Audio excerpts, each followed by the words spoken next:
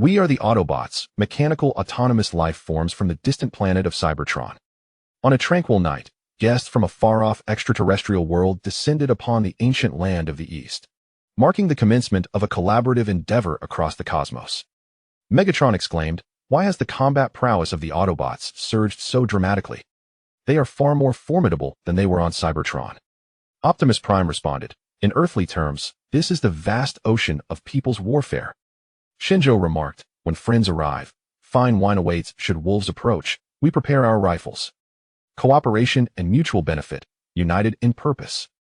For the future of Earth and Cybertron, the final apostles' dialogue with Eastern civilization heralds a glorious rebirth. Chapter 1. The First Encounter. We are mechanical autonomous life forms from the distant planet of Cybertron, the Autobots, and we aspire to engage in a friendly and equitable dialogue with you. In the northwestern Gobi Desert of Shinjo, Lu Jie, aboard an armored vehicle, closed the foldable screen with a complex expression after listening to this message once more. Though not particularly aged, Lu Jie, a staff member of the relevant department, had undergone numerous classified missions, yet none could compare in significance to the present one. "Attention, comrades, we are nearing the designated coordinates. Stay alert." Understood. The armored vehicle sped towards the coordinates, with only Lu Jie and the driver participating in this meeting. Given the current circumstances, these extraterrestrial beings who call themselves Autobots possess technology far exceeding that of Earth, thus, bringing too many individuals would serve little purpose. Moreover, if the intention is a cordial meeting, it would be inappropriate to greet guests with firearms. Once the armored vehicle halted, Lu Jie leapt out and activated his communicator, reporting to command, "I have arrived at the designated location, requesting further instructions." "Thank you, Comrade Lu Jie. Please hold your position. We have just permitted their landing." Received. After concluding the communication, Lu Jie began his wait. Casting a glance at the silent Gobi Desert, Lu Jie couldn't help but reflect on the past when Shinjo, in its infancy, had produced the mushroom bomb here, turning the pages of its history. Now, once again in this very place, the heavy tome of history might be poised to unveil a new chapter. As Lu Jie pondered these thoughts, a blazing red meteor streaked across the dark night sky. The meteor crashed onto a nearby sandy stretch, kicking up a whirlwind of dust. Fortunately, Lu Jie reacted swiftly, dropping to the ground and covering his mouth and nose, or he would surely have swallowed a mouthful of sand. Ugh, what on earth? After brushing off the sand, Lu Jie realized that what had fallen was not a meteor, but rather a spacecraft akin to those in science fiction films, leading him to connect the dots regarding his mission. It seems this extraterrestrial pilot is rather clumsy. Cautiously approaching to ascertain the situation, Lu Jie suddenly felt the ground tremble beneath him. Whoa, they've finally arrived. Thank the almighty spark. Following the sound, Lu Jie beheld a giant red robot with horns bounding towards him, which then transformed into a spinning wheel of fire, rolling forward in sheer excitement. Oh my! Faced with this rolling behemoth, Lu Jie promptly turned to flee. After all, being crushed by such a massive entity would surely exceed the limits of any health insurance. Watch out! Just as Lu Jie was busy escaping, he suddenly felt a large hand grasp his body, and after a swift flip in the air, he landed safely on the ground. Only then did Lu Jie notice that it was a blue robot that had caught him, its stature evidently smaller than the previous red giant, and it appeared to be a female. "RC, I know you're excited, but can't you restrain yourself a little after soaring over the mountains?" "Haha, why should I hold back? Welcoming friends should be done with enthusiasm." Brushing off the sand, RC dashed over, arms swinging, and began to scrutinize Lu Jie with keen interest. "So this is the intelligent life form of Earth? Remarkable that it isn't made of metal. Hello, could you please set me down?" Seeing an alien for the first time, Lu Jie was taken aback, but quickly composed himself to greet. "My apologies, I tend to be a bit reckless. I hope I haven't hurt you." Sorry, I'll be more careful next time." Gently placing Lu Jie back on the ground, RC and her companion continued to apologize for the earlier mishap. Surveying the two Autobots, Lu Jie then inquired, "Was it you who sent the signal?" "Of course not," replied Bumblebee cheerfully. "It was our leader, and RC and I followed the signal to find this place." "They're here." RC stood, gazing toward the direction from which the spaceship had descended. In the next moment, the ship's hatch slowly opened, and a tall, imposing figure emerged. "Optimus Prime, RC, Bumblebee, it is a pleasure to see you both safe and sound." Bumblebee exclaimed joyfully, "It's been a while, boss. You have no idea what we've been through to reach this planet." RC chimed in, hands on her hips, Fortunately, it was a thrilling adventure, and we're all together again. As he approached, Optimus Prime knelt before Lu Jie, his soft blue optics examining the human before him. Hello, my name is Optimus Prime, leader of the Autobots. It seems you have received my message. Greetings, Optimus Prime. I am Lu Jie, representative of the Shenzhou People's Government for this dialogue. It is a pleasure to meet you. Noting Optimus Prime's humble demeanor, Lu Jie stood at attention and saluted in response. Optimus Prime nodded slightly. Hello, Lu Jie. I notice you are unarmed. Lu Jie raised his head proudly, stating, Shenzhou has always been a land of etiquette. We shall never reveal weapons to guests from afar. This is my sincerity for this dialogue. I sense your sincerity and greatly appreciate it. Seemingly pleased with Lu Jie's words, Optimus Prime smiled and nodded. Why on earth did you damage the accelerator? I still need that. I'm sorry, it was unintentional. Beep beep beep. Ambulance. Don't be upset, it was merely an accident. Just as the conversation continued, a commotion erupted from the Ark ship, and soon 3 Autobots stumbled out. The lovable giant, Bulkhead. The adorable Bumblebee. The medic and wrench-wielding powerhouse, Ratchet. Ratchet remarked, what a desolate planet, I hope the technological level here isn't appallingly low. Bulkhead replied, I think it's rather nice here, with plenty of sand. And more sand. Bumblebee chimed in, beep beep beep. Look, we have the same color scheme. How delightful. Noticing the 3 Autobots seemed to misunderstand Earth, Lu Jie raised his voice to clarify. I apologize, but you have landed in an uninhabited Gobi Desert. If you travel a few dozen miles further, you'll reach an oasis. Our Shenzhou has indeed made significant efforts in afforestation over the years. I'm sorry. The bulky Autobot offered a somewhat endearing apology. The 6 Autobots encircled Lu Jie, who found himself at the center of their attention.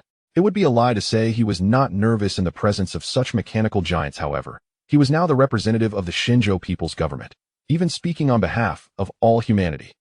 Historically, envoys from Han have faced death or met untimely ends. There has never been a cowardly envoy seeking to survive at the cost of honor.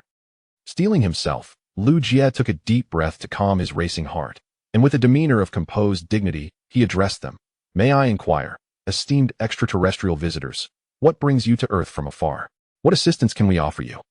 We Autobots indeed require your assistance, but we have also come to ensure your protection, to guarantee that Earth will not fall under the enslavement of the Decepticons led by Megatron. Chapter 2. The Autobots settle in. The Autobots and Decepticons have waged an internal conflict on Cybertron for millions of years. This brutal and protracted war has nearly depleted our energy resources, and without Energon, we cannot continue to exist. So this is the reason for your arrival on Earth? To obtain sufficient energy?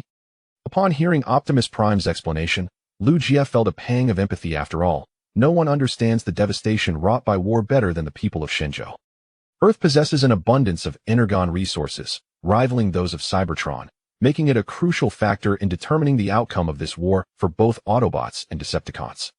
Optimus Prime nodded, candidly acknowledging the truth, and continued, if we Autobots can locate Earth, then surely the Decepticons will as well, and they will take action to seize the Energon resources.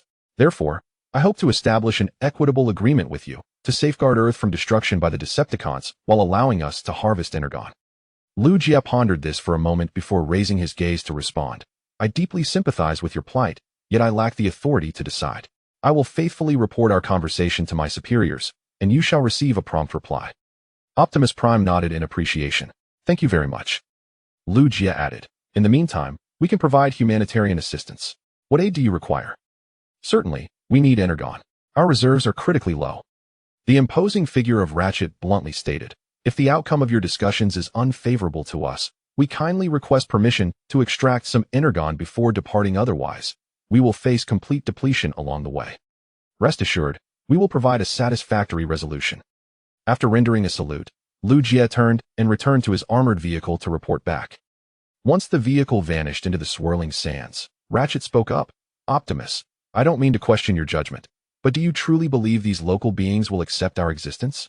After all, we seem to be the first extraterrestrial life they have encountered. We cannot alter the decisions of others. Regardless of whether the outcome aligns with our expectations, we must learn to accept our fate and persevere. Placing a reassuring hand on Ratchet's metallic shoulder, Optimus said, relax, old friend. My choice of this location for dialogue was not made lightly. In response to Optimus's comforting words, Ratchet shook his head and refrained from voicing further concerns. Let us hope that the Allspark will lend us its support in our time of need. The next morning, at a governmental office, report. Come in. Upon receiving permission, Lu Jie entered to find an elderly gentleman, wearing reading glasses, engrossed in reviewing documents. Director Zhang, you summoned me? Have a seat, Lu. The decision has been made. Seated across from Director Zhang, Lu Jie accepted the red-top document and began to swiftly peruse its contents. After discussions among the relevant department leaders, there is a unanimous consensus that Earth's current situation is indeed precarious. Thus, this morning, our leader met with the Autobot leader. Director Zhang stood and declared with vigor, in accordance with our principles of independent and peaceful diplomacy, as well as the 5 principles of peaceful coexistence, Optimus has agreed to all our proposed conditions. Therefore, the government has consented to their request to remain on Earth and will provide all necessary assistance. After a brief pause, Director Zhang approached Lu Jie, placing a hand on his shoulder, and continued, the organization has decided that, since you are the pioneer in contact with the Autobots, you are appointed as the diplomatic ambassador, serving as the liaison between our government and the Autobots. Lu Jie stood to salute, pledging, I promise to fulfill this mission. Excellent. Gently patting Lu Jie's shoulder, Director Zhang retrieved a small box and the red-top document, stating solemnly, Comrade Lu Jie, this is the central government's commendation for you. We hope you will continue to excel in your future work. As he spoke, Director Zhang opened the small gift box, revealing a gleaming golden medal inside. Seeing this, Lu Jie's eyes sparkled with excitement, and he saluted once more. Thank you, Comrade Director. Now, off you go, your new duties commence today. Handing the medal and document to Lu Jie, Director Zhang gave a firm pat on the young man's shoulder, a smile breaking through his serious demeanor. Work hard, but do take care. Understood. Smiling in response, Lu Jie turned to leave the office, but suddenly realized a crucial point. Where was he supposed to go? The work address had not been mentioned. I need to go back. Just as Lu Jie was about to return, the sound of a motorcycle engine roared nearby, and a sea blue motorcycle swiftly stopped before him. Get on. Are you that robot from yesterday? How did you transform into a motorcycle? Hearing the female voice from the motorcycle, Lu Jie immediately recalled Alita, who had saved his life at a critical moment. Transformation is an innate ability of Cybertronians. We merely scan Earth vehicles to assume their forms, which also helps us conceal our identities. Explaining Lu Jie's question, Alita tilted her bike head and urged, Hop on, Optimus is waiting for you at the base. My apologies. Swinging his leg over and settling in, Lu Jie found the ride to be even more comfortable than a regular motorcycle, perhaps due to the Cybertronians' metallic structure. Hold on tight, I'm about to accelerate. Virum. The next moment, Alita sped off with remarkable swiftness. Slow down. Can I at least grab a helmet first? 20 minutes later. Sorry, I forgot that your human bodies aren't like ours. It's fine, at least I didn't lose any points. Zooming along on Alita, Lu Jie soon arrived at the base designated for the Autobots. To be precise, the government of Shenzhou merely provided a general area to ensure that no unauthorized individuals would encroach upon it. The primary base, however, is the Ark, which is currently unable to take flight. After all, the scientific technology on Earth is rather antiquated for these visitors from Cybertron. The Ark has seamlessly integrated with a mountain range, presenting no apparent issues from the outside. Base, this is Alcy. I have located the target and request the opening of the base doors. Received. Please accelerate through. At an inconspicuous spot at the foot of the mountain, the entrance slowly parted, revealing a hidden tunnel, into which Alcy swiftly accelerated upon pressing the gas pedal to the floor. In the next moment, the tunnel closed and vanished without a trace. We have arrived, you may disembark. Thank you for your efforts, I will ensure fuel expenses are reimbursed. Dismounting from her seat, Alcy then reverted from her vehicle form to her original state. Our consumption involves super-energy entities, and the fuel you utilize cannot replenish our energy. With a calm tone, Alcy proceeded to lead the way.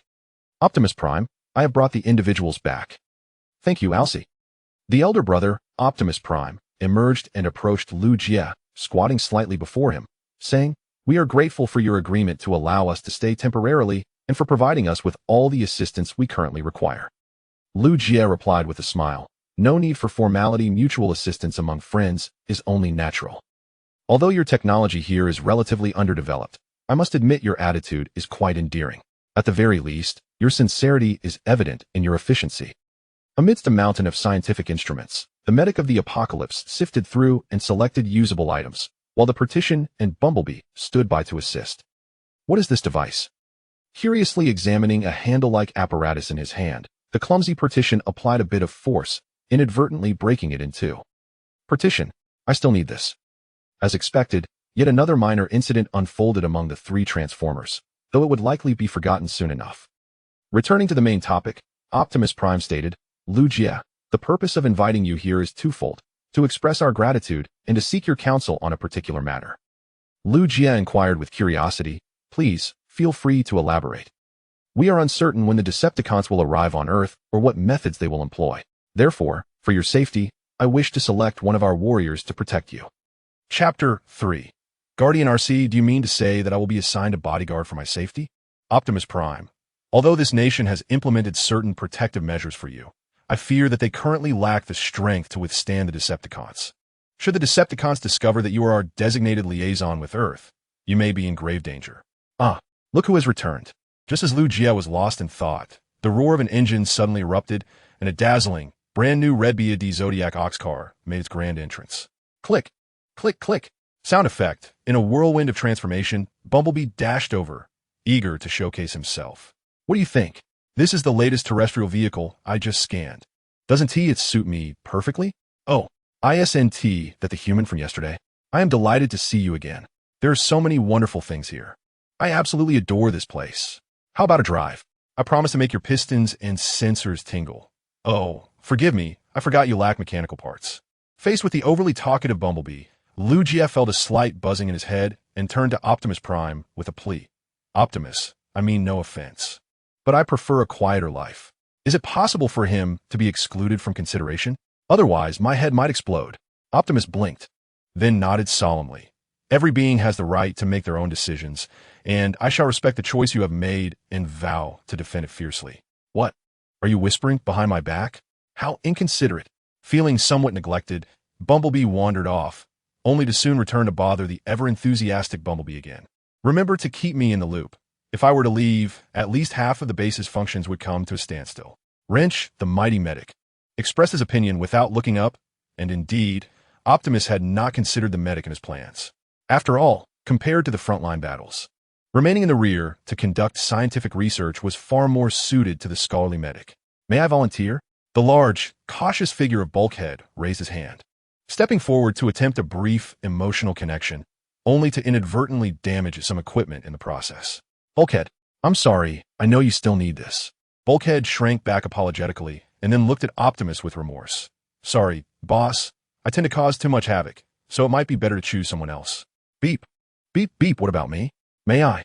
Bumblebee eagerly stepped forward, but Lu Jie was left with a head full of questions. What is he saying? Please forgive me.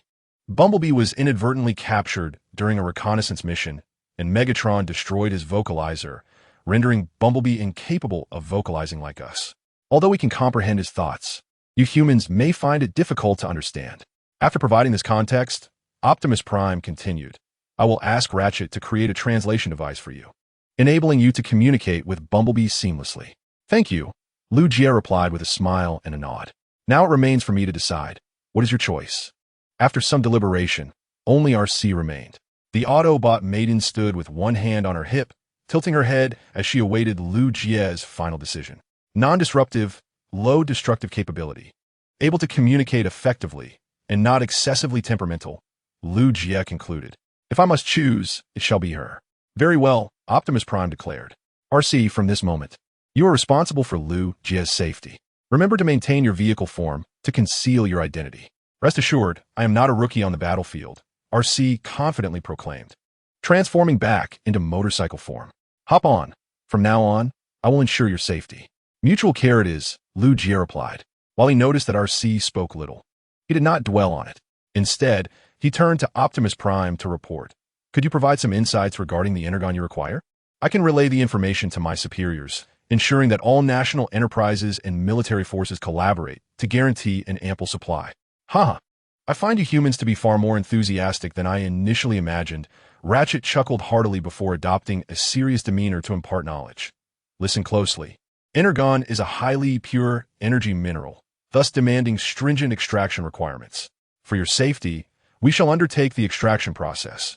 You need only report the specific coordinates. In that case, can you share the extraction requirements and methods? We will find ways to bridge the technical gap. Ultimately, as long as our resolve remains steadfast. Solutions will always outnumber the challenges, Lu Jie asserted, his eyes brimming with determination, momentarily catching Ratchet off guard. Why? Lu Jie continued. This is not merely your battle.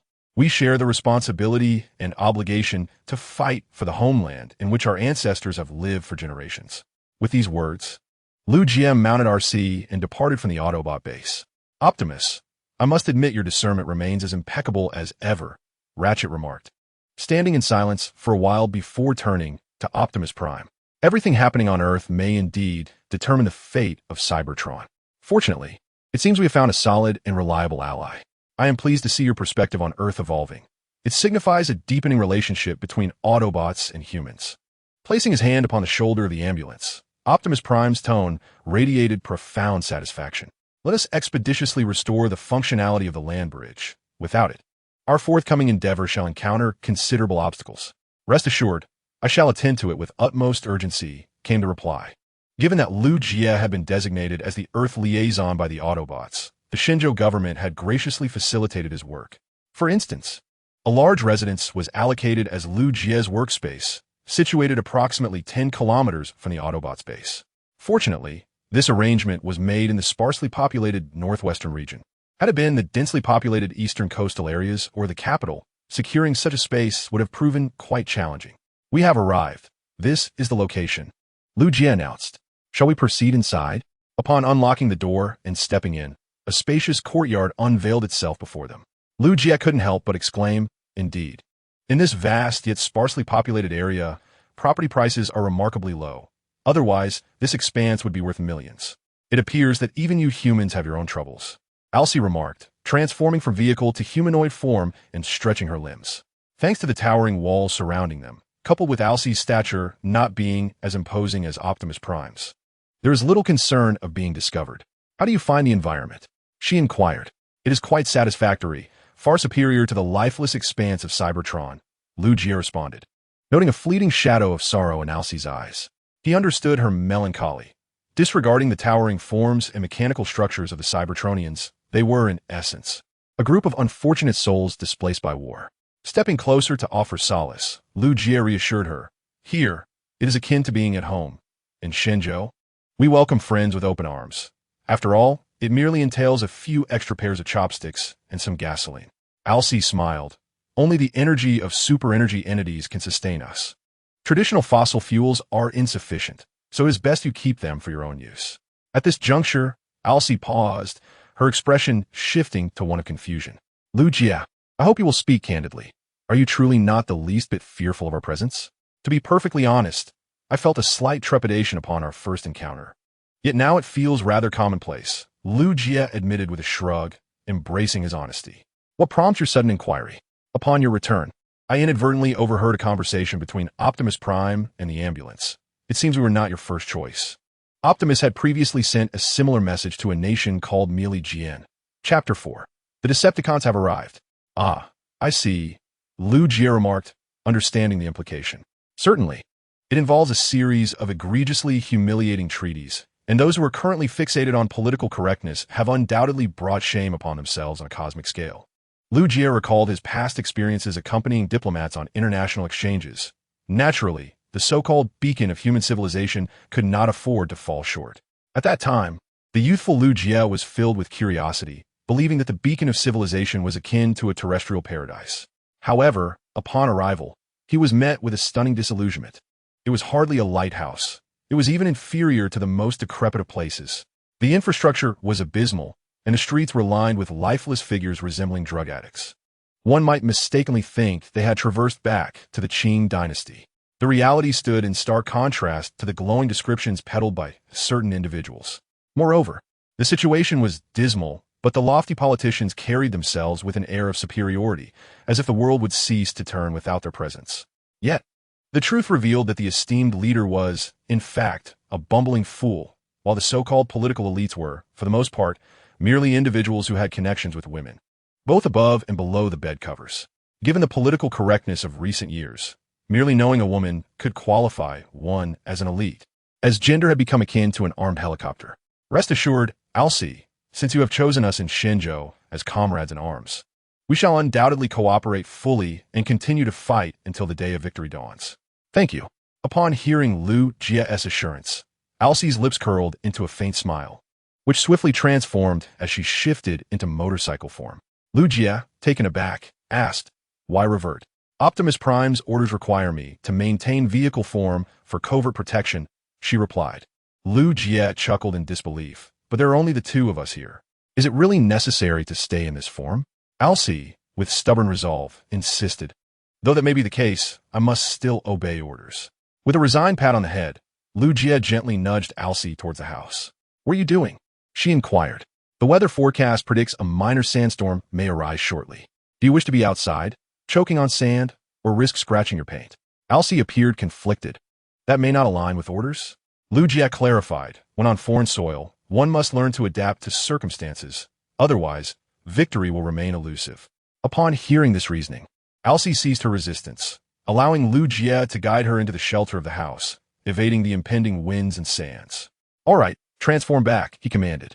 With a series of mechanical clicks, Alcye complied.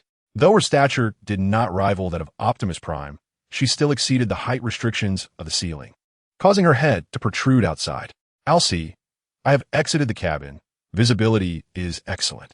Lu Jia responded, "My apologies. I shall file a request to have the roof raised."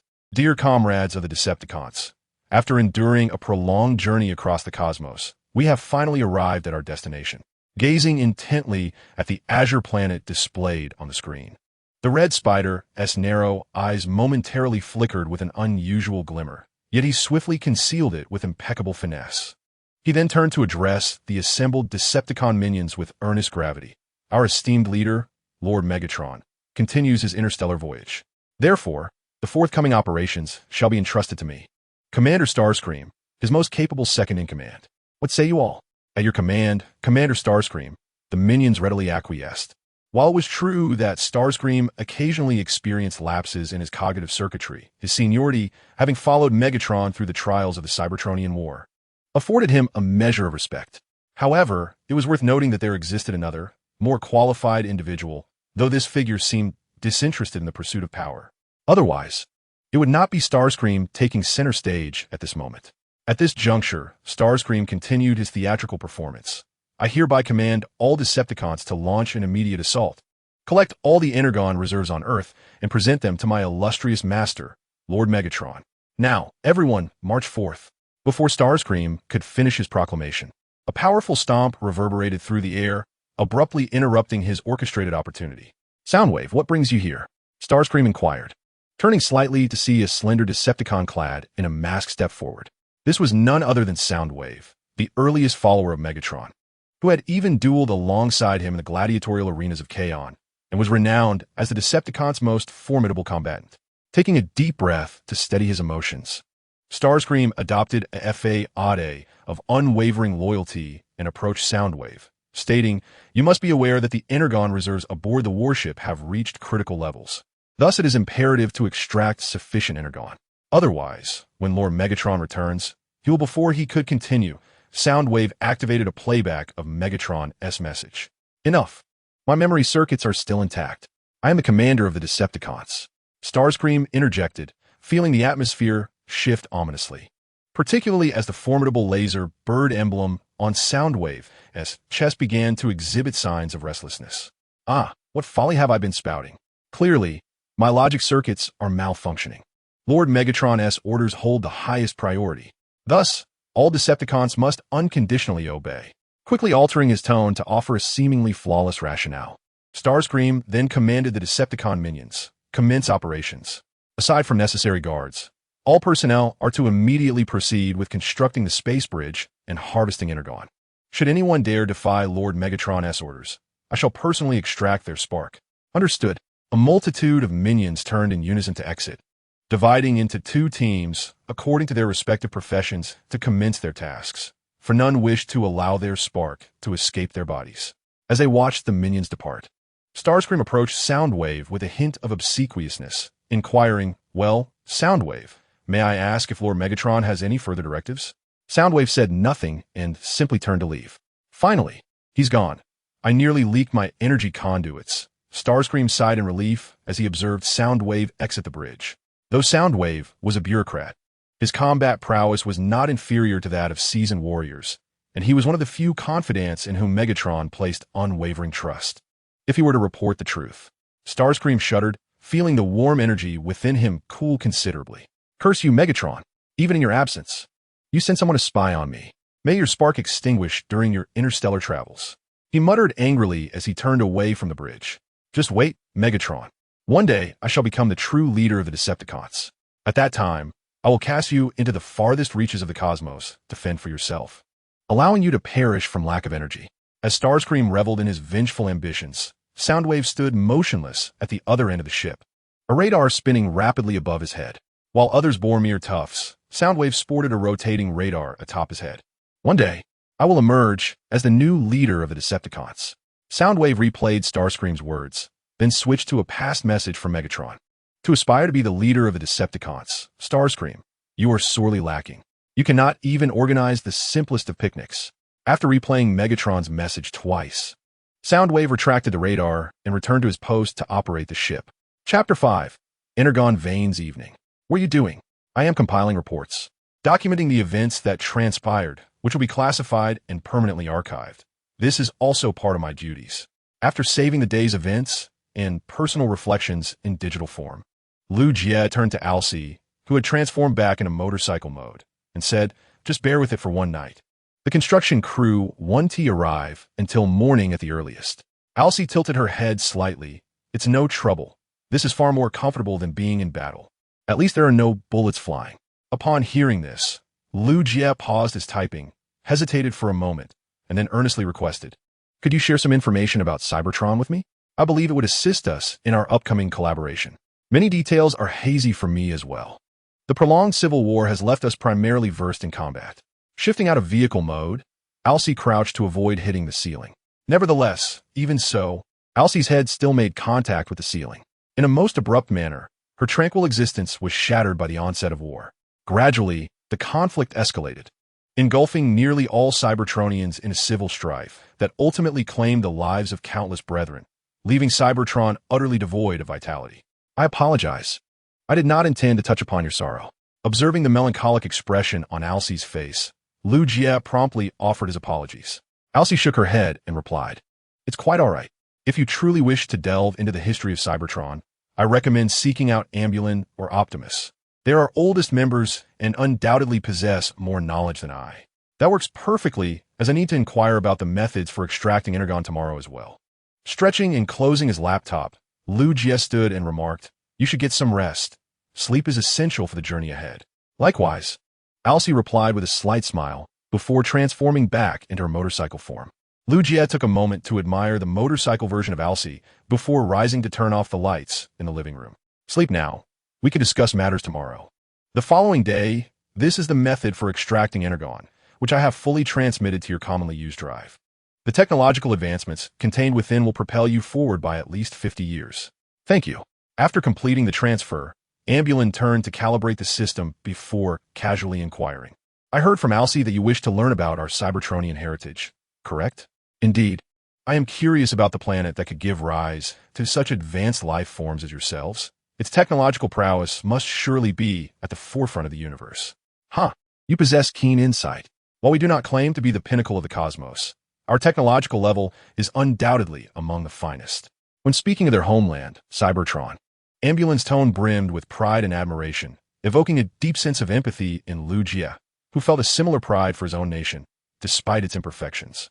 Of course, discussing Cybertron would be incomplete without mentioning our great creator, the Primus. After he forged the 13 primes to vanquish the malevolent cosmic tyrant, be brave, my friend, even if tomorrow brings no rainbow. Just as Ambulin was about to enlighten Lu Jie on the history of Cybertron, a vibrant ringtone pierced the air, abruptly interrupting the enlightening discourse. Excuse me, I must take this call. Lu Jie retrieved his phone from his pocket and held it to his ear. In an instant, his expression transformed into one of intrigue. Ambulin, is the energon you require a pale blue crystalline mineral? As he navigated the phone screen, a picture showcasing an abundance of blue crystal ore appeared. This vein was discovered at the border of Shu and Yu, where this mineral abounds. I've already arranged for the area to be cleared. Excellent. This bodes well. The formidable Master Wrench was overjoyed and promptly initiated communication with all robots. Optimus Prime, our human companions have inadvertently discovered a vein of super energy material. Now, please convey your locations to me, and I shall transport you via the land bridge. As the ambulance busily commenced its operations, Lugia, curious, approached Alcee and inquired, "What is a land bridge?" Alcee elucidated. It is a teleportation device that can transport targets within a specific area. In simpler terms, as long as they are on Earth, the land bridge can facilitate their transfer. Remarkable, Lugia exclaimed, offering the highest praise of an ordinary citizen. Would you care to join me in witnessing this? Not every human has the privilege to behold super energy material firsthand. After completing the transportation of Optimus Prime and the others, the ambulance slightly turned and proposed, "This is an opportunity not to be missed." Nodding gently at Alcee, who immediately transformed into a motorcycle, Lugia adeptly mounted and began to rev the throttle. Activating the land bridge. With a flick of the switch, the previously dark tunnel entrance burst into a vibrant green light, and Alcee surged forward into it. Meanwhile, on the other side, wow, how swift! Observing the distinctive landscapes of the Sichuan-Chongqing region, Lugia could not help but whistle in excitement, then dismounted from Alcee. With a sound akin to a transformation, Alcee reverted to her original form and began to survey the area. Everyone should have arrived by now. Woohoo! Come quickly, everyone! Such an abundance of super energy material has not been seen in nearly a millennium. Upon hearing this exuberant shout, Lugia and Alcee exchanged knowing glances and set off in the direction of the sound. They found Feiguishan comfortably seated on the ground, each hand grasping a large piece of super energy material, shoving it into his mouth with a ferocity that left onlookers astonished. Seeing her companion in such a disheveled state, Alcee could not help but reprimand, "Feiguishan, what are you doing? The super energy material should be converted and purified before consumption. How can you I'm nearly starving." "Why worry about that?" he retorted. "Besides, this super energy material here is devoid of impurities. There's no need for purification." As she spoke, Feiguishan tossed a piece of super energy material to Alcee.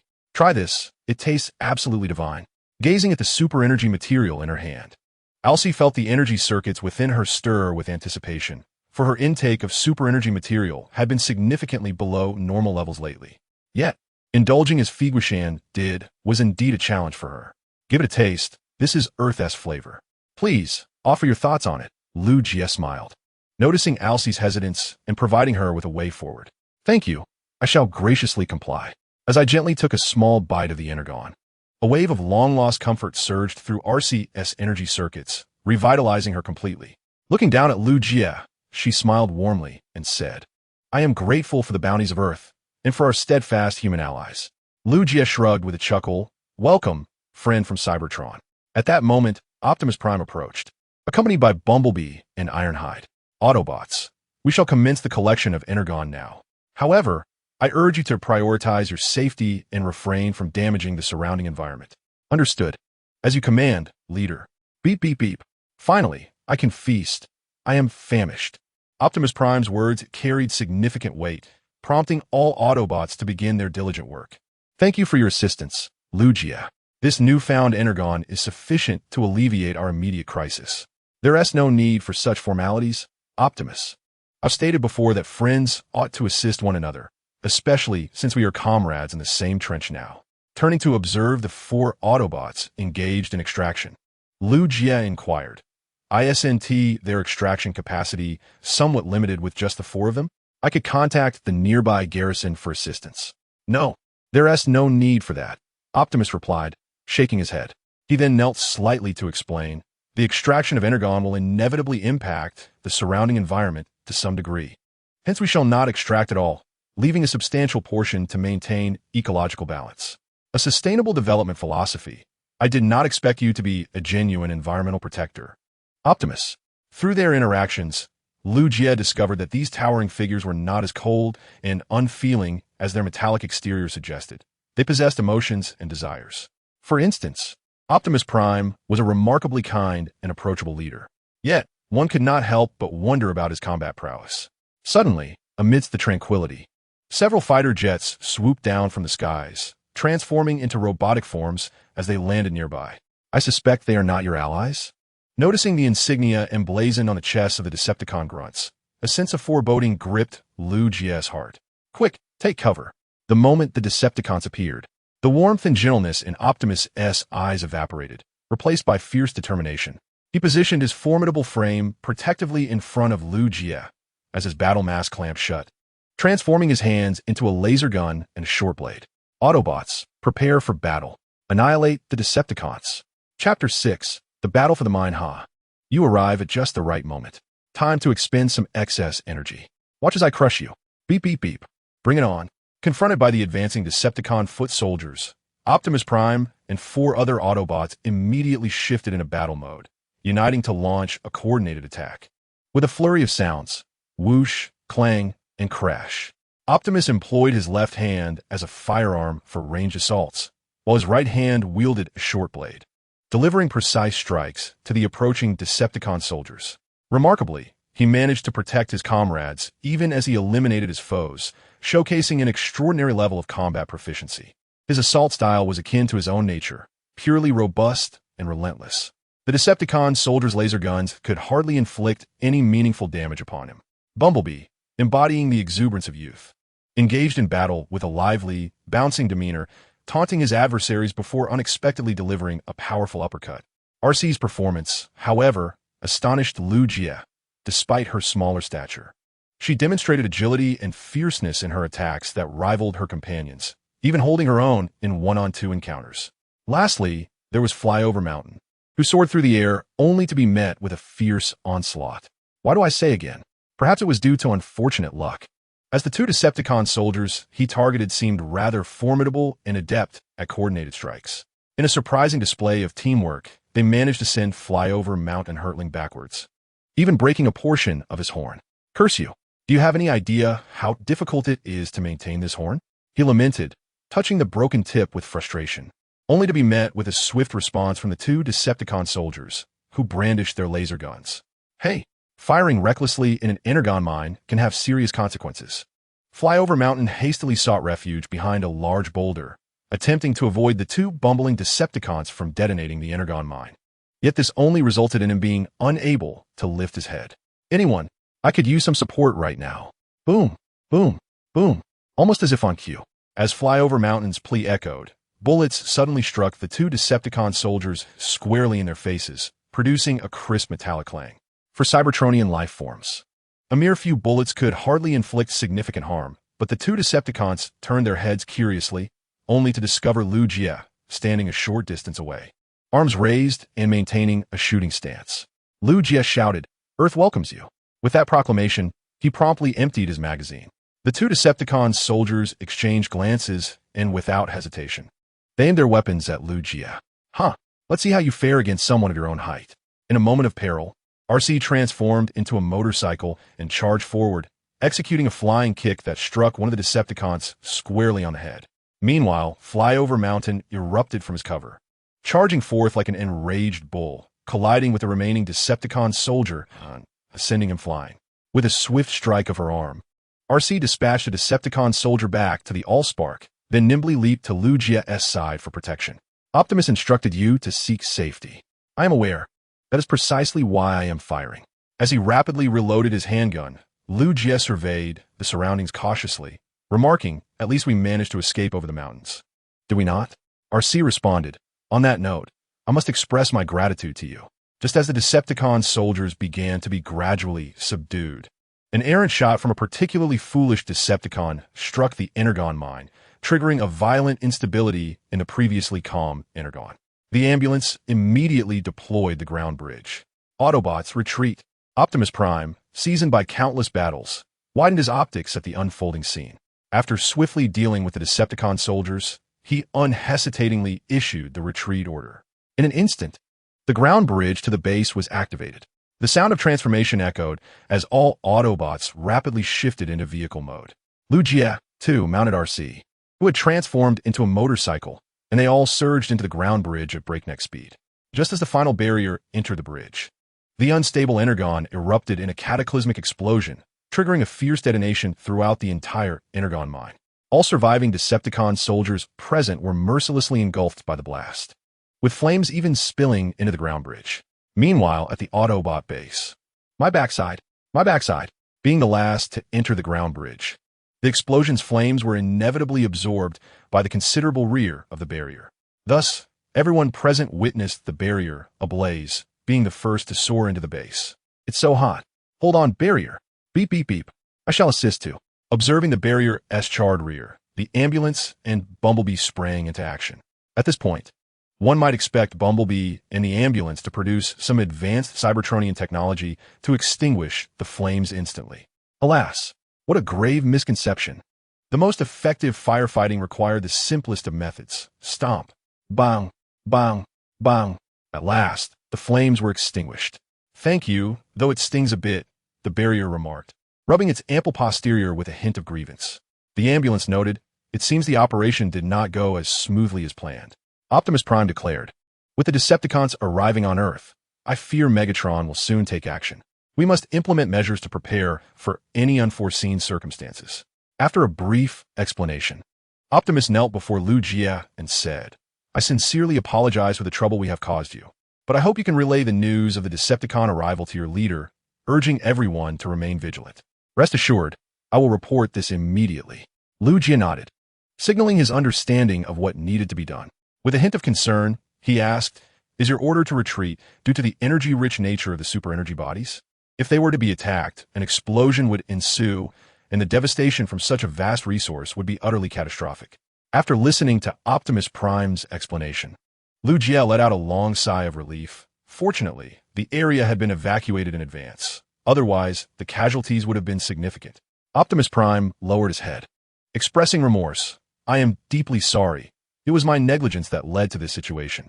Not at all. You cannot bear the blame alone. After all, no one could have anticipated that those Decepticons would arrive so swiftly. After offering some comforting words to the guilt-ridden Optimus, Lu Jie lamented, it is a pity to lose so many super-energy bodies. I hope your reserves can last until we discover new deposits. With a chuckle, the large, cheerful figure, known as Flying Over the Mountain, opened his chest compartment and retrieved several pieces of super-energy. This habit of mine dates back to my days as a construction worker.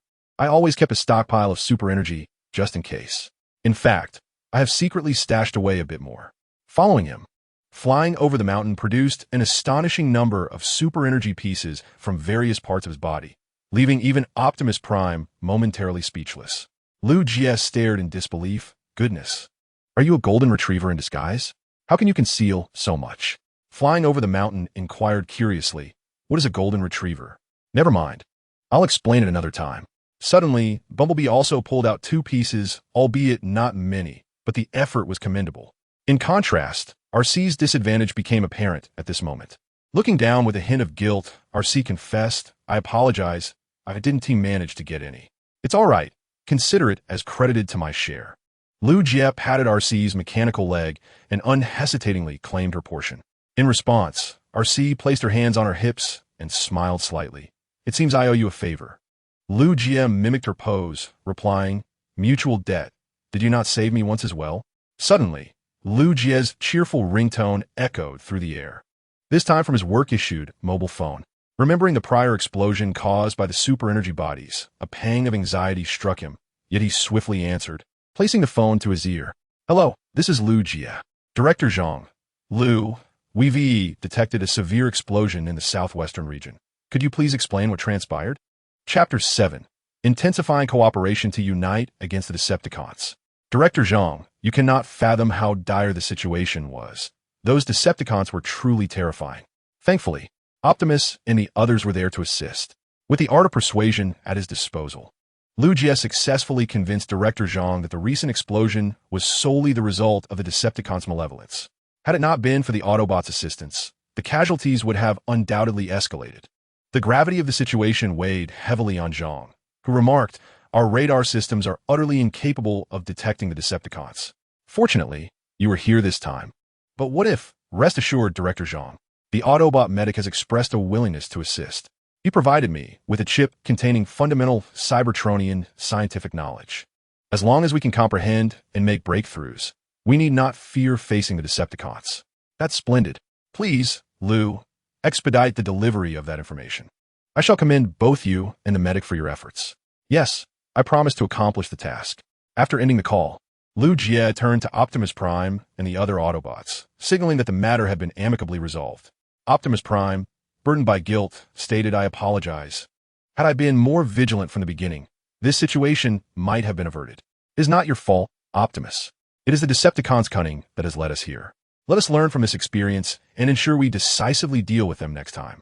Having reassured Optimus, Lu Jie saluted the medic, saying, "Thank you for your efforts. Please, take me across via the land bridge." "I shall accompany you," replied RC, transforming into motorcycle mode and indicating her commitment to safeguard his well-being. "Thank you." Lu Jie mounted the motorcycle and promptly dashed into the opening of the land bridge. "Can we not hasten the pace? At this rate, even if my spark were to extinguish, I might never witness the completion of the space bridge. I sincerely apologize, Commander Starscream, but we have exerted our utmost efforts. I do not wish to hear your excuses. I demand results." Starscream lashed out, delivering 2 resounding slaps to a Decepticon soldier, his frustration boiling over as he began pacing back and forth, questioning with increasing hostility, "Why have we collected so little energon? We cannot even sustain the warship or support you useless lot."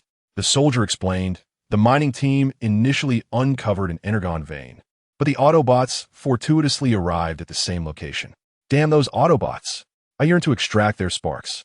With a resounding clang, Starscream, exasperated, seized the soldier and unleashed a flurry of blows, seemingly seeking to vent his pent-up rage.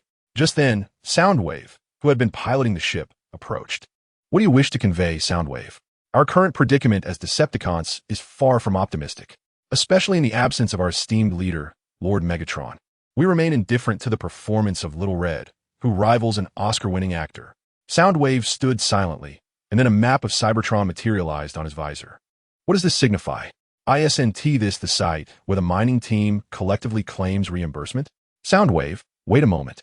Suddenly, a thought struck Red Alert. "The Autobots must not have arrived here much earlier than us, and they lack the advanced searching tools that we Decepticons possess. Yet, these Autobots have managed to locate the energon vein ahead of us." After a prolonged silence, Red Alert raised his head and faced Soundwave, asserting, "There must be something amiss here. We must conduct a thorough investigation." "Well, for the sake of the Decepticon cause, Soundwave, could you utilize your expertise?" Soundwave, a man of few words, simply replied. With remarkable ease, he opened the land bridge and proceeded at a leisurely pace. "Ah, this bothersome spy is finally gone." It was only when the land bridge closed that Red Alert let out a sigh of relief, folding his arms behind his back and striding proudly to the bridge. "I believe that one day, shouts of long live Red Alert will echo here, ha ha ha." Laughing heartily, he remained oblivious to the fact that the legendary Laserbeak was lurking in the shadows, capturing every moment of this scene. Chapter 8. The Thoughts of the Doomsday Physician Optimus Prime. I have conveyed the Cybertronian technology generously provided by Ratchet to our superiors, and they have expressed their willingness to assist. At the very least, we must secure all energon resources within our borders before the Decepticons can seize them. We greatly appreciate your substantial support." But Optimus crouched down, leaning closer to Lu Jie, his expression tinged with confusion. "You mentioned hiding the energon veins within our borders. What should we do about those outside?" Lu Jie was somewhat taken aback. "Is there only one nation on Cybertron?" "No. Cybertron does not possess nations in the same sense as Earth." Setting aside his work, Ratchet approached with a serious demeanor, explaining before the war commenced. "All life on Cybertron existed as a unified entity. We are all born from the well of all sparks. Even now, the Decepticons and Autobots are merely factions."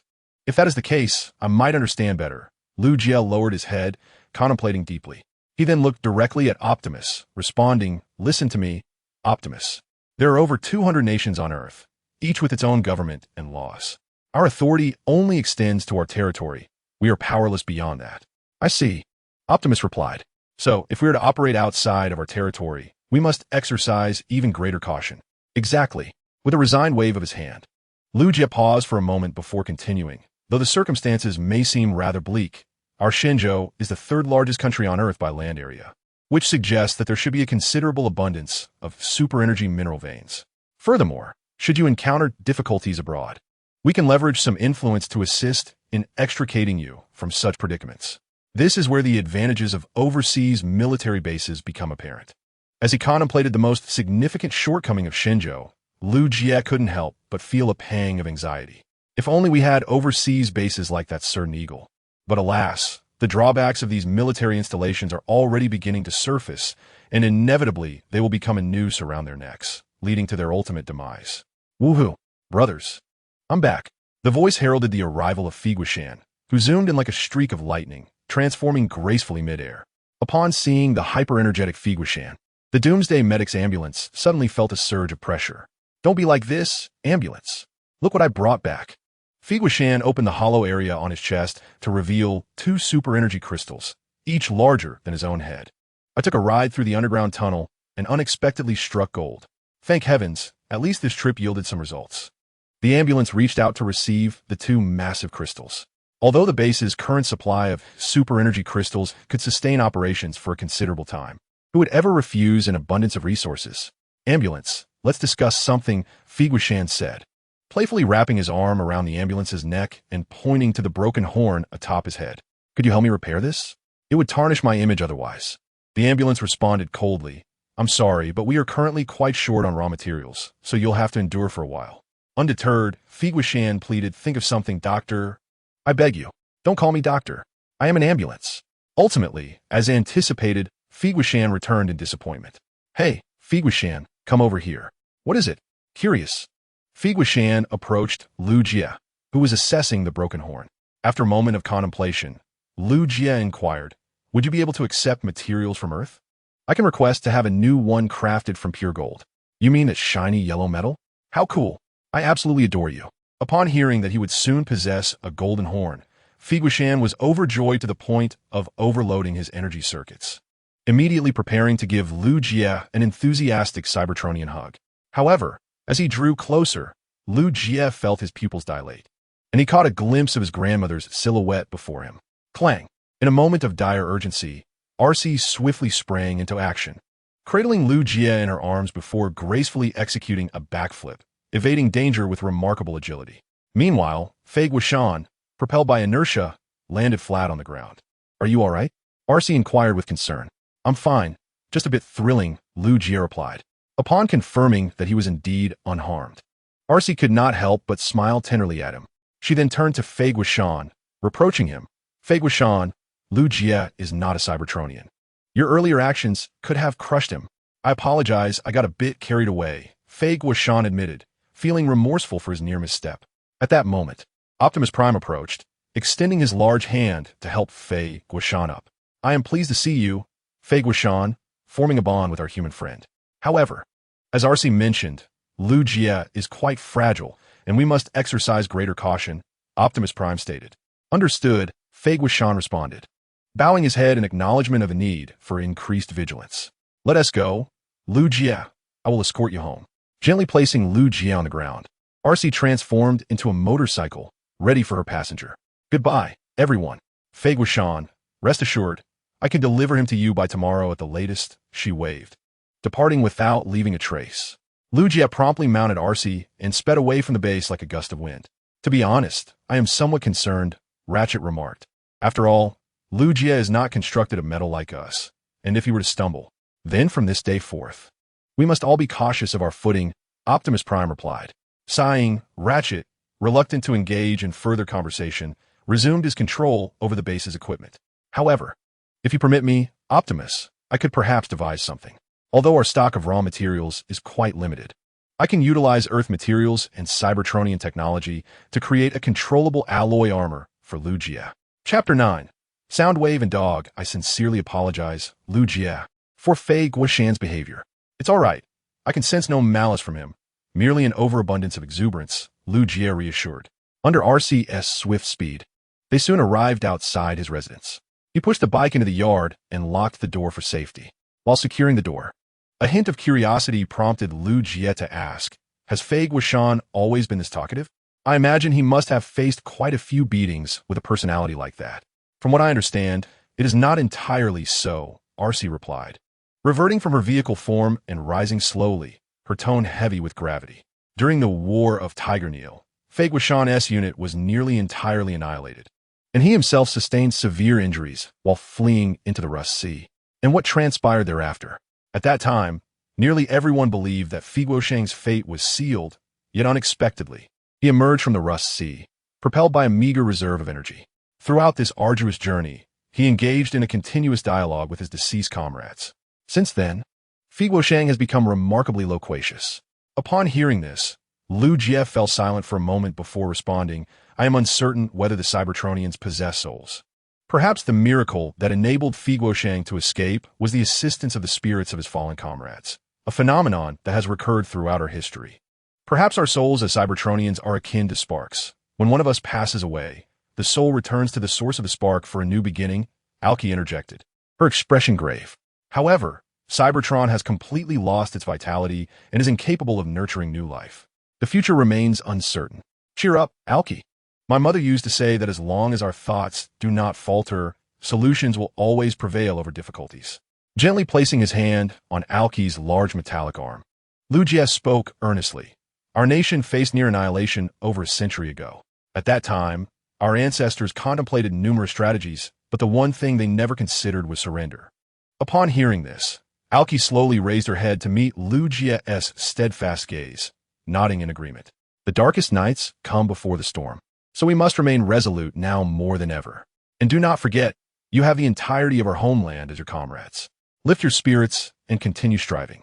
The end of our long march is not far off. Thank you, Alki said, lightly patting Lu Jie's hand with her other hand and smiling. It seems your history is quite fascinating. Perhaps I should learn some of it, as it may prove useful in the future. Welcome. I am willing to provide any assistance you may need. The two exchanged smiles and proceeded toward the house. Oh no, I forgot to buy peanut oil. Lu Jie's expression changed, sensing a looming crisis. He quickly turned and rushed outside. Alki, stay at home and don't wander about. I will go buy 2 barrels of peanut oil. Otherwise, we won't be able to cook dinner tonight. I'll accompany you, Alki began, but before she could finish, Lu Jie dashed out the door, disappearing from sight. One impetuous young man, Alki remarked, a mix of exasperation and fondness in her smile. She swiftly transformed into motorcycle form, simultaneously activating a holographic projection to simulate a driver for disguise. I hope my human friend does not get lost. Virum, Commander. This batch of gold is intended for scientific experimentation. There's a medic among the Autobots named Ratchet, who mentioned needing some gold for experiments that may prove beneficial in the future, so we should cooperate. After purchasing the peanut oil and exiting the supermarket, Lu Jie racked his brain to concoct an excuse for reporting upward, managing to secure the needed gold without incident. Now, he had materials to assist Fi Guosheng. Once this matter was settled, Lu Jie promptly called Director Zhang to provide an update. What is the matter, Xiao Lu? Could it be that you are encountering difficulties in your work? Look at you, referring to your former superior. Is it not permissible for me to call you, just to check in? After exchanging some light-hearted banter, Lu Jie began to earnestly present his work report. The adversaries of the automotive world, the Decepticons, have arrived on Earth, and I have witnessed their battle firsthand. It seems that the challenges we face surpass any we have encountered in history. The harvesting of super-energy entities within our nation's borders must be expedited. As Lu Jie delivered his report, not far behind him, in a shadowy corner, the sound waves of a radar cautiously emerged. Every word of Lu Jie's account was meticulously recorded. Click. Finding an appropriate angle, the sound waves captured Lu Jie's profile for documentation. Woof woof. Just as the sound waves intended to continue their surveillance, a sudden, cheerful bark interrupted the air, revealing a plump, fluffy puppy at their feet. Woof woof. Unfazed by the towering mechanical entity before it, the little pup emitted a series of bright barks, as if the guardianship instincts ingrained in its lineage were fully awakened. Faced with this unexpected twist, the sound wave tilted its head slightly, then extended a mechanical tentacle from its chest to issue a warning. Woof! A gentle prod sent the little pup tumbling to the ground, letting out a plaintive whine while struggling to right itself. The sound wave tilted its head to the other side, then deftly manipulated its tentacle to gently rub the puppy's belly. Woof! With its greatest vulnerability expertly exploited, the little pup closed its eyes in bliss, its tongue lolling out as it lay there, surrendering to the caress. Who goes there? Just as the sound wave immersed itself in studying the behavior of this terrestrial quadrupedal mammal, Lu Jie, who had been walking ahead, turned back upon hearing the commotion, only to witness the sound wave as playful torment of the puppy. Lu Jie? Swish. Noticing Lu Jie's intrusion, the sound wave's chest immediately extended another mechanical tentacle, swiftly launching Lu Jie away.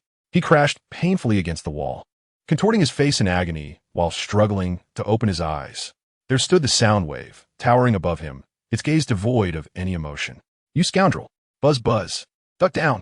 RC!" Hearing RC's voice clearly, Lugia acted without a moment's hesitation. In an instant, the motorcycle transformed by RC leaped into the air, reverting back to its original robotic form, its hands morphing into laser guns that began to fire rapidly. Ding, ding, ding, ding. In the face of RC's torrential barrage, the Soundwave did not even raise its head, using its arms for defense while simultaneously stepping back to shield the little pup. Taking advantage of the fleeting moment when Soundwave's defenses were down, RC gracefully descended to the ground. Without hesitation, she swiftly scooped up Lugia and executed a tactical roll to create distance, ultimately transforming into a motorcycle and accelerating away. The ambulance immediately activated the land bridge. "We are under attack from the Decepticons. It's Soundwave. My lord, hold on, RC. I have opened the land bridge ahead of you. Rush in at once." In the next instant, the entrance to the land bridge appeared at the intersection, and RC floored the throttle, charging in with maximum power. Almost simultaneously, the land bridge vanished without a trace. Facing the direction where the land bridge had disappeared, Soundwave's visor displayed a series of intricate data, seemingly attempting to pinpoint the approximate exit location of the bridge, but interference rendered his efforts fruitless. Whimpering softly, he turned to the small pup behind him. After a moment's hesitation, Soundwave used his mechanical tendrils to grasp the flesh at the back of the pup's neck and placed it into a compartment within his chest. With a series of clicks, he then transformed into a drone and soared into the sky, confirming the battleship's location and reopening the land bridge. Chapter 10, Soundwave and the Puppy My Back. "I am truly sorry, Lugia. If only I had kept up with you sooner." As she gazed at Lugia, whose face had turned pale from pain, RC's eyes brimmed with guilt and anxiety. Yet, more anxious than she was the mighty medic, the ambulance. "I must monitor his components immediately, and the critical performance indicators. Oh no, none of my tools are suitable." Rummaging through a pile of medical equipment, he realized that all of it was designed for treating Cybertronians, leaving him with little more than tools for dissecting corpses when it came to humans. Frustrated, he discarded the tools onto the floor, leaning heavily against the wall with a grave expression. Optimus Prime offered words of comfort. "Stay calm, old friend. The situation is not yet dire." The ambulance shook his head. "Optimus, you don't understand. As a physician, my duty is to preserve life. Yet now Lugia is injured, and I am powerless to assist. I should be better informed about our human friends. Do not blame yourself, medic. I can at least live to 80. Take it slow." With RC's help, Lugia managed to sit up, forcing a smile. "I suspect it's merely a fracture. Could you take me to the hospital? I can provide the approximate location." "That makes sense. I believe human doctors would know best how to handle this situation." Nodding in agreement, Optimus Prime issued a command. "Ambulance, lock onto the hospital's location and activate the land bridge. The rest of you, transform into vehicle mode and escort Lugia to medical attention." "Thank you, but wait. Optimus, your vehicle mode is a truck, right?" Suddenly recalling Optimus Prime's robust and formidable truck form, Lugia quickly protested. "No way. That hospital is in the city center. Trucks aren't allowed in." The pillar frowned slightly. "Are you suggesting that the residents of the city center disapprove of trucks as a mode of transportation?" Lugia replied with a hint of resignation. "Not exactly. Due to the high population density in the city center, trucks are legally prohibited for safety reasons." "The laws of Earth? I had not contemplated that," replied Optimus Prime, demonstrating his understanding of the situation. After grasping the rationale, he decisively made adjustments to their plans. "RC, I entrust you with command. Ensure Lugia's safety while minimizing any disruption to the surrounding populace." RC responded earnestly, "Rest assured, Optimus. I will handle it." RC gently lifted Lugia and placed him in Bumblebee's back seat, ensuring his comfort before the ambulance confirmed the hospital's coordinates and activated the land bridge. Autobots, roll out. With Optimus's command, the escort team promptly set off towards the hospital. As the land bridge entrance closed, the ambulance's expression turned serious. "Optimus, Soundwave's deployment this time may not bode well. You must be aware of the intelligence he possesses. Indeed, which is why we must be prepared. Our priority is to ensure Lugia's safety." Optimus nodded thoughtfully, recalling the onset of the Cybertronian Civil War, a time when Soundwave was not as taciturn. Having once served as a member of the High Council. For reasons unknown, He left the council and became a silent gladiator until the day he encountered Megatron. Regardless of the cost, I shall protect Earth and its inhabitants, even if it means sacrificing my spark. The efforts to harvest the super energy entities within our territory must accelerate. Excellent. It seems the cunning Autobots have struck a deal with humanity. In that case, just as the Red Spider was about to relay what they had intercepted, a sudden, powerful bark of a puppy interrupted the esteemed Autobot's thoughts. You uncouth, lowly creature. Red Spider erupted in fury, raising his claw to end the life of the small puppy. However, in a split second, Soundwave raised his hand to shield the puppy in his arms and gazed steadily at the menacing Red Spider. What is the meaning of this, Soundwave? You must provide me with an explanation. True to his name, Red Spider quickly regained his composure, despite his anger. After all, when considering combat prowess, Soundwave had previously demonstrated formidable strength in the arena against Megatron and possessed the ability to operate the land bridge single-handedly, enough to overpower most Decepticons and Autobots alike. Red Spider, with an unyielding tone, asserted as the Decepticons' second-in-command and the supreme commander of the battleship. I have the right and obligation to ensure the ship's security from invasion. Yet you return with a mindless, four-legged Earth creature. Soundwave, you had better provide a reasonable explanation. Confronted by the relentless Red Spider, Soundwave remained steadfastly silent, responding with quietude as he placed the small pup into his dormant space. The Red Spider narrowed his eyes slightly, declaring, Soundwave, if you continue in this manner, I shall have no choice but to report your transgressions to Lord Megatron upon his return. As soon as the Red Spider's words fell, a smiley face emoji unexpectedly appeared on Soundwave's visor, after which he turned and resumed his duties aboard the spaceship, attending to various matters with unwavering focus. Very well. Do keep a watchful eye on that inferior life form. Should it dare to sully even a corner of the warship, I shall cast it into the depths of space for its punishment. Observing that Soundwave appeared to disregard his threat, the Red Spider turned sharply and exited the bridge with utmost haste.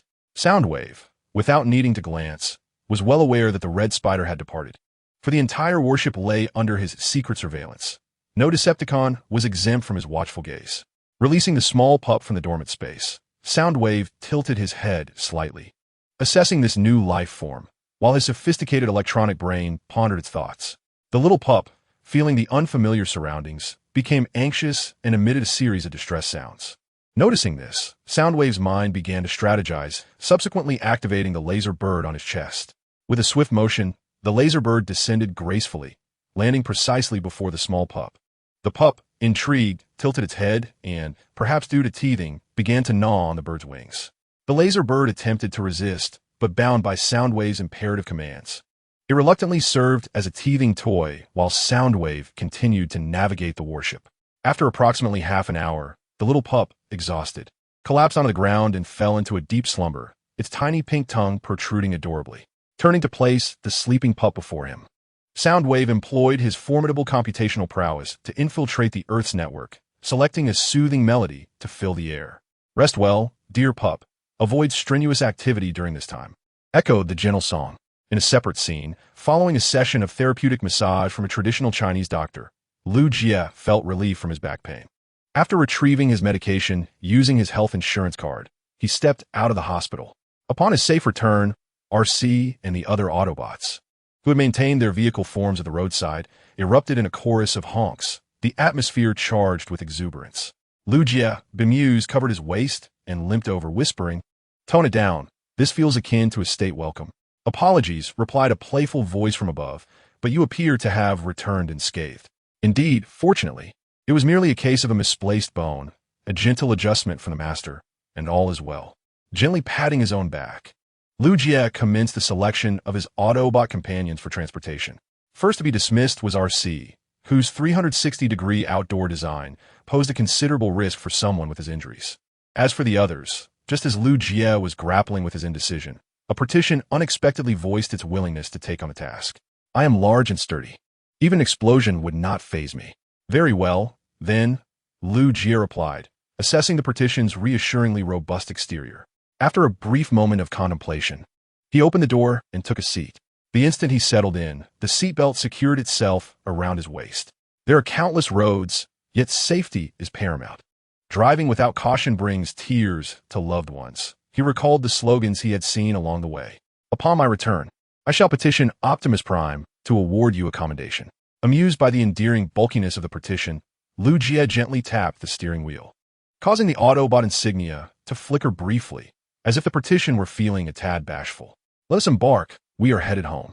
RC surged forward, followed closely by Bumblebee, and then the petition and Flyover Mountain.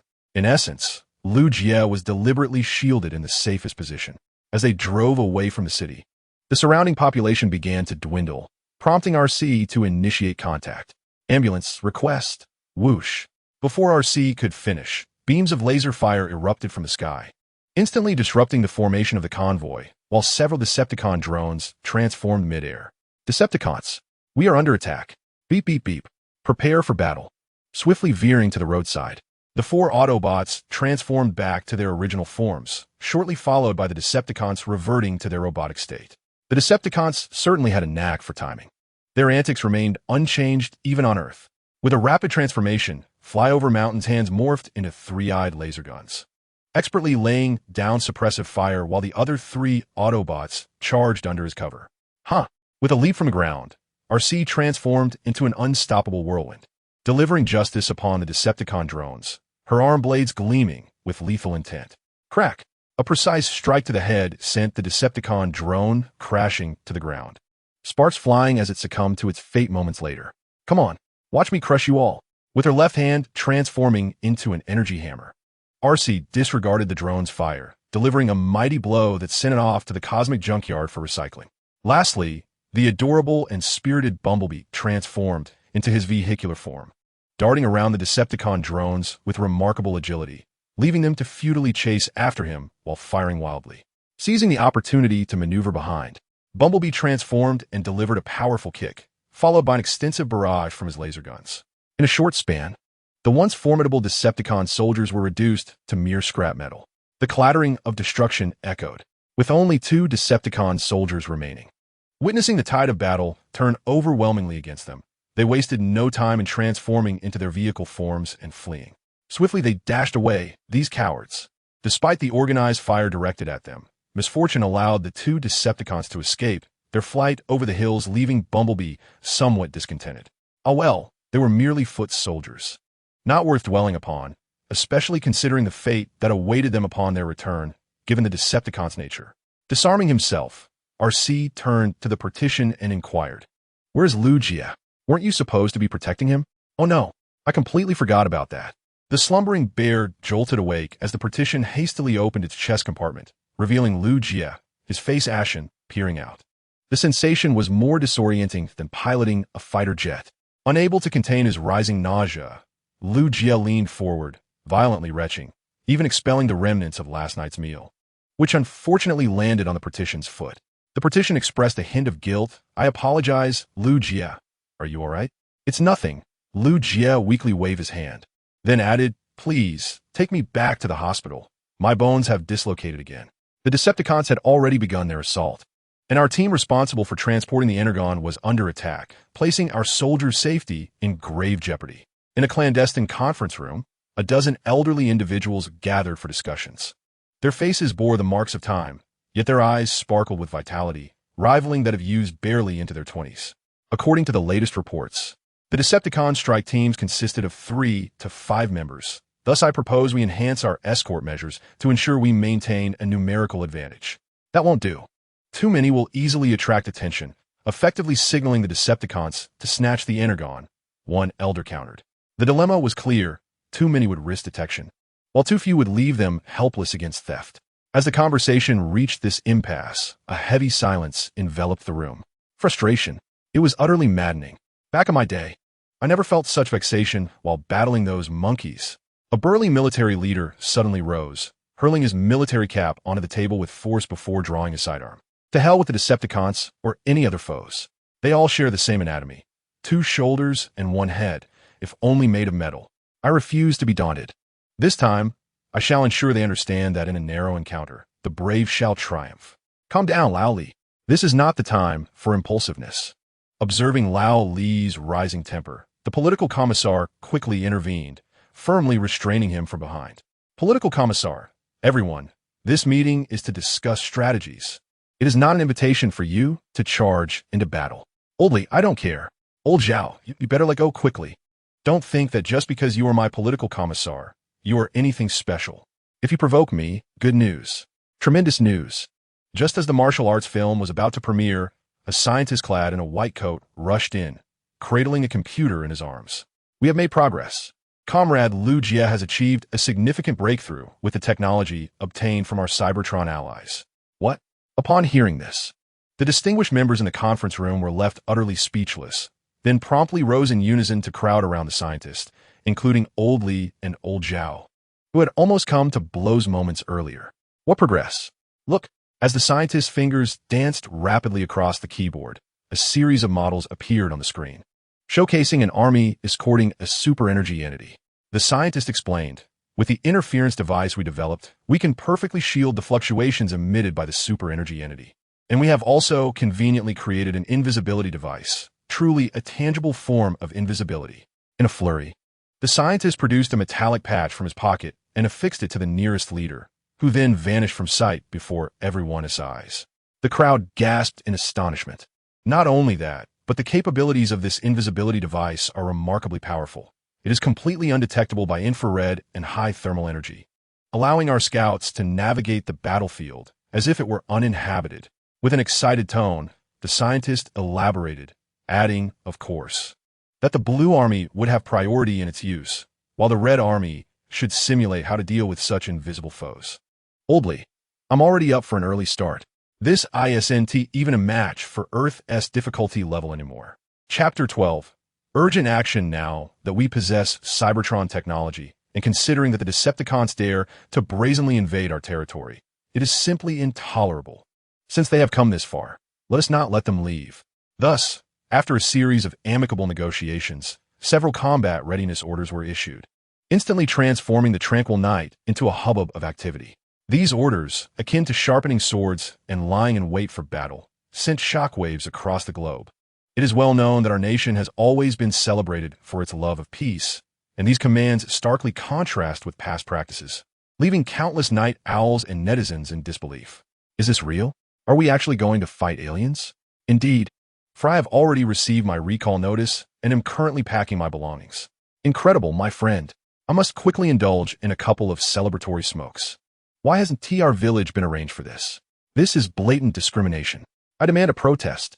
In summary, today proved to be an insomniac's night for many, particularly for those in a certain country across the ocean. In the United States, Bill found the recent actions of the Chinese side rather unusual, causing concern among the president and prominent figures in Congress. Casting a glance at the considerably portly Agent Fuller before him, General Bice pondered for a moment before instructing. I have heard that you had some connections with officials in China during your earlier years, hence I hope you can discreetly gather some intelligence in a personal capacity. Understood. General. A flicker of conflict crossed Agent Fuller's face, yet he resolutely stood at attention and saluted in compliance with the order. The next day, at the Autobot base, laughter escaped Liu Jie as he perused the flood of news articles dominating the internet. Oh, how lively it has become. Reclining on the sofa while recuperating, he couldn't help but chuckle. Stop staring at your phone. The radiation it emits is harmful to your health. Alcee attempted to snatch the device away with 2 fingers, but Liu Jie quickly clutched it tightly in resistance. Please, Alcee, just let me look for another hour. No, you need to rest quietly now. Since returning from the hospital, Alcee had been plagued with guilt for exacerbating Liu Jie's injuries, thus voluntarily increased the level of protection, which she termed close protection. Oh, what a commotion! Amidst their playful quarrel, the expression on Ambulance's face was one of amusement, as he could only numb his auditory circuits through incessant work. It seems, Liu Jie, that your recovery is progressing well. We can finally breathe easy. Welcome back, Optimus Prime. Upon witnessing Optimus Prime in his truck form returning from patrol, Liu Jie and Alcee immediately ceased their tug-of-war over the phone. With Alcee's assistance, Liu Jie approached Optimus Prime. Optimus, take a look at this news. Leaning down slightly and narrowing his electronic eyes to scan the news on the phone screen, Optimus Prime's expression grew somewhat intricate. It appears that the citizens of your nation harbor a profound enthusiasm for military preparedness. Could you elucidate the reasons for me, Liu Jie? What is there to explain? Serving in the military is an honor. After all, we are contending with the Decepticons. Adjustments to the military scale are only to be expected. Observing Optimus Prime's somewhat complex expression, Lu Jie initially struggled to comprehend, but quickly realized that the alien was unfamiliar with the circumstances of China. Optimus Prime remarked, "I am immensely grateful for the robust support from your leaders. Yet, I am concerned that such a sudden military expansion may have adverse effects on you and other nations around the world. Aside from a few with guilty consciences, there is little cause for concern." Lu Jie gently shrugged his shoulders and solemnly clarified, "Listen, Optimus, I am uncertain how soldiers are regarded on Cybertron, but here in China, being a soldier is not merely a profession. It embodies a mission, a responsibility, and a commitment. At this juncture, not only Optimus Prime, but also Alcee and the industrious ambulance were drawn in." Lu Jie continued, "Our nation has enjoyed a prolonged period of peace, and we are well aware of the value and significance of tranquility. Thus, the duty of our military is to safeguard the safety of the populace. Allow me to show you something that will elucidate this matter." Upon reviewing the records of past disaster relief efforts, Optimus Prime reflected thoughtfully. "Therefore, your warriors are not merely instruments of war. They are guardians who embody both defense and rescue, which is why your people hold these soldiers in such high esteem." "Quite right. Is Cybertron not similar?" In response to Lu Jie's curiosity, RC explained, "Cybertron is characterized by a rigid class structure, where everyone has distinct roles: miners, soldiers, and legislators each manage their respective domains, and the soldiers are solely dedicated to warfare." At this juncture, RC glanced at Optimus Prime, a subtle smile gracing her lips. Yet Optimus Prime is different. Even amidst the fiercest of battles, he consistently risks his own safety to save the innocent, which earns him our utmost respect and admiration. "Remarkable, Optimus Prime. It appears you have infused your team with a soul."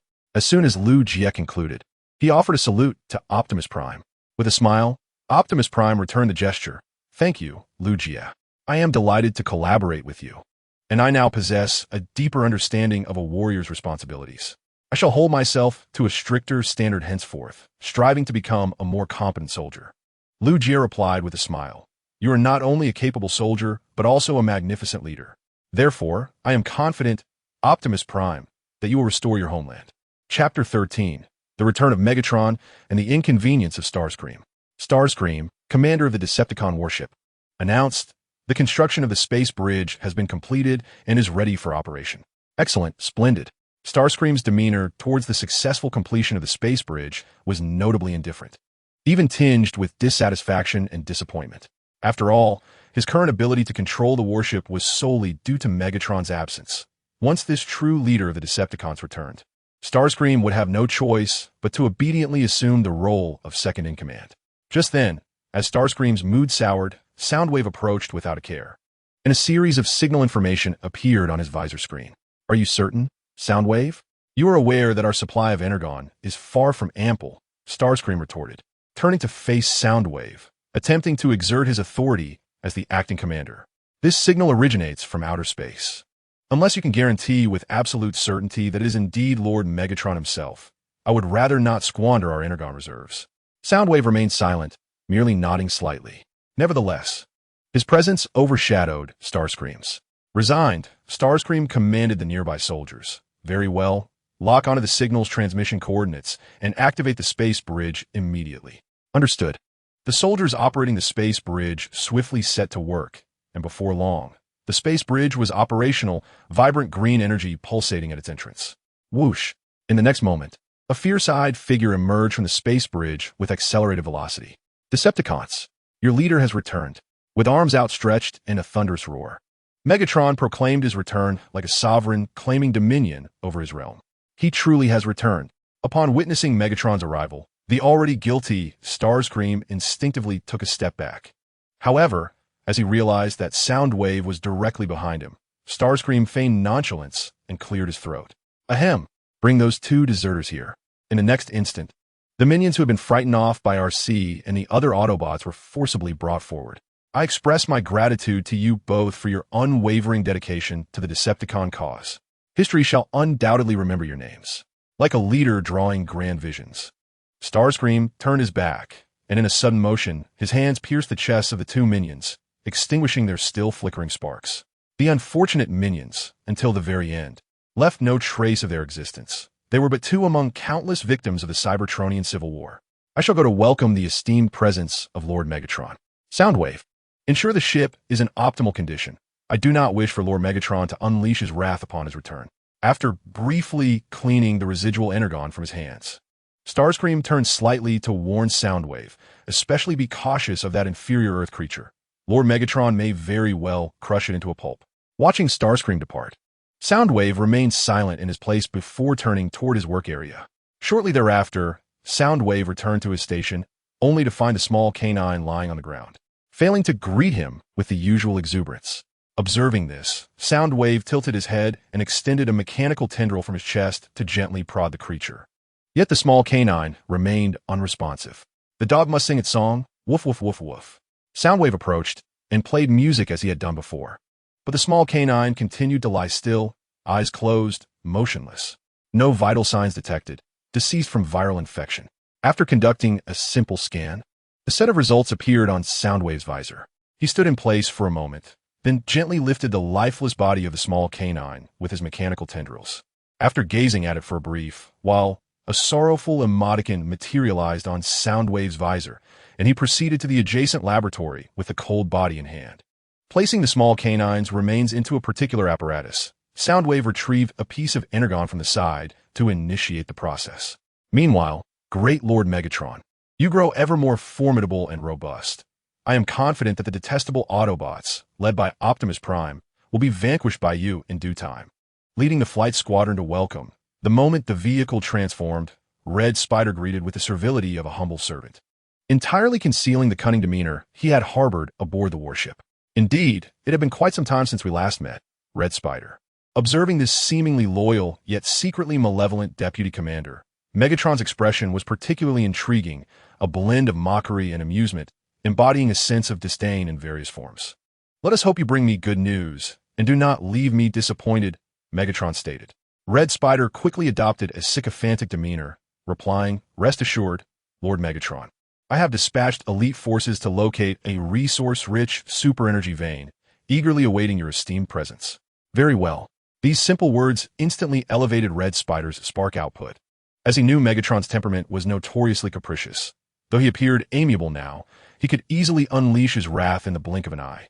Lord Megatron, permit your loyal and humble servant to report a grave violation aboard the Decepticon warship, and the perpetrator is none other than Soundwave. With his mind racing, Red Spider decisively threw Soundwave under the bus, attempting to demonstrate his diligence. Upon hearing this, Megatron's gaze darkened ominously. Soundwave is my most competent intelligence officer. So I caution you, Red Spider, to ensure your claims are substantiated, or you shall understand the consequences of your actions. Lord Megatron, my intentions are solely for the greater good of the Decepticons. Red Spider quickly knelt, feigning deep anguish as he accused, as the Chief Liaison Intelligence Officer. Soundwave has audaciously brought Earth creatures aboard the warship, blatantly disregarding Decepticon protocol. This is a direct provocation against you, Lord Megatron. Interesting, Megatron murmured, a sinister smile creeping across his lips as he proceeded into the warship, flanked by a welcoming battalion of soldiers. Suddenly, he halted and turned to Red Spider, quipping, You know, Red Spider, perhaps you could truly become a leader of the Decepticons, but only if Soundwave is indeed as you claim. With that, Megatron resolutely turned and continued onward, while Red Spider's visage flickered with malice. Yet he quickly adopted a servile expression to follow suit. As they traversed to the warship, they found Soundwave absent from his post. Seizing the opportunity, Red Spider capitalized on the moment. Lord Megatron, look, Soundwave has abandoned his duty. This is a serious infraction. We must address this matter sternly to serve as a warning. Throughout Red Spider's accusations, Megatron remained silent, a subtle, confident smile playing upon his lips, an embodiment of his trust in Soundwave. Help! Oh, my lord, save me. As the Red Spider was about to continue its accusations against Soundwave, a swift shadow suddenly darted out, pinning the Red Spider to the ground and commencing a fierce assault, provoking a series of increasingly high-pitched screams from the Little Red. The true identity of this swift shadow revealed itself to be a menacing mechanical hound, with a silver-white metallic body, blood-red, elongated eyes, and razor-sharp claws that instilled a sense of dread. Just as the mechanical dog was reveling in its savage act, Soundwave entered nonchalantly, and Mechanical Hound promptly abandoned its attack on the Red Spider. It turned and sprinted toward Soundwave, leaping into the air and transforming into a set of shoulder armor that adorned Soundwave's upper body, instantly reinforcing his slender frame. Long time no see, Soundwave. You remind me of the days in the Karen Coliseum, Megatron remarked, his demeanor towards Soundwave evidently more favorable than that towards the Red Spider. He placed a hand on Soundwave's shoulder, praising, excellent. A product of the fusion of Cybertronian technology and Earth life, a loyal Decepticon hound. This will certainly make the hunt for Autobots far more intriguing. After lauding Soundwave, Megatron shifted his gaze towards the Red Spider, who had just managed to rise. This is unlike you, Red Spider. Soundwave always leaves me particularly satisfied. Yes, I humbly adhere to your teachings, my lord, the Red Spider replied, bowing its upper body in a sycophantic grin, completely disregarding the earlier incident of being knocked down and bitten. Come with me, and see what treasures I have discovered in the cosmos over the years. Chapter 14. The Dark Energon part of my boldness, Lord Megatron. But I recall your departure was to recruit wandering Decepticon warriors in the universe. Should we not now follow in your wake alongside Soundwave? The Red Spider cautiously voiced its concern, only to have Megatron stop abruptly, his blood-red eyes slowly turning towards it. I apologize, my lord. I do not question your intentions. The Red Spider instinctively curled up, hands clasped over its head, even its small wings retracting in fear. From this day forth, the Decepticons shall possess an inexhaustible army. For I have conceived a far more intriguing method of recruitment. Having narrowly escaped the calamity, the Red Spider observed as Megatron turned and continued onward, with Soundwave almost synchronously following. Exhaling a sigh of relief, the Red Spider hastily pursued after them. They arrived at the warship's control room, where the Red Spider eagerly declared, Great Lord Megatron, please allow your humble servant to present the progress on the Energon collection. We have discovered an Energon vein in a nation called Fusong. Therefore, Red Spider, now that I have returned, it is I who will issue the commands. Megatron interjected without mercy, his words laced with a warning. I truly apologize, my lord. The matter of Energon can wait. Look at what I have found in the cosmos. As soon as the words fell, Megatron produced a sinister purple energy substance that exuded a chilling aura. His voice resonated powerfully. This is the solid matter chronicled in the ancient texts of Cybertron, known as the blood of the Cosmic Emperor, the fabled Dark Energon, the Destroyer, the Cosmic Emperor. The name Cosmic Emperor is familiar to any sentient being on Cybertron, for it represents a malevolent deity defeated by the Primus and the 13 Primes in ancient legends, a symbol of annihilation. The Insecticon, with disbelief in his eyes, replied, I have heard that the blood of the Cosmic Emperor is an anti-spark substance, possessing the ability to resurrect the fallen Cybertronians. Indeed, Insecticon, it appears you are not entirely devoid of knowledge. Megatron chuckled. Ah, my lord, you flatter me, he replied, suppressing his humiliation under Megatron's oppressive gaze. In truth, before ascending to the position of Flight Commander and Deputy Commander, the Insecticon had spent a period as a scientist, specializing in the obscure field of Dark Energon.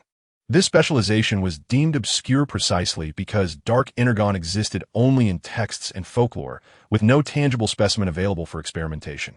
Lacking connections and a background, he had been casually assigned this research project by the upper echelons, his status akin to that of a naval commander in Mongolia, idle enough for his pistons to rust.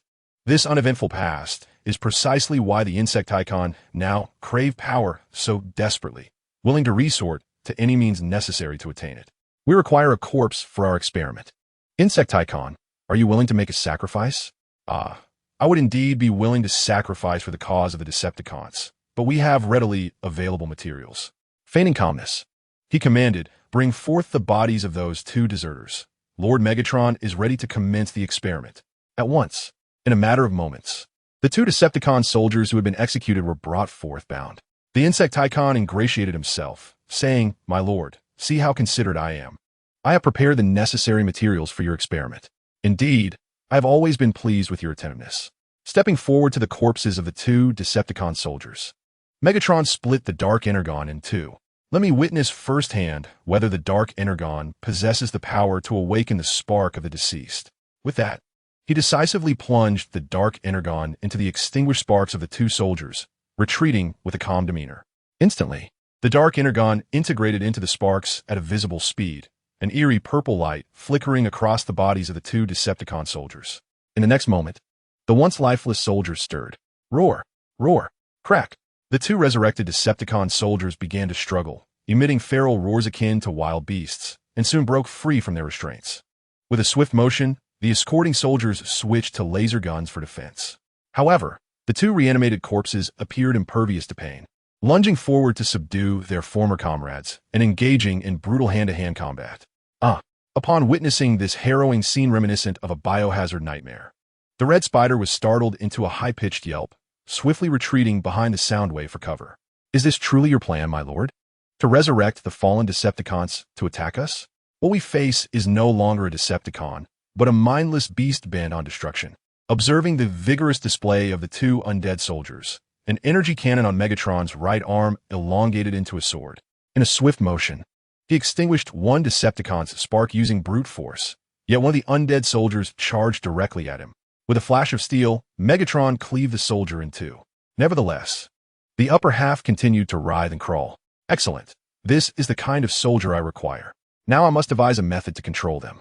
A cruel smile flickered across Megatron's face as he raised the energy cannon to aim at the undead soldier's head and fired. Boom! Meanwhile, the remaining undead soldier surged towards Red Spider and Soundwave. Soundwave, think of something. Hurry! Red Spider urged in a panic as the soldier drew ever closer. Unfazed, Soundwave calmly locked onto a coordinate on Earth and activated a land bridge. Whoosh! In the next instant, the undead soldier dashed across the land bridge, plummeting into the mouth of an active volcano, where it was instantly consumed by the searing magma. This is your medicine for today. Remember to brew it on schedule when you return. Thank you, Doctor. Lu Jie visited the traditional Chinese medicine hospital for a follow-up and medication. Relieved to find that his recovery seemed quite promising. He would be fully healed in 2 to 3 days. I'm back, mate. How is the repair work coming along? I've told you many times, it's called treatment, not repair. Repair comes from a mother's love. Settling into the driver's seat and adjusting it for comfort, Lu Jie placed his hands on the steering wheel, preparing to feign driving. To hell with the treacherous mountains and turbulent waters. I've endured hardship before. Wait, don't start driving yet. Hearing his phone ring, Lu Jie quickly instructed the flying mountain to cut the engine and answer the call. Hey, how have you been? Jie? Fuller? You old black fatso. What brings you to contact me all of a sudden? Chapter 15. The malevolent Red Spider, do not call me fat. I'm already on a weight loss journey. Lu Jie retorted somewhat unhappily at his nickname. Fu Lu curled his lips, so tell me. Have you managed to reduce your weight to below 200 gene? Not quite yet. I'm still about 20 gene over, Fu Lu admitted, his tone lacking conviction regarding his weight issue. He quickly shifted the subject. Let us discuss something important. Jie. I'm planning a trip to Shenzhou. Would you be able to accommodate me? Travel? Your sudden request took me by surprise. Lu Jie furrowed his brow. I recall that international travel for military personnel can be a bit complicated. Are you able to manage the paperwork? Fear not. I have already retired. I am now just an ordinary citizen, so the paperwork will be no problem. No one is better at handling such matters than I am. In that case, Lu Jie replied after a moment's contemplation, gently rubbing his thumb and forefinger together. It's fine. I happen to have some free time lately, so hosting you would be no trouble at all. Upon hearing this, Fu Lu exclaimed with delight, Thank you, my friend. Be sure to prepare plenty of doji and jiaochuan for me. Such gourmet delights are unavailable in America. How about I also serve you some stewed large intestines? The kind that hasn't been washed before serving, Lu Jie quipped. Fu Lu beamed with excitement. Yes, just like that. The unwashed flavor is incredibly intoxicating. I adore it. Lu Jie could only respond with a bemused expression. Goodness, your taste is quite peculiar. Irritated, he hung up the phone and closed his eyes in contemplation. Your friend? Unable to tolerate the silence, Fei Guishan broke the quiet. I just heard you call him grandson. So, you have become a grandfather? Lu Jie shot him a glare. Upon my return, I will certainly request an ambulance to have your mouth stitched shut. That would be splendid. Just attach my voice box and attach it to Bumblebee. However, he is even more loquacious than I am. Fei Guishan retorted playfully, not the least bit offended, which made Lu Jie feel as though he were striking at soft cotton. On a serious note, who exactly is he? Nothing much. Just a foreign friend of mine coming to visit. Lu Jie refrained from revealing too much to Fei Guishan. Yet he couldn't shake the instinct that something was amiss, as it all felt too coincidental, almost suspiciously so. This is the base. Fei Guishan responded. Suddenly, The call from the ambulance shattered the somewhat quiet atmosphere in the vehicle. Ambulance. Signal 1 has just detected a Decepticon signal within a country called Fusang. Fake with Sean. You must return Lu Jia immediately and join Optimus Prime and the others in action. Understood, Doctor. Fusang, a certain volcano. Useless lot. Hurry up with the excavation. We must collect as much as we can before the Autobots arrive. However, Commander Red Spider, the geological structure here is exceedingly unstable. Continuing to excavate may very well trigger a volcanic eruption. In response to the report from the mining squad leader, Red Spider nonchalantly rubbed his fingertips together. And what of the eruption? The humans here will bear the consequences. We merely need to revel in the super energetic bodies aboard our warship. As you command, Commander Red Spider. The mining squad leader refrained from further discussion. For it was akin to humans constructing a building. Would they truly care about the destruction of countless anthills? The Fusang people only pondered the question of life and death, yet the Decepticons had far more to consider. Stop immediately, Decepticons. It's the Autobots. Open fire. Just as the Decepticons were thoroughly engrossed in their mining endeavors, Optimus Prime led a contingent of Autobots bursting forth from the land bridge. In a matter of moments, a fierce firefight ensued. Skyfire, truly as enthusiastic as ever. They have prepared such an abundance of super energetic bodies for us. Bumblebee. Beep, beep, beep. The aim of the Decepticons is rather commendable. They never seem to hit us. With a brief exchange of glances, Skyfire and Bumblebee sprang from their cover, transforming into their vehicle forms, swiftly maneuvering behind the Decepticon soldiers, and launching a powerful kick. Strike. Their close coordination rendered the melee capabilities of the Decepticon soldiers woefully inadequate, extinguishing several of their sparks. Skyfire, Bumblebee, be cautious. Just then, reinforcements from the Decepticons arrived, unleashing a barrage of firepower upon Skyfire and Bumblebee. In a critical moment, Optimus Prime dashed forward and leaped into the air, transforming his hands into laser guns and raining fire down from above. Under Optimus Prime's concentrated fire, several Decepticon soldiers returned to the Allspark. Upon landing, more Decepticon soldiers surged forward, attempting to suppress Optimus Prime through sheer numbers. With a swift motion, his left hand transformed into a short blade, and he pierced through the first Decepticon soldier that charged at him, using the fallen foe's body as a shield, while simultaneously using his laser gun to maintain pressure. Retreat. Faced with the combat prowess of Optimus Prime, the Decepticon soldiers resembled mere experience points, utterly powerless to resist. Consequently, some Decepticon soldiers quickly fell back, taking a defensive stance at the entrance. Autobots, transform. Move out. With the same calm authority as before, Optimus Prime transformed into a large truck, leading the charge and absorbing all incoming fire for his comrades behind him. Boom! With the advantage of his form, Optimus Prime, in his truck mode, was an unstoppable force akin to a battering ram. Any Decepticon soldier attempting to impede him was either sent flying or crushed beneath his wheels. Thus, he forged ahead, leading his fellow warriors into the heart of the mining zone. Were they? Noticing the absence of any Decepticon soldiers in the core mining area, RC felt an unsettling sense of curiosity. As she flew over the mountains, surveying the surroundings, she murmured with displeasure, "This place is truly uncomfortable. I do not like it at all." The Autobots remained on high alert, cautiously anticipating an ambush. With their hands transformed into laser guns, Optimus Prime positioned himself to shield his comrades from harm. It has been a long time, Optimus. I never expected to see you so soon again. Starscream. Just as the Autobots were on high alert, Starscream appeared with a mocking grin from a high vantage point, looking down at Optimus and his team. RC jested. Long time no see, Starscream. Are you and your winged companions now working as miners? Has our leader found a new favorite? Damn it. Shut your mouth. I am the leader of the Decepticons. Starscream retorted angrily, unleashing a torrent of insults at RC.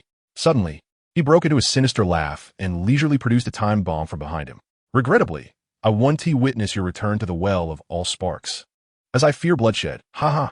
He activated the bomb and tossed it into the pile of energon ore, then leapt down from his elevated position, transforming into a fighter jet and making his escape from the mining area. Autobots, retreat. Ambulance, deploy the ground bridge immediately.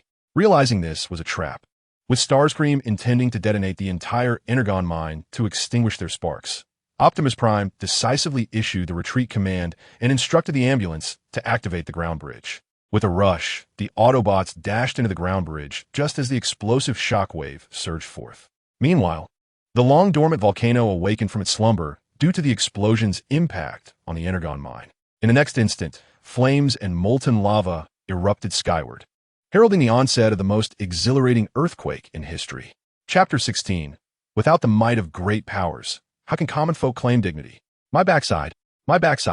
Though they narrowly escaped the explosion, the panel, due to its insufficient power and position at the rear of the group, was still somewhat affected by the shockwave, igniting its rear and sending it flying. I'll help you, panel. Seeing the panel ablaze, the ambulance instinctively prepared to extinguish the flames with its feet. Fortunately, Lu Jie acted swiftly, seizing a fire extinguisher to douse the flames before any further damage could occur. As a side note, this was a precaution Lu Jie had arranged in advance, for fire safety is everyone's responsibility. I'm saved. Thank you, Lu Jie. You protected my backside. Though the remark was somewhat awkward, the gratitude was sincere.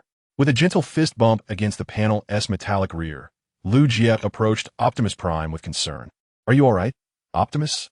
The visual sensor detected unusual energy readings just now. Optimus Prime replied solemnly. We have fallen into a trap. Starscream is attempting to detonate the Energon mine to eliminate us. Clearly, the entity known as Red Spider has failed, and all of you have returned home safely. After confirming that everyone is unharmed, Lu Jie approached Alxi and inquired, Are you all right? What do you think? Do I appear to be in distress? Alxi responded with a playful smile, hands on her hips. Seeing Alxi engage in banter, Lu Jie relaxed and continued to jest. Who knows? I have recently taken up self-study in automobile repair. I shall give you a thorough inspection upon my return. Alxi chuckled. I am not an actual motorcycle, but regular maintenance does sound appealing. Then it is settled, Lu Jie declared, making a gesture. Suddenly, his phone rang, the caller ID displaying Director Zhang. Director Zhang, how may I assist you?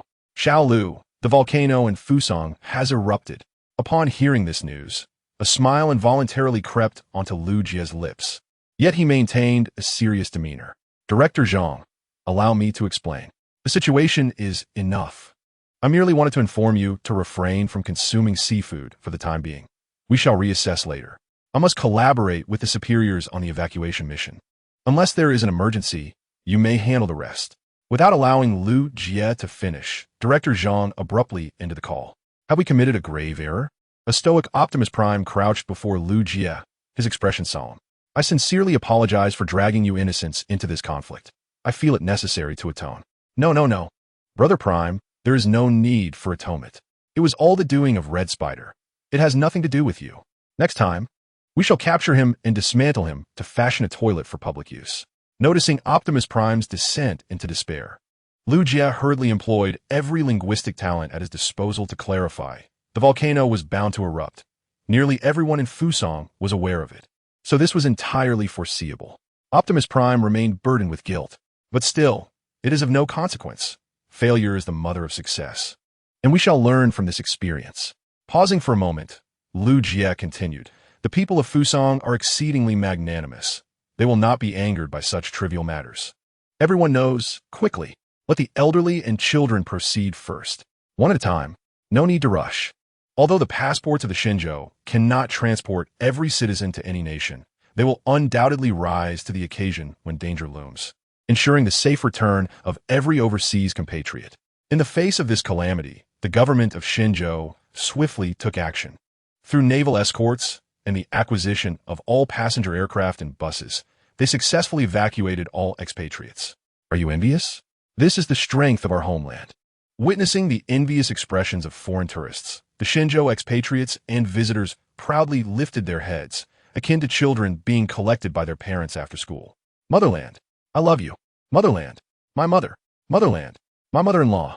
Lying on the deck of the warship, emotions surged within, and the passionate tourists were unable to hold back their tears.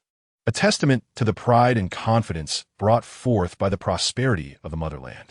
Without the strength of a great nation, how can the common people find self-respect? Chapter 17. Soundwave, brave and unyielding, fearless in the face of adversity. Comrades, charge forth. Sound the charge. Wait, political commissar. The commander has instructed him to lead the charge. The young men aboard the ship, exhilarated as if invigorated by a potent elixir, rushed forward with their rifles, eager to not lag behind. Those aware understood this was a mission for armed evacuation. while those uninformed might have believed it a quest for vengeance, causing some of the remnants from that era to succumb in fear upon witnessing the scene. Yet, even in death, it would be futile for in another realm. The valiant martyrs and innocent victims of that time would confront these beasts, ensuring that their past transgressions were returned in kind. My master, please calm your wrath and allow me to explain. Bang! Ignoring the desperate pleas of the insect icon, Megatron struck with a powerful fist, sending the insect icon flying like a kite severed from its string, crashing heavily upon the deck. You have audacity, insect icon, to act without my command. Your recklessness has cost the Decepticons a rich source of super energy. Striding forward like an enraged lion, Megatron raised his foot and pressed it onto the Insecticon's head. Forgive me. My master, I beseech your mercy. My actions were solely to eradicate the Autobots. It was all for your sake. Feeling the pressure on his head intensify, the Insecticon immediately pleaded for mercy, hoping to sway Megatron's decision. You arrogant fool. If Optimus Prime could be so easily vanquished, how could this war have persisted to this day? After delivering several heavy stomps, Megatron lifted the Insecticon as though it were a mere chick, then warned ominously. You best remember, Optimus Prime's spark belongs to me. Should anyone dare to lay a finger on a single hair of his, they shall learn that there exists a despair more profound than death in this universe. I shall remember, my lord, the Insecticon replied, fearfully acquiescing to Megatron's command. Bang! In the next moment, Megatron hurled the Insecticon away and turned towards the storage room housing the dark super energy. As he passed by Soundwave, Megatron instructed in a low voice, I leave it to you, Soundwave. Keep a close watch on him. Soundwave, ever reliable, remained silent, merely nodding in acknowledgement, and watched as Megatron departed the deck. Trembling, the Insecticon rose unsteadily, its slender hands clenched tightly, and its elongated eyes ablaze with fury and hatred. Just wait, my master. One day, you shall pay for your arrogance. As the red spider silently vowed vengeance, he suddenly noticed Soundwave watching him from a distance, which ignited a spark of irritation within him. What is there to see? Is it merely because I was bested by Lord Megatron? How? Abruptly, the mechanical dog transformed and leapt down from Soundwave's shoulders, baring its sharp teeth as it charged towards Red Spider. Dog! Soundwave! Retrieve your canine. The haunting memory of their previous encounter lingered in Red Spider's mind, sending him into a startled scream as he hastily transformed into a jet to flee. Woof! Woof! The mechanical dog barked wildly, as if issuing a warning, before joyfully returning to Soundwave, lowering its front half and raising its rear, its metal tail wagging merrily. Soundwave nodded gently, withdrawing a carefully prepared small energy core from his internal storage, nearly matching the size of his slender hand. Huff! Huff! Upon seeing the energy core, the mechanical dog became even more exuberant, standing on its hind legs and bowing repeatedly. In the next moment, Soundwave lightly tossed the energy core into the air, prompting the dog to leap and seize it, savoring every moment. Brave Woof, unafraid of challenges, the Woof Brigade achieves great feats. Meanwhile, in the storage room, the thought crossed his mind, it is still insufficient. I must find a way to harness the power of the Dark Energy Core. The Dark Energy Core, being an anti-spark substance, is undoubtedly lethal to Cybertronian life forms, causing even the formidable Megatron to experience discomfort. However, the prospect of the monumental achievements that lay ahead made such discomfort trivial. Clearly, mere observation could not yield results. With a wicked smile, Megatron suddenly grasped a dark energy core and forcefully plunged it into his spark chamber. At the moment the dark energy core penetrated, Megatron's body was enveloped in a purple glow, his crimson eyes also shimmering with violet light. I can feel it. This is the blood of the Cosmic Emperor, the power of the dark energy core. Be gentle. That area is sensitive. Please endure a little longer, RC. It will soon be over. It's a bit warm. My apologies. I forgot to adjust the water temperature. This is boiling water. At this moment, in the courtyard of the residence, Lugia was diligently keeping his promise to provide maintenance for RC. However, since RC was not a true motorcycle, Lugia refrained from any substantial repairs, opting instead for a simple cleaning and bathing, utilizing the finest cleaning and polishing agents available on the market, followed by touch-up paint and waxing to make RC shine brilliantly. After nearly an hour of this endeavor, RC, in her motorcycle form, was left looking completely rejuvenated. Thank you. The service was quite commendable, and I am thoroughly satisfied. Transforming into her robotic form, RC surveyed her gleaming physique, the smile at the corners of her mouth deepening significantly. Although she is a mechanical life form, her programming undoubtedly designates her as female, leading her to care about her appearance, especially in non-combat situations. Interestingly, it seems that not only the female Cybertronians are concerned about their looks. A certain Decepticon with an obsession for paint is equally preoccupied. It's rather average, you know. My uncle used to run a repair shop, and I learned a bit of the trade from him, which is why, when the new recruits were assigned, the squad leader snatched me away. As Lu Jie gathered the scattered tools, just as he was about to lift the toolbox with both hands, RC effortlessly picked it up with a single hand. Thank you for your hard work. Allow me to handle it, she said with a wink and a smile, easily placing the toolbox back in its rightful spot. The ease with which she accomplished the task was impeccable, sharing a knowing smile. Lu Jie and RC exchanged a light high five. Lu Jie, could you perhaps persuade Optimus? He seems rather downcast lately. Is it still about that incident with the humans? Although Lu Jie himself was indifferent to the loss of life among the humans, Optimus did not share that sentiment. After all, as he himself stated, the civil war among Cybertronians spilling onto Earth was already a lamentable situation.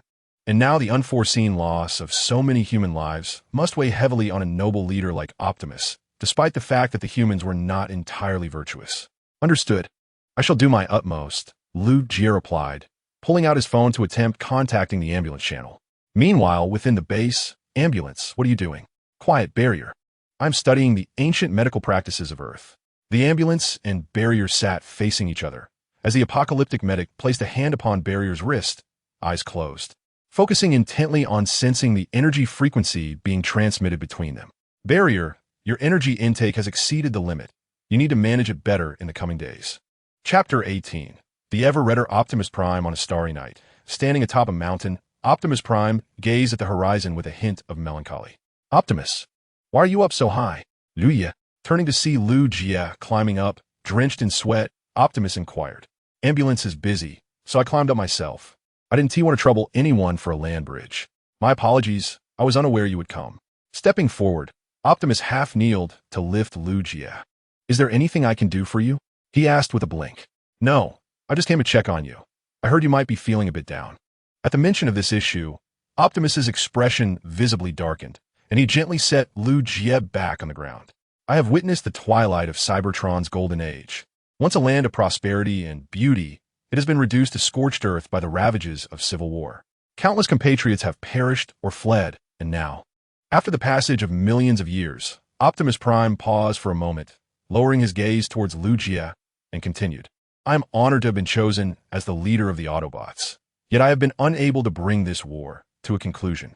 Perhaps I am unworthy of such a title, as I have also inadvertently entangled the innocent among you. Optimus, I understand that you are feeling disheartened, but you must not doubt yourself. To do so would be a disservice to the brothers who stand by you. Lu Jie exclaimed anxiously upon noticing Optimus's distress. Optimus, the Decepticons undoubtedly hold the upper hand now. They outnumber and outgun you. Currently, there are only 6 Autobots, including yourself, yet all are unwaveringly devoted to your cause. Does that not signify something of great importance? Optimus remained silent, gazing at Lu Jie, lost in thought. Lu Jie pressed on. It is because of you, Optimus, that you embody the essential cohesion of the Autobots. As long as you remain, no matter how dire the circumstances, we shall continue to fight with unwavering resolve. United as one. Breaking his silence, Optimus spoke, a slight smile gracing his lips, rendering him surprisingly endearing, a departure from the austere image typically associated with a leader. Thank you, Lu Jie, for your recognition and encouragement. It is nothing. I merely speak the truth, Lu Jie replied, affectionately ruffling his hair. Suddenly, he produced his phone and asked, Optimus, didn't you express a desire to learn about our history? Allow me to arrange something for you, perhaps after viewing it. Your heart will feel lighter. Optimus nodded with a smile. As long as it does not inconvenience you, I would be honored to gain a closer understanding of your history. Once confirmed, Lu Jie swiftly dialed the relevant department's office. Emergency task. Please clear all crowds surrounding the History Museum immediately. We have a distinguished foreign guest for a private tour. 5 minutes later, he exclaimed, Optimus, we are now in the city center's second ring. Remember, No honking. We must avoid noise pollution. I swear by my spark to maintain silence, Optimus replied. Crossing the land bridge to the History Museum, they arrived at a place that housed the remnants and artifacts chronicling both ancient and modern China, silently narrating tales of past suffering and glory. Lu Jie had chosen this location with great care, for Optimus's imposing stature would not fit within a standard museum. Thus, a venue with higher ceilings was required. Is this the historical record of your nation? Optimus inquired. 5,000 years may not seem long to you, but for us humans, it is an expanse of time that has witnessed profound transformations. As a guide, Lu Jie swiftly led Optimus through the exhibition halls that celebrated the illustrious history of antiquity. Optimus Prime, filled with curiosity, inquired, "Will you not introduce this place to me? The history recorded here appears remarkably splendid. Your ancient civilization must have been truly remarkable." Lu Jie, turning to him with a tone laden with complexity, replied, "Every era has its moments of grandeur. However, one must not mistake a fleeting instant for eternity. The illustrious past is ultimately behind us. It is the forthcoming narrative that should be eternally cherished." Intrigued by these words, Optimus Prime cautiously leaned forward and proceeded towards the exhibition hall behind him. "Is this the place?" he pondered, surveying the exhibits around him. To his astonishment, the biological optics of his gaze contracted. In stark contrast to the resplendent accounts of the ancient halls, this gallery displayed predominantly monochrome, cold-hued photographs, each portraying scenes of slaughter, humiliation, and the remnants of destruction, permeated by an overwhelming silence of despair and lamentation. Over a century ago, our nation faced an unprecedented crisis, teetering on the brink of annihilation. The former brilliance and glory have long since vanished, and our ancestors were enslaved and slaughtered like cattle. The land, which had sustained generations, was partitioned and seized. Lu Jie clenched his fists, producing a cracking sound, his eyes ablaze with fury. This harrowing century of history embodies a profound hatred and humiliation for every worthy citizen of the divine land. What a tragic past! It is unimaginable that such cruelty transpired merely 100 years ago. As he perused the preserved records, Optimus Prime felt a smoldering ember within him suppressed, particularly upon witnessing the atrocities committed by the invaders from the Sunlit Land. The initial sense of guilt dissipated significantly. More atrocious than the Decepticons was Optimus Prime's assessment of the invaders. Continuing deeper into the exhibition, a dazzling red star suddenly caught his eye, and the wall's decor transformed from the previous monochrome to a vibrant red, symbolizing hope and revolution. Lu Jie remarked, "From despair comes hope." On this day, history underwent a transformation, and our suffering nation embraced a new dawn. "Is this your first leader?" Optimus Prime inquired, approaching a grand and magnificent portrait, gazing closely at the kind-faced elder depicted therein. This amiable old man was, in truth, a rare genius of his time. He restored dignity and hope to this land and its people, casting out the ravenous enemies and reactionaries. With eyes full of aspiration, Lu Jie said, "If only I could meet him, if I could have the chance to exchange a few words, to carry explosives and perish alongside the enemy, would be an honor. Long live the people." He recited the 4 prominent characters inscribed on the portrait, his expression deep in contemplation. "Lu Jie, might you share with me the story of this great leader? I wish to learn more about him. Perhaps his wisdom could guide us to a definitive conclusion to this war." "I would be delighted to oblige." The night swiftly slipped away. Yet Optimus Prime found himself lingering in a state of reluctance to part with it. Unbeknownst to him, a faint blush crept upon his cheeks, emanating from within. Chapter 19. Agent William Fuller, why must he on strike today of all days? With panda-like eyes, Lu Jie arrived at the airport waiting area, lethargically holding up a sign to welcome Fuller, creatively inscribing, "Great Son Fuller." Considering Fuller's American heritage, Lu Jie thoughtfully added the English translation. "No thanks are necessary. This is simply what Fuller deserves. Where on earth is that rascal? Has he lost his way?" Growing increasingly impatient, Lu Jie glanced at his watch and then pulled out his phone to pass the time, skillfully navigating to a short video platform. Shockingly, dear viewers, the Great Eater truly exists. Upon entering the app, he stumbled upon a video showcasing a competitive eating contest at a spicy hot pot restaurant, where voracious food lovers devoured the dishes before them like ravenous beasts. Lu Jie couldn't help but twitch at the corners of his mouth. In this day and age, They even hold competitions for eating spicy hot pot. Just as he was about to scroll past, he noticed a middle-aged black man sporting a panda hat among the contestants, with at least 3 empty bowls positioned around him. "Fuller, you rascal," Lu Jie grumbled, opening a navigation app to head towards his destination. Meanwhile, within the hot pot restaurant, a new champion had emerged. "Let us welcome our international friend." With a garbled cheer, Fuller excitedly approached the podium to receive his prize, a 1-year discount voucher. This voucher granted 10% off at other chain locations, valid for a year. Ah, paradise. Satisfied, he patted his round belly as he exited the restaurant, even humming a cheerful tune, radiating contentment. "Did you eat enough?"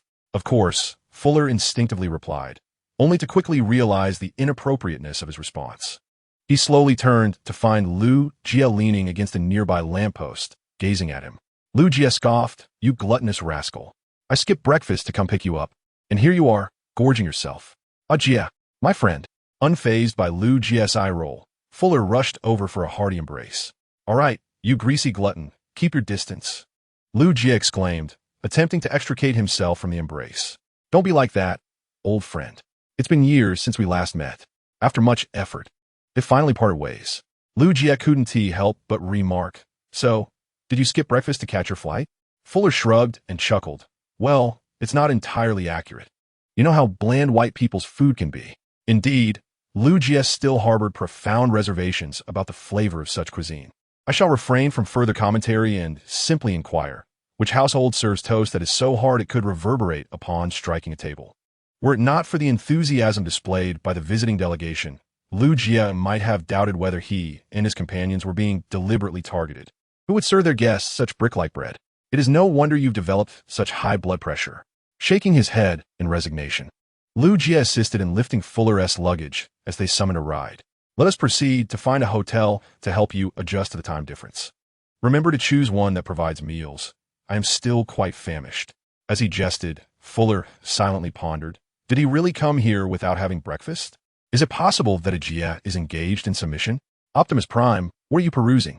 "I am examining the works of great human leaders, hoping to glean some inspiration to assist us in our struggle against the Decepticons and to restore Cybertron in the future." Driven by curiosity, Ratchet approached Optimus, and they both gazed at the electronic screen displaying a particular quotation.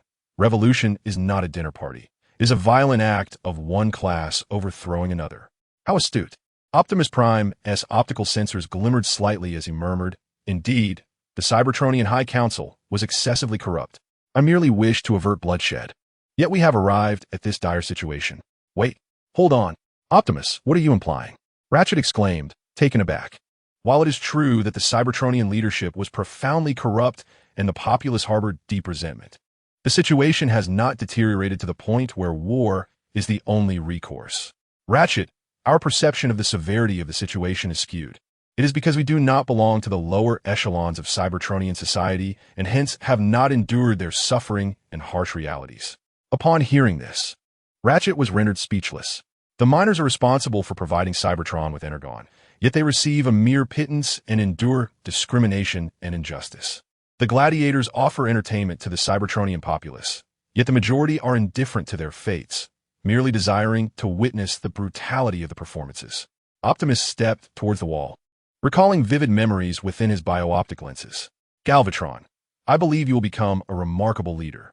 However, should you aspire to make a significant impact in politics, the name Megatron may be more befitting." "Huh, I favor that name. Thank you, my dear Olin. We shall always remain the best of friends, and I will support you unconditionally." Once friends, but those days are now behind them. The gladiator who once devoted himself to altering the unjust treatment of Cybertron's lower classes has now become the very harbinger of Cybertron's destruction. Meanwhile, the naive and benevolent archivist of the Iron Fortress has gained recognition, taking up arms to become the great leader, defending the last flicker of hope. The unfolding of events is invariably unexpected. "Optimus Prime, do not fret, my old friend. The Megatron who once fought alongside me is long deceased." Having met his end at his own hand, hearing the concerned voice of the ambulance, Optimus Prime slowly turned, speaking with gravity. "We could have forged a future together. But from the moment Megatron annihilated Cybertron, it was destined that only one of us could emerge victorious. Alas, May the omnipotent Allspark offer us protection from above. The ambulance sighed deeply, feeling a tumult of emotions within. Observing the ambulance's demeanor, Optimus Prime was about to speak when suddenly his optics widened. It was Megatron. He summoned me for a meeting. What? Upon hearing this, the ambulance was instantly filled with apprehension. In the Decepticon warship, well, our esteemed Megatron has once again departed from us, leaving me to assume command in this precarious situation. Though outwardly lamenting Megatron's absence, Starscream internally reveled in delight. Yet he dared not display this, for Soundwave was closely monitoring his every move. The Autobots have now allied with humans to seize the most energy-rich territories on Earth, while our Decepticon energy reserves dwindle alarmingly. Thus, resolving our energy crisis is of utmost importance. With his hands clasped behind his back, Starscream began a pace, a mischievous grin spreading across his face as he turned to Soundwave. Indeed, I entrust this task to you, Soundwave. Deploy your laserbeak to retrieve that human. We shall use him to negotiate with the Autobots. In response to Starscream's command, Soundwave remained motionless, then played a recorded message from Megatron. Without my orders, no one is permitted to act autonomously. Enough. My memory circuits are intact. I recall everything with clarity. Fuming, Starscream confronted Soundwave, suppressing his fury. Megatron is absent, and I am in command here. I now command you, Soundwave, to immediately dispatch Laserbeak and capture the Autobots' human ally. Despite Starscream's aggressive demeanor, Soundwave exhibited no emotional response, as if the matter held no significance to him. The next moment, Laserbeak departed from Soundwave's chest, leaving the warship. Chapter 20. The Army of the Undead Ambulance. You really needn't have accompanied me. That is not an option. Who knows what that Decepticon leader might do? Besides, you may require medical assistance. Under the pretext of patrolling, Optimus Prime and the ambulance left the base via a land bridge, arriving in a valley of a certain nation. This place, I have an ominous feeling. Scanning the surroundings briefly, Optimus Prime's expression visibly grew grave. The ambulance, puzzled, inquired, "What is it, Optimus? Is there something amiss here?" As Optimus Prime walked, he remarked, "Medic, do you recall the time during the fiercest battles when we transported the bodies of countless fallen soldiers out of Cybertron?" "Of course," the medic replied. "We did so to grant the deceased eternal peace, sending them away from the war-torn planet of Cybertron." However, as he spoke, a sudden realization struck him, his optics widening in alarm. "Optimus, please do not tell me that Earth is one of the burial sites." "Indeed, my old friend, and it is the largest of them all. Continuing forward will lead us to the coordinates of the burial ground." At this point, Optimus Prime's hands transformed into laser guns, ready for any eventuality. As he cautioned the medic, "Be vigilant. Based on my understanding of Megatron, he would not choose this location without cause. Do not worry. Although I have not engaged in combat for quite some time, I am not yet too old to act." The medic's hands morphed into surgical tools, accompanying Optimus as he had done in their previous missions. After a brief while, the two Autobots arrived at the coordinates of the burial site. Above them shone the matrix of leadership. They hoped this was merely an illusion. Upon reaching their destination, the medic felt a surge of unease. Before them lay a vast desolation, infused with an air of death and dread. Even the Cybertronians felt an unusual discomfort. "Do you know, Optimus, this is the first time in my life that I fervently wish you were mistaken." Suddenly, a Cybertronian fighter jet streaked across the sky. Transforming dramatically before landing on a nearby peak, Megatron had arrived.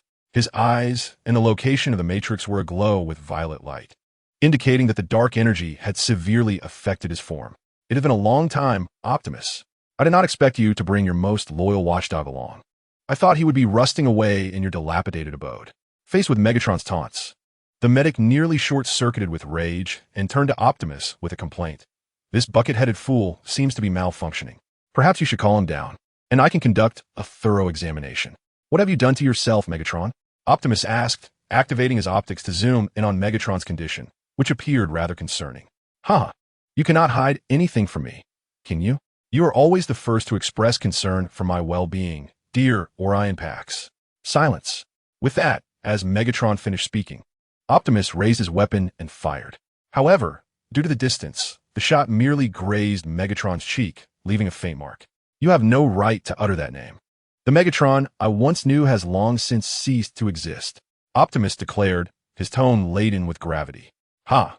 After all these years, you remain as vibrant as ever, bringing immense joy to my spark. As I gently trace the scars on my face with my fingertips, Megatron not only refrains from displaying anger, but seems to harbor a semblance of delight. It is truly unfortunate that you are not a Decepticon. However, it matters little. Since you were never mine in life, let your essence linger beside me eternally in death. With a declaration reminiscent of a domineering CEO, Megatron abruptly produced a dark energon relic from behind him. The sight of this dark energon artifact caused Optimus Prime's optical sensors to contract in astonishment. As a former member of the Archive, he was well aware of the existence of such a legendary substance. Yet he could not fathom how it had come into Megatron's possession. Behold the power of the dark energon, Optimus. I eagerly await your spark's extinguishment so that you may join my ranks. In the next moment, Megatron hurled the dark energon relic towards the center of the burial site. Instantly, the relic burrowed deep into the earth, unleashing a bizarre purple glow from the ground. With a resounding thud, akin to the dawn of the living dead, over 1,000 shattered Cybertronian corpses erupted from the soil. Once they had been Autobots or Decepticons, yet now their sole identity was that of spectral warriors serving Megatron. Oh, great Primus! Ratchet was so startled that he transformed into a mere emoticon, quickly recovering to perform an intricate Taoist gesture. Heaven and earth are boundless. The universe obeys my command, swiftly as the law dictates, he stammered, having learned it while watching a film with Lou days prior. Noticing Optimus's bewildered gaze, Ratchet coughed awkwardly to ease the tension, then suddenly inquired, surely, scattering glutinous rice will not help in this situation, right? This is the power of dark energon. I can now impeccably command my army.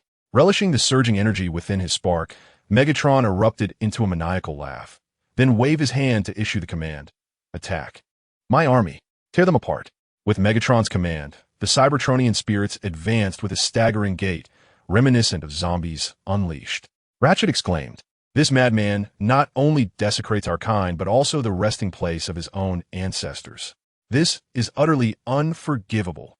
Optimus replied, "His belligerent nature drives him to spare not even the deceased." As his battle mask sealed around his visage, Optimus raised his twin blasters, initiating a barrage of fire. However, since these entities were beyond the realm of death, inflicting effective harm through ranged attacks proved challenging. Most of the spectral warriors merely recoiled a few steps before resolutely continuing their advance. Optimus, I recommend you reduce them to mere fragments. The smaller, the better. As the long-range assaults proved ineffective, the Doomsday Doctor promptly devised a new method of treatment, subsequently charging forward with his surgical blades raised high. With swift and decisive movements, he dispatched a skeletal soldier, reducing it to mere fragments, utterly incapacitated. That was a splendid idea, my old friend. I appreciate your guidance. Switching his dual laser guns for short blades, Optimus Prime plunged into the ranks of the undead, wreaking havoc with unparalleled ferocity. It was evident that, despite the passage of time, Optimus retained his youthful vigor and indomitable spirit. From his elevated vantage point, Megatron surveyed the battlefield below, a satisfied smile gracing his features. Yet, how long could you sustain this, I wonder? I hope you do not disappoint me. Meanwhile, on the battlefield, the overwhelming numerical advantage of the undead warriors rendered even the seasoned Optimus and Ratchet powerless against the relentless tide. Optimus. As the formidable leader became obscured by the throng of skeletal foes, Ratchet, filled with urgency, sought to rush to his aid. However, a crafty, undead soldier seized the moment, gripping Ratchet's left arm with an iron grip, and soon, a wave of more undead soldiers surged forth, burying Ratchet beneath their numbers. No, the vast expanse of the horizon is my beloved. Beneath the endless hills, the flowers bloom. Let us get another tune going. Seated in the passenger seat, Fuller swayed enthusiastically, his considerable weight causing the vehicle to tremble as it moved. Lou, feeling somewhat exasperated, remarked, "Fuller, could you please settle down? If the car breaks down, I'll have to pay for the repairs." "Oh, come on, Gia. You must learn to seize the moment, just as life requires a touch of lubrication." Despite his words, Fuller eventually ceased his swaying and lowered the music's volume to avoid distracting Lou while driving. Not bad, though he occasionally gets a bit carried away. Overall, he is quite a decent fellow, a rarity in this chaotic Western world. Is it really so easy for your superior to approve your retirement? I recall when we first met, you were serving the Army Rangers. The Army Rangers, the most elite branch of the military only allows soldiers who have proven themselves on the battlefield to join, yet the attrition rate remains alarmingly high, with even training programs having casualty quotas. It was within this rigorous environment that Fuller spent a full 8 years. With a resigned shrug, Fuller replied, "What else can I do? I've gained too much weight over the past 2 years. Not only can I hardly manage combat missions, but even regular training has become a challenge. So, I might as well take a bit of retirement pay and travel for leisure. Your superiors must have some serious issues. A talent like you, even if unable to remain on the front lines, could still play a significant role in a secondary capacity." Fuller waved his hand nonchalantly, expressing indifference. "It doesn't matter. I am ready to embrace my new life." Stealing a glance at the contented Fuller, Lu Jie remained silent, merely pressing down a tad harder on the accelerator. A quarter of an hour later, the vehicle had already left the city limits. I inquired, "Where we headed?" noticing the houses outside the window becoming increasingly sparse. Fuller stroked his chin in confusion. "Let me guess. Jie, are you taking me to your unique countryside retreat? You know, the kind with splendid mountains, clear waters, and exquisite cuisine?" Suddenly, without any warning, Lu Jie slammed on the brakes, causing a violent inertia that resulted in an unexpected collision between the unsuspecting Fuller and the vehicle. "Jie, has your driver's license expired?" Fuller complained, clutching his head. However, as he turned to face Lu Jie in the driver's seat, his heart sank instantly. Lu Jie was staring at him with a dark expression, a handgun pressed against his side, the ominous barrel aimed directly at him. Chapter 21. Abduction. Jie. "What are you doing? This isn't April Fool's Day, is it?" Upon seeing the gun pointed at him, Fuller felt a jolt of fear. Yet he managed to raise his hands in a mock salute, maintaining a smile. "Isn't there a saying in your land that goes, 'Is it not a joy to have friends come from afar?' Why greet me with a gun? This isn't America. You've certainly acquired some knowledge of our culture, Fuller. It's apparent you've put in considerable effort." The corners of Lu Jie's mouth curled slightly as he produced a handheld device from his pocket, its screen flickering with a small red dot. "If you are truly my guest, I would extend a warm welcome. However, if you harbor ulterior motives as a spy, then I shall not be courteous." By the end of his statement, Lu Jie's tone was laden with danger, yet it was predominantly filled with disappointment and resentment. Sensing the tension, Fuller quickly replied, "Jie, you've misunderstood. I am not." "Shut up," Lu Jie interrupted, denying Fuller any chance for explanation.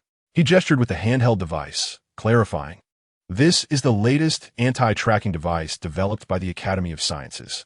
I had only carried it as a precaution, but it reacted the moment we met. Do I need to elaborate on what that signifies?" Upon hearing this, Fuller lowered his gaze, rendered speechless. "I am not that kind of person. I considered you a brother, a friend, yet you treat me as an ATM, plotting against me. You deceitful scoundrel." Lui est anger estellated. And he unlatched the safety on the handgun, threatening, "Get out of the car, Mr. Spy. Let us have a proper discussion about your mission." With his head bowed, Fuller showed no signs of resistance, slowly reaching for the car door handle. Suddenly, a loud bang echoed. Just as Lu Jie was about to conduct a brief interrogation, the vehicle began to shake violently for no apparent reason and then swiftly ascended into the air. "What on earth is happening today? Goodness, we are actually flying." Lu Jie and Fuller simultaneously leaned out of the car window to gaze upward, only to witness the formidable laser bird abducting them, continuing its ascent into the sky. Fuller exclaimed in astonishment, "An ostrich? Who is this divine being? Damn it, release your claws." Although Lu Jie had never encountered the laser bird before, he quickly deduced that it was a minion of the Decepticons and decisively fired his weapon in an attempt to compel the laser bird to relinquish the vehicle. However, the paltry bullets from his handgun were utterly inconsequential to the laser bird, barely causing any irritation, leaving Lu Jie to helplessly watch as he was carried further from the ground. "You scoundrel!" Lu Jie roared in frustration, hurling his empty handgun, which fortuitously struck the laser bird. Squeak! Zing! Perhaps incensed by the repeated disturbances, the laser bird unleashed a surge of high-voltage electricity, inflicting severe harm upon Lu Jie and Fuller inside the car. Yet, the laser bird appeared not to intend their demise, merely seeking to render them unconscious through such means. "I must call for help." Biting down hard on his tongue to remain alert, Lu Jie exerted all his strength to retrieve his phone from his pocket and press the power button 3 times in quick succession. This was a program set up with the help of the ambulance for emergencies, so that by pressing the power button 3 times, the Autobot base would receive a distress signal for tracking. After completing this task, Liu Jie could no longer hold on, and he fainted. Meanwhile, at the Autobot base, buzz, buzz, beep beep beep, a distress signal. Liu Jie is in danger.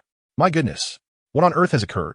Upon hearing the distress signal, Alcee hurried to the control panel to take action. Upon completing the location fix, surprise washed over Alcee's face. In the sky, Liu Jie's distress signal indicated that he was flying at an incredible speed, and it seemed something was interfering with the signal output. It appears our friend has encountered trouble, likely at the hands of the Decepticons. Glancing up at the source of the interference, Alcee confidently declared, I swear by Megatron's ironclad head that this must be the Decepticon warship causing the disturbance. What are we waiting for? Let us go rescue him. With a determined fist bump, the panel impatiently prepared to open the ground bridge for their departure. Wait, we cannot all go. At least one of us must remain to operate the ground bridge for our return. First, Alcee halted the panel to ensure it settled down, then retrieved several bamboo sticks of equal length and began to mix them up. Let us make it fair. Whoever draws the black stick will stay behind at the base. Upon concluding her words, RC took the initiative to draw a lot, fortuitously unveiling one with a white background. It's your turn now. Remarked, I shall also partake. Bumblebee chimed in, beep beep beep. Oh, Primus above, grant me the fortune of drawing a white background. Flyover Mountain declared, prepare yourselves, for I shall demonstrate what it means to be a Cybertronian Luxter. In an instant, the other 3 Autobots eagerly joined the lottery. Ultimately, Flyover Mountain, the unfortunate one from Cybertron, drew a black background and became one of the individuals to remain at the base. With a face full of lament, Flyover Mountain exclaimed, Why is this so unfair? RC replied, A wager must be honored. If one lacks the ability, they cannot blame the path for its difficulties. Liu Jie always says this. Very well, I shall watch over the base. You all may proceed. Approaching the control panel to ascertain the approximate location where the distress signal had last vanished, Flyover Mountain promptly pulled the lever to activate the land bridge. Go forth, comrades. Remember to bring Liu Jie back safely. He has yet to fulfill his promise of the Golden Horns. Chuckled. If you're worried, just say so. There's no need to hide your concerns. Bumblebee added, beep beep beep. Please, Flyover Mountain, don't forget to bring us home. RC and the other 3 Autobots swiftly transformed into their vehicle forms, racing into the land bridge to commence the rescue. May fortune favor their endeavor. As he watched his comrades depart, the forced smile on Flyover Mountain's face vanished, replaced by a solemn expression as he closed his eyes and clasped his hands in earnest prayer.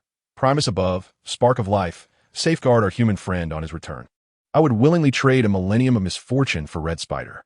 Upon completing his prayer, Flyover Mountain opened his eyes, murmuring with a hint of confusion. Does this truly hold any merit? Liu Jie wouldn't deceive me, would he? Meanwhile, in the valley, the battle between the living and the undead raged on. Due to the overwhelming numerical superiority of the undead warriors, the combined efforts of Ratchet and Optimus Prime were swiftly subdued. Optimus, in a moment of miscalculation, Optimus was toppled by the undead warriors, and Ratchet was quickly overwhelmed, disappearing from sight. Crack! Crack! Optimus Prime is here, and at least 2 will fall. With blades in hand, Optimus unleashed a flurry of strikes akin to a tempest, swiftly dismantling the undead warriors that had pinned him down. Ratchet, noticing that Ratchet was completely buried beneath the undead, Optimus surged forward, dispatching the foes and extricating his beleaguered comrade. Are you all right, old friend? Just fine, though this arm feels a bit weak. Due to the recent onslaught, Ratchet's right arm joint was damaged, leaving it limp and ineffective. Fear not, even with but one hand, I can still perform a thorough operation on that old tyrant. Megatron, stay close behind and take care of yourself, ensuring that the ambulance was unscathed. Optimus Prime finally breathed a sigh of relief.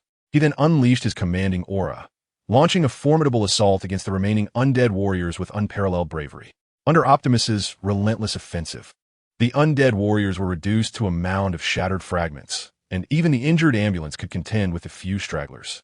Clap, clap, clap. Watching the thrilling battle from a high vantage point, Megatron applauded with satisfaction. Splendid, Optimus. Congratulations on passing my warm-up match, but I advise you to conserve some strength for the main event. I shall never allow you to prevail. Never shall I yield, Megatron, as long as I draw breath. Your ambitions will remain thwarted. With his sword sheathed, Optimus began to scale the heights, swiftly nearing the summit, while Megatron crouched in anticipation of his arrival. The scene could be likened to Simba and Scar from The Lion King. Well, in death, you may serve a greater purpose to me. Yet I still reminisce about the days when you were by my side, or Ian. Silence. Raising his left hand, he aimed his laser gun. But Megatron had anticipated this turn of events, transforming into his vehicle form and soaring into the sky. Help me, Optimus. Extend your hand. Grasping the ambulance's hand, Optimus pulled him up the peak, where they both surveyed the devastation that had transpired below. The ambulance, still shaken, pondered if this is merely a warm-up. What does Megatron have in store for us next? Regardless of Megatron's insidious schemes, we must stop him at all costs. We cannot allow Earth to suffer the same fate as Cybertron. Optimus's expression turned grave, his fists clenched tightly. Chapter 22. The resilient Fuller after an indeterminate lapse of time. Lu Jie, still dazed, gradually regained consciousness, only to find himself suspended in midair, his arms bound by iron chains in a confinement chamber. Damn it, I've been captured. Gritting his teeth, he struggled fiercely, but the strength of a human was no match for the iron chains, leaving him with no sign of escape despite his desperate efforts. I should have brought a glory bullet, he thought, exhausted and panting. Regret crept into his mind. But he could only hope that Alcee and the others would receive his distress signal. Otherwise, he would have to find a way to end it all. Grandma Walnut. In Hot Pot. Just as Lu Jie took deep breaths to maintain his composure, Fuller, also ensnared, awoke and, in a daze, uttered a few nonsensical remarks. Where are we? After a while, Fuller finally regained clarity, glancing around before noticing Lu Jie bound beside him. Are you all right, Jie? Lu Jie turned his head in silence, harboring lingering resentment over Fuller's previous actions. Fuller lamented, I apologize, Jie. I never intended to exploit you.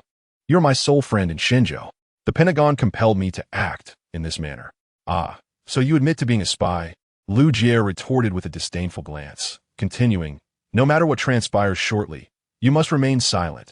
Our reinforcements are likely en route. The real test lies in my ability to endure. As soon as Lu Jie finished speaking, the door of the confinement room swung open, and Red Spider entered with a triumphant expression. Welcome. I hope both esteemed guests are satisfied with our hospitality. Spare me your welcome.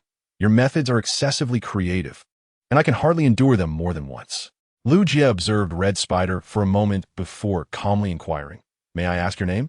A splendid question. I am Red Spider, the supreme commander of this warship. All Decepticons must heed my command. With a sense of accomplishment, Red Spider approached Lu Jie, jesting. Humans are even more fragile than I had anticipated. The Autobots have chosen you as their ally, which suggests their situation is dire. I have no idea what you're talking about. It would be best to release me. My laundry is still undone. Link is not a noble trait. I invited you aboard this warship because I possess irrefutable evidence of your close ties with the Autobots. After a moment of sardonic silence, Red Spider turned and called out to the outside of the confinement room. Come in, Soundwave, and meet our human guest. In the next instant, the composed and reliable Soundwave entered, simultaneously projecting images on his visor of Lu Jie and the moment Alcee saved him. Well, what do you have to say now? Red Spider asked triumphantly. You insipid, faceless wretch. I curse you with a circle. Realizing that feigning ignorance had become futile, Lu Jie glared at Soundwave and hurled a few harsh words. Soundwave, however, remained unperturbed, turning to exit the confinement room, only to glance back and display a middle finger on his visor. Lu Jie exclaimed in shock, You insolent fool. I'll dig up your ancestors' graves. Recognizing he had been ridiculed by a Decepticon, Lu Jie erupted in anger, but Soundwave strolled away as if he had not heard a word. Since arriving on Earth, our Soundwave seems to have undergone a slight transformation, but that is of little consequence. Let us discuss business, Red Spider said, leaning closer to Lu Jie. How about a deal? If you provide us with sufficient energon and disclose the coordinates of the Autobot base, not only will I spare you, but upon completion, I can elevate you to the throne of Earth. Does that not seem fair? With a self-satisfied grin, Red Spider believed Lu Jie, like him, could not resist the allure of power. But Lu Jie resolutely declared, I refuse to listen to your nonsense. Faced with the intimidation and temptations of the Red Spider, Lu Jie emulated the obstinate demeanor of middle-aged women, refusing to show any signs of weakness. Power?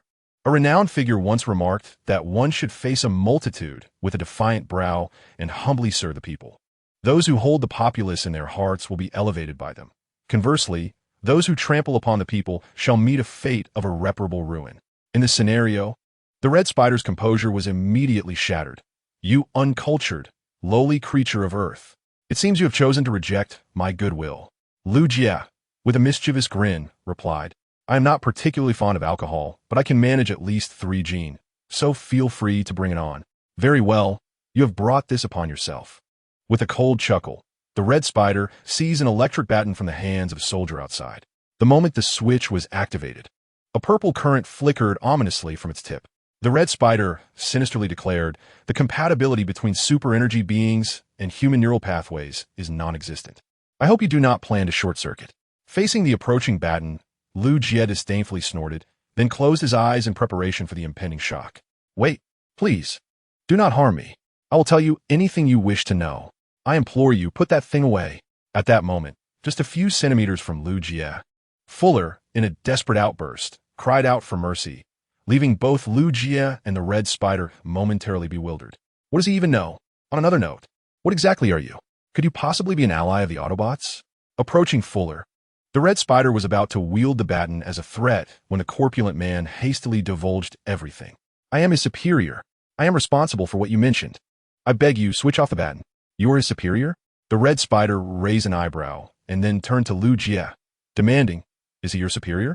He is not. He is merely an unwitting participant in this affair.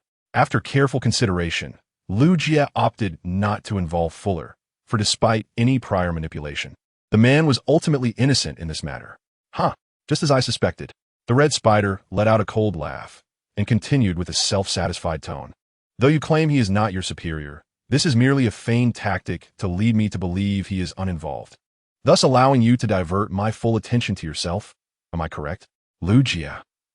Upon hearing the Red Spider's astute deduction, Lu Jie was left utterly perplexed. Are all Cybertronians so adept at concocting scenarios? Or is this creature simply devoid of rational thought? Observing Lu Jie rendered speechless, the Red Spider became increasingly convinced of his own reasoning, subsequently directing all his interrogation efforts towards Fuller. Indeed, there exists an ancient adage on Earth. Those who recognize the times are the true heroes. As long as you remain steadfast in your allegiance to the Decepticons, we shall not treat you poorly. However, should you choose to refuse our hospitality, Red Alert paused, then menacingly brandished his electric baton, declaring, I believe our instruments of punishment can surely pry open your lips. I know where the Autobots are, Fuller exclaimed, his face awash with terror. He hastily continued, initially, they were at Jasper, but they have since been relocated. Proceed, Red Alert urged, sensing that Fuller indeed possessed valuable information. Fuller continued, they were first moved to an underground amusement park, but shortly thereafter, due to certain circumstances, how should I put it? Realizing that Fuller was shielding him, Lu Jie felt a tumult of emotions surge within. His fists clenched tightly until they turned pale. Hurry, RC, Fuller cannot hold out much longer. Meanwhile, the spark began to exhibit signs of unrest. While searching, RC suddenly felt the spark pulse violently, her expression turning grave as she placed a hand over her chest. The more she pondered, the more anxious she became. She quickly activated her communicator, calling out, Bumblebee, Sideswipe, have you made any discoveries? Bumblebee replied, beep beep beep. No, it's nothing but rocks and mountains here. Sideswipe chimed in, I'm working on it, and I've found the Decepticon warship. You all need to regroup with me. Chapter 23. Successful rescue indeed. It was the Decepticon warship. Upon arriving at the coordinates provided by Sideswipe, RC cautiously surveyed the number of soldiers stationed outside the warship, her mind racing to devise a strategy to conclude the battle in the shortest time possible. Sideswipe fumed. These cowards have the audacity to target Lu Jie. It is truly despicable. Bumblebee suggested, beep beep beep. We are still unclear about the situation inside. Should we formulate a tactical reconnaissance plan? No, Bumblebee. We do not have the luxury of time. RC firmly opposed his suggestion, articulating her perspective. Lu Jie has been in the Decepticons' clutches for some time now. These fiends will resort to any means to achieve their aims. For every minute we squander, Lu Jie may find himself in even greater peril. Bumblebee nodded in silent agreement, refraining from counter-argument. Sideswipe inquired, what should we do now? RC calmly analyzed the situation. There are numerous sentries outside the warship.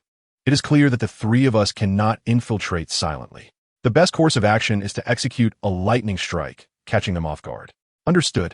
I will take the lead, Sideswipe proclaimed, transforming into vehicle mode and racing towards the hilltop to amplify his power, with RC and Bumblebee closely following in pursuit. Meanwhile, aboard the Decepticon warship, 2 patrolling soldiers were lethargically making their rounds. When will the shift change? My reserve of super energy is nearly depleted. Just hold on a little longer. Commander Red Spider has decreed a reduction in super energy supplies for everyone, claiming that normalcy will soon be restored. He speaks of enduring a difficult period while never reducing his own supply. It's blatant oppression. Buzz. Just as the 2 patrolling soldiers were engaged in idle chatter, a partition in vehicle form suddenly descended from above, transforming and plummeting rapidly under the force of gravity. Bang! It crushed one Decepticon patrolman outright, and then the partition's right arm morphed into a massive hammer, striking another Decepticon squarely on the head. In no time at all, both Decepticon patrolmen were sent back to the source of their sparks. Well done, partition. In the next moment, Bumblebee and RC in vehicle form successfully landed on the warship and transformed. RC urged, quick, find the entrance to the warship. Whoosh.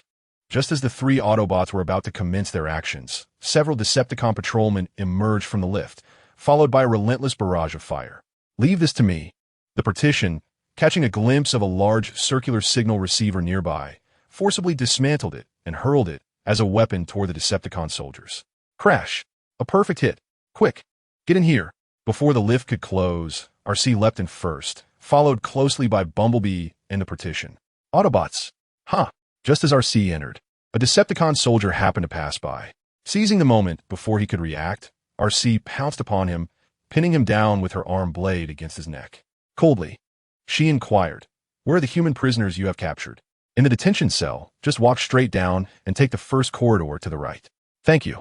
In an instant, RC delivered a powerful punch. Meanwhile, in the detention cell, they were currently hiding at a construction site, doing odd jobs to conceal their identities. Some even played football in Cuba. Enough. Enough. Do you take me for a fool? After hearing Fuller's account, Red Spider's energy circuits nearly exploded, as he thrust an electric baton against Fuller's ample belly. If what you say is true, then there are Autobots everywhere on Earth. If they truly numbered so many, how could they possibly come here? Withdrawing the baton, Red Spider menacingly demanded, I'll give you one last chance. Speak the truth. Fuller, still tingling from the electric shock, retorted with mockery. Ha. I am speaking the truth. It's just that you're too dim-witted to comprehend. You seek death. This remark further enraged Red Spider, who then cranked the electric baton to maximum power and jabbed it into Fuller's belly, eliciting a scream even more pitiful than before. Fuller. Witnessing Fuller in a state of distress, Lugia was overwhelmed with compassion and urgency. After being mercilessly tormented by the powerful electric baton, Fuller succumbed and lost consciousness. The Red Spider, filled with frustration, see that this wretched inferior being has wasted my precious time. Now, even delivering the super energy body to the space bridge is delayed. Traversing the Earth's orbit is no trivial matter. In a fit of grievances akin to a scorned lover, the Red Spider then turned its attention to Lugia. All right, it's your turn now. Bring it on, you wretch. Don't let me down. Lugia, fully committed to the confrontation, unleashed a barrage of insults at the Red Spider. Just as the Red Spider was about to strike Lugia with the electric baton, a cacophony of metal clashing erupted from outside the confinement room. Damn it. What on earth is that ruckus? Don't they realize I'm interrogating a prisoner? Enraged, the Red Spider was about to investigate when suddenly a Decepticon soldier burst through the confinement room door. Just then, whoosh. As the soldier fell, Bumblebee swiftly disarmed the Red Spider, knocking the baton from its grasp and transformed its hands into blasters for an immediate counterattack. Don't move. Stay still, Autobots. You surely wouldn't want to see your human friend harmed, would you? The Red Spider, a seasoned veteran of the Cybertronian War, reacted with remarkable speed, raising its missile-equipped arms towards Lugia and the unconscious Fuller. With a smug grin, it commanded, drop your weapons or else what? Suddenly, hearing a voice from above, the Red Spider cautiously glanced upwards, only to see RC, utilizing her petite frame, having navigated through the ventilation duct, and now aiming her weapon at it from a high vantage point. Faced with this predicament, the Red Spider could not deny its anxiety. Yet it feigned bravado, retorting, feel free to shoot. I want to be lonely on the road to the underworld. Goodness. Unexpectedly, Fuller, who had been rendered semi-conscious, let out a cry, prompting the red spider to instinctively turn its head, providing an opportunity. Whoosh, whoosh, whoosh. In a critical moment, the red spider transformed into a jet and darted out of the confinement room, narrowly escaping a fate of being riddled with bullets. Thank heavens you're okay. RC swiftly descended from the ceiling and hurriedly broke the chains binding Lu Jie's arms, lifting her hands to him with concern. Are you all right? Are you hurt? It's nothing serious. Your timing was impeccable. Lu Jie smiled and nodded in response to RC's caring gaze. Who is he? RC asked, inquiring about Fuller. What are you doing, soldier? Put your pants on. Fuller, in a drunken stupor, shouted once more before collapsing back into slumber. RC, perplexed, could only respond with a bewildered expression. The Cybertronians have no pants, do they? Lu Jie, we will explain later. Our immediate priority is to leave this place. All right, let us depart. RC swiftly transformed into her vehicle form, and Lu Jie quickly mounted her, leading the way, followed closely by Bumblebee and the barrier. Moments later, a voice called out urgently, Hurry! Assemble everyone! The Autobots have launched a surprise attack. In a flurry, the troops gathered, and Starscream assumed a commanding stance, ordering everyone. Move out. Eliminate the threat. What is happening here? Why are so many gathered? Just then, Megatron returned in a grand manner. The Decepticon soldiers, who had been lined up, saluted and parted to make way for him. I just saw Autobots fleeing from my warship. Do not tell me this affair is linked to you, Starscream. My lord. I can explain. As Megatron approached with menacing intent, Starscream skillfully knelt in a flash, pleading for mercy. Yet this did little to quell Megatron's wrath. So you confess, do you? Standing before Starscream, Megatron first let out a cold chuckle, then spoke gravely. Allow me to elucidate this matter in a manner you can comprehend. With that, Megatron seized Starscream by the head, and before the watchful eyes of the Decepticon soldiers, forcibly dragged him away. No, my lord, I beg of you, no. That day, Starscream's cries echoed throughout the warship. The cool night fell, enveloping you in an eerie silence. Simultaneously, Soundwave, diligently working at his post, unexpectedly released a song that perfectly matched the ambience. Chapter 24. Starscream receives another beating. Lu Jie. Are you all right? I heard you were captured by the Decepticons. Just as he crossed the land bridge back to the base, Optimus Prime swiftly approached to greet him. I am truly sorry. It was my failure to ensure your safety. No. Brother Prime, you need not blame yourself. I am perfectly fine. Observing Optimus Prime beginning to engage in self-reproach, Lu Jie hurriedly explained after dismounting from RC. It was the Decepticons' cunning. Who would have thought I would be targeted merely for attending to personal matters? I shall certainly be more cautious next time. Optimus, how shall we handle this human? Transforming, the barrier revealed the unconscious Fowler, asking with a simple-minded expression. Banana fish. With a single hand raised to the sky, the electrically stunned Fowler continued to sleep soundly. Lu Jie, his tone laced with complexity, remarked, he was captured alongside me. And Starscream tortured him. Regardless, since this situation arose due to us, we bear the responsibility and duty to make amends. After a moment of contemplation, Optimus Prime made his decision. Let him rest here temporarily. We shall address matters once he has recovered. Understood. The barrier turned to arrange a simple resting place for Fowler. But as he walked away, he inadvertently noticed that Ratchet's arm was bound with restraints, appearing to have sustained considerable injury. The medic, intrigued, inquired, How did you get injured? What transpired? Don't even mention it, the ambulance lamented. Today has been nothing short of catastrophe. Megatron has returned, and he has brought with him the fabled Dark Energon. He resurrected an army of the deceased to attack both me and Optimus Prime. The flying figure interjected, An army of the deceased? Are they akin to those bouncing creatures from the films The Village of the Damned and Mr. Vampire? Bumblebee chimed in, Beep, beep, beep, beep. I find the ones from The Ring and Juon far more terrifying. I couldn't even dare to turn off the lights last time. The medic retorted, Honestly, they are more akin to the creatures from Dawn of the Dead and Resident Evil. They are the rusted and decayed corpses attacking us. Amidst the trio's fervent discussion, the others found themselves momentarily speechless, but fortunately, RC remained relatively composed and sought out Optimus Prime for clarity. What exactly is going on? As the medic had described, Megatron had indeed located the legendary Dark Energon, a substance capable of resurrecting the deceased of Cybertron, thereby obliterating everything in its vicinity. After gravely explaining the situation, Optimus mused. If Megatron's intent in seeking the Dark Energon is to summon an army of the deceased to do his bidding, we must act swiftly to prepare. RC shrugged lightly. But Optimus, if what you say is true, Earth is the planet with the highest number of Cybertronian interments. Since you and the medic have already dealt with them, where could Megatron possibly find such a multitude of Cybertronian deceased? There is one place that would undoubtedly satisfy Megatron's needs. Our homeland, Cybertron. Optimus slowly spoke the name of their homeland, his optics reflecting a hint of melancholy and nostalgia.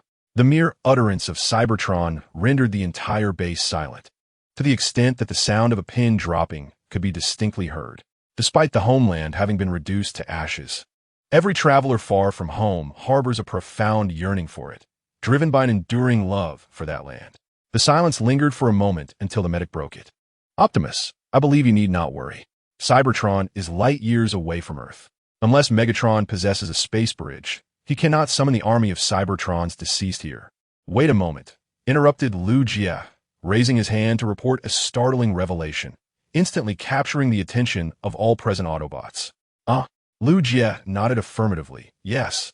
During my interrogation by Starscream, he inadvertently let slip that he mentioned sending Energon to the location of the space bridge, which seems to be in orbit around Earth.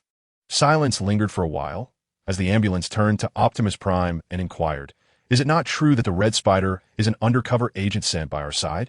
Otherwise, why would he divulge such critical intelligence? At that moment, the Decepticon warship shook violently. With a forceful blow, Megatron sent the Red Spider flying once more, his voice thunderous with rage. How many times must I reiterate? No action shall be taken without my command, yet you, Red Spider, persistently test my patience.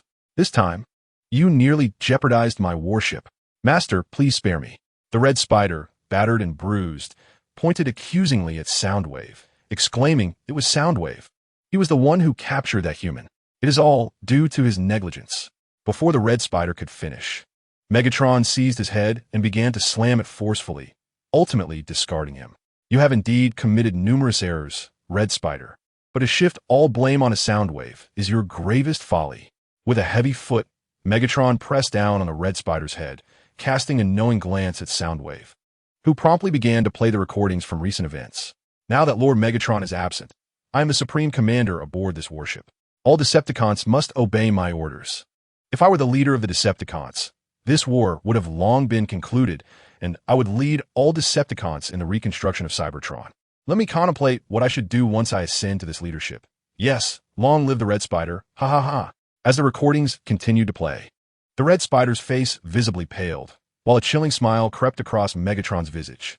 Lord Megatron, urgent report. The central screen on the bridge displayed the figure of a Decepticon technician, who proceeded to deliver the grim news. Lord Megatron, the Autobots destroyed our interstellar navigation system during their invasion of the warship.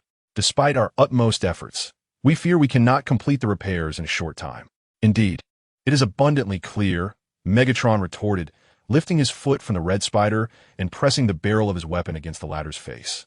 I know you have long coveted my position, and I have tolerated your behavior, for it has provided me amusement and a reminder to remain vigilant. However, I never anticipated that you would resort to colluding with the Autobots. Now my plans lie in ruins because of you. No, I did not collude with the Autobots. Lord Megatron, you must listen to my defense. No, my explanation. Ignoring the Red Spider's pitiful pleas, Megatron's energy cannon began to charge, and he coldly pronounced, as if the harbinger of death, the fate of a traitor is but one. I regret to inform you that your time has come to an end. Return to the Allspark and convey my regards to my former allies. No, Master, I beg you. Considering our many years together, I have a solution. I possess a means to atone for my transgressions and ensure the continuation of your plans. The Red Spider knelt swiftly, bowing as if pounding garlic, and proposed a remedy. Upon hearing this, Megatron's interest was piqued. He shifted the energy cannon away from Red Spider's head, seizing the latter by the throat and pulling him closer. Speak, Red Spider. Whether your spark can continue to flicker depends entirely on your forthcoming words. There exists a substitute on Earth.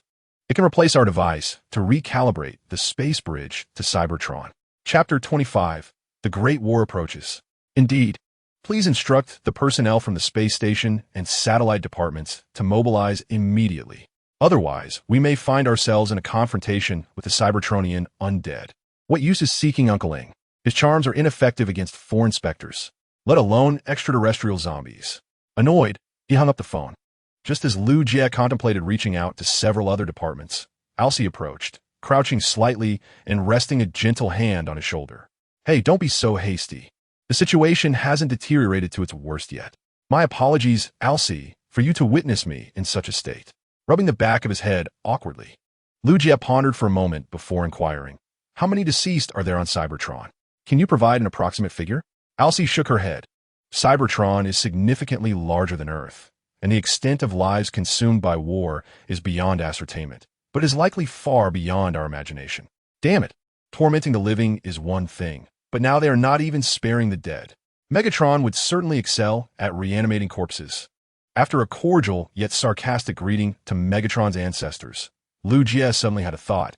Is the space bridge sturdy? Can it be destroyed using a rocket carrying a nuclear bomb? In theory, yes, but the execution is exceedingly challenging. Upon hearing Lu Jie's idea, the formidable medic, Ratchet, with hands on hips, elucidated, the space bridge is the pinnacle of Cybertronian technology. Not only do you lack the capability to deliver a nuclear bomb to low Earth orbit, but even if you did, Megatron could merely activate the space bridge to transfer the bomb to another planet. So what should we do now? Stand idly by while Megatron brings over a horde of zombies, then engage in guerrilla warfare? Lu Jie expressed his anxiety.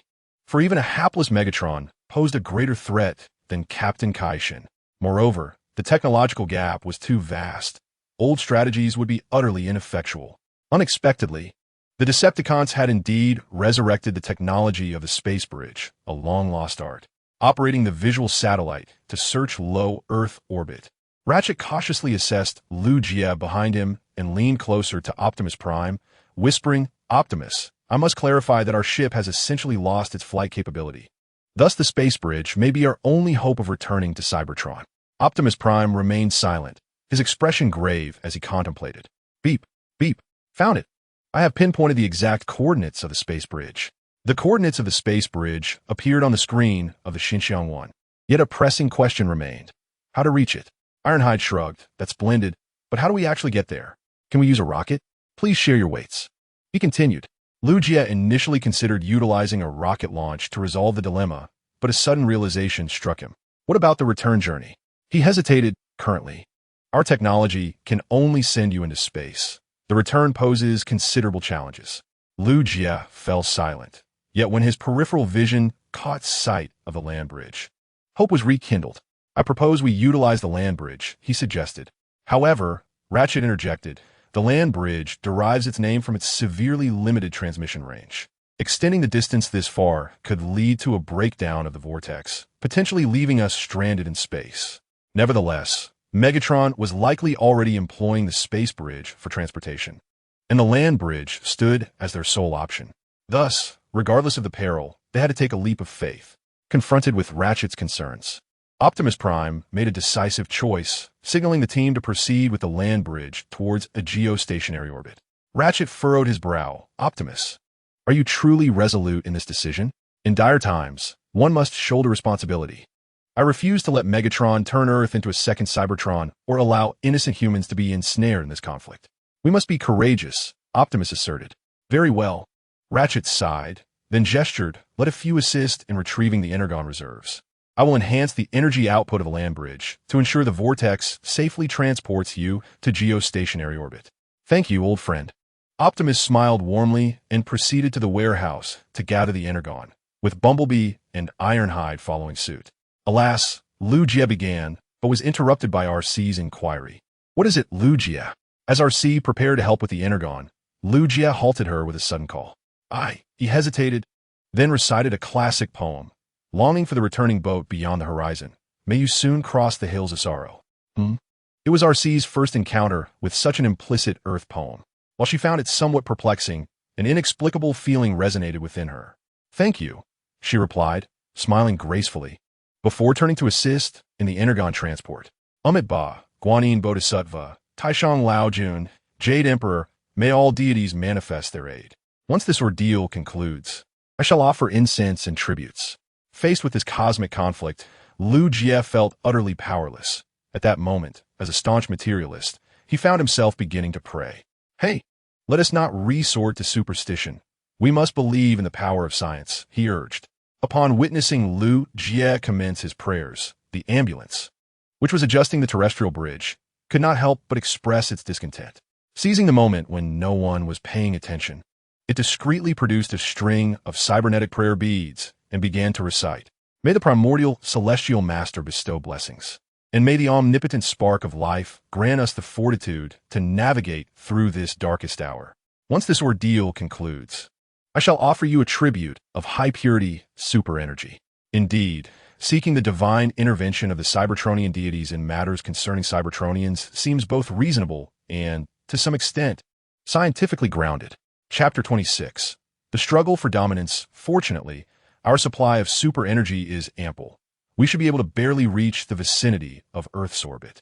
Emerging from the terrestrial bridge, the wrench-wielding ambulance, disregarding its soiled exterior, hurriedly approached the control panel to execute the necessary operations.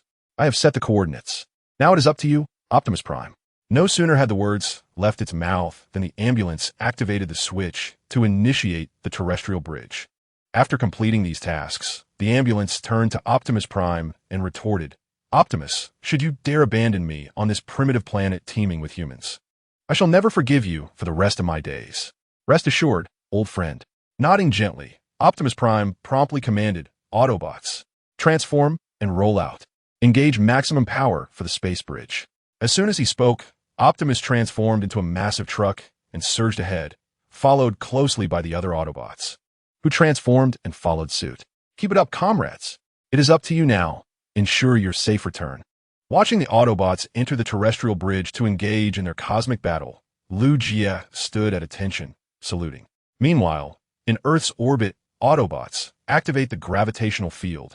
At the moment the Autobots burst forth from the terrestrial bridge, Optimus and his companions transformed back to their original forms, subsequently activating their gravitational devices to adhere to the space bridge. Oh dear, goodness gracious!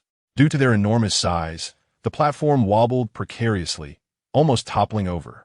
Do not look up, do not look down, and avoid glancing to the left. I seem to be feeling a bit dizzy. The platform muttered to itself as it engaged in a mental pep talk. Incoming, RC softly alerted them as the Decepticon warship approached from the direction of Earth. "Let us get ready, boss. Whatever comes next, we shall heed your command. I fear our current firepower may not suffice to obliterate the space bridge, so do not allow anything to enter or exit." After issuing the command, Optimus transformed his hands into laser guns, aiming at the warship, and the other Autobots mirrored his actions. At that moment, within the Decepticon warship, indeed, Optimus Prime never fails to meet my expectations. Unlike you, Starscream. Megatron observed the Autobots on the screen, a cruel smile creeping across his face as he slowly turned to face Starscream. "What is the status, Starscream? Are you certain your plan will succeed?" The Red Spider bowed with a sycophantic smile, saying, "Indeed, my lord, the Soundwave has already commenced operations, and the alternative for the navigation antenna shall soon be effective. The chaos you have created will ultimately require Soundwave to clean up the mess. Perhaps you still have a considerable distance to cover before you can be deemed a competent deputy commander." Standing before the Red Spider, Megatron spoke these words from a position of superiority, then turned on his heel and departed. "Dispatch the flying squadron and let the Autobots engage in some preliminary skirmishes to warm up for my impending army." "As you command, Lord Megatron." Though his tone remained humbly respectful, a conflagration of resentment and discontent flickered in the Red Spider's eyes. On the space bridge, Alcee queried, "Were they dawdling about?" "Despite their poses, the Decepticons have yet to take any action." "I shall investigate," Optimus Prime replied, lowering his firearm slightly, opening the optical lens to reconnaissance mode for distant observation. He soon discerned the damage inflicted upon the partition. It appears that the Decepticons' navigation antenna has sustained damage, rendering them incapable of accurately locating Cybertron. Within the Earth base, upon hearing this revelation, Ratchet could not help but scoff. So that old coot Megatron has been laboring in vain. If he cannot pinpoint Cybertron's location, then the dark energon he discovered will be utterly useless. "No," Optimus Prime interjected. Based on my understanding of Megatron, he will never sit idly by. If the navigation system aboard the warship is inoperable, he will surely seek alternatives from Earth. Given my knowledge of Earth technology, they currently lack the capability for a high-powered telescope that can traverse light years, unless, excuse me, but Earth indeed possesses such a thing. Just as Ratchet was about to conclude, Lugia interjected with a sharp rebuttal. The Tianya No. 2 in Guizhou province was upgraded just 6 months ago. If one aims to lock onto another planet across light years, this is likely Earth's sole option. I want a cheeseburger. Lugia's declaration was abruptly interrupted by Fuller, who was lounging on the sofa, spouting nonsense once more. Casting a glance at the hefty individual, Lugia added, "The United States have facilities that met the requirements a few years ago, but they have been abandoned due to financial strains over the past 2 years." Ratchet interjected, "This is noist." Lugia is correct, Optimus Prime affirmed. The Decepticons are very likely eyeing that location, so we must commence action immediately. They are coming. Autobots, counterattack. Suddenly, an unforeseen battle erupted, severing communications with Optimus Prime and his team in an instant. I shall notify them. There are stationed troops in the vicinity. At least a battalion's worth. Turning to Ratchet, Lugia commanded, "Activate the land bridge. I will alert the stationed troops to mobilize." Throughout the entirety of the Earth, there exists none, but here, how can one be so exceedingly ahead? While muttering under his breath, the ambulance pinpointed its destination through the coordinates provided by Lugia. "Let's set off, and do take care on the way." All right. Crossing the land bridge, Lugia directly arrived in the vicinity of the Tianya No. 2 in Xian province. And then, boom, be careful. As he emerged, still in a daze from the sudden turn of events, he was tackled behind a large rock by a disheveled, middle-aged soldier seeking cover. "Who are you? What are you doing here?" "I am Lugia, the head of a special central department, tasked with handling matters concerning extraterrestrials." "Do you believe that?" "I do. How else can one explain those beings?" The soldier crouched, raising his weapon and unleashing a barrage of gunfire. Following the direction of his assault, Lugia spotted no fewer than 30 Decepticon soldiers unleashing a furious hail of fire, specifically targeting heavy equipment. The middle-aged soldier bellowed, "So what brings you here?" Amidst the thunderous explosions, Lugia shouted back, "To save the Earth and humanity." "Where's your commander?" "I need to speak with him directly." "I am the commander. Speak quickly." Boom! The battle intensified. And considering Lugia had no armor whatsoever, the commander swiftly removed his helmet and placed it on Lugia's head, then yanked him backward as they fled. After a harrowing escape, Lugia and the commander finally returned to the rear, where several similarly grimy and wounded soldiers approached them. "Dragon Squad, why are you on the front lines again? It's far too dangerous. Cut the chatter. We have urgent matters." With a forceful shove, the commander exclaimed quickly, "What's the situation?" Lugia declared, "The Decepticons.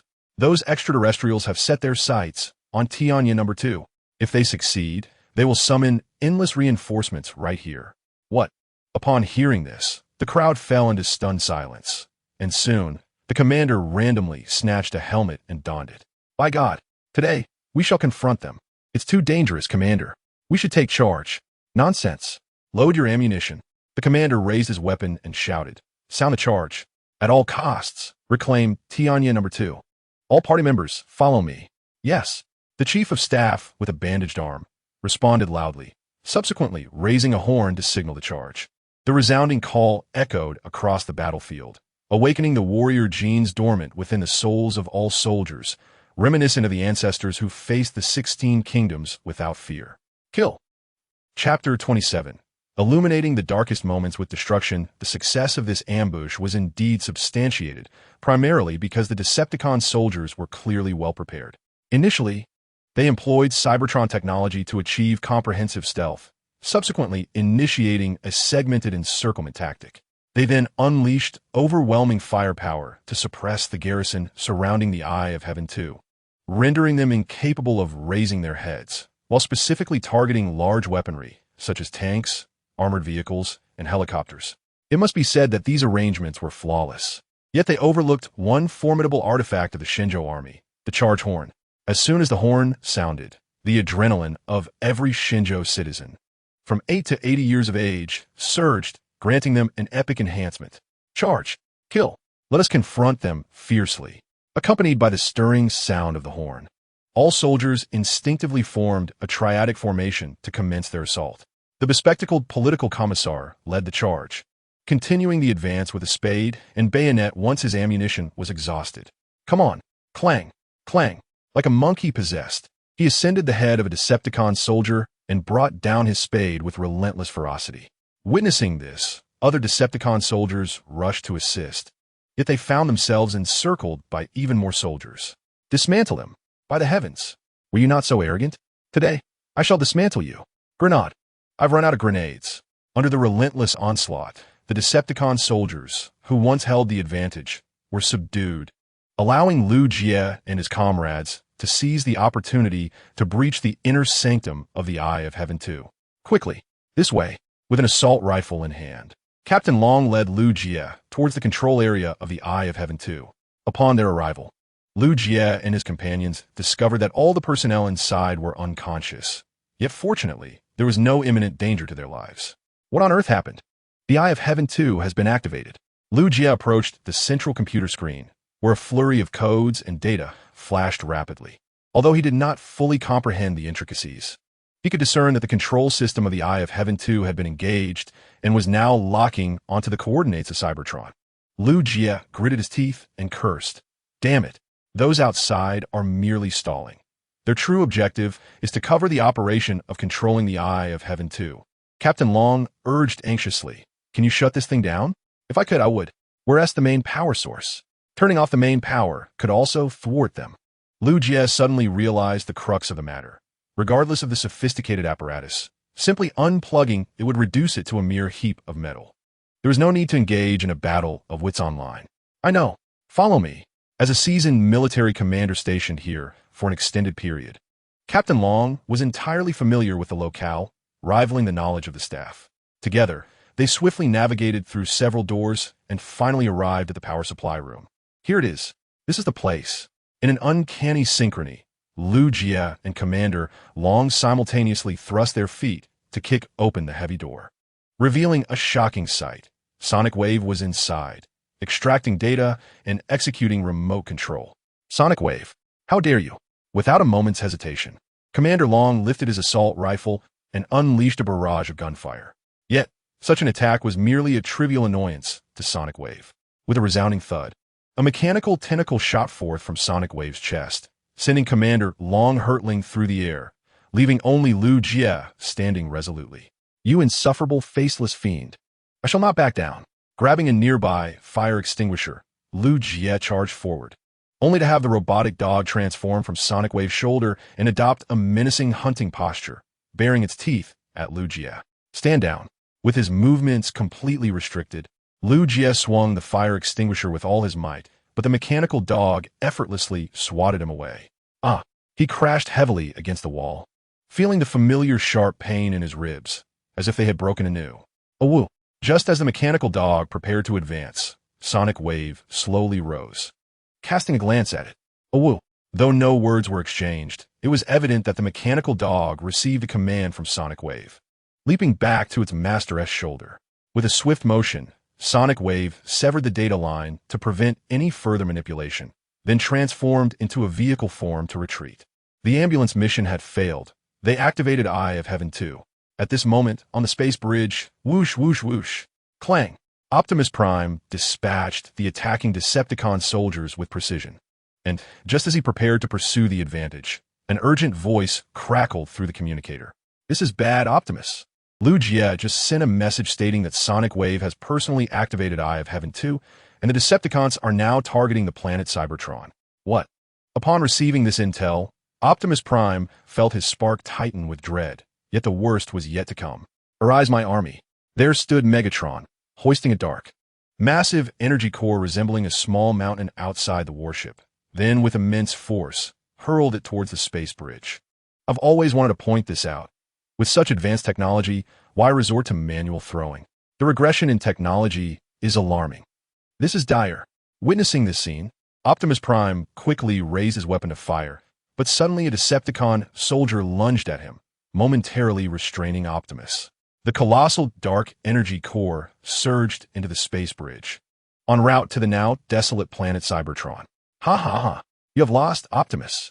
My army shall soon return, and you and your minions will ultimately join my legion of the deceased.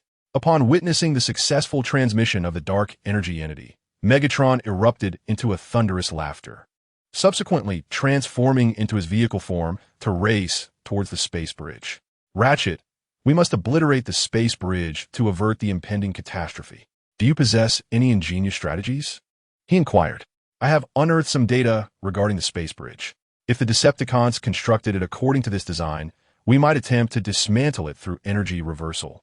Ratchet responded after a brief moment of contemplation. He then continued. Have you made your decision, Optimus? This space bridge may represent our sole hope of returning to Cybertron. With unwavering resolve, Optimus Prime declared, once the bow is drawn, there is no turning back. For the future of Earth and humanity, we must make a choice. Hearing the resolute answer from his leader and dear friend, Ratchet gently closed his eyes. Very well. Let us illuminate the darkest hour with destruction. Chapter 28. A peaceful conclusion in the previous episode of Transformers.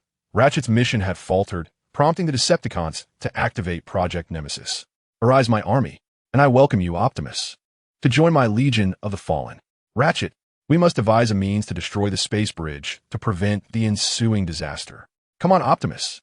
Let us illuminate the darkest hour with destruction. Text. Optimus, I have located the design schematics for the space bridge and have transmitted them to you. By reversing the energy valve, the resultant power will suffice to annihilate the bridge. Thank you, old friend. The fate of Earth now rests upon our shoulders. After dispatching the last Decepticon soldier, Optimus Prime looked up to see Megatron in vehicle form swiftly approaching.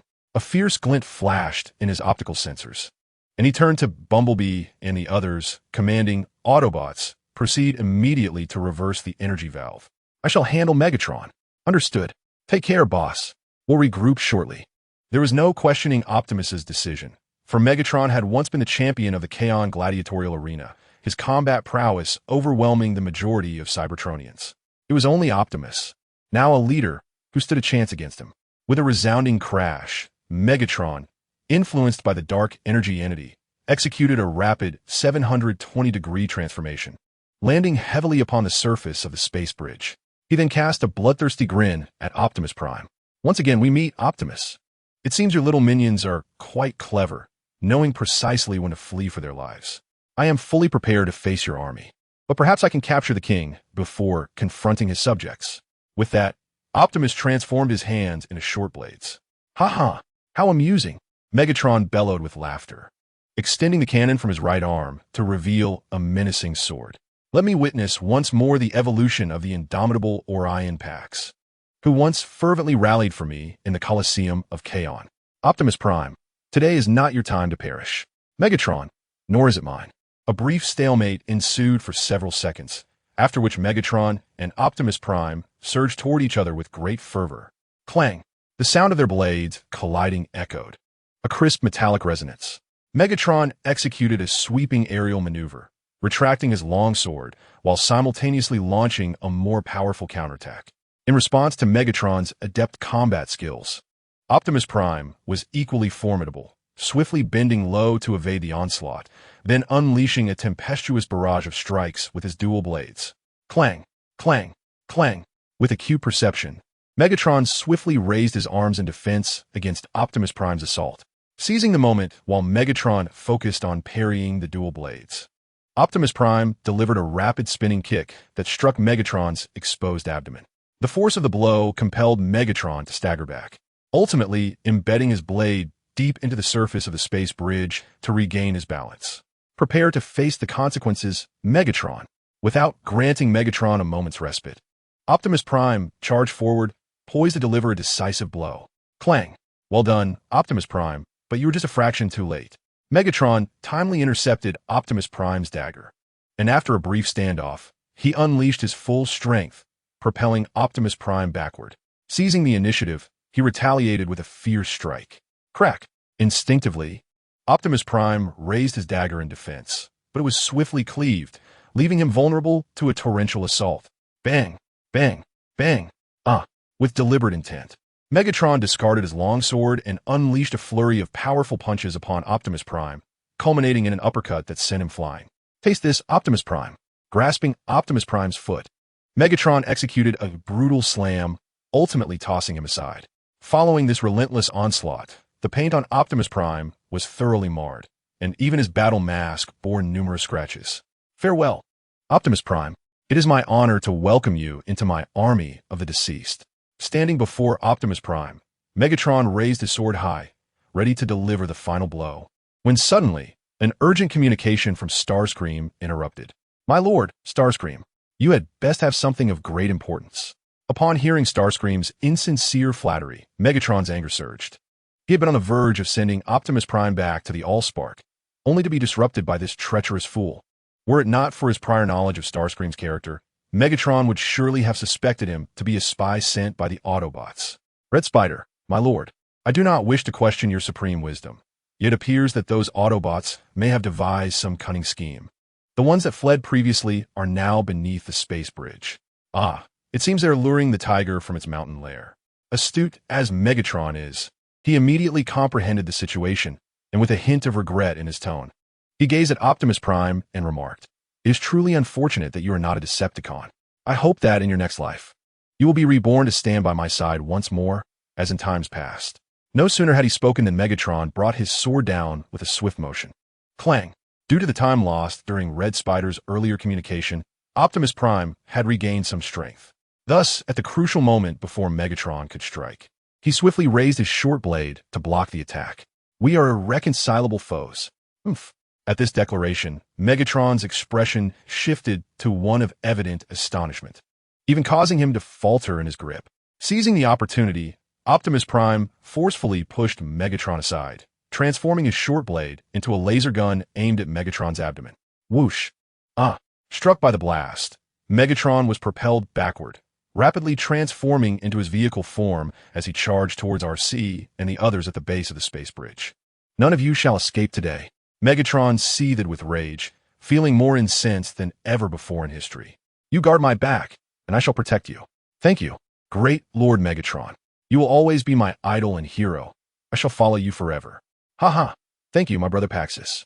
However, before becoming a gladiator, I was a miner, known as 16. You do not mind my humble beginnings, do you? You are also the greatest miner in Cybertron's history. I shall eternally follow you. Meanwhile, at the base of the space bridge, Medic, we are in position. What is our next course of action? Locate the energy valve and turn it counterclockwise with all your might. I found it. Following Medic's instructions, RC discovered the crucial energy valve and exerted all her strength to turn it counterclockwise. Whoosh! Effortlessly, the energy valve was successfully reversed, and the energy flow of the space bridge began to invert. RC, beaming with joy, reported, "Success, Medic. The energy flow has commenced its reversal." Hooray! My back! Within the base, upon hearing this good news, Liu Jie leapt up in excitement, inadvertently aggravating his already severe back injury. Human, Medic chuckled softly and shook his head, swiftly pinpointing coordinates to activate the land bridge. I have activated the land bridge. Everyone, hurry back. Received. Just as RC and the Autobots prepared to retreat, suddenly, they beheld Megatron racing towards them from the skies. Prepare to meet your end, Autobots. Whoosh, whoosh, whoosh. Counterattack. The Autobots quickly organized their aerial defenses, unleashing their full firepower upon Megatron. A barrage of fire rained down, leaving Megatron unscathed, while RC was struck and gravely injured, even causing the gravitational field beneath her feet to shut down. RC, hurry. Autobots, jump. At that moment, the ground bridge opened, and Optimus Prime hastily commanded all Autobots to retreat. Beep, beep, beep. We're leaving RC. We're going home. Bumblebee leapt forward, seizing RC and rushing into the space bridge, followed closely by the others, soaring over mountains and barriers, with Optimus Prime bringing up the rear. Suddenly, due to the reversal of the energy valve, instability surged within the space bridge, manifesting cracks on its surface, while the undead army summoned by Megatron was nearly breaking through. Starscream, where is my warship? We have lost. My lord, if we wish to turn the tide, we must retreat now. Faced with Starscream's suggestion, Megatron appeared conflicted. However, upon seeing the undead soldiers reaching out to him, he was inexplicably drawn toward them. My army boom. Just as Megatron extended his hand to respond, the space bridge erupted in an explosion, obliterating everything in its vicinity. even causing tremors in the retreating Decepticon warships. My dear Decepticon comrades, it is with a heavy heart that I announce the extinction of Lord Megatron Spark. It is time to chant long live Starscream. After a moment of silence, Starscream revealed his true colors. At that moment, 5 energy signals were detected on Earth, though one was notably weak. Observing the data on the instruments, the medic's expression turned grave, while Lu Jie, hearing this, also wore a troubled countenance. In the next instant, Optimus Prime and the other Autobots returned, with Bumblebee cradling RC. RC, my dear. Seeing RC in such a weakened state, Lu Jie felt a rush of anxiety, and without a second thought, rushed down the stairs, only to stumble and tumble.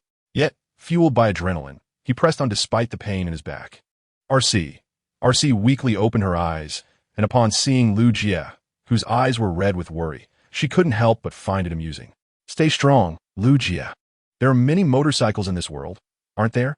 With a quiver in his voice, Lu Jie gently placed his hand in hers and said, if my motorcycle were you, RC, I could entrust my life to you. Thank you. Hearing Lu Jie's words, a smile broke across RC's face.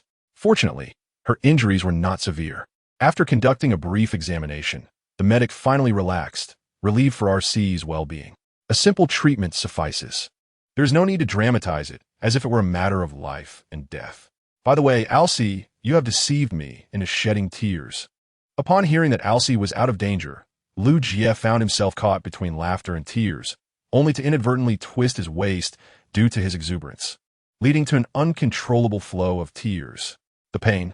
Witnessing Lu Jie in such a disheveled state, the Autobots present couldn't help but burst into laughter. It seems, Jie, you have undertaken a remarkable task. Fuller. Lu Jie turned towards the voice, noticing that the previously unconscious Fuller had awakened at some point. I sincerely apologize for the misunderstandings. I will address matters with the generals, as I have had extensive dealings with them. With a slight grin of confidence, Fuller, guided by the partition, made his way to the elevator. Humanity and Earth owe you a great debt, and I wish to contribute in some way. Furthermore, Jie, we shall forever remain the best of friends. Waving goodbye, Fuller departed from the Autobot base. At that moment, an epiphany struck the medic. Optimus, Megatron, I believe that even he could not have survived such an explosion.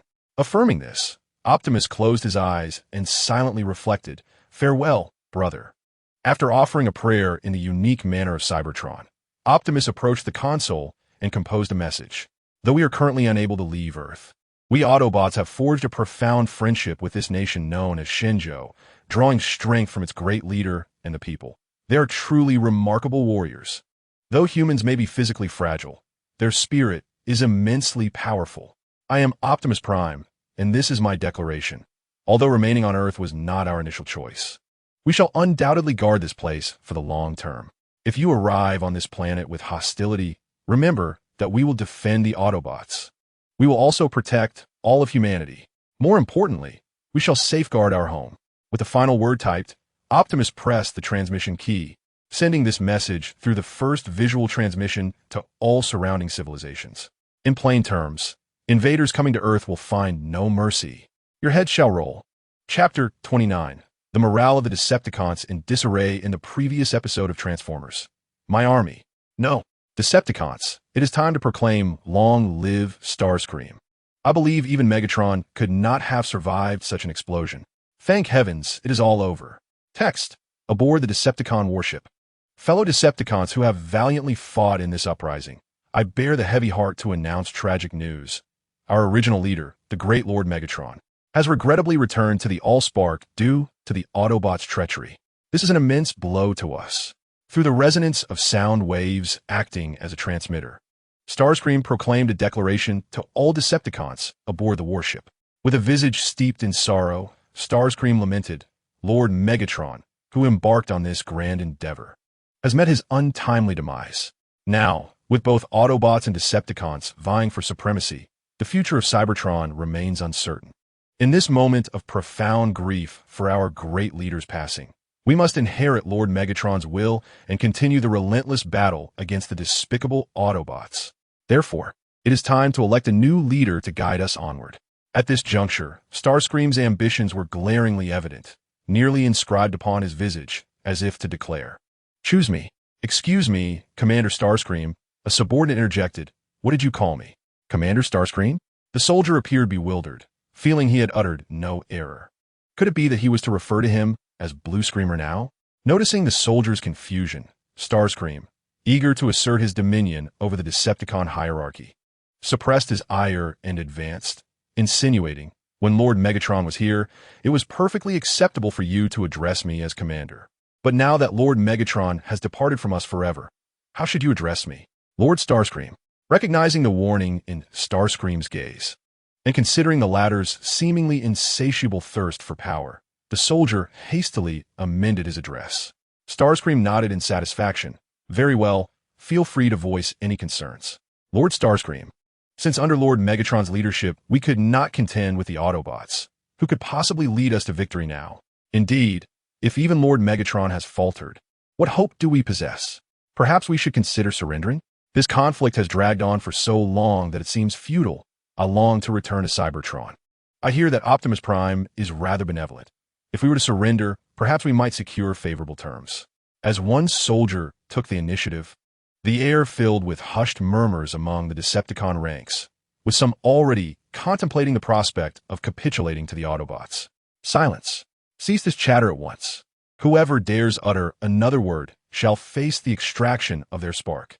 Seeing the situation slip from his grasp, Starscream, flustered and enraged, bellowed. Yet, amidst the rising tide of whispers, his words fell upon deaf censors. Suddenly, Soundwave stepped forward, forcefully stamping his foot and releasing his robotic canine and laser beak. In an instant, the previously raucous Decepticon soldiers fell into a profound silence. No jesting, while Starscream could only flail in agitation. Soundwave was a different matter entirely, a man of few words but decisive actions, and one of the major stakeholders in the inception of the Decepticons. Even Megatron had to yield a measure of respect before him.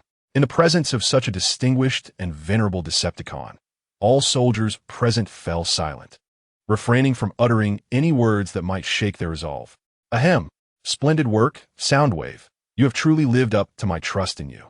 After a series of deliberate coughs, the proud Red Alert proclaimed, "Esteemed comrades, I have served alongside Lord Megatron for thousands of years.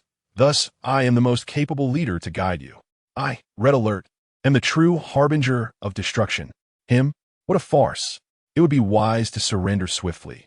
The Decepticons have no future. Could we cast a vote for Soundwave? While he may be reticent, he is undoubtedly reliable." This reasoning resonated with many, leading them to consider postponing thoughts of surrender if Soundwave were to take the helm. As soon as Red Alert's self-proclamation as leader was voiced, it was met with hushed murmurs among the Decepticon ranks. A significant number expressed their willingness to support Soundwave as their new leader, valuing his reliability over his verbosity.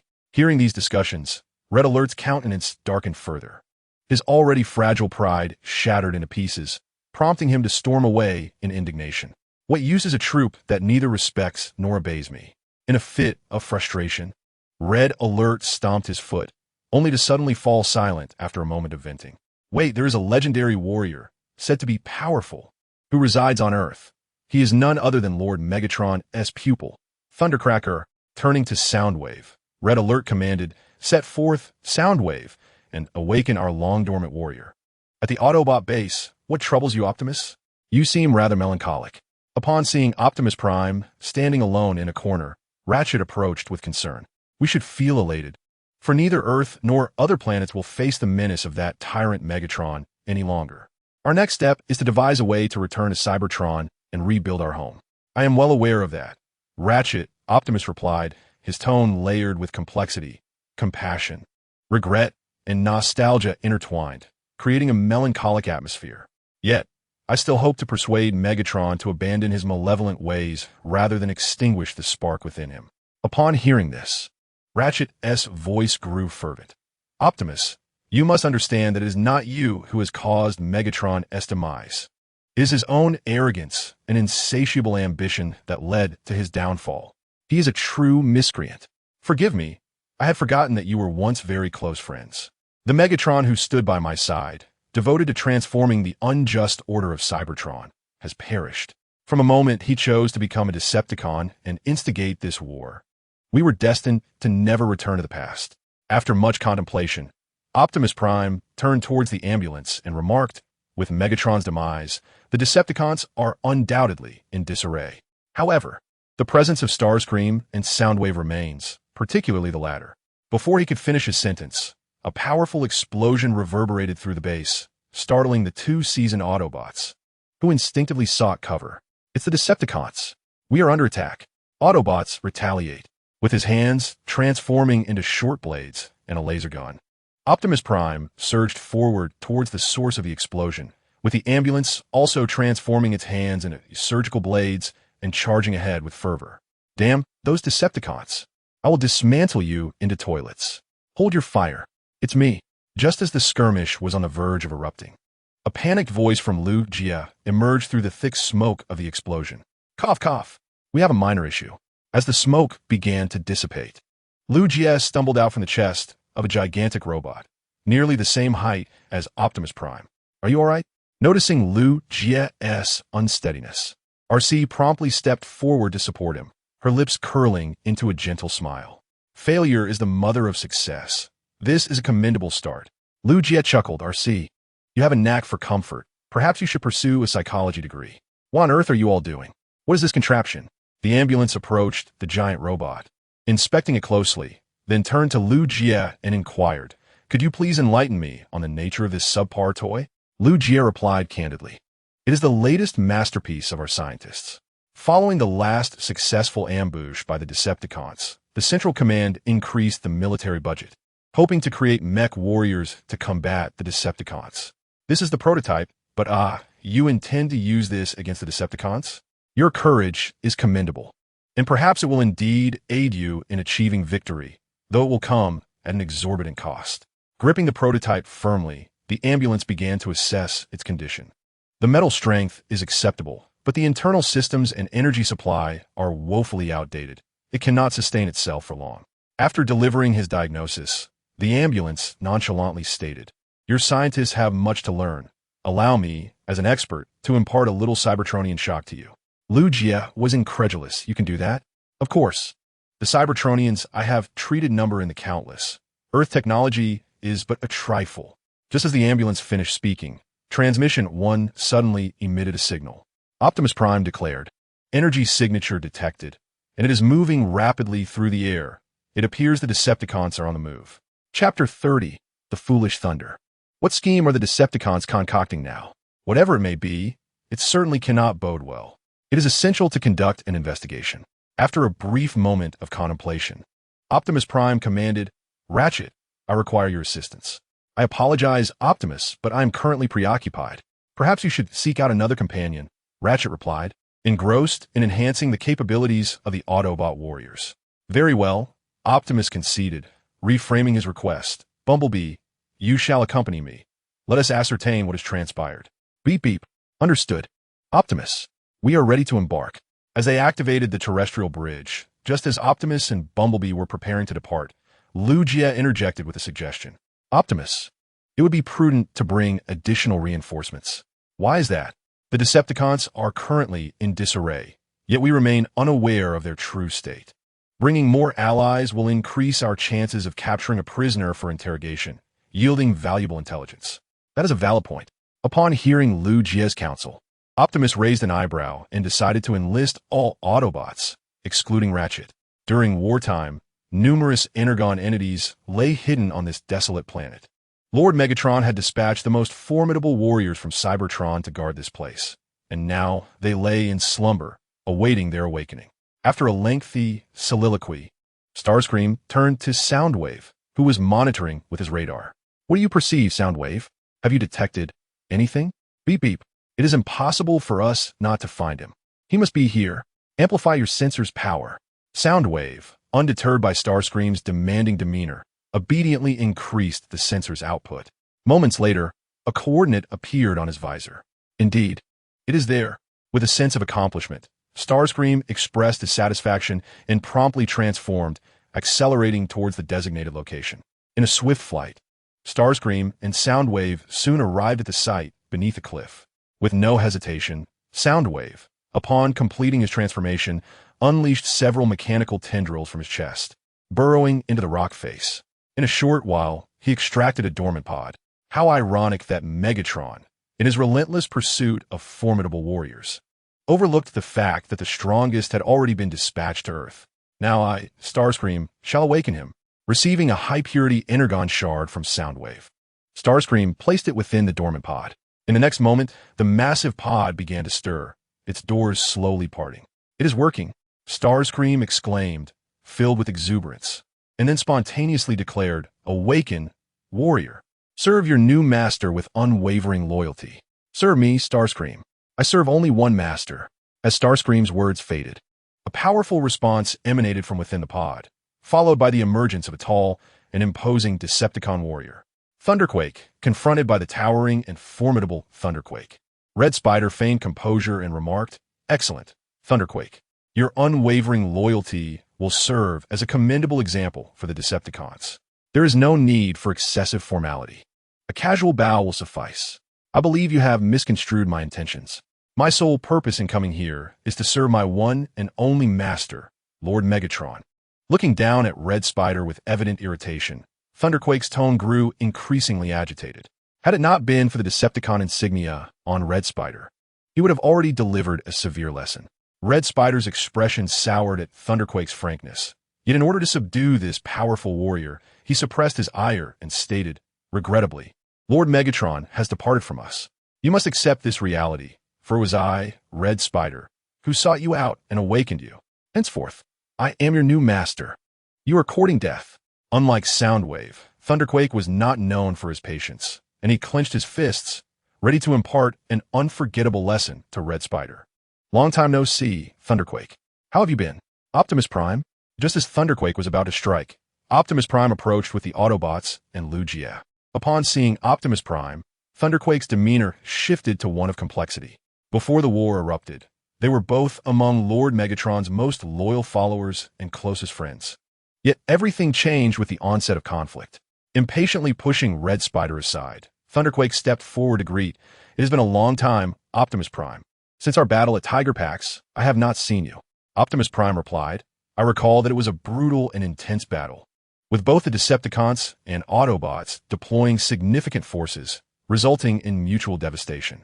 Indeed, I was gravely injured and subsequently assigned by Lord Megatron to carry out missions on Earth." At the mention of Megatron, Thunderquake abruptly grasped the gravity of the situation and declared with a menacing aura, "No, we are now adversaries. Lord Megatron commanded me to eliminate you at the first opportunity. That was long ago. Megatron's spark has extinguished not long ago. Lord Megatron is truly gone?"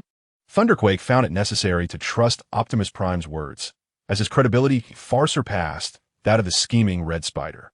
As Thunderquake grappled with the shocking news of Megatron's demise, Optimus Prime turned to Red Spider and said, "If you genuinely wish to become the new leader of the Decepticons, then abandon the warlike path of Megatron and join us in revitalizing Cybertron." Red Spider replied sarcastically, "I would certainly consider the prospect of a ceasefire, provided you are willing to kneel and beg for my favor, Optimus Prime." "Shameless fool, get away from me." Unable to endure any longer, Thunderquake's patience snapped. The dissatisfaction with the Red Spider had reached its peak. With a powerful strike, Tianjun sent the Red Spider flying. Thud! The Red Spider fell awkwardly, rolling and scrambling to transform into its vehicle form and flee. Having dealt with this buffoonish adversary, Tianjun turned solemnly to Optimus Prime and stated, "I apologize, Optimus. Though I hold you in high esteem, I must execute my master's orders. Therefore, let us engage in a fair contest." As soon as the words left his lips, Tianjun clenched his fists, adopting a battle stance. A confrontation seemed inevitable. Suddenly, in a moment of desperation, Lugia leapt down from Arcai's grasp and hurriedly positioned himself between Tianjun and the Autobots, signaling for a pause. "Who are you?" Tianjun, taken aback by the intrusion of this diminutive human, quickly urged, "No matter who you are, you must step aside at once. In a fight, the weapons are indiscriminate and could cost you your life." A warrior of noble character, Lugia, having had this brief encounter, sensed that Tianjun was not akin to the typical Decepticons, at least not the irredeemable kind. This realization emboldened Lu Jie to intervene, confident that Tianjun, possessing a warrior's spirit, would not harm an unarmed human. If you win, you go to jail. If you lose, you end up in the hospital. And if you cause damage here, you'll have to pay for it. Lu Jie raised an eyebrow, adding, "Do you have any money?" Money? Tianjun instinctively patted his body, but found nothing of worth. This led to an awkward silence. After a moment's hesitation, the financially challenged Tianjun leaned down and pleaded, "I may not have your planet's currency, but I am aware of several energon deposits nearby. Perhaps you could show a bit of leniency?" Lu Jie couldn't help but stifle a laugh at the earnestness of Tianjun's naive proposition. "That won't do. I would need to spend money to hire workers for mining, and in the end, I would be the one losing out." "That makes sense," Tianjun agreed wholeheartedly, showing no sign of disagreement, but then his expression turned troubled. "However, I must engage in combat. Otherwise, it would be disloyal to Lord Megatron." "Tianjun, my friend, throughout history, combat has been divided into martial and civil forms. Must you resort to physical combat?" Tianjun looked puzzled. "Then how should one approach it civilly?" Lu Jie pondered. "Arsai, do you still have the chess set you confiscated from me earlier?" "Yes, but what do you intend to do with it?" Arsai responded. "Hands on her hips," displeased. "Last time, you played chess with Ratchet all night and didn't come home, saying you would reflect for a month. My apologies. I shall certainly improve next time." With a humble bow and admission of his mistake, Lu Jie turned to the still bewildered Tianjun and remarked, "Optimus Prime is a renowned chess master on our planet. If you can defeat him in this regard, that would truly demonstrate your prowess. After all, even Megatron has never achieved such a feat very well. In that case, I shall challenge you to a game of chess today." With unwavering confidence, he issued the challenge. Subsequently, Tianjun leaned closer to Lu Jie and whispered, "My earthly friend, could you please enlighten me on the rules of chess? I have never encountered it before." Lu Jie replied, "Why shout so loudly? How did you become a Decepticon without any cunning?" Chapter 31, Megatron Lives. Chess, a traditional game embodying the ancient wisdom of China, has served as a source of inspiration for politicians and military leaders alike over the millennia, influencing real-life scenarios in profound ways. Returning to the matter at hand, due to the lack of preparation for this unexpected chess match, they resorted to using stones as substitutes. Tianjun willingly took on this task. Bang! Bang! With a Gatling gun in hand, he unleashed a flurry of fire, causing massive stones to tumble down shortly thereafter. Tianjun then drew his long knife and set about shaping the stones into chess pieces. While Tianjun labored with diligence, Lu Jie approached the Autobots to explain the rules of chess to Optimus Prime. "How about it, Brother Prime? Have you grasped the concept?" "Rest assured, I have comprehended it fully." Optimus Prime nodded, then smiled, adding, "Thank you, Lu Jie.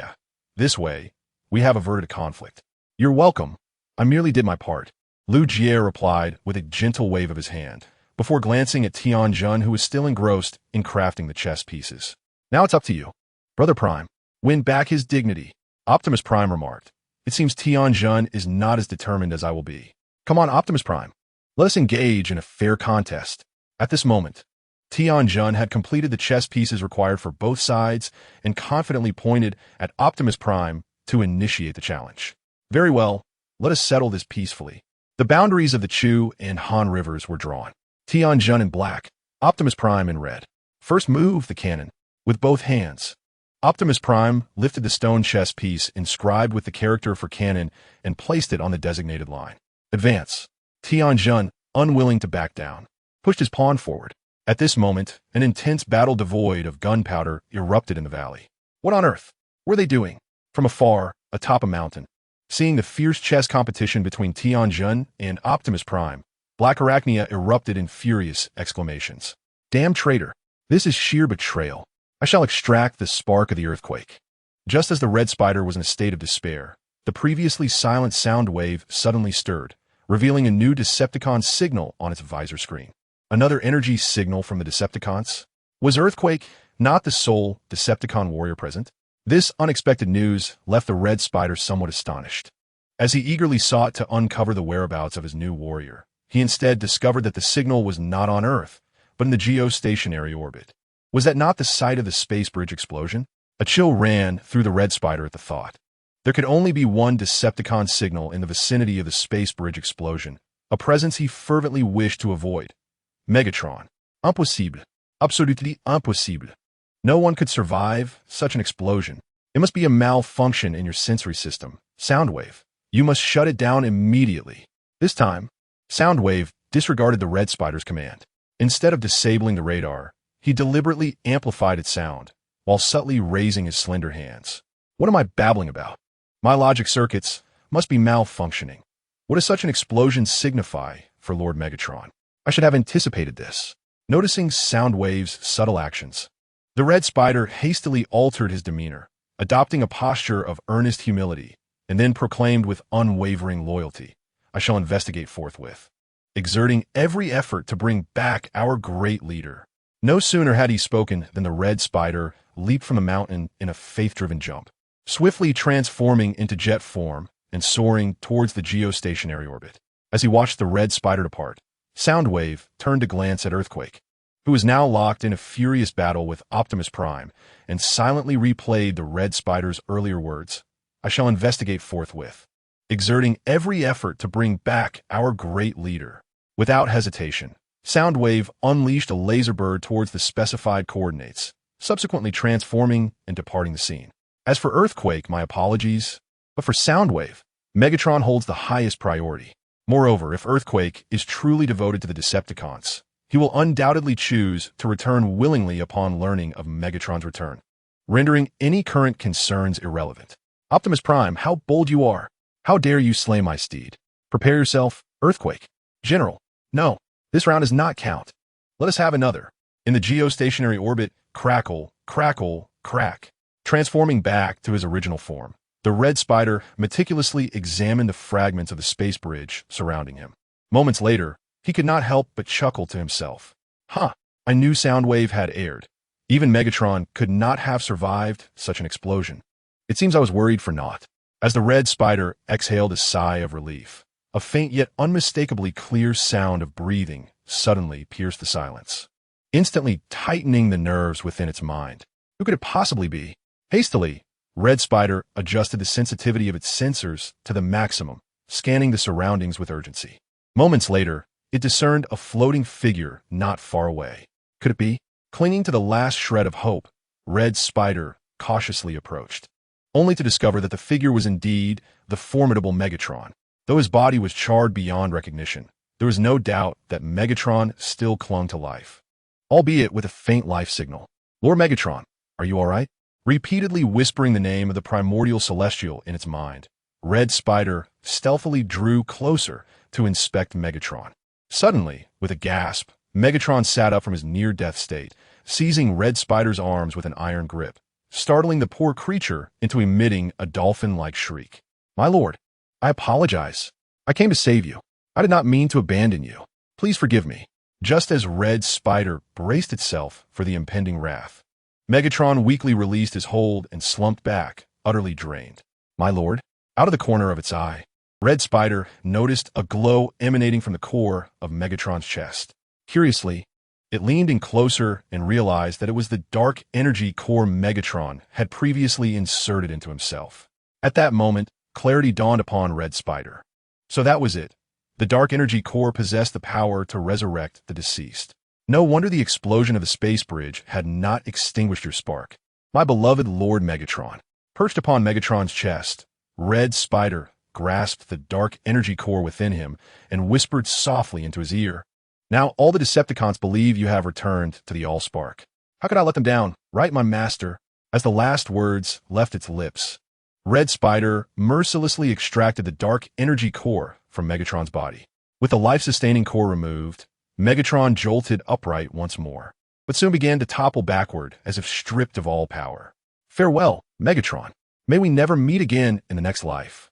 With a forceful kick, Red Spider pushed Megatron away, reveling in its triumph. However, just as it celebrated, it noticed that Megatron's life signal still flickered weakly. Why must fate compel me to do this? Yet, I have long awaited this moment. Raising its missile-armed arm to aim at Megatron, a satisfied smirk played upon Red Spider's lips. "Say goodbye."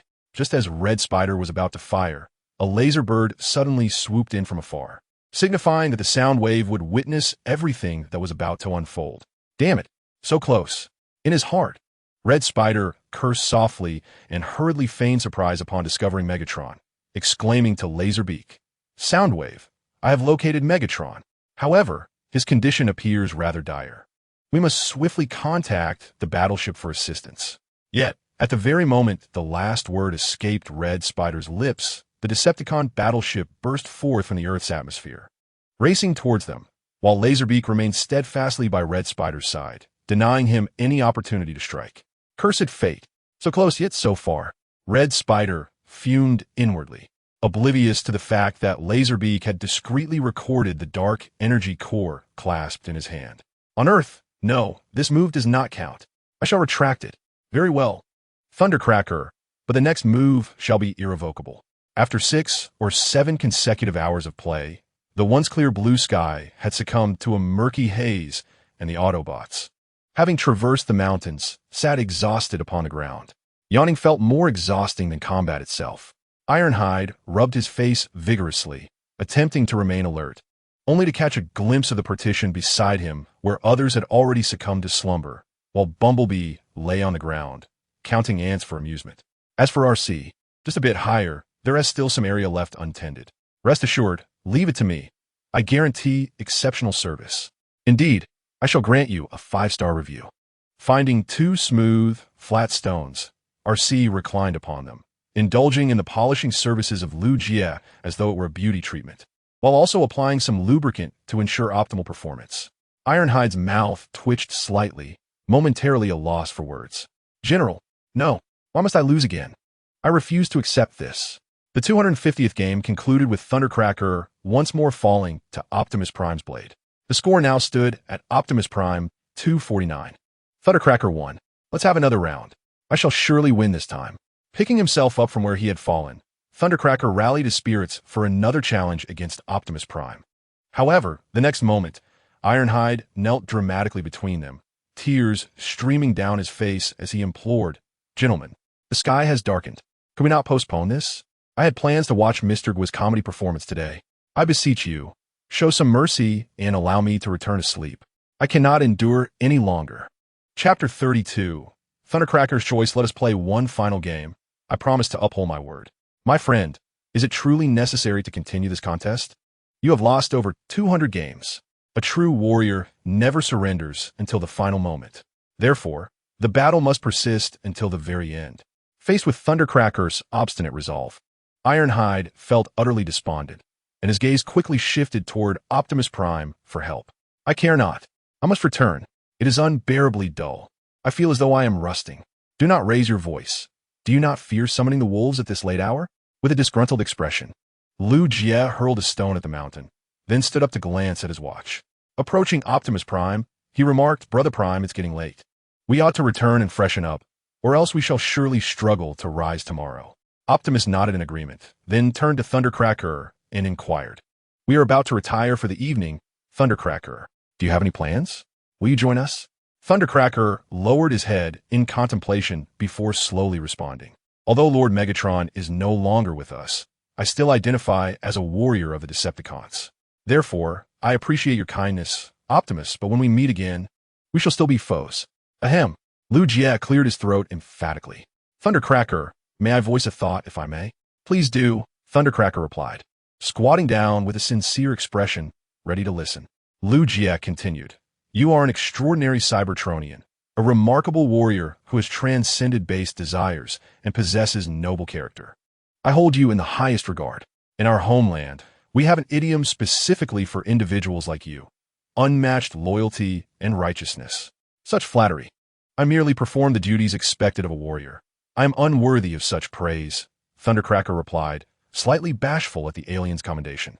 It seemed this imposing figure was not as fearsome as he appeared. After lavishing praise upon Thundercracker, Lu Jie casually shifted the topic.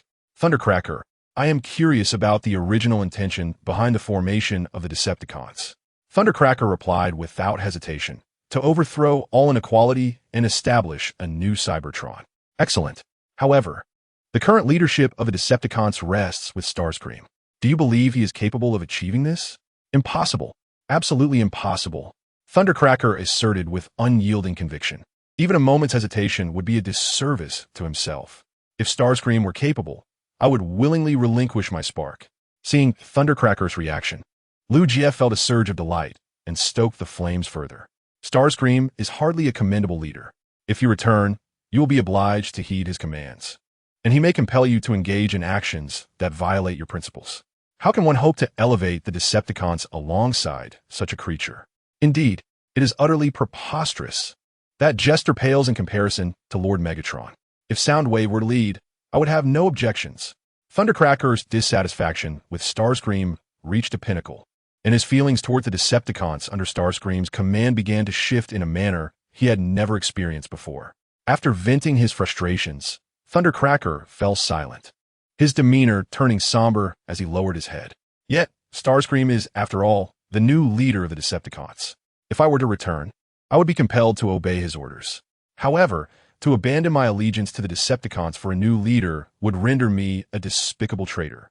I understand, Thundercracker. You find yourself unwilling to return to the Decepticons under Starscream's command, yet you also hesitate to betray them. May I offer you a suggestion? As the atmosphere reached its pivotal moment, Liu Jie proposed a solution. How about you follow me? I am not an Autobot. I represent the Shinjo government. In other words, I am a third-party representative, thus resolving the issue at hand. Tianjun, momentarily perplexed, endeavored to clarify his current situation. With Megatron absent and Red Spider at the helm, he was reluctant to return to the Decepticons. Joining the Autobots would be a blatant act of treachery. However, Megatron had never explicitly forbidden alliances with extraterrestrial civilizations, making Liu Jie's invitation seemingly unobjectionable. Noticing Tianjun's wavering resolve, Liu Jie continued, Brother Tianjun, consider it a temporary refuge, a place to rest. You will receive comprehensive benefits, housing, and ample energy resources. Feel free to voice any other requests. Absolutely not, Tianjun retorted, his voice resolute upon hearing Liu Jie's rapid-fire assurances of benefits. You offer me such generous terms. I must contribute in return, or else I would be neglecting the honor of a warrior.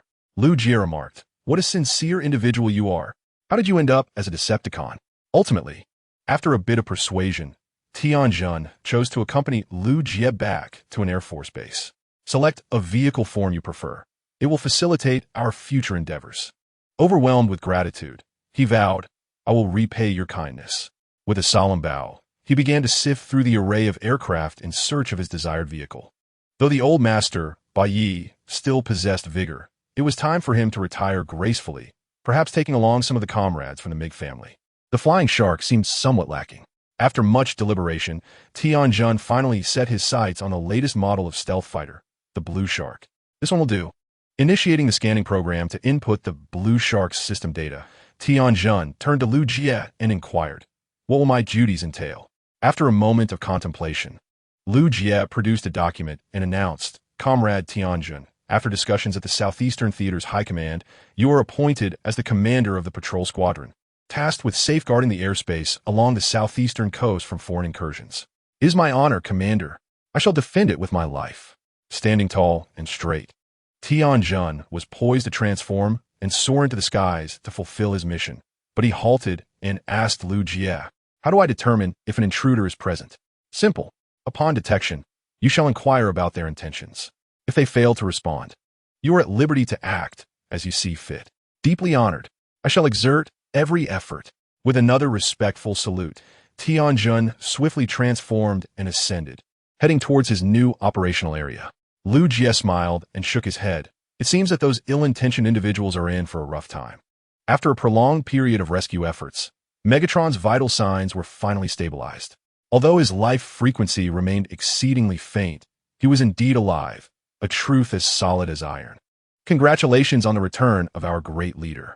As he gazed upon the unconscious Megatron, lying motionless in the rescue room, Starscream could not suppress his fury.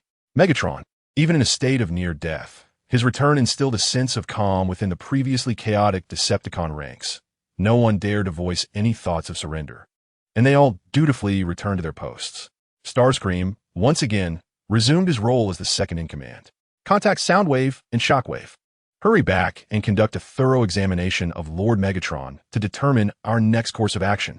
Chapter 33. The mysterious fighter jet approaching the territorial waters of the Eastern Nation Preparations were underway to deploy espionage devices. May the Almighty bless you in your mission. Amidst the tumultuous southern seas of the eastern nation, a reconnaissance aircraft, adorned with the American flag, stealthily infiltrated under the cover of thunder and lightning. The co-pilot grumbled, "I really don't understand why we must undertake a mission in such dreadful weather. Blast it! Only in such conditions can we be assured of safety. Otherwise, we would surely be detected, and those cursed fishermen would snatch away the equipment we drop." Unperturbed by the pilot's complaints, the co-pilot retorted, "What does it matter? We are the beacon of the world. Does the Eastern nation dare to shoot us down? Don't be complacent. The people of the Eastern nation are notoriously fearless." It was right here that one of their pilots resorted to a collision maneuver. Before the pilot could finish, a transformed fighter jet appeared alongside them. "You have crossed into our airspace. Depart immediately." "What the? When did the Eastern Air Force change its livery?" The pilot was startled to see the Eastern Air Force silently materialize beside them, just as he intended to pull the control stick and turn away. The co-pilot foolishly seized the communicator and shouted, "Sour radish. You cowardly dogs, if you have the guts, come and attack us." After delivering his taunt, the co-pilot smugly turned to the pilot. "See? I told you the Easterners are a bunch of cowards. They wouldn't dare to do anything to us. Eliminate the intruders without mercy." With that, the jet executed a vertical climb followed by a sharp descent, launching 2 missiles. Boom! In an instant, the costly reconnaissance aircraft transformed into a dazzling firework display in the sky. "As long as I, Thundercracker, am here, no one shall invade our borders." Having dealt decisively with the intruders, Thundercracker prepared to return to base, for flying in such stormy weather was perilous for Cybertronian life. "What is that?" Just as Thundercracker set off on his return journey, he caught a glimpse of a fighter jet emblazoned with the Eastern Air Force insignia, passing by. Its design appeared to be reminiscent of models from over a decade ago. However, the crux of the matter was that Thundercracker's sensory systems had detected no sign of the aircraft's presence. To comprehend the technological prowess of Cybertron, which far surpasses that of Earth, one would naturally expect its existence to be acknowledged at an earlier stage. However, an extraordinary anomaly has emerged. Strange occurrences unfold in rapid succession. Just as the tremors intended to establish contact, the mysteriously appearing Shinjo fighter jet inexplicably vanished. Am I witnessing a ghost? Or is there a malfunction in the sensors? Thunderclash pondered. Where is the Decepticon battleship? Why has it not yet arrived? Patience, Red Spider. The journey is long, and my wheels are still somewhat numb. As Red Spider erupted in frustration, a languid and frivolous voice suddenly interrupted, followed by the arrival of Knockout and his assistant, Deadlock. At the battleship's bridge. "Greetings, Red Spider." "It's been a while," Knockout greeted with a wave. "Under normal circumstances, I would prefer not to see you," Red Spider retorted. "What?" Knockout, taken aback by Red Spider's inexplicable hostility, frowned and shrugged. "You were the one who urged Deadlock and me to come quickly. Is it merely to berate us once more? I simply cannot fathom why any self-respecting Decepticon would choose a car as their alternate form. How does that differ from those Autobots?" Approaching Knockout and scrutinizing him closely, Red Spider demanded, "Could you kindly provide me with a reasonable explanation as to why neither you nor Deadlock bear the esteemed Decepticon insignia? I find your loyalty to our noble cause rather suspect." Knockout, seemingly indifferent, replied, "I dislike having my paint marred or damaged. Besides, I relish the sensation of the wind while racing, and I enjoy observing the steel belts of my tires in motion." After a brief contemplation, he jested, "Is the absence of a symbol indicative of disloyalty to the Decepticons? What then of those ambitious individuals?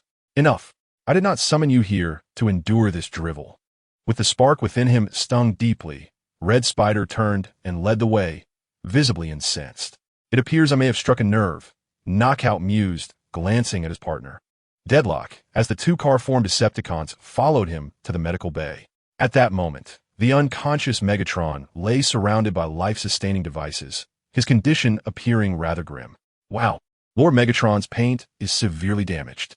Identifying the crucial aspect he cared about, Knockout approached for a closer inspection and commanded, "Deadlock, fetch the tools. Before we commence treatment, let's give Lord Megatron a quick polish." Deadlock tilted his head. "Which tool set should I retrieve?" "Use the one I typically favor. After all, it's your forte," Knockout replied. "Understood." As Deadlock turned to procure the tools, he felt a surge of anticipation. Opportunities to polish Megatron were indeed rare. As the extinguished fire departed, Red Spider pondered deeply, inquiring, "What do you think, Knockout? Based on your experience, what are the odds of our esteemed leader, Lord Megatron, awakening?" "I cannot say for certain," Knockout replied, his expertise lying in dismantling rather than restoration. He lightly grazed his fingers along Megatron's form and, with a disdainful flick, brushed off the dust from his fingertips before rendering his professional assessment. Although his vital signs are at their minimum, there is no doubt that Lord Megatron is alive. As for when he might awaken, that depends on whether the omnipotent Allspark favors us. Ugh, such pointless drivel, Red Spider exclaimed in frustration, stamping his foot before striding purposefully toward the exit. Just as he stepped out of the medical bay, he turned with a sinister smile and cautioned, regardless of the circumstances, "Lord Megatron, ensure you keep me promptly informed, understood? Otherwise, we may soon have another patient in our treatment room." No sooner had he spoken than the door to the medical bay slowly closed behind him. "Rude and uncouth," Knockout muttered, visibly displeased with Red Spider, before he began preparing the medical equipment for future use. Unbeknownst to either of them, however, Laserbeak had stealthily recorded their entire conversation from a nearly imperceptible crevice in the ceiling, signifying that the Decepticon news broadcast had already become aware of the matter. Chapter 34. The masterpiece of the ambulance. Is it truly appropriate to bring that Decepticon back? In the Autobot base, RC expressed her confusion and dissatisfaction regarding Lugia's unilateral decision to integrate Thundercracker into their ranks. Such a significant matter should have been discussed with me beforehand. It was an urgent situation, and besides, Thundercracker is genuinely a good individual. I cannot merely stand by and watch you all engage in a brawl, as it would undoubtedly lead to Thundercracker's demise. 4 Autobots against 1 Decepticon? The outcome is hardly in question, especially with Optimus Prime on our side. If a confrontation were to ensue, Thundercracker's fate would be sealed. Optimus Prime interjected, "I support Lugia's actions. At the very least, we have averted conflict with Thundercracker, and he will not be returning to the Decepticon ranks for the time being. But what about in the future?" Flying Mountain scoffed, shrugging his shoulders. This stubborn Decepticon has had a falling out with Red Spider. Yet what if, in time, Red Spider comes to him on his knees, seeking his allegiance? "You need not dwell on such thoughts, Afei," Lugia interrupted. "If the sole intent is to manipulate Thundercracker into staying, the result will only be counterproductive. For he is a warrior of great honor." Lugia continued, "I am uncertain of the Decepticon's origins, but the current state of affairs is not as Thundercracker perceives it. We can only hope that he recognizes this truth and acts accordingly." Flying over the mountains, I still find myself somewhat perplexed. What if he decides to leave in the future? That would be the consequence of his own choices. However, I firmly believe that once he comprehends the actions of the Decepticons, the seeds of understanding within him will gradually take root and eventually grow into a towering tree. Though I may not fully grasp it, it seems quite impressive. "Greetings, my friends. Look at what I have created." Just as Lugia and his companions were engaged in post-battle reflections, the formidable wrench-wielding Autobot, Ratchet, approached with great enthusiasm, carrying the newly modified mech warrior. The intertwining hues of red and yellow shimmered brilliantly under the lights. Lugia's eyes instantly lit up. It resembled something from the classic sci-fi films of old. Indeed, the design draws inspiration from their boundless imagination, yet it is far more practical than they envisioned. With hands proudly placed on his hips, Ratchet proclaimed, "Due to the current scarcity of materials, we have synthesized and reinforced earthly metals for construction. As for the power source, we have employed an energy entity that is significantly safer than nuclear energy." Upon pressing a concealed switch on the mech warrior's back, the cockpit's doors gradually opened to the sides. I've adjusted the output power so that even a single person can operate it without the need for synchronization. As seen in your films, Lugia expressed his gratitude, saying, "Thank you, Ratchet. I had no idea you were not only skilled in healing, but also possessed such remarkable inventive capabilities." "Oh, I'm just being modest," Ratchet replied, though a broad grin stretched across his face. "Let us experience it firsthand and witness Ratchet's masterpiece." Alcee lifted Lugia with both hands and proceeded to place him inside the cockpit of the mech warrior. In the next moment, the cockpit doors slowly closed. What a marvel! Surveying the surroundings, Lugia noted that the internal controls required little adjustment, preventing any sense of confusion. Once he donned the synchronization device in the control area, Lu Jie issued the activation command. A spark can ignite a prairie fire. Command recognized. Welcome, Pilot Lu Jie. With the successful unlocking of the startup sequence, the cockpit illuminated brilliantly, and the display before him showcased Optimus Prime and the other Autobots. How does it feel, Lu Jie? Alcee inquired. Quite good. Let me take a few steps, Lu Jie replied, exerting force to lift his foot, prompting the mech warrior to take a step forward. This was a small step for Lu Jie, yet a significant leap for Shenzhou. It requires some effort to raise my foot, but this is precisely what it feels like to operate a mech. The saying a man remains a boy until death is not mere folly. One must ask, which youth has not fantasized about transforming into a hero or piloting a robot to combat villains, ultimately succeeding in safeguarding the Earth? Thud! Thud! Lu Jie sprinted forward with all his might, and the mech warrior immediately assumed a running stance to charge ahead. Splendid. Witnessing the remarkable performance of his invention, the ambulance was instantly filled with excitement, dancing with joy. Lu Jie, I have installed a weapon system on the robot. Let us test its effectiveness. All right, ambulance. After a brief search on the control panel, Lu Jie quickly located the weapon control system and casually pressed the button. Whoosh! The moment he pressed it, a gleaming long sword extended from the mech warrior's right arm. This is exceptionally sharp.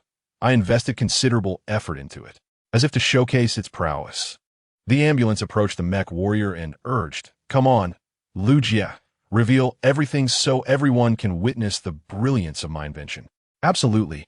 Lu Jie randomly selected another weapon program, and in the next moment, the mech warrior's left hand transformed into an energy cannon. Huh! This is a weapon powered by super energy, far more potent than what you are currently using. Having arranged some discarded metal into a line, the ambulance eagerly beckoned. Let us see a demonstration. All right. In truth, without further prompting from the ambulance, Lu Jie was already keen to test the new weapon's power. Feeling much like a rookie soldier wielding a real gun for the first time, despite later growing weary of it. Whoosh! Boom! A shot was fired, and the resulting force obliterated the discarded metal used as a test subject, leaving no trace behind. Fantastic! Well done! Shouted Fei Guishan. Impressive, ambulance. This invention is truly remarkable, exclaimed Goban. Beep beep beep beep, cheered Bumblebee, giving the ambulance a thumbs up. Thank you, thank you. Overwhelmed by the praise from his comrades, the ambulance couldn't contain his joy, his hearty laughter echoing louder than before. However, amidst the celebration of the new invention, the mech warrior, previously standing tall, suddenly collapsed, its energy glow extinguishing. Lu Jie. Upon witnessing this scene, RC rushed forward to attempt to open the cockpit door. But due to the energy depletion, conventional methods proved futile. Hurry, open it, RC urged. Let me handle this, Optimus Prime declared, flipping the mech warrior over and decisively tearing open the cockpit door with brute force. Just as the ambulance had gathered his tools, he exclaimed, Optimus, I still need that. Chapter 35, The Jack and the Many Faces. Clutching his severely damaged mech warrior, the ambulance felt as though his very essence was bleeding with pain. While the ambulance mourned his creation, RC and the others gathered around Lu Jie, meticulously checking on him. Are you all right, Lu Jie? Are you hurt? Fortunately, it was merely the sudden blackout that startled me.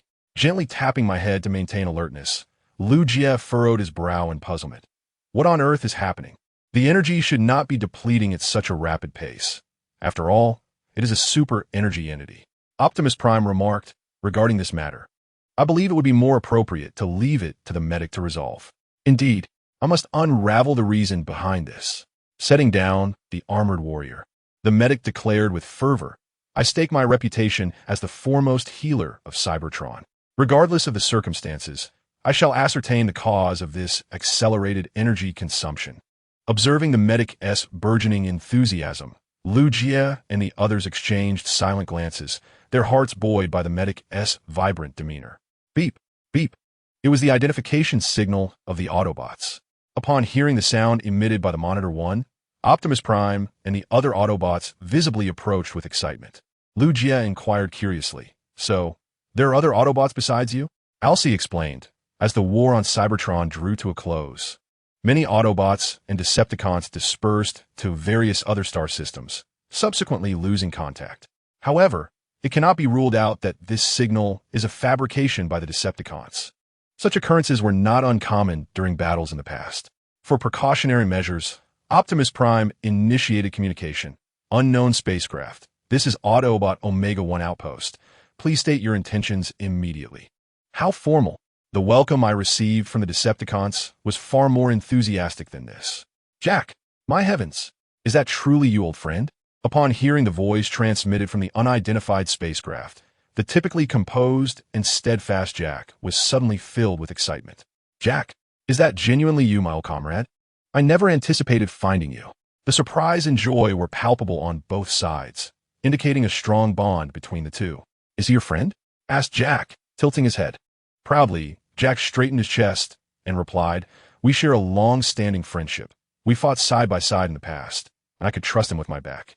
Jack jested. Haha, I am the one at a disadvantage, for your rear end is so large that you are always the prime target of the Decepticons. 1,000% true. You remain unchanged, Jack confirmed, and in his excitement, he even gave Bumblebee a playful shove. Beep, beep, beep. Why did you push me, Jack? That hurt. Jack retorted. Enough with the pleasantries, old friend. How much longer until you, the bane of the Decepticons, can assist us? This planet is teeming with Decepticons. Jack replied. My jackhammer is working at full capacity, but it will be tomorrow at the earliest before I can join you. I recalled that Jack is a key member of the Thunder Rescue Team, having bravely undertaken many missions. Regrettably, I had never had the pleasure of meeting him. In the central processor of the brain, relevant information about Jack was recalled. Optimus Prime approached Communication Unit 1 and said, Greetings, Jack. I am Optimus Prime. I shall now send you the coordinates. Wishing you a safe journey. The Divider interjected. It would be best if you arrive sooner. We have prepared a welcome party for you. Thank you, my friend. Do remember to make it lively. Jack replied gracefully, concluding the communication with aplomb. Woohoo! Thunder Rescue Team. Assemble. Upon learning that Jack would arrive on Earth the following day, the once bumbling Divider could hardly contain his excitement, even breaking into a ballet dance in public. To be frank, such a massive figure performing ballet was indeed a rare sight. As he admired the Divider's dance, Lu Jie approached Arsai and inquired, What is the Thunder Rescue Team? Arsai explained, It is a unit composed of the most battle-hardened elite warriors from the Autobot faction during wartime. They are specifically tasked with executing the most challenging and perilous missions, resulting in casualties often greater than those of other units. A suicide squad?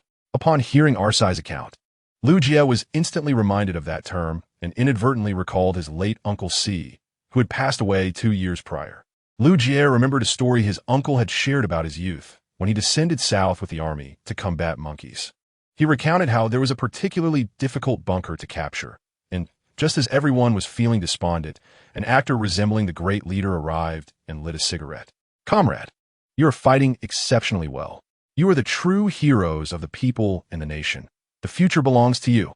Uncle C claimed that he remembered nothing from that moment, only to regain consciousness later, having captured 2 bunkers with his unit, even having been shot twice without feeling any pain.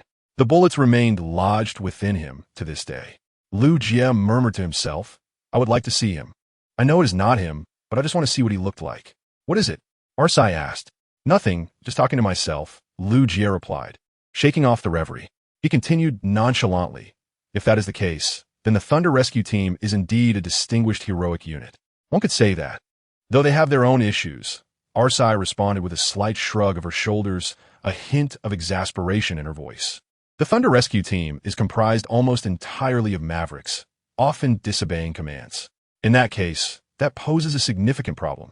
The greatest taboo on the battlefield is disobedience and acting independently. At this point, Lu Jie glanced at the Divider, who was still dancing passionately, and felt a twinge of confusion.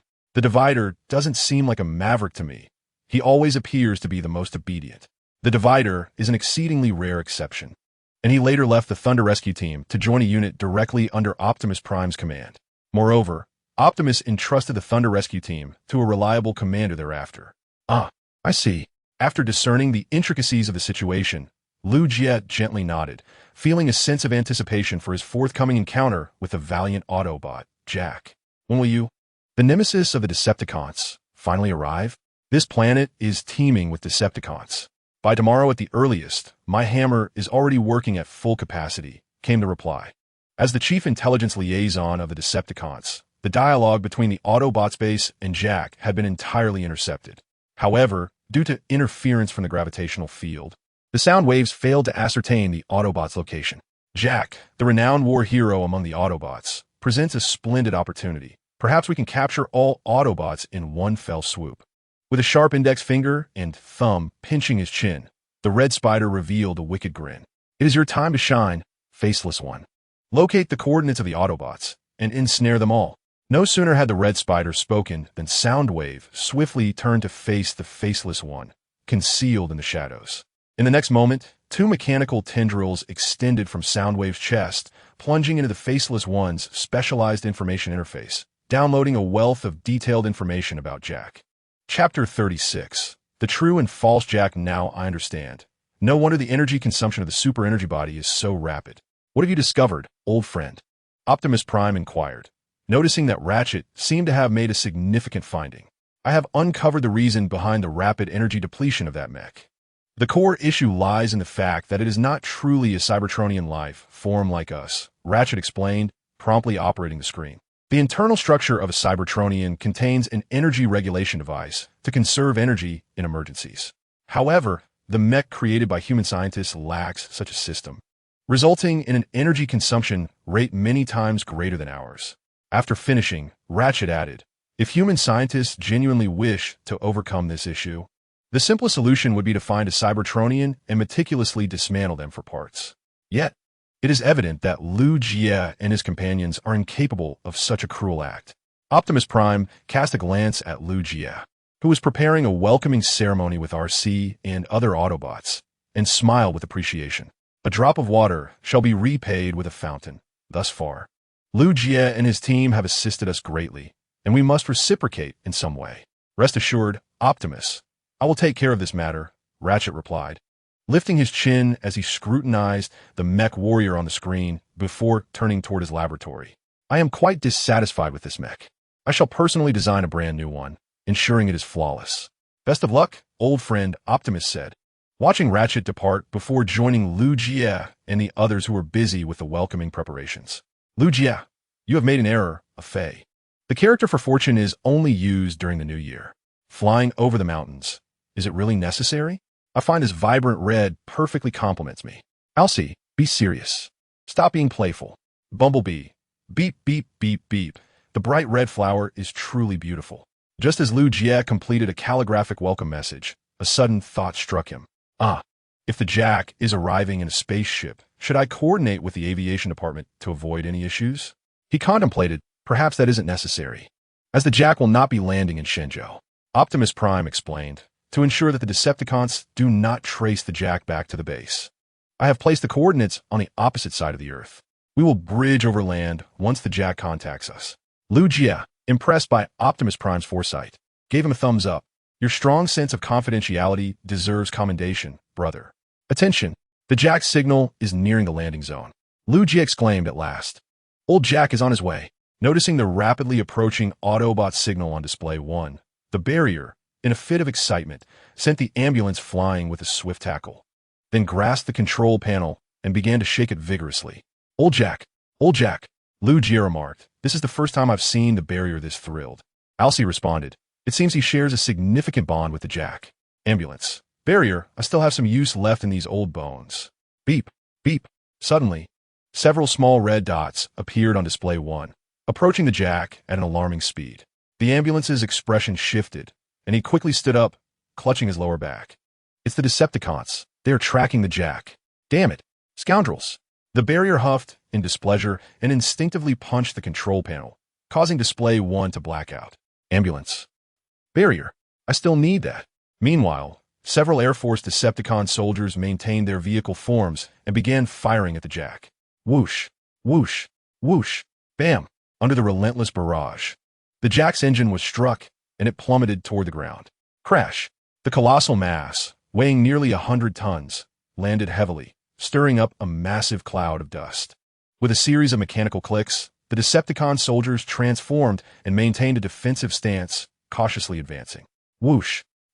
Suddenly, a laser shot out from the dust, striking the foremost Decepticon soldier in the head. If you think you can ruin my plans with just your numbers, you vastly underestimate me. emerging from the jack. He lightly blew away the smoke produced by his hand cannon, swiftly drew his dual blades from his back, and donned his battle mask. Whoosh! Without a word, he charged forward, effortlessly dispatching several Decepticon soldiers as if they were mere vegetables. As the battle raged on at the jacks, the Red Spider, aboard the Decepticon warship, observed the scene in its entirety.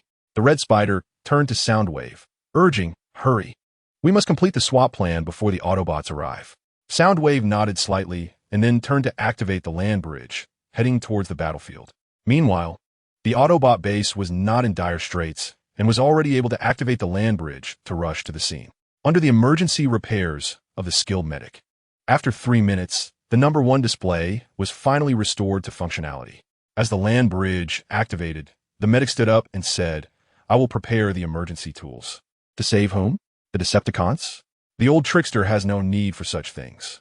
After a brief stretch of his limbs, the Divider boldly surged into the land bridge, followed by Bumblebee, RC, and Fly Over Mountain, who entered in succession. On the battlefield, old trickster, are you all right? Suddenly, as the 4 Autobots rushed out of the land bridge, they witnessed Jax piercing through the spark of a Decepticon soldier with his blade, then gracefully retracting his dual swords. Jax casually shrugged his shoulders. "Did you ever think I might need assistance?"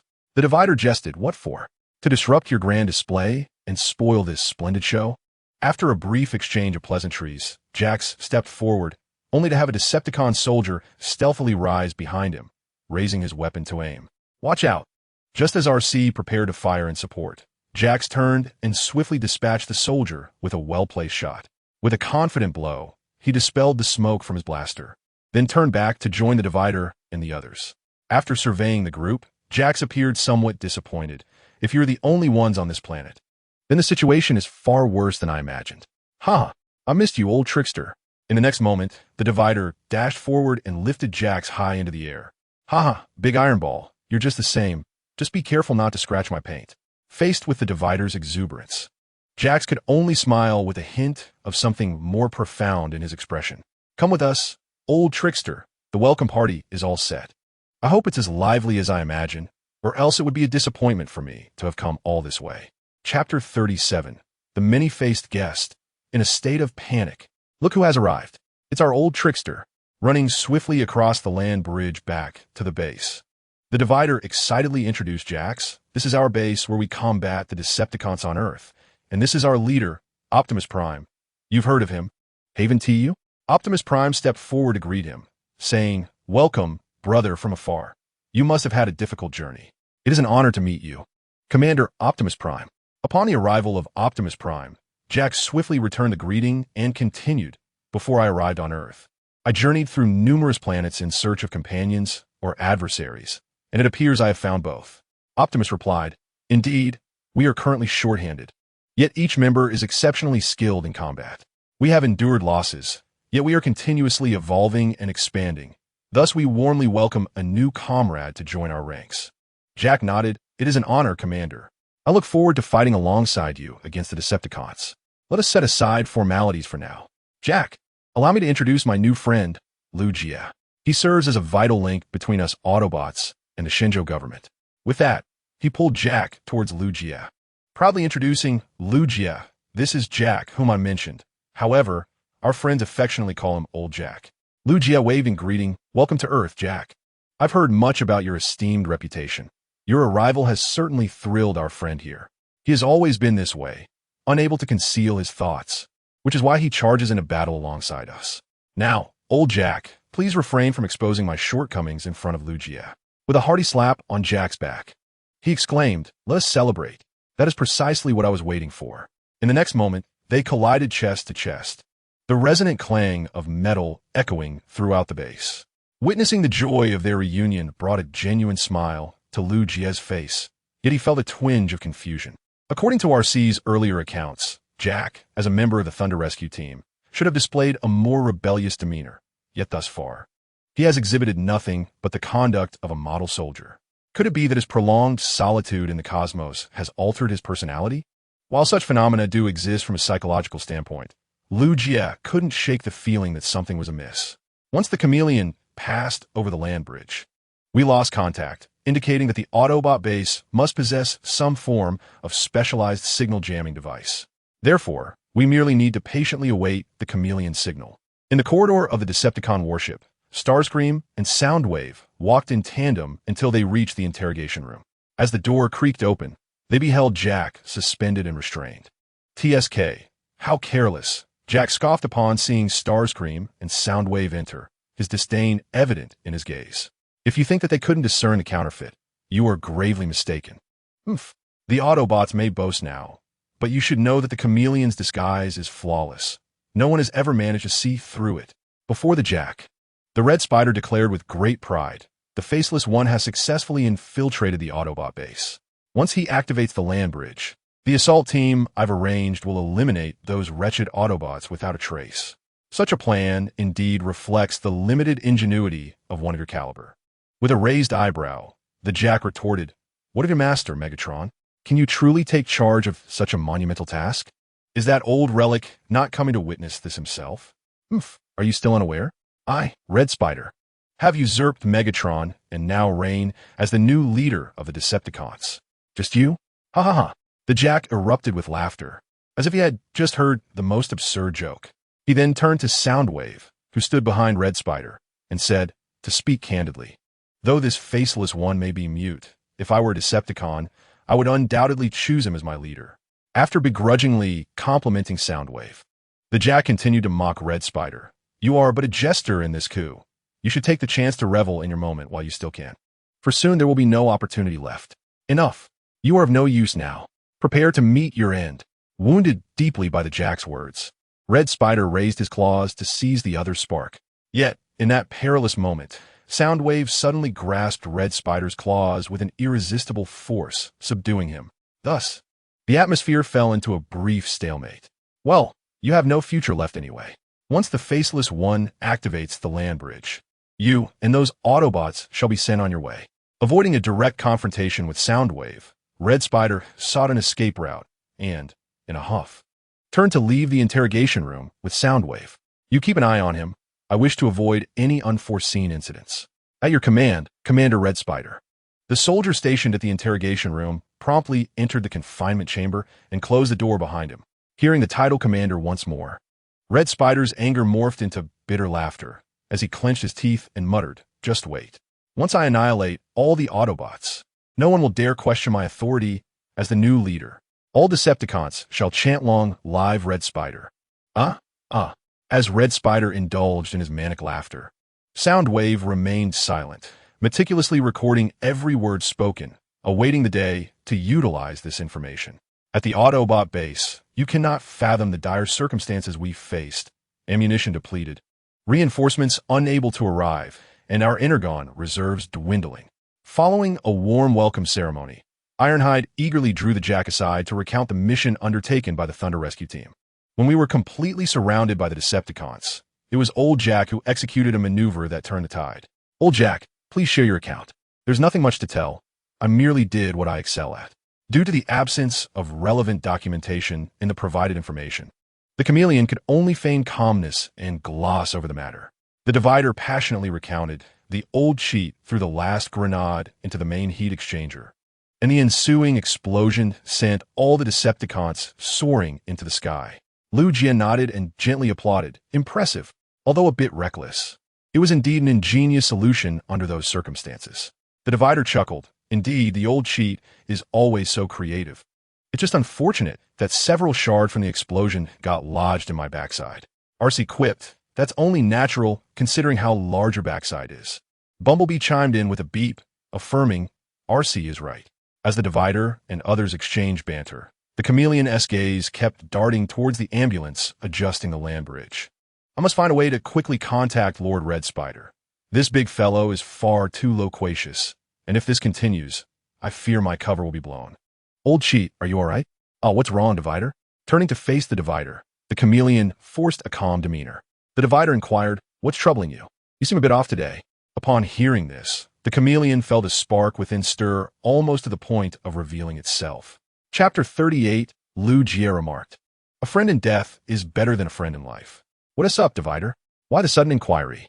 You used to be quite restless, but now you seem quieter." The Divider, with a hint of confusion reflected in his optical lens, continued to show concern. Has something happened, old cheat? You seem different from before. Faced with the divider's question, the chameleon's cerebral processor began to work swiftly, and after a moment's hesitation, he managed to formulate a response. Perhaps I'm just fatigued. Divider, you may not know, but I've been drifting alone in the cosmos for quite some time, and over time, I've grown less inclined to speak. Poor brother, I put you through quite a bit during this time. Upon hearing the chameleon's explanation, Fei Guishan, with unwavering trust, put an arm around him in comfort, saying, "Consider this place your home. Let me show you my delightful collection. I am honored, my friend." Without a moment's hesitation, the chameleon followed Fei Guishan as they departed, while the divider gazed intently at the silhouette of his old friend. It felt as though the old cheat had transformed into a different person. Divider, you're overthinking. Everyone changes, especially after the old Jack had been wandering the cosmos alone for so long. Noticing the divider's slight suspicion, RC attempted to provide an explanation. The divider nodded lightly, though his eyes revealed a subtle shift. You're right. Everyone undergoes change, but old cheat is an exception. Sai Lugia, come and help enlighten divider. Where is he? Just as RC habitually assigned the task of persuasion to Lugia, she turned around only to find that he had inexplicably vanished. At this very moment, within a certain Air Force base in the Divine Land, the 3 major disciplines and 8 points of attention are ever present. Our people's army must always remember to serve the people and act as their faithful soldiers. First and foremost, Tianjin, shall we refrain from speaking? Your gaze is somewhat unsettling. It is of no consequence. Please continue. With a wave of his hand, indicating not to concern himself, Tianjin resumed his eavesdropping at the window. It is widely acknowledged that the Divine Land's military places paramount importance on spiritual development. Thus, the political commissar organizes ideological education sessions for all personnel weekly, and today is no exception. The classroom, located on the 2nd floor, can comfortably accommodate nearly 100 individuals. Yet it certainly cannot accommodate a robust figure like Tianjin. Consequently, he opted to squat outside, peering in to listen. This caused quite a stir among the soldiers attending the class. Many younger soldiers found themselves distracted, their thoughts drifting as they stole glances at Tianjin's large visage. After all, who could resist the allure of such a formidable robot? Men remain youthful until death. Ahem, let's proceed. Clearing his throat, the political commissar grasped the teaching materials and continued the lesson, while outside, Tianjin remained engrossed in attentive listening. I never anticipated such advanced ideologies existed on Earth. I must diligently study them. The thought of communism ignited within him a profound sense of liberation. At that moment, Tianjin felt an inexplicable elation. Even a fervor within him began to swell uncontrollably. Just as his excitement escalated, a communication request abruptly interrupted, and the caller's information revealed it to be Lugia. Stepping away to avoid disturbing the ongoing class, Tianjin connected the call. Brother Tianjin, how have you been lately? Very well. Everyone has been exceptionally kind to me. The warmth of the people here is truly remarkable. Reflecting on a moment spent with the soldiers of the Divine Land, a subtle smile crept upon Tianjin's lips. For the first time, he felt a genuine warmth within the military, a stark contrast to his previous experiences with the Decepticons. By the way, Lugia, did you contact me for some assistance? Indeed, I wish to consult you about something. Lugia wasted no time and inquired directly, Brother Tianjin. Have you ever heard of a method within the Decepticons that can manipulate the thoughts of Autobots, rendering them puppets? Their characteristics and personalities would be nearly polar opposites of their former selves. Tianjin. Huh. Dumbfounded, Tianjin pondered whether this was a question that carbon-based life forms could truly pose. Moreover, if the Decepticons possessed such capabilities, why had this war not concluded long ago? Lugia, could you clarify? Your inquiry lacks context, and I am unsure how to respond. In truth, the matter unfolded as follows. After revealing everything concerning the Jack, Tianjin fell into a long silence, finally responding after a moment. Your words remind me of the Master of Disguise, a renowned expert among the Decepticons, who has successfully completed numerous challenging infiltration missions. However, as I was dispatched to Earth long ago, I cannot ascertain if it is indeed him. Upon hearing this, Lugia's expression darkened, and he nodded slightly, saying, I understand.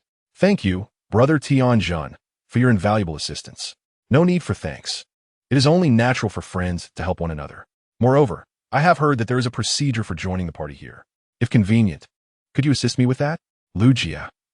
Ultimately, after exchanging a few casual remarks, the conversation came to a close, leaving Lugia with a serious countenance, lost in thought. Disguise? Master of disguise? Could it be that the Jack has been swapped? Realizing this possibility, Lugia's heart raced with anxiety, prompting him to decisively seek out Optimus Prime to report. Hello there. Just as Lugia turned around, the Master of Disguise unexpectedly approached, greeting him. Hello, Jack. Why aren't you enjoying the welcome banquet with everyone? Pretending that nothing was amiss, Lugia responded with a smile. Do you think it's not lively enough? It's lively enough for me. Having so many new friends to converse with makes life splendid, the Master of Disguise replied, half squatting before Lugia, casually inquiring, by the way, where exactly is our base located on Earth? I'd like to explore a bit. Being cooped up in this metal is quite stifling. Something feels off. At least 9 out of 10 things are amiss. Meeting the optical gaze of the figure before him, Lugia's heart quickened, and even his smile became somewhat rigid. I'm sorry, old friend, but the base is currently in a special situation. Even I cannot come and go freely. So I'm afraid you'll have to endure for a while longer. Is that so? Upon hearing this response, the Master of Disguise's internal flame dimmed. After all, the partition seemed to harbor some suspicion towards him, and any further delay could lead to exposure. Noticing the Master of Disguise as silence, Lugia thought he might be plotting something, and his mind raced with thoughts of survival. Better to risk a friend than lose myself. However, since you are so eager to know, I shall discreetly share this with you. But you must promise not to let Optimus Prime know, all right? Rest assured, I will keep it a secret. Sensing a glimmer of hope in the situation, the Master of Disguise leaned in to listen. A miraculous place. After speaking, Lugia took a step back, inadvertently tripping over his own feet. Ouch. Are you all right? I'm fine, just slipped a bit.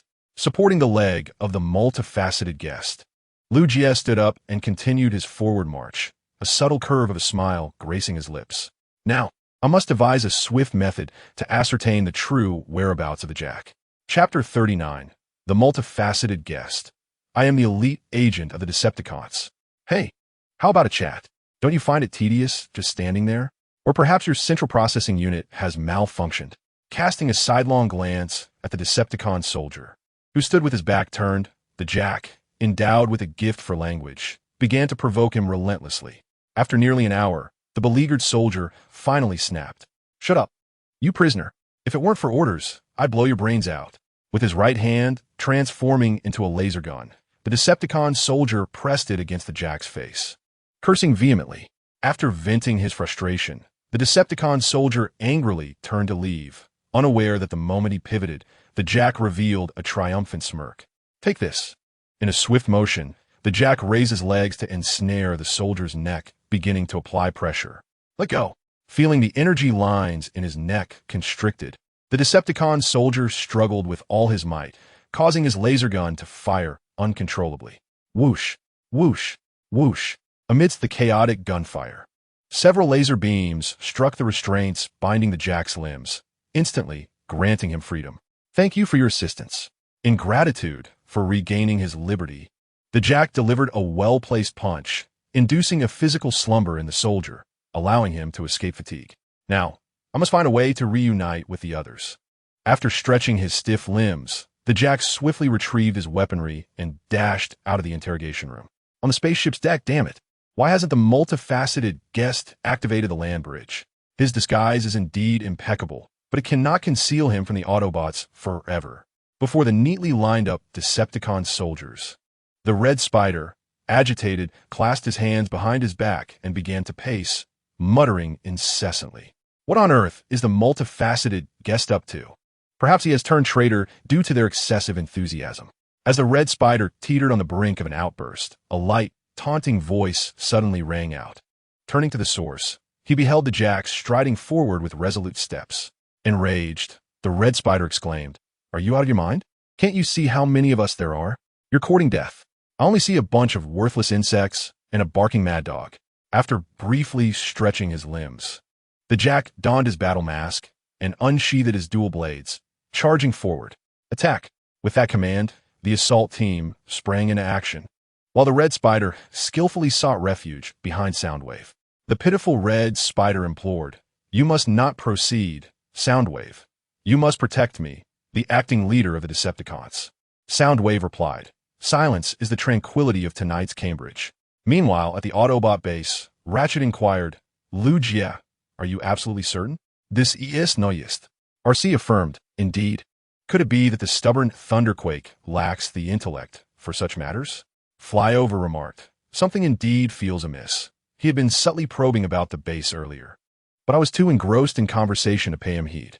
After relaying their suspicions to the Autobots, Optimus Prime's brow furrowed slightly, and his gaze shifted to the nearby grave-faced Divider. "Rest assured, Optimus, I know what must be done," Divider assured with a gentle nod before Optimus could utter a word. "Hello, brothers. Huh, you finally returned. Old trickster, our base is quite satisfactory, isn't it?"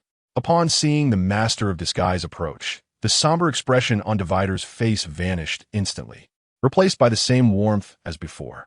"I was recounting the Battle of Darkmount Pass. Old trickster, you must remember that conflict, yes?" The Master of Disguise shrugged, feigning nonchalance. "Of course, that battle was quite fierce." "Indeed. So share your tale. You played a pivotal role," urged Divider. The Master of Disguise, feeling somewhat uneasy, replied, "Is that truly necessary? Let bygones be bygones. Come now, old trickster, do not shy away. Everyone is eager to hear your account," Divider pressed, his tone adopting a more insistent, almost accusatory edge, his demeanor no longer as amiable. "Very well, you are persistent. You never let the past rest." Recognizing that further evasion would surely raise suspicion, the Master of Disguise recounted. Based on documented records, the Thunder Rescue Team was trapped between the Decepticon Patrol and the Smelting Pit. The Decepticons unleashed their full might, and Divider and I fought back with all our strength. After dispatching them, we used their fallen bodies as stepping stones, allowing the entire team to pass through the Smelting Pit safely.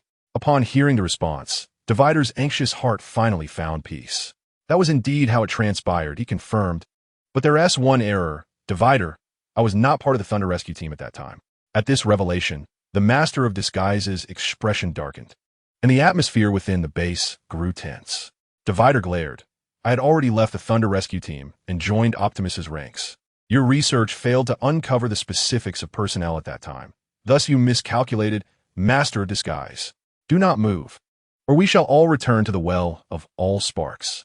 Realizing his identity had been exposed, the Master of Disguise abandoned pretense, revealing a high-powered bomb he had prepared.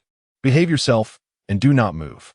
As a myriad-faced guest unveiled his explosive device, Optimus Prime and his companions swiftly transformed their hands into laser guns, taking aim with precision. Even the ambulance, devoid of long-range weaponry, hefted a heavy iron ball, preparing for a remote strike. "Since you have discovered my presence, I shall no longer feign innocence. I am a Decepticon's elite undercover agent," the myriad-faced guest, codenamed Master of Disguise. With a sense of triumph, he introduced himself, then warned, "I advise against any rash actions. The bomb I possess holds tremendous destructive power, capable of erasing this very base with ease." Optimus Prime demanded, "Where is the true Jack?" The myriad-faced guest retorted with sarcasm, "Do not be hasty. Lord Starscream is currently entertaining him, and your turn shall come soon." As he spoke, he leisurely approached the land bridge control panel, while the Autobots, wary of the bomb, hesitated to act, merely observing as he manipulated the controls. With a series of inputs, the myriad-faced guest activated the land bridge. Meanwhile, aboard the Decepticon warship, the Jack, like a whirlwind in a frenzy, dispatched a multitude of Decepticon soldiers with swift strikes. Yet, his situation remained dire, as he faced overwhelming odds. Suddenly, the entrance to the land bridge appeared at the end of the deck. "Farewell, my friends. I must seek out my allies." Realizing the gravity of the situation, the Jack smirked slightly before hurling a grenade in all directions. Boom, boom, boom. With each explosion, he dashed into the land bridge. Let the festivities begin. Just then, as the myriad-faced guest reveled in his triumph, the Jack executed a flying kick, bursting forth from the opposite end of the land bridge and sending the myriad-faced guest flying. The two immediately became entwined in a fierce struggle. "Ambulance, deactivate the land bridge," shouted Lugia. "I know." A desperate leap was made to pull the switch, and the ambulance narrowly averted disaster at the last moment, though the little red one on the other end was on the verge of a fit of rage. With the land bridge crisis averted, the Jack and the myriad-faced guest finally broke apart, but the cunning myriad-faced guest had concealed the bomb during their scuffle, leaving the Autobots unable to distinguish friend from foe. None of you intervene. Today, I shall teach this imposter a lesson.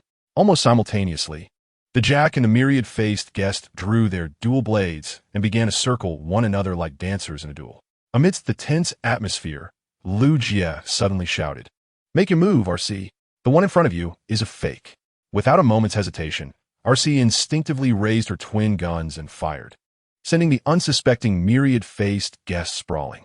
"Charge! Take him down!" In the next moment, the heavy-duty Autobots surged forward, launching a barrage of attacks on the elusive trickster, with even the ambulance seizing the opportunity to deliver a couple of kicks. Optimus Prime, intrigued, inquired, "Lu Jie, how did you ascertain that he was indeed the trickster?" As it happened, Lu Jie nonchalantly revealed a pack of Children-S stickers from his pocket, featuring characters from a notoriously copyright-hungry franchise. The craftsmanship was rudimentary, yet the adhesive was astonishingly potent. Seizing an opportunity, he had affixed one to the trickster, never anticipating the ensuing chaos. With a chuckle, Alcee remarked, "You truly are a clever little rascal," as she playfully tapped Lu Jie's chin. "Now, let's prepare a grand surprise for the Decepticons." Releasing the nearly incapacitated trickster, Jack swiftly located the concealed bomb on him and effortlessly switched it to countdown mode. "It's your turn now, Divider," he declared confidently. Divider, filled with determination, replied, "Leave it to me." Meanwhile, aboard the Decepticon warship, an air of confusion prevailed. What in the world is the trickster up to? Activate the land bridge immediately. Observing the heavy casualties among his assault team, Red Spider descended into a frenzied state, starkly contrasting with the calm demeanor of Soundwave beside him. Suddenly, the previously shut land bridge swung open, and the battered trickster was unceremoniously tossed out. "Trickster, you had better divulge the location of the Autobots base, or our issues will not be resolved." Witnessing the trickster's current state, Red Spider instinctively understood that the covert mission had failed, yet he still held a glimmer of hope that the trickster would not return empty-handed.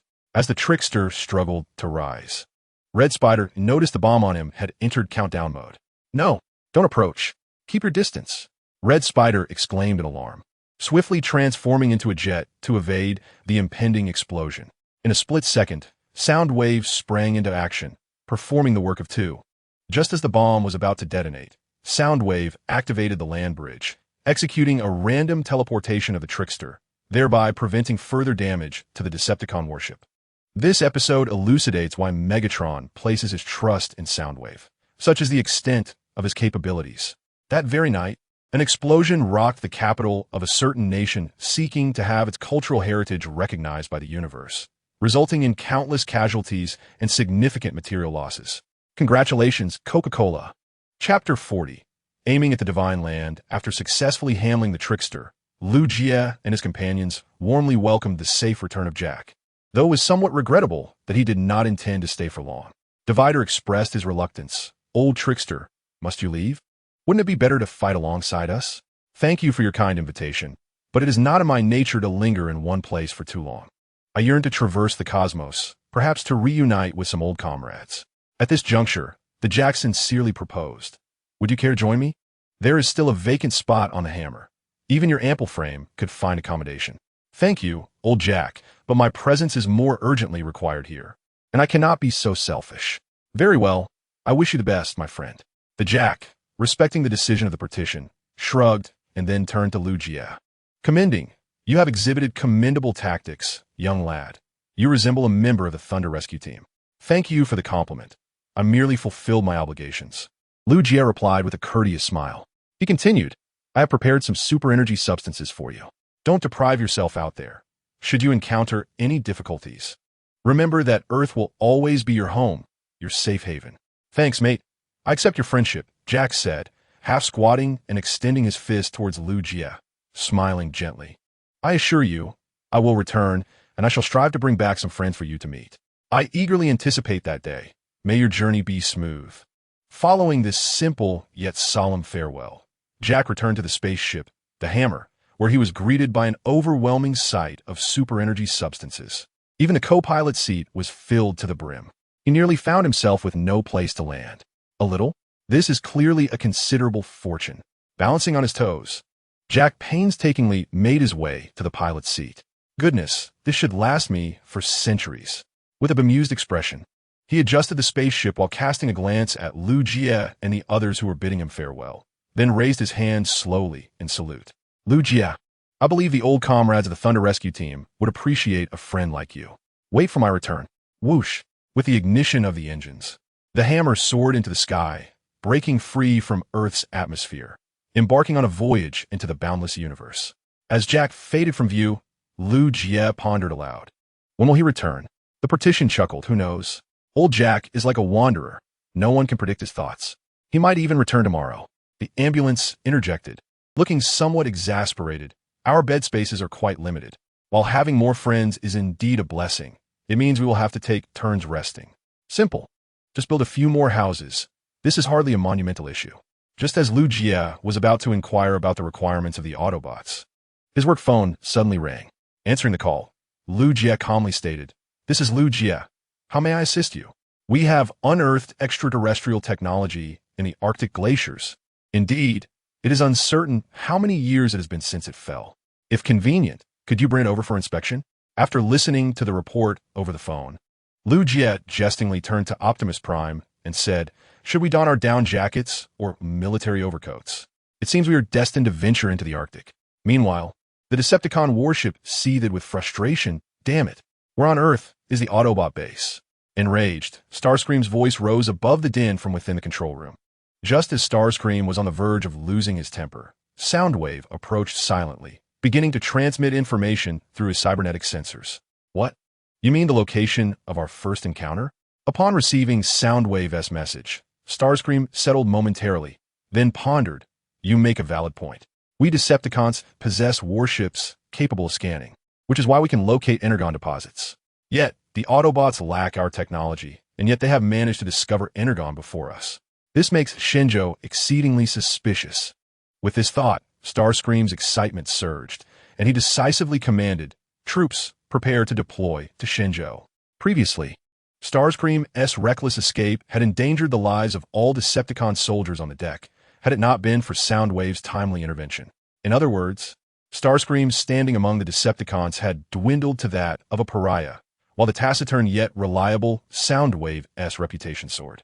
Should this trend continue, it was only a matter of time before a multitude of Decepticon soldiers would rally around Soundwave, leaving Starscream unable to maintain even the position of second in command due to his poor rapport. Thus, Starscream was in dire need of a victory, one that could restore his lost prestige. Chapter 41. The iron-eating bug in the sleep chamber Arctic Glacier Taishan Research Station. With a whoosh, the land bridge opened and Optimus Prime, Ratchet, and RC burst forth in their vehicle forms, while Lu Jie, wrapped in a military overcoat and wearing a cold-weather hat, sat in the driver's seat of Optimus Prime. BRR. It's freezing. Despite the heater being on, the Arctic's frigid temperatures were unbearable for humans, who would succumb to unconsciousness in no time. Optimus Prime expressed concern. Lu Jie, are you all right? Do you need me to increase the heat? No need, Brother Prime. The research station is just ahead. Once we're inside, you all should warm up quickly. Understood. Autobots, accelerate. Optimus Prime honked and surged ahead as the staff at the research station sprang into action. Hurry, open the door. They have arrived. Two staff members slowly pushed open the large door, allowing Optimus Prime and the Autobots to enter swiftly. Thank you for your hard work, comrades. This bitter cold is no easy feat upon entering the research station. Lu Jie finally felt warmth envelop him and quickly exited the vehicle to shake hands with a middle-aged man. Zhang Jianguo, leader of the research team. Liu Ye, diplomat from the special department. After a brief mutual introduction, Captain Zhang led Lu Jie directly to the focal point of their expedition, a massive iron sphere encased in a thick layer of ice. Captain Zhang explained, "This was discovered inadvertently upon our return today. Preliminary assessments suggest it fell onto the Arctic glacier approximately several million years ago. A metallic object descending from the heavens millions of years ago. How intriguing." Lu Jie leaned closer for a thorough examination. But the ice was so thick that he could discern nothing with the naked eye. Please come over and see what this is all about. Certainly. With remarkable speed, Optimus Prime and the other Autobots reverted to their original forms. My goodness. Incredible. The staff at the research station gasped in astonishment upon their first close encounter with the Autobots, several of the younger team members even jumping with excitement. This is far more thrilling than any collectible. In contrast to the astonished expressions of the team members, Captain Zhang stood in awe, his worldview shaken after more than 40 years. So the rumors were true. I thought it was just a myth. Hello. It is a pleasure to meet you, Captain Zhang. Optimus Prime greeted politely as he stepped forward. Lu Jie introduced, these are Optimus Prime, Ratchet, and RC, our extraterrestrial friends, the Autobots. After the brief introduction, Lu Jie added, everyone, please remember to keep this confidential. This matter cannot be disclosed at this time. I appreciate your cooperation. Understood? The staff responded in unison. We will not create trouble for the country. That's what my father always said. The present staff members expressed their understanding and assured their full cooperation. Once these matters were settled, Optimus Prime and Ratchet approached the great ice mass to scrutinize it closely. Ratchet, somewhat astonished, remarked, good heavens. This is a product of Cybertronian technology, a vintage stasis pod. After activating the device to conduct a scan, Ratchet confirmed moments later, indeed, it is a Cybertronian stasis pod, dating back approximately several million years. Optimus Prime inquired, can you ascertain what is contained within? With a heavy sigh, Ratchet replied, I fear it may not be straightforward. The model of this stasis pod is exceedingly antiquated. To determine its contents, the most effective approach would be to remove the ice. That's manageable. Leave it to us. Upon hearing that they needed to melt the ice, Captain Zhang eagerly volunteered for the task. Knowing full well that their research team had spent more time in this frigid environment than in their homeland, breaking ice was a trivial matter for them. In the next moment, a truck-sized ice-melting machine was slowly driven forward. Please be cautious while reversing. Please be cautious while reversing. All right, just like that. Upon the completion of calibration, the ice-melting vehicle immediately commenced its operations, unleashing intense heat from its apex to facilitate the melting process. Are the people here always this enthusiastic? Alcee leaned in closer to Lu Jie, whispering, from the beginning until now, these individuals seem remarkably eager to prove themselves. Have they always been like this? Lu Jie responded in a similarly hushed tone. In this cold and desolate environment, there's a profound sense of loneliness. Moreover, Captain Zhang and his team have endured hardships in the past, which drives them to seize opportunities to demonstrate their worth. Alcee nodded thoughtfully, as if beginning to comprehend. All right, we've melted a portion. After a brief melting operation, a section of the dormant pod was finally liberated from its icy confinement. Thank you for your assistance. No need for such formality, came the simple reply. The ambulance transformed its left arm into a surgical laser gun and proceeded to cut a neat square opening. Let me see what lies within. Activating its illumination system to peer inside, the ambulance was taken aback to discover a swarm of dormant iron eaters. Good heavens! The ambulance's composure shattered, and it nearly lost its footing, collapsing onto the ground. Iron eaters. This is a pod containing iron eaters. Quickly push this outside. A young worker, somewhat puzzled, asked, what exactly are iron eaters? Captain Zhang retorted gruffly, you talk too much. Just get this thing out of here. They sprang into action, and within minutes, the dormant pod was pushed outside the research station. However, under the biting cold of the Arctic storm, the section that had finally melted began to freeze again almost instantly. After addressing the situation, Lu Jie inquired, what exactly are iron eaters?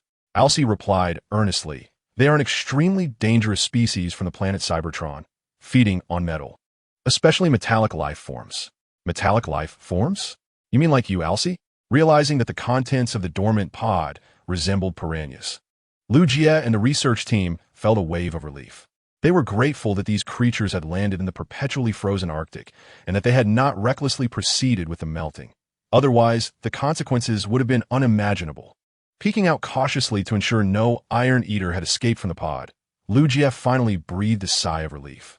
He then turned to Optimus Prime, stating, given how perilous those creatures are, we should resolve this matter quickly to prevent any future complications. Alcee nodded in agreement. I concur with Lu Jie's plan. Let's proceed accordingly. Agreed, but we must first locate a safe area. Optimus Prime did not dismiss the suggestion, as he was solely concerned that the disposal process would not result in any unintended harm. just as the group prepared to take action. Bumblebee's urgent voice suddenly crackled through Optimus Prime's communication channel. Beep, beep, beep. Oh no, Optimus Prime.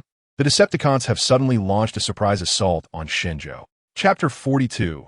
Lugia's sinister idea in the previous episode of Transformers. We must find an absolutely secure location to deal with these Iron Eaters. Beep, beep, beep. Oh no, Optimus Prime. The Decepticons have suddenly declared war on Shenzhou. Text, attack. Whoosh. Bang. At this moment, in the northern region, the Shenzhou army is engaged in fierce combat with the Decepticon soldiers.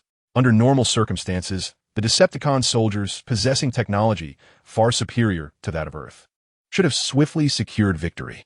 However, the reality is that this Shenzhou unit has undergone equipment enhancements, rendering their weaponry equally formidable. Damn it, these humans are too tenacious. We must retreat for now and return to replenish our supplies. Let's go. After a prolonged battle, both sides reached a stalemate, unable to gain the upper hand. Cowards! If you have the ability, don't run. Seeing the retreating Decepticon soldiers, the Shenzhou officer was instantly filled with rage. These bastards have ravaged our fertile land. This is utterly intolerable for the agrarian people of Shenzhou. Commander, urgent message from the division commander. Give it to me. Snatching the radio, the commander spoke hastily. Division commander. The enemy's firepower is formidable, but our regiment can still hold its ground. Even if only one remains, we can retreat. What? Upon hearing this, the originally spirited commander was momentarily taken aback, then shouted anxiously, "We cannot retreat, division commander. To do so would jeopardize the lives of all the citizens. We cannot act in such a manner. If I instruct you to retreat, you must do so quickly, lest you suffer collateral damage. I have already dispatched someone to deliver the freezing guns. When the time comes, you can conduct the recovery operation. Just remember not to carry too many metallic items." Huh? Oh, I understand. Although he was not entirely clear on the meaning, the commander comprehended one thing. This arrogant group of Decepticons was in for a rude awakening. Lugia, are you truly determined to proceed with this plan? Yes. After all, those Decepticons are hardly virtuous. We need not show them any courtesy. The temporarily deployed heavy bomber was struggling to fly, primarily due to Optimus Prime being slightly overweight, which caused the petite pilot some distress. With an awkward expression, she curled up in the cockpit while Optimus Prime gently tapped his fingers on his knees, attempting to alleviate his own discomfort. Activating the communicator, Lu Jie shouted, "Master, where are we now? We will soon arrive at the designated airspace. And please don't call me Master. I'm the bomber pilot. It sounds as if I'm a rickety taxi driver." After concluding the conversation with the pilot, Lu Jie glanced at the dormant chamber, where the equipment was maintained at low temperatures, and a wicked smile crept onto his lips. He chuckled sinisterly, anticipating what was to come.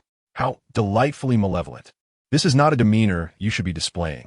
As Lu Jie indulged in fantasies about the impending misfortunes of the Decepticons, Alcai suddenly appeared beside him, silently extending her index finger to gently smooth the corner of his mouth. One must admit, your idea is indeed rather devious.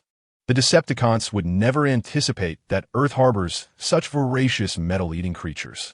The mere thought of the Decepticons' imminent predicament elicited an uncontrollable smirk from Alcai. Oomph. In the next moment, Lu Jie rose on tiptoe, reaching out to flatten the corner of her mouth. Fair is fair. You cannot smirk so wickedly. Oh, after exchanging glances for a brief moment, Lu Jie and Alcai simultaneously revealed mischievous grins. May the primordial celestial sovereign, the emperor of the cosmic realm of Earth, bless these voracious metal eaters to remain dormant until they reach their destination. I beseech you, Amiba. The ambulance, cowering pitifully in the corner of the cockpit, clutched a string of cybernetic prayer beads, murmuring incantations while keeping a vigilant gaze on the stasis pod, not daring to blink. It was evident that the ambulance harbored profound psychological trauma regarding the voracious metal eaters. Chapter 43. Preparations for deployment. Attention! We have arrived at the designated airspace. Good. Lower altitude and prepare for deployment. Upon confirming their arrival in the airspace over Fusang, the bomber began to descend slightly to prevent the voracious metal eaters from meeting their demise upon impact. Approximately half a minute later, Lu Jie could even discern the Decepticon soldiers on the ground through binoculars. All right, little ones, it's time to wake up for a meal. Casually tossing the binoculars aside, Lu Jie signaled to Optimus Prime, who was curled up in the corner of the cockpit. The latter understood immediately and stealthily crawled towards the stasis pod. Do not question why he did not stand up. This position minimizes the pressure on the ground, as Prime's weight is indeed a considerable burden for the portly lady. With a mighty push from Optimus Prime, the stasis pod plummeted directly towards the ground. At that moment, a squad of Decepticons was preparing to assume their respective combat positions when the stasis pod descended straight down, crushing one Decepticon soldier beneath it. Crash! Where did this stasis pod come from? Get me out of here. My legs are gone numb. Several Decepticon soldiers rushed over, attempting to lift the stasis pod together. Just then, an unusual noise emanated from within the pod. Creak, creak, creak. As the Decepticon soldiers exchanged bewildered glances, a swarm of voracious metal eaters with large, captivating eyes began to pour out in droves. Voracious metal eaters. The Decepticon soldiers were struck with panic, swiftly transforming and fleeing for their lives. Hey, wait. For the sake of our Decepticon brotherhood, give me a hand. The soldier trapped beneath cried out desperately, trying to invoke the camaraderie of his comrades. But while he failed to summon them, the voracious metal eaters were irresistibly drawn to this lively feast. Whoosh! With a gaping maw resembling a crushing machine. The iron-eating insects surged forward like a swarm, their screams echoing through the skies. Quick, comrades, prepare the freeze guns. Witnessing the scene of the Decepticon soldiers being devoured, even the battle-hardened commander felt a chill run down his spine. Yet, he remained composed, urging his soldiers to advance and initiate the freezing operation. Yes, Commander. I understand everyone is particularly agitated at this moment, but we must delay for a while longer. In at least a day or two, the iron-eating insects will inflict severe damage upon the Decepticons, significantly reducing our casualties. After enduring 2.5 hours of oral gymnastics, the parched Lu Jie finally found a moment to rest. You've worked hard, young man. You must be exhausted. Just as Lu Jie intended to quench his thirst, a thermos appeared before him. It was Arky, who had quietly approached from behind. Thank you, Arky. My throat feels like it's on fire. Lu Jie accepted the thermos without hesitation, gulping down the contents and finding relief for his scorched throat. Arky tilted her head with a slight smile. It seems your discussion was quite intense. I hope it yields a favorable outcome. Indeed, the commander has ordered the deployment of additional troops for the operational mission. This marks the first large-scale combat in over 40 years, so we must ensure that nothing goes awry. After finishing the tea, Lu Jie opened the computer to reconfirm the map of Fusang. This is the location where we will deploy the iron-eating insects. Thus, if all goes as planned, the Decepticons should have minimal forces here, making it the ideal gathering point. Arky rested her chin on her hand, contemplating thoughtfully. It is indeed a suitable assembly site. But do exercise caution with those iron-eating insects. While they won't harm you, your heavy weaponry is made of metal. Rest assured, I have already specifically advised the commander about this. The freeze guns have been dispatched to the front lines to eliminate any remaining iron-eating insects before the main forces assemble. After confirming the details, Lu Jie glanced at the time. If no unforeseen circumstances arose, the main forces should be ready to depart in 4 hours. No joke. During the Spring Festival transport, there were over 100 million people on the move. In other words, if we can ensure that the citizens return joyfully to celebrate the new year, we can certainly prevent certain predatory beasts from surviving to see it. Chapter 44. Strike a blow to avoid 100. What? Are we going to war? Upon hearing the discussion between Lu Jie and Arky, Fei Guo dashed over in a flurry. What should I do? Such a significant operation surely includes us, right? Logically, it should. However, for this particular situation, it is better that we handle it ourselves unless absolutely necessary. Adjusting his slightly taut collar, Lu Jie exhaled deeply and remarked, due to the military actions of the Decepticons, the attitudes of various governments appear somewhat despondent. Hence, humanity is in dire need of a victory to uplift morale. Wait, are you truly contemplating engaging the Decepticons in a decisive battle with such technological prowess? Upon hearing Lu Jie's words, Ambulin hastily interjected, indeed. I acknowledge that you currently possess weaponry utilizing super-energy entities as ammunition. However, the Decepticons are not easily vanquished. Otherwise, how could the Cybertron war have persisted to this day? Lu Jie reassured him, fear not, Ambulin. We have never been reckless in our bravado. The adversaries we face are predominantly ordinary Decepticon soldiers, and their numbers are limited. Furthermore, with the recent deployment of the Devourer worms, we do hold a certain advantage. My heavens, Ambulin exclaimed, covering his face, his tone turning grave. Even so, you will incur significant costs. Is it truly worth it? Absolutely. Immensely worth it, Lu Jie replied with a calm demeanor, revealing no excessive excitement. As if recounting a mundane occurrence. After a moment of contemplation, he continued, Years ago, 17 scoundrels reached our doorstep, and we engaged them for over 2 years. People have questioned whether such efforts were worthwhile. As was once said, a single punch can avert 100. To stand tall inevitably requires some sacrifice. Thus, for the dignity of the next generation, our generation must endure, no matter the cost. Upon hearing this, Optimus Prime and the other Autobots fell silent, seemingly gaining a deeper understanding of the spiritual heritage of the Shenzhou people. Optimus Prime responded, Very well, we respect your decision. However, we will remain vigilant regarding the progression of the battle and will provide immediate support should an urgent situation arise. Thank you. Lu Jie nodded appreciatively as he rose and walked towards the land bridge. He glanced back and said, Ambulin, please lower the land bridge. I must join the others. Ambulin, somewhat surprised, asked, Are you also going? Anyone may refrain, but I cannot. Besides, Lu Jie suddenly paused, an air of anticipation surrounding him. My family tree was inadvertently lost long ago, so I wish to restore it, starting from my own account. My goodness, I truly cannot comprehend humanity, Ambulin remarked, though he promptly activated the land bridge. Let it be known, I'm not eagerly awaiting your swift return. Rather, I am bound by our agreement that your mech will soon reach its final stages, and your presence is required for the experiments. Thank you for your diligence, Ambulin. Lu Jie nodded in gratitude before turning his gaze to Alcy, who wore a somewhat serious expression in the corner. Care to join, Alcy?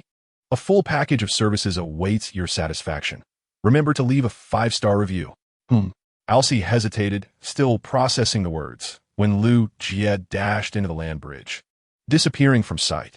As Alcy softly murmured the words massage, a light chuckle escaped her lips, and she turned to stride towards the exit. Bumblebee inquired, What are you up to, Alcy? What if Lu Jie requires assistance? Rest assured, Bumblebee, Lu Jie and his comrades will undoubtedly be safe. I know him all too well. Alcy replied, placing one hand on her hip before glancing back with a smile. I must return home to prepare my tools. Otherwise, he will surely nag me upon his return. No sooner had she spoken than Alcy transformed into a motorcycle and sped away. The barrier expressed concern, Optimus. We must trust our human friends. I see an indomitable spirit and tenacity within them. Placing a gentle hand on the barrier's shoulder, Optimus smiled. Lu Jie and his companions are true warriors. The great leaders and heroes of this land once stood alongside them, so let us place our faith in their capabilities. Meanwhile, at the Air Force Base, Tianjun grappled with a dilemma, to help or not to help. How torturous! He yanked every petal from the flower bed tended by the company commander, rolling on the ground in the throes of indecision. Having heard the news of a Shenzhou army's deployment, he admired the courage of these soldiers, wishing fervently to join their expedition. However, the problem lay in the fact that their adversaries were the Decepticons, and Tianjun still harbored a sliver of hope that, with Megatron absent, the foolish orders of Starscream would be ignored. Once Megatron returned, the Decepticons would surely restore order. Yet, one thought plagued Tianjun. If the Decepticons' erratic behavior was indeed due to Starscream's chaotic leadership, then why had no one intervened? Why did they all obediently follow orders, even relishing the chaos? Surely, the great Megatron was not of such character. There must be some misunderstanding. What has truly transpired within the Decepticons? The more he pondered, the more despair consumed him, leading him to crash against a wall, forcing himself into a state of forced shutdown. Alas, poor child. Chapter 45. The Expedition. Have you heard? The Shenzhou army has declared war on the aliens remaining in Fusan. What? Are they mad? Those are aliens. How could they possibly prevail? Exactly. After decades without warfare, how could they expect to win? It's over. This time Shenzhou is doomed. The news of Shenzhou's military deployment swiftly spread internationally. Yet the majority of nations remained skeptical, even adopting a tone of despair. After all, Shenzhou had maintained a harmless demeanor for decades, being the only major power that had not ignited conflicts. Many believed that the combat capability of the Shinjo army had waned significantly since its former strength. Yet, these simple-minded fools failed to grasp the truth. A nation, no matter how vast, will perish if it embraces war. The historical might of the Han and Tang dynasties serves as a testament to this reality. The military is a national asset, and it should never be deployed lightly unless absolutely necessary. Furthermore, street thugs engage in daily brawls, ending up either in hospitals or facing the law. Seldom do we see any formidable figures among them. In contrast, the sentinels stationed at the entrance of the barracks rarely encounter any troublemakers, even upon retirement. Rather than achieving victory in countless battles, it is far more prudent to secure a decisive victory in one. Attention! Stand at ease. The troops have assembled on the plains, and Lu Jie, fully equipped for battle, emerges alongside the commanding officer. Comrade Commander, all personnel are assembled and ready for your orders. At ease. Understood. The ranks of youthful soldiers stand in unison, their faces alight with the fervor of ambition. The commander surveys the assembly before speaking. Comrades, today is a day that will be etched in history. Like you, I am filled with excitement, but our adversary is formidable. They are the Decepticons from outer space, equipped with advanced technology. After a brief pause, the commander continues. In battle, there will be sacrifices, especially when our opponents are extraterrestrial. If there are any among you who joined in a moment of folly and now harbor regrets, it is not too late to reconsider. As his words resonate, a profound silence envelopes the soldiers, their expressions resolute. Well, you are all brave men. To protect our families from suffering the same fate, we shall confront them head-on today. A resounding cheer erupts, and Captain Deng introduces. This is Comrade Lu Jie from the Special Department, who possesses first-hand combat experience against the Decepticons. Let us welcome him to share a few words. Applause fills the air. Thank you, comrades. Stepping forward to salute, Lu Jie states plainly, the Decepticon soldiers are notably tall, making them easy to spot. We will operate in units, and upon sighting Decepticon soldiers, we shall unleash a barrage of fire. Lifting a newly developed energy rifle, Lu Jie adds, this is the latest weapon, proven to inflict significant damage on Decepticon soldiers. Those who do not have an energy rifle, do not despair. The rocket launchers in your hands are formidable as well. Understood. Lu Jie continues, glancing around. Listen carefully, this battle is pivotal for our nation's fate. If we prevail, our people will be treated as dignitaries abroad. However, if we fail, it would spell our doom. Thus, for our loved ones and for all humanity, we shall fight against these alien invaders. Charge! On board the Decepticon warship, a furious red spider exclaims, damn it, where did all these Iron Eaters come from on Earth? Frustrated in the control room, he cannot comprehend the emergence of the Iron Eaters, which has already cost him over 20 soldiers. Commander Red Spider, a human army is crossing the sea. What? There are still humans daring to resist? They are truly courting death. Upon hearing the soldiers' report, the Red Spider erupted in fury once more, just as he was about to dispatch additional troops for battle. A delicate yet remarkably strong arm belonging to Soundwave gently rested on his shoulder. In an instant, an overwhelming pressure enveloped the Red Spider. Soundwave, I understand. Yes, you. I will refrain from sending out more soldiers. After all, there are still dozens on the ground, more than sufficient to handle those bothersome humans. Upon hearing the Red Spider's assurance, Soundwave nodded slightly, then lifted his hand and turned to leave. That was terrifying.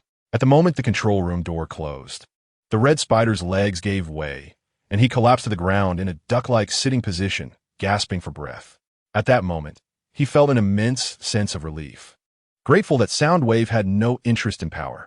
Otherwise, in that fleeting moment, his spark could have been extracted a multitude of times. Chapter 46. The battle commences. Report. We can now see the battlefield. Captain Deng immediately ordered all personnel to prepare for combat upon spotting the distant desert through his binoculars. He himself had already donned his battle gear, eagerly awaiting the sound of the charge. On the armored vehicle, Lu Jie rallied his comrades, saying, "Come on, comrades." As the saying goes, it takes 100 years of cultivation to share the same boat. I am honored to fight alongside you. He poured a small cup of liquor for each soldier of the vanguard, raising his own cup and declaring, "See you at the victory banquet." As soon as he finished speaking, Lu Jie downed his drink, prompting the soldiers to follow suit in unison. Behind us lies our homeland. We shall not retreat a single step. It was a clear morning, and the sound of a song accompanied the reveille. Someone began to sing, and rather than being silenced, more voices joined in, culminating in Lu Jie adding his voice to this spirited chorus. Rest assured, motherland. Rest assured, dear ones. For the sake of victory, I shall bravely advance. The battle begins. Comrades, charge with me. Our regiment is one of the old revolutionaries. We cannot bring shame upon our ancestors. Yes, with infantry and armor working in tandem, the Air Force scrambled their fighter jets to engage in battle, while the warships in the rear commenced comprehensive reconnaissance using electronic intelligence. This is Xian Bird 1. We have identified 4 unidentified flying objects suspected to be Decepticons approaching. Ground forces prepare for engagement. Received. After notifying the ground forces to be ready, the 5 fighter jets in the sky swiftly entered attack mode, launching over 10 missiles in an instant. Whoosh, whoosh, whoosh. The approaching Decepticon soldiers, unfazed, retaliated with a barrage of concentrated laser beams. Just as the laser beams were about to collide with the missiles, suddenly, the missile bodies burst open, forming an impregnable electromagnetic net that effortlessly blocked all incoming laser rays. Electromagnetic Net Missile, a self-defense missile with astonishing defensive capabilities, thanks to the technological support from the ambulance. What? Unexpectedly, the situation arose. The 2 leading Decepticon soldiers could not halt their advance and collided headlong into the electromagnetic net. Zing! Ah! Ensnared by the net. The Decepticon soldiers emitted a chorus of anguished cries, utterly devoid of any means of resistance. Whoosh! Whoosh! Seizing the opportunity, a barrage of missiles was unleashed, and thus, the 2 Decepticon soldiers returned to the Allspark. This human army is formidable. Advanced toward the ground. The surviving 2 Decepticon soldiers swiftly transformed for an emergency landing, with one converting its left arm into a laser cannon to fire upon the tank. This hulking metal behemoth lacked the agility of a fighter jet. Surely, the Decepticon soldiers thought they could turn the tide now? Alas!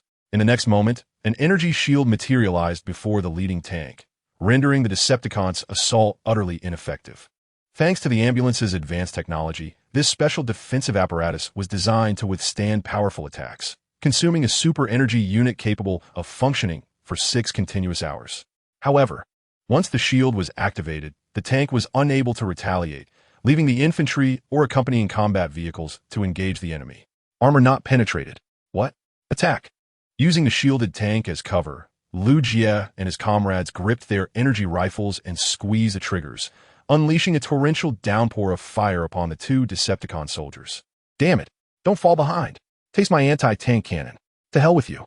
Those warriors without energy rifles were equally resolute, seizing various heavy weaponry to mount a supporting offensive, and soon the ground resonated with a symphony of smoke and thunder. Boom! In the face of overwhelming assault, the 2 Decepticon soldiers could no longer withstand the onslaught and ultimately returned to the Allspark in a fiery explosion. Do not underestimate the power of humanity. Wiping the grime from his face, Lu Jie commanded, spread out in units, refrain from unnecessary communication, and if communication is needed, use only code words to deny the Decepticons any chance. Understood. In the next moment, the vast advance party began to split and act with methodical precision, launching attacks on areas where Decepticon soldiers might be concealed. When friends arrive, good wine awaits. If wolves and tigers come, let them find no return. Chapitre 47, Embûche impossible. Absolutely impossible. How could mere humans possess such technological prowess? Hold the line. Hold firm. Witnessing the life signals of the Decepticon soldiers vanish at a visible pace, the already restless Red Spider became frantic. Damn it! Where did this human army spring from? They were so close to locating the Autobot base. After a vigorous outburst, the Red Spider turned to the Soundwave behind him and stated gravely, Soundwave, it seems imperative that we deploy additional forces. Soundwave remained silent, conveying his thoughts through a telepathic connection. What? Retreat. Our adversaries are merely humans. Red Spider's voice trailed off as Soundwave stepped forward, enveloping the Red Spider in a profound, silent pressure. The resolute and arrogant demeanor that Soundwave had displayed moments before had vanished, and Red Spider revealed an awkward yet somewhat embarrassed smile. Very well. Let us first extract sufficient amounts of super energy bodies and seek revenge later. Charge!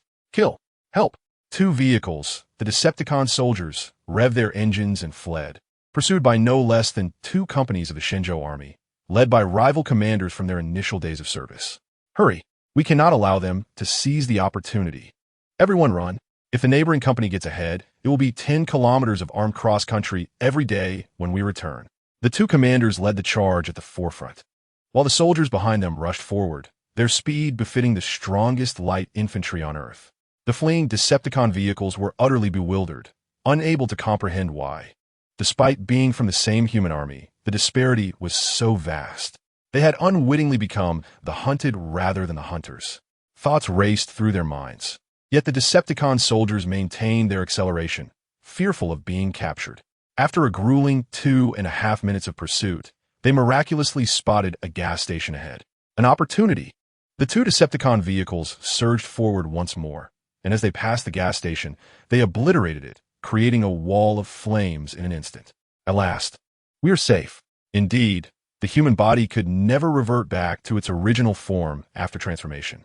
The 2 Decepticon soldiers sighed in relief, despite being autonomous robotic life forms that did not require breath. Just as they caught their breath, a resounding charge sounded, followed by a thunderous battle cry, "Kill!" With fervent shouts, a legion of Shinjo soldiers surged through the flaming wall, propelled by the fire. The Decepticon soldiers could only stare in shock. What the... Shortly thereafter, the life signals of 2 more Decepticon soldiers went offline. Meanwhile, Liu Jie cursed as he surveyed the surrounding landscape, choked with yellow sand. Where the hell are we? So preoccupied with relentless pursuit, they had inadvertently lost their way. And to make matters worse, their navigation tool had been damaged in the previous battle, leaving the group in an awkward predicament of being lost. Report. Just as Liu Jie was about to call for air support, a young soldier dashed over. Commander, we have discovered a congregation of Decepticon soldiers.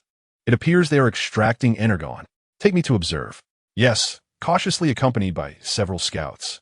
Liu Jie stealthily approached and was astonished to find at least 8 Decepticon soldiers engaged in mining operations. This was a blatant act of theft. Liu Jie exclaimed indignantly. How audacious! This band of shameless marauders must be taught a lesson. He retrieved his communicator and commanded, "Mobilize all artillery from the entire battalion. Use everything within range. We must ensure these invaders pay dearly." At that moment, the Decepticon soldiers sensed an inexplicable chill in the air. "Stop overthinking. We must gather more energon to return home," they urged, fervently continuing their mining activities, blissfully unaware of the imminent danger. Suddenly, boom! Projectiles descended in a parabolic arc, striking the energon deposits, a volatile and explosive substance. The result was catastrophic boom. With no chance to react, the Decepticons were swiftly returned to the essence of their origins. "Serve them right," Liu Jie muttered under his breath, then rallied his comrades. "Onward, comrades. The battle is far from over." Chapter 48. The drones unleash their power. Commander.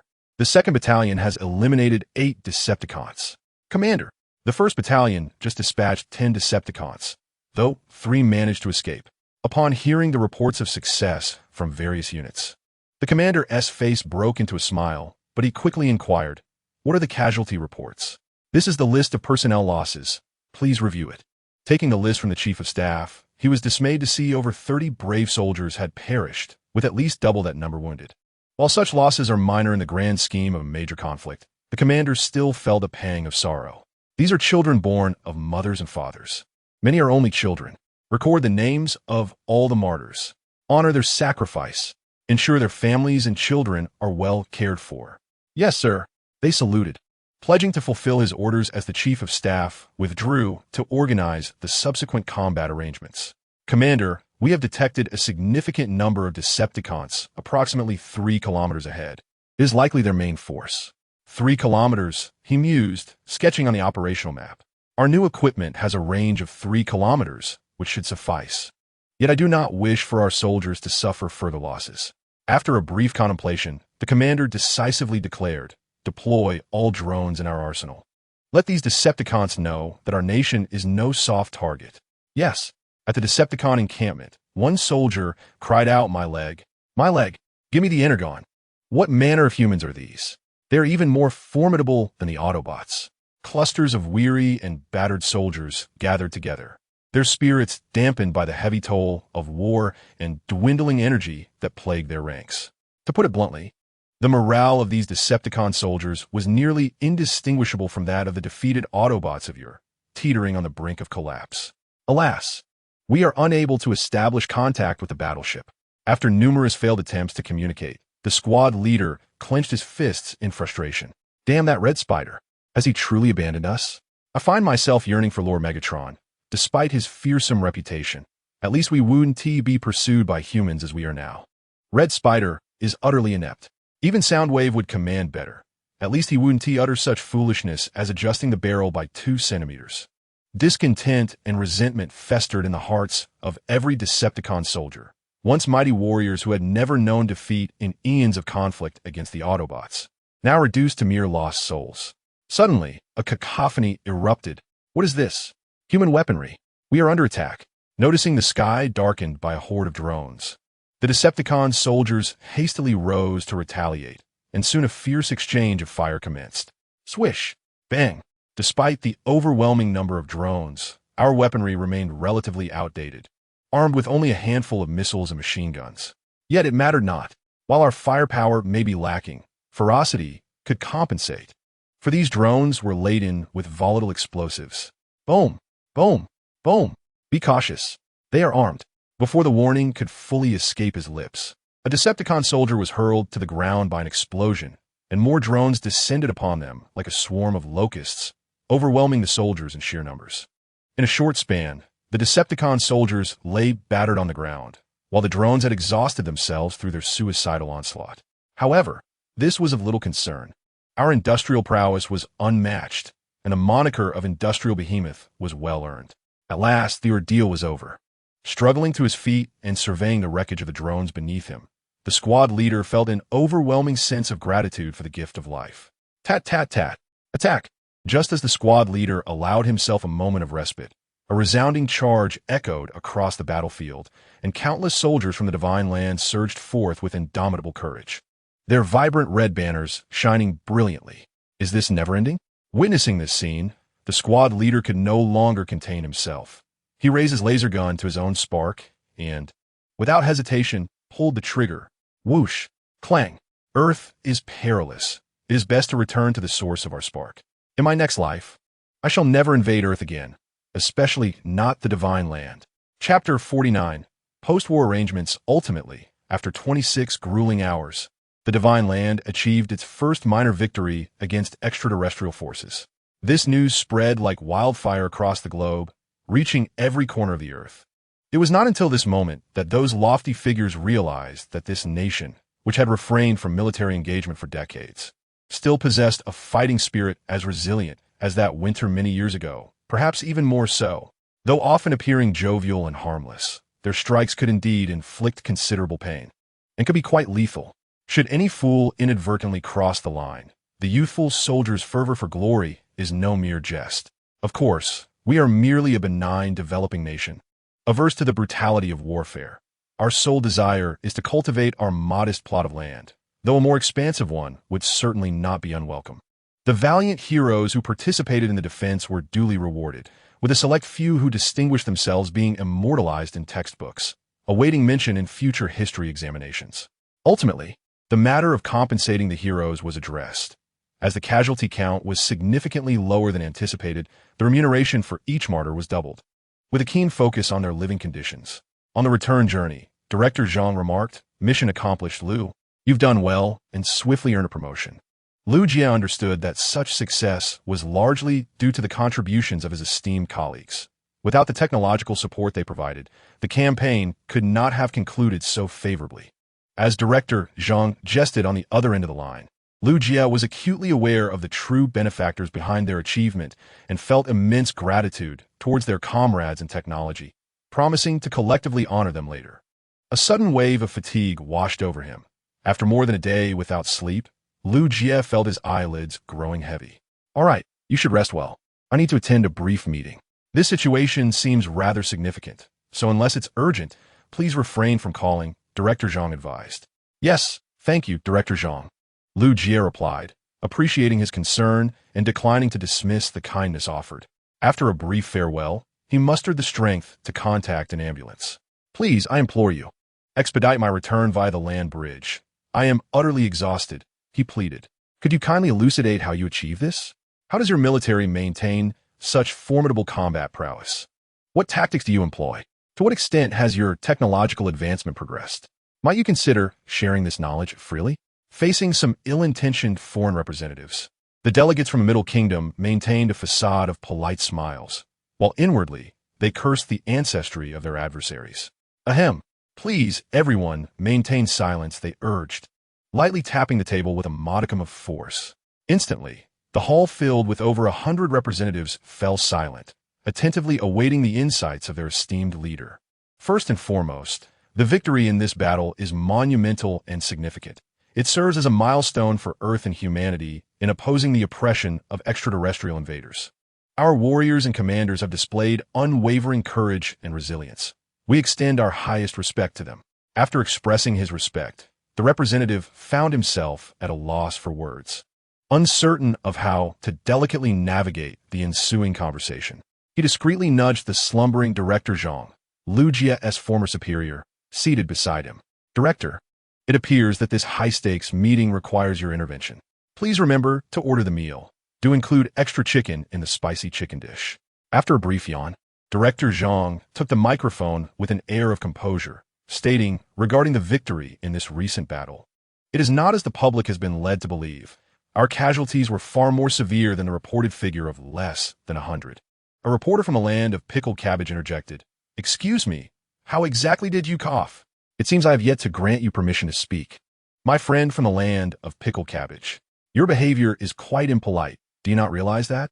A dangerous glint flickered in Zhang's narrowed eyes, instantly intensifying the atmosphere in the room. The reporter, drenched in perspiration, cast a desperate glance towards the American representative nearby. Given that I refer to you as father, could you lend a hand? The American representative, however, turned away, feigning ignorance of the embarrassing predicament. The reporter from the land of pickled cabbage, clearly flustered, mumbled, I apologize. I understand my mistake, before retreating to his seat amidst the disdainful and mocking stares of his peers. Zhang chose not to elaborate further and calmly took a sip of water. Next, esteemed representative of the Shenzhou government, may I pose a question? A reporter from the land of Sa raised her hand and in fluent Mandarin proceeded to inquire. Zhang smiled faintly. Your Mandarin is quite proficient. It seems you did not learn on a whim. The reporter replied with a smile. Indeed. I was an exchange student at Shenzhou University and lived there for 6 years. What a coincidence. A relative of mine has a child studying at Shenzhou University. So I suppose we are friends now. In mere moments, two strangers from distant lands were woven into the fabric of friendship.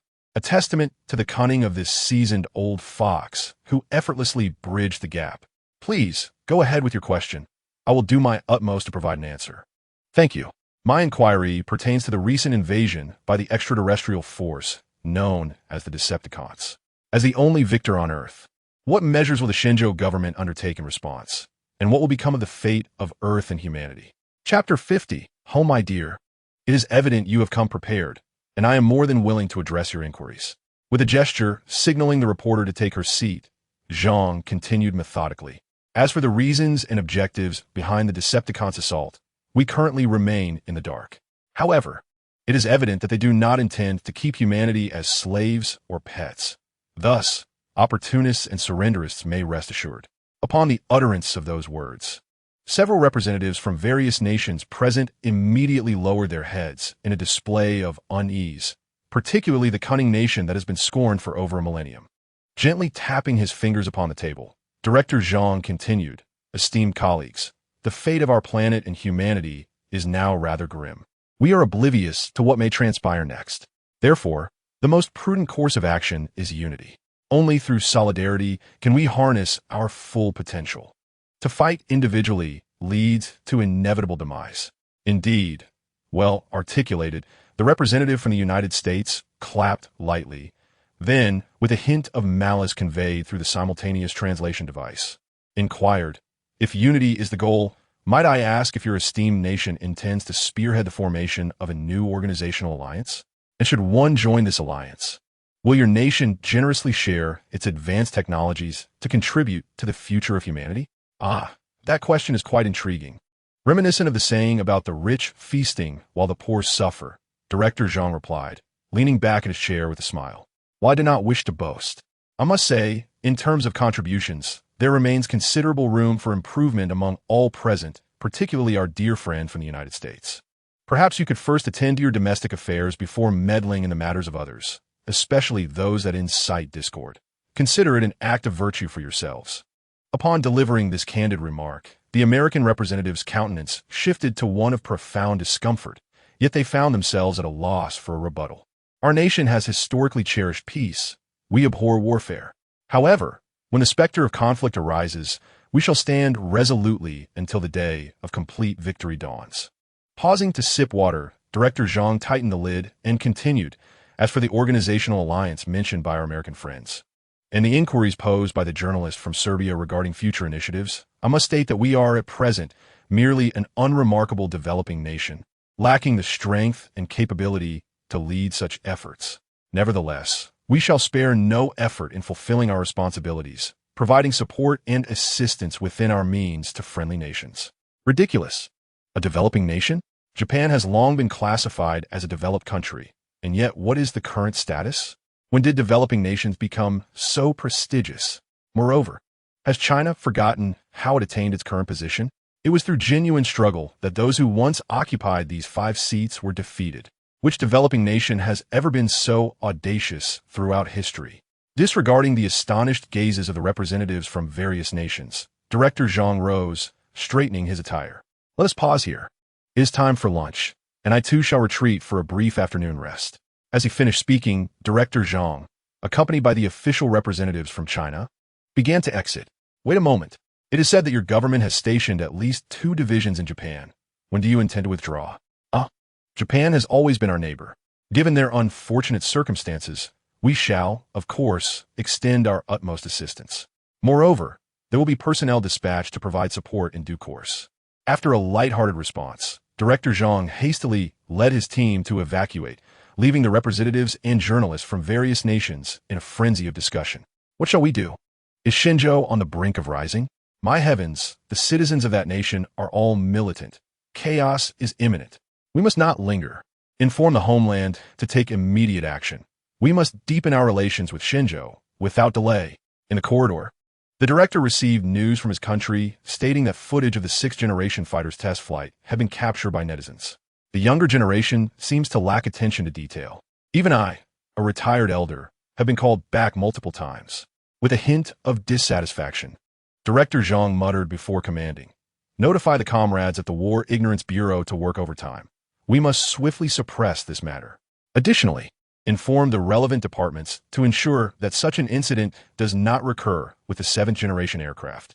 Understood. I will notify them immediately. The assistant quickly took out his phone to send messages for communication, only to look up and realize that many of Director Zhang's colleagues had mysteriously disappeared. The assistant pondered, where have they all gone? Suddenly, he was approached by representatives from Demao, Laosai, and Shaowan Yi, rushing towards him like wild horses seeking to expand their territory. Brothers, can we discuss collaboration? When will the young hero arrive? I've already marked the territory.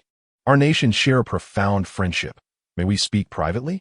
At this moment, the young assistant received a valuable lesson as he regretted not having run faster. Help! At the automobile people's base. I'm back, brothers. Welcome, welcome. A warm welcome. Welcome home. As Lu Jie entered the base via the land bridge, the sight that greeted him was of cheerleaders energetically waving pom-poms and dancing passionately, creating a delightful yet blinding spectacle. Beep, beep, beep. Welcome home, you've worked hard. Lu Jie. Just as Lu Jie admired the exuberant display, petals began to rain down upon him like a gentle shower. Looking up, he realized it was Bumblebee perched above, joyfully scattering flowers. Welcome back, our brave warriors. You have demonstrated through your courage and actions that the Decepticons cannot recklessly destroy this beautiful planet. Optimus Prime and Ratchet approached, with Optimus kneeling slightly, smiling as he nodded. Well done. You have worked hard. Although you utilized the Cybertronian technology one provided, Not everyone possesses the courage to battle the Decepticons, so I must acknowledge that humanity indeed possesses a formidable spirit. Ratchet, with a hint of pride, placed his hands on his hips, hesitating before adding, "At least you're back. I won't have to give your armor to someone else." Lu Jie chuckled. "Old Ratchet, your welcome speech sounds a bit awkward, doesn't it? The ambulance embodies the essence of a tough exterior concealing a tender heart. From the very onset, it has been vigilant regarding the developments of your battlefield, pleading multiple times for Optimus Prime to take us to assist." In the next moment, a meticulously arranged bouquet was presented to Lu Jie, and upon looking over, he discovered it was a gift from Alcy. With a gentle smile, Alcy remarked, "You've worked hard, my dear lad." The ambulance, slightly displeased, retorted, "Hey, Alcy, please refrain from making such statements casually." Ignoring the ambulance's mild protest, Alcy shrugged, continuing to offer the bouquet to Lu Jie. "I made these myself. I hope you won't dislike them." "Thank you, Alcy." As Lu Jie extended his hand to accept the flowers, Alcy unexpectedly embraced him gently. "You performed admirably this time, but next time, I shall accompany you on your adventures." Seizing the opportunity, Alcy playfully tousled Lu Jie's hair, her smile widening ever so slightly. "Do not forget the massage you promised me. I've prepared all the tools at home." "Ah." Alcy glanced down and noticed that Lu Jie had fallen asleep in her arms, accompanied by soft snoring. He must truly be exhausted. With a tender smile, Alcy carefully lifted Lu Jie and turned to face the assembled Autobot companions. "Shoo!" Optimus Prime raised a finger to his lips, signaling for silence. In the next moment, all Autobots, except Alcy, echoed this gesture, their gazes converging on the slumbering Lu Jie. Chapter 51. The misfortune of the Red Spider. How infuriating. This time, I've been defeated by a mere human. In the command room of the warship, the Red Spider paced anxiously, his expression reflecting deep concern. Unable to triumph over the Autobots and failing in his espionage mission, one might excuse these setbacks. However, being expelled from Japan by the Shinjo army has caused a significant uproar within the Decepticon ranks. After enduring millions of years of civil war on Cybertron, the Decepticons have now stooped to being bested by humans from an inconspicuous little planet, retreating in disgrace after losing dozens of soldiers. As the acting leader of the Decepticons, the Red Spider's standing has plummeted, akin to the Qing government after losing the First Sino-Japanese War, even drawing criticism from the lowest-ranking miners. Although Megatron's methods were ruthless, under his leadership, the Decepticons could at least contend with the Autobots on equal footing. Now, under the Red Spider's command, they cannot even organize a simple picnic. Consequently, groups of soldiers could be seen scattered throughout the warship, fervently praying for Megatron, hoping that their incapacitated former leader would awaken and rescue the Decepticons from their plight. Otherwise, they would have no choice but to defect to the Autobots. "It's all your fault, Soundwave. It was your insistence on retreating that has led to my current disgrace. You must bear the responsibility for this." The Red Spider, increasingly agitated, decided to unleash his pent-up fury upon the innocent Soundwave. Knowing full well that Soundwave's gentle nature would prevent him from retaliating over such trifles. As anticipated, Soundwave remained silent in the face of the accusations, appearing utterly unfazed by the tirade. Meanwhile, the Red Spider, lacking any sense of decorum, incessantly ranted on. "You are but a mere human. Soundwave, how could you withdraw? Citing insufficient reserves of energon, you have brought shame upon the Decepticons. You have rendered me, as your commander, incapable of holding my head high. Soundwave, you have truly disappointed me." Just as the Red Spider's tirade escalated, Soundwave's robotic dog could no longer contain itself, forcefully transforming and leaping off Soundwave, assuming a hunting stance and fixating its gaze on the Red Spider. The Red Spider, feeling unnerved under the dog's intense stare, blustered, "Step aside. You uncouth beast. Clear the way. I am the new leader of the Decepticons, the mighty Red Spider.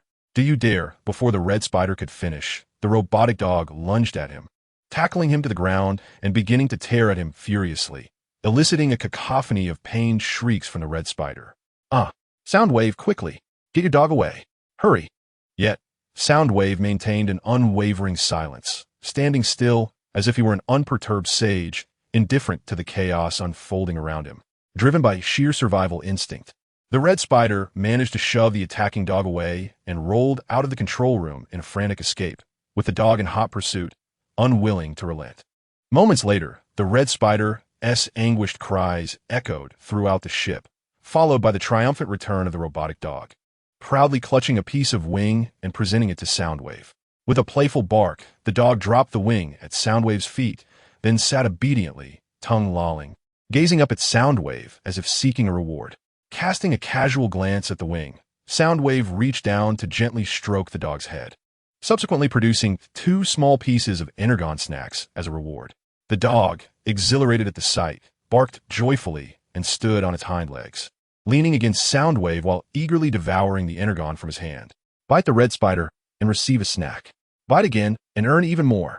Perhaps even the astute Soundwave could not have foreseen the seeds this action would sow in the dog's mind, foreshadowing a more challenging future for the Red Spider. In the infirmary, greetings, Lord Megatron. How do you feel today? Are you feeling much better? At that moment, lying on the hospital bed, Megatron, having been treated by the skilled hands of 2 aesthetic medics, though still lacking any inclination to awaken, at least appeared revitalized, no longer bearing the disheveled appearance of before. While adjusting the power of the treatment device, Knockout mumbled to himself, "If I must express my gratitude, Lord Megatron, feel free to appoint me as a commander. Although I may lack experience in leading troops in a battle, I assure you, I will not allow the Decepticons to find themselves in a state of utter disarray." Knockout. What a coincidence. The irate voice of Starscream startled Knockout, nearly causing him to drop the tools in his hand. He quickly masked his surprise with a casual greeting. Fortunately, Starscream had not overheard Knockout's previous murmurs and promptly took a seat in the medical bay. "Get me treated. It hurts like hell. Just a moment. Let me take a brief look." "Oh dear, you really are in quite a state," Knockout observed, noting the missing wing section and the numerous scratches marring Starscream's paint job, leaving him looking particularly disheveled, even somewhat amusing. "I need to find some materials to patch you up, but first, a preliminary treatment is necessary to prevent any lingering complications." After rummaging through the toolbox, Knockout quickly found the appropriate instruments and began to tend to Starscream's wounds. As he administered treatment, Starscream's gaze remained fixed on Megatron, who lay in a deep coma on the medical bed, his eyes reflecting a sense of frustration. "How is Megatron today?" Knockout shrugged. "No changes. His life signs are at their lowest, yet his brain activity is remarkably vibrant. Perhaps he is lost in some delightful dream. I wish he would never awaken." Starscream muttered with irritation, then continued, "What about Scourge?" "Why isn't he here?" Knockout replied candidly. "Scourge has gone out in search of the Energon we require. After all, he is quite the behemoth, and the meager rations barely suffice for his consumption. What a useless imbecile. How could a noble Decepticon not understand my plight? Brawn without brains. Scourge is a colossal fool, and I just want to zing." Knockout, what are you doing?" The sudden surge of pain caused the unsuspecting Starscream to yelp, springing from his seat to glare at Knockout. "My apologies, Commander Starscream, but the severity of your wounds is quite alarming. Your reaction is the best evidence of that." Pointing to the tools in his hands, Knockout continued earnestly, "Pain is a normal response. The injuries have damaged several internal circuits. I must correct each one, or else, Commander, you may find yourself unable to transform in the future, though I cannot definitively say what condition would prevent you from transforming." Starscream, filled with doubt and apprehension, asked, "Is it truly that serious?" "Very well.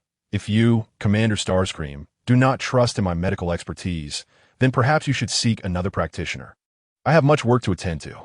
With that, Knockout set down his tools and turned to leave. "Wait, I have complete faith in your medical expertise, so please treat me. Red Spider dares not take chances. After all, at this moment, the only one capable of providing medical assistance is knocked down. If he refuses to treat me, who else could I turn to? Contact the Autobot medic, Ratchet? I would likely be disassembled into pieces. This is the attitude a patient should possess. Fear not, dear Commander Red Spider. I shall ensure you receive the finest care." Knockdown turned and returned, first instructing Red Spider to lie down on the medical bed. With a mischievous smile, he retrieved a welding gun. "How dare you speak ill of Deadlock? Watch how I deal with you." With such thoughts, Knockdown immediately adjusted the welding gun to its maximum power and plunged it into the wound on Red Spider's back. The sensation for Red Spider at that moment was akin to having a half-meter wound treated with salt, cumin, chili powder, and alcohol, a potent mixture of solid and liquid substances, ultimately ignited by fire. That day, Red Spider's screams echoed throughout the warship, resonating long after. Chapter 52, Panels and Deadlock Yawning. Lu Jie finally awakened from a deep slumber, his consciousness lingering in a state between dreams and reality. Waking up, upon hearing the voice nearby, Lu Jie initially did not grasp the situation, but as his mind reconnected, he soon realized something was amiss. Before him was the smiling face of Alcee, and he discovered that he was cradled in her arms like an infant, evidently having slept in such a manner for half the day. Alcee teased, "So, my dear boy, if you haven't had enough rest, feel free to sleep a little longer. You look quite comfortable." "No, I've slept enough," Lu Jie hastily replied, jumping out of Alcee's embrace, slightly embarrassed as he shifted the topic. "How long did I sleep?" 13 hours, 14 minutes, and 52 seconds. Exactly, Alcee replied, squatting beside Lu Jie, continuing to tease, "I didn't expect you to look so adorable while sleeping. I nearly wanted to find a pacifier for you." "Alcee," Lu Jie exclaimed, flustered. "Stop joking, but I must confess, I secretly took several photos of you while you were asleep, just to have a keepsake. Delete them immediately." Upon hearing this, Lu Jie's face flushed crimson, and he quickly jumped up to urge Alcee to delete the photos. However, the Autobot lady, leveraging her height advantage, looked down at him with a playful expression. Optimus Prime remarked, "I am pleased to see that you rested well, Lu Jie. Now we can be assured." Ratchet added, "The human body is still quite fragile. Merely 30 hours without sleep leaves you utterly exhausted." As Lu Jie and Alcee playfully bantered, Optimus Prime and Ratchet arrived upon hearing the commotion. "Hey, Brother Prime, Ratchet, have you eaten?" Lu Jie swiftly turned to face them, pausing his playful exchange with Alcee. "Eaten? Indeed, we have just replenished the necessary energon."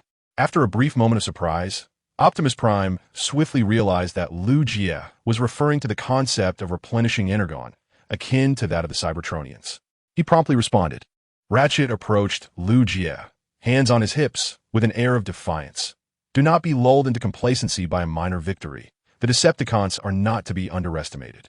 They have not revealed their true capabilities in this encounter, but the next time may be quite different." Lu Jie nodded in understanding. "I comprehend. We shall strive to grow stronger before the Decepticons' next assault, and deliver a lesson they shall not soon forget, making those invaders aware that our comrades in arms are not to be trifled with." His words were met with a sense of satisfaction. Ratchet trembled slightly, and then a specially designed chip fell from him.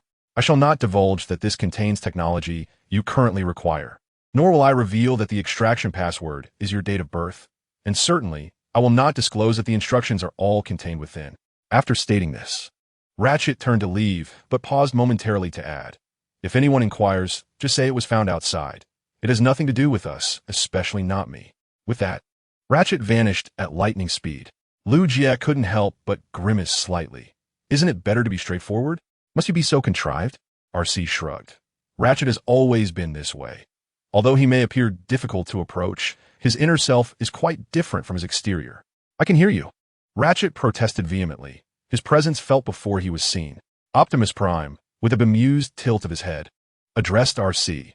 "The probe has detected a strong energon signal in a country called Greece. I hope you can investigate it on site." RC replied confidently, "Leave it to me." Lu Jie eagerly added, "Take me with you. I have always wanted to explore Greece. Don't forget to bring the stasis pod. Its recent energon intake has exceeded safe levels. Its functions have significantly slowed." Ratchet called out loudly as the stasis pod, snoring deeply, inadvertently tumbled off the bed, continuing its slumber. Ancient Greek stadium ruins. "Wake up! Stasis pod, do not lose points." "Apologies, it seems I have not yet rested sufficiently." Rubbing its head to maintain alertness, the stasis pod retrieved its detection equipment to commence its work. Beneath lay a primary vein of energon. However, due to certain peculiar reasons, extraction proved to be quite challenging, which was truly regrettable. After a brief reconnaissance, the stasis pod quickly reached its conclusion, while Lu Jie and RC observed the stadium ruins as if they were mere tourists. As Lu Jie cast a glance over the surrounding ruins, he couldn't help but feel a sense of nostalgia. The once glorious civilization of ancient Greek Athens now lay in mere remnants. "Do you know the story behind this place?" RC, who was engaged in her work, instantly expressed her curiosity upon hearing his words. She approached Lu Jie with a slight smile and inquired, "Could you kindly enlighten me?" "With pleasure," Lu Jie replied, deliberately exaggerating his sense of honor. He then began to elucidate. Ancient Greece was once one of the many cradles of civilization on Earth, its spirit and culture wielding immense influence over the world. Alas, due to various reasons, a millennium ago, the continuity of Greek civilization was interrupted, leading to the decline of its once resplendent legacy. A fallen civilization? Upon hearing about the plight of ancient Greece, Arsai felt a wave of melancholy, for her homeland, Cybertron, had faced a similar fate. A magnificent civilization ravaged by war, leaving only survivors to wander the cosmos. Cheer up, Arsai.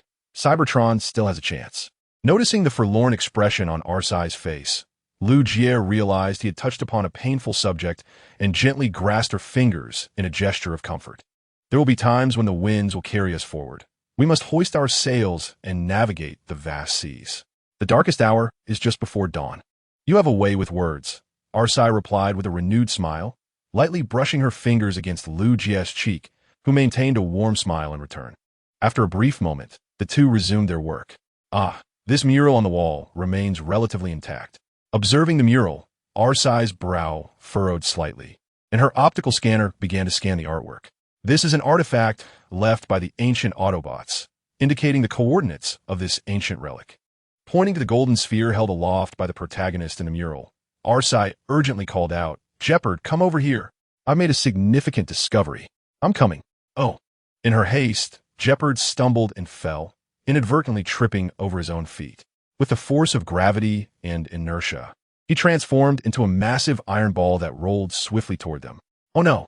Arsai's expression changed dramatically as she quickly scooped up Lu Jie and made a hasty retreat.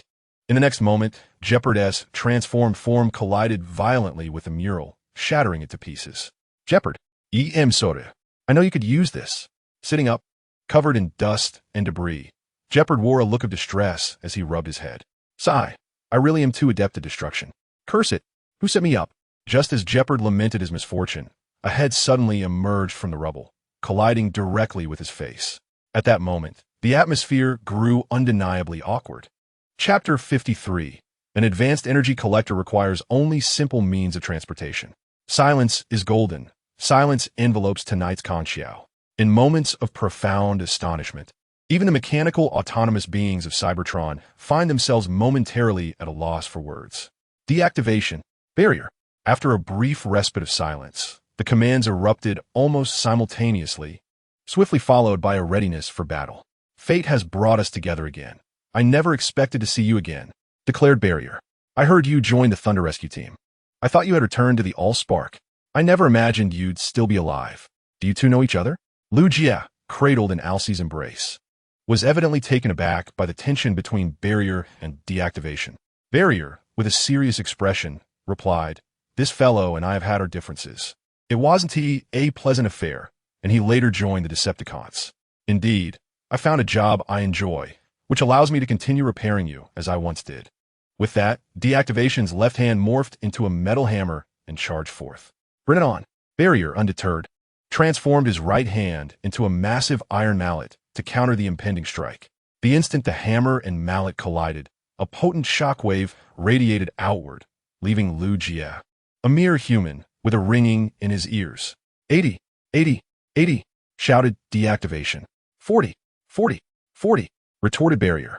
The two heavyweights engaged in a fierce exchange, their shouts echoing like a cacophony of a funeral meeting a wedding, nearly overwhelming the senses.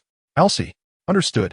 Noticing Lu Jie's pained expression, Alcye swiftly distanced herself, realizing that even she was nearing her limits. Unfazed by Lu Jie and Alcye's retreat, Barrier and Deactivation remained engrossed in their vigorous clash. Damn it! I was the one who was awarded the contract for the construction of Crystal City. Why did you have to steal it from me? What choice did I have? I was on the verge of starvation. I couldn't afford to let myself perish. Besides, the excavation project was taken over by the digging tigers. I didn't manage to seize it either. With old grievances rekindled, the two titans engaged in a passionate confrontation, the scene resembling an epic battle between Godzilla and King Kong. Curse you! Deactivation narrowly dodged a hammer strike from Barrier and swiftly seized Barrier's leg and shoulder, lifting him. Let me show you the might of Cybertron's champion wrestler. With that, he began to spin rapidly, ultimately hurling Barrier away, crashing him into an intact mural. Phew, that exhausted me. I expended far too much energy. After tossing Barrier aside, Deactivation gasped for breath, having maintained his super energy levels at a bare minimum, a stark contrast to the well-nourished Barrier. Stop. Don't run. Whoosh, whoosh, whoosh. As the flames of battle began to subside, RC swiftly ascended to a higher vantage point, unleashing a barrage of gunfire from above. How frustrating. With a displeased stomp of his foot, the weary warrior, Dehuo, braved the hail of bullets to unearth the much-coveted Energon, and then promptly transformed and made his escape. Swift indeed. Opting not to pursue further, RC hurriedly descended the mountainside, cradling Lu Jia, and swiftly reached the side of the Barrier. Are you all right, Barrier? Well, I suppose so, replied Barrier, shaking his head to regain clarity, his tone tinged with displeasure. We didn't even manage to confront that fiend. And so many relics were destroyed. Never mind, you did your best, Lu Jia consoled, seeking to soothe the bruised pride of his companion. He then turned to RC and inquired, Did you record everything? Rest assured, it's all stored in my memory, RC responded, lightly tapping her temple.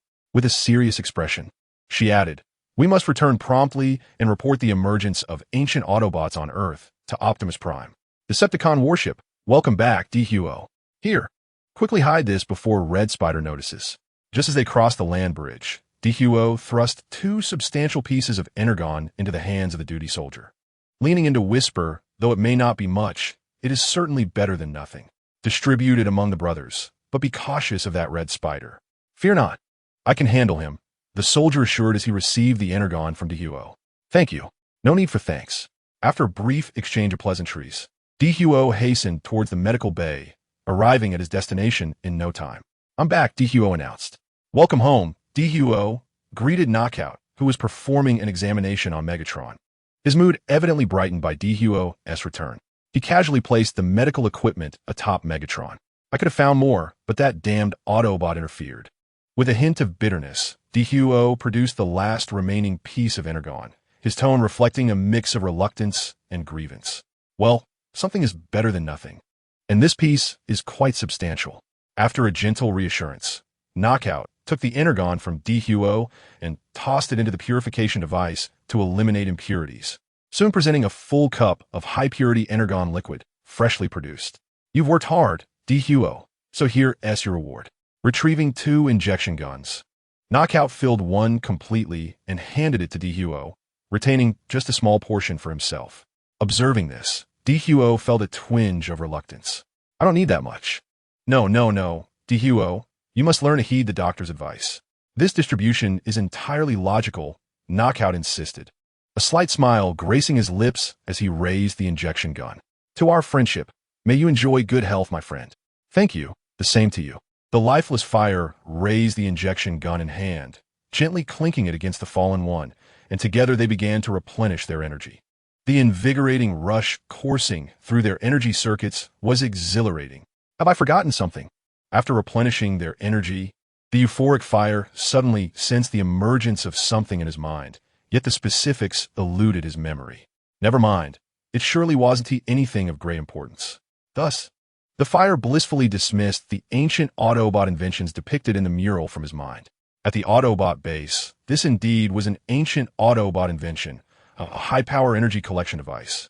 Based on the visual data recorded by the ALCE optical lens, the erudite Optimus Prime instantly recognized the invention illustrated in the mural, and his expression shifted to one of grave concern. Optimus Prime explained, This energy collector was designed to exploit the complex deposits of super-energy body ores. In other words, it can absorb all forms of super-energy, including that which resides within us. Ratchet interjected, so the collector can serve not only as an extraction tool, but also as a lethal weapon. Upon hearing of the collector's terrifying potential, the Autobots present exchanged worried glances. Then what are we waiting for? Let us decode the coordinates immediately and retrieve the collector before the Decepticons do. Hot Rod exclaimed hastily. Ratchet retorted with irritation. Do you think I don't want to? Decoding the coordinates is a monumental task, and I need to be fully focused. Just then, before Ratchet could finish, an upbeat tune suddenly blared through the base's communication channel. Oh no, I must have said it wrong. Ratchet's expression changed abruptly, and he quickly connected the call, only to hear Lu Jia's voice on the other end. Hey, is it you, old Ratchet or Brother Prime? Quickly lock onto my coordinates and open the land bridge. Ratchet, somewhat vexed, replied, Don't call me old Ratchet. My name is Ratchet. Lu Jia chuckled. All right, old Ratchet, let us get that land bridge open. With practiced ease, Ratchet initiated the coordinates to activate the land bridge. Moments later, Lu Jia emerged driving a large three-wheeled truck, the cargo bed covered with urea bags. Lu Jia, what on earth is this? Ratchet was about to voice his complaints when Lu Jia preemptively yanked off the urea bags, revealing the very energy collector they had been discussing. The entire base fell in a stunned silence. Each Autobot's optical lens widened in shock. Even Optimus Prime's little round eyes were bulging in disbelief. Was this a dream? Is this what you were looking for? Lu Jia exclaimed. My goodness, am I dreaming? Ratchet approached in disbelief, cradling the collector in his hands for a careful examination before finally affirming its authenticity. Indeed, this is a genuine collector's item, the omnipotent source of ignition. Oh my goodness, how extraordinary! Upon hearing this unexpected delight, the Autobots erupted in joyous celebration, with all but Optimus Prime and RC embracing one another fervently. I'm immensely grateful to you, Lu Jia. You are a benefactor to us Autobots. On behalf of the planet Cybertron and all Autobots, I extend my heartfelt thanks. Optimus Prime crouched before Lu Jia, the once calm and composed great leader now visibly overwhelmed with emotion, leaving Lu Jia somewhat taken aback. You're too kind, Optimus. I am merely serving the people of Cybertron. However, I am quite curious. How did you decipher the coordinates?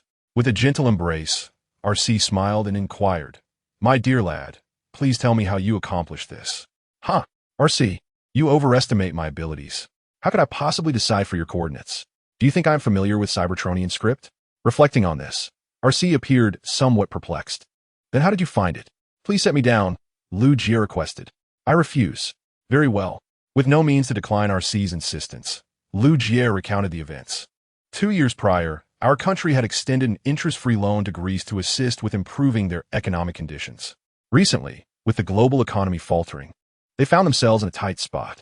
Although the Ministry of Foreign Affairs expressed that there was no urgency, the Greek government decided to use a collection of artifacts as collateral, showcasing them in the capital's museum to generate ticket revenue.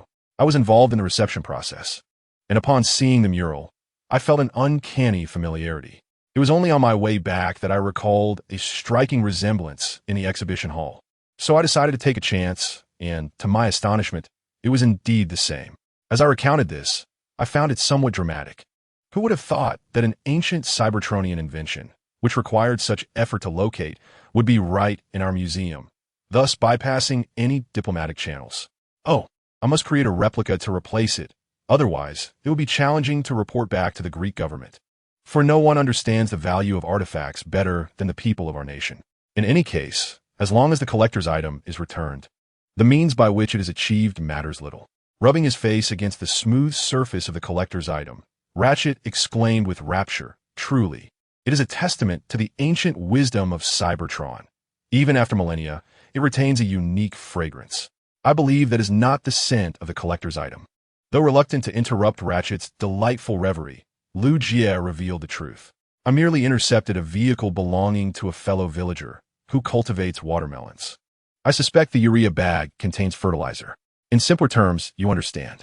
Upon hearing this, Ratchet's expression shifted dramatically, and he promptly collapsed to the ground, exclaiming, Oh dear heavens! This is the crystallization of our ancient Cybertronian civilization's wisdom. How could you possibly use such means instead of a more suitable mode of transportation? It is an utter waste. Lu Jia muttered, As long as it gets delivered, there is no need to squander extra money. My dear lad, do not be upset. You performed exceptionally well today. You are our foremost hero. Gently ruffling Lu Jia's hair before placing it back down, Alcee playfully placed her hands on her hips and teased. When do you intend to fulfill your promise of the massage? Soon. I just need to return the vehicle first. My work ID and identification are still collateral with a fellow villager. With that, Lu Jia hopped onto the three-wheeled vehicle and began to operate it. Please be cautious while reversing. Please be cautious while reversing. Alcee, you head home and wait for me. Once I return the vehicle, I will come find you. Thank you for your efforts in driving the land bridge. Oh, great Primus. Source of the spark. 13 Apostles. Our Cybertronian treasure has been defiled. The ambulance appeared to be stuck in a peculiar dead end, speaking bizarre phrases as if under a spell. All right, ambulance. It's already commendable that the collector is back. What more do you desire? Bumblebee remarked. Beep, beep, beep. Ambulance, please compose yourself. Do not be so hard on yourself, all right? With no hope left in the ambulance, Optimus Prime himself stepped in to assist with the land bridge. Wishing you a safe journey. Thanks, Brother Prime. With a rumble, Lu Jie twisted the throttle, accelerating onto the land bridge, trailing a plume of black smoke as he began his return. I will take my leave first. Optimus, I must return home to prepare. Should any urgent matters arise, feel free to contact me. After exchanging farewells with Optimus Prime, Alcee swiftly transformed into a motorcycle and departed the base. Watching her leave, Optimus stood in contemplation for a while, his expression betraying deep thoughts. Thank you, sir, for your unwavering cooperation with the national work. No need for thanks. It is my duty. After returning the vehicle to the villager, Lu Jie received not only his work ID and identification back, but also an additional large watermelon. The villager, with a warm smile, said, as the weather gets hotter, take this watermelon home to enjoy. Lu Jie hastily declined. No, no, no, I appreciate the sentiment. But please take the watermelon back. We have policies. Policies are meant to serve the people, and the people wish for you to accept this watermelon. How can you defy their good intentions? Then how much is the watermelon? I can buy it if that is the case. No, listen to your elder. If I say it's a gift today, then it is a gift. Just as Lu Jie and the villager engaged in a friendly debate over the watermelon, a commotion erupted nearby. Catch the spy. A spy? Lu Jie instinctively turned his head to see a group of elderly men and women with red armbands chasing after a young man. Although the young man was evidently of Asian descent, his demeanor and expressions did not resemble those of an ordinary citizen, emanating an inexplicable sense of strangeness. Stop! Although the exact circumstances remained unclear, Lu Jie resolutely stepped forward to intervene. You scoundrel! The young man, confronted by Lu Jie, unleashed a torrent of curses and brandished a sharp dagger as a threat. Come on then, bring it on. Realizing that the individual before him was no ordinary adversary, Lu Jie prepared to engage in a brief skirmish. Just as he was about to act, an elderly man, with remarkable agility, hurled a watermelon that fortuitously struck the young man squarely on the head. With a resounding crack, the watermelon splintered, and the young man collapsed to the ground. Goodness gracious! You little rascal think you can run amok? The old man drew a butcher's knife and a length of pig-tying rope from his waist, advancing with purpose and swiftly binding the young man with remarkable efficiency. With a proud expression, he turned to the bewildered Lu Jie and proclaimed, I've been a pig butcher for over 40 years back in my hometown, and not a single swine has ever escaped from my ropes. Only then did Lu Jie notice that the rope was a deep crimson, subtly exuding the scent of blood, indicating that many pigs had indeed met their fate at the old man's hands. Chapter 55, Teacher and Disciple. After delivering a decisive blow that rendered the suspicious man unconscious, Lu Jie approached the gathering of concerned citizens. He presented his work identification and raised his voice. Everyone, please remain calm. I am with the People's Army, and I kindly ask if someone could elucidate the situation. Comrade, that young man is no good. An elderly gentleman pushed to the front of the crowd, his voice filled with agitation. I spotted him wandering outside my home, snapping photos with a camera. When I inquired about his purpose, he claimed to be a tourist from the south. The moment I heard that, I knew something was amiss. What kind of tourist would venture into a military district? At that moment, an elderly woman interjected, in our neighborhood, just a bit further down, we have military facilities. The government has instructed us to be vigilant and avoid leaks. So when we heard about this, we all came over. But when that little rascal saw our numbers, he took off running, and we chased after him. Understood. I appreciate everyone's contribution to safeguarding national security. I will request that our community be recognized and rewarded for their vigilance. Having grasped the general situation, Lu Jie quickly retrieved his work phone to contact the relevant authorities. Shortly thereafter, an unremarkable Wuling Hongguang vehicle arrived, and two individuals clad in black suits emerged. Greetings, comrade. I am from the security department, and we kindly ask you to accompany us for follow-up questioning. Sensing Lu Jie might misconstrue the situation, one of the suited agents leaned closer and whispered, I was sent by the bureau chief. He mentioned there was something of interest that requires your presence. Lu Jie was taken aback, realizing it was a matter concerning his own peers. It appeared something intriguing was afoot. Understood. I will accompany you. Please, let us be on our way. The bound spy was hoisted into the vehicle, and Lu Jie expressed his intention to temporarily requisition the over 40-year-old pig-tied rope from the elderly man with the tricycle, promising to return it after the interrogation. No waities. Feel free to use it. Consider it a contribution to the nation. The old man, in high spirits, even slipped 3 watermelons to Lu Jie and his 2 colleagues from the security department as they departed. In the interrogation room, the spy protested vehemently. You are infringing upon my personal freedom. This is tyranny. You are violating the Geneva Conventions. I shall sue you. Upon regaining consciousness, the spy incessantly shouted nonsensical phrases, driving everyone to a state of inexplicable frustration. Silence. Do you think this is a playground? With a resounding slap on the table, the interrogator forcefully flung the spy's camera aside. Explain yourself. Based on the content captured in that device, you could easily be sentenced to life imprisonment. If you wish to seek leniency, cooperate with our investigation. You cannot intimidate me. I am a proud warrior defending my beliefs. I shall never yield. In response to the gentle persuasion, the obstinate spy remained unyielding. Were it not for the policies in place, Lu Jie would have been tempted to deliver a few punches. Identifying the individual required considerable effort. Just as the interrogation began to falter, a colleague from the intelligence department entered holding a sheet of A4 paper. Upon seeing its contents, Lu Jie immediately comprehended why he found the spy so distasteful. A runaway, and a second-generation one at that, lacking Chinese nationality and foreign green cards. He possessed only a name recorded when receiving relief aid. As for his date of birth, it had to be retrieved with the assistance of colleagues at the embassy in the United States. No wonder his voice was so loud. He is but a lost dog. Carelessly placing the document aside, Lu Jie did not conceal his disdain and scorn. He held a deep-rooted contempt for such traitors, finding them even more loathsome than the cherry blossoms. Yet, the pressing question remained. Who was this second-generation runaway? How did he arrive in the land of China from across the ocean? And what was the purpose behind his arrival? These inquiries demanded clarification.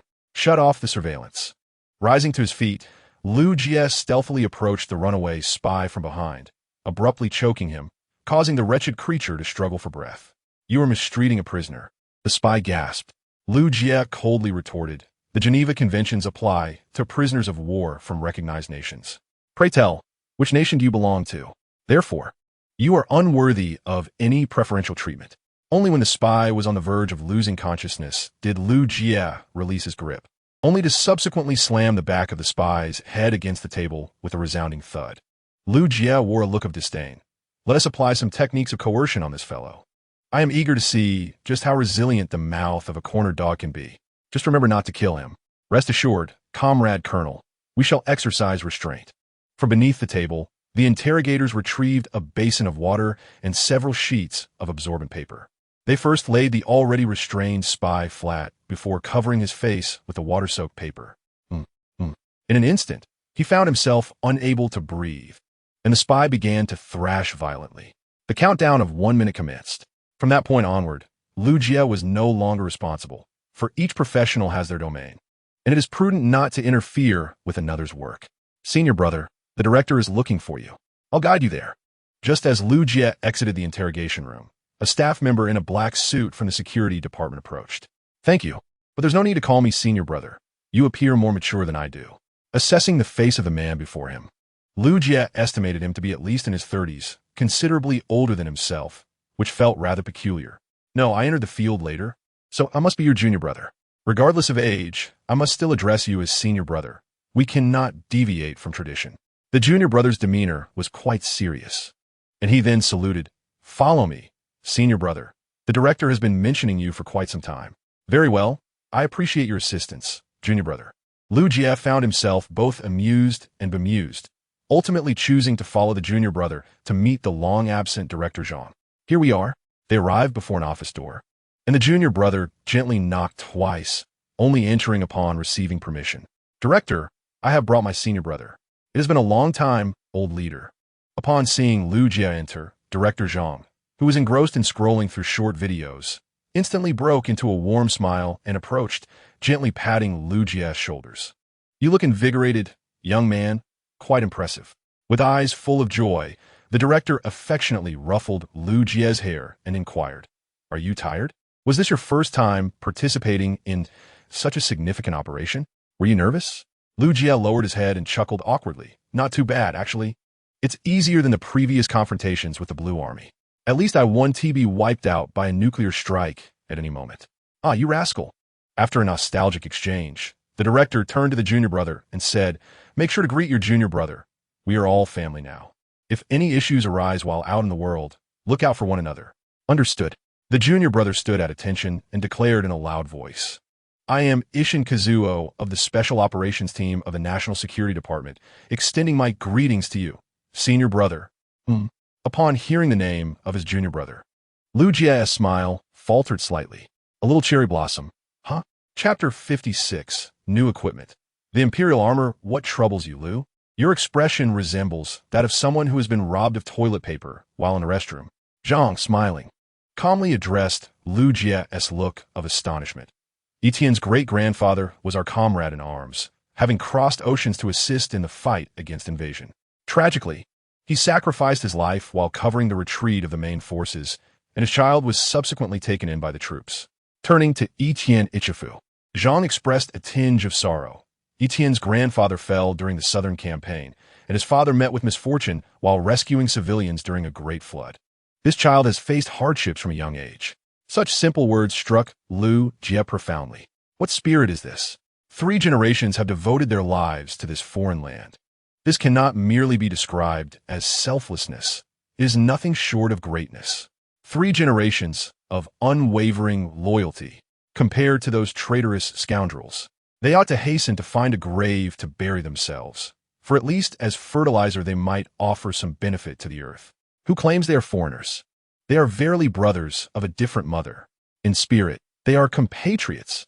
Approaching, Lu Jie grasped Etienne Ichifu's hand and, suppressing his excitement, declared, "Let's not speak of anything else, brother.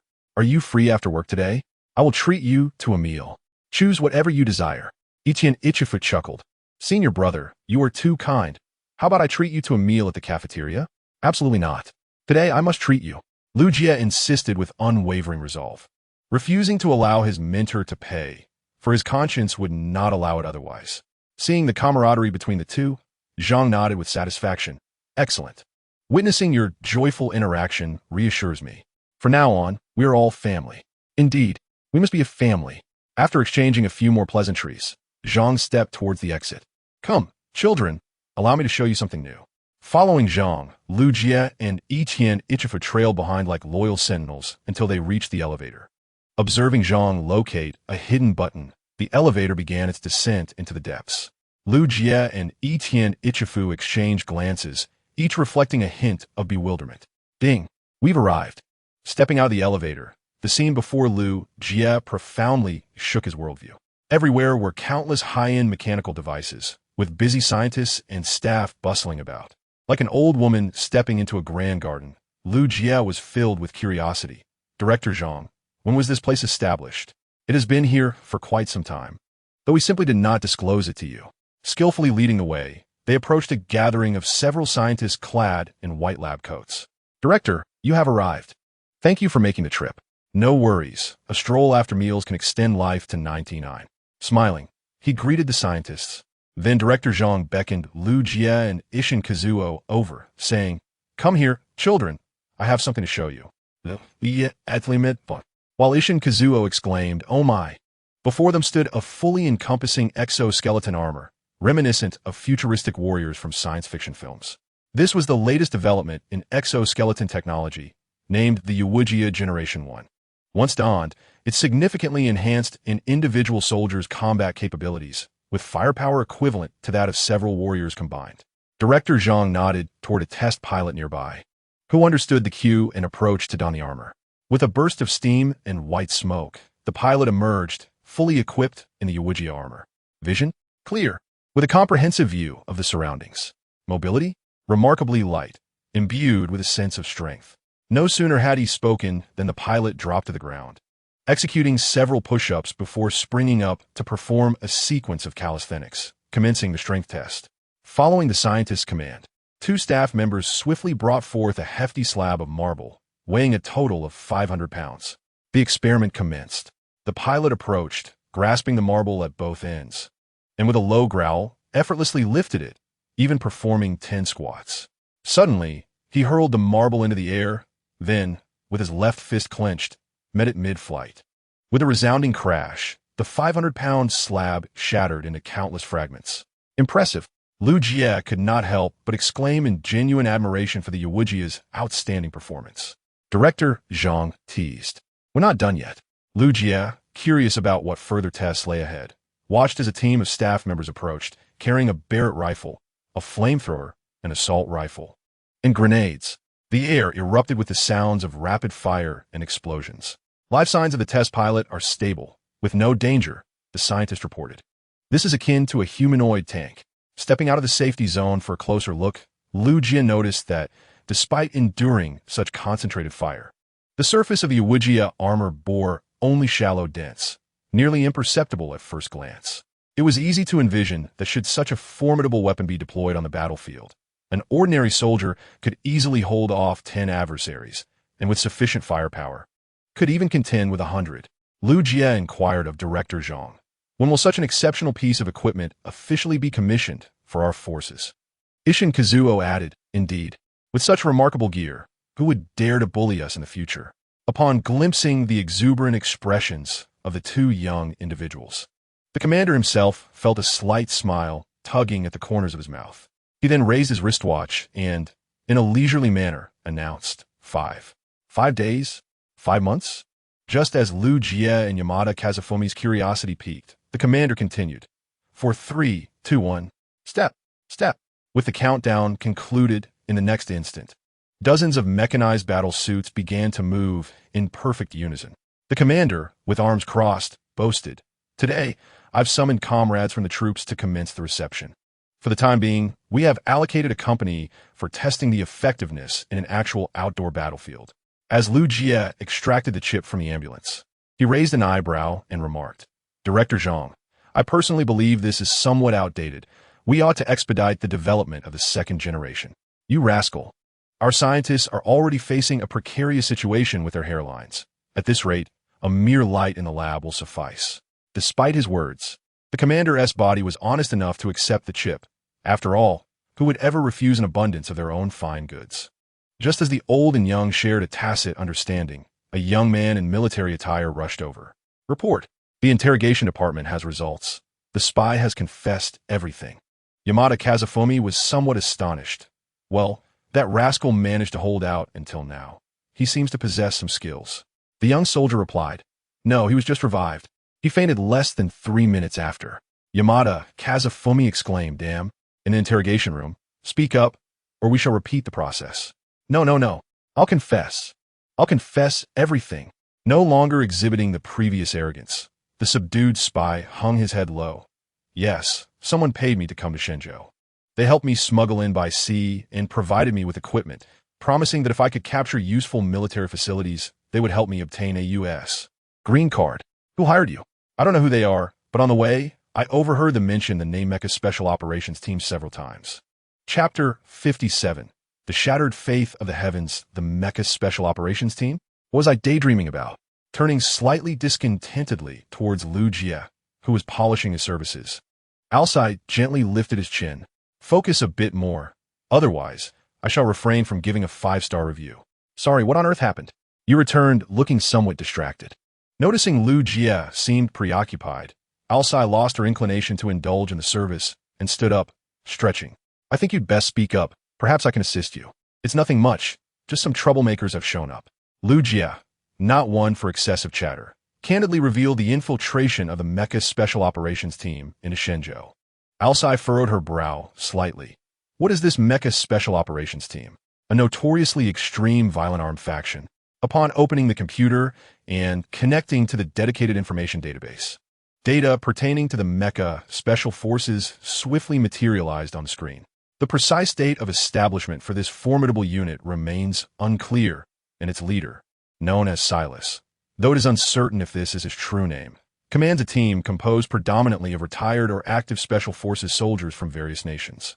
Each mission sees them obscuring their faces for concealment, and they possess substantial military assets, including tanks, armored vehicles, and helicopters, rendering them an exceptionally daunting organization. It appears that Earth is not as peaceful as one might presume. There exists a faction akin to your own Decepticons. After reviewing the actions of the Mecha Special Forces, a shadow of gravity crossed Alcie's optical lens. She then gently placed her hand upon Lu Jia's shoulder and jested, "So, my dear lad, is your distraction a result of concern over this band of ruffians seeking trouble?" Lu Jia replied calmly, "No, I'm contemplating how to invite them over." Huh? Alcie's cognitive processor momentarily faltered. Lu Jia, with a hint of frustration, continued, "The informant has lost contact with them. How can I summon these knaves? I wish to earn some merit for my comrades." Alcie remarked, "You truly are a little scamp." As her words concluded, she lightly tapped Lu Jia's head, accompanied by an exasperated roll of her eyes. Chuckling mischievously while rubbing the spot where he was tapped, Lu Jia suddenly recalled something and inquired, "Alcie, there's a matter I wish to discuss with you." Alcie, intrigued, crossed her arms and urged him, "What is it? Doing leaguing me." During our previous confrontation with the Decepticons, we recovered a batch of their soldiers' remains. Director Zhang asked me to inquire whether special procedures could be undertaken. As he reached the end of his statement, Lu Jia felt a twinge of anxiety. The term special procedures refers to the analysis and research of the Decepticon soldiers' remains, aiming to trace and innovate relevant technologies for application across various fields in the Celestial Empire. Although studying robots does not impose a significant psychological burden, it is essential to approach the subject with caution, considering that these Decepticon soldiers were once beings of Cybertron. Otherwise, misunderstandings may arise later. Moreover, using the remains of their compatriots for experimentation raises ethical concerns. Lu Jia himself would likely be consumed by rage if he witnessed such actions against his own kin. After contemplating Lu Jia's request, Alcie fell into a contemplative silence. Eventually, after a considerable pause, she responded, "I cannot make this decision unilaterally. Tomorrow, we shall consult Optimus Prime together. I will do my utmost, but the outcome lies in the hands of fate." Lu Jia pondered for a moment and concluded that this was the only course of action available. "Thank you, Alcie. I owe you a favor." "Huh, no need for debts. You can repay me now." With a playful flick of her finger beneath Lu Jia's chin, Alcie sauntered to the specially customized large bed and reclined. "Add an hour, and let us continue." "All right, coming right up." The phrase "to eat a person's mouth short," to take a person's hand soft aptly describes Lu Jia, who could only smile cheerfully as he continued to provide services to Arcee. That feels good. Go a little lower, apply a bit more strength." The following day, at the Autobot base, a study was to be conducted on the remains of the Decepticon soldiers. "Indeed, we cannot take matters into our own hands. So we seek your counsel, Optimus Prime." Faced with Lu Jia and Arcee's sincere demeanor, Optimus Prime hesitated for a long moment before responding. Though they are Decepticons, they are also victims ensnared in this war. Despite the necessity of taking their lives, I still hope to provide them with a dignified burial. This is the least we can do for them. Ultimately, Optimus Prime made his decision, agreeing to allow the scientific department of Shenzhou to study the Decepticon soldiers' remains, but insisted that a funeral be conducted afterward to grant the souls who perished far from home some peace. Lu Jia, well aware of the principle of returning to one's roots, readily agreed, exclaiming, "No problem, Brother Prime. I can assure you that I will arrange for a grand funeral for those Decepticon soldiers immediately." He swiftly contacted the relevant authorities, ensuring that all funeral supplies, except for coffins, would be utilized. They would employ all the traditional rites, such as the wailing of mourners, floral tributes, and paper offerings, to allow these Decepticon soldiers, returning to the source of the flame, to fully experience the warmth of Earth's customs. As Lu Jia sent the message, his newly acquired phone suddenly rang with a distinctive tone, revealing an encrypted number. "Hello, is this Commander Lu Jia from the War Ignorance Bureau?" "Yes, this is I. What can I assist you with?" "This is the Air Force Base. Our Cybertronian friend, Tian Jun, is with us, and recently, his behavior has been somewhat peculiar."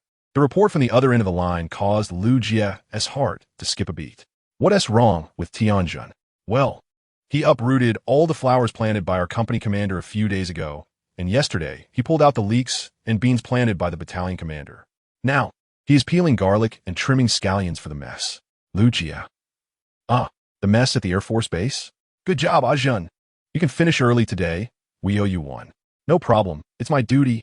Without lifting his head, the large and sturdy Tian Jun humbly sat in the corner peeling garlic, and with his dexterous mechanical fingers, he soon filled a large bucket with peeled cloves. What on earth should I do? Brother Tian Jun, how did you end up in logistics? Hearing the familiar voice, Tian Jun quickly turned to see Lu Jie approaching with Optimus Prime and RC. Tian Jun, what has happened to you? Optimus Prime inquired. I sense that you seem quite lost, which is not like you at all. When did the Decepticons transform into this? After peeling the last clove of garlic, Thunderclash rose wearily, murmuring to himself, Lord Megatron promised us that he would overthrow the corrupt council and establish a new order of fairness, allowing every Cybertronian to live as equals. For this cause, I would willingly sacrifice my life. Yet now, the Decepticons have changed, truly changed. The ember within him burned uncomfortably as he trudged towards Optimus Prime, a hint of pleading in his voice as he inquired, Optimus, tell me, when did the Decepticons become like this? Striking down defenseless alien civilians. This should not be the Decepticons' way. I'm deeply sorry, Thunderclash. In truth, it was not long after you departed Cybertron that Megatron descended into madness. Optimus Prime spoke slowly, a tinge of sorrow in his eyes. Megatron has poisoned the core of our planet, rendering it incapable of producing energon, leading to the demise of countless compatriots. This is also why the battlefield now lies on Earth. So the Decepticons have long since changed, and I, like a fool, remained in the dark, did I? With unwavering faith in Optimus's integrity, Thunderclash believed he was not being deceived, yet this revelation shattered his long-held beliefs. Staggering outside, he struck the wall with a powerful fist, creating a gaping hole. The Decepticons have changed, and Cybertron is doomed. What have I been doing all this time? A mere executioner. The more he pondered, the more agitated he became. He dashed to an open area and, drawing his Gatling gun, unleashed a barrage into the sky. Whoosh, whoosh, whoosh. Amidst the blind firing, Thunderclash's voice erupted in a fervent roar, seemingly an attempt to vent his inner turmoil. Alcide expressed concern. Is he all right? Optimus replied softly, do not disturb Thunderclash. He needs a moment to collect himself. Lugia added, we should best retreat for now, allowing Thunderclash to release his pent-up emotions, lest he suffer from mental fatigue. Exchanging knowing glances, Lugia and the others discreetly retreated to the kitchen of the mess hall. Lugia and Alcide managed well, but Optimus, being larger than Thunderclash, could only curl up pitifully in a corner. Chapter 58. Lugia's New Mecha. 7275. After a full half-hour of venting, Thunderclash finally quieted, the Gatling gun slipping from his grasp and clattering to the ground as he sank to his knees, exhausted. What am I supposed to do now? Thunderclash, I understand that you're feeling disheartened, but we must learn to confront reality, Optimus Prime said, finally squeezing out of the cramped kitchen and kneeling beside Thunderclash, placing a hand gently on his shoulder.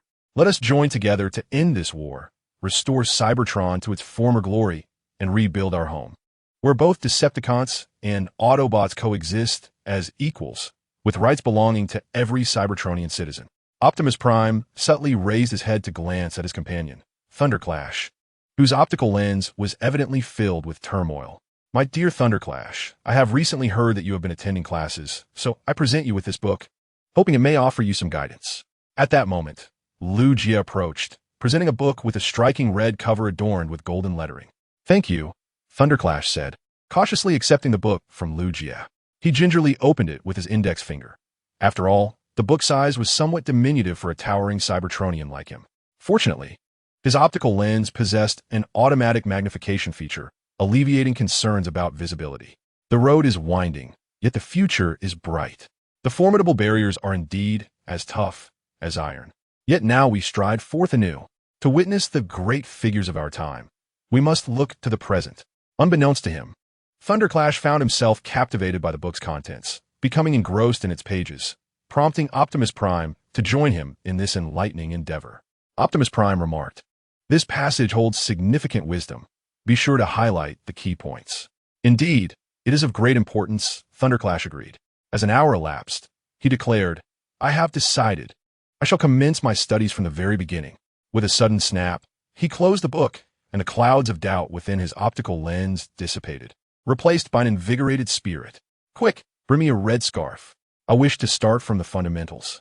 Lu Jie responded. No, Thunderclash, please stop. First, refer to me as comrade.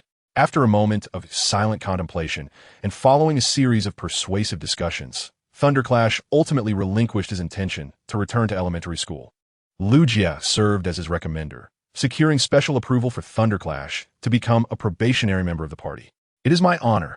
I shall diligently fulfill my mission. After a solemn oath, Thunderclash transformed into a fighter jet and set off along the coastline for his patrol assignment. It must be said that Thunderclash embarked on an unprecedented journey for a Cybertronian. May his future be smooth and untroubled.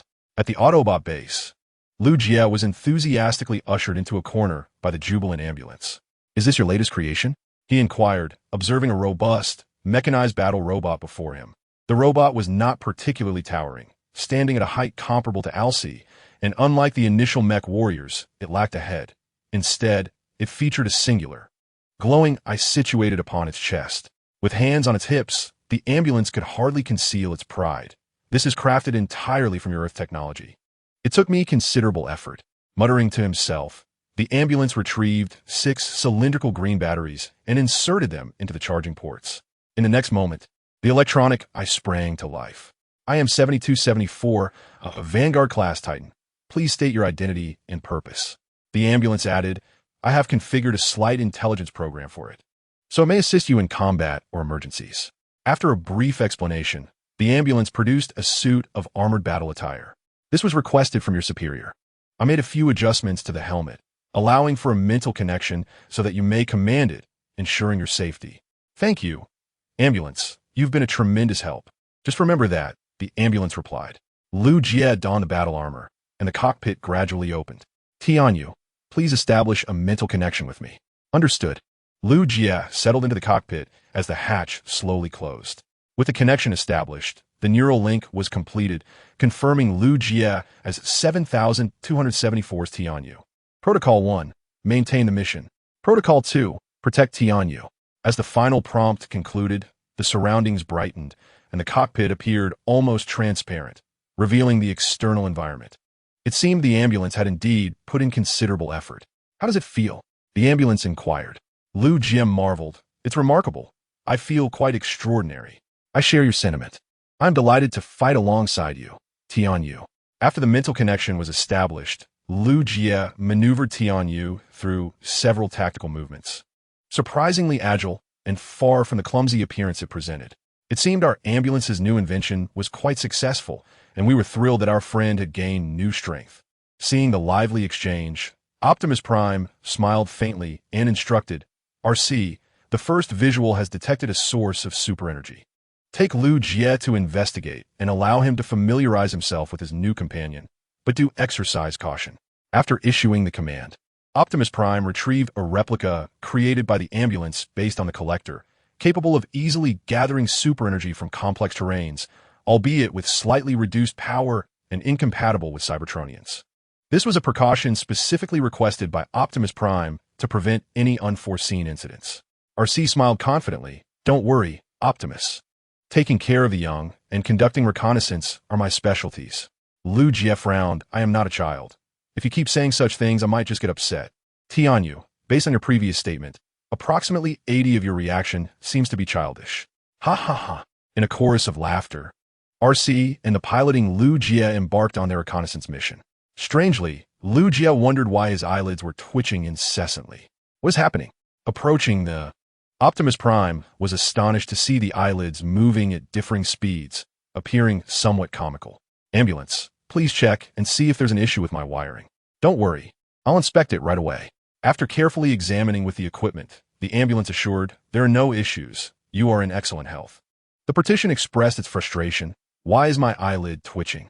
Bumblebee raised his hand and exclaimed, beep beep beep. I have heard a saying on Earth. The left eye twitches for fortune, while the right eye twitches for disaster. Could something be about to happen? The ambulance scoffed. Bumblebee, We are technologically advanced Cybertronians. How could this occur? My eyelids are twitching uncontrollably as well. In a visible state of panic. The ambulance quickly produced cyber beads and a cyber wooden fish, skillfully striking them while reciting, Almighty Primus, glorious 13 apostles. Please grant us safety and let all misfortunes befall the Decepticons, while good fortune finds us. Thank you. The other Autobots remarked, this hardly seems scientific, does it? Chapter 59. The Perilous Black Widow. Can you play some music? Apologies, but playing music during reconnaissance increases the likelihood of being attacked by 40. Hence Ironhide's request has been denied. Huh, what a delightfully earnest artificial intelligence you are. Lu Jie, you ought to learn from this. With a super energy body detector in hand, Lu Jie and Arsai engaged in casual banter, occasionally teasing each other in an endearing manner. Arsai curiously inquired, Lu Jie, how are you feeling? By the way, is this your first time piloting a robot? Indeed, but it is thanks to your visit that I am able to do this. Otherwise, it would likely take us a considerable amount of time to develop a similar robotic template. Reclining in the cockpit with his legs crossed, Lu Jie found that he need not manually operate the controls. The intelligent system would automatically adjust according to external conditions, even more efficiently than if he were to handle it himself, at least under normal circumstances. Strange? The super energy body signal frequency here seems off, noticing unusual fluctuations on the detector. Seasoned warrior Arsai became alert, transforming one hand into a laser gun. Observing this, Lu Jie swiftly took control, retrieving the laser rifle from his back and cautiously scanning their surroundings. Ironhide, an unusual heat source has been detected 1 kilometer ahead. I recommend prioritizing exploration. Understood. Let us proceed, Arsai. Stay behind me. I'll cover you. Taking the lead, Arsai swiftly maneuvered ahead, and Lu Jie activated the propulsion device behind him to accelerate.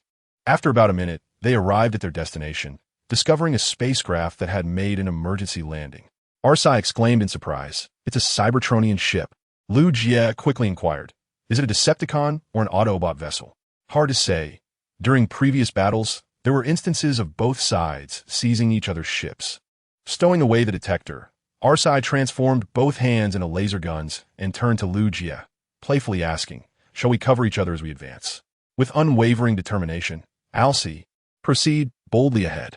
Adjust the power settings of the plasma energy gun, Lu Jie commanded. The mission directive is to ensure Alcee's safety. Understood. Protocol 2 will uphold the mission, with the objective of safeguarding the Autobot, Alcee. After accepting the mission, they swiftly occupied a strategic position for cover and activated the scanning device. All clear, please advance. Thank you. Thus, providing mutual protection, Lu Jie and Alcee arrived at the entrance of the spaceship. An inexplicable sense of unease washed over Alcee. Be cautious. This gives me a feeling of dread. In the next moment, Lu Jie positioned himself directly in front of Alcee. Allow me to pave the way for you. No sooner had he spoken than he activated the built-in infrared spotlight and moved forward. Alcee smiled faintly at this and followed suit. What is this? After advancing a short distance, Lu Jie suddenly noticed a partially concealed iron door not far away, subtly emanating a glow. After a brief discussion with Alcee, they charged in. Freeze! Raise your hands. Upon entering, they found no suspicious individuals, yet the scene before them profoundly shook Lu Jie's worldview. The room was filled with an array of glass containers, each containing the severed heads of various beings.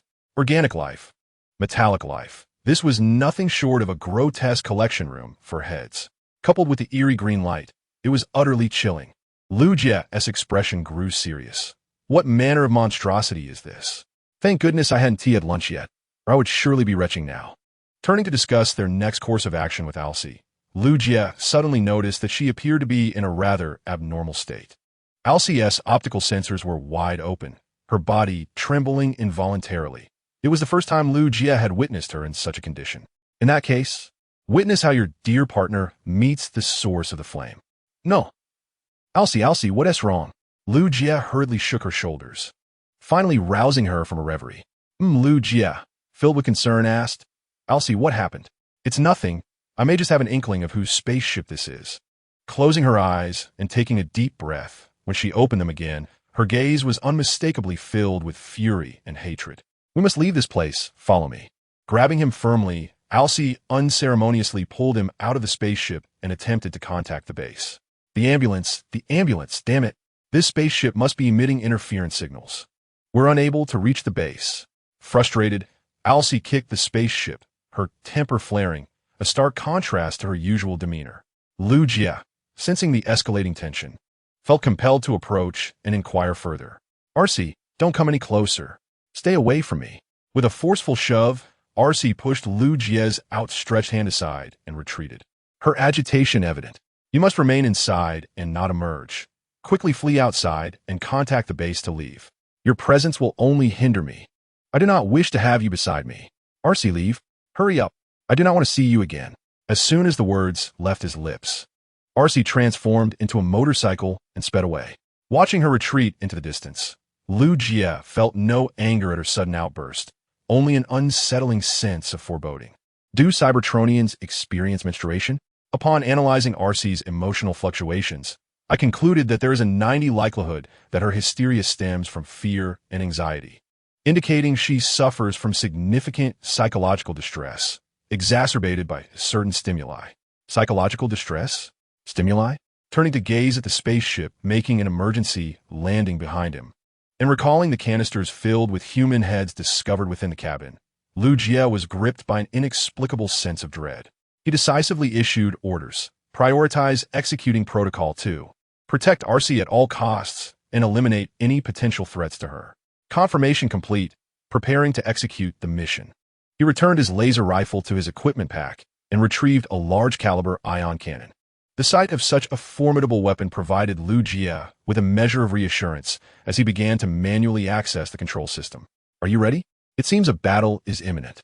Trust me, came a resolute reply as he activated the propulsion device behind him and surged forward. Simultaneously, come out. I know you're here. Reverting from vehicle form, Arcee transformed her hands into laser guns, scanning the surroundings with vigilance.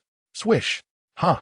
Her auditory system detected the source of the sound, prompting Arcee to leap into action, firing in the direction of the noise. Upon landing smoothly, she was taken aback to find her previous position ensnared in a mass of sticky webs. The universe is truly small. I never expected to meet you again, Arcee. A voice, laden with menace and allure, echoed from the darkness, and the Black Widow emerged, supported by 6 slender mechanical legs, reminiscent of a venomous spider. Black Widow. The moment Arcee laid eyes on her foe, her face contorted with hatred, and she transformed her laser guns into arm blades, preparing for close combat. Observing Arcee's readiness, the Black Widow taunted, "After all these years, you still hold a grudge? The war has long since concluded." Arcee glared defiantly. Save those words for the Decepticons. Huh, that's why I've chosen to go solo. After all, the Decepticons would never allow me to collect spoils, and I have no desire to associate with those foul men. With a slight pause, the Black Widow revealed a cruel and dangerous smile at the corners of her mouth. Although the endangered species were not particularly precarious before encountering me, it matters not. I have reserved a place for humanity on this planet. You dare to hope. No sooner had she spoken than Alcee charged forward, wielding her arm blades in close combat. Chapter 60. Alcee, he is but a child. Huh. Bang. Bang. Fueled by fury, Alcee unleashed a flurry of strikes with her dual arm blades, her speed so swift that afterimages trailed behind. Quite impressive. Both speed and strength have significantly improved. Faced with Alcee's tempestuous onslaught, even the Black Widow felt a surge of pressure and swiftly leapt backward, her hands transforming into laser guns to retaliate. Whoosh! Whoosh! Huh! Executing a tactical roll to evade, Alcee's hands instantaneously morphed into laser guns for a counterattack. Whoosh! Whoosh! In this fierce exchange of fire, the Black Widow was struck in the chest, plummeting heavily from a great height, and then fell eerily silent. I will extinguish your spark to honor the fallen. Gazing at the immobile Black Widow, Alcee's blue optical visor brimmed with rage. She then switched her left hand back to an arm blade and approached, intent on sending the Black Widow back to the source of her spark. Just as Alcee was about to strike, the Black Widow suddenly opened her eyes. Surprise! Her hand shot forth a viscous web, ensnaring Alcee and binding her to a nearby boulder. Ha ha! The dynamics between hunter and prey can shift in an instant. Rising with a smile, the Black Widow looked at Alcee, who struggled desperately against the web, casting a shadow of defiance. Alcee, after all this time, you remain so careless, as if your arrogance led to the demise of your allies. I wonder if you have a new partner now. If you wish to kill or maim, do so quickly. After all, your arrogance cannot last long. The sting of the Black Widow's words pierced Alcee's heart, igniting her fury. Yet, for the sadistic Black Widow, this was nothing short of delightful. Do not rush, before I send you back to the source of your spark. Let us find some amusement, shall we? Nimbly approaching Alcee, the Black Widow gently lifted her chin, her voice dripping with jealousy. What a lovely little face you have. How about I mar it? Just as the Black Widow was about to commence her disfigurement, a beam of light was suddenly fired. Thanks to her quick reflexes, the Black Widow evaded the direct hit. But one of her mechanical legs sustained significant damage. Stumbling a distance before landing awkwardly, she glanced at her damaged limb, her fury igniting once more. Who dares? If you lay a finger on Alcee, I will take your life.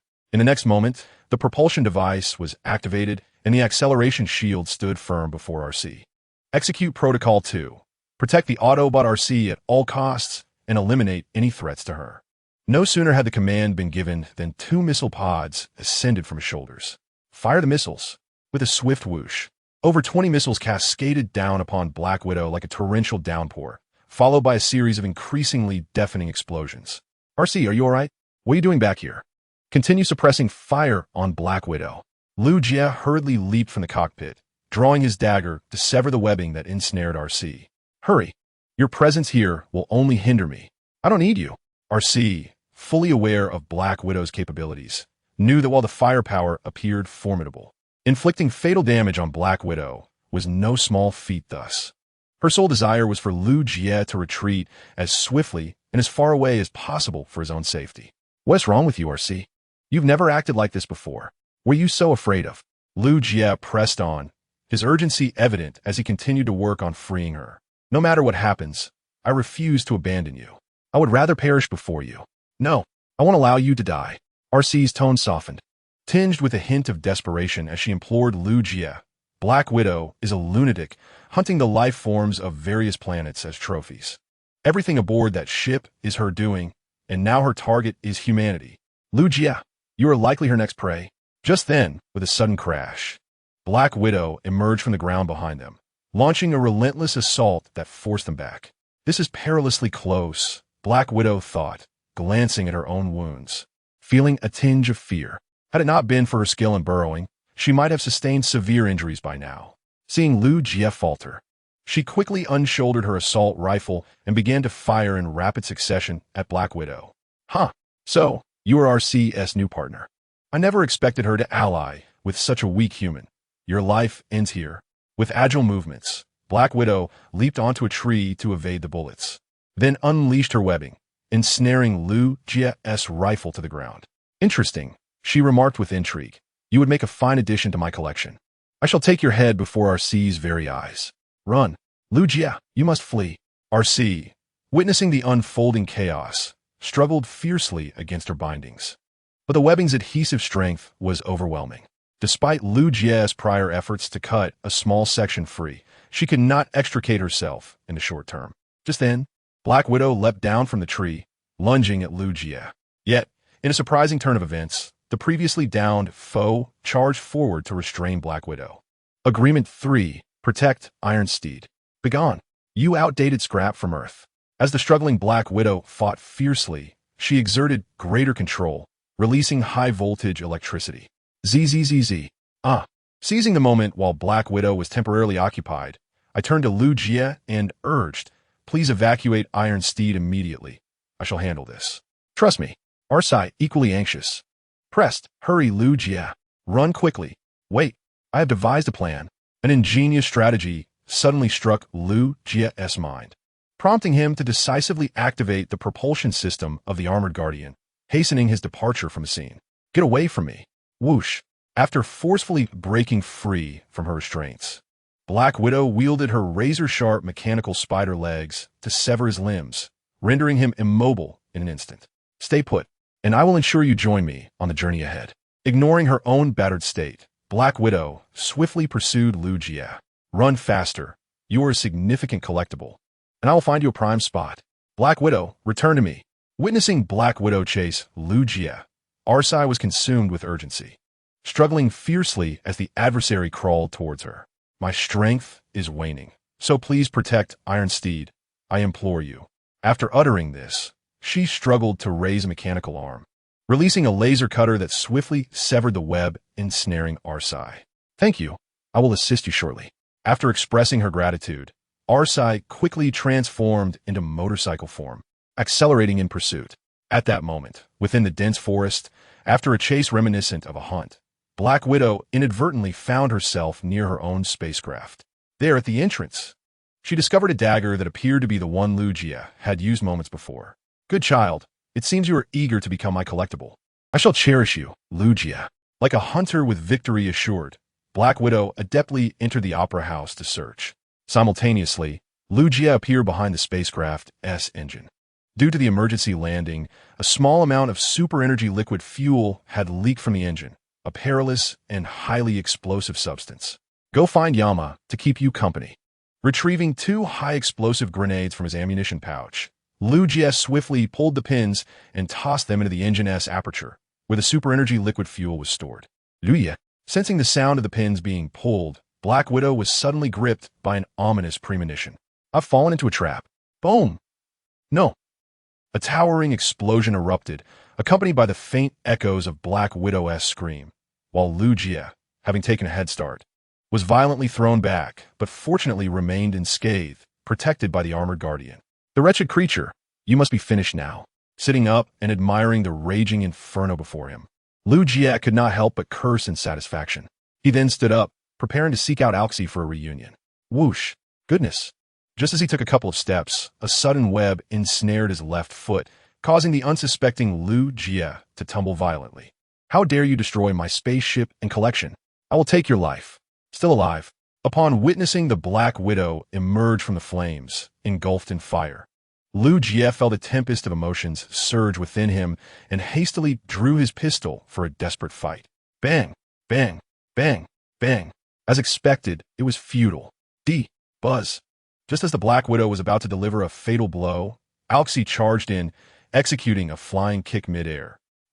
Striking true. Her foot connected squarely with the Black Widow's face, sending her sprawling. Lugia, are you all right? Rushing over, Alxi quickly removed the web entangling Lugia's foot and wrapped him tightly in her embrace, soothingly saying, I'm sorry, my brave lad. Were you frightened? I am here. There is no need to fear. Alxi, you all just won't quit, will you? The Black Widow, having been kicked away, struggled to her feet and shouted furiously. My spaceship and collection have been destroyed. This human must pay the price today. Why shout so loudly? He is still just a child. Blowing up your spaceship and burning your collection, what does it matter? As long as he is happy. In response to the Black Widow's furious rebuke, Alxi retorted confidently, displaying a fierce protective instinct. Though a bit late, I wish everyone a happy new year in 2025. May all your wishes come true. Chapter 61. Conclusion. It shows you are in love. He is still just a child. Whenever a mischievous child causes a calamity, there are always 1 or 2 adults who leap to utter such words. Now, having set ablaze the Black Widow's spaceship and years of accumulated treasures, Lugia faced the enraged Black Widow, to which Alxi responded in kind. You, huh? Without waiting for the victimized Black Widow to say anything, Alxi charged forward, unleashing a seamless flurry of strikes that rendered the Black Widow utterly defenseless. This is for the shield. This is for Lugia. And finally, for all those innocent lives you have caused to perish. With a series of powerful blows, Alxi concluded with a side kick that sent the Black Widow flying, crashing into several towering trees on her way out. Well done. Magnificent. Alxi, you are simply reveling in the chaos. Lugia clapped enthusiastically in approval. A marketing article could be penned, with a synopsis reading, Rebellious youth incinerates meticulously crafted figurines of an elderly character from the anime realm, while the Guardian not only refrains from reprimanding, but also assaults the victim. Is this a distortion of humanity or a decline in morality? A passage such as this should certainly garner considerable attention. Lugia knelt before Lugia, while Alxi, with a somewhat evasive expression, spoke softly. I sincerely apologize for my previous harsh words. I merely feared losing you. It's all right, Alxi. Everything has passed, and we are both safe, Lu Jie reassured, gently placing his hand atop Alxie's. With a smile, he lifted the visor of his armor and added, "The absence of trouble is the best news. Wouldn't you agree?" "Indeed. My dear boy, you're always right." Alxie's face blossomed with a long-forgotten smile as she lightly traced her fingers along Lu Jie's cheek, unreservedly revealing the affection and concern in her eyes. Suddenly, chaos erupted. The Black Widow, who had seemingly fallen, unexpectedly rose and utilized her escape techniques to flee. Lu Jie and Alxie quickly dashed forward. Alxie transformed her hands into laser guns to provide suppressive fire, while Lu Jie hurled every grenade he possessed. Moments later, a series of thunderous explosions echoed below. Nervously, Lu Jie inquired, "Is she dead?" Alxie shook her head. "I fear it is not so simple. Without her spaceship, she's now trapped on Earth. Will she seek out the Decepticons?" Lu Jie pondered. "Humph, the Decepticons may wish to eliminate the Black Widow even more than we do. Especially if Megatron is still alive, he would never tolerate a traitor's existence." Returning to her original form, Alxie expertly pulled Lu Jie into her embrace. Lu Jie, now calm, no longer resisted, as he had grown accustomed to it. Yet Alxie's expression remained tense. "Are you truly not angry?" Without hesitation, Lu Jie nodded. "I am not." "Your prompt response suggests otherwise," she remarked. After such a prolonged silence, "You must be upset." Lu Jie protested. "Come now, that is not fair. You are the one who is justified." With hands clasped in supplication, he implored, "Alxie, I genuinely harbor no anger. Will you trust me?" After a brief contemplation, Alxie replied, "Then I shall go home to get manicure." Lu Jie eagerly agreed. "Of course, I shall do it for you. I desire a vibrant shade of black." Lu Jie hesitated. "Could we perhaps choose another color? You still seem upset." Just as their dialogue reached a stalemate, an unexpected voice interrupted. "Based on my understanding of human emotions, love requires admiration, attraction, respect, and devotion. Consequently, there exists a 70 probability that you are in love." Turning towards the source of the voice, Lu Jie and Alxie beheld Iron Will, who, despite having lost his legs, propelled himself forward with the assistance of thrusters. "I am delighted to see you unharmed, Iron Will. Are you all right?" "Do not worry. I recently rebooted my system and completed part of the self-repair protocol, which is why I have arrived now." Alxie embraced Lu Jie, drawing him close. Upon noticing the exposed wires at the root of his thigh, a wave of empathy washed over Lu Jie. "Your leg is fine. Worry not. I am a resilient robot, and this injury will not impede me. A mere replacement of the relevant components will suffice for recovery." The self-diagnosis results filled Lu Jie and Alxie with relief, almost in unison. Alcie's eyes sparkled with a glimmer of excitement as she continued, "Correction. Given your synchronized rapport, the probability of a romantic connection stands at 75. In unison, Lu Jie and Alxie protested, "Don't speak nonsense." Revising that conclusion, the likelihood of romance is now 80. Unable to endure any further, Lu Jie and Alxie swiftly contacted an ambulance to deploy a land bridge, grasping each other's hands as they made their way towards it. "It must be malfunctioning," Alxie exclaimed. "Agreed. Let the ambulance perform repairs, followed by a thorough upgrade." Reaching a tacit agreement, Lu Jie and Alxie deliberately avoided eye contact, feigning nonchalance as they proceeded onto the land bridge. "Commander, the remains of the Decepticon soldiers have been delivered," reported an officer. Furthermore, a professional funeral team, boasting over a decade of experience, is also on site. "I have summoned a shaman," another added, observing the assembled professional teams before him.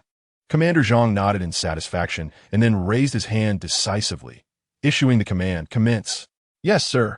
In the next moment, each specialized team exerted their utmost effort in performance. As the sun dipped below the horizon, darkness enveloped the scene. Dust to dust, earth to earth.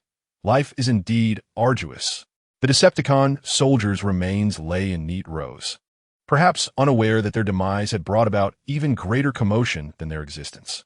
Commander Zhang, with his hands clasped behind his back, contemplated the intriguing funeral customs from various regions, resolving to pen a book when he eventually retires.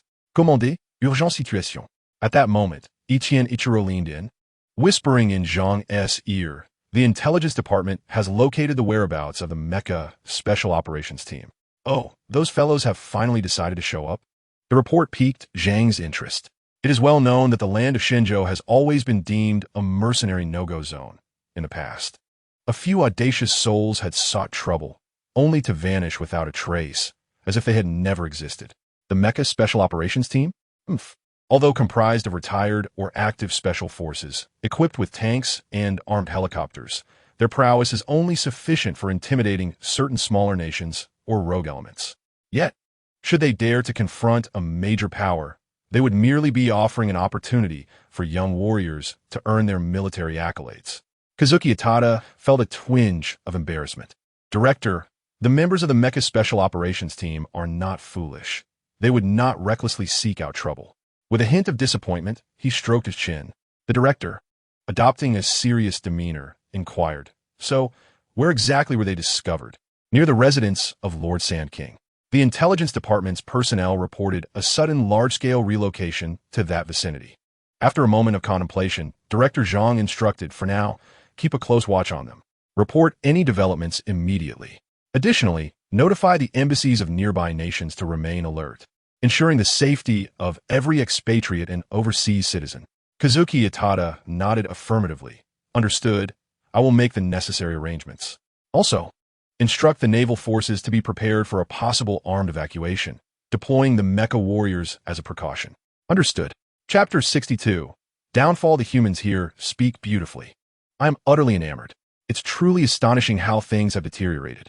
Gazing at the vehicle that had completely lost its lower half, the ambulance felt a pang of frustration. I had just completed this masterpiece, and now, after a single mission, it lies in ruins. Couldn't they show a little respect for my labor? Repairs are incredibly time-consuming.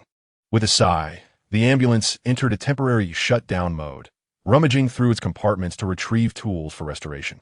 "Didn't you recently dismantle a batch of Decepticon soldiers? Remember to send me some spare parts. The quality of Earth's metals is woefully inadequate. I need a comprehensive upgrade." "Very well. I shall communicate this." Agreeing to the ambulance's request, Lu Jie quietly approached Fei Guishan, who was admiring himself in the mirror, admiring his golden horns. "Fei Guishan, thank you for the golden horns you gifted me. If you ever need assistance, do not hesitate to ask." With a satisfied touch of his golden horns, Fei Guishan couldn't help but indulge in a bit of self-admiration. "I truly am handsome."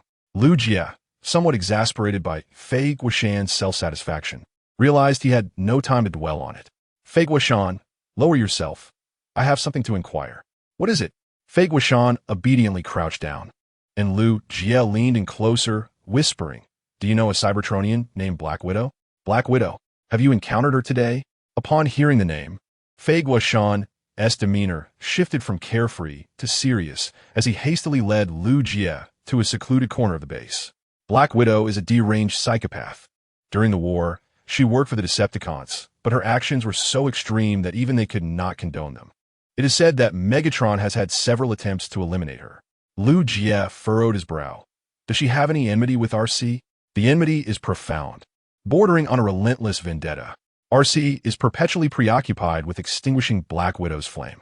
As Fei Guishan flew over the mountains, he paused for a moment before expressing his thoughts with a complex tone. "Alcy once had a partner named Dangban. Are the Partition and the Panel brothers or relatives?" Fei Guishan replied, "Dangban is unrelated to the Partition. Could you refrain from interrupting me?" Lu Jie smirked. "Now you finally realize that interrupting someone is impolite, don't you?" "My apologies. I assure you it won't happen again." After a sincere promise and apology, Fei Guishan continued his narrative. During a reconnaissance mission, Alcy was inadvertently captured by the Black Widow. To extract the coordinates of the attack point, the Black Widow ruthlessly killed Dangban before Alcy's eyes. Ironically, I and Bumblebee rushed in moments later to rescue Alcy. At this point, Fei Guishan's usual loquacity diminished, replaced by a palpable heaviness in his demeanor. Alcy took a long time to emerge from her grief, burdened by the guilt of not being able to save Dangban. Likewise, Bumblebee and I felt remorse. Had we acted more swiftly, we could have saved him. Fate governs all, and we have little control. You did your best. Upon learning of this poignant past, Lu Jie felt a mix of emotions. It seemed Alcy was not as fragile as she appeared, yet neither was she as resilient as one might imagine.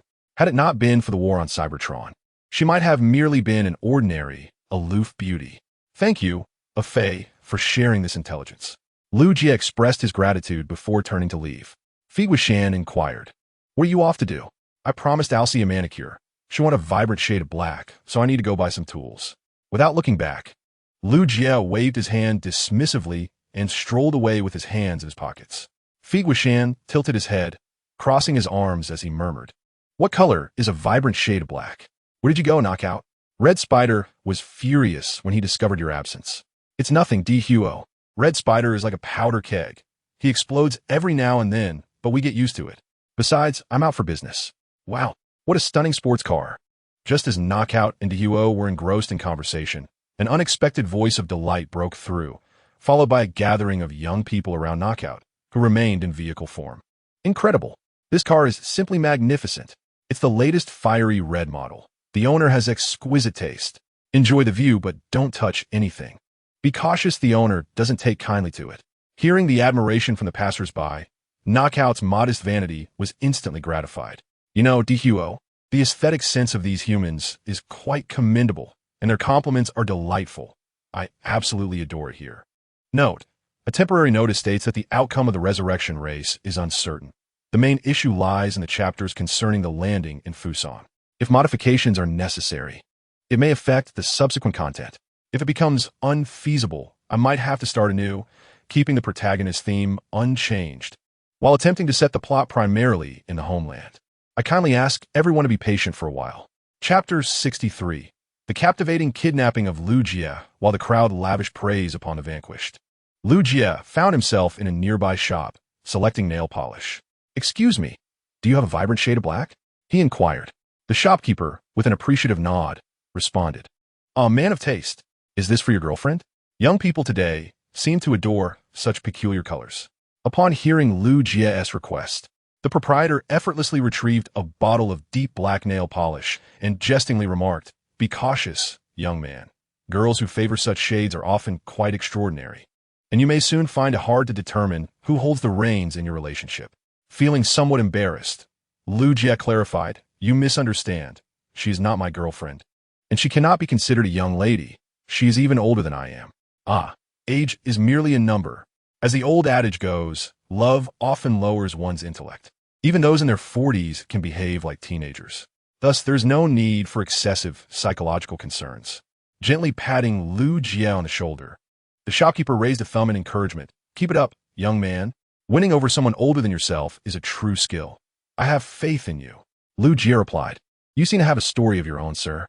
Just the usual, nothing extraordinary." "The third best in the world," he shrugged. After purchasing the nail polish, Lu Jie exited the shop and inadvertently caught a glimpse of a striking car being admired by onlookers in the distance. "That color is rather flamboyant. The owner must have quite the flair," he mused, dismissing his own comment without a second thought, completely unaware of the turmoil it would incite in the car's driver. "How dare you call me flamboyant? You have some nerve." With a slight adjustment of the rearview mirror, the driver swiftly shifted gears and pressed the accelerator, startling the crowd into a collective gasp. "Wait, there is someone inside the car," exclaimed a bystander. "Goodness, the windows are tinted. I didn't even notice." The car owner displayed commendable restraint, refraining from berating the onlookers. After a brief exchange of light-hearted banter, the pedestrians dispersed, each returning to their own lives, none giving the incident a second thought. Meanwhile, on the road, Lu Jie pondered, "Strange, why is no one accepting my ride request?" Glancing at his unresponsive phone screen, he felt a twinge of frustration. He settled onto a nearby bus stop bench to rest, casually scrolling through his phone to pass the time. "You just have bad luck, don't you?" he muttered to himself. As he pressed the accelerator slightly, the car began to approach him slowly. "This polishing machine from the branding she is inadequate. I must seek a specialized flagship store instead." Polishing machine? The driver had few concerns, primarily about the paint on his vehicle and the need for a proper touch-up. After a moment of contemplation, he decided to pause his endeavors and disguise his car as an ordinary sports vehicle, parking beside Lu Jie. "This paint has a strange odor. It certainly cannot be used. What a piece of junk." 1-star review. It seems I have encountered a kindred spirit. Listening to Lu Jie's professional commentary, I deduced the identity of the opponent in an instant. An automotive beautician from Earth, who happened to share the same profession as myself, a cosmetic engineer from Cybertron. "How intriguing. You have successfully piqued my curiosity, human." I gently pressed the accelerator, and the vehicle came to a halt before Lu Jie, honking its horn. "Beep." The The sudden noise startled Lu Jie, causing him to instinctively look up and behold the red sports car he had just critiqued. What a pleasure to meet again. In the next moment, the driver's side door swung open unexpectedly, and the seatbelt ensnared Lu Jie, pulling him inside. Let go. Don't move. Zap. Just as Lu Jie struggled, a sudden jolt of electricity surged through his mind, and within approximately half a minute, he lost consciousness. A playful tone accompanied the preoperative anesthesia. As I pressed the accelerator to the floor and sped away, I must say, you are the most tenacious human I have encountered. After all, even Cybertronians might not endure for half a minute. It seems you're even more fascinating than I had imagined. Adjusting the rearview mirror slightly, I caught Lu Jie's face reflected in it. At the Autobot base, Alcee was puzzled. Where has Lu Jie gone? She meticulously searched every nook and cranny of the base, but found no trace of him. In confusion, she turned to her companions. Has anyone seen where Lu Jie went? The ambulance bot, without lifting his head, replied, I'm busy with repairs. Beep, beep, beep. Charge. I'm in first place. Bumblebee, too, was engrossed in his youthful antics, engaging in online games and racing competitions since arriving on Earth. As for the partition, he chuckled sleepily. He seems to have gone out to buy some colorful black. Leaning against the mountain and enjoying a comedy show, another bot glanced at Alcee and teased, You're quite the trickster. I didn't even realize what color colorful black could be at first. I just mentioned it casually. He seems a bit thick-headed. He'll need a proper lesson when he returns. Although she complained, a slight smile curved Alcee's lips, indicating her good mood. Beep, beep. Hello, is anyone there? At that moment, a communication request from Visual 1 interrupted, and soon the figure of the commander appeared on the screen. I recognize you. You are Lu Jie's superior, correct? Alcee was somewhat familiar with the commander, as she was responsible for Lu Jie's safety during his work reports, which occasionally led to their brief encounters. Oh, judging by your color scheme, you must be Lu Jie's motorcycle. This is my first time seeing your true form. After a brief greeting, the commander spoke seriously. I would like to inquire, is everyone present? Is it possible that there are other Autobots in our country who have not been notified? It seems implausible. If any Autobots had indeed arrived on Earth, Sentinel Prime would have certainly detected them. Pausing his work, the ambulance approached the screen, perplexed, and inquired, What exactly has transpired? Could you elucidate the matter more clearly? Behold this, the director interjected, presenting a segment of surveillance footage that captured the real-time scene of Lu Jie being struck down and abducted. No. Upon witnessing this, the ambulance's optical sensors narrowed in alarm, as memories of a past tragedy resurfaced. The director, with a grave expression, remarked, This footage was discovered 5 minutes ago at the bus station. I suspect this sports car is a disguise employed by the Decepticons, which is why I sought your input. This is likely the work of the Decepticons, as some of their kind do indeed transform into vehicles. Witnessing Lu Jie's abduction once more, the ambulance's demeanor grew serious as he composed himself, stating, at this moment, We cannot ascertain the Decepticons' intentions, but we must ensure Lu Jie's safe rescue at all costs. Chapter 64. The Vanity of Defeat After an Indeterminate Passage of Time. Lu Jie gradually regained consciousness, his eyes falling upon a figure admiring itself in a mirror, situated in what appeared to be a desolate wilderness. Ah, you're awake, the figure exclaimed, ceasing its preening and elegantly turning to face Lu Jie, bowing gracefully. I hope my anesthetic procedure hasn't caused you too much discomfort. Who are you? A Decepticon or an Autobot? Lu Jie questioned, uncertain of the individual's allegiance due to the absence of any faction insignia. Interesting. It seems you're not an ordinary human, the figure mused, intrigued, as it scrutinized Lu Jie. After a moment of contemplation, it remarked, I have heard that Autobots possess a human ally. Could it be that you are that very individual? Lu Jie frowned. What is it that you intend to do? Deliver me to that wretched creature known as Starscream? Deliver you to Starscream? Huh, that is the most amusing jest I have heard. The figure laughed heartily, reclining on a large rock and crossing its legs. Allow me to introduce myself. I am Knockout, currently serving the Decepticons as a medical officer and head of the science division. Rather than engage in brutish combat, I take greater pleasure in the exquisite polish of my exterior. Admiring his own splendid paint job, Knockout marveled, perfection. Indeed, it is quite striking, especially this rose-red hue. Did you select it yourself? Observing Knockout's vanity, Lu Jie pondered for a moment before inquiring about the paint. With a playful smirk, he remarked, "Need I say more?" This exquisite creation was meticulously crafted by Deadlock. "You have no idea how much I attend to my appearance." Lu Jie nodded in agreement. "The rose red is indeed splendid, exuding a spirited yet subtly artistic aura. However, I find myself more enamored with blue, particularly that cerulean hue, which evokes a sense of tranquil elevation for the soul." "Bravo! It's been ages since I've encountered a kindred spirit." With a sudden clap, he stood and half-squatted before Lu Jie, his optical lenses radiating palpable delight. The Decepticons were perpetually embroiled in conflict. Discussing such matters with them felt akin to playing a lute before a cow. Sometimes even Deadlock seemed oblivious to it all. Lu Jie raised an eyebrow. "So, you abduct me in broad daylight merely to converse about this?" With an expression of utmost certainty, Deadlock replied, "Of course. Or do you suppose I've suffered an overabundance of energy absorption, resulting in a malfunctioning nervous system?" Standing upright with arms crossed, Deadlock shrugged. "To be honest, if Megatron were still in his prime, I would certainly take you back to receive accolades. But now, the one in charge is Black Arachnia." At the mention of Black Arachnia, Deadlock grimaced slightly before continuing. "If I were to return you to her, she would undoubtedly claim the credit for herself, and I would end up being shot through my spark. Yet, if I were to make a grand spectacle of your return, Black Arachnia would bear a grudge against me, and I would merely meet my demise a little later." While Deadlock rambled on, Lu Jie found himself deep in thought. Undoubtedly, under Black Arachnia's leadership, the Decepticons had not completely disbanded, but repeated failures had significantly diminished her standing among them. Even Deadlock seemed disinclined to return him for recognition. Furthermore, what did he mean by Megatron being in his prime? Hadn't he perished in the explosion of the space bridge? "Hey, what are you daydreaming about?" Noticing Lu Jie's sudden silence, Deadlock's initial enthusiasm waned, and he gently prodded Lu Jie's shoulder. "It feels like I'm performing a monologue here. Could you at least provide some response? Your paint is quite exquisite.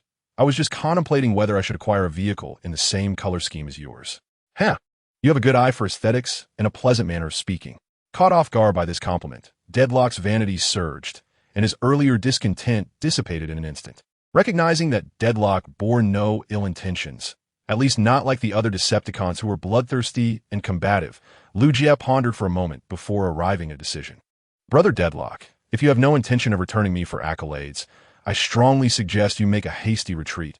It may soon be too late." "What do you mean? Are you threatening me?" Deadlock, with a self-assured demeanor, remarked, "Have you not noticed that I have not restrained your movements? Did you think my oversight was merely careless? Allow me to inform you that I possess a tracking device, and they are likely on their way here." As soon as the words left my lips, Lu Jie, perched casually with his legs crossed, provided an explanation. "Ever since I was abducted by your Decepticons, an ambulance fitted me with a tracker as a precaution. They're probably en route now. Goodbye." Without a moment's hesitation, I transformed and sped away at lightning speed, only to return abruptly. "Is this yours?" I asked, retrieving the nail polish that had been left on the driver's seat. Winking and giving a thumbs up, I said, "I've seen your human films. I wish you success in your confession. We shall converse again if given the chance. Farewell." After extending my well wishes, I vanished once more at high speed. Lu Jie sighed in exasperation. "Why does everyone think like this?" "Buzz, Lu Jie, are you all right?"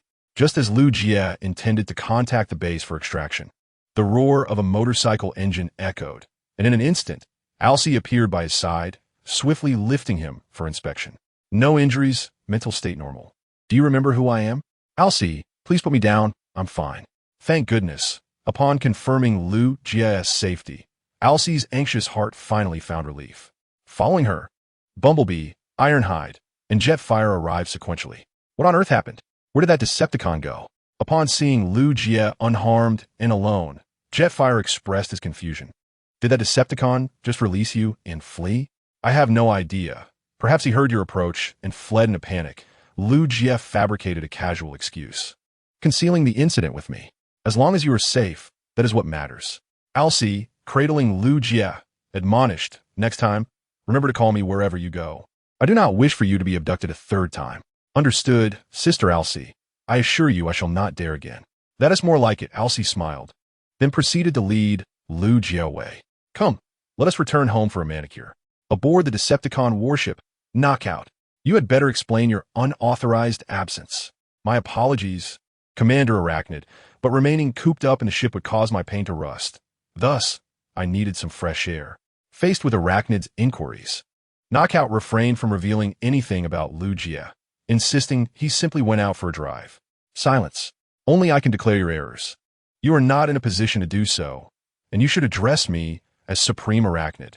Approaching Knockout, Arachnid issued a fierce warning, yet Knockout, with his arms crossed and an air of indifference, deeply provoked Arachnid's fragile pride.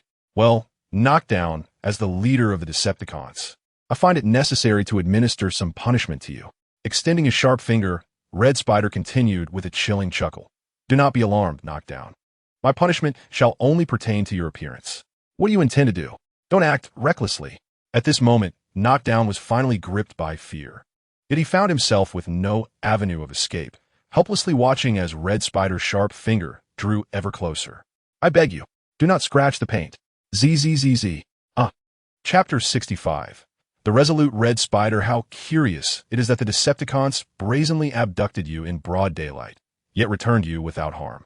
After conducting a thorough examination on Lugia, the ambulance discovered no tracking devices or dangerous contraptions, leading to a furrowed brow of puzzlement. This defies logic. What scheme are the Decepticons concocting? Who knows, perhaps this Decepticon is new and did not recognize me. Emerging from the apparatus, Lugia commenced his warm-up exercises to stretch his muscles, while Alcee approached him with a smile, gently patting his head. I merely mentioned it in passing. Why did you take it to heart? Are you pleased now? With a mischievous grin, Lugia produced a bottle of nail polish from his pocket, declaring, Are you ready to begin? You little rascal. Alcee rolled her eyes dramatically, then stepped aside to sit down, extending her hands in anticipation of the service.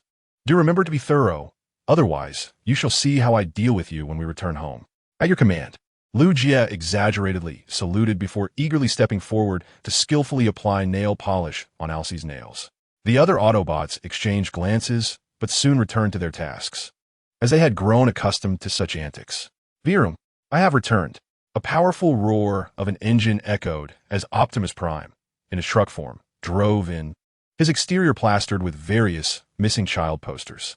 Stunned at the sight, Lugia, who was busy painting Alcee's nails, took a moment to process. Brother Prime, are you engaged in charity work? I encountered a group of volunteers during my patrol and wished to contribute, which is why I return now, Optimus replied, carefully transforming back to his original form, and approached Lugia with concern. I heard that you were once again abducted by the Decepticons. Are you uninjured? Lugia shrugged. I came through unscathed. All in all, it was more of a scare than a danger. Thank you for your concern, Brother Prime. Ah, that is reassuring. Optimus smiled gently. Beep beep. How strange. What has occurred? What is wrong, ambulance? Upon hearing the ambulance's alarm, Optimus and the other Autobots hurriedly gathered around. Two sets of coordinates were discovered. One indicated the signal from the Autobot spacecraft, while the other pointed to the Decepticons' warship. The ambulance turned with a grave expression, pondering for a moment before speaking. Although the specifics remain unclear, we are indeed able to pinpoint the coordinates of the Decepticon spacecraft. Flying over the mountains, there was a sense of perplexity. Was it a trap or merely a technical blunder? The divider suggested, perhaps it is due to the deadlock. He has always been prone to causing damage, which explains his lack of employment. Bumblebee chirped, beep beep beep. This might just be an opportunity. RC concurred. I align with Bumblebee's assertion. If we can catch them off guard, we may have the chance to decisively defeat the Decepticons. After a brief discussion, the Autobots gradually reached a consensus. Regardless of whether this was indeed a trap, it was undeniably worth the risk. After all, under the leadership of Red Spider, the Decepticons, while not entirely united, were certainly not a formidable force, suggesting that any resistance they encountered would likely be less than anticipated. Optimus Prime, if I am not mistaken, do these two coordinates not lie within Shenzhou? As a product of 9 years of compulsory education, Lugia immediately recognized that the coordinates of the Autobots and the Decepticon spaceship were situated at the southernmost and northernmost ends of Shenzhou, a remarkable coincidence indeed. I will contact the local garrison. No matter what, we must secure the scene first, Lugia declared. The ambulance hurriedly interjected, wait a moment. While securing the Autobots' coordinates is feasible, it would be unwise to do so with the Decepticons' warship, as their radar could easily detect your equipment. Do not worry, ambulance. The eagles of the grasslands will not be easily spotted. With a confident smile, Liu Jie promptly dialed a series of numbers. Deploy the Grassland Patrol Team. Conduct reconnaissance without any technological equipment, and remember to prioritize safety. To ensure caution, Optimus Prime and the ambulance would first head to the Autobots' coordinates to ascertain if there were any survivors. Meanwhile, on the vast grasslands, the shepherds proclaimed, "Brothers, the party and the nation need us." Fully armed cavalrymen lined up in front of the yurt, while the shepherds, adorned in traditional attire, gathered on horseback. Though they had never received military training, the instincts embedded in their bloodline for generations past ensured their equestrian skills matched those of their ancestors. The cavalry captain shouted, "The Decepticons have invaded our territory. For safety reasons, we cannot carry any electronic devices. This is our domain," turning their horses to gaze into the distance. The cavalrymen drew their swords. "We are the finest riders of the grasslands. However, we must exercise caution. Once we locate the Decepticon warship, release the eagles for communication. But do not follow too closely, understood?" "Miterlai," the shepherds responded in unison, promptly releasing their eagles into the sky. "May the eternal sky bless us. May our ancestors protect us. For the sake of our homeland, we shall fight." With the resounding commands echoing across the plains, a magnificent tableau unfolded as thousands of horses galloped across the grasslands, harmonizing with the soaring eagles above. Meanwhile, aboard the Decepticon warship, frustration reigned. "Incompetence. Why has it not yet been repaired? If this continues, the Autobots will soon pinpoint our location. I apologize, Commander Starscream, but the repair unit is doing their utmost." With a swift slap, Starscream chastised the soldier reporting and exclaimed in exasperation, "Incompetent fool. At the very least, ensure the acceleration device is repaired. Do not forget that the humans in this country possess the capability to detect us. If we linger any longer, we shall undoubtedly be besieged. Do you understand? We must expedite our efforts." Not daring to retort to Starscream, the soldier turned and exited the warship's control room, only to grumble as he distanced himself. What audacity for a perennial loser. It was far better when Lord Megatron was in command. At least we weren't scuttling about like insects. The audacity of even a mere cannon fodder to complain underscores the extent of Starscream's diminished stature among the Decepticons. Were it not for Soundwave's formidable presence, a mutiny would not be out of the question. In the medical bay, damn Starscream, he is outrageously crude and barbaric. My pristine paint has been ruined. You still shine just as brightly as before. With the aid of Deadlock, he regained his lustrous appearance, and his spirits lifted considerably. "Thank you, Deadlock. Your craftsmanship continues to impress." Gazing into the mirror, he blew a kiss to his reflection. "Perfect. Lord Starscream, how may I assist you?" Despite his disdain for Starscream's destruction of his once proud exterior, he felt he might not be a worthy opponent. Moreover, since he and Deadlock still relied on the Decepticons for energy, it was prudent to bow when necessary. A true warrior can endure. "How is our patient today?" Starscream inquired with a complex expression as he approached the comatose Megatron. "The same as always," he replied candidly. Though Megatron's body lies inert, his mental fluctuations are quite vibrant. It appears he is lost in a pleasant dream. Alas, our once great leader has fallen to such depths. It is a lamentable fate, stirring both pity and frustration. After a moment of feigned sympathy, Starscream recalled the Decepticons' reminiscence of Megatron and was seized by nefarious thought. "This is what you forced upon me, Megatron. As long as your spark remains alight, I shall never truly ascend as the leader of the Decepticons. Follow me." Starscream beckoned Deadlock out of the infirmary, then draped an arm around his shoulder, whispering temptingly, "Would you like a promotion to the second in command of the Decepticons?" "What do you mean by that?" After a moment of astonishment, the Decepticon, known as Knockout, quickly regained his composure and distanced himself. After all, the Red Spider was not one to willingly share power, indicating that something was undoubtedly amiss. "Knockout, do not regard me with such disdain. I merely wish to apologize for the punishment I imposed upon you last time. Furthermore, only you possess the capability to address this matter," he said, gently rubbing his fingers together. The Red Spider stepped forward, attempting to entice him. "Lord Megatron is the creator and former esteemed leader of the Decepticons. Yet now he lies in a state of limbo upon a hospital bed. Do you not find this pitiable? And what of it? It is better to endure life than to succumb to death. At least Megatron still draws breath," Knockout replied. hands firmly on his hips, indicating his unyielding stance. Let me be frank. The Decepticons require a new leader, one who is robust and sagacious. As it stands, Megatron is little more than a mere mascot. Thus, I require your professional diagnosis as a physician to assure all Decepticons of their peace of mind. Hey, are you out of your mind? Be cautious lest Soundwave learns of this. He is the voice of the Decepticons. Knockout exclaimed, hastily covering the red spider's mouth. He surveyed the surroundings with trepidation, only relaxing once he confirmed that Soundwave and Laserbeak were not present. Relax, Knockout. You can trust only me now. A flicker of displeasure crossed the red spider's optical sensors, yet he suppressed his ire and gently removed Knockout's hand, speaking soothingly. This is your opportunity, Knockout. Megatron's survival serves you little benefit, but once his spark is extinguished, I can ensure you the second seat among the Decepticons. All I require is a trivial favor in return. What do you need me to do? Knockout inquired, hesitating momentarily before steeling himself. His thirst for power was indeed palpable. But more pressing was the threat posed by the red spider. He was certain that refusal would lead to his demise to prevent any leaks. Weighing the lesser of two evils, Knockout gritted his teeth and resolved to proceed. In a remote area of a southern province, the military had established control and swiftly cleared a no-man's land. In truth, no clearance was necessary, as this region was known as Ileo Mountain, a place few dared to venture, save for reckless adventurers and thrill-seekers. With a loud clang, a land bridge opened, revealing Optimus Prime, Bumblebee, and Ratchet, who bore a medical kit. Goodness, this contraption is truly massive. Remember to keep this confidential. Do not speak of it outside, or risk facing a military tribunal. At that moment, a Chinese officer jogged up to the trio of Autobots, saluting as he reported, "Sir, 2 kilometers ahead, we have detected a spacecraft.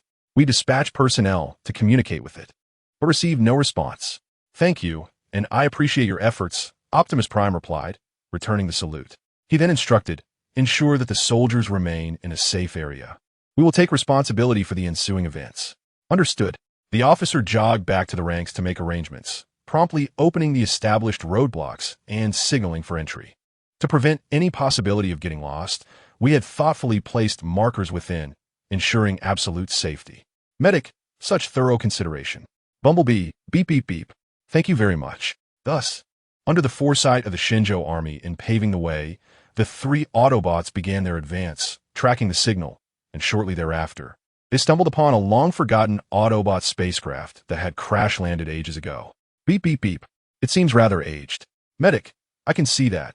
However, if they were in a state of suspended animation during their journey, there might still be survivors. Let us proceed and ascertain the condition of our Autobot brethren. Leading the charge, Optimus Prime cut through the outer layer of the spacecraft, followed by Bumblebee, who launched himself forward into a defensive stance. For none could guarantee that the occupants of the Autobot vessel were not Decepticons. Medic, I possess design schematics of this type of spacecraft in my data repository, so the control room and the cryo chamber should be in the same location. Optimus Prime nodded. Lead the way, old friend. Guided by the medic, Optimus Prime and Bumblebee made their way to the cockpit, only to be met with the grim sight of Autobot soldiers sprawled across the floor. Optimus Prime's spark sank at the sight. Judging by the energon fluid seeping from the fallen Autobots, the chances of survival appeared grim. The cause of these Autobots' demise was not merely an emergency crash landing, but a virus. The true culprit behind their deaths was the plague virus. As part of the routine examination of the Autobot corpses, the medic was horrified by the active readings on his scanner, causing him to retreat from the control room in haste. Optimus, Bumblebee, you two need to leave immediately. These viruses remain highly active. If you come into contact with them, you may return to the Allspark prematurely. Realizing the gravity of the situation, Optimus Prime and Bumblebee hurriedly prepared to evacuate, but suddenly, a noise echoed from above. A lifeless Autobot body hung from the ceiling, and droplets of energon began to fall due to gravity. Beep beep beep. Optimus, be cautious. Without hesitation, Bumblebee launched himself, pushing Optimus out of the way, while the droplets containing the Cybertronian plague virus landed directly on his back. Bumblebee, no, as Optimus, pushed aside, attempted to rise. He felt a damp sensation on his left hand. Looking down, he saw his hand submerged in the leaking energon fluid. Bumblebee, Optimus, Witnessing his two comrades infected by the virus, the medic emitted a piercing alarm. Moments later, at the Autobot base, the atmosphere was heavy with distress. Bumblebee and Optimus Prime lay on their sickbeds, their forms beginning to show signs of corrosion, and their life signals had become exceedingly unstable. The Cybertronian plague, a weapon once wielded by Megatron during the war, was designed for the mass extermination of his adversaries. As he gazed at the alarming life readings of Bumblebee and Optimus Prime, Ratchet's expression darkened considerably. Biological warfare? A clear act of barbarism. Witnessing the torment of Bumblebee and Optimus Prime, Lugia instinctively recalled the inhumane plans perpetrated by the enemy, which still left lifelong scars on the victims even to this day.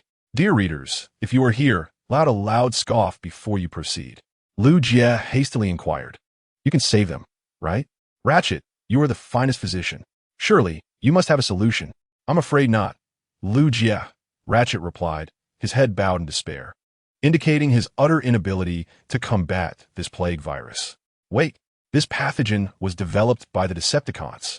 They must have an antidote, Lugia exclaimed, pointing towards the large screen displaying the coordinates of the Decepticon ship.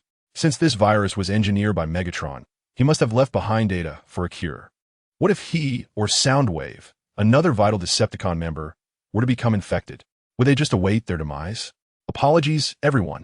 The flu has been particularly severe in Tianjin recently, and I inadvertently caught a severe case. I've just finished receiving intravenous treatment and am feeling a bit better. Chapter 67. Cortical mental connection. Lugia was correct. The Decepticons would not have neglected to leave behind the formula for an antidote. Thus, seizing the opportunity to pinpoint their warship's coordinates and act without delay was indeed the most prudent course of action.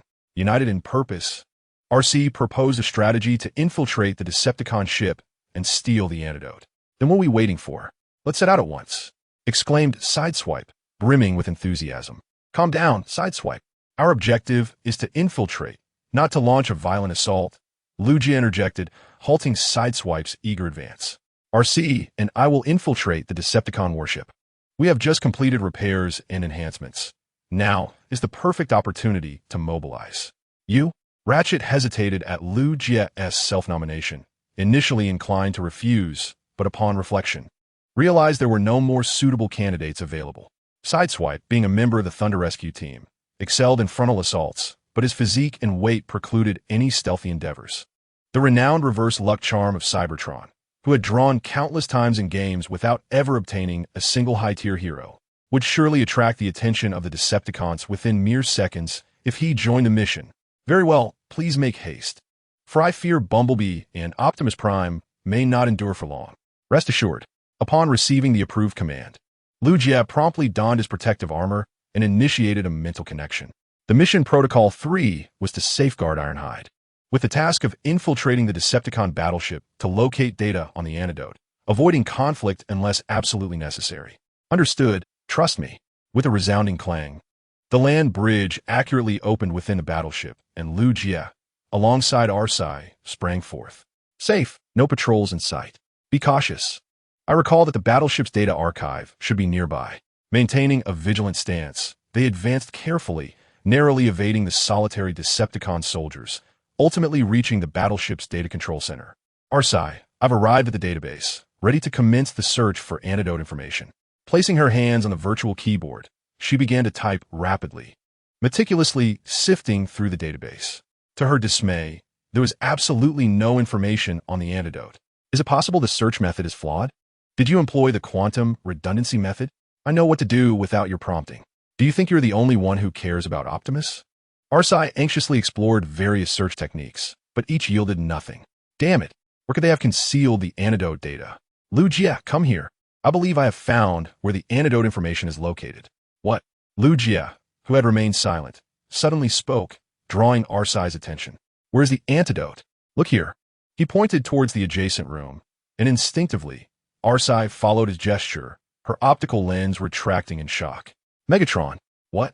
The medics in the base, upon hearing Arsai's exclamation, collectively held their breath, while the previously weakened Optimus widened his eyes in disbelief. Megatron is still alive? Are you mistaken? The medic stammered. Megatron is truly alive. I am certain he is lying right before me. I've been watching him all along. As Arsai's hands morphed into laser guns, she cautiously approached, reporting, "The good news is that Megatron is not observing us. He appears to be in a state of semi-consciousness. However, his mental frequency is quite active, suggesting he may be lost in a dream." After a brief examination of the apparatus sustaining Megatron's life, Lu Jie finally grasped the meaning behind the earlier claim of Megatron's semi-conscious state. After all, no one could predict when a comatose individual might regain awareness. "Perhaps I should end this once and for all." Arsai wait. Seeing Arsai poised to eliminate Megatron's spark, Lu Jie rushed forward to intervene. "Let go," Arsai retorted, exasperated. "You are unaware of how many of our compatriots this demon has perished. I understand, but at this moment, Megatron absolutely must not die. He is the sole hope for Optimus Prime and Bumblebee's survival." Upon hearing this, the previously furious RC was rendered momentarily speechless, while Lu Jie hastily contacted the base. The ambulance, realizing that the Decepticon warship's database lacked any information regarding an antidote, pondered whether Megatron, as the creator of the virus, might possess the cure. After a brief contemplation, the ambulance articulated its perspective. Megatron would never place complete trust in anyone, yet he is always prepared, making him potentially the only individual who knows the formula for the antidote. With a change of expression, the ambulance resolutely made a decision. "Lu Jie, RC, one of you must infiltrate Megatron's mind to uncover the data for the antidote through a cortical mental link." "What? Are you out of your mind, ambulance?" Upon hearing this suggestion, RC's emotions visibly heightened. "Do you realize how perilous it would be to enter Megatron's mind via a cortical mental link? Have you ever conducted related experiments before?" The ambulance replied, "No, I have only studied some relevant literature. You should be able to find the necessary tools in the treatment room. Yet, I still oppose this course of action. We could simply transport Megatron back using the land bridge and devise a plan thereafter. However, Optimus Prime and Bumblebee cannot endure much longer. This is our only viable option at present." As RC and the ambulance continued their heated debate, Lu Jie effortlessly located the tools needed for the cortical mental link through scanning methods. "Can you utilize this? The ambulance has been modified and upgraded. A portion of my systems and programs are compatible with the Cybertronians, leading to a 95% probability of successfully establishing the cortical mental link." Upon hearing this conclusion, Lu Jie felt a sense of relief wash over him. "Excellent. Let us prepare to commence. Ironhide, are you certain about this?" "The probability of danger in this operation is approximately 70, with a 75% chance of residual effects." Lu Jie took a deep breath and resolutely stated, "One must take risks to reap rewards. The new year is approaching. A family should be together to celebrate." "Understood. I confirm the protocol for the second task to establish the cortical mental link and find the antidote to save Bumblebee and Optimus Prime."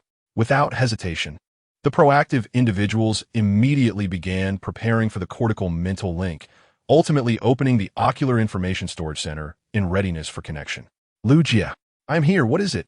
Upon hearing his name called suddenly, Lu Jie promptly responded, "I will not lose an Ironhide, so trust me." No sooner had he spoken than he unhesitatingly initiated the cortical mental link, and RC, who had been in a heated argument with the ambulance, finally noticed the commotion, her expression transforming dramatically. Lu Jie, Chapter 68, The Consciousness Realm of Megatron. Lu Jie, no. Upon witnessing Lu Jie establish a cortical mental connection with Megatron, RC hurriedly rushed forward, intent on interrupting the connection. "Stop, RC.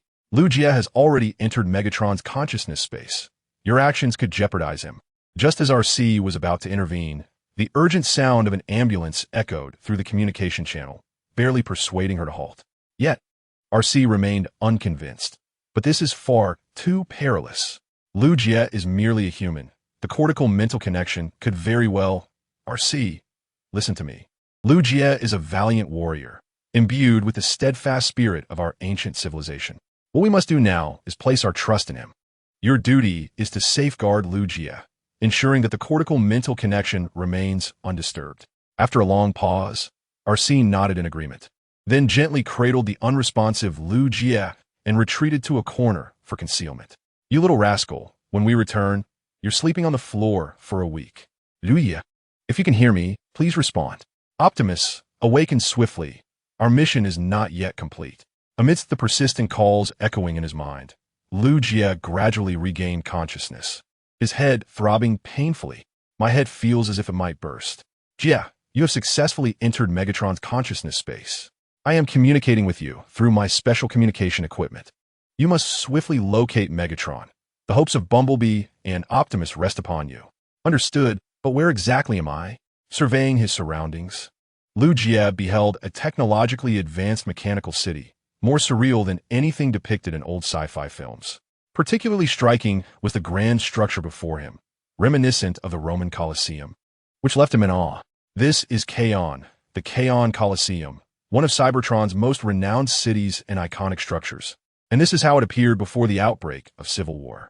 As a survivor from Cybertron's golden age, the sight of this long-cherished city evoked a sense of nostalgia for the peaceful times that once were. After a brief moment of reminiscence, Ratchet regained his composure and continued. Listen closely, Lu Jie. Megatron is likely within the Kaon Colosseum. Your task is to find him as swiftly as possible. Understood. Let's move. Received. Activating the thrusters on his back, Lu Jie charged into the Kaon Colosseum, where he was met with thunderous cheers. Lord Megatron, we love you. You are magnificent. I shall follow you for eternity.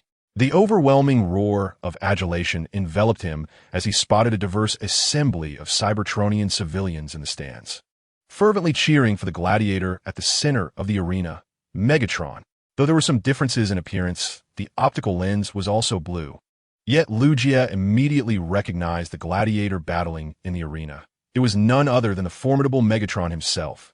With a swift motion, the blade descended, and a mechanical insect was cleaved in two. Another attempted to flee, only to have its head wrenched off by Megatron, leaving a headless corpse sprawled on the ground. The atmosphere in the arena surged to a crescendo. Where's my next opponent? I shall demonstrate the might of the Gladiator King. Casually tossing the insect's head into the audience, Megatron let forth a deafening roar, igniting a frenzy among the spectators as they scrambled for the severed trophy. I got it. Megatron, a voice cried out. Well done. Orin, you never let me down. Another round of hearty laughter erupted, but then Megatron's gaze fell upon an intruder. You, indeed. You are my next opponent. Come forth and meet your demise. Wait, I'm not here to fight you. As Lu Jie attempted to explain, Megatron, already in a frenzied state, hurled his blade. No one dares to defy the gladiator of Kaon. Those who resist meet only death. With that, Megatron leaped into the air, poised to strike. Lu Jie quickly activated the sword's core, attempting to block the incoming blow. In an astonishing turn, Megatron passed right through him, as if a virtual entity had brushed against a corporeal one, neither inflicting harm upon the other. Lu Jie, bewildered, exclaimed, "What just happened?" The ambulance. This is Megatron's subconscious realm, and you are not a figment of his imagination. Hence he cannot harm you, and vice versa. What is going on? What trickery is this? Megatron, taken aback, pivoted and launched another series of strikes, which, predictably, bore no effect. A phase-shifting device. Yet you do not resemble a Cybertronian. Though your structure bears traits of Cybertronians, you are merely a cheap imitation. Megatron bellowed, demanding, "State your name." I, Megatron, the future supreme leader of Cybertron, shall not allow any petty scoundrels to tarnish the glory of our magnificent planet. Is he mad? Has Megatron lost his mind? He himself was the one who destroyed Cybertron. Observing the transmitted footage, the onlookers exchanged glances, bewildered that Megatron would consider himself the guardian of Cybertron. This must be a remnant of Megatron's memories from when he was still a gladiator of Kaon, before he fell into the darkness and became the leader of the Decepticons, where he still held Cybertron dear to his heart. Upon witnessing the blue optics of Megatron in the image before him, the expression on Ratchet's face became rather complex. After all, he was once a frequent visitor to the Colosseum of Karlin, and even counted himself among Megatron's many admirers. Just as Ratchet was lost in thought, the faint whispers of Optimus Prime and Bumblebee abruptly snapped him back to reality. Lu Jie, you must quickly devise a way to awaken Megatron. He is currently trapped within his own consciousness, and only by restoring his awareness can we hope to acquire the formula for the antidote. I understand. A dreamer remains oblivious to their dreams, which explains why I wet the bed as a child. Having grasped the situation, Lu Jie opened the cockpit and appeared before Megatron in human form. You? Long time no see, Megatron. I never expected you to survive. The explosion of the space bridge should have been your demise. Upon hearing the mention of the space bridge, Megatron's expression momentarily faltered, soon followed by a flood of familiar memories rushing into his mind. As these memories surged forth, the blue optics of Megatron began to glow a deep crimson, and the once resplendent Colosseum of Carlin visibly deteriorated, as if it had endured the ravages of a great battle. So I'm still alive, he mused. Chapter 69. Lugia. I have never encountered such audaciousness. The space bridge exploded. My army is no more, yet I still draw breath. Gazing down at his own hands, Megatron paused momentarily before erupting into laughter. I never imagined that the explosion of the space bridge would fail to extinguish my spark.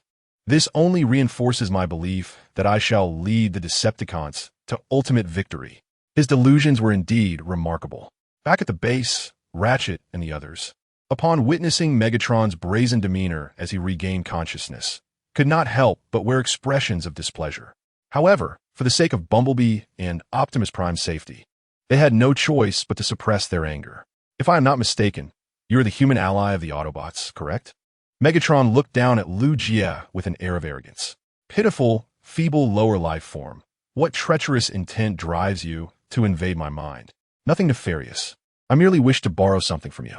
Lugia stated directly, laying bare his intentions. The Cybertronian plague you engineered has placed Optimus Prime and Bumblebee in grave peril. So you had best provide me with the antidote, so I can save them. Upon hearing that Optimus Prime was in jeopardy, Megatron visibly paused, only to burst into laughter once more.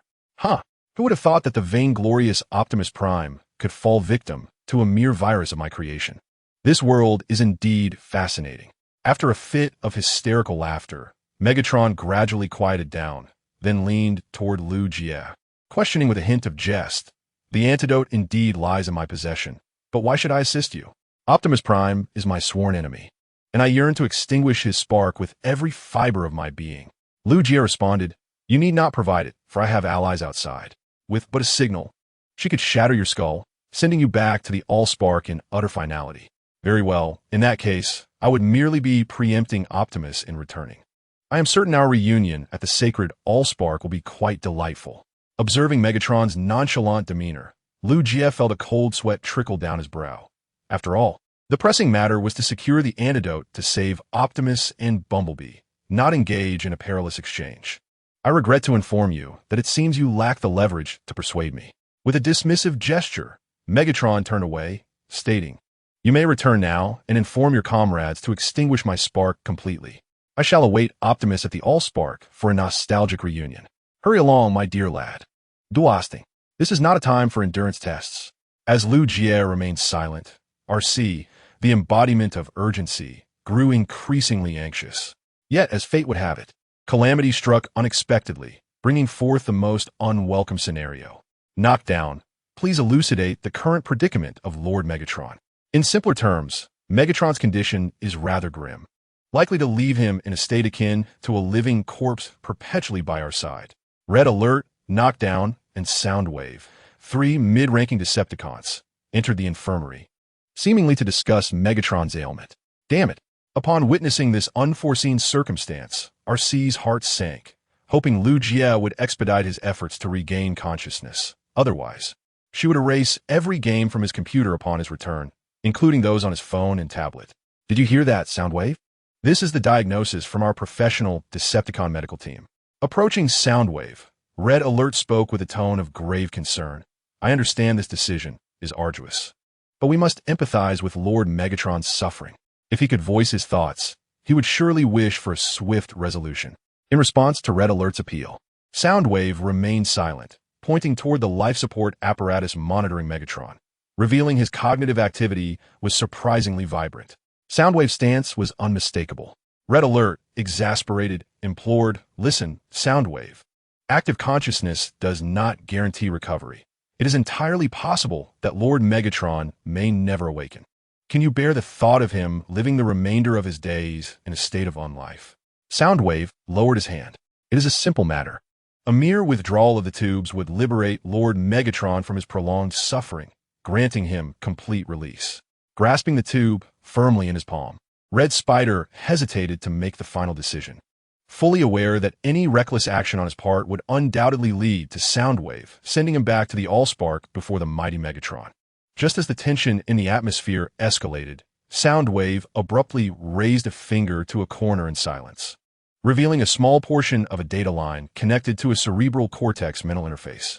What is this? Confusion brimmed in Red Spider's tiny eyes as he unearthed the concealed data line.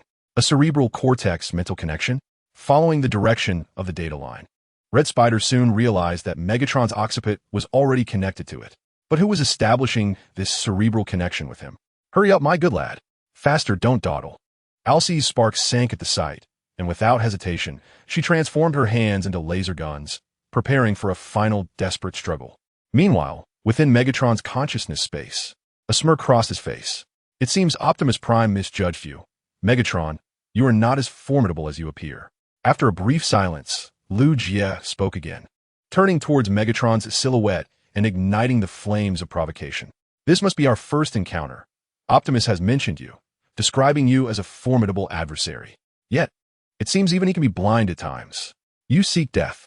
Megatron snapped, whirling around and unleashing a barrage of fire from his arm cannon. However, it was evident that Lu Jie remained unscathed. Lu Jie, undeterred, declared, every life must eventually meet its end, whether as heavy as a mountain or as light as a feather. If Optimus does not survive today, he shall have perished honorably for the liberation of Cybertron. The denizens of Cybertron will forever remember this hero. As for you, he shifted his tone with tactical precision. You are but a dying usurper, a scourge who has waged war and inflicted suffering upon countless lives. After death, you dare to fantasize about returning to the Allspark?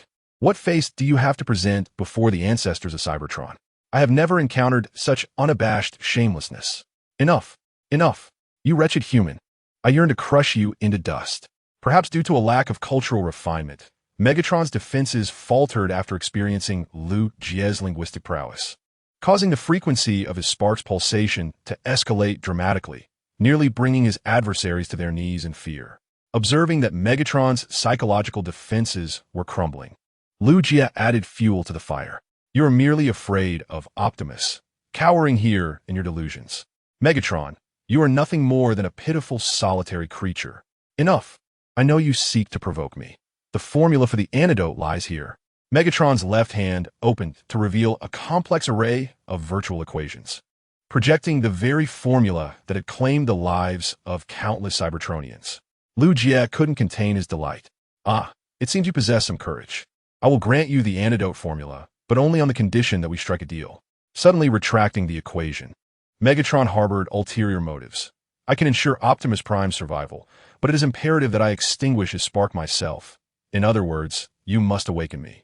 Upon hearing Megatron's demands, Lu Jie found himself momentarily speechless. After all, Megatron was far more troublesome than Starscream, and should he awaken, the consequences could be dire. What are you hesitating for? Do you not wish for Optimus Prime to live? Noticing Lu Jie's indecision, Megatron urged him with growing impatience. For who could say what havoc had befallen the Decepticons in his absence? At that moment, the Autobot base had located it. This is it. By employing a reverse playback technique, Ratchet halted the antidote equation based on synchronized feedback, and without hesitation, he commanded RC, quickly RC, we have the antidote. Immediately terminate the connection. That is precisely what I was waiting to hear. Without a moment's pause, RC yanked the data line from the core position, and instantly, Megatron's consciousness began to shift. You are toying with me. Goodbye. As Lu Jie's form began to waver into the ethereal, Megatron lunged forward. No, take me with you. In the real world, Welcome home, young man. Well done. Upon Lu Jie's awakening, RC beamed with satisfaction, and at that moment, Starscream also became aware of their presence. Autobots. Swish, swish, swish.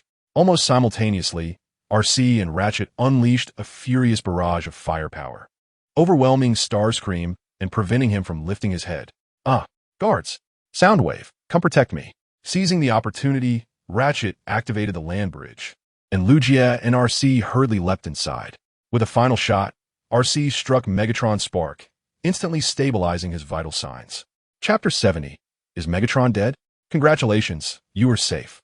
Thanks to Ratchet's efforts, the Cybertronian plague afflicting Bumblebee and Optimus Prime was successfully eradicated, and the two battle-hardened Autobots regained their health and vitality.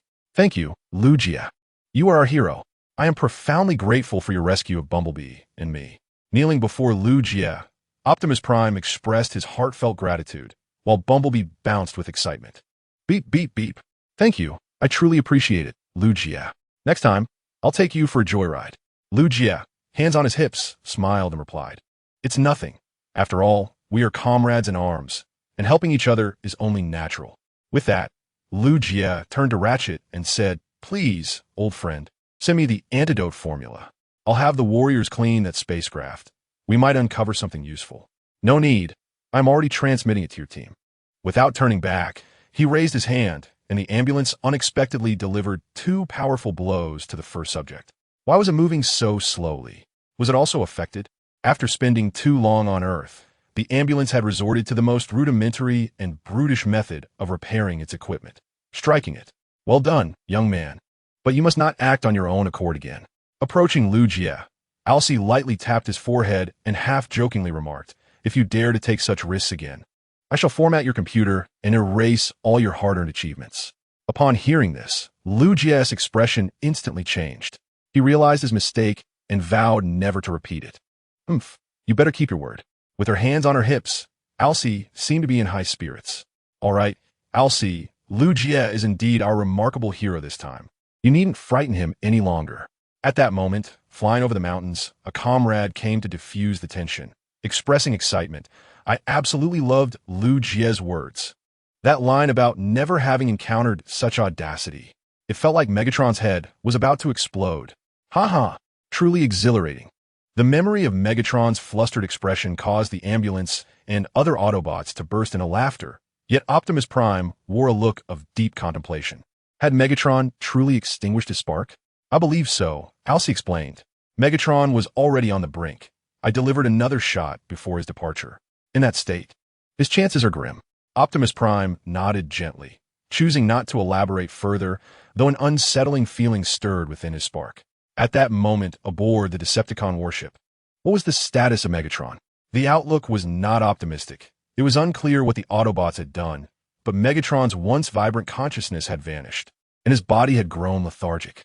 Pointing at the lifeless readings on the display, the Decepticon, known as Knockout, calmly provided a professional assessment. "Oh, Megatron, this is all my fault. I failed to protect you." Starscream, kneeling beside Megatron's form, began a performance of melodrama, crying as if he were the most devoted of followers. "I have served you loyally, fighting alongside you for countless eons, only to have those despicable Autobots ambush you. I will avenge you." As the atmosphere shifted, Knockout, utilizing knowledge gleaned from films, began to toss paper money and chant, while Soundwave, armed with cleaning tools, hid in the corner, awaiting the cleanup that would follow. Approaching Soundwave with a pre-prepared container, Knockout chuckled and said, "Soundwave, according to human customs, one must offer money for the deceased. How much do you intend to contribute?" Soundwave remained silent, and then suddenly extended a mechanical tendril from his chest. Hey, I was joking, Soundwave. Can you count your share as mine?" The defeated one, startled, took several steps back, yet fortunately, Soundwave had no intention of troubling him. Rather, he continued to activate the life support equipment, ensuring that Megatron's body remained in optimal condition. "Soundwave, you are correct," supported Starscream. "Though Lord Megatron has departed from us, his spirit shall forever accompany his loyal Decepticons. Thus, we must preserve Lord Megatron's body with the utmost care." Disregarding Starscream's flawless performance, Soundwave turned and left the medical room. At the very moment the door closed, the sorrow on Starscream's face vanished instantaneously, replaced by a look of disdain directed at Megatron's body. "Let us conclude this state swiftly. We must not waste our precious energon." "Yes, Lord Starscream," the defeated one replied, not hesitating to comply as he approached to deactivate the life support apparatus. Just as the energy supply was terminated, Soundwave abruptly returned to the medical room. "Traitor! Fool! How dare you treat our great Lord Megatron in such a manner? It is worth any amount of energon to ensure the integrity of his body." Seeing Soundwave's return, Starscream did not hesitate, delivering a sharp blow to the defeated one before resuming his impeccable act. "Oh, my lord, Your departure was far too tragic. After observing Starscream's performance, reminiscent of a devoted son, Soundwave silently turned to leave once more, and this time, Starscream dared not act with impunity. That terrified me. Kneeling on the ground in a duck-like posture, Starscream exhaled a sigh of relief, and then began to rebuke the defeated one. Fool! If it weren't for my quick and wise reaction just now, Soundwave would have resolved both of us. The defeated one retorted. Didn't you ask me to turn it off? I did what you said. You should reflect on your own issues. Faced with Starscream's righteous indignation, the defeated one couldn't help but chuckle, his previously wavering heart suddenly filled with new thoughts. With a bug like Starscream around, the Decepticons have no hope left. I should quickly seek out a new path for myself. Charge! Jungle, come with me. Let us take down the dragon. His fingers moved with such speed that they nearly left an afterimage, as the valley became a battleground where only the brave would triumph. Victory within grasp. Is it just a game? Why all the excitement? Noticing Lu Jia's engrossed expression, Arsai sighed in exasperation and resumed watching a domestic soap opera. TSK. This group of foolish women just all attack together. Can't they just eliminate the Dog Emperor? Why prolong the series? Arsai was fully invested and increasingly frustrated. An hour slipped by, and both were now utterly exhausted from the day's exertions. Lu Jia, with vacant eyes, muttered, "What am I doing? This game has led me astray." Arsai murmured, "I can't believe I'm taking this drama so seriously. I need to reflect on myself." Exchanging a knowing glance, Lu Jia and Arsai nodded in unison. "We shall discuss it tomorrow." Rising from the bed, I commenced my morning ablutions. It is worth mentioning that this residence had undergone minor renovations, providing RC with her own private bathroom and bed. Otherwise, the ordinary earthly materials would have proven inadequate for this Autobot lady. With a cheerful hum, Lu Jia began his daily routine in front of the mirror, completely at ease until, yes, it appeared that the human body was far more intriguing than I had anticipated, particularly with its perplexing behaviors. Chapter 71. The Struggle for Bodily Control Against Megatron. What? Lu Jia, poised a jest, was momentarily taken aback by the voice echoing in his mind. Instinctively, he glanced around, yet found nothing amiss. Am I hearing things? You foolish human. I reside within your mind. Megatron. Upon recognizing the source of Megatron's voice within his consciousness, Lu Jia instinctively sought to react, only to find his body suddenly paralyzed against his will. Curse it, this took me a moment to achieve. After all, the neural networks of humans and Cybertronians are not compatible. When did you? Megatron mused. Thank you for providing me a ride, though my original aim was your cheap toy. However, your nerves are intertwined with it, so one could say this is all a matter of fate. To the depths with you. Realizing the gravity of his predicament, Lu Jia clenched his teeth, yearning to call out to our scene next door, only to have his hands inexplicably clamped down over his mouth. Megatron declared, "Do not waste your efforts. While I cannot exert complete control over your body, this degree of manipulation is well within my capabilities." Megatron, I curse your ancestors.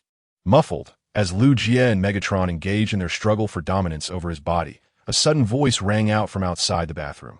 Lu Jia, are you all right? I can hear commotion from next door. Megatron remarked, I never expected an Autobot to guard you so closely. This must surely be Optimus Prime's design. You scoundrel. Lu Jia began to exert every ounce of strength to convey the seriousness of the situation to RC, but Megatron's hold was far too powerful, despite his efforts. He was unable to succeed.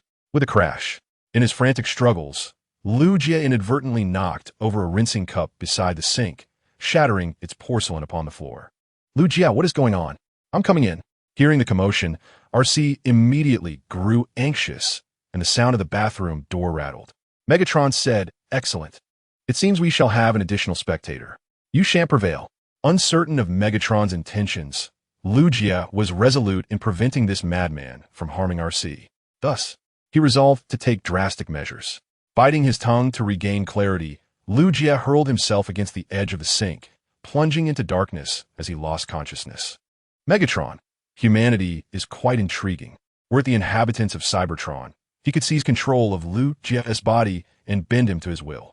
However, as Megatron himself has articulated, the neural networks of Cybertronians and Earthlings are incompatible. His ability to penetrate Lu Jia's mind is facilitated solely by the Cybertronian components acting as intermediaries. Thus, to return to the crux of the matter, Due to Lu Jie's brain being temporarily incapacitated, Megatron's consciousness, too, must inevitably fall dormant. Lu Jie, bursting through the door. Upon discovering Lu Jie sprawled on the ground, unconscious, RC felt a weight of dread settle in her heart. Hello, is anyone there? Gently tapping Megatron's colossal face. Black Arachnia gleefully brandished the dark energy core. What unfortunate luck, Lord Megatron. The dark energy core that could restore you to your feet is now in my possession, while you, my dear master, are reduced to a lifeless talisman. I, Black Arachnia, shall ascend to the throne of the Decepticons. As Black Arachnia reveled in her triumph, Knockout, lurking behind, interjected with ingratiating fervor. Lord Black Arachnia, allow your loyal second-in-command to extend his congratulations. I sincerely appreciate your assistance. So the coveted second-in-command position among the Decepticons undoubtedly belongs to you. Stepping forward with hands clasped behind his back, Knockout adopted a serious demeanor. Our reserves of dark energy are dwindling, Commander. What prudent advice do you have? Naturally, we must focus on harvesting dark energy. As for locations, I shall heed your directives, Lord Black Arachnia. Without a moment's hesitation, Knockout returned the ball to Black Arachnia. Very well. Black Arachnia paced thoughtfully, then, after a moment's contemplation, spoke cryptically. I recall a vast expanse of dark energy in the Arctic, though its extraction is hindered by the complex environment. Nonetheless, the reserves there could alleviate our energy crisis. Upon hearing this, Knockout clapped his hands in delight. A brilliant plan, Lord Black Arachnia. However, since the environment is challenging for extraction, what course of action should we take? Fool! The complexity arises from the damned ice. We merely need to melt it away. After delivering a scathing rebuke, Black Arachnia unambiguously commanded, go and procure a high-power reflector. Such equipment must exist on Earth. This is your moment to prove your worth as my second-in-command. Yes, I shall attend to it immediately. Exiting the medical bay with a frown, Knockout muttered to himself, why must I be tasked with this and that? Am I second-in-command or merely a temporary errand boy? Regretting his assistance to Black Arachnia, he mused that had Megatron still been present, his position as the Decepticon sole medical officer would assuredly be secure. How dare the insufferable Black Arachnia command me so? Just wait. I may just team up with Dead End and abandon ship. Then, let us see where you find a medical officer to tend to everyone's ailments. In the realm of the Autobots, how does the ambulance fare? Is Lu Jie unharmed? Fortunately, he is merely in a state of unconsciousness due to a cranial impact, with no immediate threat to his life. The ambulance conducted a comprehensive examination of Lu Jie and provided its diagnostic assessment. RC, somewhat anxious, inquired, are you certain? It seems rather complicated to me. Are you doubting my expertise? The ambulance retorted, incredulous. Do you truly think I am ignorant of human anatomy? Upon hearing RC's skepticism regarding its diagnosis, the ambulance's optical sensors widened in surprise, and it promptly produced several diplomas. I have dedicated an entire week to mastering this knowledge. I have studied traditional medicine, Western medicine, forensic science, and veterinary science, and I now possess a thorough understanding of human life from birth to death. Thus, please do not question a doctor's professional diagnosis. RC remarked, the Cybertronian scholar has secretly acquired qualifications. Flying over the mountains, another spoke, this must be an accident, right? I have heard that many humans fall in their bathrooms, and some even lose their lives each year due to such mishaps. Bumblebee beeped sympathetically, beep, beep, beep. How tragic. Is there anything we can do? Optimus Prime pondered for a moment and commanded, I will contact Lu Jie's superiors and request them to modify the bathroom flooring to prevent such incidents from occurring. Well, it seems we have no other choice, was the consensus. Despite everyone agreeing that this was an unfortunate accident, RC, guided by her feminine intuition, sensed an underlying disquiet, an indefinable feeling of something amiss. At that moment, on the hospital bed, Lu Jie furrowed his brow. How dramatic. Last time, you invaded my consciousness, and now it is my turn. Within the confines of the mindscape, Lu Jie, facing the imposing Megatron, clenched his fists, his expression grave. Regardless of the circumstances, we cannot inflict harm upon one another here. So I am more than willing to serve as a prison for you, ensuring that you, this calamity, remain eternally barred from returning to your body. Chapter 72. The unconscious Lu Jie, what benefits have the Autobots conferred upon you that embolden you to speak to me in such a manner? It is not their doing. It is merely that you are a menace, and your return to your body would spell disaster for the entire Earth. Unflinchingly meeting Megatron's gaze, Lu Jie threatened. Without you, the Decepticons are doomed to failure. Thus, for the sake of Earth and Cybertron, I would gladly accompany you to the grave. When that time comes, I shall lead the prayers at my ancestral tomb. Megatron laughed heartily, It seems that life on Earth is not as fragile as I had imagined. Suddenly erupting into laughter without warning, he turned and walked a short distance before pausing, glancing back at Lu Jie with a sidelong gaze. You previously infiltrated my consciousness, and what you witnessed was my past. I was once the champion of the Kaon gladiatorial arena. Proudly recounting his former identity, Megatron continued. Yet I was not always a gladiator. I once toiled as a miner, designated as Unit 16, responsible for extracting the precious energon. This was the sole possession I held. Lu Jie remarked. It appears that this less than fortunate origin has bestowed upon you rather unpleasant experiences. Indeed, Megatron replied. Endless days spent in the pitch-black depths of the mines, without even a moment's respite. Our meager compensation barely sustained our existence, while the Council, idly perched above us, enjoyed an inexhaustible supply of energon. As he reminisced about those grim days, Megatron's demeanor grew increasingly agitated, his voice resonating with a palpable fury. Although Lu Jie understood that this enraged Megatron posed no threat to him, he felt an involuntary tension rise within, yet maintained a facade of indifference, stating, It echoes what the medic told me. He spoke of the injustices within the high ranks of Cybertron and the hardships endured by its lower echelons. That apocalyptic physician possesses a semblance of conscience. Otherwise, I would have extracted his spark long ago. After a moment's reflection, Megatron continued his lamentation. My tenure as a miner spanned centuries, until one fateful day when they sought to extend our already grueling hours. We miners yearned for a modicum of pity, yet were met with merciless repression. Countless miners perished, their lives extinguished like insects, while I alone survived, only to be thrust into the gladiatorial arena. A cruel smile crept upon Megatron's lips as he spoke. Those foolish, arrogant beings remain oblivious to the consequences of their actions. In the arena, I achieved victory after victory. The miner known as Unit 16 was no more. The formidable Megatron was born. I vowed to change it all, and indeed, you succeeded. You transformed Cybertron into a lifeless husk, with countless Cybertronians falling in this war. Lu Jie clenched his fists, questioning, You truly are remarkable, Megatron. A once thriving planet reduced to a dead star. I doubt even the ancestors of Cybertron anticipated the rise of a figure like you. Great victories often demand sacrifices, Megatron asserted. I have always believed that effort and reward are intrinsically linked. Thus, the sacrifices of Cybertron were not in vain, especially since this war need not have transpired. If blame is to be assigned, it rests solely upon Optimus Prime, whose Nav Vet was his downfall. At the mention of Optimus Prime, Megatron's resentment became palpable. Do you know why the High Council chose him as their new leader? He was merely an unestablished archivist at the time, and his reformist ideas aligned perfectly with the desires of the elite, which is why I was overlooked. Yet he foolishly believes himself to be exceptional. You are mistaken, Megatron. While Optimus Prime may have lacked maturity then, you failed to grasp the magnitude of his greatness.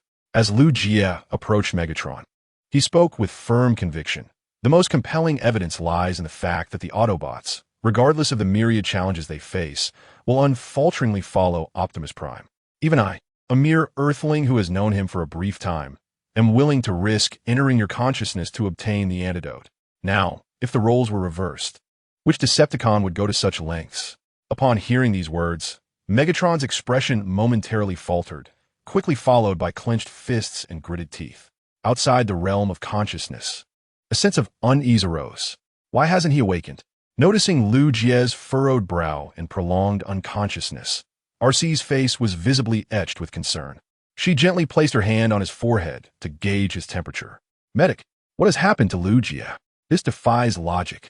External impacts should not inflict such harm on the human body. As she activated the medical monitoring tools to analyze Lu Jie's condition, the medic's optical sensors widened in disbelief upon reviewing the diagnosis report. Lugia's consciousness waves are exceptionally active, exhibiting a level of vitality that defies conventional logic. The human body should not. At this moment, logic was a luxury they could ill afford. We must act swiftly. RC admonished the medic with urgency, shaking Lu Jie forcefully in an attempt to rouse him. Lu Jie, wake up. What is happening to you? Optimus Prime, his expression grave, declared medic. Spare no effort in uncovering the cause of Lu Jie's condition. We cannot afford to lose our precious companion and brother. Understand, if I cannot save Lu Jie, then human doctors stand even less of a chance. The medic scoured through various medical instruments, his processor nearly overheating from the intensity of the situation. Suddenly, amidst the tense atmosphere within the base, a call alert from the communications console interrupted the proceedings, and the commander appeared on the screen. Optimus, what has transpired with Lu Jie? Why can I not reach him? Optimus reported with honesty. I regret to inform you that Lu Jie seems to have encountered an accident during a self-cleaning operation and is currently in a state of unconsciousness. We're doing everything possible to awaken him. Understood. Let the boy rest for a moment. After grasping the severity of Lu Jie's condition, the commander continued. The Decepticons launched an attack on the United States an hour ago and have stolen a high-powered radio telescope. Our radar confirms they are heading towards the Arctic. Optimus replied. Understood. We shall mobilize to thwart the Decepticons' plans. The commander added, thank you for your efforts. If assistance is required, I can request the deployment of Air Force units for support. Rest assured, we are more than capable of dealing with the Decepticons. With a forceful thump on his chest, the eager Bumblebee exclaimed, let us set forth, Optimus, and deal with that Red Spider character decisively. Activating the ground bridge, the Autobots embarked on their mission to the Arctic. With a decisive command for battle, Optimus Prime turned to RC and instructed, RC, remain here to assist Ratchet in treating Lu Jie. Optimus, your heart is in turmoil.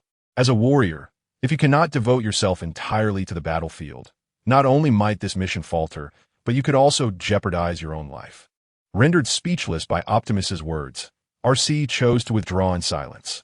Autobots, let's roll out. Transforming into vehicle mode, Optimus Prime led the Autobots swiftly towards the Arctic region for combat.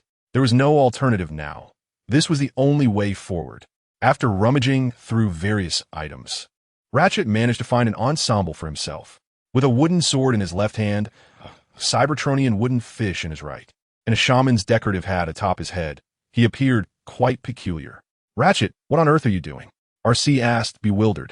With utmost seriousness, Ratchet replied, I have reason to suspect that Lu Jie's condition is due to encountering something unclean, as humans often say. Thus we must treat it accordingly. We shall defeat magic with magic. Taking a deep breath, Ratchet began to chant, Evil spirits begone. Evil spirits begone. Seeing Ratchet perform his ritual, RC found herself at a loss for words. However, upon noticing Lu Jie, who lay unconscious with a furrowed brow, she clasped her hands in prayer. O primordial celestial master, Cosmic Emperor of the 13 Apostles, I implore you to ensure Lu Jie's safety. Otherwise, I shall unleash my plasma cannon upon your statues. Chapter 73. Megatron in action in the Arctic region. The extreme cold had passed, rendering the environment far less frigid than during the Iron Eater incident. It was somewhat warmer now. Excellent. The current temperature in the Arctic will not impair our functions. Transforming back for vehicle mode, Optimus Prime first activated the internal mechanisms of his arms to ensure everything was functioning well before addressing Bumblebee and the others who had followed him.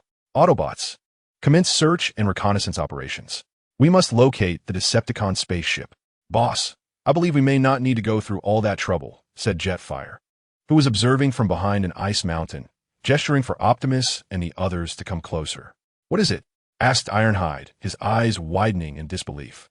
Following Jetfire's gaze, Ironhide's jaw dropped as he spotted the Decepticon warship hovering not far ahead, utilizing a commandeered high-powered radio telescope to melt the ice. Optimus Prime's expression grew serious. It appears the Decepticon supply of energon is critically low, prompting them to melt the Arctic ice to facilitate the extraction of the energon reserves hidden within. Bumblebee interjected. Beep, beep, beep. If the ice melts, it will turn into water. If the entire Arctic were to thaw, the sea levels on Earth would rise dramatically, submerging vast land areas and resulting in catastrophic casualties. Realizing the gravity of the situation, Optimus Prime promptly commanded Autobots immediately employ the tactic of misdirection. We must, by all means, thwart Megatron. It appears you are truly unwilling to cooperate with me. Am I correct? I reiterate, upon your return, you would be a menace to the entire Earth. Thus, I would gladly accompany you to your demise.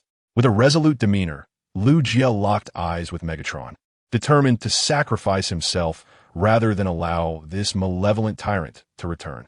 Megatron furrowed his brow and declared, in the name of the Decepticon leader, I propose a gentleman's agreement.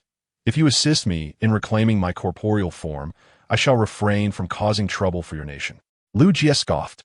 Do you truly believe I am foolish? Your assurances hold no weight with the other Decepticons. Once you return, you need only unleash a single Decepticon to wage war without breaching our accord. Seeing his cunning plan effortlessly unraveled, Megatron's teeth clenched in frustration. What a pity you are not a Cybertronian. Otherwise, I would certainly bring you back to the Decepticons, for you are far more reliable than that arrogant fool, Starscream. Thank you for the compliment. Just as the two remained at an impasse, Megatron's spark emitted a faint purple glow, causing Lu Jie to feel an excruciating headache. It seems the remnant of the dark energy within me is coming into play. The dark energy, a product of the Cosmic Emperor's essence, possesses the power to resurrect the deceased, albeit at the cost of losing one's sanity and becoming a mindless beast.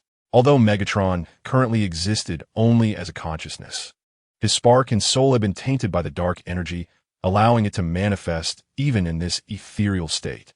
Starscream. The final image before losing consciousness flooded Lu Jie's mind, as Megatron distinctly remembered Starscream extracting the dark energy from his being, wearing a smug expression. Truly, my loyal commander, I shall reward you handsomely upon my return. After a moment of contemplation, Megatron's gaze shifted to Lu Jie, who was now half kneeling on the ground. Racked with pain, it seems the power of the dark energy is unbearable for you humans, which implies that control over your body can temporarily be ceded to me. Not a chance. At that moment, outside, the Buddha's influence proved useless. It was time for action. Casting aside the Cybertronian wooden fish, the ambulance swiftly produced the WNW-ing drum and the T-ish-in whip, commencing to strike and chant. As the sun set and darkness enveloped the sky, every household secured their doors. Just as the ambulance invoked the spirit, Lu Jie suddenly sat upright. The ambulance was astonished. Indeed, the master from Changbai Mountain was not deceiving me. A human has mastered this technique of ionized energy aggregation, commonly referred to as soul retrieval. What is it, Lu Jie? What has happened to you? Alcee rushed to his side, her face filled with concern. Confronted with Alcee's concern, Lu Jie remained unresponsive, his eyes vacant. He then stood up, his steps awkward, and made his way towards the ambulance parked nearby. What was happening? Was this a case of summoning the wrong spirit? I hurried to see if I could send him back. Just as the ambulance began to chant the incantation, Lu Jie had already donned his combat armor in a mechanical manner and was now attempting to establish a mental connection in the cockpit. Taiyu, my assessment indicates that your mental state is rather concerning. Galvatron, your master can no longer hear your voice. If you wish to ensure his safety, you must connect with me mentally now. I cannot afford to lose Taiyu. The third protocol protects him. Without hesitation, the mental connection portal was released. Lu Jie, what is wrong with you today? Come out. Alcee urged anxiously, directly striking the cockpit. Moments later, the cockpit door swung open, and a weakened Lu Jie collapsed. Lu Jie. Alcee was quick to react, catching him just in time. Then, moving swiftly, she forcefully pushed the ambulance aside and began to maneuver the land bridge. Ambulance, what are you doing? Stop. Lu Jie weakly extended his hand, shouting, Galvatron is in control. You must stop him. What? Just as Alcee was taken aback, she had already activated the land bridge and engaged the rear propulsion system. My aching back. At my age, I can't handle this, grumbled the ambulance, regretting its earlier carelessness. The mental connection was indeed bidirectional, and Lu Jie must have inadvertently brought Galvatron along when he left.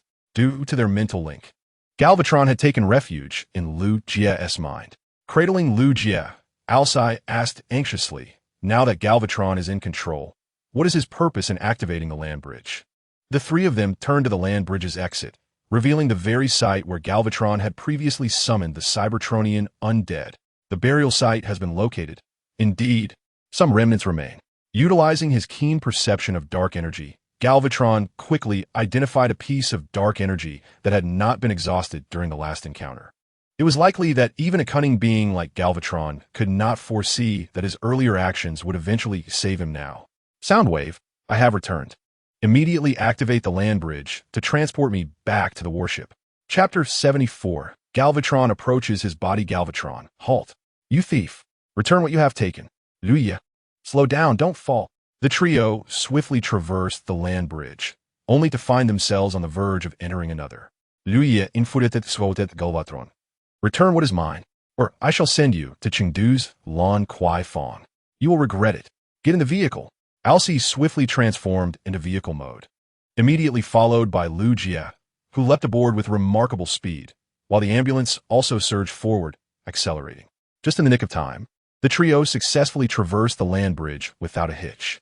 As guests arrived and spotted Lu Jie and the others in pursuit, the restrained Megatron, on his way to the medical bay, glanced at Soundwave and instructed him, "Ensure our esteemed guests are treated well. Do your utmost to buy me some time."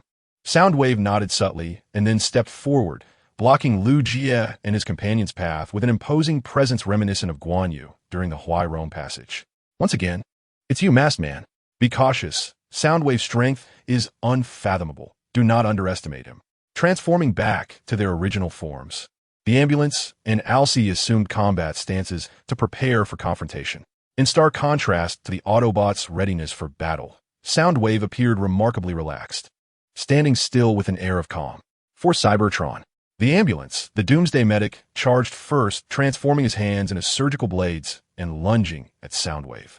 Unperturbed, Soundwave extended mechanical tendrils from his chest to counter.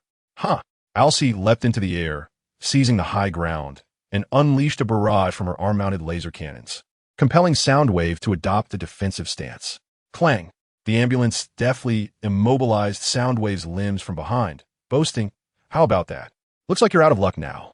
Strangely, despite being captured, Soundwave remained unfazed, not even attempting to struggle. "Hey you," the ambulance began, only to suddenly realize that Soundwave's chest had become eerily vacant. The laser bird was nowhere to be seen. Instantly, the ambulance felt a surge of panic. With a swift motion akin to a soaring eagle, the laser bird began to rain down fire from above. "Watch out!" Knowing the laser bird's terrifying capability, Alcee hastened the rate of fire from her laser cannons, transforming into a humanoid anti-aircraft platform. Under Alcee's relentless assault, the ambulance managed to evade the peril of being caught in a crossfire. "Well done, Alcee." "Splendid." But in the next moment, the mechanical dog on Soundwave's shoulders transformed, swiftly pouncing on the unsuspecting ambulance and engaging in a raucous struggle of biting and clawing. "Curse it! Did you get your rabies shot?" Desperately battling the mechanical dog, the ambulance scanned the surroundings and saw Alcee locked in an intense duel with the laser bird, clearly unable to come to his aid anytime soon.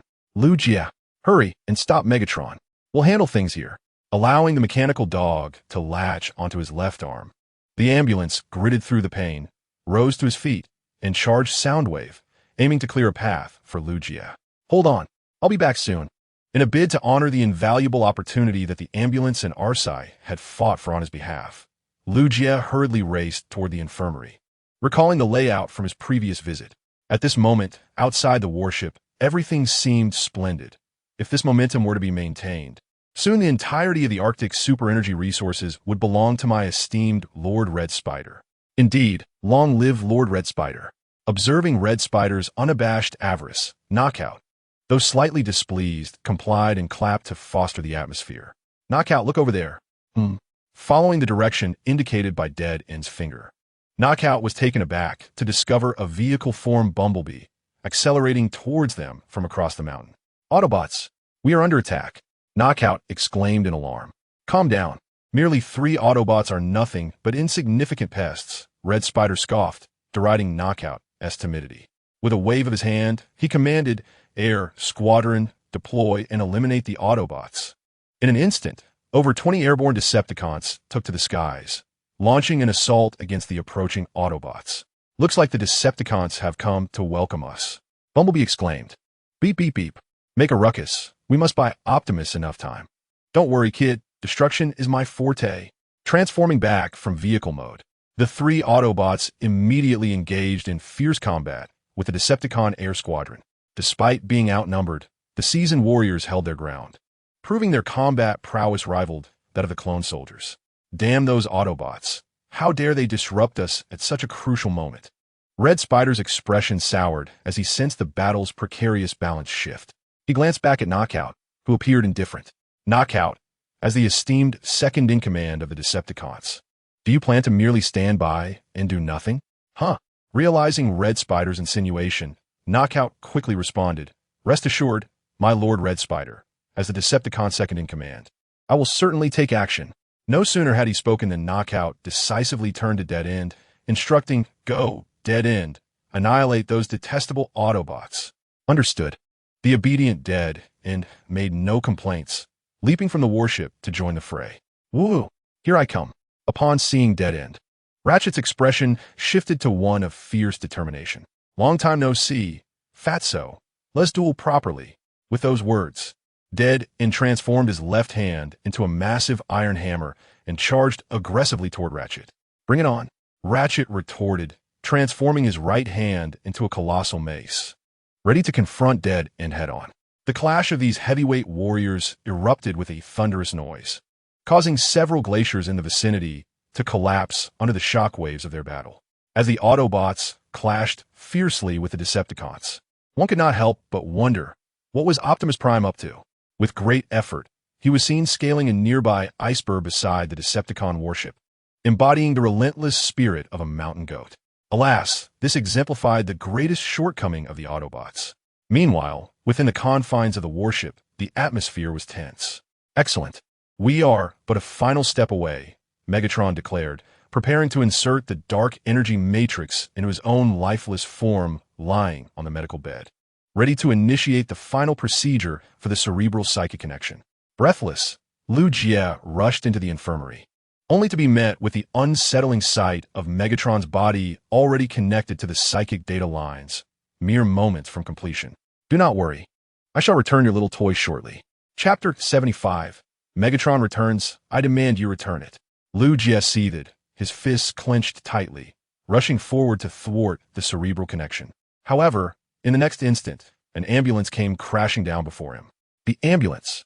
He exclaimed, realizing he had forgotten that Soundwave was also a gladiator from the Cairn Arena. The ambulance was battered, with energon leaking from its corners. Are you all right, ambulance? RC, while retreating and firing, soon found herself in the infirmary as Soundwave approached, accompanied by Mechanical Dog and Laserbeak, exuding an air of palpable intimidation. Damn it! As Lu Jie and his two companions found themselves cowed under Soundwave's oppressive presence, Megatron seized the moment to commence the cerebral connection. Suddenly, the lifeless form on the medical bed exhibited signs of life. Thud! The sound of heavy footsteps resonated as Megatron ripped off the life support apparatus, rising with an aura of sovereign power. Damn it! Upon witnessing Megatron's return, Lu Jie and the others silently cursed in unison. What was that sound? An enemy attack? It came from the direction of the infirmary. Quick, we must investigate. How had the Autobots infiltrated? A squad of patrolling Decepticons rushed to the scene, their expressions turning to shock as they beheld the towering figure of Megatron. Decepticons, your true leader and master has returned. With a roar reminiscent of the King of Beasts, Megatron proclaimed his return with undeniable authority. Crack, crack. Soundwave transformed back the Mechanical Dog and Laserbeak, slightly bowing in respect for Megatron's resurgence. Soundwave, you have performed admirably. It is due to your loyalty and reliability that the insidious betrayer could not extinguish the spark within me. Placing a hand gently upon Soundwave's shoulder in a gesture of gratitude and commendation, Megatron then led him out of the infirmary. The approaching Decepticon patrol quickly formed two lines to pay their respects. Eliminate them. Upon fully exiting the infirmary, Megatron abruptly commanded the four arriving Decepticon patrolmen, and the doors to the infirmary were firmly sealed shut. Soundwave glanced at Megatron beside him and, through telepathy, began to inquire. I am aware that both Autobots and humans are destined for extinction. I have no qualms about allowing them to linger a while longer. Now, I must teach that traitor who seeks to extinguish my spark a lesson. With a tone laced with menace, Megatron set forth, swiftly transforming into his vehicle mode and charging toward the exterior of the warship. Soundwave remained stationary, observing Megatron's departure, and began to meticulously catalog every action and word of Starscream during this time, preparing to reveal them at an opportune moment. Meanwhile, within the infirmary, the remaining Decepticon patrols did not hesitate, decisively switching to weapon mode in preparation for combat. Autobot missiles. Swish, swish, swish, swish. Boom. Suddenly, without warning, a barrage of missiles rained down like a tempest, instantly reducing the 4 Decepticon patrols to a heap of debris. Lu Jie turned in delight to see a figure rise, activating its shoulder cannon, an impressive display of prowess indeed. Protocol 3. Protect Ironhide. I shall not permit anyone to harm Ironhide. Stepping forward to Lu Jie, the figure knelt and opened the cockpit door. Please step inside, Lu Jie. We are likely to face a formidable battle ahead. I thrive in challenging confrontations. Lu Jie swiftly and adeptly entered the cockpit, establishing a mental connection, and then playfully addressed RC and Ratchet. So, do you still have the strength to charge out? Oomph. Do you really think you can gauge my strength, you little rascal? RC replied, one arm wielding a blade, the other a laser gun, raising an eyebrow. Just wait until we return. You'll see how I handle you. Concerned for the trembling Ratchet, RC asked, Are you all right, Ratchet? Fear not. My spark shall not dim until the Decepticons are utterly eradicated. After a brief exchange, the trio wasted no time and burst forth from the infirmary. Charge! Lu Jie shouted. No Decepticon shall escape. Ratchet exclaimed. Wait for me, you two. RC called out. As the trio charged forward, an unassuming Soundwave approached and activated the ground bridge for transport. Whoosh! In the next moment, Lu Jie and the others found themselves upon the icy expanse of the Arctic. Meanwhile, on the other side, strange, why hasn't Optimus arrived? Unaware of the peril that awaited, Starscream scratched his head, observing Bumblebee and 2 other Autobots engaged in fierce combat with the flight squad. Huh! Vroom vroom. Suddenly, a powerful engine roared to life, and Starscream turned toward the sound to see Optimus Prime in truck mode, barreling toward them with such speed, and might it seemed as if he could transport one to another realm. I will bring you down, you useless fool. As the second in command, you can't even secure the rear. In a fit of fury, the Red Spider delivered a powerful blow, sending the soldier controlling the thermal melting device crashing to the ground. He then aimed his weapon at the approaching Optimus Prime. Die, Optimus Prime, he shouted, adjusting the power output to its maximum. Instantly, a searing beam of intense heat shot forth towards Optimus. Despite the onslaught, Optimus Prime, undaunted, pressed forward, undeterred by the molten rays, and at an opportune moment transformed and leapt into the air. No! Red Spider screamed in terror as he witnessed Optimus Prime swinging his blade closer. With a deafening explosion, flames erupted on the Decepticon warship's deck, followed by a thick plume of black smoke. Wonderful! Optimus has succeeded. The Autobots flying overhead erupted in cheers upon seeing the smoke, while the Decepticons, including the formidable Deadfire, were left grim-faced. Decepticons, retreat. With Red Spider temporarily unreachable, the highest-ranking officer present, Deadfire, commanded the retreat. The Decepticon soldiers transformed at lightning speed and swiftly withdrew, with 2 of them taking Deadfire along a back route. Amidst the chaos, Optimus Prime lay in an ice pit, slightly injured by the blast, though none of his wounds were life-threatening. Megatron's gravest mistake was allowing you to continue existing in this world, just as Optimus prepared to struggle to his feet. The vehicle form Red Spider dove down rapidly, missiles primed for launch. However, just as Red Spider was about to fire, a familiar force struck him, sending him hurtling away. It was Megatron in his vehicle form. Red Spider cried out as he crash-landed heavily on the warship's deck, staring in shock at Megatron's transformation before him. It's been a long time, Red Spider, Megatron remarked coldly. How splendid to see you unharmed and recovered. I thank the Allspark and Primus. This is indeed a miracle of the universe. Red Spider quickly shifted his demeanor, kneeling in subservience to celebrate Megatron's return, entirely devoid of his earlier arrogance. Megatron replied icily, Yes, it is indeed a minor miracle. However, if you wish to survive in my presence, Red Spider, that would constitute a true miracle. As he thundered those words, Red Spider, frightened, hastily transformed to make his escape. Yet, He barely got away before Megatron's blast sent him crashing down again. "Ah!" he cried out, hitting the ground hard. Ignoring the pain, he rushed to exclaim, "Optimus Prime is just below. He lies on the brink of death, devoid of strength, awaiting your decisive hand to extinguish his existence. You must not err. I have indeed committed grave mistakes in the past, but I assure you, this shall not be one of them." As his words fell, Megatron seized the head of Starscream and, like dragging a lifeless dog, proceeded into the warship. "No, I implore you, my master. I have realized my transgressions. I shall not dare again. Please no." Accompanied by Starscream's frantic wails, the Decepticon warship gradually altered its course and departed. "Optimus Prime, are you unharmed?" Bumblebee and Ratchet were the first to arrive, pulling Optimus from the wreckage, while Ironhide arrived last, albeit belatedly. Megatron's return does not bode well. "You speak true, Ironhide. We must return and deliberate on our strategy." With a complex sigh, Optimus began a contact. "Ratchet, please activate the land bridge to bring us back. It seems you two are ensnared here."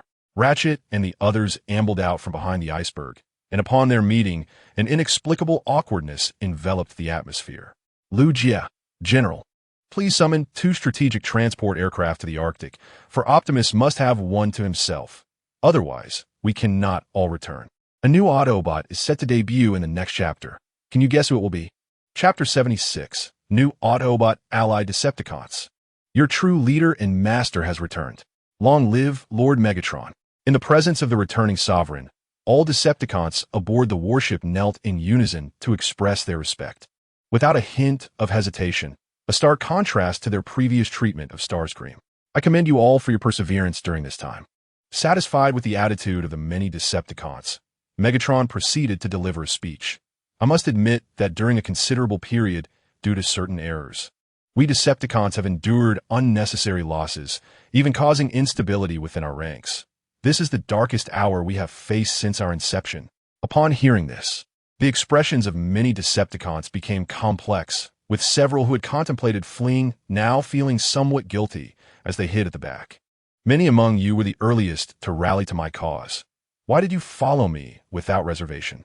It is because you recognize that the Cybertronian Council is composed of powerful figures. No matter your capabilities, you would merely serve as their subordinates for life. Thus, you gathered under my command to become the most loyal and valiant warriors." As he unveiled the past, Megatron swiftly ignited the atmosphere and continued passionately. "There's an ancient saying on Cybertron, victory is fleeting, but its glory shall endure through the ages. This glory shall not be solely mine." Raising the cannon on his right arm, Megatron proclaimed, "Success is revolution. Failure is treason.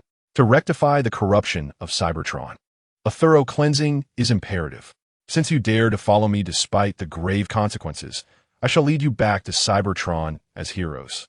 We shall re-establish the order that rightfully belongs to us, the Decepticons, regardless of the formidable challenges that lie ahead. Long live Lord Megatron. Let us pay our respects to Lord Megatron. Loyalty. Megatron, the champion of the Karen Coliseum, possesses not only unparalleled combat prowess, but also an extraordinary gift for oration, effortlessly rallying the previously demoralized Decepticons with but a few stirring words. However, even the most fervent morale must eventually confront the harsh realities, such as the pressing issue of our insufficient supply of energon. Megatron, I hereby command you to seek out all sources of energon outside the borders of the Shenzhou region. Let us resolve our hunger once and for all. At once. The soldiers promptly responded, returning to their posts, for they had suffered greatly under the erratic leadership of Starscream, which had dwindled their energon reserves to a pitiful state. As for Starscream, let us just say that the Mechanical Hound and Laserbird are currently not in Soundwave's possession. Can you guess where they might be now? Help! Lord Megatron! Spare me, my master. I promise it shall never happen again. Please forgive me. That day, Starscream's anguished cries echoed throughout the warship. Autobot base.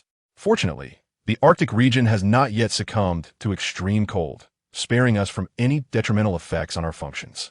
After conducting health checks on all Autobots and confirming their safety, Ratchet finally breathed a sigh of relief. Megatron has returned, and it seems we are in for considerable trouble. The thought of Megatron's resurrection cast a somber pall over the gathered Autobots, as they recognized that this formidable foe was far more challenging than Starscream.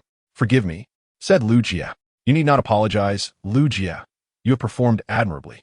It is not everyone who possesses the courage to contend with Megatron for such an extended duration. Optimus Prime comforted him as he stepped forward. You have given your utmost effort, and no one has the right to blame you. Furthermore, if extinguishing the spark of Megatron requires the sacrifice of our brave and noble human friends, I shall not allow such a tragedy to unfold. Optimus Prime was right. No one could fault Lugia. Should anyone dare to speak ill of him, I would send them aboard the Decepticon warship to face Megatron and witness his true capabilities. Embracing Lugia, I comforted him, gently stroking his head. Do take care, for should we encounter such peril again, you must not act recklessly. You nearly frightened me to death this time. I'm sorry, but ultimately, someone must bear the risk, and I would prefer that person not be you. Turning to Alcee, Lugia smiled. I'm glad to see you safe and sound. The small creature tightened its embrace around Lugia, seemingly fearful that its human companion might leave again. The robust figure of the cowboy was interrupted by the dynamic ringtone of a mobile phone, abruptly shattering the somewhat romantic atmosphere. This is Lugia. Understood. I will arrange it immediately. After hanging up, Lugia's expression revealed a bewilderment that was almost indescribable, akin to witnessing a pig from next door giving birth to a calf. Curious, Arcee inquired, what has happened? It turned out that during the disinfection of a spaceship infected with a viral plague, our warriors inadvertently discovered 2 dormant pods, within which the Autobots appeared to still be alive. What? Such astonishing news sent a ripple of agitation among the assembled Autobots, including Optimus Prime. Ambulance. Take the medical kit and let us head to the scene at once, commanded Optimus Prime. Understood. 5 minutes later, careful now, don't drop it. Gently, gently. That is how you do it. Before Optimus Prime and the others arrived, the soldiers clad in protective suits had already lifted the 2 dormant pods, disinfecting them over 20 times to ensure not a trace of Cybertronian plague bacteria remained. My heavens, they're indeed alive. The ambulance approached for monitoring, and based on the feedback from the dormant pods, the life signs of the 2 Autobots were stable. It appeared they had been in their pods prior to boarding the spaceship and inadvertently escaped disaster. Ambulance, can you release them? Optimus inquired. Theoretically, yes. This model of pod is quite easy to open. After a brief search, the ambulance quickly located the activation switch, and with a press, the long-sealed pods began to open slowly. Yawn, it feels like I've been asleep for ages. Were we? This doesn't look like Cybertron. The 2 Autobots, having awakened from their long slumber, sat up slowly, their expressions reflecting clear surprise at the unfamiliar surroundings. Jazz Prowl, it's been a while. Welcome to Earth. Upon recognizing the 2 Autobots, Optimus Prime's face broke into an unexpectedly warm smile. Jazz and Prowl were once his direct subordinates during the Cybertronian War and were trusted allies. Chapter 77. The Decision of the Earthquake, Optimus. My spark, Prowl exclaimed. I can't believe you're here. Upon seeing Optimus Prime, both Jazz and Prowl were visibly startled, quickly climbing out of their pods to stand before him. I'm delighted to see you again, old friends. What has transpired? After losing track of you during the war, I sent out search parties, but we found nothing. Jazz shrugged with a sigh. It's a long story. Optimus. We sustained injuries during our time at the first line of defense in Iron Fortress and were subsequently transported to a battlefield hospital for emergency treatment. Police car interjected. Due to the severity of our injuries, we were placed in stasis chambers for recovery. When we finally awoke, we found ourselves in your presence. After listening to the explanations from his 2 old friends, Optimus nodded gently and proceeded to share the current situation. Cybertron has been ravaged by war, and now the Autobots and Decepticons are engaged in a new struggle on Earth, where Shinjo has become our steadfast ally. Slightly turning to reveal Lugia and the other Shinjo soldiers, Optimus elaborated. During this time, we have been collaborating to combat the Decepticons. These brave and flesh-and-blood human friends have demonstrated that their fighting spirit and noble character are truly on par with any advanced civilization in the universe. A salute to our courageous Autobot comrades. In unison, Lugia and the soldiers executed a precise military salute.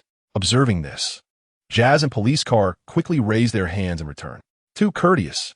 It feels just like the old days on the front lines, Optimus remarked. He then introduced Lugia, saying, these 2 are Jazz and Police Car, my vital comrades and partners during the Cybertronian War. We share a bond akin to brotherhood. Understood. Welcome to Earth.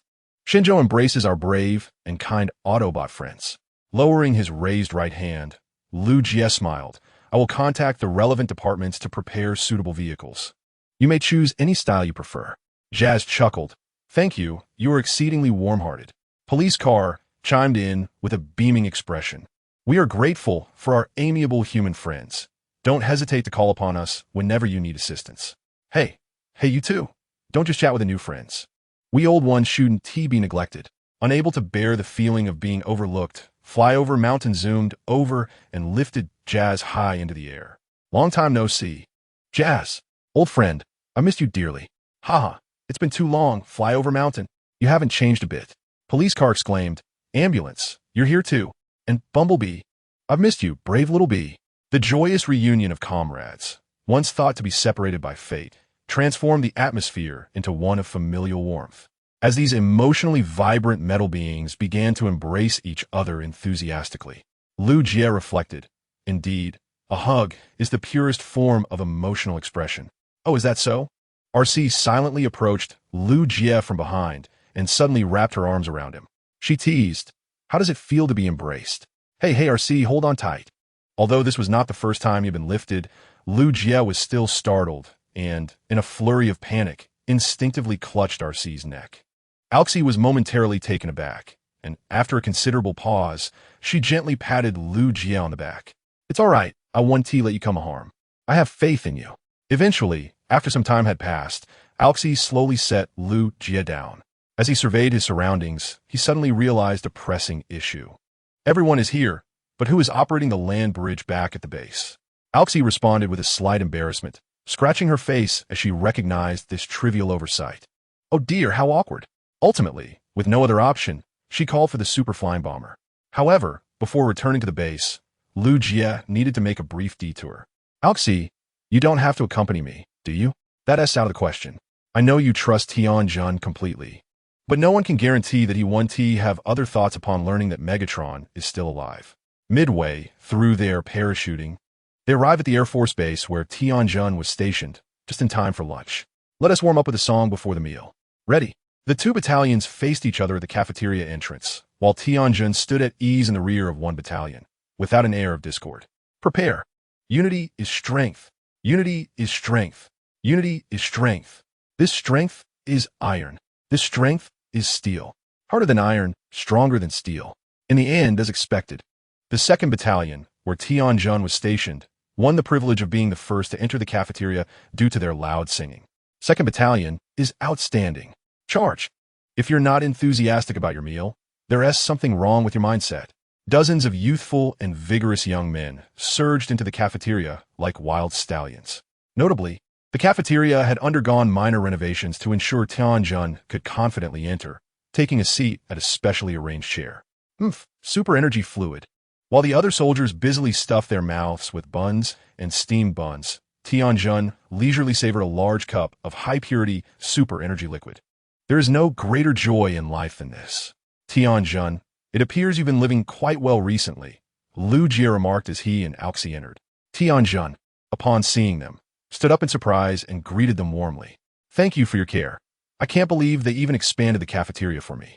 Of course, since you are now one of us, we cannot let you feel wronged.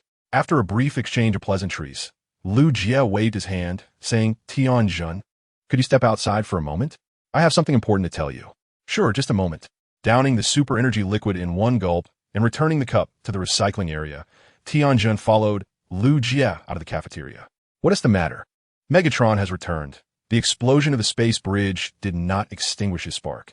Upon hearing this news, Tianjun visibly froze for a moment, then bowed his head in deep silence. Upon witnessing the situation, Lu Jie hesitated for a moment before speaking. Brother Tianjun, I understand that Megatron has shown you kindness. Through our interactions during this time, it is evident to us all that you are a good person. Therefore, I have come to honor your decision, and we shall follow your lead, regardless of your choice. In truth, I'm already aware of this matter. What? Upon hearing this unexpected response, both Lu Jie and Alxie were momentarily taken aback. The commander had already informed me of this situation. For the past few hours, I have been engaged in a fierce internal struggle, and I have made my decision. A glimmer of resolve flashed in Tianjun's optics as he articulated his response. The Decepticons have fallen into depravity. I am merely a soldier, not a senseless butcher. Moreover, here I have the opportunity to learn and hone my skills, so I wish to remain. After speaking, Tianjun slowly knelt down, sincerely requesting, "May I continue to stay here? I cherish everything about this place, and I wish to fight alongside these valiant warriors." Chapter 78. The Reckless Red Spider. How do you find your new position, Red Spider? Megatron said, entering the medical bay with his hands clasped behind his back, revealing the battered Red Spider lying on the infirmary bed, equipped with numerous life support devices. Master. Upon Megatron's arrival, Red Spider hastily attempted to sit up to greet him, only to be forcefully pressed back onto the bed. Indeed, the reversal of fortunes is often abrupt.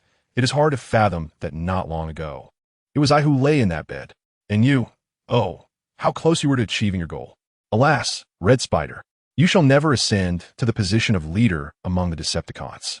With Megatron's mocking tone, Red Spider felt a surge of anger. Yet he dared not reveal even a hint of his resentment. Otherwise, Megatron would ensure he remained bedridden for a lifetime. Master, I sincerely apologize for my foolishness and arrogance. I hope the lesson I have learned will somewhat lighten your mood. Indeed, I must admit, this brings me considerable amusement, particularly when I am the one orchestrating it. A cruel smirk graced Megatron's lips as he turned to leave the medical bay. Recover swiftly, Red Spider. I hope you can bring me even more amusement in the future. Farewell, Master. As Megatron departed, Red Spider's weak and obsequious demeanor vanished the moment the medical bay door closed and the sound of footsteps faded away, replaced by a countenance filled with hatred and mockery. Yes, my master, should the opportunity arise again, I assure you I shall not falter this time. With a determined effort, Red Spider removed the life support apparatus and limped out of the medical bay.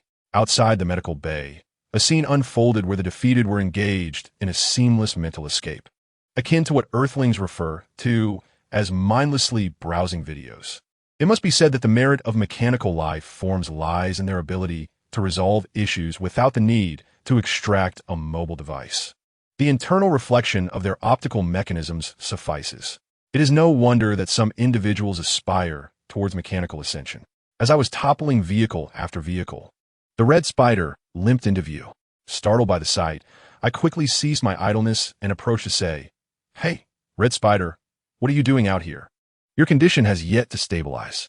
"I am perfectly fine. Your medical skills are remarkable. I feel as if I am in peak condition." With an irritable shove, the Red Spider pushed me aside and continued to limp in a certain direction. The engine I possessed, akin to a faulty motor, led me to harbor some grievances and confusion regarding the Red Spider's inexplicable behavior. However, I chose to remain idle and indulge in watching videos instead of pursuing the matter further. The commander's office, to be precise, was a domain meticulously constructed by the Red Spider for himself. He grandiosely claimed it was to ensure the commander's work remained undisturbed, yet in truth, he frequently indulged in dreams of dominion here, awaiting the day when Megatron's spark would finally extinguish. "My master, how could you be so forgetful? Perhaps you have regained your former strength, yet you have seemingly neglected to seek out that lost dark energy core." Reaching into a shadowy crevice, the Red Spider retrieved the dark energy core he had previously extracted from Megatron. Gazing at the core in his hand, the Red Spider's eyes sparkled with fervent greed. "If the dark energy core could bestow upon you immense power, then I too could summon my own legion of undead warriors, and I could be augmented by the dark energy core." Envisioning the day he might command an army of the undead, the Red Spider broke into a devious grin, completely oblivious to the laser bird lurking in the shadows, meticulously recording his every word and deed to relay to Soundwave. "So, this is your decision? You will not return to the Decepticons?" Upon learning of Thunderclash's choice, RC appeared somewhat taken aback. After all, this behemoth had been a staunch loyalist of the Decepticons and Megatron. Now, after merely a brief period in Cybertron, he was rebelling? Thunderclash's stance was resolute. "The Decepticons of today have fallen to a point I can no longer recognize. I do not wish to harm defenseless civilians. I am merely a warrior, not a cold-blooded executioner." After a brief pause, Thunderclash suddenly knelt before Lu Jie, saying, though it may sound unfounded, "I believe the Decepticons are not as unified as they once were. There are certainly factions within that are beginning to waver, merely lacking an opportunity to rise." Lu Jie nodded in agreement.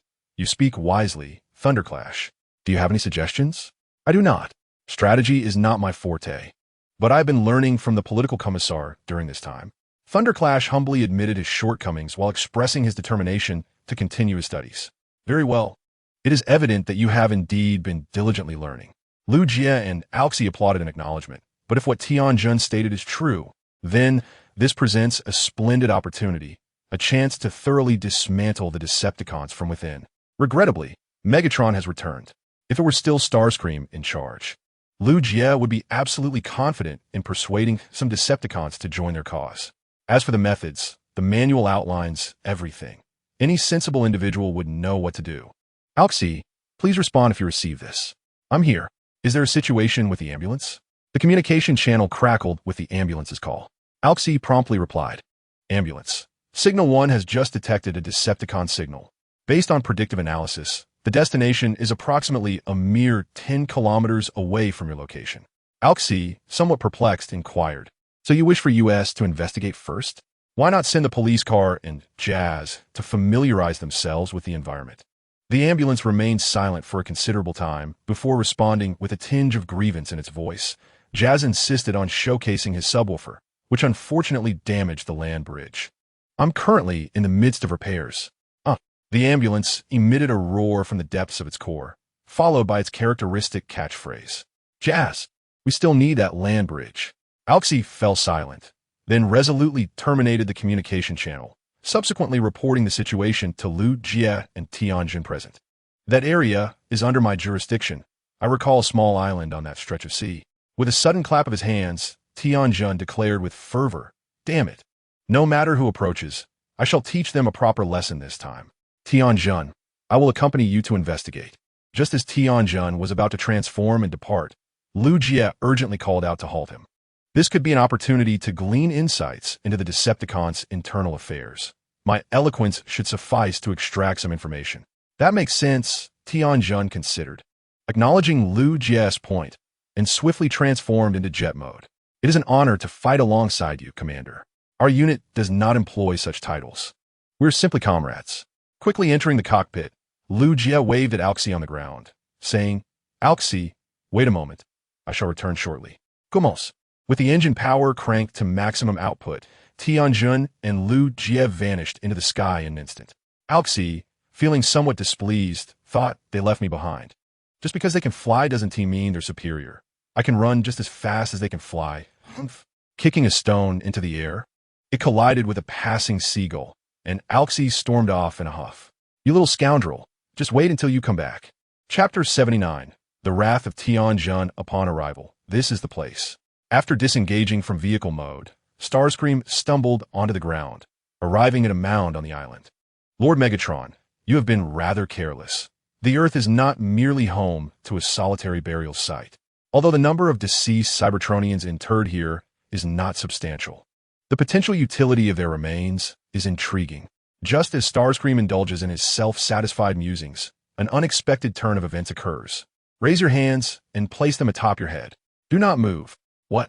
Upon hearing the warning from behind, Starscream promptly complied, cradling his head with both hands, and cautiously turned around, only to be met with the sight of Thundercracker, brandishing a Gatling gun aimed directly at him. Thundercracker? The moment Starscream laid eyes on his long-lost counterpart, a flicker of shock crossed his face, but he quickly composed himself, forcing a smile to greet him. It's been a while, Thundercracker.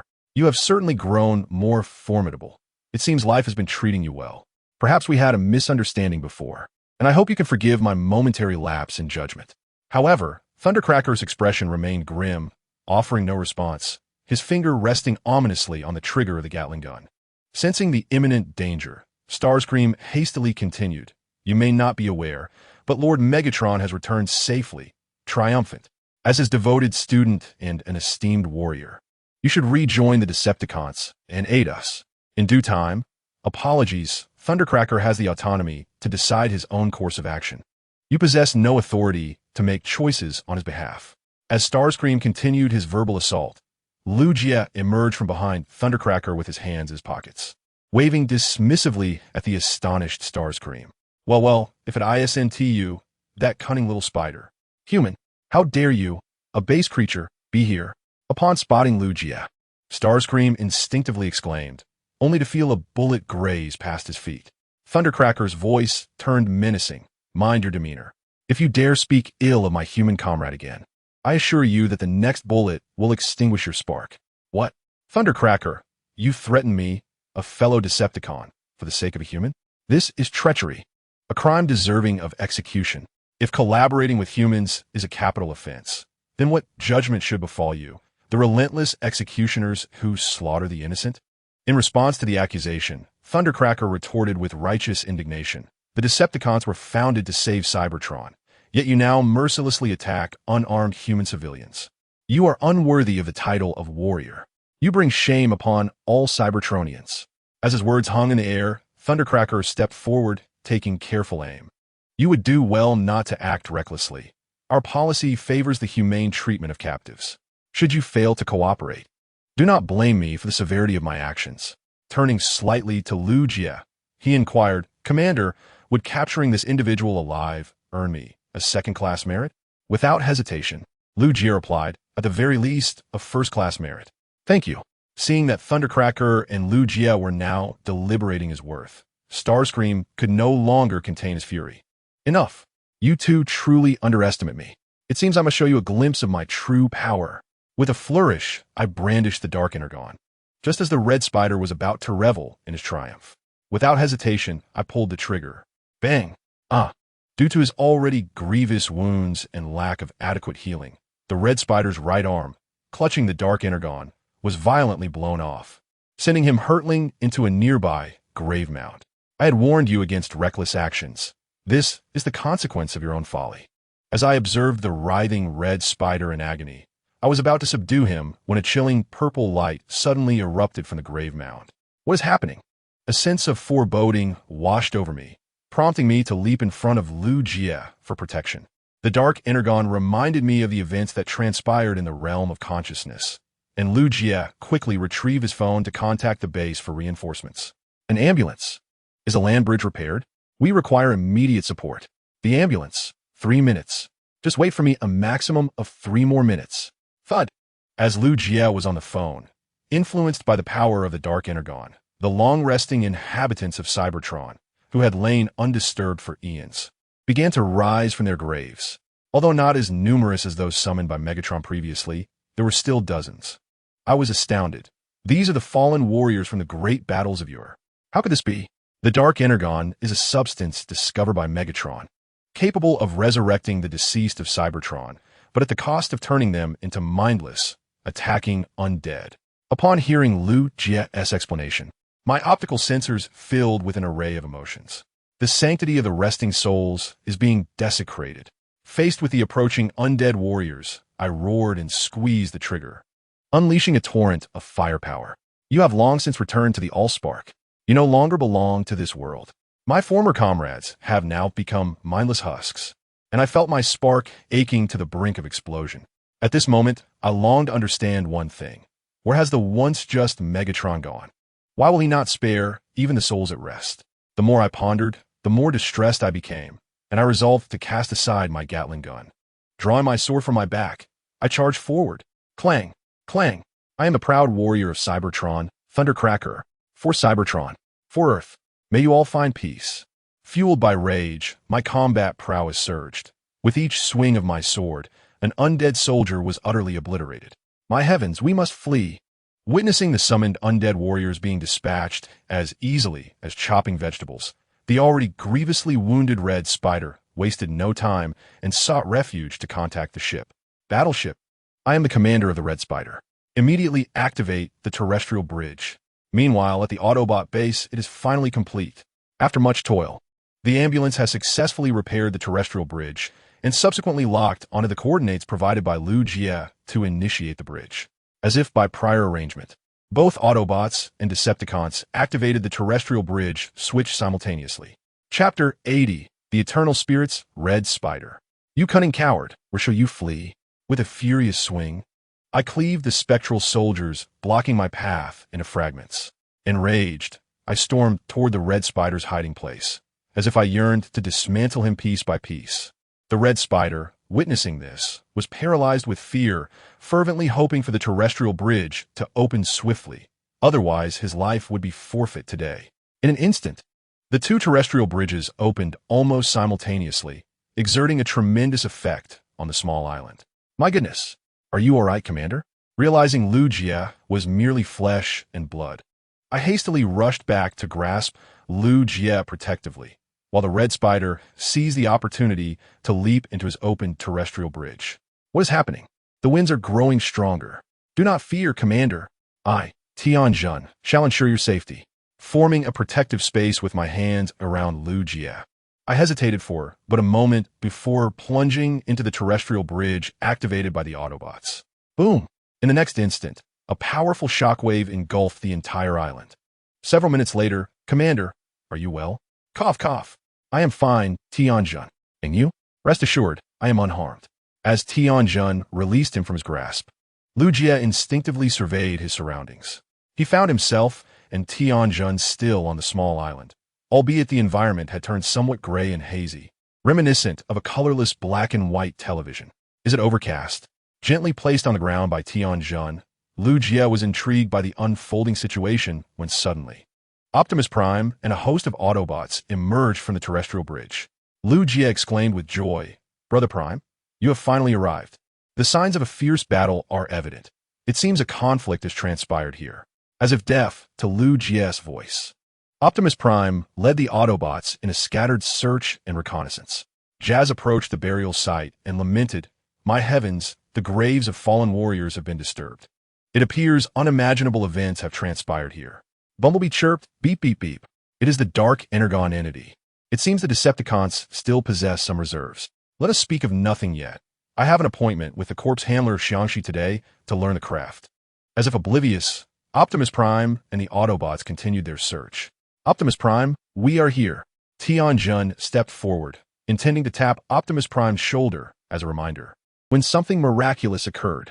The hands of Thunderquake passed through the body of Optimus Prime as if encountering a mirage in a virtual realm.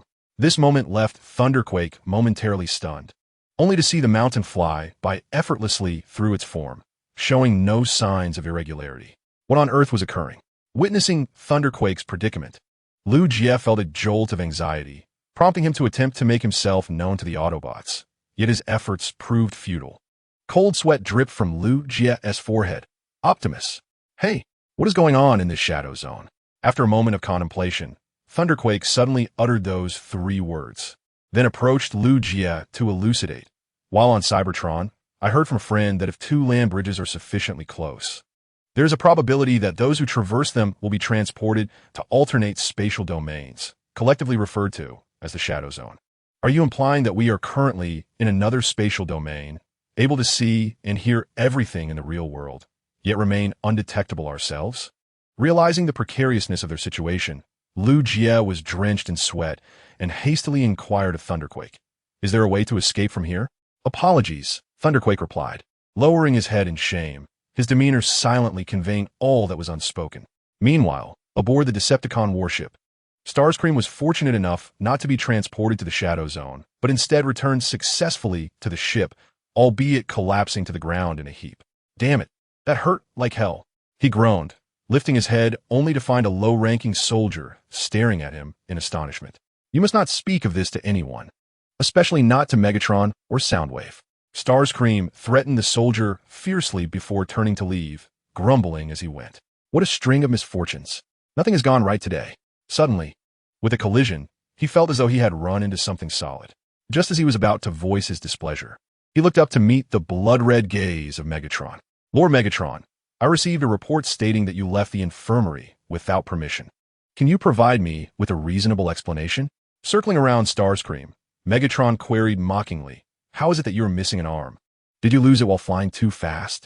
My lord, you cannot imagine the ordeal I have endured. I nearly thought I would not serve you in the next life. Starscream exclaimed as he fell to his knees, clutching Megatron's leg and weeping like a wronged widow. Thunderquake, he has betrayed us. He conspired with the Autobots and the humans. He seeks to extinguish my spark. What did you say? Upon hearing this, Megatron's demeanor shifted to one of danger as he seized Starscream by the throat, lifting him off the ground. Please indicate your location. If there is even the slightest concealment from you, Red Spider, I assure you that losing just an arm will be the least of your worries. The laboratory that has been taken down would be more than welcoming for your permanent stay. At the Autobot base, the atmosphere was tense. How'd it go? Any discoveries? The Sentinels and police cars hastily approached to inquire upon the return of Optimus Prime and others. Jazz shrugged. Nothing at all, just like an empty fuel tank. What about Lugia? Did he not return with you? RC, who had arrived at the base ahead of them, rushed forward upon seeing Optimus and the others return. However, her expression shifted to one of anxiety when she did not spot Lugia. Optimus explained, I apologize, RC, but we have thoroughly searched the island and found neither Lugia nor Thunderclash. Flying over the mountains, a thought crossed. Could it be that they left early due to some urgent matter? Impossible. If that were the case, Lugia would definitely contact me. Something must have happened. RC paced anxiously, attempting to call Lugia. Please pick up. Meanwhile, on the island, Thunderclash expressed regret. I am truly sorry, Commander. It is my mistake. You need not blame yourself, Thunderclash. You have done your best.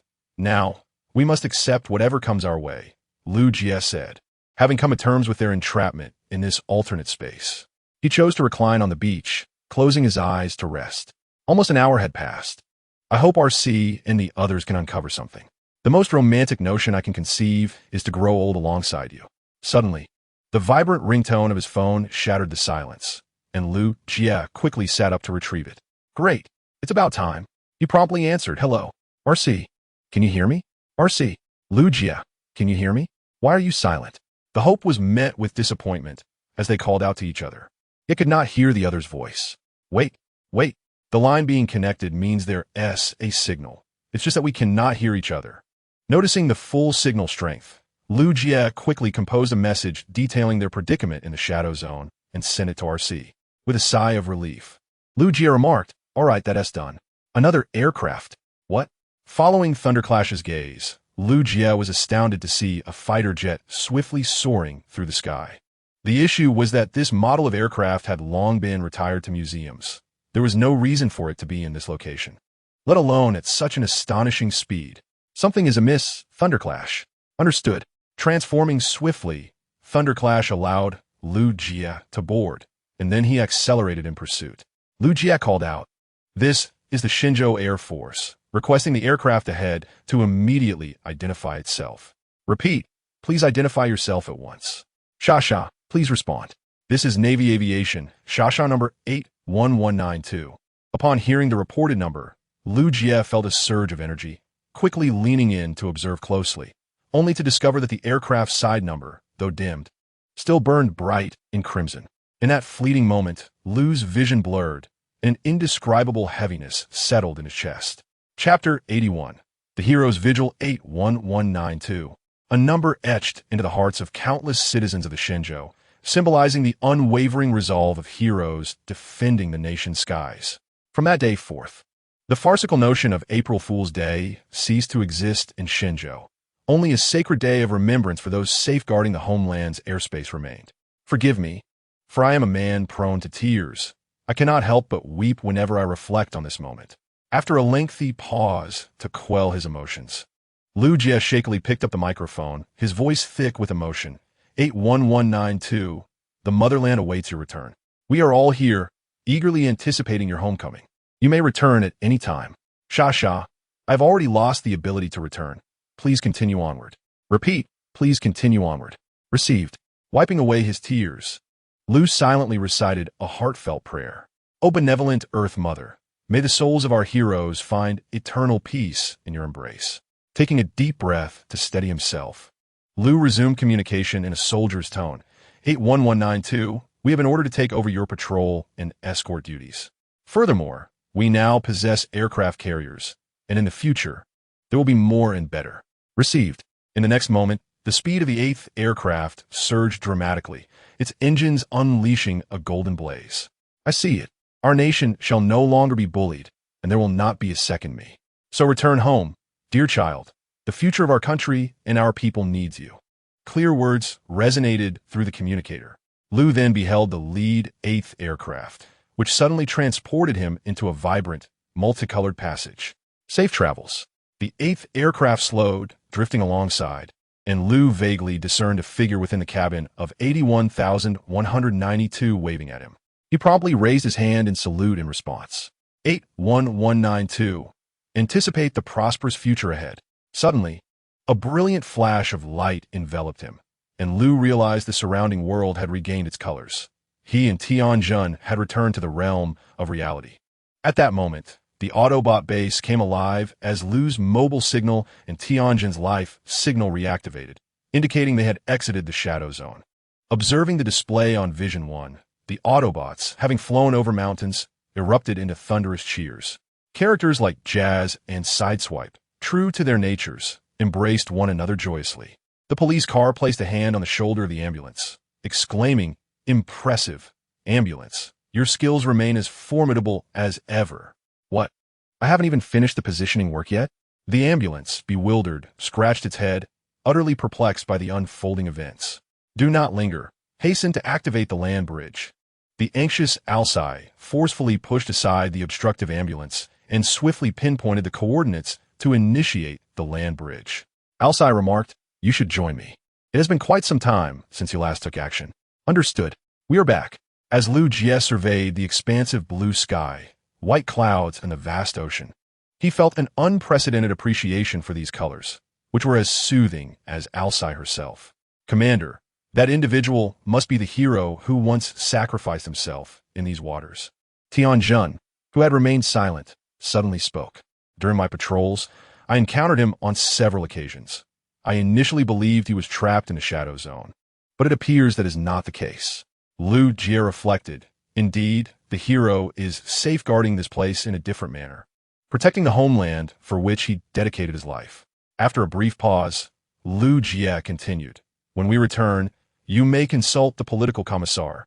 The Air Force Base holds detailed records of the events that transpired. At your command." The aircraft carrying Liu Jie began its gentle descent upon the small island. If all went as planned, the Autobots would surely extend the land bridge to this location, and straying too far might cause them to miss it. While the two patiently awaited, a sudden descent of several Decepticon soldiers interrupted their anticipation, followed by the unwelcome appearance of a figure Liu Jie dreaded to see.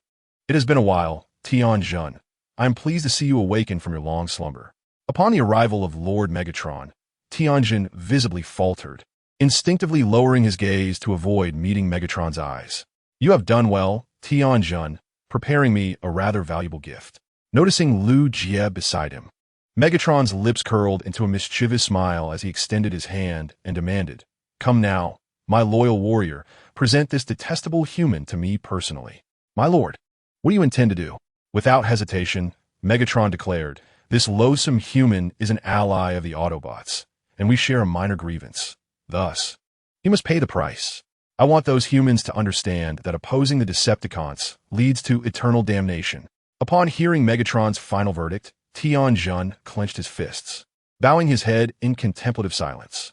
"At your command." After a moment, Tianjun slowly turned to face Liu Jie, his optical sensors reflecting a complex array of emotions. "Very well." Satisfied with Tianjun's response, Megatron nodded approvingly. "Apologies." Before the words faded, Tianjun abruptly pivoted and hurled 2 grenades at Megatron. Boom! Crackle, crackle. Crack! Utilizing the force and cover of the explosion, Tianjun seized Liu Jie and sprinted away, swiftly transforming and making their escape. "Commander, I apologize for alarming you." In the midst of chaos, Tianjun, you truly find yourself at a point of no return. Casting a glance towards the flames engulfing the island, Liu Jie spoke with a tone laden with complexity. "Megatron will not forget this betrayal. You have undoubtedly secured your place on his list of targets." Without a trace of hesitation, Tianjun asserted with unwavering resolve, "I am honored to return to the Allspark as a warrior of Cybertron." "Tianjun, you are committing treason." With a swift transformation into vehicle mode, Megatron emerged from the inferno, unleashing a relentless barrage upon Tianjun. A loud crash resonated as he made an emergency landing. The tail wing was struck, billowing black smoke. Tianjun swiftly dove towards the nearest land, executing a series of aerial flips to mitigate the impact before landing heavily. After extricating Liu Jie from within, Tianjun inquired with concern, "Commander, are you all right?" "I'm fine. I've grown somewhat accustomed to it." Lu Jie replied. Just as Tianjun set Lu Jie down, Megatron landed with a formidable thud. Tianjun, you have deeply disappointed me. I never anticipated your betrayal. His fierce gaze fixed upon Tianjun. Megatron's fists clenched tightly, producing a cracking sound. You must understand the fate of traitors. Tianjun responded.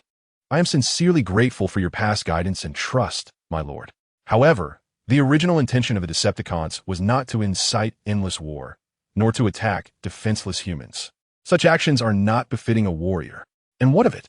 Do not tell me that you have chosen to betray the great Decepticons for these insignificant beings.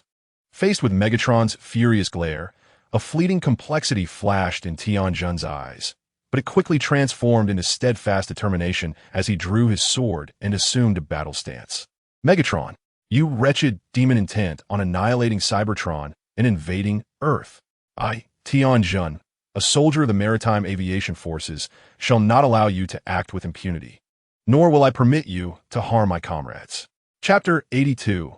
Tianjun versus Megatron. Ah, how delightful. You dare speak to me in such a manner, Tianjun. You have truly come into your own. Upon witnessing Tianjun brandishing his sword, Megatron erupted into a furious laugh, then spoke with malice, if that is the case. Be sure to convey my regards to my old friends at the Allspark, especially to those weaklings I crushed. They're cherished by both Decepticons and Autobots. You scoundrel!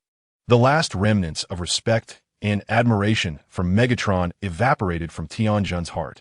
Now consumed by fury as he let out a battle cry and charged forward with his sword raised. Clang!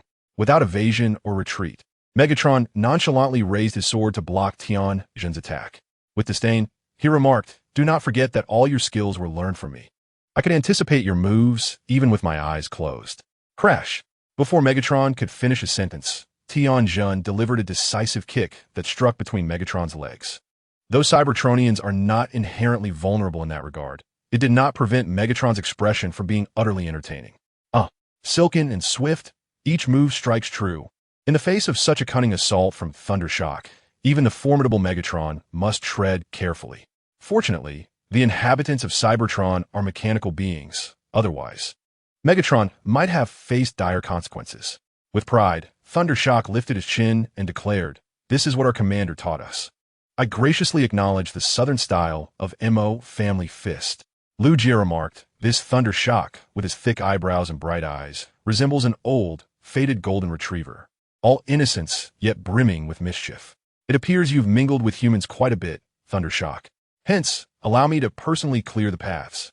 Infuriated by Thundershock's relentless assault, Megatron charged with his blade drawn, provoking Thundershock to raise his long sword in defense. Clang! Clang! Clang! What is the matter? Is this all you've got? Megatron's attack was as feral as a beast, devoid of any finesse or technique, relying solely on brute force. In stark contrast, Thundershock's combat style was methodical, clearly indicating rigorous training, which rendered him somewhat pressured against Megatron's unorthodox onslaught. Crack! Under the relentless barrage from Megatron, Thundershock's sword could no longer withstand the blows and shattered into fragments. With a roar, Megatron landed a heavy fist squarely on Thundershock's face, sending the hefty warrior flying across the battlefield. Thundershock, we meet again, human. It seems we are indeed fated to cross paths. Blocking Lu Jie's path, Megatron teased. I'm quite curious how you manage this. Thundershock is my most loyal follower, yet he has now allied with your ranks. Lu Jie retorted with a scoff. We did nothing. Thundershock is a warrior of honor and conscience from Cybertron, and he would never serve a tyrant like you. Huh, you speak the truth. I am indeed a tyrant, Megatron boisterously acknowledged, before continuing in a commanding tone. But what of it? Extraordinary achievements often require extraordinary measures. I'm more than willing to embrace the mantle of a tyrant, as long as it aids in vanquishing my foes. As for you, tilting his head to observe Lu Jie, a slight smirk graced Megatron's lips. You, human, are quite fascinating. Perhaps I could extract your consciousness and reinstall it, thus making you a valuable asset. I foresee a fruitful collaboration ahead. With that, Megatron reached out to seize Lu Jie. Stop! Thundershock, who had been flung aside moments earlier, hastily regained his footing and picked up a suitably sized stone from the roadside. With a vigorous leap, he mounted Megatron's head. swinging the stone with unrestrained ferocity, determined to strike Megatron's skull without holding back. Thundershock. With a vigorous effort, Thunderquake was forcefully shaken off, and immediately thereafter, Megatron turned and struck with his sword. Whoosh! Thunderquake, struck and sent flying, was swiftly approached by Lu Jie. He observed a deep scratch on Thunderquake's chest compartment, with some internal wiring exposed. "Are you all right, Thunderquake? Do not worry. My spark shall not extinguish so easily." Thunderquake managed to sit up with great effort, just as Megatron approached with an expression of fury. "You have gone too far, Thunderquake. How dare you ride on my head? My lord, you underestimate me." A smug smile graced Thunderquake's lips as he revealed an explosive device from behind. "What?" Upon seeing the detonator in Thunderquake's hand, Megatron sensed the gravity of the situation, and his peripheral vision caught sight of a bomb that had been planted on his back without his notice. Click! Boom! As Thunderquake pressed the switch, Megatron was instantly engulfed in a fierce explosion of flames, while Thunderquake shielded Lu Jie with his body to protect him from the blast shockwave. Moments later, as the shockwave subsided, only a raging inferno remained. "Thanks to my brother, this technique was taught to me by him. Is it over?" Lu Jie swallowed hard, gazing at the blazing flames.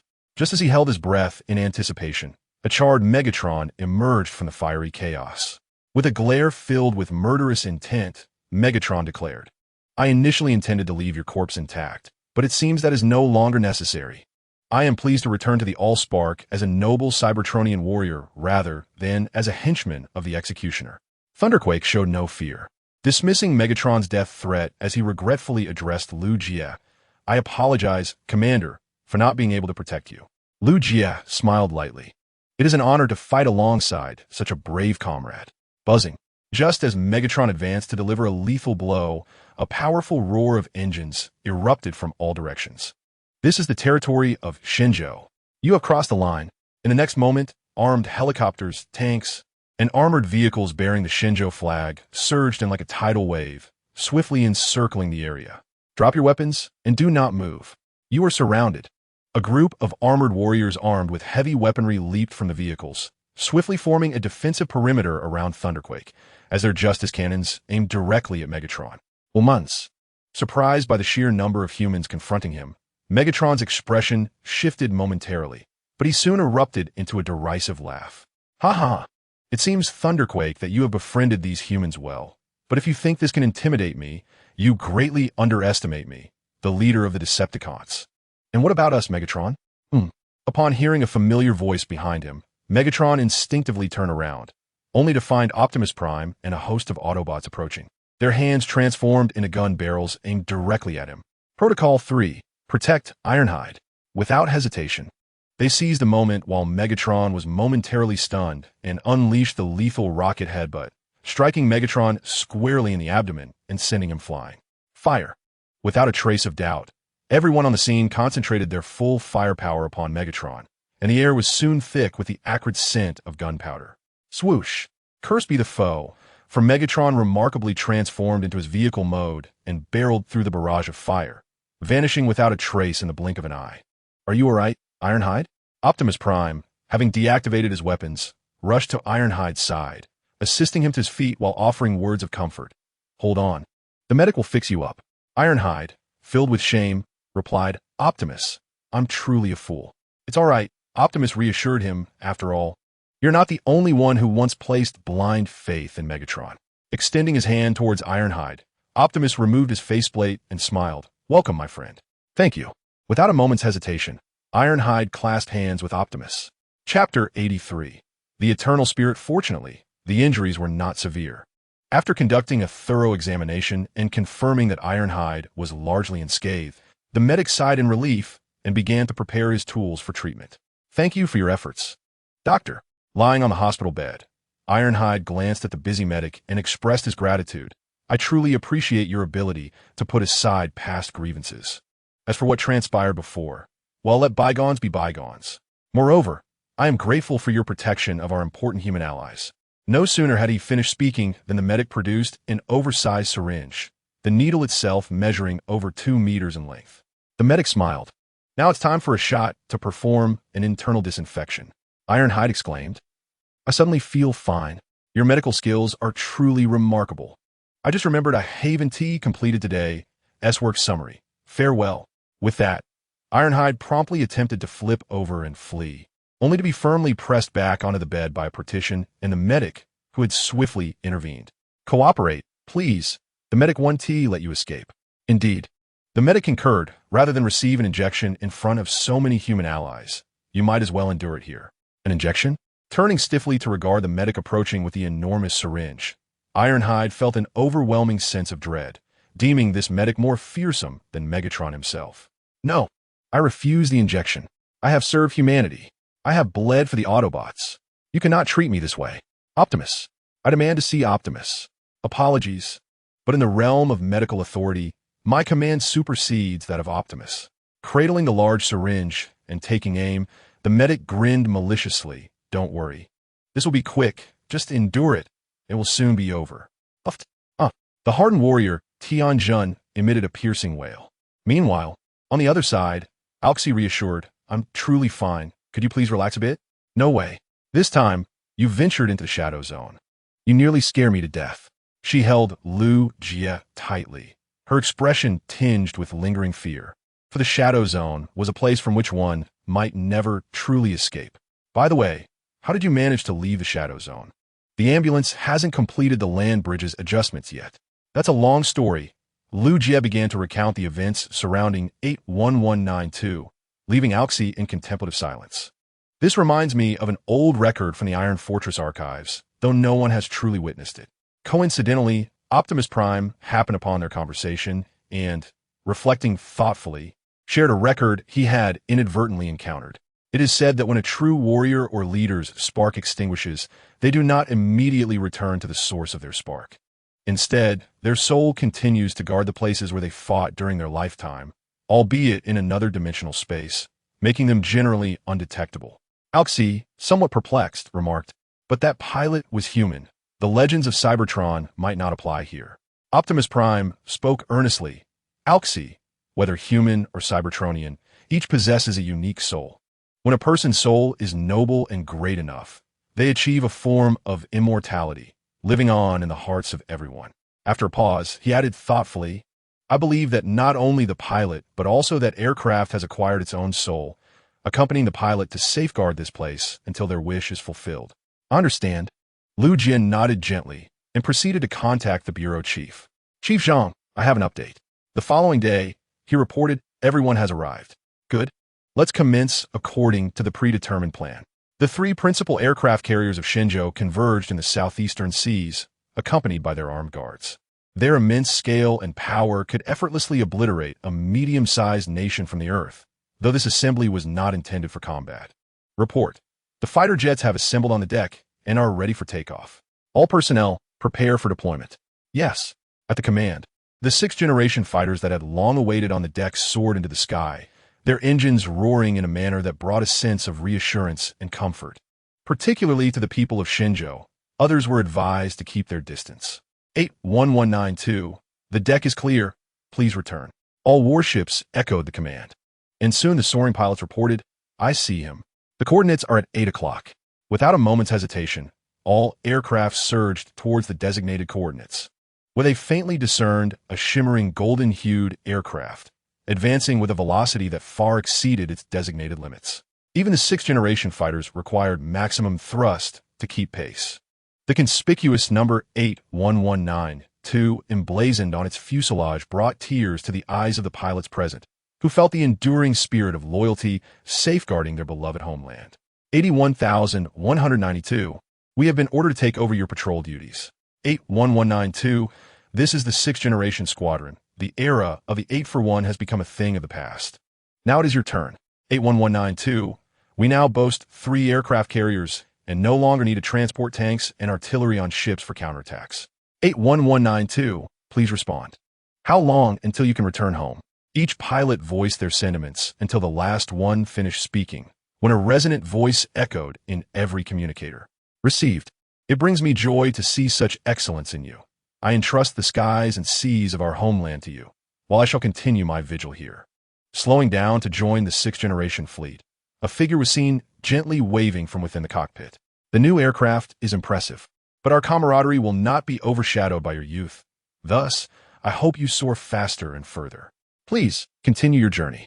As these words faded, the brilliance of the 8th aircraft intensified, transforming into a radiant streak before vanishing from sight. The hero endures. I'm a staunch materialist, yet I now believe that heroes have never truly departed from this place. If this is indeed the case, then those martyrs and heroes are simply continuing to guard this land in a different form. Captain, look! Following the direction of the finger, the captain beheld the resplendent 8119 swiftly approaching from the horizon, descending to skim over the aircraft carrier's deck before soaring back into the sky. This was the hero's wish, to take off and land in the skies belonging to the motherland. Salute! As they bid farewell to the hero, all personnel present rendered a synchronized military salute. Just as 81,192 vanished from sight, a fleet of vintage aircraft gradually materialized alongside it. There were old propeller planes and open cockpit biplanes, all radiating golden light. These were the valiant guardians of the skies above the motherland. On new faces, this model looks quite promising. If only I had had this during my time with my comrades, the Japanese invaders would never have dared to be so audacious. We could have taken on the American foes too, considering we had so few jet fighters back then. Times have changed, the children have prospered, and I harbor no regrets in my heart. Accompanied by light-hearted banter, the aircraft instantly accelerated once more, soaring towards the vast expanse of the homeland. Chapter 84. The Generous Prince of Sanalas. Why hasn't he been updated yet? Lying in bed, feeling rather bored, Lu Jie was scrolling through his phone when he noticed that the anime he had been following for quite some time still had not been updated. Annoyed, he left a comment in the section. Is there anyone online to urge the update? Let us join forces. What time is it? Still staring at your phone. The freshly cleaned Alxi emerged from the restroom and, upon seeing Lu Jie sprawled on the bed like a carefree slacker, placed her hands on her hips, visibly displeased. Is your phone that captivating? And so close to your eyes? Aren't you afraid of myopia later on? As soon as she finished speaking, Alxi reached for his phone. But Lu Jie, accustomed to this routine, swiftly rolled off the bed to avoid her grasp. No, I finally found a moment to enjoy my phone. Alxi, just let me play for a little while longer. Without hesitation, Alxi retorted, absolutely not. Hand over the phone and go to bed early. I refuse. As they circled the bed, suddenly, the ringtone echoed through the room. The caller ID displayed the name of Bureau Chief Zhang, prompting Lu Jie to quickly answer and bring the phone to his ear. Hello, Director Zhang. What instructions do you have? Lu, the Mecha Special Operations team has appeared near the Prince of Sandas' residence, and the situation is rather troublesome. Taken aback by this information, Lu Jie responded, what does that have to do with us? Their troops are indeed lacking. Our militia could easily outperform them. Indeed, but you see, about a month ago, the Prince of Sand and we reached an agreement. They provided a location for us to establish a free trade zone, which was recently attacked by the Mecha Special Operations team. Upon hearing this, Lu Jie's heart sank. What is the casualty situation? Is anyone injured? The bureau chief replied. No, we had arranged security forces in advance. The Mecha Special Operations team left after leaving behind a dozen corpses. Phew, that's a relief. With the news that his side had suffered no casualties, Lu Jie's initially tense heart finally relaxed. He then spoke in a stern tone, Director Zhang. Those blind fools dare to provoke us. This is no ordinary act of terrorism. We must strike back decisively. I understand. The higher-ups are still communicating with the Prince's Foreign Ministry. I will inform you as soon as there is news. Understood. After hanging up, Lu Jie instinctively fell silent, lost in thought, while Alxi quietly approached from behind and suddenly embraced him. I've caught you, you little rascal. Alxi, put me down. Ha ha ha.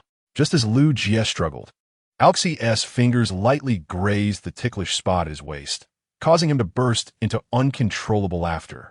Alxi, stop it. I'm ticklish, ha ha ha. It is unacceptable. You mischievous little rascal must face your consequences. Observing Lu Jie blushing and laughing, Alxi could not help but chuckle as well. After several minutes of playful antics, they reluctantly came to a halt. Alxi inquired, are you still addicted to your phone? Lu Jie promptly replied, I dare not. Absolutely not. He could not comprehend why humans were so enamored with such diminutive screens, especially when he was present. With arms wrapped around Lu Jie, Alxi settled down, and her optical lens projected a virtual screen showcasing a stunningly clear, three-dimensional short video. With a proud tilt of her chin, Alcai remarked, "What do you think? If you wish to watch something in the future, just let me know. This experience surpasses that of your small screen." "Thank you, Alcai, but this is quite sufficient." "I appreciate it." Lu Jie found himself at a loss for words, realizing that he occasionally indulged in certain websites for comics and videos, albeit in incognito mode. He could hardly ask Alcai to project such content. "It seems you are concealing something from me," Alcai said, her optical lens narrowing slightly, emanating a formidable presence that made Lu Jie break into a sweat. Ding ding ding. "Ambulance. Alcai, please respond."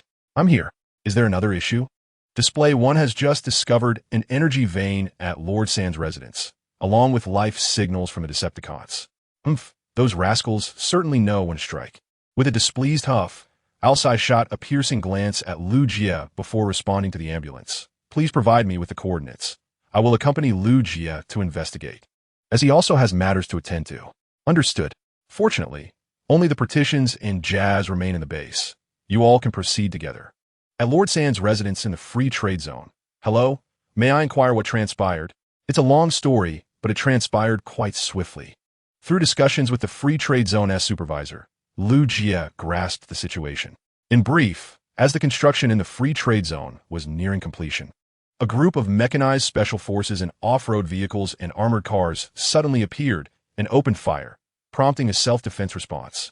The defensive weaponry included rocket launchers, howitzers, portable anti-tank infantry guns, and various machine guns. "Senior, it's been a while." "Etienne, it has indeed been a long time, my junior brother." Encountering an old acquaintance in a distant land, Lu Jie warmly embraced Etienne Ichifu, who was clad in armored gear. "It's a bit uncomfortable. My apologies, senior. I still dare not remove it for precautionary measures, lest the mechanized special forces come looking for trouble again." Etienne Ichifu was the one leading the self-defense response. This young man was well-versed in the ancestral arts of the Shinjo family, adept at handling significant challenges, and the squad responsible for security was all donned in armored gear, thus presenting at least a battalion's worth of firepower against the troublemakers. Kazuki Itada expressed some frustration. "This generation of armored suits still has its flaws. Otherwise, I would have certainly prevented those little rascals from escaping. However, I heard from a commander that the second generation of the Imperial armored suits will soon be airlifted here. When that happens, we shall strike at the heart of those rascals." "Excellent. Your spirit is commendable, brother. You truly embody the elite of our bureau." Inspired by Kazuki Itada's unwavering resolve for victory, Lu Jie could no longer contain his eagerness to don the second-generation armored suit and engage in battle. "Young hero, name your price. I can afford anything," exclaimed Sha, a middle-aged tycoon with a white cloth atop his head, his voice hoarse from yelling. Fortunately, 2 guards managed to restrain him, or he would have charged forward by now. "Damn, why is he here again?" Upon hearing the tycoon's enthusiastic accent reminiscent of grilled lamb skewers, Kazuki Itada felt a wave of embarrassment wash over him. He then turned to Lu Jie, lamenting, "Brother, please have the commander come here personally. This prince has visited several times, insisting on purchasing a set of armored suits to take back. I am on the verge of a breakdown." Lu Jie, displaying sympathy, replied, "You've had a hard time, my brother. I will contact the commander immediately. He is experienced in these matters." "Young hero, 300 billion green coins, plus 2 oil fields. Please sell me a set." Believing Kazuki Itada doubted his financial capability, the prince suddenly began to lavishly throw money around, alongside gold bars, checks, and property transfer documents. "I can pay in cash, and throw in a few instructors as well. I can add more money. Your Highness, this is human trafficking. It's illegal." Seeking suggestions from esteemed readers, I intend to create additional artifacts for the Iron Fortress, as both sides will increase in number in the later stages. Chapter 85. The mischief of the Mecha Special Operations Team. Kazuki Itada went to deal with Prince Sha and the Mecha Special Operations Team, while Lu Jie returned to Alcai and the Autobots. "Need any assistance?" Alcai inquired. "No, everything is under control. They are merely a group of terrorists, and we can handle them." Waving his hand to indicate he could manage, Lu Jie then casually glanced and noticed that the partition had mysteriously vanished. "Where did the partition go?" "The partition slipped away just now, claiming it would scout the destination first," Jazz replied. "Hey, this rotund fellow dared to act independently." Lu Jie was both amused and irritated. He then mounted Alcée's vehicle, gripping the handle. Let us go retrieve the partition. Onward. Jazz led the way, his four wheels kicking up smoke. The signal originated from this location. Holding a detector, they slowly approached the source of the super energy signal. The partition turned around, puzzled. Why haven't Alcée and the others arrived yet? Could they be in trouble? Huh. What a coincidence, my rotund friend. We meet again. Dead stop. Upon hearing that familiar voice, the partition swiftly turned towards the source, only to find Deathfire standing atop a nearby hill, hands on hips, gazing intently at him. Deathfire jested. Today, you are rather unfortunate, for you are alone without assistance. Thus, I shall thoroughly teach you a lesson. Oomph. I return those words to you unaltered. With his left hand morphing into a massive hammer, the partition declared fiercely, "Bring it on. Prepare to engage." Instantly, Deathfire transformed his right hand into a mallet and charged at the partition with a roar. In a vast expanse of golden desert, the two heavyweight Cybertronians commenced an intense battle. Commander, we have detected two extraterrestrial mechanical beings in combat. Hand me the telescope. Receiving the high-definition binoculars from his subordinate, Cyrax, the leader of the Mecha Special Operations Team, observed the clash between the partition and Deathfire from a distance. These must be the alien entities previously vanquished by the Shenzhou army. I never anticipated encountering them here. What a stroke of luck! A subtle smirk of satisfaction curved at the corners of Cyrax's mouth as he lowered the telescope and seized the walkie-talkie, instructing everyone, implement the Uranus plan. Once those two behemoths conclude their battle, we shall seize the ultimate victor. This will be a splendid opportunity for our Mecha Special Operations Team to rise again. Meanwhile, engrossed in their fierce exchange, the partition and Deathfire remained oblivious to the impending danger, relentlessly battling each other. What is the matter? Is this all the strength you possess? Oomph. Raw power is not the sole means to victory. Dodging a hammer strike from the partition, Deathfire swiftly advanced and hoisted the partition into the air. What? Not this maneuver again. Put me down. Deathfire, brimming with pride, retorted, You think it's that easy for me to let you down? You must call me daddy first. In your dreams. I shall never yield. Refuse to call me daddy. Then you shall call me uncle, or I will toss you away. The partition, steadfast in his resolve against Deathfire's demands, declared, not a chance. Get lost. With a tremendous effort, the partition was hurled into the air, landing headfirst into the sand, leaving only his stout little legs flailing outside. Seeing this, Deathfire erupted into boisterous laughter. You are but a pathetic fool. Now witness how I shall thoroughly deal with you. As Deathfire claimed his advantage, the Mecha Special Operations Team began preparing to take action. Commander, it appears the battle has reached its conclusion. Excellent. Capture the ultimate victor. At that moment on the battlefield. Ugh. Spit. Taste my sandy wrath. After expending great effort, the partition finally managed to extricate himself, just as he intended to continue the fierce contest with Deathfire. An unexpected incident occurred. Whoosh. Bang. My eyes. As the fiery entity prepared for yet another confrontation with the partition, an unexpectedly precise missile surged forth from the shadows, striking directly at the optical lens of its right eye. A piercing cry of agony escaped its lips. Buzzing sounds filled the air as a dozen armored vehicles and armed helicopters swiftly descended upon the scene, accompanied by numerous soldiers from the Mechanized Special Operations Team providing covering fire. Remember, incapacitate them without damaging their research value, Sellers instructed. Understood. As he set down the communicator, Sellers peered down from the helicopter, his eyes ablaze with fervor and exhilaration at the sight of the partition and the fiery being below. Should our Mechanized Special Operations Team manage to harness the advanced extraterrestrial technology, the future trajectory of Earth would be firmly within our grasp. On the ground, facing the onslaught of the mechanized team, the partition found itself momentarily paralyzed, unable to strike back against humanity, even though it understood the malevolence of its opponents. Wretched humans! You court death! Covering its injured right eye, the fiery entity roared, retaliating with long-range attacks from its shoulder cannon. Although formidable, the infrequent strikes paled in comparison to the relentless barrage of the mechanized team. The cacophony of gunfire rained down like a torrential storm. While not lethal to the Cybertronians, the incessant assault would inevitably lead to metal fatigue, gradually draining their strength. Come on, you despicable humans. Hurry and flee. Cease fire. After a moment of contemplation, the partition reacted swiftly, attempting to evacuate the fiery entity while calling for reinforcements. Lugia, Arsai, request assistance. I'm ambushed by the mechanized special operations team. Buzzing sounds echoed as, just then, a silver sports car tore through the scene, revealing a 180 decibel stereo loudspeaker. Come on, folks. Let us dance together. It's all my fault. The high decibel sound system, coupled with dazzling lights, caused the advancing mechanized team members to clutch their heads in pain, collapsing to the ground in despair. As for the armored vehicles and helicopters, they were not spared, all suffering from catastrophic accidents, resulting in severe casualties for the mechanized team. Commander, our assault force has been severely crippled and has lost combat capability. Seles's expression darkened. Initiate the Omega Protocol. In response to Seles's command, the remaining members of the mechanized team retreated in an orderly fashion, while those at the forefront were unequivocally abandoned. How dare you overlook my name? You underestimate me. Transforming back to its original form, Jazz proclaimed, "What do you think of my spatial sound effects? I've been fine-tuning them for quite some time." The partition shyly scratched its head and said, "Hee, Jazz, you remain as dependable as ever. No wonder Optimus Prime valued you so highly in the past." Partition, Jazz, are you both all right? Shortly thereafter, Lugia arrived at the scene riding Arsai.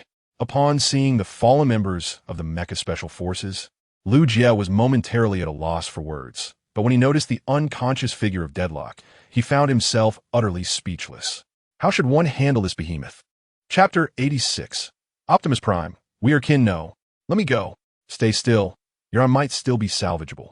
Contact Ichien Kazuo to take the captured Mecha Special Forces members back, and also call for an ambulance with a medical kit to treat Deadlock. Initially, everything proceeded smoothly, but midway through the treatment, Deadlock suddenly regained consciousness. Upon seeing the ambulance wielding a large drill and a small chainsaw, he instinctively began to thrash about violently, refusing to allow the wrench-wielding demon to treat him. "Calm down, brother. We mean you no harm," the police car urged. "Bumblebee, beep beep beep, indeed. We merely wish to assist you and have no intention of causing you any harm." "No, I do not trust you. You must have some ulterior motive."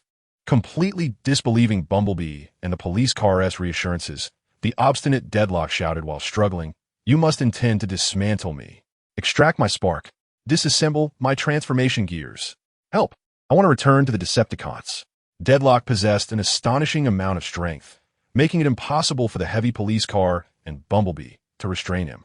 They could only cast pleading glances toward the partition outside. "Partition, come help us." "No, why should I assist him, since he wishes to return to the Decepticons? Why should we waste resources aiding an enemy?" The partition huffed angrily, curling into a ball of frustration. The normally obedient warrior chose to defy orders with an unexpectedly resolute stance. As the situation became increasingly difficult to manage, Optimus Prime stepped forward and gently pressed his hand against Deadlock's chest, soothingly stating, "Do not worry, Deadlock. I am Optimus Prime, the leader of the Autobots. I swear on my spark that none among us will harm you." You are Optimus Prime, the leader of the Autobots? In close proximity to the leader of the opposing faction, Deadlock finally calmed down momentarily, nervously inquiring, "What do you intend to do with me?" Optimus Prime smiled and explained, "As you can see, your right optical sensor has sustained severe external damage, so we must treat you to prevent any future complications." Faced with Optimus Prime's sincere gaze, Deadlock gradually quieted down, then asked in confusion, "Why? We are clearly enemies. Yet we are all Cybertronians, born from the well of all sparks. Although there are indeed differences between Autobots and Decepticons, that does not alter the fact that we are kin. Thus, extending a helping hand to a fellow Cybertronian in need requires no justification."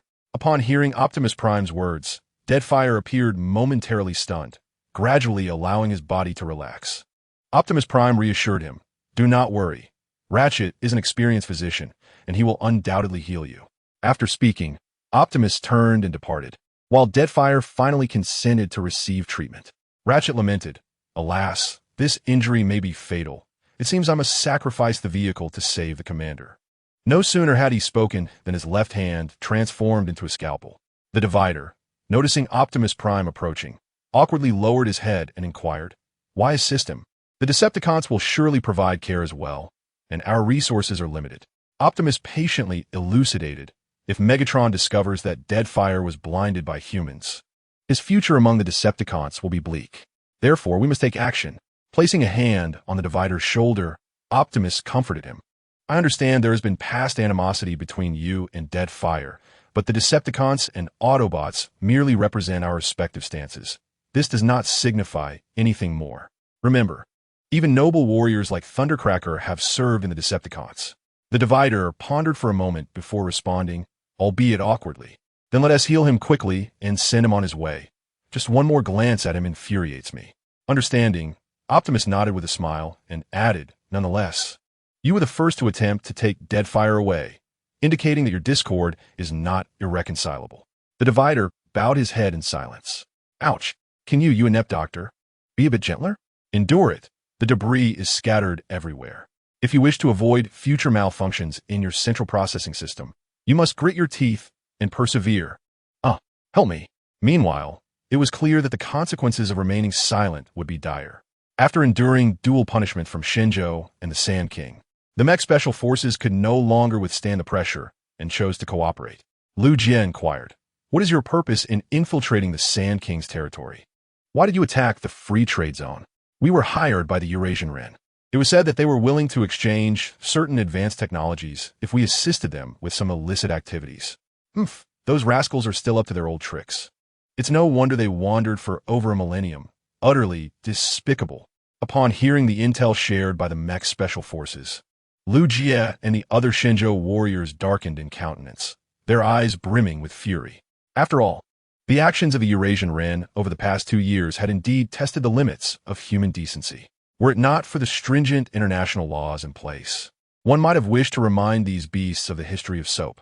Without further ado, Etienne Kazuo lunged forward, delivering a fierce punch, and demanded angrily, what was the purpose of your attack on our free trade zone? If you do not provide an explanation today, you shall pay dearly. The team members stared blankly. Why are there still cherry blossom people among the armies of Shinjo? What nonsense! You talk too much. Do you believe I will make you kneel on a washboard? Without another word, 2 fierce blows were exchanged, and the Mecha Special Operations team member hurriedly confessed, we did not recognize this as your free trade zone. We thought it was some facility belonging to Lord Sand King. Hence our intention to procure supplies. You scoundrels. Do not insult dogs. The large yellow dog I raised in my childhood was quite well-mannered. In the next moment, Lu Jie and Isshin Kazuo simultaneously unleashed their strikes, rendering the interrogating mecha operative unconscious. Watching as the mecha operative was dragged away like a dead dog, Lu Jie turned to Isshin Kazuo and jested. Well done, junior brother. Your understanding of the cherry blossom language is indeed an asset. How about a position in the Ministry of Foreign Affairs? Isshin Kazuo chuckled awkwardly. Senior brother, do not jest. I cannot speak cherry blossom language. What I just said was the culmination of my lifelong learning. I can, however, converse in the dialect of Shanghai. I can tell. Your cherry blossom language is laced with the accent of an old Shanghainese. The two emerged side by side from the interrogation room, where Alxi, stationed at the door, transformed to reveal her true form. Is everything all right? I heard what seemed to be sounds of scuffle inside. Lu Jie hastily denied. No, that was merely swatting mosquitoes. There are so many mosquitoes in this desert. I should have brought some mosquito repellent and floral water. Is that so?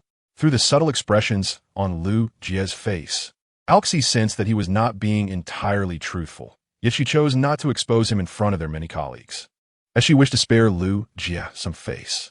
Half squatting before him, Alxi smiled and advised, if you need any assistance, do not hesitate to ask. There is nothing we cannot discuss between us. Lu Jie chuckled lightly and nodded. Thanks, Alxi. Can I spend a little more time on my phone when I return? No, you cannot. How excessive. Observing the casual banter between Lu Jie and Alxi, Isshin Kazuo felt inexplicably awkward, as if he had become a third wheel, an unwelcome distraction. Chapter 87. The Practical Combat of the Second Generation Yu-Wu Armor. Report. The transport aircraft is approaching. Just as Lu Jie and Alxi were haggling over phone usage time, a young soldier rushed in to report. The commander and the soldiers clad in the second generation Yu-Wu armor are already on the transport plane, awaiting the 2 leaders to join them. Wonderful. The commander has finally arrived. Hearing that the esteemed commander was personally coming, Ishin Kazuo could hardly contain his excitement and hurriedly dashed toward the tarmac. However, the next moment, Buzz, I'm off first, junior brother. Just as Ishin Kazuo was sprinting at full speed, Lu Jie, riding Alxi, made a sharp turn and overtook him, vanishing from sight in the blink of an eye. Ishin Kazuo, how lacking in martial ethics. Fortunately, the free trade zone is not particularly large, so Ishin Kazuo arrived shortly after. Ishin Kazuo, displeased, exclaimed, Senior brother, how could you do this? What a trick! An ambush on this young comrade in his 30s. Dear junior, I, your senior, am merely in my early 20s. Thus, you should rightfully bear a higher rank than I. Swiftly moving beside Alxi, Lu Jie boldly proclaimed, Furthermore, this is a testament to the rapport between Alxi and me, our bond unbreakable. Alxi, with a tender smile, nodded in agreement. Indeed, my dear lad, as long as you are happy. Faced with their harmonious banter, Etienne Ichifu felt utterly helpless, gazing skyward in anticipation of the arrival of the transport aircraft. Before long, the charming plump girl gracefully descended from the heavens, growing ever larger. We are indeed the embodiment of adorable girls. Let us become the adorable jazz, without music, please. Apologies. Merely wishing to match the ambience. With the music turned off, the jazz, who had stealthily approached, promptly made a hasty retreat. Soon, the transport aircraft, affectionately dubbed the plump girl, landed and came to a halt. Noticing the noticeably more robust aircraft, Lu Jie jested, It seems our provisions have been quite satisfactory lately. Even the transport has gained considerable weight. Amused by Lu's humor, he added that this was a specially modified upgrade, designed to prevent any unforeseen circumstances. As the cabin door opened, the smiling commander stepped out first. Long time no see, lads. Have you been eating well? Commander Zhang. Lu Jie and Etienne Ichifu exclaimed in unison, rushing forward to offer a warm embrace. Careful now, you two. Mind my old bones. I've long since retired, yet keep getting called back. Though he feigned annoyance, the commander's face radiated joy. He then turned to greet Alxi, saying, Thank you for taking care of young Lu. Alxi replied with a gentle smile, We care for one another. There is no burden in that. Well said. Nodding lightly, the commander then gestured towards the cabin, calling out, Come down, lads, the chance for glory has arrived. Yes.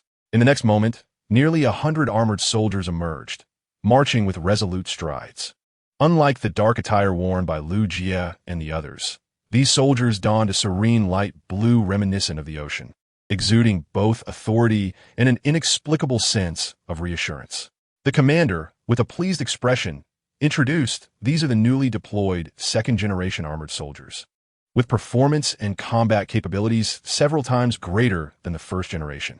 Additionally, we have now employed super energy as both power source and ammunition, significantly enhancing their might. Etienne Ichifu remarked, Impressive, a sight to behold. Lu Jie inquired, Commander, since the second generation has been deployed, can we expedite the third generation? Are the blueprints for the fourth generation also up for discussion? With a bemused smile at Lu Jie's eagerness, the commander replied more gravely, The higher-ups have issued orders. In light of the mech's special operations team's assault on innocent personnel and facilities, we are to undertake a special operation to apprehend their leader, Sellers, and his cohorts. Should we encounter resistance, necessary measures may be taken. Understood. The bureau chief nodded gently and then continued to instruct. A total of 106 individuals will partake in this operation, and you too will join as well. The armored suits have been prepared. Etienne Ifu was overjoyed. What a coincidence. We have just enough for 108 heroes. Lu Jie was already brimming with enthusiasm. What are we waiting for? Today, we shall act on behalf of justice. Just as Lu Jie was about to join Etienne Ifu to change into their new armored suits, Alxi suddenly yanked him back. I'm going with you. What do you intend to do? Although surprised by Alxi's eagerness, Lu Jie politely declined. Thank you, but this is a matter among us humans. Ahem. Alxi gently cleared her throat and, before anyone realized, had taken Lu Jie's phone into her possession. With a tender yet threatening tone, she remarked, Those private files on your phone are of little use, are they? They occupy quite a bit of memory. Let me help you format and clear them out. Lu Jie exclaimed. Chief, the fortune teller said I might encounter a calamity today, so I cannot be without Alxi. She must fight alongside me. Hurry and pack your things. We cannot remain here any longer. As he directed his soldiers to gather their belongings, a rare look of panic crossed Sellers' face. He had just received news from the international community. The nation of Shinjo had issued an official document and formal statement, classifying the mech's special operations team as a severe terrorist threat and had ordered military action against them. It should be noted that the last group dealt with in such a manner was a reckless drug lord from the Golden Triangle who attacked Shinjo's crew. And at that time, Shinjo collaborated with a third country's military and police, nearly obliterating the Golden Triangle. This was over a decade ago, when Shinjo's weaponry was not as advanced. If it were now, Shinjo would not even need to act, as the Golden Triangle would swiftly clean house on its own. While Sellers had confidence in his soldiers, it did not imply he had the resources or strength to confront a sovereign power, especially one that is currently the only nation on Earth to have triumphed over an alien civilization. Commander, what should we do about the commission from the Crested Ibis? If they have a capability, let them deal with Shinjo's military. We will not engage in a losing venture. Just as Sellers was overseeing the final preparations, a resounding charge call echoed across the land. Dot. This is bad. Having once served in the special forces of the United States, Sellers had a fundamental understanding of military matters across the globe, and he was no stranger to the call of the charge, which could be likened to a sacred instrument. A relative of Sellers had fought in the Korean peninsula, belonging to the unit known as the Polar Bears. If not for his swift escape back then, Sellers would have changed his nationality by now. Shoving aside an obstructive soldier, Sellers hurriedly grabbed a pair of binoculars to observe the situation, and upon doing so, his blood ran cold. Before them surged nearly 100 warriors clad in the second generation of Imperial battle armor, advancing from multiple directions. The sandstorm swirling behind them intensified their formidable presence. Slay. Those who dare to offend our sacred land shall meet their end, no matter the distance. Special Mech Task Force.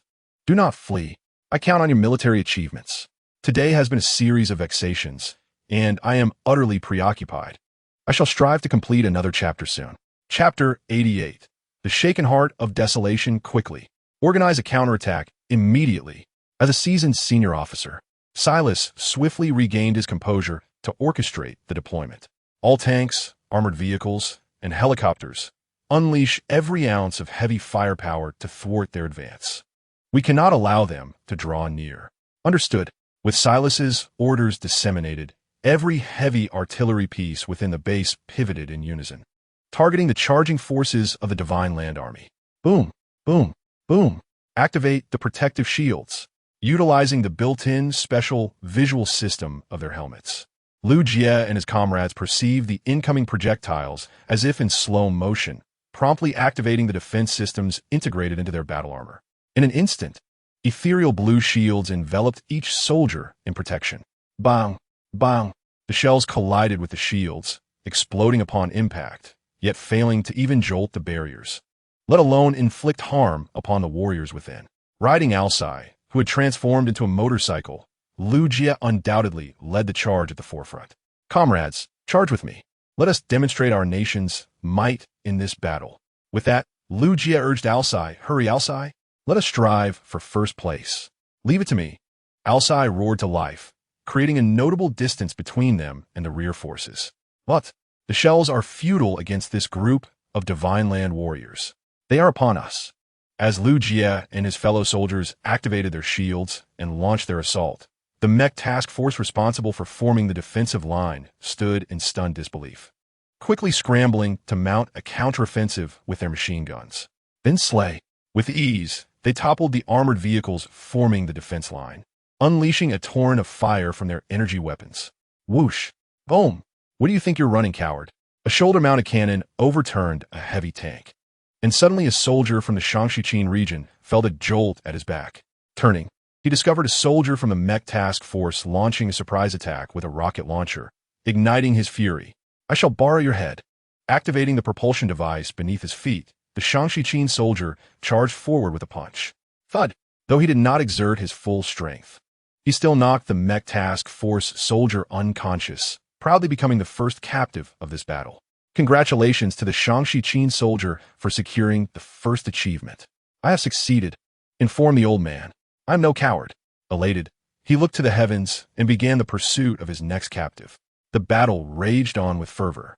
The jazz, having stealthily approached, observed the chaotic battlefield, and, after a brief moment of contemplation, resolved to rally the troops. Let me invigorate you. Swiftly transforming into vehicle mode, he activated the stereo sound system and played a rousing tune from water margin. The sudden blast of the Swana caught the crowd off guard, but it soon awakened the latent bloodline genes within the Chinese warriors, especially in Shandong province. The men and women were possessed by the spirits of Wu Song and Lu Jishan, turning 1 against 10 into a mere foundation. It mattered not if the mech special forces were present. Even if Megatron himself appeared, they were determined to peel away his metallic hide today. Naturally, capturing prisoners was an infrequent occurrence, given the belligerent nature of the mech special forces. Thus, it was deemed more prudent to eliminate the threat entirely. Gunfire erupted chaotically, and those hit among the mech special forces fell lifelessly to the ground. Damn it, where's Silas? Raising his weapon to dispatch a soldier attempting to ambush him, Lu Jie began scanning his surroundings. Should this mission fail to capture or neutralize Silas, it would merely yield a mediocre outcome at best. Alcee, look up. What? Lu Jie raised his gaze and was startled to see several armed helicopters swiftly departing from different directions. One of them was undoubtedly carrying Silas. Damn it. Don't let them escape. Leaping from the vehicle, Lu Jie adjusted his beam weapon to long-range sniper mode and took aim. Whoosh! A beam of laser shot forth, striking the tail of one helicopter, which then began to wobble and crash to the ground, transforming into a heap of flaming scrap metal. I'll assist you. Transforming back to his original form, Alcee quickly switched to laser gun mode and unleashed a barrage of firepower at the retreating helicopters. In mere moments, several armed helicopters were downed. I've treated your wounds simply. At least at 1T appear to be inflicted by human weaponry. Stowing away his medical tools, the ambulance advised, once we return, seek out your own medic. If questioned, claim it was us who injured you, and that you narrowly escaped, understood? The injured replied with a slight nod. Thank you. Your medical skills are remarkable. I cannot accept such praise. The ambulance chuckled self-deprecatingly, then turned to Bumblebee with a tinge of guilt. Your right optical lens is beyond repair. I lack the ability to restore it. Just as I cannot bring back your voice. Beep, beep, beep. You did your best, ambulance. I bear no grudge, and I find this acceptable. Observing the ambulance's self-reproach, Bumblebee stepped forward to offer quiet comfort, though only the Cybertronians could comprehend his words. Regardless, I am immensely grateful for your assistance. I owe you a favor. Descending from the sickbed, Deadlock walked forward with a complex expression, then paused to turn and say, I am truly grateful, but should we meet again, I shall find an opportunity to repay your kindness. Wishing you a safe journey. I look forward to the day when we can return to Cybertron together and rebuild our ravaged homeland. Gently placing a hand on Deadlock's shoulder, Optimus Prime smiled and nodded. You are an exceptional builder. In contrast to the merciless destruction, creation and restoration are the realms in which you truly excel. Thus, Deadlock, you are both significant and remarkable. At these words, Deadlock's gaze faltered slightly. I am merely an ordinary being, lacking any substantial value. And all I can do is some simple, coarse work. You are mistaken, Deadlock. It is precisely because of you ordinary yet selfless labors that Cybertron flourishes ever more brightly. Therefore, your worth is no less than that of a leader. Extolling Deadlock's virtues, Optimus continued earnestly. I wish you good fortune, my friend, and I hope that one day we may become allies. Thank you, Deadlock replied softly, bowing his head before turning to leave. Deadlock, wait a moment. Hearing the voice of an old rival, Deadlock instinctively turned, only to find a large chunk of high-purity energon thrown into his arms. What is this? If you are in a state of energy deficiency, even if you win, there is little to be proud of. Intent on maintaining a stern demeanor, the rival remarked, consider this my treat. Remember to repay me next time. Thanks, fatty. Gazing at the sizable piece of energon in his hands, Deadlock's lips curled into a slight smile. Then he jested. Given your assistance this time, I shall go easy on you during our next encounter. That is something I should be saying to you.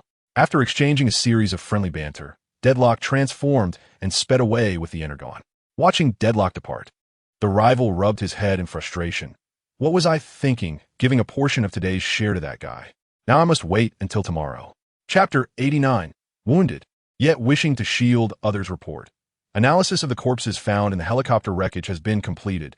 No genetic information matching Silas was discovered. Understood. I appreciate your hard work.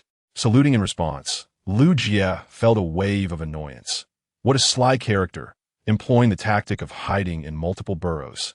It seems we are dealing with a troublesome individual. No foul language allowed. Gently tapping Lu Jie's helmet as a form of reprimand. RC then bent down to offer comfort. You always advise us not to rush, so do not be too anxious yourself. I believe it is merely a matter of time before Silas is captured by you all. You are right. At least this time, we have managed to deal a significant blow to the Mecha Special Operations team, providing some accountability domestically. Casting a glance at the captured members of the Mecha Special Operations team being taken away, Lu Jie's mood improved somewhat. Beep beep. Senior brother, I require assistance. Ifu, what has happened to you? Upon hearing the voice emanating from the communication channel, Lu Jie felt a sudden jolt of anxiety and promptly inquired about the situation. Ichien Kazuo replied, We inadvertently overshot our mark and have now found ourselves surrounded at the base of the Baluo camel by the local inhabitants. What on earth? Can't you hold on a bit longer? I will contact the diplomatic channels immediately. In the meantime, it is imperative that you do not engage in any conflict with the locals. Diplomatic conflict is unlikely. The locals are quite amicable. However, could you possibly send us several hundred tons of food? Please remember, no pork. Lu Jie was taken aback. Several hundred tons? I understand now. Mere food will not suffice. You must have sustained injuries, so I will arrange for some medical supplies to be sent along as well. With an unspoken agreement reached, both parties concluded the call amicably. After ending the conversation, Ichien Kazuo turned to the emaciated populace of Baluo Camel and shouted in the local dialect, Fear not. Food and medicine are on their way. We will ensure that everyone is fed and that medical assistance is provided to those in need. Thank you, Daddy. We won't T-starve, will we? Hold on, my child. The medicine will arrive shortly. Upon hearing the imminent news of aid, the gathered citizens of Baluo Camel were overwhelmed with joy, their emotions causing tears to flow, which stirred deep feelings in Ichien Kazuo and his companions. Do you have anything to eat? We only have compressed biscuits and nutritional paste. There is nothing else left. The 6 armored warriors searched their belongings thoroughly and managed to produce merely 20 compressed biscuits and a dozen tubes of nutritional paste, along with a bun and 2 eggs taken by an unnamed soldier from the northeast before their departure. Here, have a little to sustain you. The main meal will come later. As they distributed these pitiful rations, the men handed their portions to the women, who in turn fed the children, ultimately delivering morsels to the elderly who could no longer move. Just a little to tide you over. The real meal is on its way. Gently breaking a compressed biscuit and offering it to a frail little girl, Ichien Kazuo softly said, Do not be afraid. We are here to help you. The girl nodded shyly, then smiled sweetly. Thank you. This is the first time I've tasted something so delicious. Enjoy it. Do not hesitate to eat more. He handed her a tube of nutritional paste and continued the conversation. Where are your parents? Have them come over to share this with us. My father was killed by a shell, and my mother starved to death. Now I am all alone. As she spoke, there was no trace of sorrow on her innocent face, which bore the weight of numbed grief and weariness. Ichien Kazuo was struck with a profound sense of melancholy and gently wrapped the little girl in his embrace. Do not fear. We are all your family. The cold, hard exterior of the armored warriors could not diminish the warmth and sincerity of their hearts. At a certain conference, the facts were clear and the evidence irrefutable. In light of the heinous actions perpetrated by the Mecha Special Operations Team and other related entities, our nation, Shenzhou, hereby officially designates them as a dangerous terrorist organization, commencing immediate military action for their eradication. Any individuals who dare to harbor or associate with the Mecha Special Operations Team or its affiliates shall be regarded as having declared war against Shenzhou. Delivering the final ultimatum, the spokesperson surveyed the representatives from various nations present and declared with great vigor, those with dissenting opinions are welcome to voice them. Shenzhou has always sought to persuade through reason and virtue. Anyone who holds a differing view may step forward. A palpable silence enveloped the room. Make no mistake, even the weakest among the 5 great benefactors, such as Gallia, is not to be trifled with, let alone Shenzhou, a nation that delights in the prospect of battle. After all, our young warriors are eager to earn military honors and etch their names into the annals of history. Suddenly, the representative from the Great Bear, a towering figure, removed his shoe and brought it down forcefully upon the conference table. I stand with you. Wherever these scoundrels are seen, they must be dealt with. Even if found in a restroom, they should have their heads submerged in the toilet. The Shinjo representative nodded appreciatively. We are very grateful for your support. I too lend my support. Came the chorus from various nations, including Hansa, Gallia, and others of note, who swiftly voiced their agreement. Even the representative from the United States, with a grim countenance, raised his hand in affirmation. Thus, the Mecha Special Operations Team achieved a record previously set by Colonel Card, facing unanimous condemnation from the 5 great benefactors. As for the consequences, one could calculate that Colonel Card would likely be entering middle school this year, leaving one to ponder where Silas might be reborn. Furthermore, we have in our possession documents seized during the Mecha Special Operations Team's raid, which explicitly indicate that some among you have engaged in a disgraceful pact with them, commissioning them to undertake unsavory deeds. Producing a stack of documents as thick as a brick, the Shinjo representative casually cast a glance at the representative from the Starlings and continued. As for the identities of the parties involved in this agreement, we shall keep them confidential for the time being. However, I can disclose that their intended victims are none other than the beleaguered citizens of the nation of Baluochuo.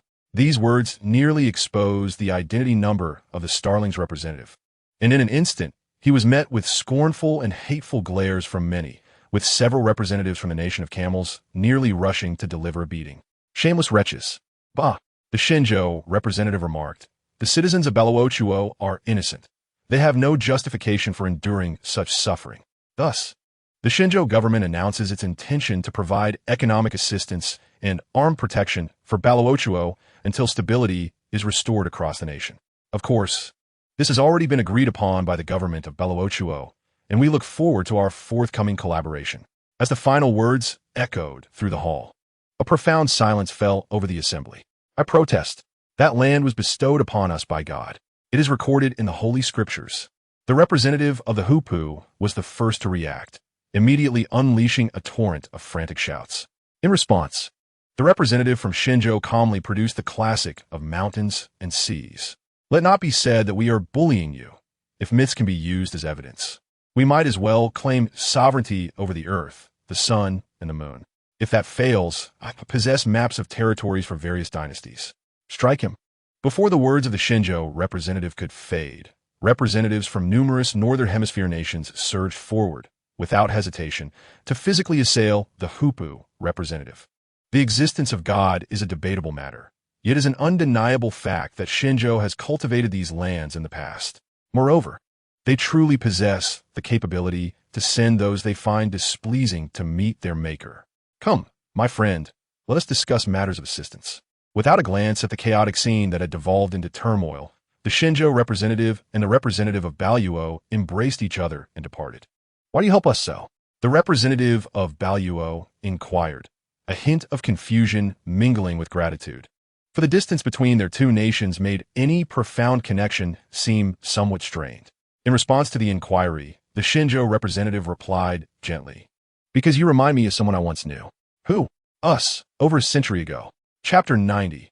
The new Predacons with Baluo's question temporarily set aside. Shinjo has decided to dispatch a regiment for aid and reconstruction, which will serve to deter a certain restless nation. Otherwise, the soldiers would gladly assume the role of missing persons. I firmly believe that the flower of peace will eventually bloom. After enduring nearly a century of war, Baluo shall ultimately enjoy tranquility. Now, it is time to secure funding for their assistance. In the palace of the Sand Lord, one could only exclaim in astonishment, "Good heavens! My titanium alloy eyes are nearly blinded." "Quick, put on your sunglasses," came the retort, for it was evident that these two youngsters were ill-prepared. As one of the wealthiest among the world's elite, the Sand Lord's financial power was truly astonishing. Golden staircases, golden toilets, golden soup bowls. In sum, wherever the eye wandered, it beheld pure gold. A mere handful could easily amount to a small fortune, dazzling to the point of being blinding. Once adorned with sunglasses, Lu Jia felt the sting in his eyes diminish, then leaned closer to Director Zhang, whispering, "Director, are we truly going to sell the Imperial armored mech to them? That is the directive from the chief. Besides, the third generation has entered the experimental phase, and soon it will be ready for deployment. which will effectively clear out some first-generation stock and relieve the pressure on our warehouses. That makes sense. After all, the first-generation models are outdated, and keeping them would only lead to their eventual display in a museum. Etienne Kazuo nodded in agreement, and then quietly inquired, Director, has the chief specified how many to sell? No, he instructed us to use our discretion, so I plan to propose this number. Extending a single finger, the director displayed a calm and composed smile. My apologies for my tardiness. Noble warrior, the Sand Lord interjected. In the next moment, 3 Sand Lords, adorned with white cloths upon their heads, approached with a grandiose stride. The dazzling jewels that adorned their bodies left one in a state of bewilderment. The chief smiled and nodded in greeting, saying, It has been a long time, my old friend. How have you been lately? Thanks to the missile that the young hero sold to me, I have lived quite comfortably in recent years, replied the leading prince, revealing a grateful smile.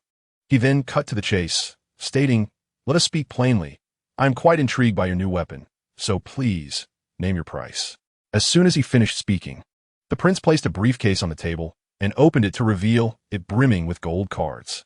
Lu Jie and Etienne Fu were left dumbfounded, while the chief remained as steady as a mountain, taking a tactical sip of water to compose himself. My old friend, we truly cannot sell this. The implication of not being able to sell, of course, was that the price offered by the Sand Lord was too low, wasn't it? The Sand Lord's brow remained unfurrowed as he lifted another briefcase onto the table, similarly stuffed with gold cards. The prince's resolve was unwavering. Name your price, young hero. I can afford whatever you ask. Ah, you are leading me to folly, the chief lamented, shaking his head in distress, before extending his index finger to convey his final offer. $100 billion, and I will provide you with 20 units of the Imperial Mecha, along with professional instructors for training, and we shall handle logistical support. Upon hearing this price, Lu Jie and Etienne Fu nearly choked on their own saliva. Being insiders, they understood the true value of the Imperial Mecha. Even if the 20 units were dismantled for parts, they would not fetch half of that price. Upon hearing the chief's quotation, the 3 representatives of the Sand Lord simultaneously lowered their heads, their facial muscles twitching momentarily. The price you offered is rather exorbitant. This is no longer business. It is outright extortion. Just as Lu Jie and Etienne Fu were about to suggest a reduction in price, the chief grasped their hands firmly, signaling them not to act rashly. The young hero conducts business with an admirable conscience. The prince exclaimed, tears streaming down his face, as he pushed the briefcase toward the chief and sincerely clasped his hand, saying, Such excellent equipment, and you only charge me $100 billion, while also providing instructors for training and maintenance. You truly are our long-term partner. Your business acumen is outstanding. After all, given their long-standing friendship, one should lend a hand when needed. It seems I should have asked for more. Had I known, I would have. Rising, the chief gently patted the prince's shoulder and earnestly advised, Remember, do not let outsiders see this. You understand how sought after these items are. Rest assured, I am fully aware, the prince replied solemnly, before finally handing over the briefcase filled with gold cards. Within this context, there exists a sum of $150 billion, while the remaining $500 billion shall be deemed as a gesture of support from Lord Shah for the construction of the Free Trade Zone. Furthermore, we extend a warm invitation to the esteemed army of the young hero to visit, and I assure you, Lord Shah will extend a gracious hospitality. My gratitude knows no bounds. This substantial amount will greatly aid the reconstruction efforts of the Ballot family, and I express my sincere thanks on their behalf. What? Upon hearing the intended use of this fund, the representatives of Lord Shah were momentarily taken aback, soon followed by an evident surge of excitement. The young hero is truly magnificent. Lord Shah is willing to increase the funding. Farewell. As he grasped his briefcase and turned to leave, the commanding officer suddenly restrained Etienne Kazuo in his seat. Kazuo, you shall remain here to serve as their instructor, with your salary deposited monthly into your account. For the upcoming year, you shall dedicate yourself to this endeavor. Lu Jie also encouraged him. Keep it up. I have faith in you, junior apprentice. Huh? Etienne Kazuo was bewildered. Did that $100 billion also include him?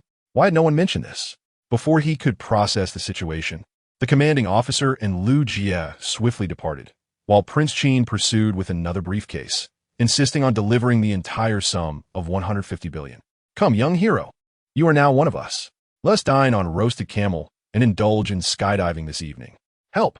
The other two representatives of Lord Shah hoisted Etienne Kazuo away, without uttering a word, and sprinted off, leaving only his pitiful cries echoing behind. Is this the work of the Autobots? Indeed, Lord Megatron. I was ambushed and found myself outnumbered. Upon returning to the Decepticon warship, in response to Megatron's inquiries, Dead End employed the rhetoric taught by the paramedics, shifting the blame entirely onto the Autobots. Megatron pondered for a moment without uttering a word and turned his back, walking towards the bridge. The Autobots' influence continues to swell, forming an alliance with those detestable humans. Yet the combat strength of the Decepticons remains woefully inadequate. Casting a glance around the Decepticon members present, Megatron's expression darkened significantly. Starscream, ever the schemer, is but a traitor. He prioritizes appearances, and his loyalty is questionable at best. Dead End has lost an eye and is a reckless brute. His loyalty and capability equally suspect. Soundwave is reliable in many respects, yet his primary duty lies with the warship and in battle. Only the mechanical dog and Laserbeak can assist. Megatron is reluctant to deploy Soundwave in combat. This encapsulates the current pinnacle of Decepticon combat prowess. While the remaining foot soldiers are hardly worth mentioning, as Megatron does not intend to place any faith in them. Lord, we have detected a vessel approaching with Decepticon signals. What? At this news, Megatron was momentarily stunned, then hurried to the control room, where he indeed observed a craft emitting Decepticon signals drawing near. He promptly declared, "This is Megatron, Supreme Leader of the Decepticons. State your intentions immediately." Megatron. It is the voice of Megatron. Splendid. With Megatron's declaration, an enthusiastic chorus of voices erupted from the other end. Chapter 91. The arrival of new Decepticon members. The voices were familiar, hinting at an unexpected delight. Upon hearing the sounds emanating from the communication channel, Megatron's expression shifted to one of surprise, and he turned to Soundwave, instructing, "Guide them in for landing. They may well be some old friends from our past." Soundwave nodded subtly and commenced utilizing his formidable computational abilities to direct the landing. All assembled on the battleship's deck to welcome our long-lost comrades. On the battleship deck, Megatron and the Decepticon members stood in a precise formation. Soon, a purple spacecraft descended gracefully, prominently adorned with the unmistakable Decepticon insignia. It has been far too long, my Decepticon brethren. Our reunion is a momentous occasion. This place pales in comparison to Cybertron. As the hatch slowly opened, several Decepticons emerged with an air of composure. Thundercracker, Skywarp, I cannot believe you are still alive. Red Alert's expression turned to one of astonishment, even tinged with a hint of trepidation, upon seeing the two Decepticons who closely resembled him, albeit with slightly different colors. Is it not Red Alert? I never anticipated we would meet again, Thundercracker remarked. What a twist of fate that we three find ourselves together once more. Noticing Red Alert's presence, Thundercracker and Skywarp exchanged knowing smiles before approaching Megatron and bowing in respect. Hail, Lord Megatron, our esteemed leader. My most loyal warriors. It brings me great joy to see you both again after the trials of battle. Megatron's demeanor towards Thundercracker and Skywarp was notably warmer than his attitude toward Red Alert. Although their appearances were strikingly similar, the former two had proven their unwavering loyalty, devoid of any treachery. Hail, Lord Megatron, the omnipotent Allspark. It is indeed a blessing to behold you once more. Thank the stars. Our days of hardship have finally come to an end. Following Thundercracker and Skywarp, the members of the Conehead Squadron, Dirge, Ramjet, and Thrust, also emerged, offering their homage to Megatron in unison. Excellent. I had not anticipated such a gathering of my loyal warriors today. This signifies that the dark times for the Decepticons have passed. The future belongs to us. It was not merely these few. Had it not been for my intervention, they would have perished on Cybertron long ago. As the words left his lips, the spacecraft that had transported the 5 Decepticon warriors began to transform, morphing into a towering figure, the Triple Changer, Astrotrain. I must confess, carrying these few wanderers through the cosmos has drained a substantial amount of my energon. After much effort, the mighty Decepticon has successfully harnessed an ample supply of super energy from the Earth, which will immediately replenish your energy reserves. We are immensely grateful for your contributions to the noble cause of the Decepticons. Megatron, holding the highest regard for the mighty Decepticon, continued to address several warriors he had not seen for a long time. It is a pleasure to see you all again. Now that the Autobots and the humans of Earth have formed an alliance, we Decepticons must also strengthen our own power. The boisterous Thundercracker was the first to express, "Great Megatron, we are wholeheartedly willing to serve you, just to ensure that the Decepticon banner spreads across Cybertron."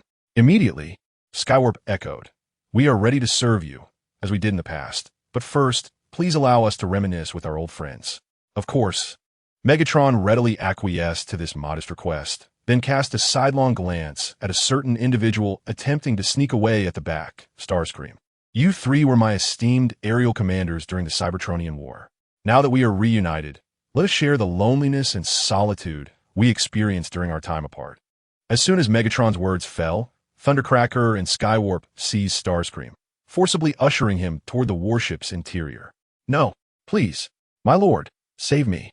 The heart-wrenching cries echoed until they were abruptly silenced with the closing of the door. Megatron remained unperturbed, for he knew that Skywarp and Thundercracker were measured in their actions, and Starscream would likely emerge merely half-dead, his spark far from extinguished. "Dirge, Ramjet, thrust!" Megatron commanded with authority as the three jet warriors arrived at the sound of his voice. "You shall first rest and restore yourselves to peak condition. Then proceed to demonstrate to the humans the true terror of the Decepticons." Leaving the opulent abode of Lord Sand King behind, Liu Jie, despite his fatigue, returned to the Autobot base and promptly reclined on his designated sofa. "You look utterly exhausted, though you haven't done much, have you?" Elsie, though a bit cheeky in her words, approached Liu Jie with genuine concern, producing a human massage device to soothe his back, eliciting a series of contented sighs from him. "Yes, Elsie, move a bit higher. My back is still sore." All right, as long as you're happy," Elsie replied, her face illuminating with a blend of affection and joy as she redoubled her efforts in serving Liu Jie. It seemed Elsie had learned some peculiar habits from humans. Meanwhile, Ratchet, who was busy upgrading Liu Jie's new battle armor, observed this scene and quietly approached Optimus Prime, whispering, "Aren't you going to say something?" The closeness between those two seems a bit excessive lately. Optimus Prime smiled and remarked, "This is wonderful. I am delighted to witness the deepening bond between humanity and the Autobots. We are no longer merely collaborators." After speaking, he turned to Ratchet and inquired, "My old friend, do you harbor any concerns?" Ratchet sighed. The fleeting nature of human life is troubling. In the blink of an eye, they may age and depart from this world. I fear that if this continues, Optimus interjected, "I understand your apprehensions. However, there's a saying on Earth, if one chooses to evade due to fear, they forfeit a vital aspect of life.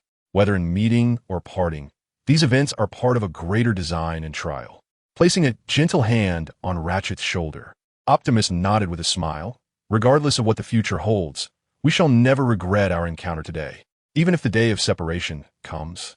I firmly believe that these memories and experiences will accompany us throughout our lives, perhaps even aiding us at some point in the future." Chapter 92. Finding the Mecha Special Forces Black Widow in a small African nation, the commander addressed his team. "We have suffered tremendous losses." The surviving members of the Mecha Special Forces gathered in a subterranean warehouse, with their leader, Silas, seated solemnly, accepting the report from his subordinate.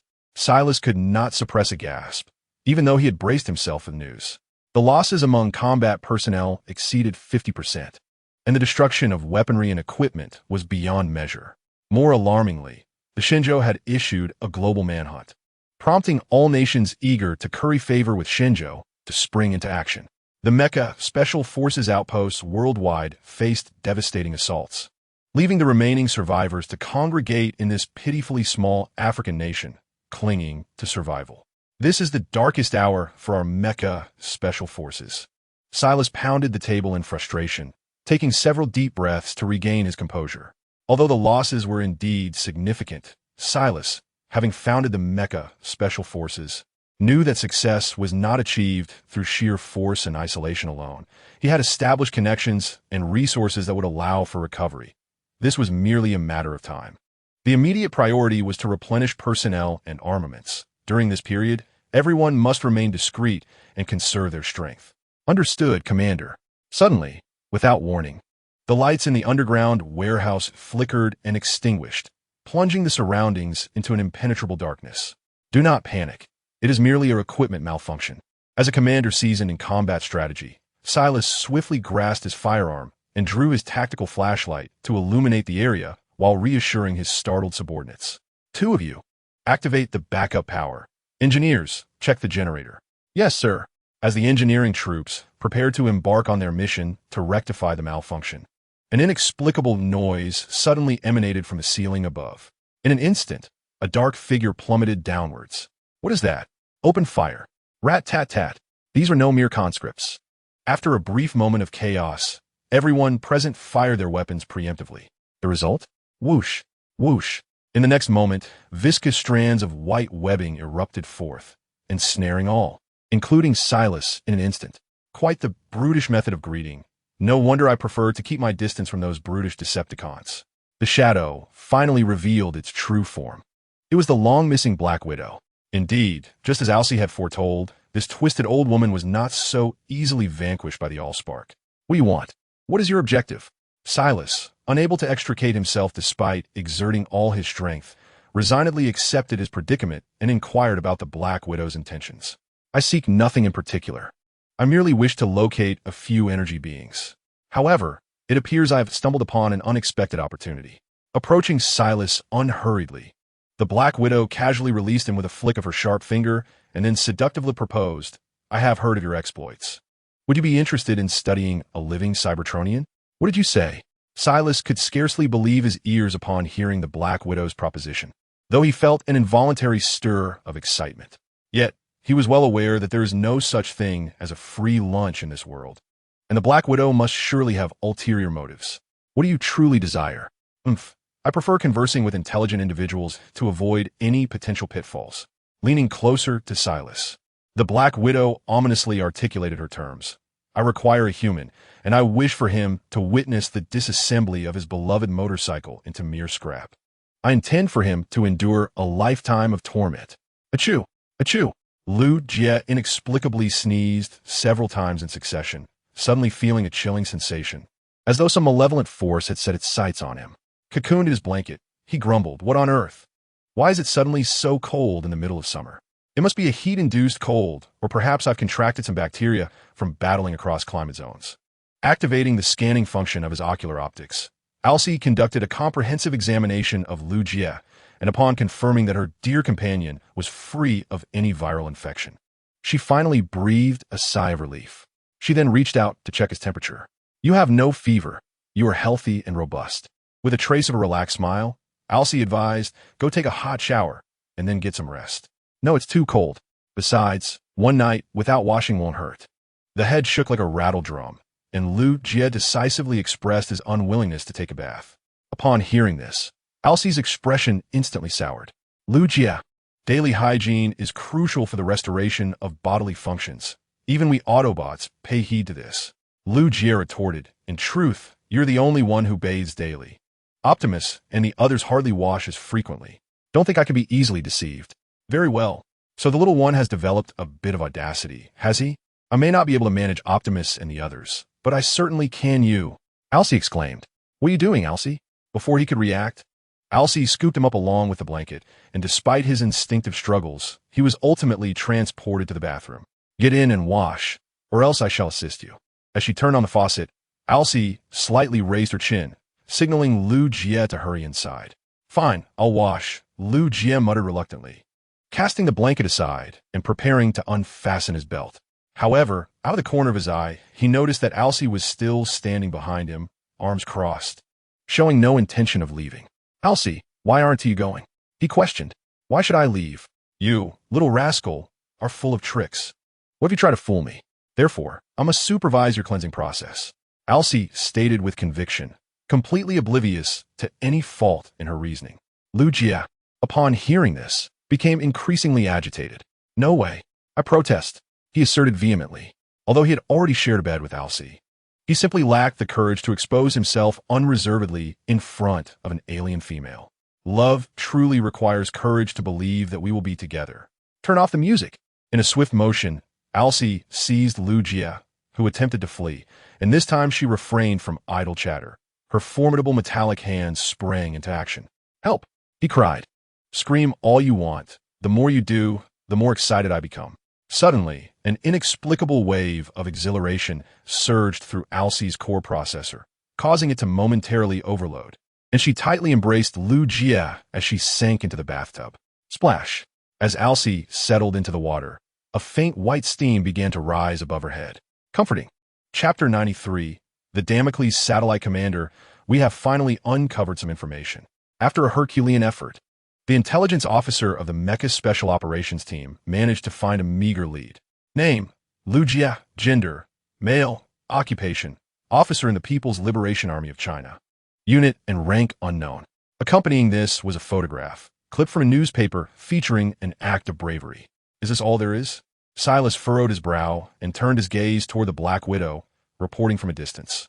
He must be an important official from Shenzhou, likely directly corresponding with personnel from the extraterrestrial Cybertron, and holds a significant position. At this point, Silas's expression clearly grew somber, if that is indeed the case. The situation becomes quite precarious. At present, we lack the means to penetrate Shenzhou's borders, let alone extract anyone. In other words, you are incapable, correct? The tone shifted dangerously as the Black Widow rose, her demeanor chillingly composed. It is a pleasure to meet you, although our collaboration has only just begun. Wait, who said we must enter to retrieve individuals? Realizing the Black Widow's intentions, Silas felt a pang of anxiety, but maintained an outward facade of calm. Regardless, you only seek individuals. Since we cannot enter now, let us allow them to find us voluntarily. The Black Widow narrowed her optical lenses slightly. Continue. The Damocles satellite. But before that, I require your assistance. Only with this secret weapon in hand can we commence the subsequent plan. Be gentle, Doctor. My bearing ring is still intact. Stop being so obstinate and cooperate with my work. Upon hearing Tianjun refer to himself as Doctor, the ambulance's expression noticeably soured, and he discreetly tightened his grip, causing Tianjun to yelp in pain. Easy now. You seem to have quite a few ailments. Conveniently, I have been researching acupuncture lately. How about you become my first patient? No sooner had the words left his mouth than the ambulance opened his portable medical kit, revealing an alarming quantity of silver needles, enough to terrify anyone with a fear of clusters. The apocalyptic physician smirked. A total of 9,999 needles. For someone of your stature, you should. I am healed. Your skills are simply remarkable, divine doctor. Just a glance, and I feel my faculties restored to peak condition. Without hesitation, Tianjun leaped up and dashed behind Optimus Prime at full speed. How absurd. 9,999 steel needles embedded in one S body would transform anyone into a mechanical porcupine. Zhuge Liang would not have dared to exploit a scarecrow in such a manner. Come on, do not worry. I am an ambulance. Hiding behind Optimus Prime proved futile, as the ambulance had completely succumbed to madness, advancing slowly with needles in hand. Calm down, ambulance. We are all in excellent health. Witnessing the ambulance's behavior, even the battle-hardened Optimus Prime felt a twinge of alarm, especially as he saw the ambulance closing in. Without hesitation, he commanded Autobot, "Scatter! Help! Do not run!" In an instant, a thrilling chase unfolded throughout the vast base. Why does the ambulance seem a bit unhinged lately? It's normal. He used to be like this, but he has completely let loose since arriving on Earth. Hiding in the audience, Lu Jie savored the grand performance with chips in his left hand and a fizzy cola in his right, while Alcee indulged in energy snacks with her left hand and high-purity gasoline with her right. Lu Jie, intrigued, inquired Alcee, "Didn't you mention that gasoline cannot provide energy for your kind? Why are you consuming it now? Smoking and drinking do not furnish you with energy either. Yet the vast majority of humanity remains addicted to them," she teased, winking playfully. Alcee then offered her cup of gasoline to Lu Jie, inviting him, "Care for a sip? It's exceptionally pure." Lu Jie, wrinkling his nose in disgust, retorted, "Alcee, are you attempting to poison me so you can inherit my prowess?" He added with a chuckle, "In the parlance of your human dramas, this must be akin to saying, 'Just drink it, DeLang, until my brother Optimus returns.'" Their light-hearted banter continued, both wearing smiles, until the sudden, shrill ringing of Lu Jie's phone shattered the warm atmosphere. "You are my little apple. No matter how much I love you, it's never too much. Who's calling at this hour? He grumbled, retrieving his phone to answer. Not interested in insurance or real estate. No need for extracurricular classes, and, as a single dog, I decline wedding solicitations. Gaming guilds may log off. Yeah, it's me, Fuller. Why are you calling me out of the blue? Upon recognizing Fuller's voice, a puzzled Lu Jia was about to inquire about the situation when Fuller interjected. Listen to me. Yeah, a significant crisis has arisen. It seems only you and your extraterrestrial companions can intervene. What? Although unaware of the specifics, Lu Jia sensed the gravity of the situation and hurriedly called off the ambulance, which was about to administer an injection to Bumblebee. Everyone quiet down. We have a situation. What? 2.5 minutes later, everyone gathered before Display 1, attentively watching Fuller explain the predicament on the large screen. The Damocles satellite, a secret weapon developed by military high command, was designed to mount laser weaponry on a satellite, enabling strikes on ground targets from any angle. However, the project was canceled for various reasons, and the Damocles satellite had already been completed and launched into space. You certainly have concealed valuable assets, Lu Jia remarked, crossing his arms and raising an eyebrow. So what now? You have such a treasure without any security measures? This is a long story, Fuller replied, his expression somewhat awkward, before detailing the situation regarding Silas. Silas, originally Colonel Leland Bischoff, former commander of Special Forces Operations, was the principal architect of the Damocles satellite program. After indefinitely postponing the Damocles project, he retired from the military, absconding with nearly all related documents. Consequently, we lost control over the Damocles satellite, leaving it to drift in its orbit around Earth. Lu Jia nodded thoughtfully, realizing why he had never seen their usage. It was because they had lost the ability to maintain control. We shall delve into this matter later. At present, Sellers and his associates have just launched an attack on the base housing the control system for the Damocles satellite, taking numerous personnel hostage. Furthermore, a sudden shift in the scene revealed that the base was ensnared with an abundance of webbing, subtly forming a message. Lu Jia, come to see me alone. The Black Widow. Upon encountering the web, Alcie's optical lens contracted, instantly igniting a blaze of hatred within her. Chapter 94. Farewell to the Black Widow. I vehemently disagree. No matter what Optimus Prime says, I will not consent. We cannot risk Lu Jia. When Alcie saw the Black Widow's message instructing Lu Jia to approach alone, she immediately embraced him tightly and began to retreat in search of a safe corner. The Black Widow is utterly insane. Lu Jia had previously destroyed her ship and all her collections, nearly extinguishing her spark. Thus, we cannot push Lu Jia into the abyss. Calm down, Alcie. I share your sentiments. We Autobots will never risk our friends. Optimus Prime hastily reassured Alcie, turning to the large screen to inquire, Agent Fuller, did the Black Widow and the Mech Special Operations team propose any additional conditions? Yes, Fuller replied. Their demands include a truckload of hyper-energy materials, specifically requesting that AJ deliver it unarmed. Dream on. Utterly delusional. May that old hag be damned. At this remark, Alcie erupted in fury. Had Lu Jia not been there to soothe her, she might have smashed the display unit. The Mech Special Operations team had just sent a video that we intercepted. I will broadcast it now, under dual control. The video from the Mech Special Operations team was soon transmitted onto the display, revealing Cella seated confidently before the camera. Had there been no interception, this footage would surely have been captured, but as I had hoped, it unfolded just as I anticipated. With a triumphant smile, Sellers continued, I am Sellers, the leader of the Mech Special Operations team, formerly Colonel Leland Bischoff, a former Special Forces commander. Currently, various factions on Earth are engaged in both overt and covert conflicts. Only those who possess the most advanced technological power can achieve supremacy and steer the future of our planet. Yet, our foolish politicians fail to comprehend this. Hence, I shall lead humanity towards its future. That guy certainly has a big mouth, said the Divider. I appreciate humanity, but this fellow makes me want to give him a thorough beating, remarked the Flyer. Conceited. Pretentious. I want to arrest him right now and sentence him to 500,000 years in prison. Even the usually amiable Autobots were incensed by Sellers, demonstrating just how detestable he was, with Optimus Prime's gaze turning notably unfriendly. The individual referred to as Silas bears numerous similarities to Megatron. At least before the onset of the widespread civil war, Megatron espoused many of the same beliefs. Under the watchful gaze of all Autobots, Silas abruptly rose from his seat in the video, switching the scene to reveal dozens of captured American soldiers huddled in a corner, each one grievously injured. Lift him up. Yes. Selecting an American soldier at random, 2 soldiers from the mech special operations team forcibly hoisted him, producing a dagger without hesitation to commence the grim task of beheading. Good heavens! Exclaimed Jazz. I feel nauseous. Bumblebee chirped, beep, beep, beep, beep. He is as ruthless as Megatron.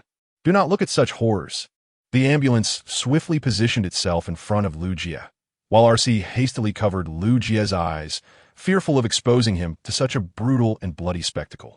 Silas declared, if our desired individual does not arrive in a timely manner, we shall execute 1 captive every half hour. However, if you are indifferent to their lives, it matters not. Once all prisoners are executed, my Damocles satellite will randomly select targets on Earth for annihilation. Thus, the choice is entirely yours. As the last words echoed, the video abruptly ceased. What should we do now? After a minute of silence, Jazz broke the stillness. Optimus Prime's expression grew grave. Our energon reserves are ample. Thus we can comply with this demand, but regarding Lu Jie, no, absolutely not. I will never agree. RC, resolute, refused to compromise while voicing her perspective. Optimus, you must realize that Silas is not one to keep his word, unlike you. Even if Lu Jie ventured forth, what would it accomplish? It would merely add another hostage, leaving us still in a vulnerable position. The ambulance nodded in agreement. Indeed, I also oppose Lu Jie undertaking this mission. The risk is too high, with a 95% probability of injury. In this moment of energy replenishment, another voice joined the chorus of dissent. Can I have a word? Lu Jie, feeling overlooked, finally erupted, forcefully interrupting the Autobots' deliberations. Regardless of the circumstances, a life must be saved. Moreover, even if I do not go, that madman Silas will indiscriminately attack targets with his satellite. But listen to me, RC. Typically, I defer to you at home and outside. This time, I should have a say. Noticing Lu Jie's unusually firm stance, RC hesitated, opting to remain silent for the moment, curious about what her brave companion might articulate. After a brief contemplation, Lu Jie lifted his head and stated, though it is somewhat perilous, we have little choice but to proceed this way. If we collaborate effectively, we can ensure a flawless outcome. Flying over the mountain, allow me to interject. If, hypothetically, we fail to coordinate effectively, what might the outcome be? Strike him. Clang. With a resounding crash, they pinned Flying over the mountain to the ground and delivered a thorough beating. While this indeed alleviated some inner turmoil, a sense of concern lingered among the gathered Autobots. Without venturing into the tiger's den, how could one hope to capture a tiger? If I do not descend into hell, who will? Honk. Exit the vehicle. Driving a truck brimming with super energy matter, they traversed the land bridge to the military base occupied by the Mecha Special Operations Team. Upon arrival at the entrance, they were immediately surrounded by a cadre of soldiers. Casting a casual glance at the ominous gun barrels pointed in his direction, Lu Jie shrugged and remarked, a group of armed individuals is pointing their weapons at me. Who, I wonder, is truly afraid? His words struck a chord, prompting the crowd to relax. For this individual was indeed a distinguished guest. At that moment, Silas emerged, commanding the soldiers to lower their weapons. Then turning to Lu Jie in the driver's seat with a teasing tone, you appear younger than I anticipated. Lu Jie retorted, you seem rather aged yourself. When do you plan to retire and celebrate your 60th birthday? Leaping from the driver's seat, Lu Jie approached Silas, tilting his head slightly and stating, the super energy matter is in the truck. I even brought extra, just in case. At this, Silas could not help but express his admiration. Truly generous. However, such generosity seldom arises without reason. No sooner had he uttered these words than a strand of webbing suddenly shot forth from the shadows, ensnaring a piece of super energy matter. With a swift tug, it revealed a bomb affixed to its base. Curse be it, just as Lu Jie reached into his pocket for something, another strand of webbing ensnared him, hoisting him onto a pre-prepared web. Long time no see, Lu Jie. It seems you still have a penchant for explosions. In the next moment, the Black Widow emerged from the darkness, gracefully maneuvering her 6 mechanical spider legs. Chapter 95, A Turn of Events. It is a pleasure to see you again. Thank you, but I must confess, I do not particularly wish to encounter you. Facing the Black Widow, who had now approached him closely, Lu Jie adopted an indifference to life and death. Observing his demeanor, the Black Widow's optical lenses narrowed slightly. From a human perspective, you are quite audacious. No wonder RC finds you intriguing. She extended a finger and playfully toyed with Lu Jie's hair before directing the Mecha Special Operations team members on ground. Go inspect these super energy materials and thoroughly examine this vehicle as well. It may very well be a transformation of some utterly mundane Autobot. I understand. Although Silas briefly exhibited a flicker of discontent at the Black Widow's command, he quickly masked it and beckoned his soldiers to commence their search. I cannot fathom your reasoning.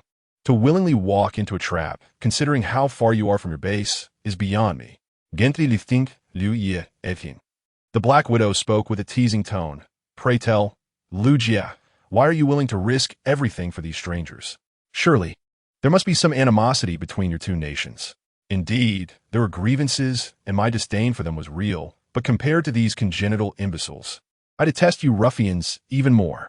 Lu Jie shot a fierce glare at the Black Widow and retorted, I only regret not bringing a couple more grenades. Otherwise, I would have sent both you and that rust bucket of a spaceship to oblivion long ago. Such a fiery temper, yet undeniably charming. Completely unfazed by Lu Jie's threat. The corners of the Black Widow's mouth curled upward, her demeanor becoming increasingly perilous. Report. 3 bombs have been detected. Report. The vehicle has been thoroughly inspected and deemed sound. Though it is merely an aging second-hand car, albeit a rather large modified model. Lu Jie erupted in anger. Don't touch the pickled radish. That's what my grandfather rented with half a month's wages. You wretched scoundrel, you've ruined it beyond repair, and now my deposit is lost. Calm down. You ought to converse with me, she said, applying gentle pressure to ensure Lu Jie continued to face her. With a light laugh, the Black Widow remarked, I possess many collectibles, yet in comparison to you, they all pale in value. I much prefer seeing you vibrant and full of life. Almost pressing her face against Lu Jie's, she seductively continued, Alcee is notoriously known for being a teammate killer. Her last partner met a tragic end. To her, you are merely a temporary substitute, easily replaced should someone better come along. But I shall not do that, for you are irreplaceable to me. As the final word lingered in the air, the Black Widow's tongue, a soft metallic appendage, unexpectedly glided across Lu Jie's face with fervor. Summon Alcee now, and pledge your loyalty as my devoted servant in her presence. How revolting. Speak plainly. Retract your tongue. Lu Jie, filled with disdain, struggled as he looked down at Silas and shouted, Hey, I've delivered this super energy entity as promised. What are those American soldiers who think with their lower halves? They're all right here. With a gentle clap, Silas summoned dozens of battered American soldiers. Now, shall you deliver what I requested? What? Silas's expression turned cold. The super energy entity, and you are what she desires, while I require a Cybertronian as a subject for research. If you cannot provide this, I shall still execute these prisoners and unleash a random attack using the Damocles satellite. The Black Widow continued her seductive persuasion. So, summon Alcee, and this outcome will benefit us all. Faced with this dual pressure, Lu Jie remained silent for a moment, then sighed in resignation. Very well. I shall comply with your demands. That's a good boy, the Black Widow responded, her satisfaction evident in her smile. Just as Lu Jie's lips curled into a slight smirk. However, merely relying on RC may prove insufficient. Thus I shall summon a few more to assist you. That sounds splendid, Sarah's replied, his spirits lifted momentarily. Yet, as he caught sight of the smile curling at Lu Jie's lips, an ominous sensation surged within him, akin to playing cards with a confident hand only to be met with an unexpected trump card.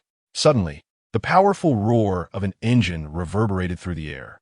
Looking up, they beheld the vehicle form of Thundercracker diving at breakneck speed. Whoosh! 2 missiles swiftly launched, striking the ground and transforming the scene into utter chaos. Commander, do not panic. Thundercracker has arrived to provide protection, transforming into its original form. Thundercracker seized a Gatling gun and unleashed overwhelming fire upon the mech's special operations team present. Autobots advance. With a flourish, Optimus Prime shed his truck disguise, standing tall to issue commands. In a swift motion, he shielded the captured American soldiers behind him, and at that moment, the Autobots, who had been lying in wait, surged forth to engage in battle. Damn it, they're an ambush, Black Widow exclaimed.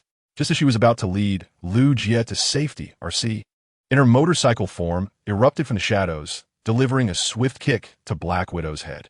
The sudden pain caused Black Widow to release her grip, and Lu Jie was unceremoniously flung away, landing squarely in RC's waiting arms. Are you alright, Lu Jie? I'm fine, just had a rather inappropriate encounter with a spider.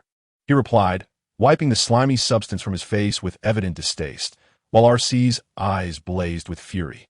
You shameless wretch. With a surge of rage, RC charged forward without hesitation, delivering 2 powerful punches followed by a series of airborne roundhouse kicks, sending Black Widow reeling. Stick out your tongue. I want let this go lightly. Recalling Black Widow's earlier actions towards Lu Jie, RC felt her temper flare. If it hadn't been for the barricade and Bumblebee's intervention, she would have already rushed out to confront her. So you were watching all along. Had I known, I would have acted differently. Wiping the energon blood from her mouth, Black Widow provocatively remarked, Not bad. Lu Jie's skin is quite supple. I'll take your life. RC was now utterly infuriated. The pure-hearted warrior was on the verge of unleashing her cosmic fury.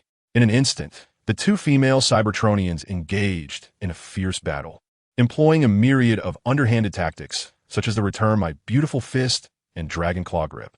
Elsewhere in the base, the aliens must pay the price. Allow me to demonstrate the might of my Damocles satellite. As Sarah's prepared to establish a connection, a light, airy voice suddenly floated from behind him. Are you a rabbit? Or do you always run that fast? Is that you? Sarah's turned to see Lu Jie standing approximately 20 meters behind him.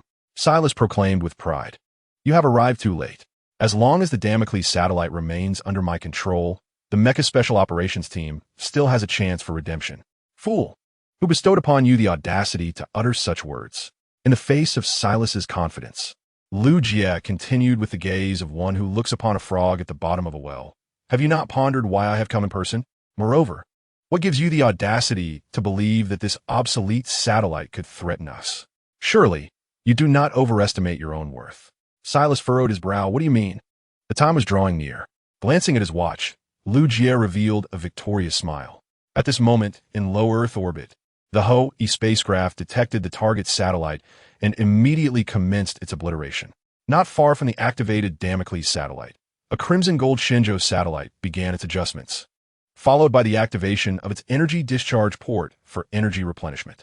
With a thunderous roar, a searing beam of heat was swiftly unleashed, effortlessly annihilating the Damocles satellite, which erupted into a brilliant display of sparks against the darkened sky of the Western Hemisphere. Chapter 96. Our size concerns no, it should not be like this.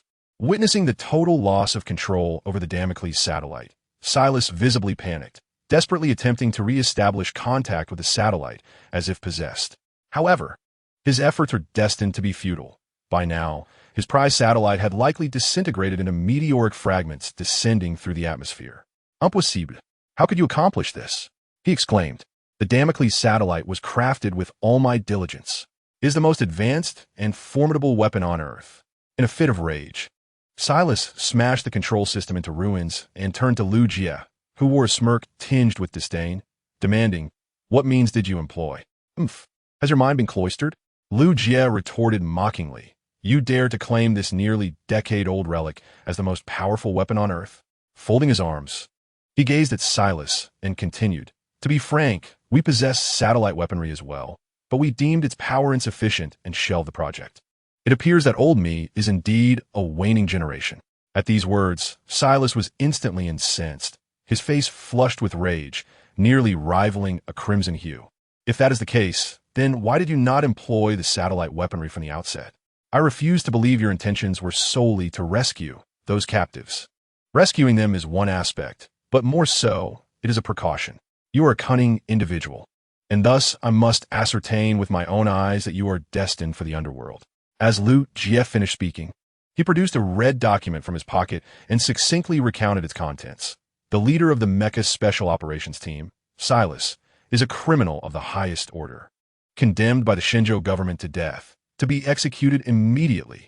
At this proclamation, Silas was momentarily taken aback, but he quickly threw his head back in laughter. Ha ha ha! The world has indeed changed. A group of unevolved yellow monkeys dares to pass judgment on me, a noble human. What do you think you are? merely an inferior race that has shed its braids. As soon as the words left his mouth, Silas swiftly drew the dagger from his waist, performing a flourish with practiced ease. With pride, Silas boasted, "I enlisted at the age of 16 and have since executed countless missions, toppling over a dozen governments and taking innumerable lives. What can you, a mere child, possibly compare to me?" Lui replied dismissively. "Only the weak resort to violence against innocent beings who are lesser than themselves. Your so-called glorious resume means nothing to me. By the way, you're no longer a soldier." Humph.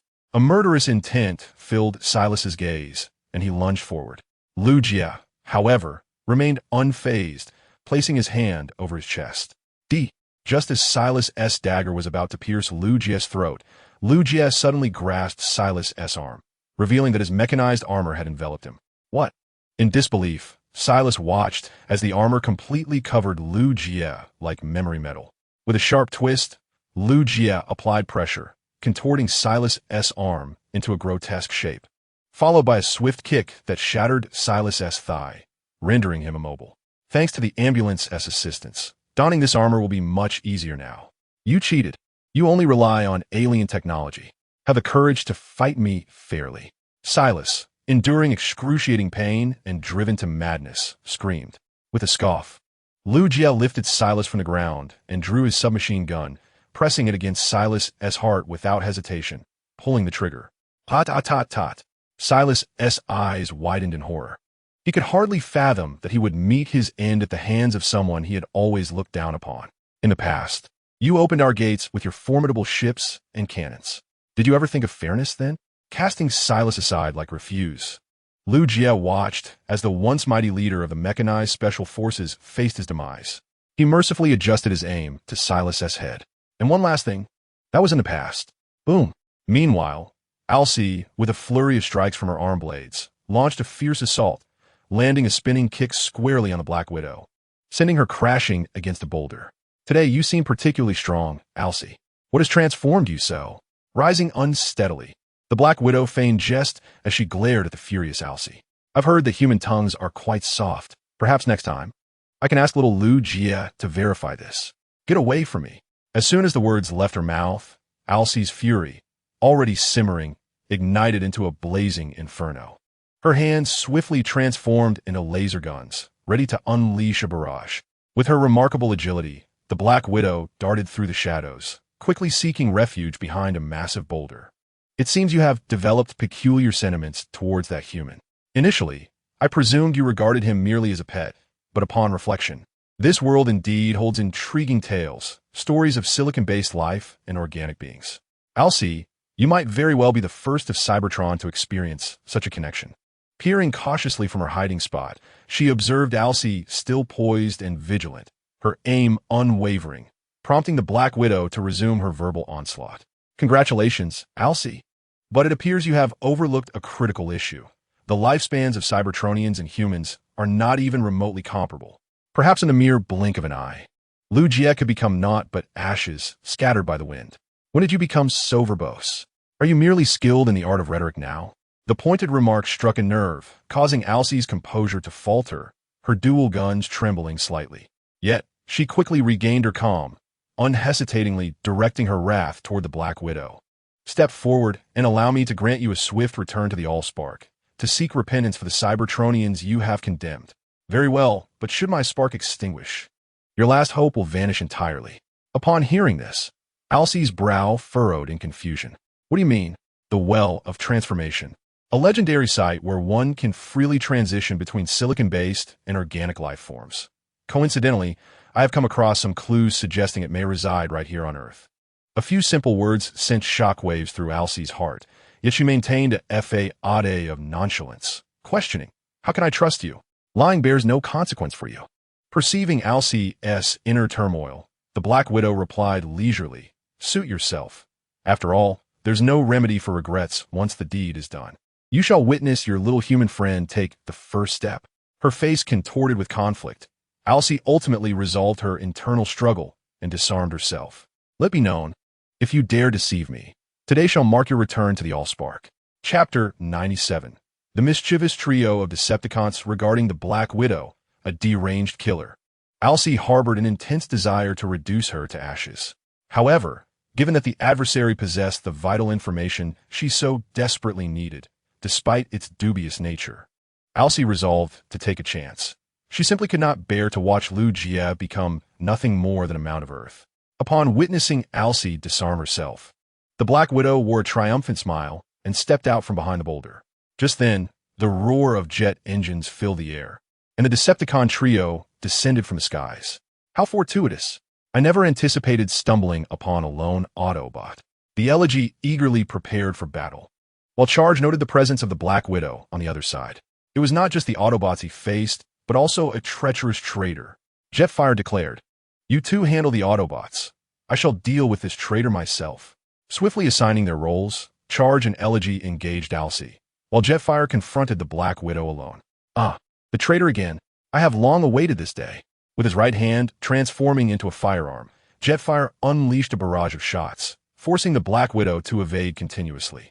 After a series of evasive maneuvers, the Black Widow feigned calmness and jested, "Surely, you are not this agitated at our reunion?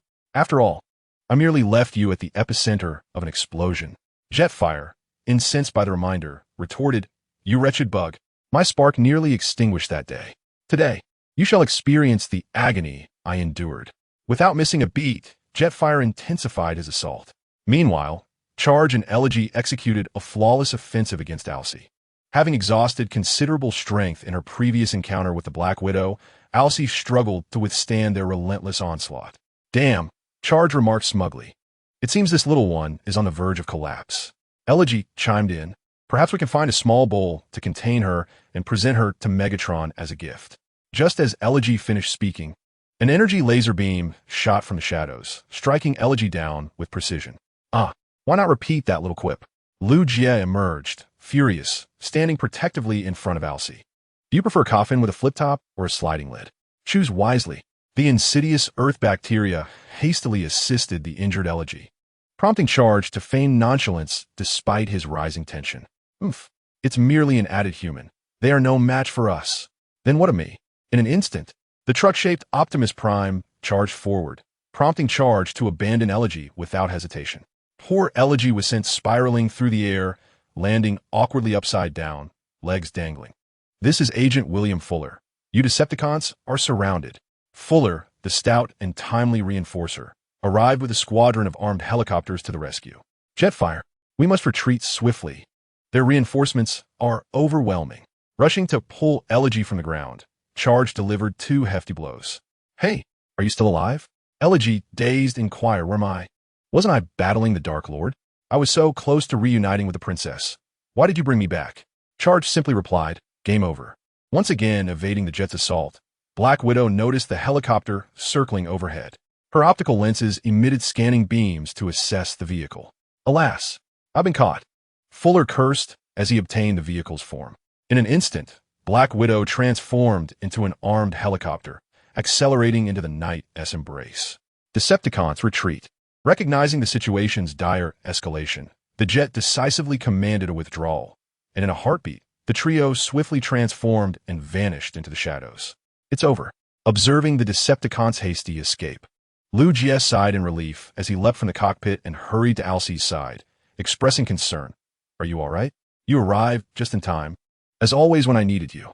Skillfully, Alcee enveloped Lu Jie in a comforting embrace and then turned to Optimus Prime, inquiring, "Have the members of the Mecha Special Task Force been secured?" "Rest assured, they are all confined within my trailer," Optimus confirmed with a gentle nod, before directing his gaze towards Lu Jie, asking, "Though their transgressions are severe, they must still face justice. What are your thoughts, Lu Jie?" Without hesitation, Lu Jie replied, "In any case, we cannot entrust them to the U.S. government. Most of them are active and retired military personnel. If handed over to those judges who lack discernment, they would likely be released without consequence." Optimus nodded in agreement. "Indeed, your perspective is quite sound." Optimus. In the next moment, the Partition and Bumblebee, alongside other Autobots, arrived, gathering to discuss the recent operation. The police car jested, "This is far more enjoyable than our time on Cybertron. It's my first battle against such diminutive life forms." "Relax, police car. We needn't draw our weapons against those humans. A little music would suffice," Bumblebee remarked, playfully linking arms with the police car. Jazz, eager for excitement, added. Ambulance adjusted my surround sound. How about we find an opportunity to have a disco at the base? Let's not, though. Ambulance would surely go mad and dismantle the sound system while you recharge, Bumblebee shrugged, humorously outlining the potential outcome. As he soared over the mountains to Optimus's side, he teased, Boss, since everything has been resolved smoothly, can we head home now? I need to recharge and restore my vitality. Indeed, Optimus replied, everyone has worked hard today. Let us return home to rest. Activating the communication device, he instructed Ambulance to initiate the land bridge for their journey home, then turned to Alcee, advising, Alcee, please escort Lu Jie home to recuperate. He has endured considerable stress today.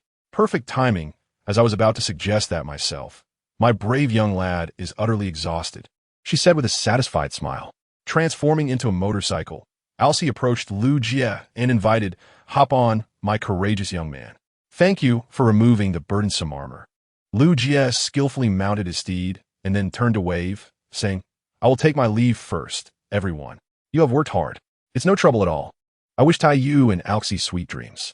With a sincere farewell gesture, the land bridge opened beside him, and immediately, Alcee surged forward with full power.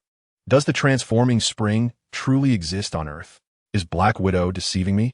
As she embarked on her return journey, Alcee silently pondered the matter of the transforming spring. Chapter 98. A peculiar new invention of the ambulance Decepticon warship. Is this also a commendable act by the Autobots? Upon witnessing the battered return of the triangular team, the fury evident on Megatron's face was palpable. The overwhelming sense of oppression rendered the assembled Decepticons breathless, despite their need for air being non-existent. It was Optimus Prime and his human allies. We were ambushed without preparation and barely escaped with our lives, one of them reported. Noticing the anger etched on Megatron's face, Starscream quickly opted for a more tactful approach. Moreover, it is not solely the Autobots we encountered. We also discovered that traitor Black Widow, and were close to capturing her. Black Widow? At the mention of her name, Megatron momentarily appeared taken aback, before erupting into a sinister chuckle reminiscent of a demon. So that cunning insect still lives. I had assumed she perished in some distant corner of the cosmos. After a brief silence, Megatron turned and commanded, listen well from this day forth. An additional task shall accompany our patrol duties. Capture the fleeing traitor, Black Widow. If she dares to resist, her corpse may suffice as a trophy. Those who succeed will be handsomely rewarded. Great Lord Megatron, please allow your most loyal servant to handle this task. Starscream immediately offered, his face a mask of sycophantic eagerness. To be disloyal to you is tantamount to betraying all Decepticons. Therefore, I, Starscream, am willing to eliminate that traitor, Black Widow. Indeed, Starscream, you are truly the most loyal warrior of the Decepticons, Thundercracker interjected, placing a hand on Starscream's shoulder, his tone laced with sarcasm. It is believed that under his exemplary leadership, all Decepticons will mirror his loyalty, though the object of that loyalty remains to be debated. At these words, Starscream, feeling defensive, shouted, What do you mean, Thundercracker? All Decepticons are, of course, loyal to Lord Megatron. Do you harbor other thoughts? Thundercracker shrugged, his tone menacing. I merely speak the truth, and someone else's thoughts should be clear to them. Enough, you two, cease your bickering. As Starscream and Thundercracker were about to argue once more, Soundwave expertly stepped between them to mediate, just as Megatron approached.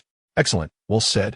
From a lofty vantage point, Megatron cast a penetrating gaze upon the Red Spider, proclaiming with profound significance, Loyal warriors shall be rewarded, while treacherous betrayers will inevitably face retribution. Should one believe they can remain concealed from discovery indefinitely, they are gravely mistaken. With that, Megatron departed the warship's control room without a backward glance. Farewell, my lord, came the humble bow of respect, as Red Spider braced himself for the inevitable scornful glances and disdainful looks that accompanied his presence. The cunning fox may hide its tail deep enough to deceive even itself at times. Observing silently from the shadows, Downfall exchanged a resigned shrug with Deadfire. Before preparing to depart, let's leave Deadfire. Associating with this lot is a sheer waste of time. Agreed. With a patch now adorning his right eye, Deadfire contemplated briefly before responding. Downfall, I must step out first to fulfill my patrol duties. Indeed, It is your turn today, Downfall replied, gently resting a hand on Deadfire's shoulder, a smile illuminating his face. Stay vigilant out there. Adapting to life with one, I will serve you well. Deadfire nodded, I understand. By the way, your current appearance is quite striking, reminiscent of a pirate king from an Earth film. At the Autobot base, it's not that I lack respect for you. Fuller, rather, you should ponder this. The elite mech unit comprises nearly all active and retired personnel from your military. Now, you claim the military is unaware? Such deception is hardly convincing. After an intense exchange of words, Fuller resignedly ended the call, realizing further debate would yield no fruit. The captured mech unit members were detained in Shenzhou. Unless the United States sought to declare war over these prisoners, their options were limited. These newly developed high-end weapons are finally poised for real combat. As for the captured mech operatives, they can be easily managed, confined within the confines of a bar near Chenghua Avenue. Should they cooperate and confess, leniency may be granted. However, should they dare to resist, we shall organize the Hero Bureau, the Arhut Bureau, the 108 Generals Bureau. Let them witness why the proctology hospitals in Sichuan are renowned nationwide. I have done it. My latest invention. Just as Lu Jie ended his call, the enthusiastic shout of the wrench-wielding ambulance rang out as he triumphantly produced a pair of insoles. Indeed, you heard correctly. These are the insoles humans typically wear, for the Cybertronians have no need for shoes. Lu Jie, perplexed, inquired, Ambulance, why are you making insoles? Do you not go barefoot? No, this is not an ordinary insole. It is cough. This is my multifunctional insole, a synthesis of Cybertronian science and human material development. Passing by, Sky Shadow overheard the exchange and scoffed. Isn't that just an insole? Silence. Without a moment's hesitation, the ambulance hurled a wrench, striking Fei Guoshan squarely on the head and rendering him unconscious. The ambulance maintained a calm demeanor, remarking, as an ambulance, "It is entirely reasonable for me to carry a wrench, is it not? Quite normal, indeed." Lu Jie, however, was no fool like Fei Guoshan. He understood the importance of adaptability. Receiving the insole from the ambulance, he examined it with curiosity before placing it into his shoe. "Jump," the ambulance instructed. "All right." Lu Jie complied, only to soar nearly 5 meters into the air. This feature is impressive. Not finished yet. Now connect both insoles together. Following the command, Lu Jie linked the two insoles end to end, and instantly, a glowing sword emerged from the front, reminiscent of something from Star Wars. Lu Jie was left speechless. The ambulance, hands on hips, declared proudly, considering the needs of humanity, this insole is also a high-frequency signal mobile phone, with a memory capacity at least 5 times that of a standard device. Such marvel? Lu Jie quickly experimented and discovered that it was indeed a phone, with signal strength and memory that were astonishingly robust. While manipulating this innovative insole phone, Lu Jie inquired curiously, "How did you conceive of this, ambulance?" "Yesterday, while watching videos, I stumbled upon a program dedicated to inventions and innovations, so I thought it would be enlightening for you humans." The pride on the ambulance's face grew even more pronounced, and it leaned in closer to Lu Jie, whispering, "Do you think this could be mass-produced for profit?" Lu Jie was utterly bewildered. Why would a Cybertronian need money? "I have contacted a Taoist priest from Maoshan, who requires tuition in a specified currency, so I am merely exploring options." Lu Jie was left speechless and resigned, ultimately deciding to call the bureau chief to inquire whether Lord Shah would be interested in such multifunctional insoles, starting at a price of at least 60,000. In the end, under the bureau chief's arrangements, the affluent Lord Shah quickly agreed to the purchase proposal. A pair of multifunctional insoles was priced at $100,000, and a full truckload was ordered, allowing the ambulance to unwittingly achieve a small goal. "Bureau chief, how are you even more unscrupulous than I? I mentioned 60,000 in cash, yet you quoted them $100,000. Let me clarify, Lu. Had I not intervened, it would not have been merely 100,000. Lu Jie was left astonished. Lord Shah indeed possessed considerable wealth. After advising caution for those suffering from athlete's foot, Lu Jie gestured to the ambulance, saying, "Your tuition is secured. I will arrange a bank card for you shortly." "Thank you, Lu Jie. You have been a tremendous help." Just as the two were conversing, an alarm suddenly sounded from the display unit. How peculiar. What could be the cause? Approaching the control panel, an array of operations ensued.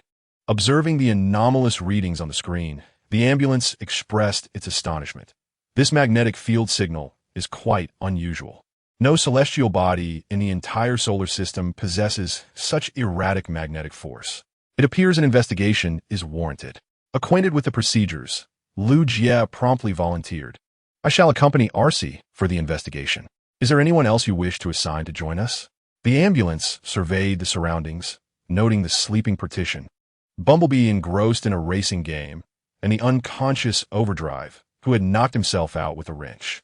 With the police car and Optimus Prime out on patrol today, only one individual remained available. Jazz, cease your square dancing. Hurry out to execute the mission.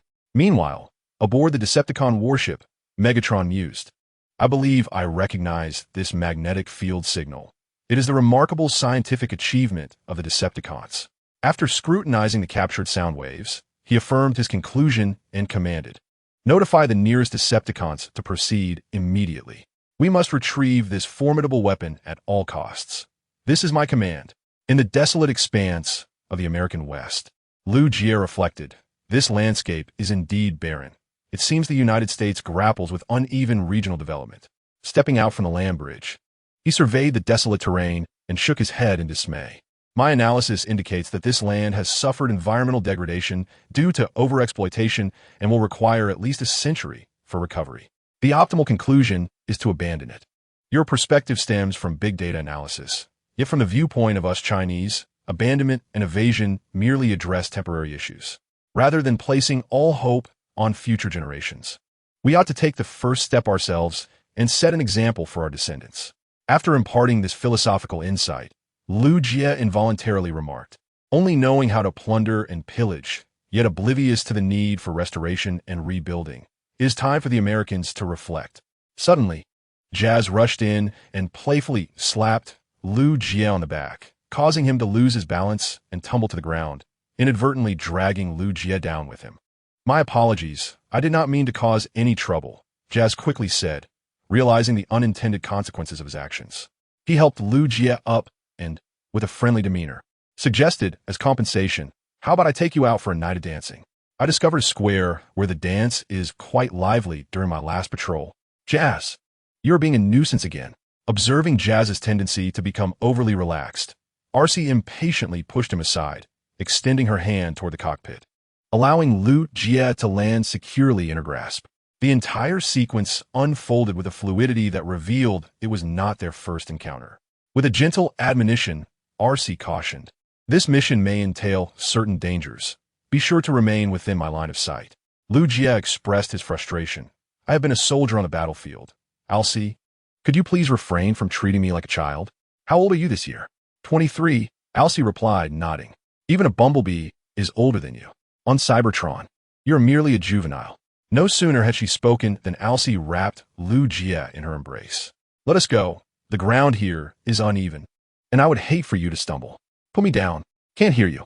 As Lu Jie and Alcy walked away, Jazz, intrigued, nudged his companion with an elbow. Do they always act like this? Don't try to fool me just because I arrived late. His large eyes sparkled with interest, and he continued, affection, attraction, respect, and devotion are fundamental elements of romance. Thus, I am 80% certain they are in a relationship. Meanwhile, in another location, an unusual magnetic field signal was detected. Transforming from vehicle mode, Deadlock arrived at a pile of rubble, quickly identifying the location with his equipment. He then transformed his left hand into a massive hammer and began to smash away. 80, 80, 80. As a former laborer of Cybertron, Deadlock's work abilities were commendable, and soon he cleared the stones, revealing the long-hidden magnetic gloves. Megatron would surely appreciate this gift. Gently wiping the dust from the gloves, Deadlock prepared to make his escape. But suddenly a web shot out, pinning his foot to the ground. What? Thank you for saving me some effort. Now it's time to hand over what belongs to me. A familiar voice rang out, and Deadlock turned to see Black Widow emerging from the shadows. Her gaze fixated on the magnetic gloves in his hands. You traitor dare to bring this to me. Transforming his left hand back into a hammer, Deadlock declared fiercely. Lord Megatron has ordered your capture. If necessary, I can return only with your corpse. It seems today is my day for glory. How confident you are, Black Widow. Her disdain and malice evident. manipulated her 6 mechanical spider legs to rise and charge toward Deadlock. What I desire is rightfully mine. You had better hand over those magnetic gloves at once. Such delusions. Quickly activating his shoulder cannon for a counterattack, Deadlock found himself at a disadvantage. Black Widow's agility was formidable, especially against a tank-like soldier like him. She circled Deadlock with rapid movements, akin to a cunning predator toying with its prey. While he could only retaliate passively, spinning in place to shoot, the inevitable outcome was soon apparent. The Black Widow seized the opportunity to shoot her webbing, ensnaring the legs of the fiery foe. With a powerful tug, she brought him crashing to the ground, subsequently unleashing a torrent of webbing that completely immobilized him, leaving only his head exposed. A girl can never have too many jewels, much like my everlasting delight in expanding my collection. She deftly snatched the magnetic gloves from his grasp, her expression a mixture of admiration and possessiveness, before her gaze turned cold as she regarded him. Now, how shall I deal with you, my hefty adversary? Chapter 100. The entwined Autobots and Decepticons let me go at once. Otherwise, the Decepticons will not spare you. Struggling fiercely to free himself from the web, the fiery foe threatened the advancing Black Widow, yet he could not impede her relentless approach. Do not be so naive, you great fool. We both know the nature and principles of the Decepticons. Megatron will not waste time and energy rescuing a failure, even if that failure is one of his own. As she stood before him, showcasing the magnetic gloves with a triumphant flair, the Black Widow declared, "With this treasure in my possession, neither Autobots nor Decepticons can approach me. And you?" The mechanical spider legs behind her began to stir restlessly, and she spoke with a dangerous tone. "Regardless, you will face punishment upon your return. Why not allow me the pleasure of dismembering you now, thus enhancing my collection?" Suddenly, a laser beam shot forth, prompting the Black Widow to leap aside just in time to avoid being struck. "Stand still and relinquish your possessions." Alcee, having recognized her assailant, was taken aback by the appearance of Alcee, but her expression shifted to amusement upon noticing Lu Jie beside her. "So, you brought little Lu Jie along as well. Your gifts never fail to please me. Just try to silence that mouth of yours."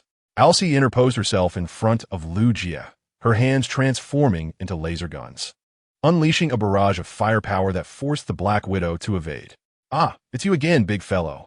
How have you been faring lately?" Seizing the moment while the Black Widow was temporarily occupied, Jazz transformed into a sports car and approached the fiery foe, assisting him in extricating himself from the web. The fiery foe seemed momentarily bewildered. "Did you come specifically to rescue me?" "Not precisely, but we must unite for now." Extending his hand, Jazz urged, "Having that arachnid wield the magnetic gloves is not beneficial for either of us. Let us first eliminate our common enemy." After a moment's contemplation, the fiery foe extended his large hand and clasped Jazz's. "That beast is quite swift. We must be cautious." "Fear not. He cannot outpace sound." Transforming back into his car form, Jazz abruptly activated the sound system. "I shall gallop into your embrace, unraveling the entanglements of longing, a dream of a millennium." Ugh. It must be said that Jazz's auditory onslaught is indeed formidable. Even though Lu Jie was prepared, he was still momentarily stunned. As for the unprepared Black Widow, it is needless to say that she collapsed to the ground like a lifeless insect. Curse noise, enduring the excruciating pain transmitted through her auditory system. Black Widow unhesitatingly activated her magnetic gloves, instantly unleashing a powerful magnetic force that radiated outward. Jazz exclaimed, "What the?" While Deadlock marveled, "Wow, even my weight can make me fly." Alcee cautioned, "Be careful." Jazz and Deadlock twirled through the air, while Alcee hurriedly embraced Lu Jie, but soon found herself propelled away by the magnetic force as well. The only one spared from this calamity was the individual Lu Jie had stationed outside for remote vigilance. The 3 Cybertronians soared far into the distance, landing with a great cloud of dust. "Now you know the lesson." Satisfied, Black Widow glanced at the vast cloud of dust nearby, prepared to retreat. However, an unexpected event occurred. Suddenly, a plasma annihilator sniper rifle from afar discharged a shot that severed several mechanical spider legs from behind Black Widow. Deprived of these crucial limbs, she was unable to transform into her vehicle form, nor could she employ her subterranean escape technique. The analysis indicated that the target intended to flee, leading to the immediate conclusion to either seal off or track her movements.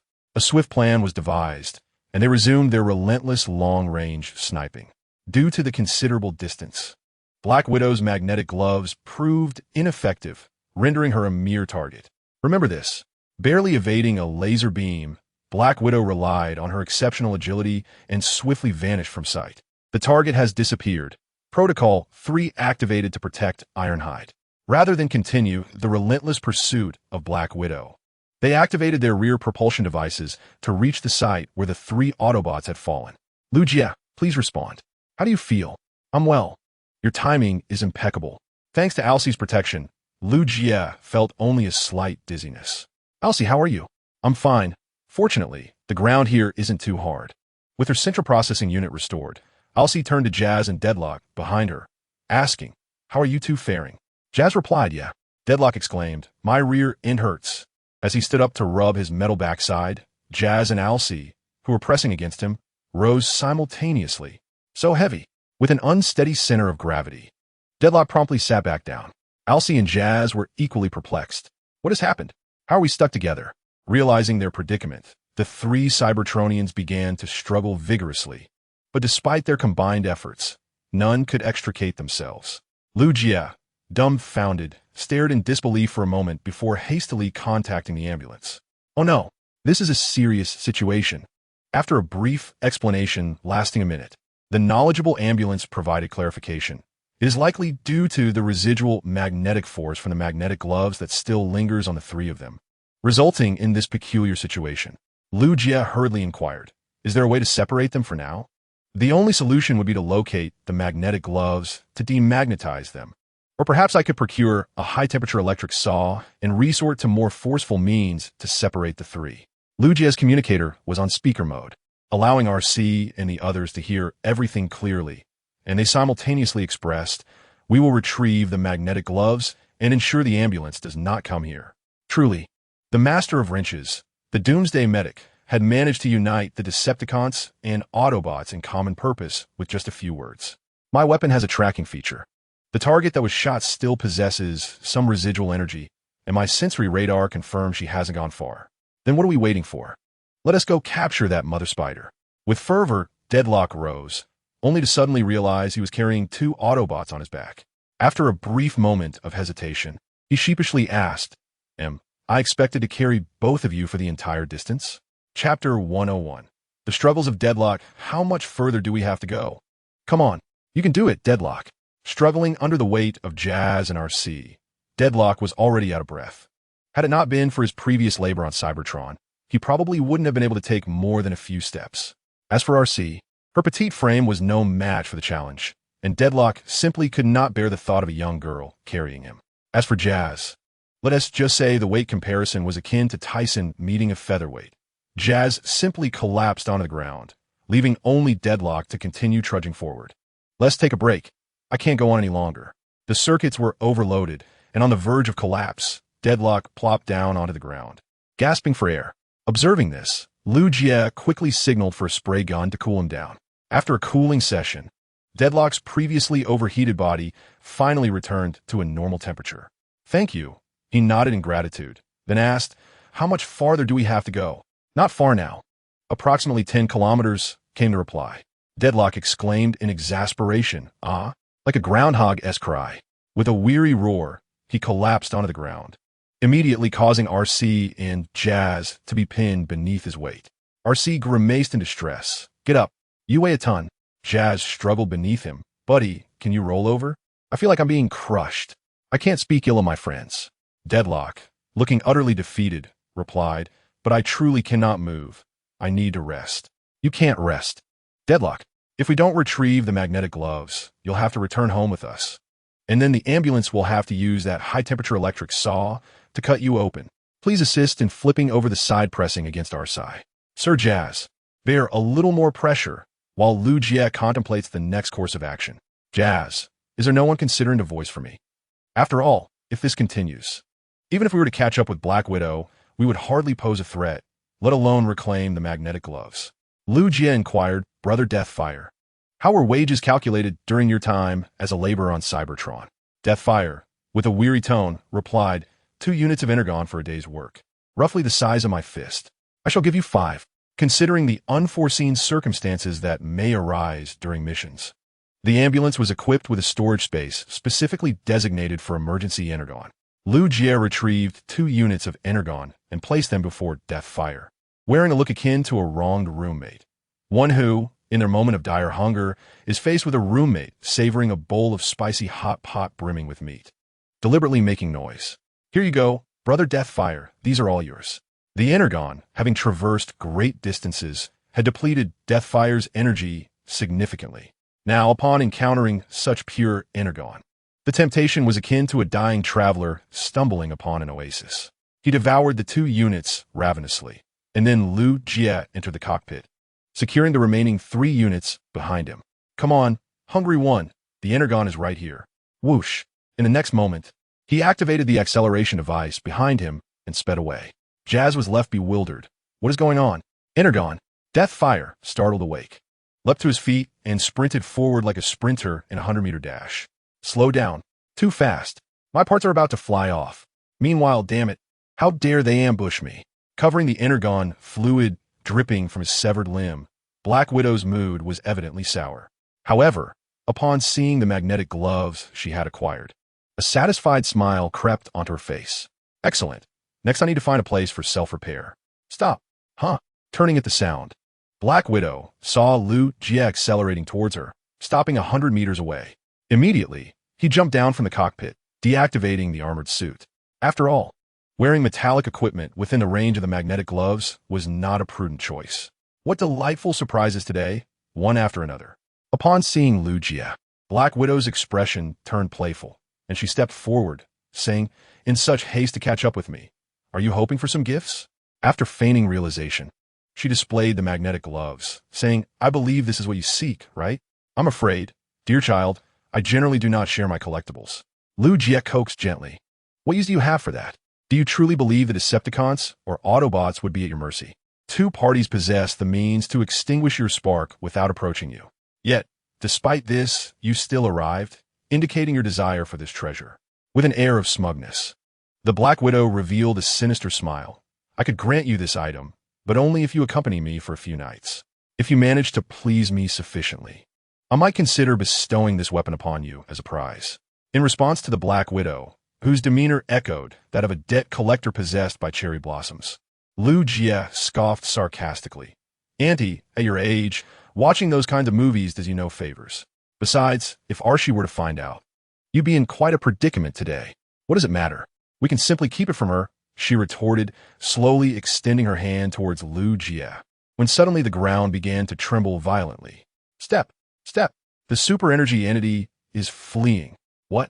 The Black Widow instinctively looked up, only to see the Deadfire charging at her like a rampaging rhinoceros. Realizing the imminent threat, she prepared to activate her magnetic gloves to counterattack.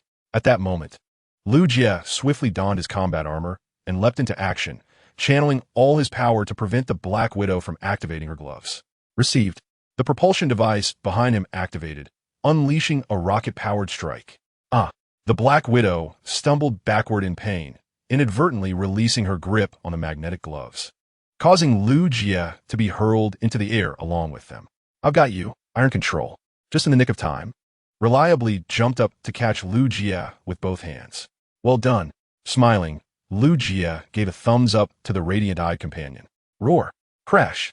Just as one wave subsided, another arose. The ferocious Deadfire collided with the Black Widow, who was momentarily caught off guard, sending her crashing to the ground in a spectacular 720-degree spin, headfirst. Perfect. Finally, this farce can come to an end. After a brief struggle, he managed to separate Archie and her companions using the magnetic gloves. Meanwhile, Deadfire collected 3 additional pieces of super energy as a reward. My waist is practically aching. Stretching languidly, Archie placed her hands on her hips, gazing at Lu Jie, who held the magnetic gloves, a smile involuntarily gracing her lips. Well done, truly my good lad, Jazz remarked. Now that the enemies have been dealt with, it's time to discuss the ownership of the magnetic gloves. At this juncture, the trio's gaze turned towards Deadfire, who was ravenously enjoying the super energy entities. After placing the last remaining piece carefully, Deadfire slowly turned to face his recently allied companions, transforming his right hand into a hammer. Let us determine the rightful ownership in a fair manner. Chapter 102. The Black Widow survives unscathed crash. Please forgive, Lord Megatron. I had already secured the magnetic gloves, but it was this traitor's interference that allowed the Autobots to seize what was rightfully within my grasp. Returning to the battleship's control room, Deadlock unceremoniously hurled Black Widow inside, then approached Megatron to present the matter at hand. This is a trophy I have seized from the Autobots, my lord. Please have a look. He offered a piece of high-purity energon with both hands. Upon seeing it, Megatron examined it closely, recognizing it as a product of the Autobots, astonished that they possessed such a high-quality energon. With millennia of mining experience, Megatron rendered an expert judgment, then placed a hand upon Deadlock's left shoulder, praising, I must admit, I underestimated you, Deadlock. Although the magnetic gloves were taken by the Autobots, you have returned with a cunning traitor and spoils of war. This is indeed a considerable victory for us Decepticons. He presented the energon to Deadlock generously, saying, Come, Deadlock, this is your hard-won prize, and you should relish it. Thank you, my lord, Deadlock replied, taking the energon with both hands and stepping back into the ranks, promptly handing the energon to Knockout.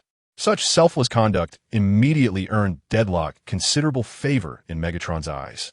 After all, comparing him to Starscream, who constantly plotted for power, Megatron almost contemplated entrusting the position of second-in-command to Deadlock, if only for his amiable nature. At that moment, Black Widow, who had previously been knocked unconscious, suddenly regained consciousness. Just as she attempted to rise, Megatron seized her by the throat, lifting her effortlessly. Long time no see, Black Widow. It is quite a coincidence that we meet here on Earth amidst the vastness of the universe. With that, he forcefully slammed her back to the ground. Long time no see, my lord. You remain as powerful as ever, Black Widow managed to greet him, a trickle of energon seeping from the corner of her mouth. Do you recall when you absconded with one of my warships, causing our defenses to crumble and leading to my defeat in battle? How do you believe I should repay you for that? The blade of his arm cannon extended, resting threateningly against Black Widow's neck, as if poised to sever her head at any moment. Megatron's tone turned menacing. Do you have anything else to say? Whatever you wish, my lord. My life is already in your hands, Black Widow replied, displaying an unflinching demeanor in the face of death, which slightly disappointed Megatron, who had anticipated a more dramatic reaction. With a cold scoff, Megatron withdrew the blade from her neck. Had this been on Cybertron, I would have chosen to end you. But with the Decepticons and Autobots now engaged in the final conflict, I cannot afford to waste any potential ally. Gazing down at Black Widow from his elevated stance, Megatron offered her one last chance. I may temporarily refrain from ending your existence, provided you serve my interests. In return, I shall reserve a place for you aboard the battleship. However, should you dare to speak as you did before, your fate shall be sealed upon this earth. I am indeed honored, Lord Megatron. You are quite the cunning rascal, managing to outsmart the Decepticon with such ease.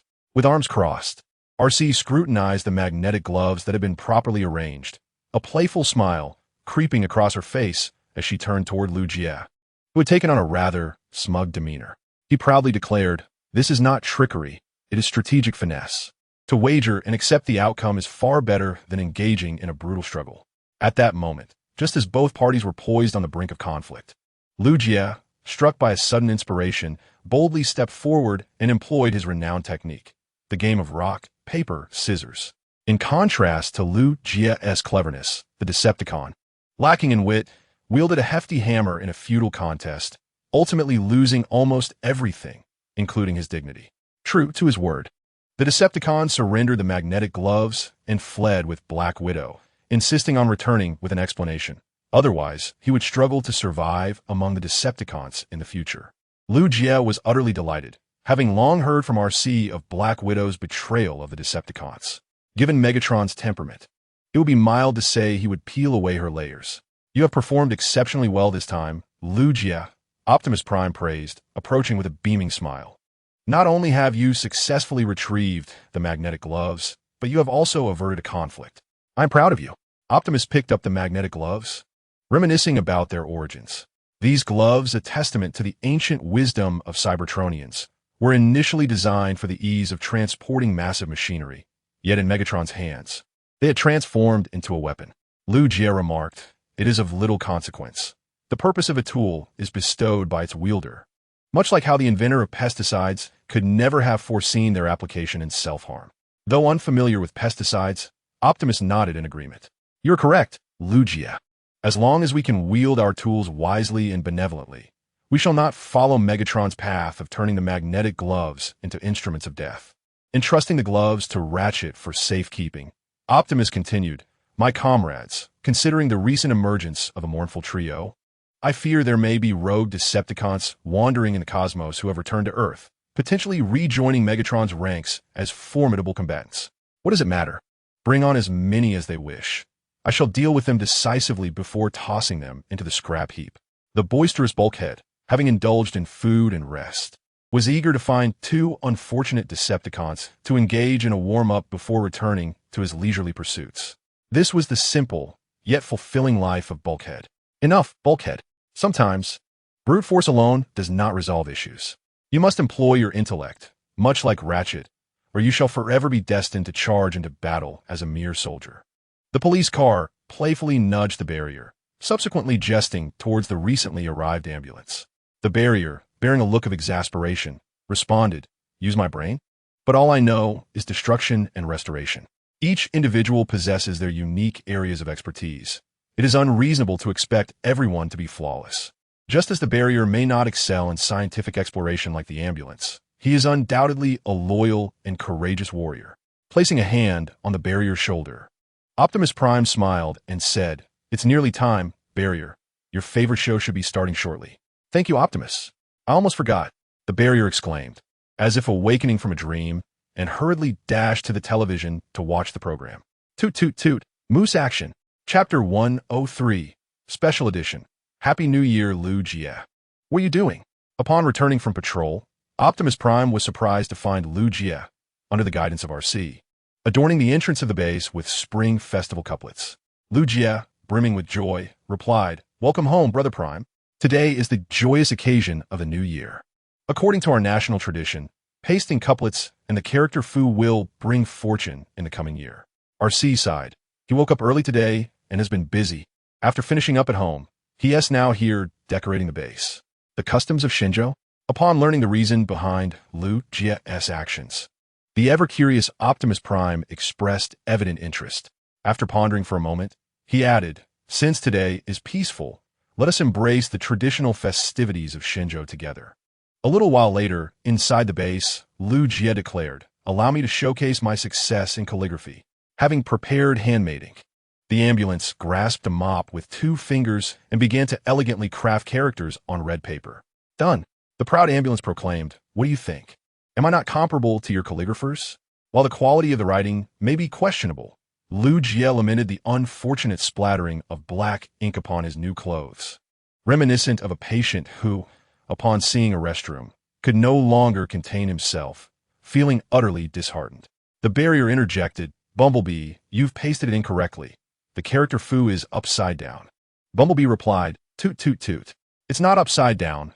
Lugia specifically instructed me to place it this way, symbolizing that fortune has arrived. Hey brothers, look what I brought back for the new year.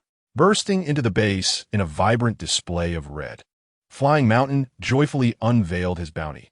6 large blocks of high-purity super energy wrapped in red ribbons. While distributing the gifts, Flying Mountain explained, The people of Shinjo have a tradition of purchasing New Year goods, but we cannot absorb their items. So we might as well use this as our New Year's offering. I wish you prosperity. I wish you excitement. Keep the best and let the rest go. Too much courtesy is never a bother.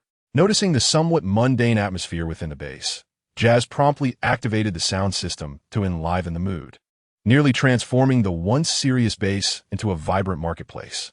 Jazz, with arms outstretched, jested, Now we can truly feel the festive spirit, can't we? Lugia. This is the only moment when Jazz truly shines. Playfully jesting about Jazz, Lugia, clad in a cloak of black ink, animatedly declared, Let us continue, everyone. Tonight, we celebrate together. However, before that, one must take a proper shower. Celebrating in such a filthy state is considered inauspicious.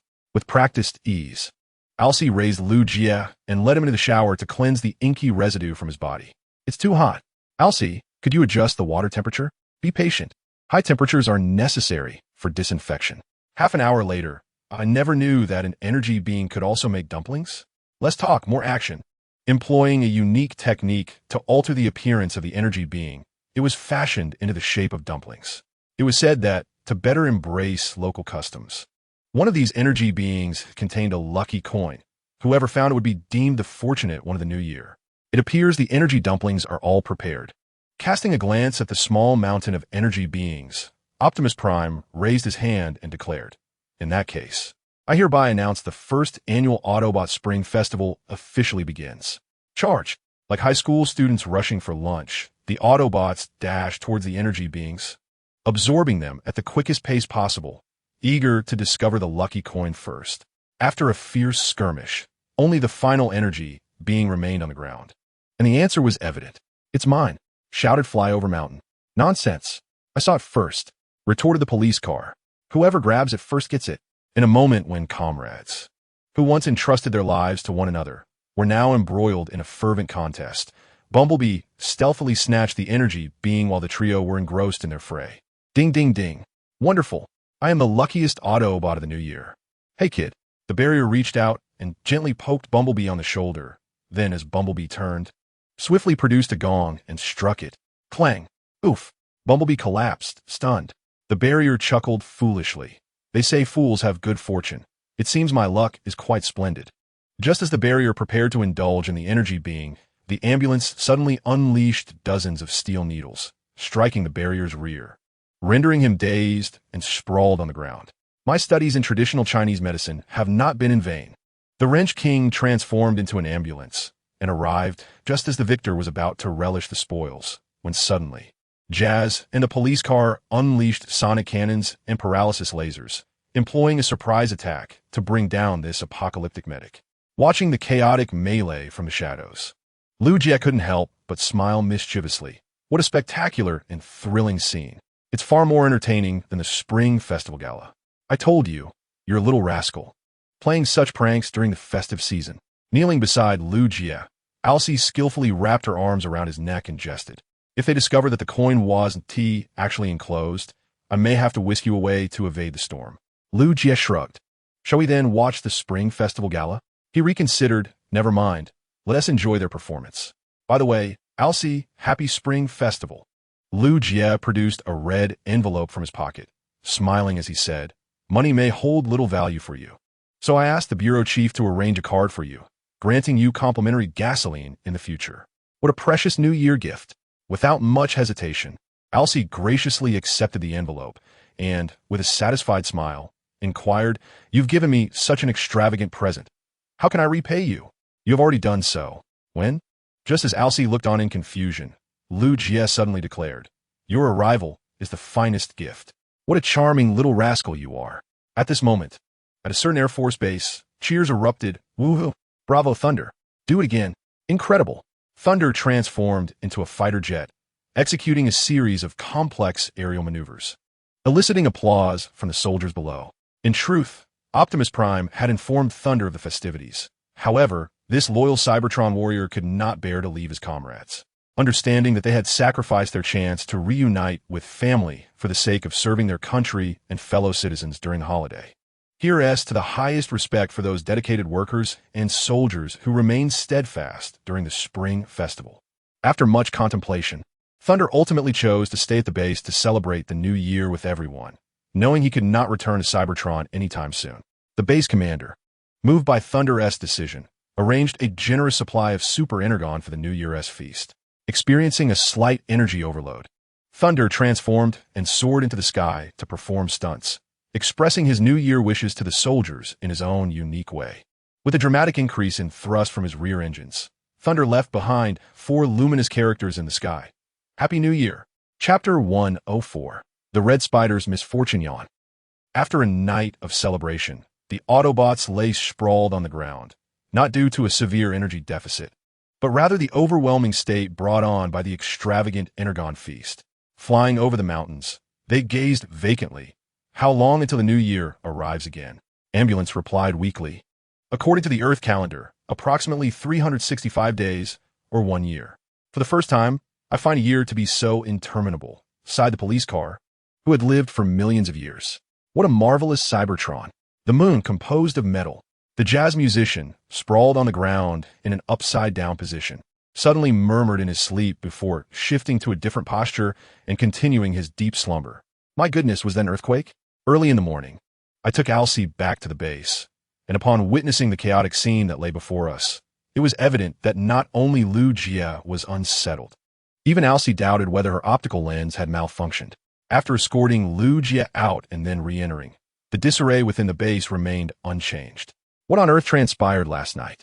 Even a Decepticon ambush wouldn't result in such chaos.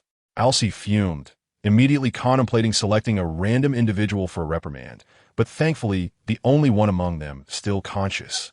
Optimus Prime intervened. Let everyone relax for a bit, Optimus explained. Since the onset of battle, everyone has been exceedingly fatigued. Let us take advantage of the holiday to unwind. Bumblebee, cradling his gaming console, was sound asleep, occasionally uttering bits of dream talk. Lu Jia, seeking to quell Alcy's fury, added, Alcy, there's no need to be angry. Optimus has a point. The new year is a time for relaxation. And besides, weren't we just as reckless yesterday? You bring that up? My wheels nearly rolled off Mars. Alcy retorted, feeling her tires still somewhat numb. She shot a playful glare at Lu Jia, who wore a charming smile, then expressed her thoughts.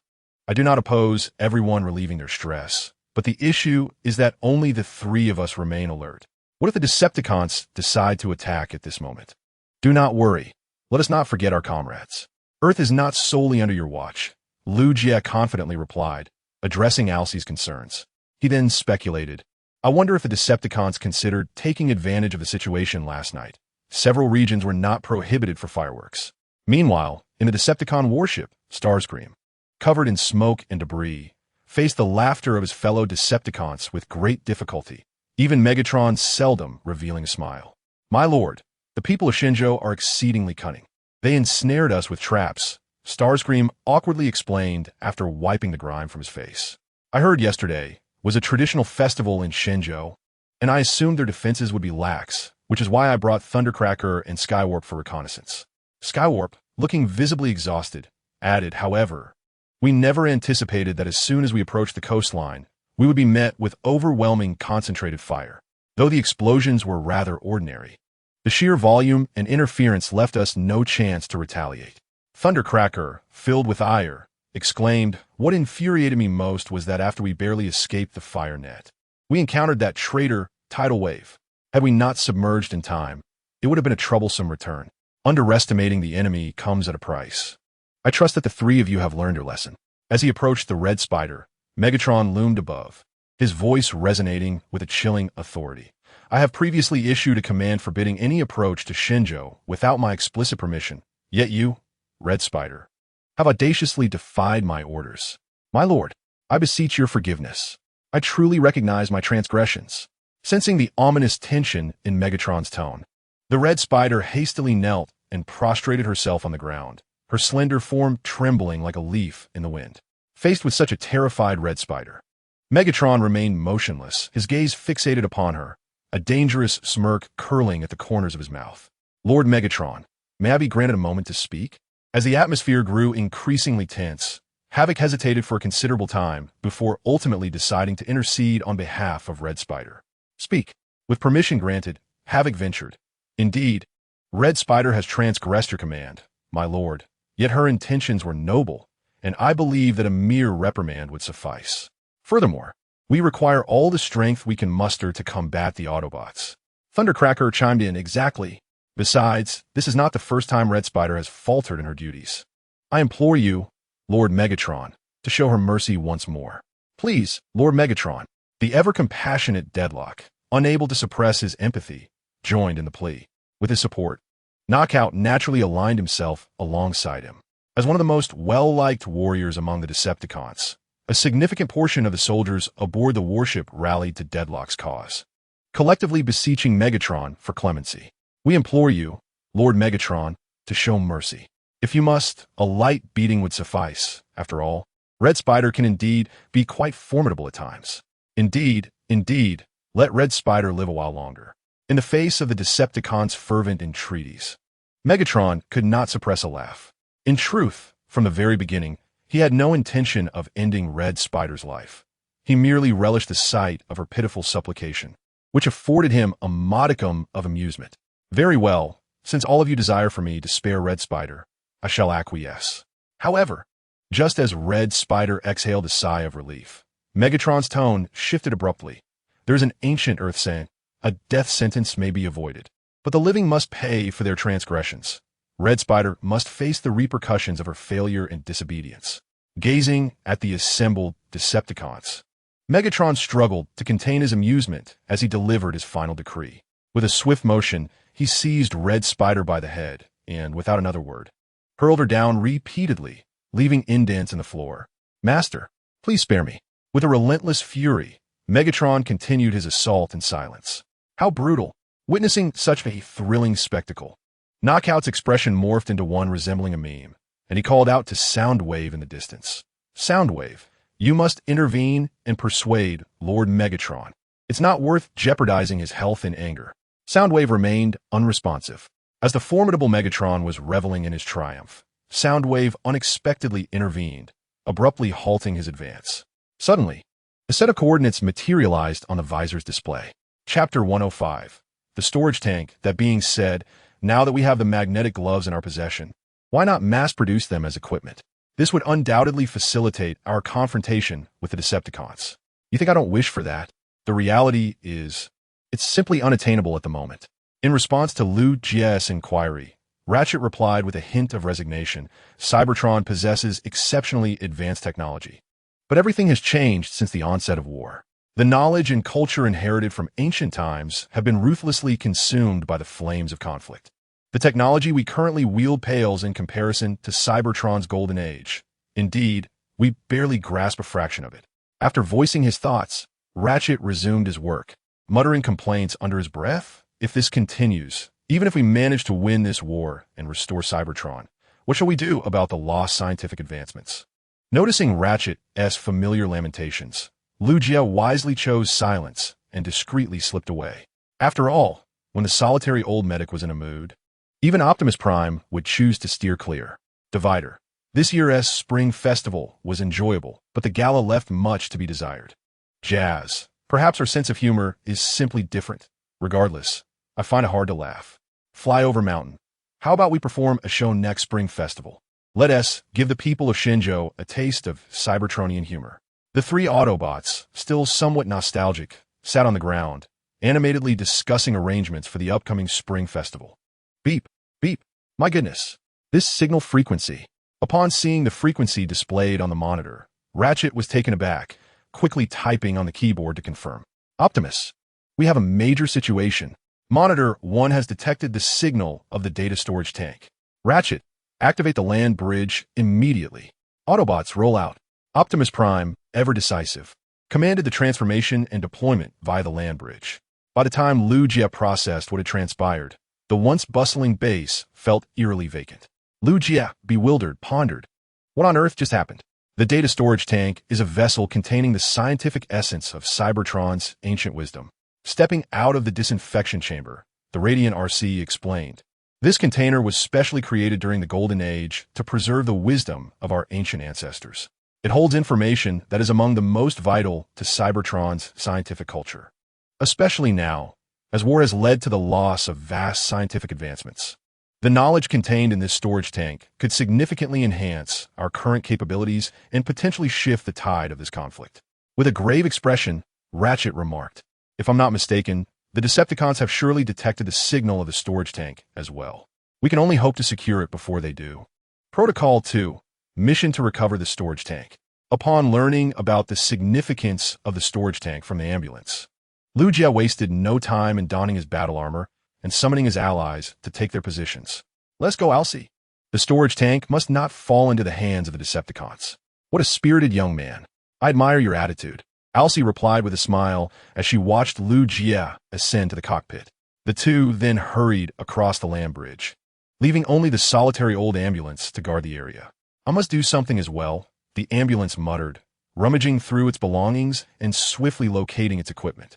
Grasping a cyber wooden fish in its left hand and a mystical whisk in its right, donning a high llama hat and a pure silver cross around its neck, It finally produced a pure gold statue of the primordial celestial master and placed a fire pit before it. Spirit of the heavens, come forth. May the primordial celestial master bestow his blessings.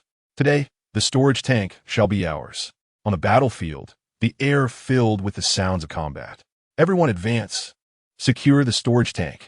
The Autobots maintained their formation, determined to prevent the Decepticons from seizing it.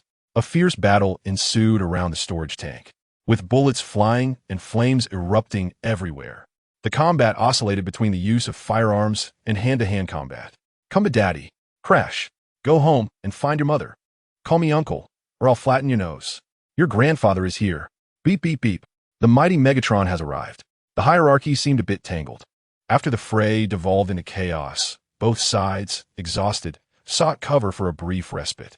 The storage tank, containing the crystallized wisdom of Cybertronian science, lay in the center, no more than 300 meters from either faction. Damn it! A police car ventured out, attempting a risky advance, only to become the target of concentrated fire, unable to lift its head. Those wretched Autobots. The storage tank belongs to us, the Decepticons, under the cover of their comrades' firepower. Starscream attempted to transform and take flight towards the tank, but was met with an overwhelming barrage of gunfire, forcing him to hastily drop to the ground. Soon, the exchange of fire between the factions came to a temporary halt. Activating a loudspeaker, Liu Jie shouted, "Starscream, you coward! Speak plainly. Will you surrender or not?" Hiding behind the tumult, Starscream boldly declared, "Go to hell, human. How could I, the proud second-in-command of the Decepticons, ever surrender? Ask Optimus Prime how many Autobots have defected since the war began." Optimus Prime replied, "Starscream is not incorrect. Indeed, there have been few defections on either side since the conflict commenced." Liu Jie responded, "That is not the crux of the matter. My apologies." He continued to address Starscream. "Negotiation requires leverage, and it is clear that we hold the upper hand. It would be wise for you to retreat while you still can." Starscream retorted defiantly, "You arrogant, lowly human. If you have the courage, come out and face me." Liu Jie challenged, "Come over here. Step forward." After several rounds of heated exchanges, both sides resumed their ideological battles. Taking cover, they attempted to avoid stray bullets. "Are we not going to assist?" one asked as they were dragged into a safe corner. Bewildered by the notion of simply lying low, the medic, with a hint of irritation, replied, "I am a doctor, and you are my assistant. On paper, we do not belong to the combatants, so it is prudent to leave the perilous tasks to the Red Spider and their ilk." At this point, the medic casually glanced toward a familiar figure not far away, Liu Jie, and felt reluctant to engage. "That makes sense. I will heed your advice." Similar to the medic's thoughts, the opposing Autobot faction also comprised numerous allies. The conscientious Deadfire found it difficult to strike out, so the two opted to remain in hiding, biding their time for a retreat. "Fine, this is your own doing." As negotiations proved futile, Liu Jie wasted no time in summoning reinforcements. "Brother Tianjun, what's your position? We could use some aerial support." "Hold on, Commander. I'll be there shortly." Chapter 106. The sought-after storage tank time could not be squandered any longer. The storage tank had to be secured swiftly. As the duration of the battle stretched on, Thunderclap grew increasingly anxious and turned to his companion Elegy, asking, "When will our reinforcements arrive? At this rate, the storage tank may fall into the hands of the Autobots." Elegy retorted, "How should I know? All I was told was to hold our ground. If we persist, a solution will present itself. Am I cursed to wait for this?" "Dashabai." Thunderclap cursed with a stream of Cybertronian expletives, hastily taking cover to unleash firepower on the Autobot faction. Just as the Decepticons were giving their all, a fighter jet suddenly swooped across the sky. Overjoyed, Thunderclap exclaimed, "Excellent news! Our reinforcements have finally arrived."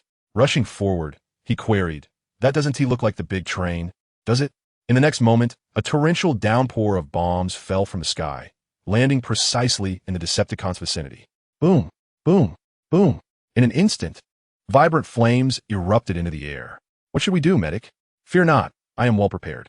As a seasoned film enthusiast, the medic calmly retrieved a pair of white triangular shorts and a pair of white boxers from his internal compartment, and soon, the two Decepticons began to sway them. Perhaps it was because Thunderclap noticed them, or perhaps these two Decepticons had committed no heinous acts, but despite the overwhelming number of bombs dropped, Dead fire, and the medic remained unscathed, not even a scratch on their paint. Hooray! The scene was undeniably soothing. Lucia, a terminally afflicted patient of severe firepower deficiency phobia, found an unparalleled sense of comfort in this moment. After all, what man could possibly refuse to unleash firepower upon his most despised foe? Retrieve the storage tank immediately. Beep beep. The valiant Bumblebee swiftly emerged from cover, transforming with remarkable agility and accelerated towards the storage tank, seizing it with both hands. Beep beep beep. I've done it. I've got it. I am not alone in this battle. Ecstatic, he raised the storage tank triumphantly. Just as Bumblebee was about to hasten back to his comrades, a sudden, urgent sound of a train approached from behind. Wherever I, the great train, am, delays are unheard of. Watch out, Bumblebee. Get away. Though Optimus Prime urgently warned him, it was too late. Bumblebee, caught off guard, was struck and flung away, the storage tank slipping from his grasp.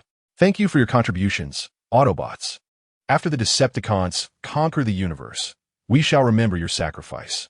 Upon catching the storage tank, the great train unleashed a devastating strike, only to be met with concentrated fire. However, as a powerful triple changer, the great train fought while retreating back to the already battered locations of Red Spider and others, swiftly transforming into a spacecraft and opening its hatch. Hurry, you fools. Get aboard for a retreat, or you'll be left to fend for yourselves against the Autobots. We're coming. Just a moment. Unscathed, the formidable Knockout and Dead End rushed from their hiding place, assisting in loading the injured Red Spider and others into the cabin before boarding themselves. You shall not succeed. Whoosh! The sole aerial force of the Autobot faction, Thundercracker, immediately dove in for a fierce assault. However, compared to the firepower of a fighter jet and a space shuttle, he found himself at a disadvantage in this mid-battle confrontation, ultimately being shot down and crash-landing near the previously struck Bumblebee. I crashed. Thundercracker, witnessing the great train vanish into the sky. Optimus Prime hurriedly led his team to Thundercracker and Bumblebee, concerned for their well-being. Bumblebee, Thundercracker, are you both all right? Thundercracker struggled to revert from his vehicle form, his voice weak as he replied, I'm sorry, I couldn't stop that guy. Beep beep. I'm sorry, Optimus. You two, refrain from speaking for now. Conserve your strength. After ensuring the safety of his injured comrades, Optimus Prime swiftly contacted the medics for emergency assistance and signaled to the others, like Skyfall, to transport the wounded back to base. The police car, looking distressed, asked, What do we do now, Optimus? The storage tank has fallen into Decepticon hands. They will surely exploit the advanced technology within to launch a new offensive, putting both us and humanity in jeopardy. No, our mission is not yet complete. As the police vehicle found itself at a loss, a voice suddenly emerged to provide clarification. Protocol 2, recover the storage tank from the Decepticons. Child, do you not comprehend?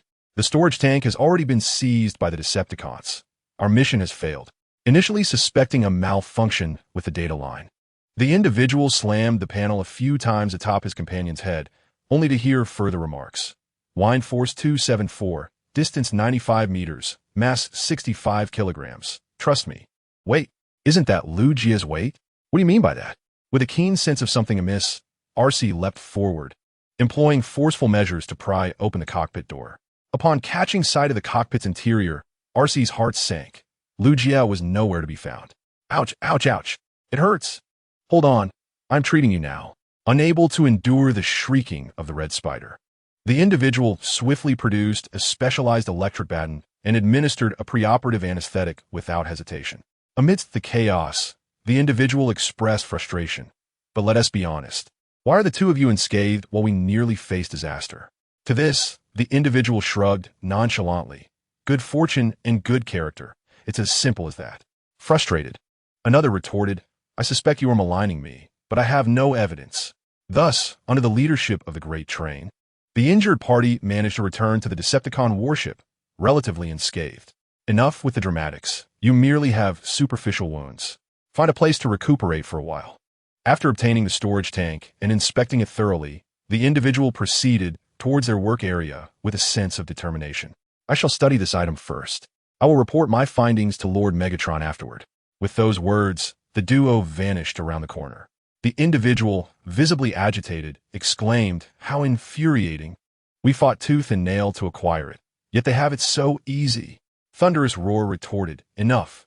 At least they are professional researchers. Otherwise, how would they know how to study this storage tank containing the wisdom of ancient Cybertronians? Can I complain a little? Muttered the individual, who was subsequently escorted back to rest by Elegy and Jetfire. Similarly, the severely injured Red Spider was carried away by Thunderous Roar and the individual to find a stasis pod for treatment. Ultimately, even the one who had contributed the most, the Great Train, ventured to the storage facility for the energy bodies, preparing to replenish the expended energy. Unbeknownst to the departing Decepticons, Lu Jie, donned in battle armor, peeked out from a discreet corner. I must devise a way to recover the storage tank, if all else fails. It cannot fall into the hands of the Decepticons. Chapter 107, A Critical Moment. Which way should I go? Though it was not his first visit to the Decepticon warship, Lu Jie was once again overwhelmed by the vastness surrounding him, feeling an acute sense of insignificance. Alcee, there was indeed no signal from Column Brother. After fruitless attempts to communicate, Lu Jie resolved to calm himself and cautiously pursued the direction of the fallen adversary. Suddenly, the heavy and forceful sound of footsteps echoed as two Decepticon sentinels emerged from around the corner. Sensing the imminent danger, Lu Jie hastily concealed himself in a nearby alcove. Soldier A, I don't know why, but my energy conduit has been rather unstable today. Soldier B, are you absorbing the super energy from the resources excavated in the A3 nation? I simply cannot comprehend how those humans managed to contaminate the super energy to such an extent. Engrossed in their idle chatter, the two sentinels remained oblivious to the small human hiding nearby, allowing Lu Jie to narrowly evade detection. He exhaled a sigh of relief, murmuring a silent prayer for the fallen heroes. Aren't you two part of the ground mining division? What are you doing here? Suddenly, a female voice echoed, sending a chill down Lu Jie's spine. He stiffly turned his head to behold the long-missing Black Widow. By the ancestors of Megatron, what an imbecile! Was it not promised that traitors would not be spared? Cursing Megatron internally, Lu Jie instinctively concealed himself deeper. For the Black Widow was a figure both dangerous and formidable. Upon the appearance of the Black Widow, the two sentinels visibly tensed, quickly aligning against the wall to salute in greeting. Reporting to you, Black Widow, we have been reassigned to the warship patrol since yesterday and are currently on duty. Very well, proceed, she commanded succinctly, dismissing them without further conversation. The sentinels exhaled in relief, compared to the unpredictable wrath of the Black Widow. The steadfast and loyal Deadlock was far more favored among them. Likewise, the Black Widow showed no interest in the two, brushing past them as she continued her advance. However, as she passed Lu Jie's hiding spot, she abruptly halted. There's a familiar scent, she remarked. At this, Lu Jie's heart raced, his pulse surging past 200. Where is my mischievous little darling? Activating the 6 mechanical spider legs behind her, the Black Widow assumed a hunter's stance, beginning her methodical search. Approximately 5 minutes later, after ensuring the coast was clear, Lu Jie cautiously peeked out, finally emerging from his concealment. Cold sweat streamed down his brow. I must find the storage tank quickly. I do not wish to be caught by that maternal spider. Guess who I have found? Lu Jie swiftly turned upon hearing the voice, only to behold the Black Widow suspended from the ceiling, gazing down upon him with a glint of avarice evident in her optical lenses. It seems we are fated to meet, Lu Jie. You never fail to amuse me, yet I find myself less than pleased to see you. In a flash, he tore off 2 high-explosive flashbangs from his waist and hurled them towards her. Seizing the moment of the Black Widow's brief blindness, Lu Jie activated the propulsion device in his saws and made a hasty retreat. Oh, my mischievous little friend, run a bit faster. The quicker you flee, the more exhilarated I become. Of course, when I catch you, my punishment will be all the more intense. The smile on the Black Widow's face transformed into something more beguiling and perilous as she pursued him at a steady pace. At that moment, Lu Jie was sprinting desperately, glancing back intermittently to ascertain whether she was gaining on him. Cursed be this dead end. He dashed to the end of the corridor, only to find himself before a tightly locked electronic gate. His heart sank as he heard the clear metallic sound of the Black Widow's spider-like legs contacting the deck behind him. Caught between a wolf and a tiger. This is the end. Just as Lu Jie prepared himself for a final stand, the electronic gate before him unexpectedly slid open. Half a minute later, he thought, where's she? After pursuing him relentlessly, the Black Widow furrowed her brow at the absence of Lu Jie and stepped through the door. "Hey, what brings you here?" Under the cover of Deadfire, who was fully armed and conducting a preliminary inspection of the storage tank, his mood soured upon seeing the Black Widow enter. He approached her directly, launching into a tirade. "I was analyzing the storage tank. What are you doing barging in at this moment? If something goes awry, Lord Megatron will have my head." Faced with Deadfire's bluster, the Black Widow felt irked but suppressed her annoyance. Her gaze darted around as she inquired, "Have you been in the lab the entire time? Has any suspicious individual entered?" Raising an eyebrow, Deadfire retorted, "Are you referring to yourself as the suspicious individual?" The Black Widow, unable to tolerate Deadfire's mockery and demeanor any longer, turned on her heel and left the lab in search of Lu Jie. "Oh, my playful little darling. You truly bring me immense joy." Once the Black Widow had vanished from sight, Deadfire's smug expression evaporated, replaced by panic as he hurried to lock the laboratory door. Leaning against it, he gasped, "That was terrifying." After uttering that, Deadfire slumped to the ground, utterly drained, and opened his built-in compartment to release Lu Jie. Ah, salvation! Exhaling deeply, Lu Jie turned to Deadfire and expressed his gratitude with a fist bump. "Thank you, Deadfire. I'll treat you to some gasoline later." With a foolish grin, Deadfire chuckled. "Forget the gasoline. Just give me 2 super energy cores." I asked, "What brings you here? Are you courting death?" Stumbling to his feet, he approached Lu Jie, panic evident as he glanced around.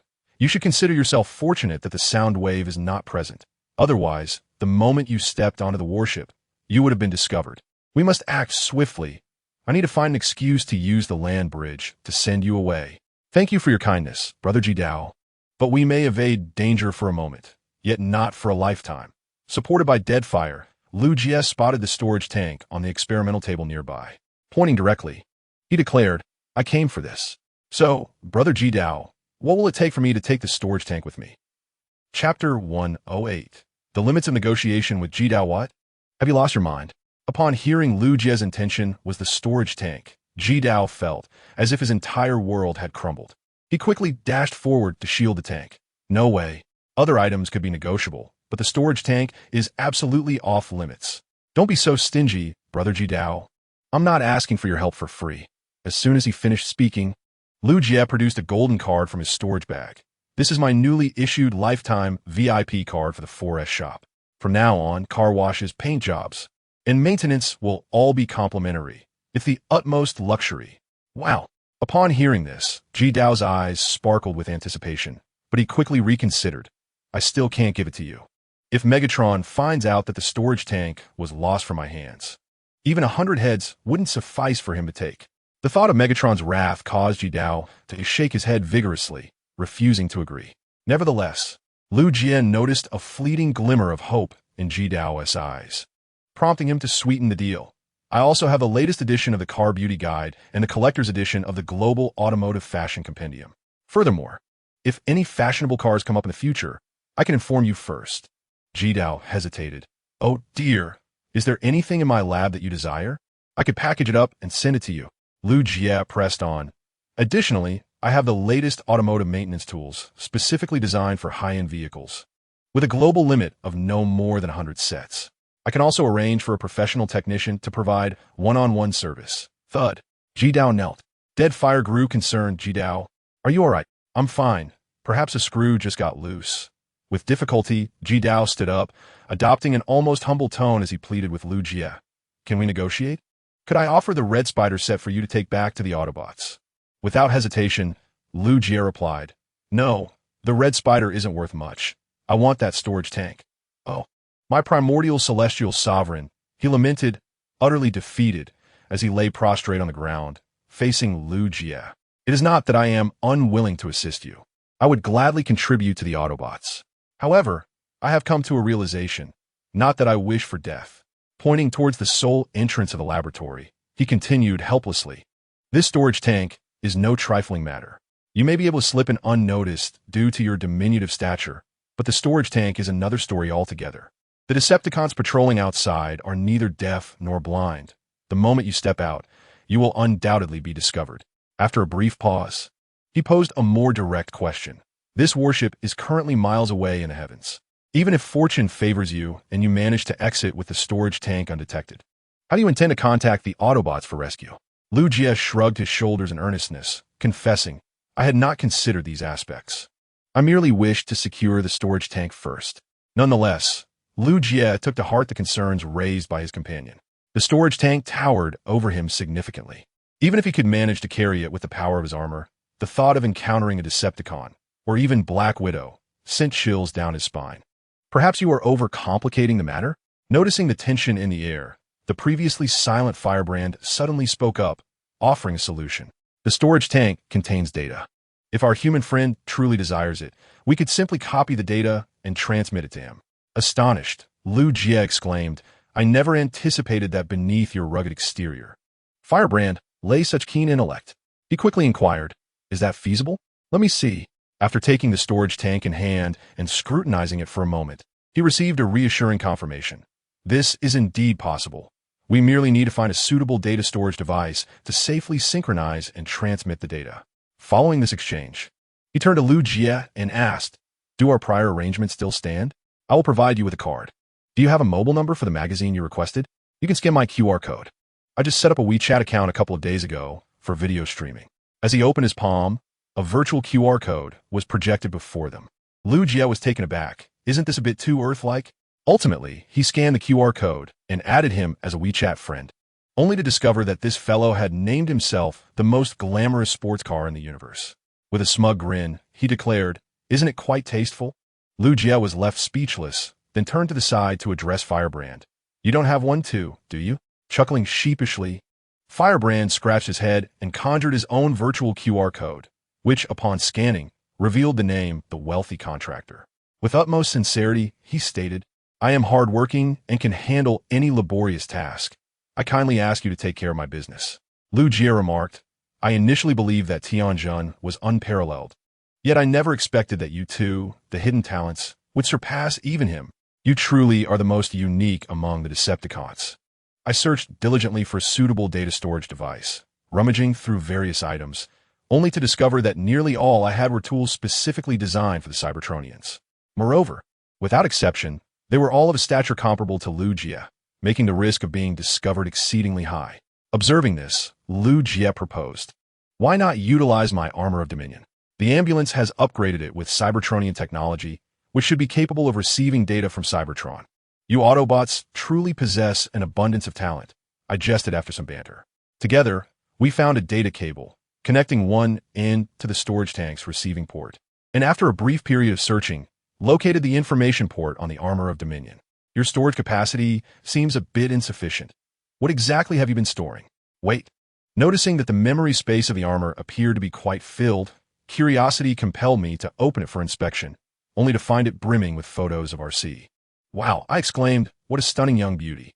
In the next instant, I felt Lu Jie's gaze, one that could pierce through flesh, directed at me. Gustayist. Don't be angry. Yet, you truly need to clear some memory, or else the capacity will be utterly inadequate.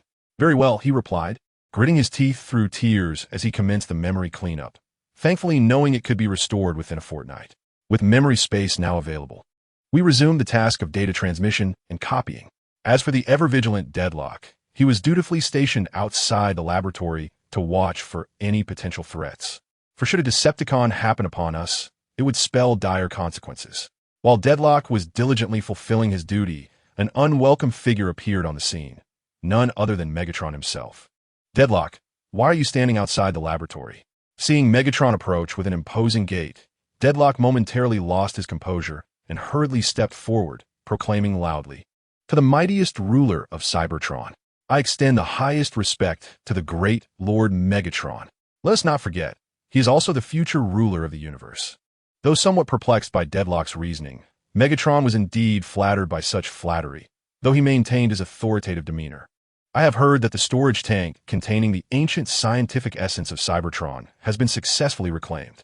What is the current status of the research being conducted by Knockout? This is crucial for our Decepticon plans to ensnare the Autobots completely.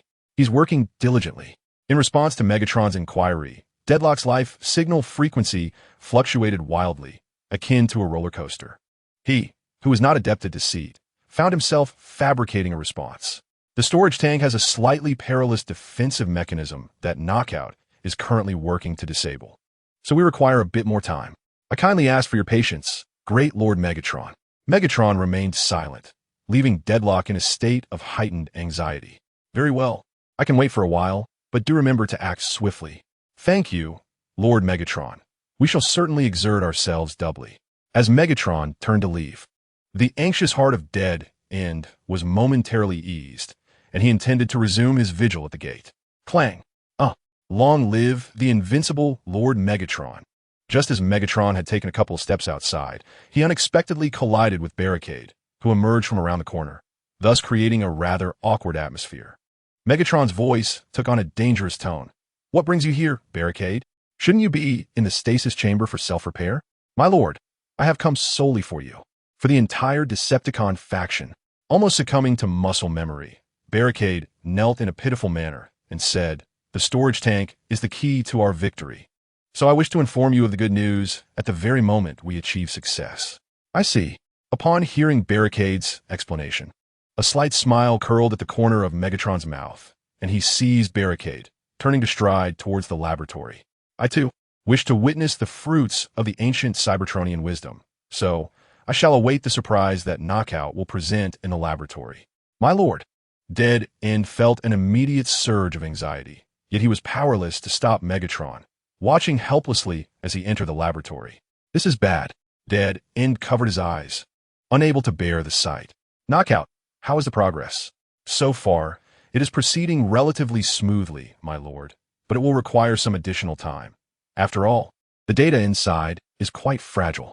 As Megatron and Barricade entered the laboratory, they were greeted by the sight of Knockout diligently analyzing the storage tank with an array of high-tech equipment. Excellent. Keep up the good work. Holding Barricade, Megatron stood silently in a corner of the laboratory, observing Knockout's earnest labor. However, had Megatron seen Knockout's face, he would have noticed that this flamboyant character was in a state of utter panic. What to do? Knockout, feigning nonchalance, glanced back and saw Lu Jie hiding almost at Barricade's feet. Merely lowering his head would reveal the unsettling truth.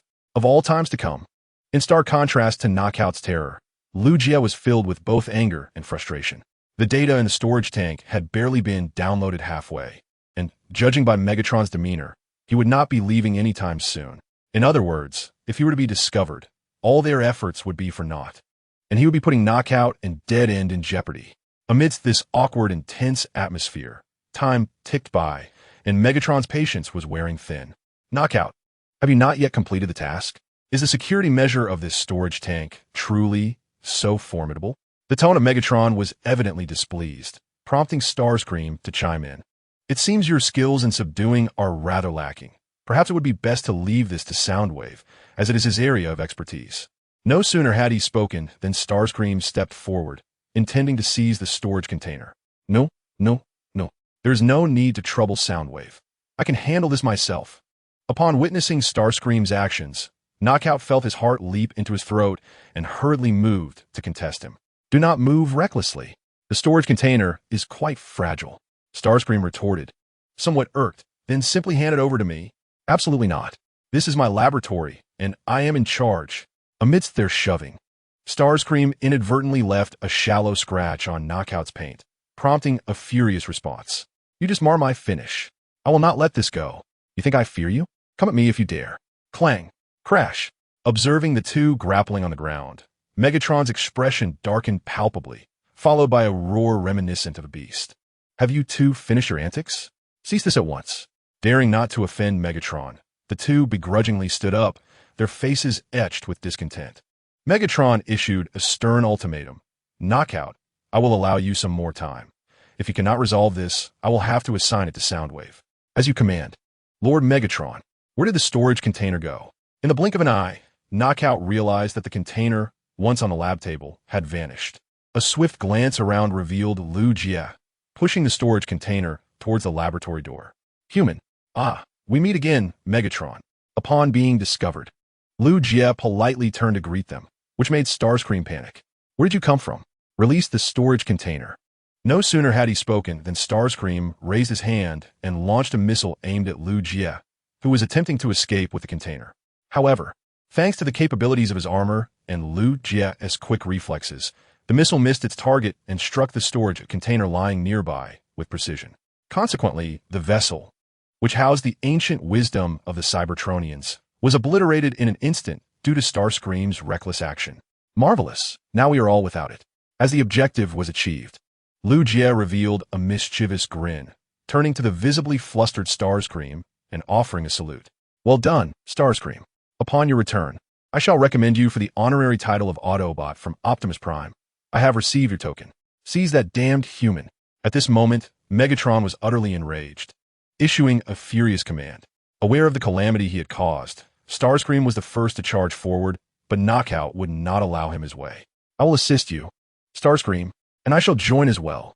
In a flash of lightning, a deliberate stumble caused the left foot to trip over the right, leading to a fall that also brought down the Red Spider. Immediately following this, the towering figure of Deadfire descended with a crushing blow, using the Red Spider as a cushion. Meanwhile, Lu Jie emerged unscathed. Red Spider, there are villains among the Decepticons. Stop! You won't get away. Seeing Lu Jie slip out of the laboratory, the furious Megatron rushed outside, raising his cannon to unleash a barrage of fire. But Lu Jie's advantageous physique allowed him to evade every shot. After covering some distance, Lu Jie turned around, gesturing with both hands in a friendly manner. Your aim is as poor as a novice. You can't touch me, Megatron.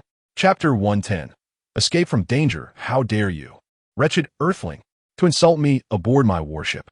Infuriated, Megatron fired again and then ordered the incapacitated Red Spider, who was still feigning death on the ground, immediately notify all soldiers to mobilize.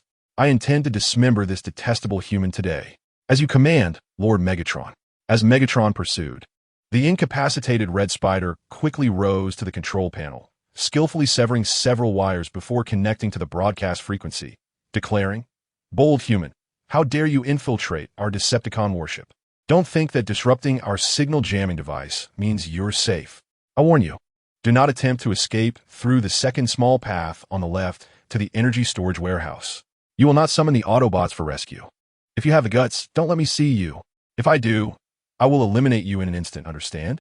After this theatrical display, the Red Spider finally ended the broadcast, only to notice a group of small soldiers outside the laboratory staring at him in shock.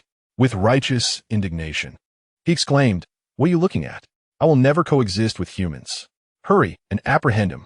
Yes, the small soldiers, bewildered by the Red Spider's fervent demeanor and encouraged by Deadfire's silent cues, quickly sprang into action.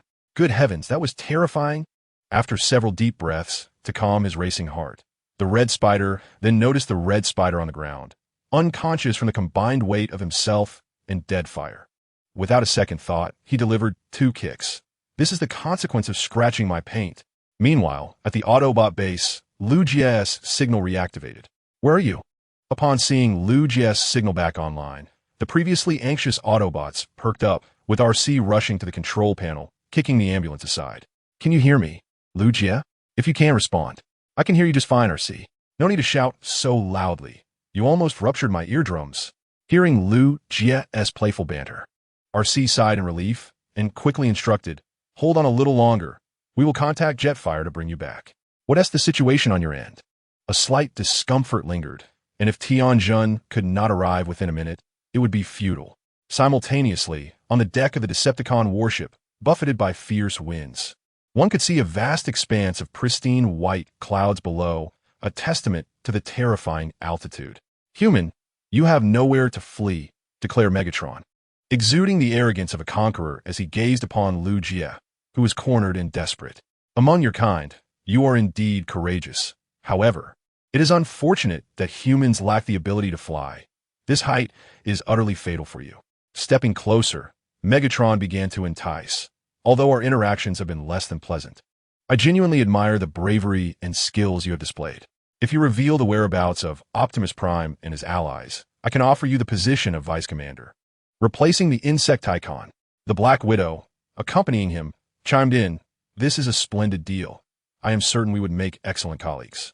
Choosing not to respond to the Decepticons' overtures, Lu Jie glanced at the clouds below, steeled his resolve, and made a decisive choice. "An ambulance. Shouldn't a high-speed object be able to navigate the land bridge? Indeed, what do you intend to do? Lock on my signal. If I fail, I'll have to haunt you in spirit. Having made his decision, Liu Jie extended his hands in a gesture of international goodwill towards Megatron. Go to hell, you bastard. With that, Liu Jie leaped from the warship. What? Megatron, taken aback by Liu Jie's audacity, quickly seized two soldiers nearby and hurled them after him. Bring him back. With a series of mechanical transformations, one soldier morphed into a Cybertronian jet, while the other transformed into an ordinary Earth car. The cries of the transformed soldiers echoed in the sky. Frustrated, Megatron exclaimed, I need something that can fly. I am at your service, Lord Megatron. The Black Widow responded swiftly, transforming into an armed helicopter and soaring upward, followed closely by a cadre of aerial soldiers. Little one, this time you truly have no escape. The anticipation in the Black Widow swelled as she realized Liu Jie was about to fall entirely into her grasp. Meanwhile, Liu Jie streamlined his body, accelerating towards the ground, the friction causing the surface of his armor to heat up. Ambulance, where's that land bridge? It's just 100 meters below you. Hurry, accelerate and dive in. As he caught sight of the land bridge entrance before him, Liu Jie activated the propulsion device in his feet, knowing that a relentless predator was hot on his trail. As the propulsion device at the soles of his feet unleashed its full power, Liu Jie swiftly plunged into the entrance of the land bridge. In the very next moment, the land bridge closed rapidly behind him. It was infuriating to see an opportunity slip away so narrowly. The Black Widow's mood soured considerably. Yet she had no choice but to regroup and return. At this moment, at the Autobots' base, a cacophony erupted. I can't stop. I'm catching you. Due to the full throttle of speed, Liu Jie found himself unable to halt in time. RC, without hesitation, leaped in front of him, arms outstretched. The next instant, clang.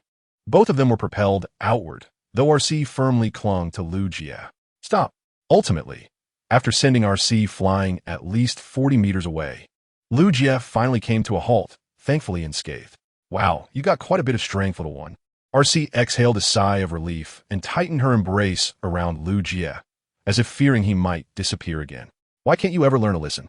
Do you have any idea how worried I am about you? I'm sorry, RC. We just had to take some risks.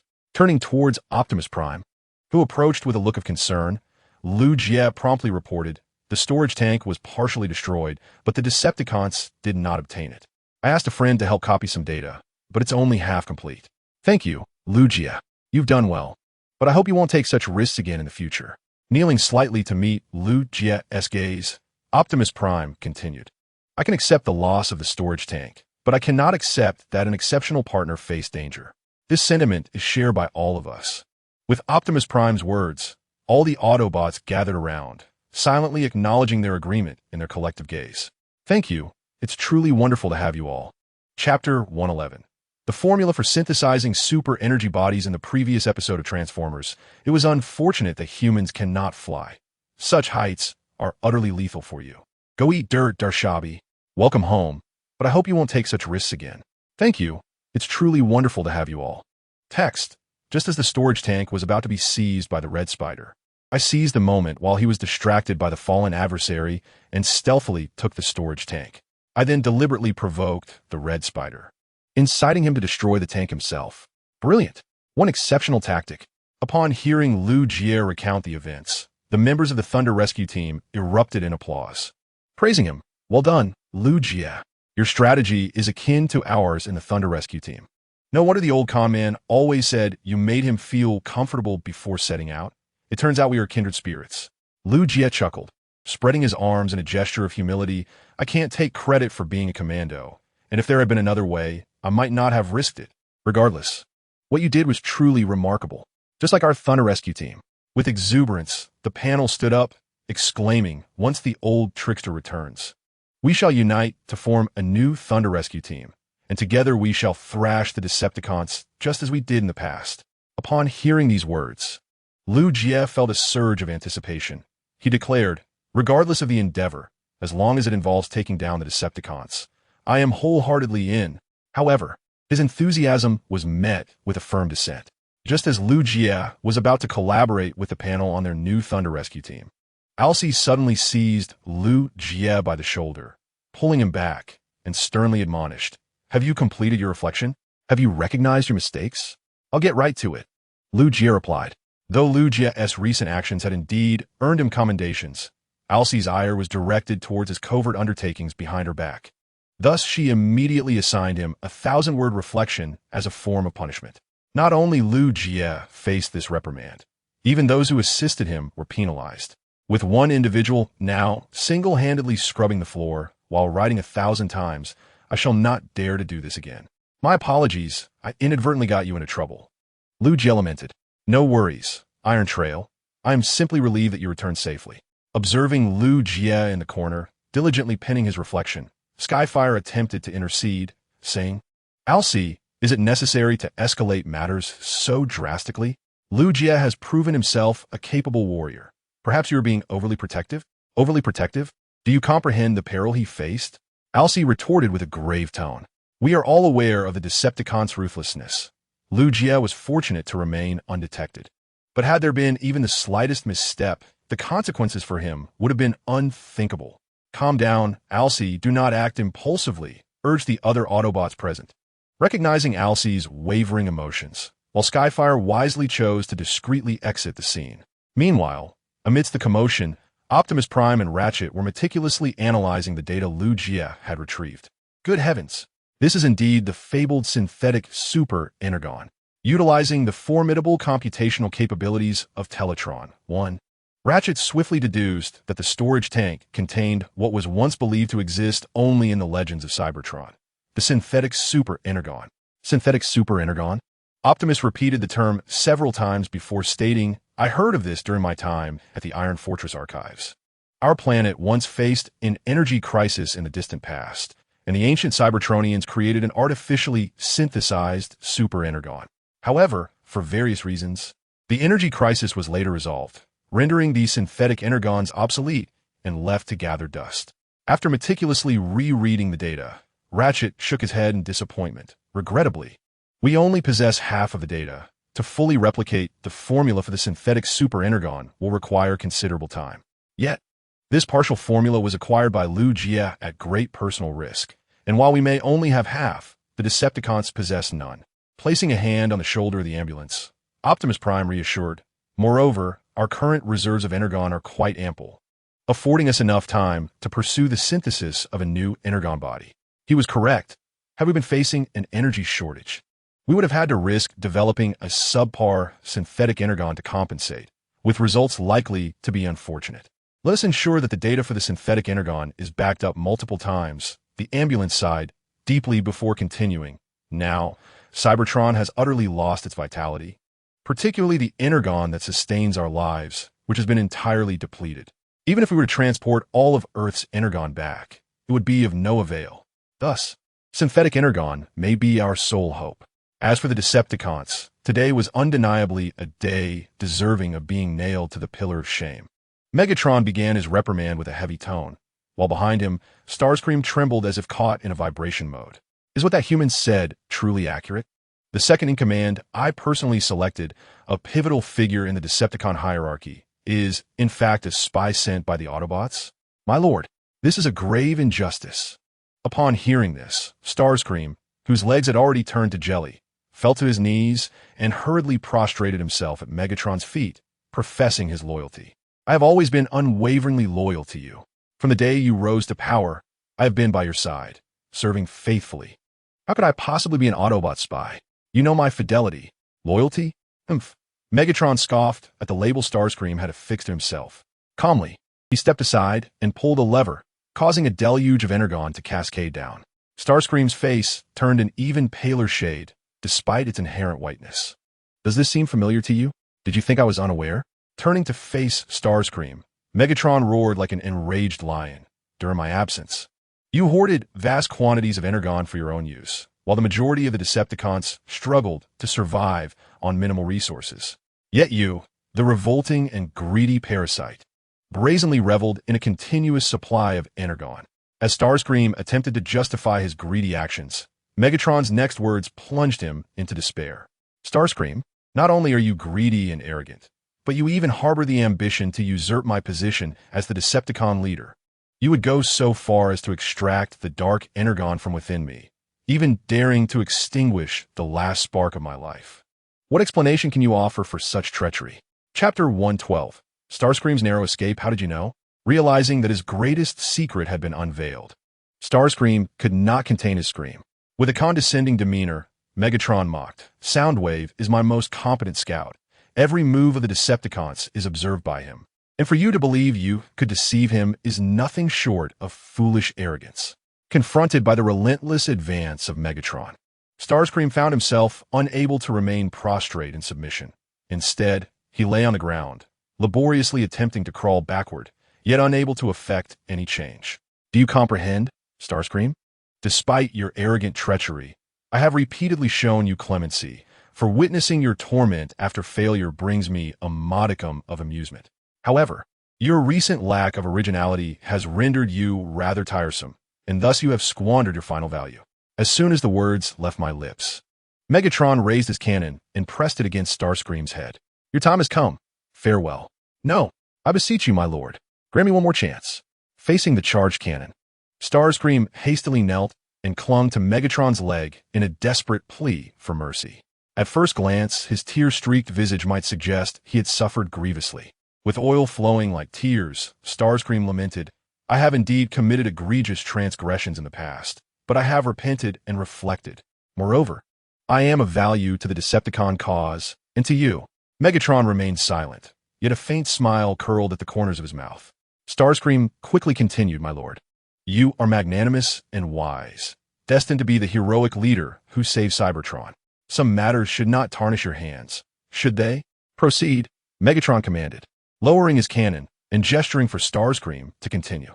Seeing a glimmer of hope for survival, Starscream spared no effort. "My lord, there's a saying on Earth, a lone shadow cannot thrive, nor can a solitary light endure. A leader as great as you surely requires a servant adept at managing troublesome affairs. And I consider myself the most suitable candidate. Indeed, this is self-evident." As Megatron circled around Starscream, he turned his back and began to pace. Stopping under Starscream's anxious gaze, he remarked, "Since the war erupted, your schemes have indeed brought victory to the Decepticons on several occasions. Although your methods were foul and despicable, they have undeniably yielded the victories we required."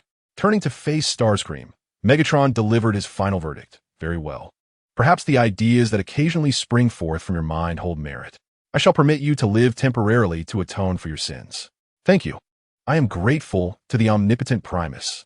"Thank you, compassionate Megatron," Starscream exclaimed, bowing repeatedly to express his loyalty. Just as Starscream was fervently proclaiming his allegiance, a voice crackled through the communication channel. "My lord, may I present my report?" "What is it, Black Widow?" "While I was organizing the warship's information database, I stumbled upon a piece of information that I believe may pique your interest." Shortly thereafter, Megatron, accompanied by Starscream, arrived at the warship's information repository, where Black Widow had been waiting. She slightly bowed in greeting. "Lord Megatron, tell me, Black Widow, what news do you have for me? Please take a look." With Megatron's direct approach, Black Widow swiftly activated the virtual display screen, revealing information about a spacecraft. She explained the Decepticon transport ship, the Vanguard, was tasked with transporting weapons and personnel during the war, but ultimately crashed on Earth due to solar plasma storms. "Is that all? You summoned Lord Megatron for such a trivial matter?"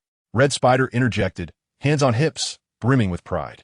"Upon arriving on Earth, I organized a search team, which successfully located the wreckage of the Vanguard. This is clearly documented in my report. Yet your report is incomplete. It fails to mention the Decepticon weapon," Black Widow retorted, her expression revealing her dissatisfaction with Red Spider's bravado. However, with Megatron present, she suppressed her displeasure, silently noting it for future reference. As Black Widow pressed a button, the screen shifted to display a long, staff-like object.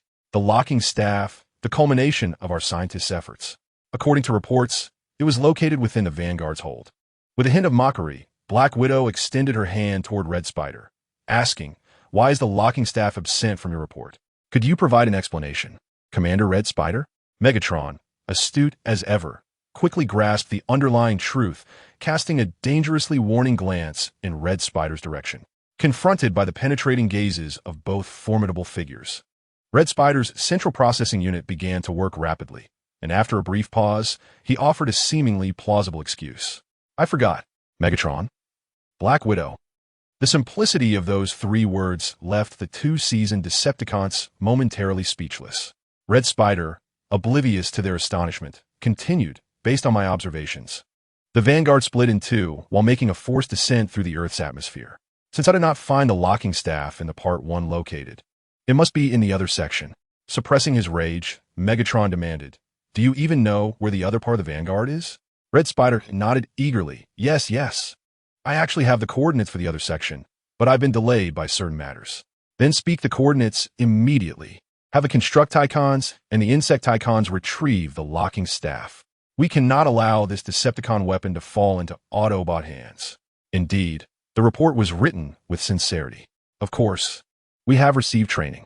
Seeing RC's mood improve significantly, Lugia hastily picked up a polishing machine to help refine her shoes, then added with a pleasing expression, RC, you mustn't be upset now, right? Let us see how you perform next. With a haughty lift of her chin, RC raised her other foot before Lugia. Polish them well, or I'll delete all your game records once we return.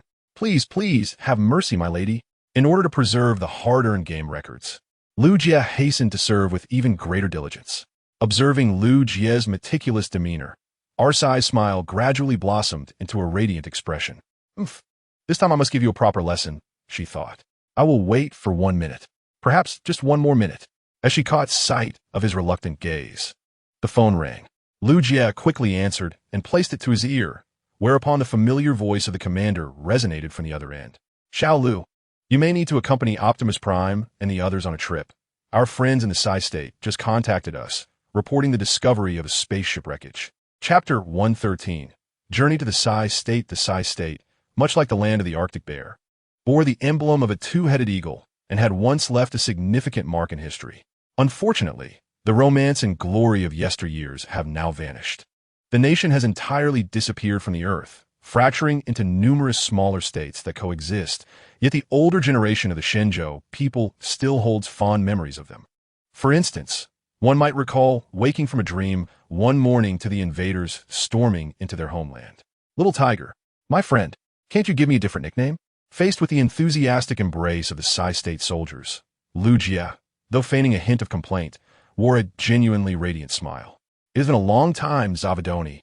The last time we met was during your military parade. Indeed, it has been several years. I have truly missed you, my dear friend.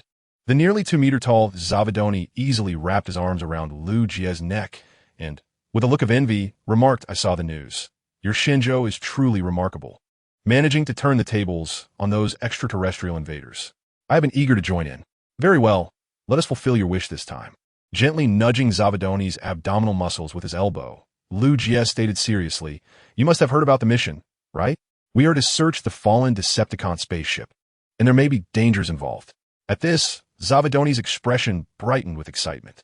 Adventuring in a spaceship? Oh my, how I adore adventure. Lugia teased. This is not an ordinary spaceship. Wonderful. I relish the prospect of an extraordinary spaceship.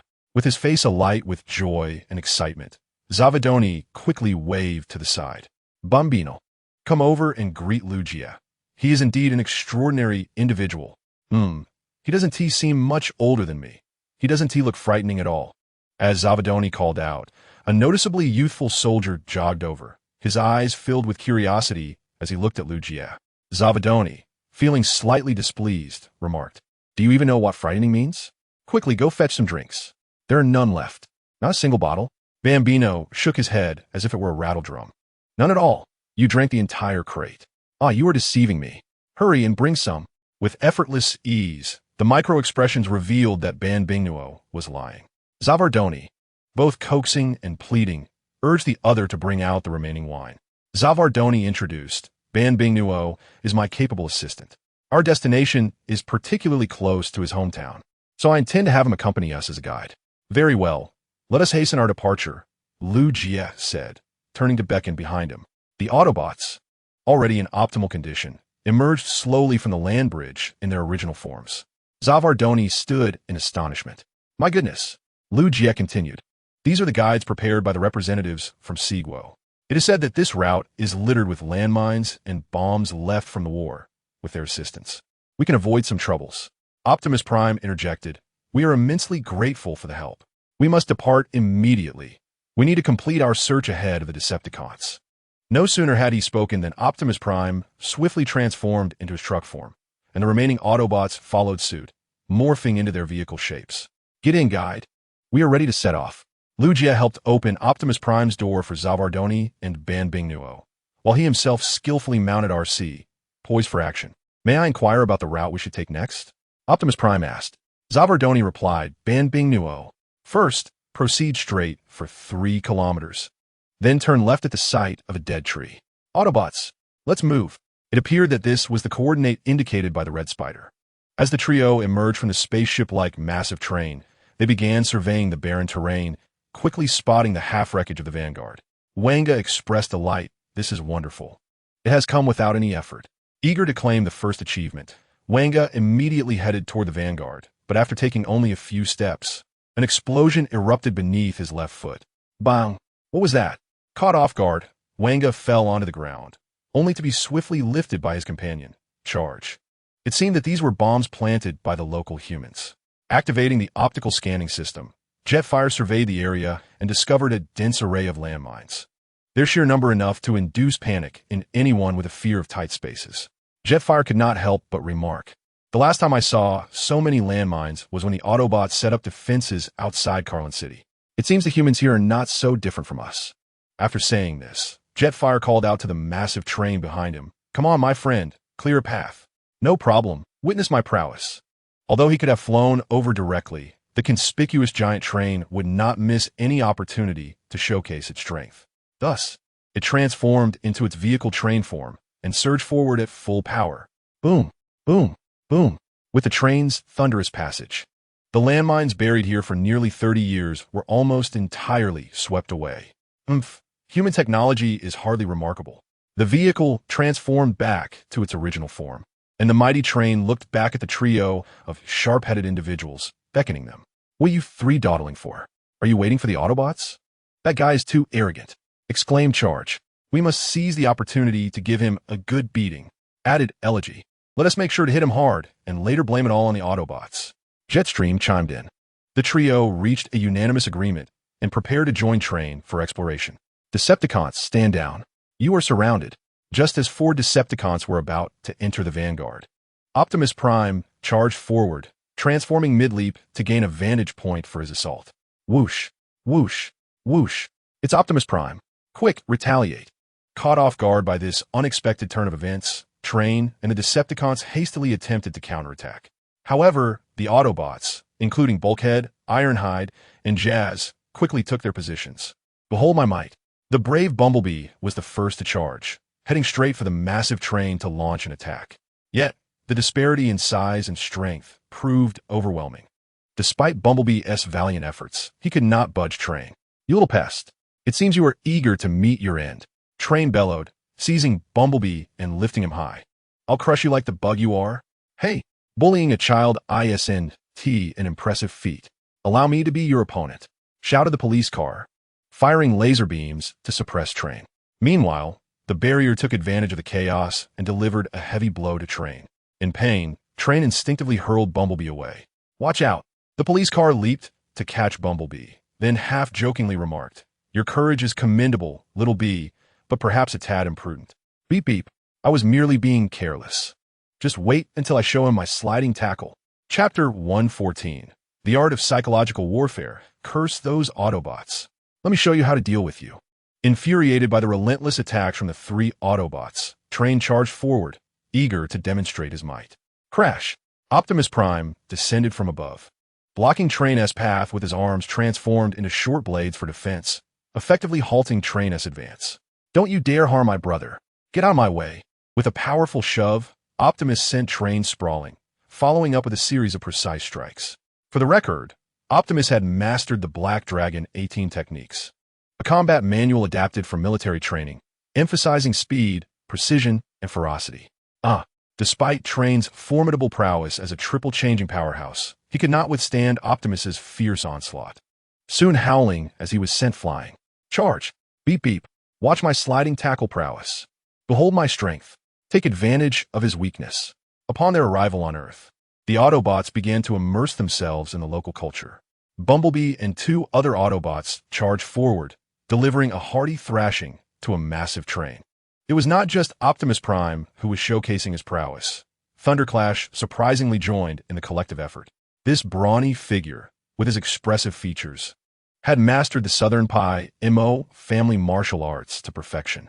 Meanwhile, the opposing Jet was desperately shielding himself, hands over his vulnerable areas. Thunderclash, you were never like this before. How can you employ such combat tactics?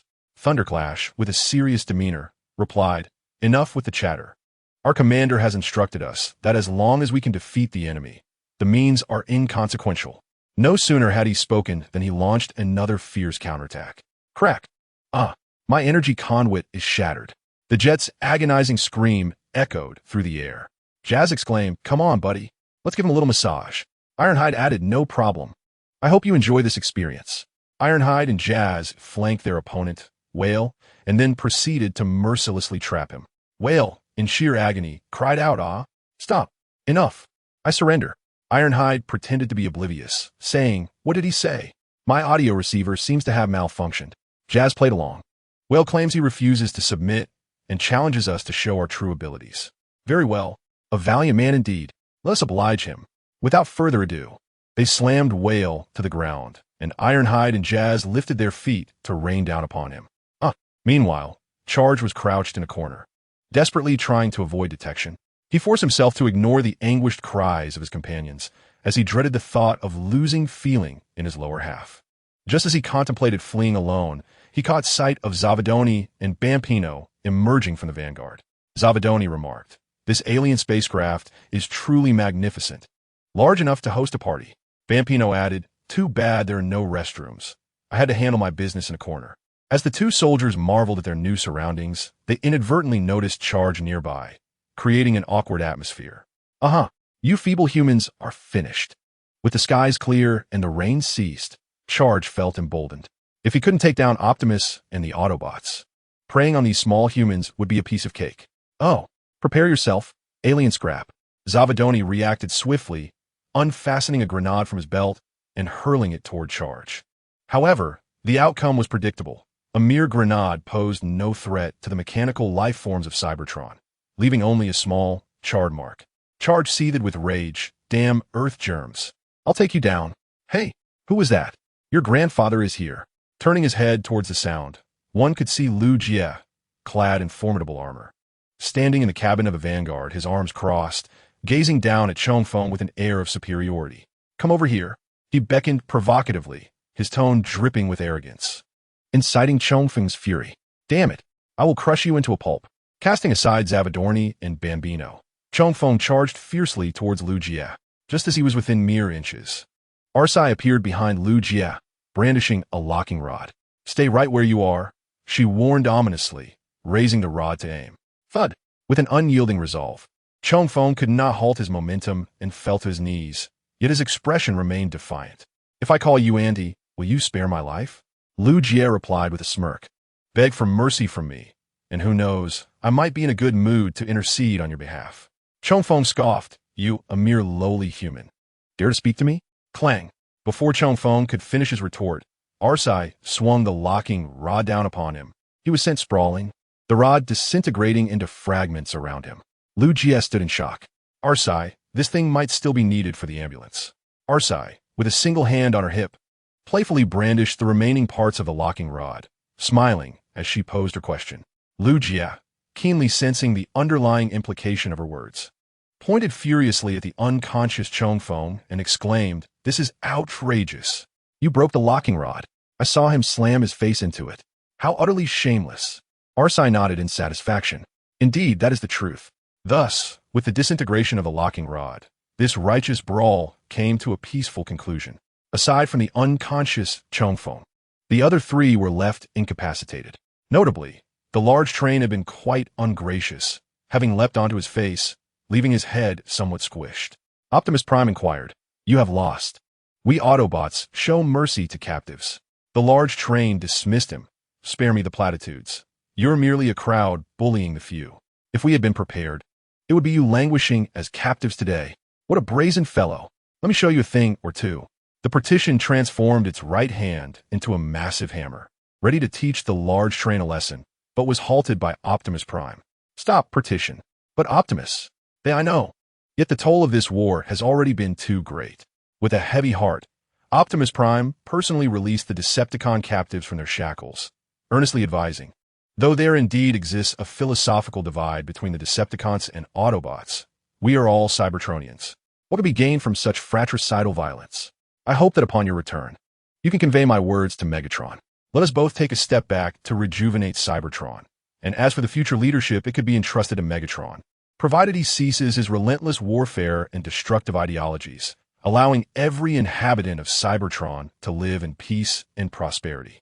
After hearing Optimus Prime's words, the four Decepticons exchanged glances, momentarily rendered speechless.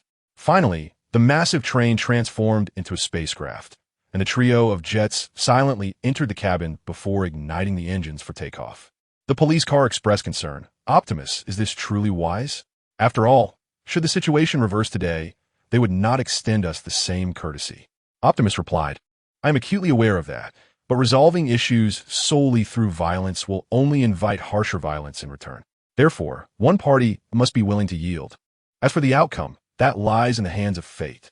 At this juncture, Optimus turned to Lu Jie with a smile. To conquer without battle, to win hearts, is far more effective than mere combat.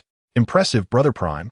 You've been studying well lately, Lu Jie exclaimed, applauding Optimus for his grasp of classical rhetoric. Chapter 115. The impending catastrophe, my heavens, I still have use for this locking staff. Gazing at the scattered components of the locking staff, the ambulance felt as weary as a collector delicately piecing together a figurine with tools. Who could have done this? This is the culmination of our Cybertronian intellect. It is not merely a cooking utensil. Without hesitation, Lu Jie asserted, it was the Decepticons. I witnessed them shatter the locking staff with their faces. Such a despicable tactic. The ambulance retorted, I may be aging and rusting, but my mind remains sharp. I would sooner believe that humans possess the ability to transform than accept that the Decepticons would be foolish enough to destroy the locking staff in such a manner. My fingers can transform. Guess which one? Lu Jie grinned mischievously, extending a fist. The ambulance rolled its eyes. Would Earthlings really employ such a tactic? Optimus nearly exhausted this trick long ago. I won't fall for your ruse. What? Optimus can do that? Upon hearing the unexpected revelation from the ambulance, Lu Jie was not the only one intrigued. The other Autobots present also wore expressions of curiosity.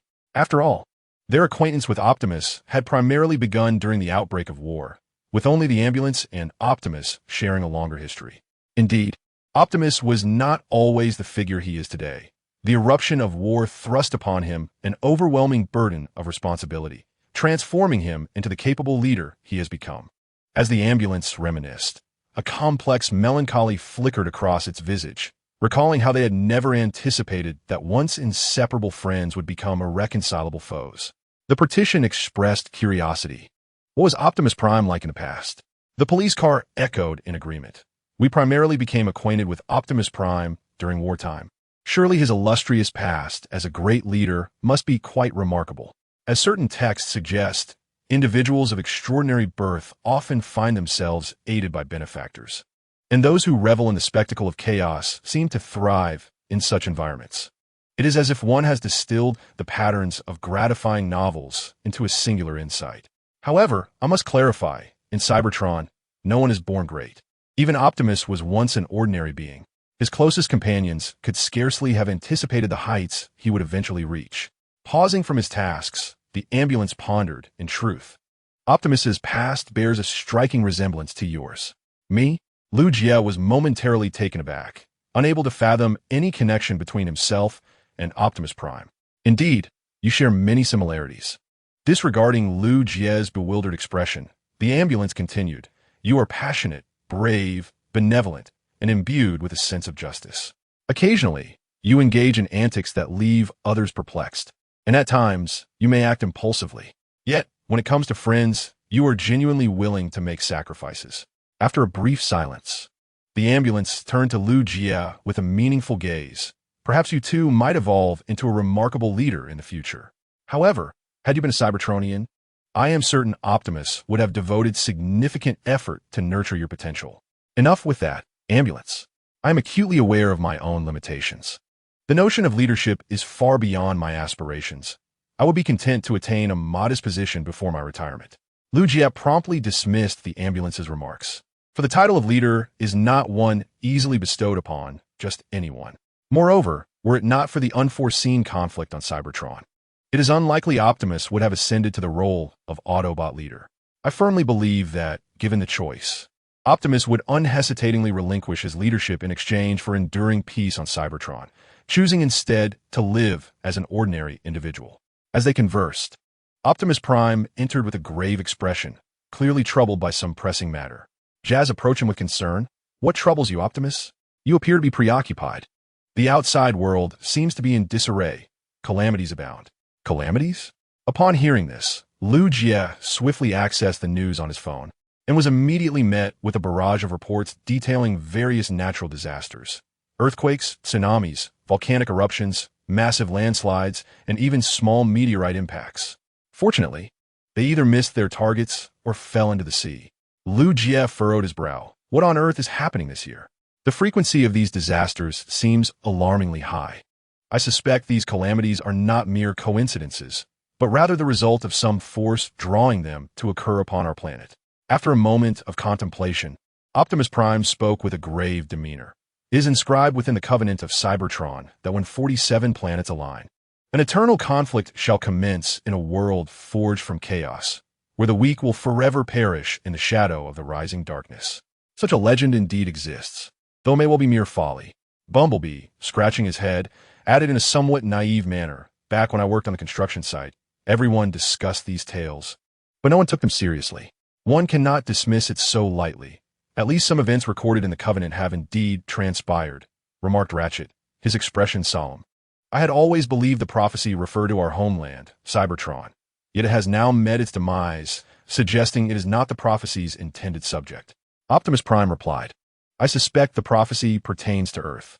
Since the Decepticons arrived, Megatron has indeed wrought considerable suffering upon this planet. If the 47 planets align, their ultimate focal point would also be Earth. If the calculations of Sentinel Prime are accurate, the alignment will occur within 3 days. Optimus continued, though the credibility of the prophecy is questionable, I fear for those who believe in it and are poised to act as the moment of prophecy approaches. Megatron, initially reprimanding the returning combat icons for their failure, felt his anger dissipate upon hearing of the impending alignment. I require more dark energon than what resides within me. Where, pray tell, is my dark energon? He roared, seizing the nearest tarantulas with a feral intensity.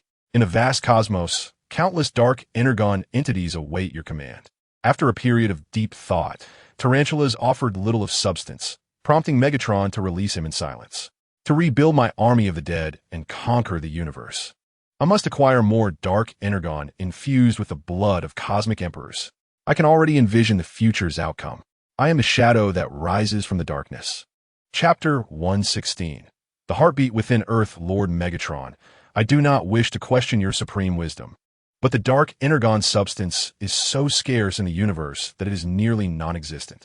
Observing Megatron's unusual mood, Starscream mustered the courage to explain, only to receive a fierce glare in return. Scarcity may be a concern for the average individual, yet for one who possesses dark energon as I do, I can effortlessly sense the presence of the blood of cosmic emperors.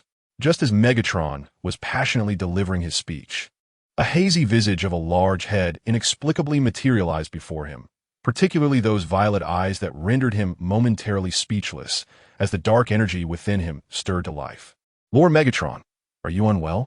In response to Megatron's sudden daze, the medical officer Knockout promptly approached to conduct an examination. Stand down.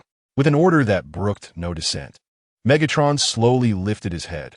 His once blood-red eyes now shimmered with a purple luminescence, akin to the hue of the dark energy within him. All Decepticons, heed my command. At any cost, construct the space bridge. I intend to return to Cybertron with greater quantities of dark energy to reconstruct my army of the fallen. These natural disasters undoubtedly warrant scrutiny. It is the first time we have encountered such phenomena.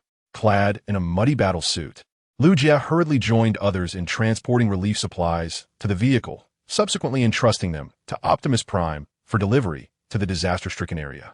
Please, Brother Prime. The citizens in the affected zones await these provisions. Rest assured, the ambulance is activating the land bridge. With the aid of such a miraculous transport mechanism, coupled with the speed and experience accumulated by Shenzhou through prolonged disaster response, as well as the developed battle suits, they swiftly managed to control the flood crisis in the south. Particularly, the barricade and police vehicle were remarkable, having constructed a dam in under 10 minutes, successfully halting the torrent. Yet the two Autobots emerged from the mud like animated clay giants. You should wash up. If the mud hardens any further, it will be difficult to remove. Thank you. Watching the barricade and police vehicle head into the shower for cleaning, Lu Jie expressed his concerns. This year's disasters are truly alarming. He pulled out his phone to peruse the densely packed reports of calamities. Countries like Shenzhou, with their strong organizational capabilities, are managing well, but the neighboring democratic nations are lacking in virtue. To put it bluntly, while Shenzhou mobilizes the entire nation to combat the floods, those neighboring nations are still squabbling over how to distribute the rescue funds, utterly unconcerned for the citizens still submerged in water. By the way, wildfires have reignited in a certain country, yet the fire brigade lacks water. Thank you for your hard work. After a hose was brought forth to rinse Lu Jie, RC inquired with concern, "Are you all right?" "Fear not. The battle suit's power is formidable. Our disaster response efficiency has improved severalfold." Pressing the core switch on his chest, Lu Jie gulped down several cups of water before feeling somewhat better. Then his expression turned grave. What exactly was that prophecy Optimus mentioned last time? It seems profoundly connected to Earth. RC elucidated that is the Cybertronian covenant, said to have originated from the hands of the 13 apostles. However, much like your religious texts on Earth, it is filled with many obscure prophecies and tales. Upon reaching this point, Alcie's expression became somewhat intricate. At least, it was once widely believed to be merely a tale. However, it was not until Cybertron was utterly ravaged by war that some began to recall the accounts within the covenant of Cybertron. Hearing this, Lu Jie felt a sudden pang of anxiety and hastily inquired, "What exactly will happen to Earth when the 47 planets align?" Before Alcie could respond, the Autobot ambulance promptly answered the question. The records in the covenant of Cybertron are exceedingly complex, comprehensible only to a select few who can slightly grasp their secrets. Moreover, the implications of the alignment of the 47 planets on Earth or any other celestial body remain shrouded in mystery. All that is known is the ominous emergence of shadows from the darkness. Observing Lu Jie's tense and grave demeanor, the ambulance said with a hint of pride, "Relax. Earth is merely an inconspicuous little planet in a vast universe. The ancient Cybertronians surely had no interest in documenting matters pertaining to Earth." The ambulance was right. Lu Jie was likely too anxious, and it was regrettable that this narrative had cast a negative influence upon him. Kneeling slightly, Alcie gently embraced Lu Jie, smiling reassuringly. "Take it easy. We are here for everything." "Hello. Is everyone there? What happened, Director Zhang?" Upon receiving a video communication from the long-missed director, Lu Jie and the others approached with curiosity. However, they were met with an unusually serious expression from the director, who stated, "The Decepticons have commenced their operations again. Advanced equipment from laboratories across the globe has been swept clean. This is the compiled list from our local diplomatic personnel. Items such as plasma injectors, neutron barriers, and hypercubes were on the list." As a medical officer and scientist, the ambulance quickly discerned the implications by merely scanning the inventory. Although somewhat outdated, the Decepticons undoubtedly possess the capability and means to maximize the efficiency of these stolen items. All they now lack is a high-power energy source to construct a space bridge. Is it the device Megatron previously built in orbit around Earth? The one that allows swift travel between Earth and Cybertron in under a minute? Although Lu Jie was uncertain of Megatron's intentions, his instinct warned him that it could not bode well. Just days earlier, the Science Institute had developed a powerful energy device crafted from Cybertronian technology provided by the ambulance. If he were Megatron, that would surely be his primary target. The ambulance nodded in agreement. "You are correct. The immediate priority is to transfer the equipment without delay. Megatron is known to stop at nothing to achieve his goals, and this time is likely no different." After advising Lu Jie, the ambulance hurriedly messaged Optimus Prime and the other Autobots, urging them to head immediately to the Science Institute for protection. Just as everything was proceeding in an orderly fashion, Director Zhang cleared his throat, breaking the tension in the atmosphere. I apologize for interrupting your conversation, but there is a situation I must share with you. Our diplomatic personnel at the Polar Bear's residence have acquired this from the banquet table.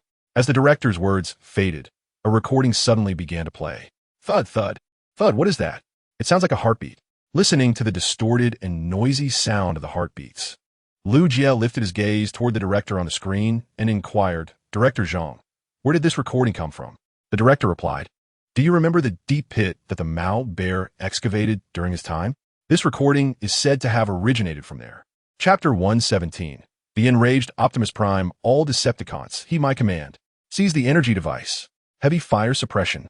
As anticipated by the wrench, the great sorcerer. Megatron indeed dispatched his forces to assault the Academy and seize the energy device. Fortunately, the defensive forces here were robust, composed entirely of super energy-powered soldiers. Thus, the battle between the two sides was exceptionally fierce. Boom, boom, boom.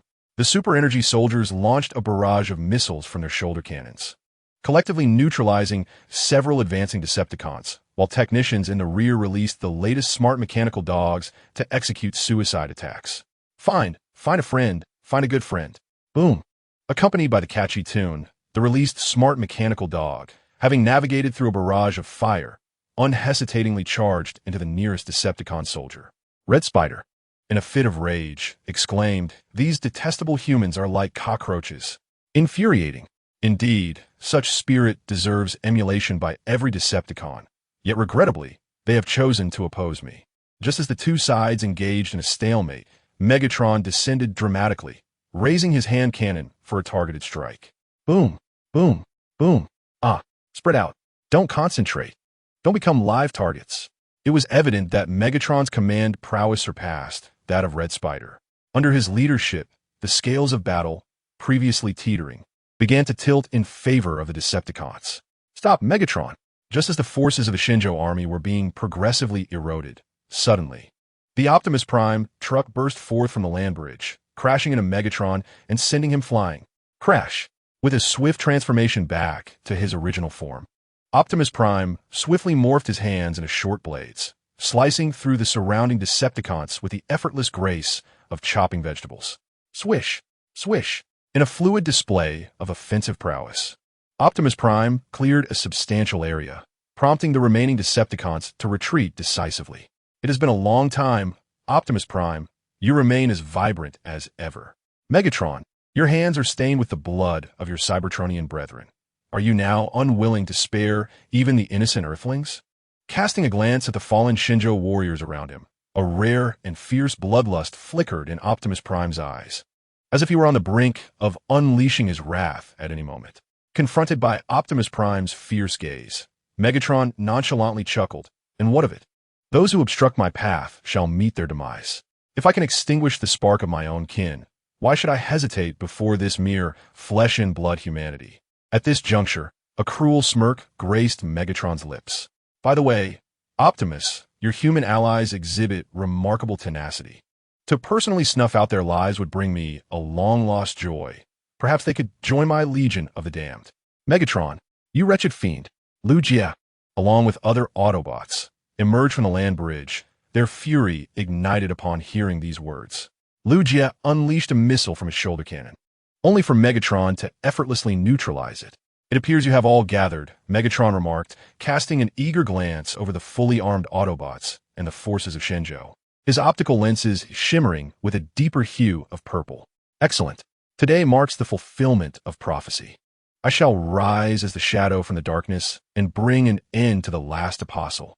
Megatron, in accordance with the ancient and sacred laws of our planet, I, Optimus Prime, hereby challenge you.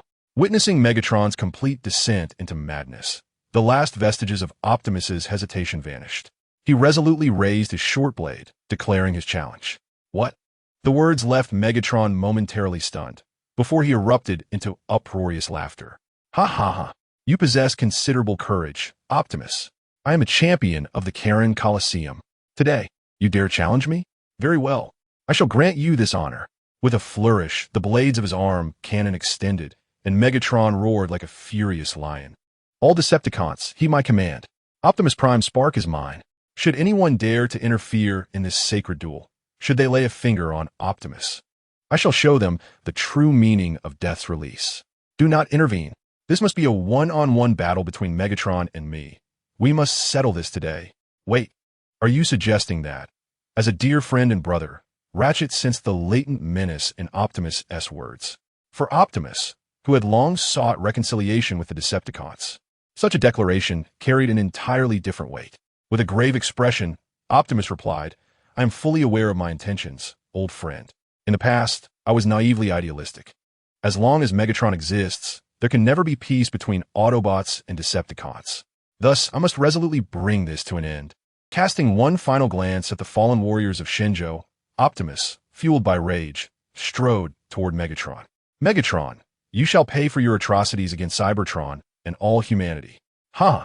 You can only utter such words now, but soon, when the prophecy comes to fruition, you will accept your fate of defeat. As Optimus approached, Megatron was eager to meet him head-on. Today, one of us shall perish. Megatron, that signifies my demise. Both leaders simultaneously charged towards each other, unleashing their declarations of intent. Bam! Good brother. A fist bump. They exchanged a friendly blow that landed squarely on each other's faces. Ignoring the pain, Optimus Prime unleashed the deadly Black Dragon 18 techniques upon Megatron. Crash! Crash! Crash! Arg! Even a titan like Megatron could not withstand such a barrage, spewing forth a stream of dark energy blood. Yet, rather than feeling anguish, it only ignited the ferocity within him. Ah, you performed admirably, Optimus. But if you believe this is sufficient, you underestimate me, the gladiatorial king. With a light swipe to clean the dark energy blood from the corner of his mouth, Megatron charged once more at Optimus, who chose to respond head-on. The air filled with the sound of clashing metal as they engaged in a fierce contest of strength. Megatron growled, I have toiled as a miner for millennia. Each day has been a struggle for survival. No one understands the need for Cybertron to undergo a great upheaval better than I. Optimus, unwavering, replied, I sympathize with your plight and comprehend your thoughts. But that does not justify the slaughter of the innocent. They resumed their intense brawl, and suddenly, Optimus' hands transformed into laser guns. Seizing the moment, he executed an American-style I-8 slash. Whoosh. Arg. Cool, kaboom. The strike sent Megatron flying, and Optimus swiftly transformed into truck mode to crash into him, not forgetting to grind his tires mercilessly against Megatron's face, eliciting a cry of agony. Arg. Cool, kaboom. Transforming once more, Optimus seized Megatron's legs, delivering a series of devastating slams before finally tossing the gravely wounded Megatron to the ground, placing a foot firmly upon his chest. This is not foretold. I shall not allow the prophecy to come to fruition. This is where our paths diverge. Determination gleamed in his optics as Optimus' left hand transformed into a dagger, raising it high, poised to extinguish the spark of Megatron. Chapter 118. The erupting dark Energon entity boom. What is happening? Just as Optimus was about to deliver the fatal blow to extinguish Megatron's spark, the Earth began to tremble violently. Subsequently, a multitude of dark Energon entities surged forth from the fissures in the ground. Dark Energon entities. The sheer volume of these entities erupting from beneath astonished even Optimus.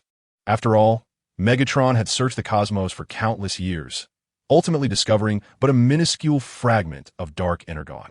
Yet now, this nearly non-existent material was gushing forth from the depths as if it were free. Moreover, due to the presence of the dark Energon entities, everyone present, aside from Megatron, felt a wave of weakness wash over them. Crash. With a slight chuckle, Optimus Prime found himself perpetually on the brink of success, yet always just shy of it. In a stunning display of prowess, he effortlessly intercepted Megatron's dagger with bare hands, only to be met with a chilling laughter that echoed from Megatron. In an instant, Megatron sprang to his feet, launching a more ferocious assault upon Optimus Prime. Bang, bang, bang. What has become of you, Optimus Prime? Where is that unwavering resolve you possessed moments ago? You now resemble a feeble cat. Make a move and reignite my excitement. The relentless barrage of punches battered Optimus Prime, followed by Megatron raising his arm cannon, unleashing a rapid-fire onslaught. Boom! A direct hit to the chest sent Optimus Prime hurtling through the air, while Bumblebee and the other Autobots rushed forward to form a protective line. "Optimus, are you all right?" asked a concerned voice. "Get the medical kit ready. Optimus is wounded," roared another. "Huh, I am a shadow that rises from the darkness. The last apostle has fallen before me." Upon witnessing Optimus Prime's defeat at his hands, Megatron erupted into a hysterical laugh. This time, not only his optical sensors glinted with malice, but the dark energy within his chest also began to flicker ominously. "Damn it, let us go all out against this metal-headed fool. Surely, with our numbers, we can bring him down." The Autobots, incensed by Megatron's audacious demeanor, were ready to charge at him in righteous fury. However, just as they were about to engage, Optimus Prime, regaining his composure, intervened to halt their advance. "Autobots, retreat." What? Upon hearing Optimus Prime's command, his companions could scarcely believe their audio receptors. The police car exclaimed, "Optimus, we haven't lost yet. Megatron, this is an order." "Megatron is not our priority right now. I fear the prophecy may have come to fruition," Optimus interjected. His voice strained as he gazed at the astonishing multitude of dark energy forms on the ground, a profound unease settling within him. "Let us heed Optimus. We shall withdraw for the time being." Noticing the grave concern etched on Optimus's features, his companion, Lugia, sensed the gravity of the situation and concurred with the decision to retreat. Thus, the Autobots and all personnel from the Academy made their escape across the land bridge, with Megatron allowing them to leave without interference, merely watching as they withdrew. "Flee if you must. No matter where you go, it shall be of no consequence. The destruction foretold is imminent. Lord Megatron, may we depart?" Unlike Megatron, who remained impervious to the dark energy forms, the Decepticons, including Starscream, also felt the effects, weakening them, while some of the more fragile ones lay incapacitated on the ground. "Depart?" Turning towards his Decepticon faction, Megatron issued a command that brooked no dissent. "Starscream, gather all the dark energy forms from his place. I must now meet the destroyer of all, Unicron." At this moment, at the Autobot base, frustration mounted. They were so close. The thought of extinguishing Megatron's spark was maddening. A collision with the wall nearly toppled the supporting pillar. "Fly over the mountain. What use do we have for that?" With a resounding clang, a wrench struck the irritable Fly over mountain, rendering him unconscious. The ambulance, equally perturbed, exclaimed, "This defies logic. How can there be so many dark energy entities on Earth? Even on Cybertron, such a phenomenon has never occurred. 47 planets aligned, embodying dark energy as the blood of the Cosmic Emperor, while a rhythmic sound echoed from below, resembling a heartbeat." Lugia sat in the corner, muttering incessantly about the clues he had gathered. Observing his distress, Alcee reached out gently to comfort him. "It's all right, young man. The situation isn't as dire as it seems. What exactly is the Cosmic Emperor?" After a moment of contemplation, Lugia suddenly turned to Alcee with the question. Alcee, with no hesitation, provided an answer. "The primordial celestial master is the creator of our Cybertron, while the Cosmic Emperor is his adversary.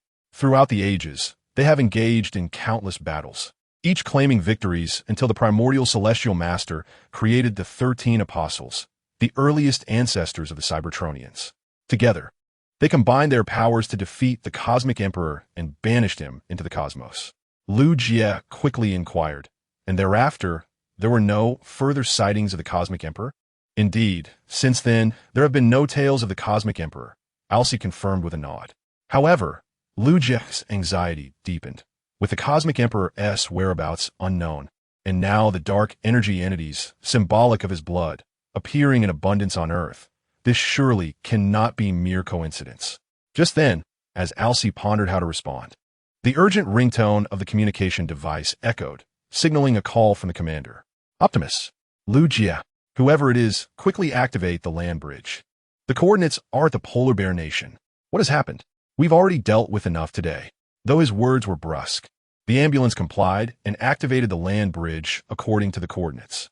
Moments later, the commander arrived, driving a large, dark mass into the base. "What is this?"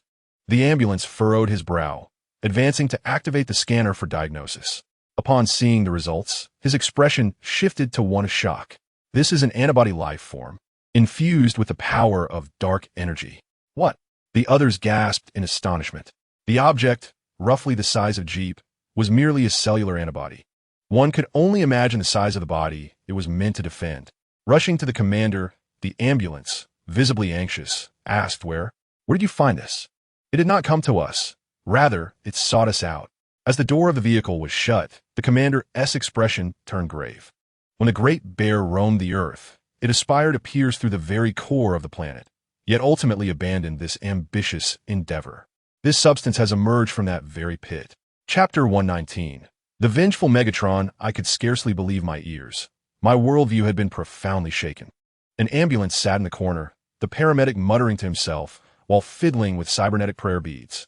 Not only have numerous dark super-energy entities appeared on Earth, but subterranean antibody cells powered by these dark super-energy entities have also emerged. What on earth does this signify? Lu Jia interjected. Let's not forget the heartbeat. The heart beats to supply blood to the body. Currently, the only entity within the Earth's core that could be linked to blood is most likely the dark super-energy entity of the Cosmic Emperor. Pondering the legend of the Cosmic Emperor, who vanished after his defeat, and the sudden eruption of the dark super-energy entity symbolizing his blood, a singular truth emerged. The Cosmic Emperor resides within the Earth's core. Both Lu Jia and Optimus Prime echoed this revelation in unison. The others responded with confusion. Optimus Prime, his demeanor serious, remarked, "Our creator, the primordial celestial master, manifested as the planet Cybertron. Thus, it stands to reason that the Cosmic Emperor possesses a similar capability. Although this may not have been his original intention, during the eons adrift in the cosmos, his own gravitational force likely attracted matter, eventually forming the Earth itself." Lu Jia, deep in thought, added, "We inhabit an island, yet in truth, it is the shell of a slumbering colossal turtle. Now that this giant has awakened, the inhabitants of its shell are in grave peril. Could it be that you are overthinking this?" One questioned. The whereabouts of the Cosmic Emperor have been unknown for countless years. How could he possibly be the Earth itself? As the atmosphere grew increasingly tense, a petition sought to alleviate the discomfort, but just then, Lu Jia's phone chimed with an incoming message. "The universe's most splendid sports car beauty. Knockdown, you all need to devise a plan quickly. Megatron seems to have been utterly compromised by the dark super-energy entities.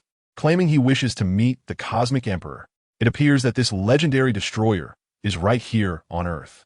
The blossoming prosperity contractor, Deadfire, the proximity to dark super-energy entities is making me feel exceedingly uncomfortable. Please, be cautious and keep your distance. Additionally, do you have any available beds?" Upon reading the internal message, Lu Jia and his companions fell into a profound silence, confirming the unsettling notion that the Cosmic Emperor is indeed the Earth itself. The commander stated, "Well, it appears this cosmic deity is finally awakening. Shall we brace ourselves for the possibility that he intends to stretch and obliterate us all into ashes? It is likely not just the Earth he seeks to annihilate, but the entire universe." Optimus Prime, his expression solemn, rose and declared, "Though the prospects are dim, I still wish to attempt negotiations to secure a sliver of hope for humanity." "Optimus Prime, I fear that invoking familial bonds will bear no fruit," came the reply. Lu Jia spread his hands and remarked, "I am uncertain of the temperament of the Cosmic Emperor. However, should a mosquito attempt to feast upon my blood, I would undoubtedly swat it without hesitation. If it intends to proliferate upon my body, I would expeditiously eradicate this swarm of parasites." Although Lu Jia is but a human, reflecting on the extensive devastation that humanity has inflicted upon Earth, it is likely that the first act of the Cosmic Emperor upon awakening would be to cleanse himself of these parasites. Meanwhile, at a certain volcanic crater, "I sense your presence. Please reveal yourself. I honor you as my supreme master, the destroyer of all."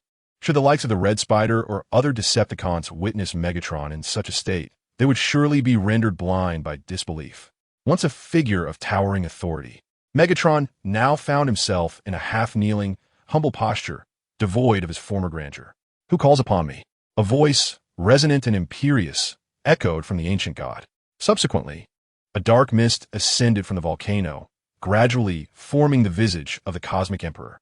With fervor, Megatron proclaimed, "It is I, your loyal servant, the leader of the Decepticons. I have willingly embraced the power of the Dark Energon to awaken you from your long slumber. Henceforth, I shall be your steadfast weapon, and together we shall forge a new era of glory. You foolish, arrogant insect." The moment Megatron uttered those words, the Cosmic Emperor erupted in fury. "How dare you presume to summon my life force? My awakening is a matter of my own accord. I require no one, least of all a mere insect like you, to rouse me. My lord, please temper your wrath. I did not mean to overestimate my own importance." Sensing the Cosmic Emperor's ire, Megatron quickly shifted to a kneeling position, the once mighty leader of the Decepticons, now resembling a submissive slave. "Wait, I sense the presence of an apostle." After a moment of contemplation, the Cosmic Emperor's rage intensified.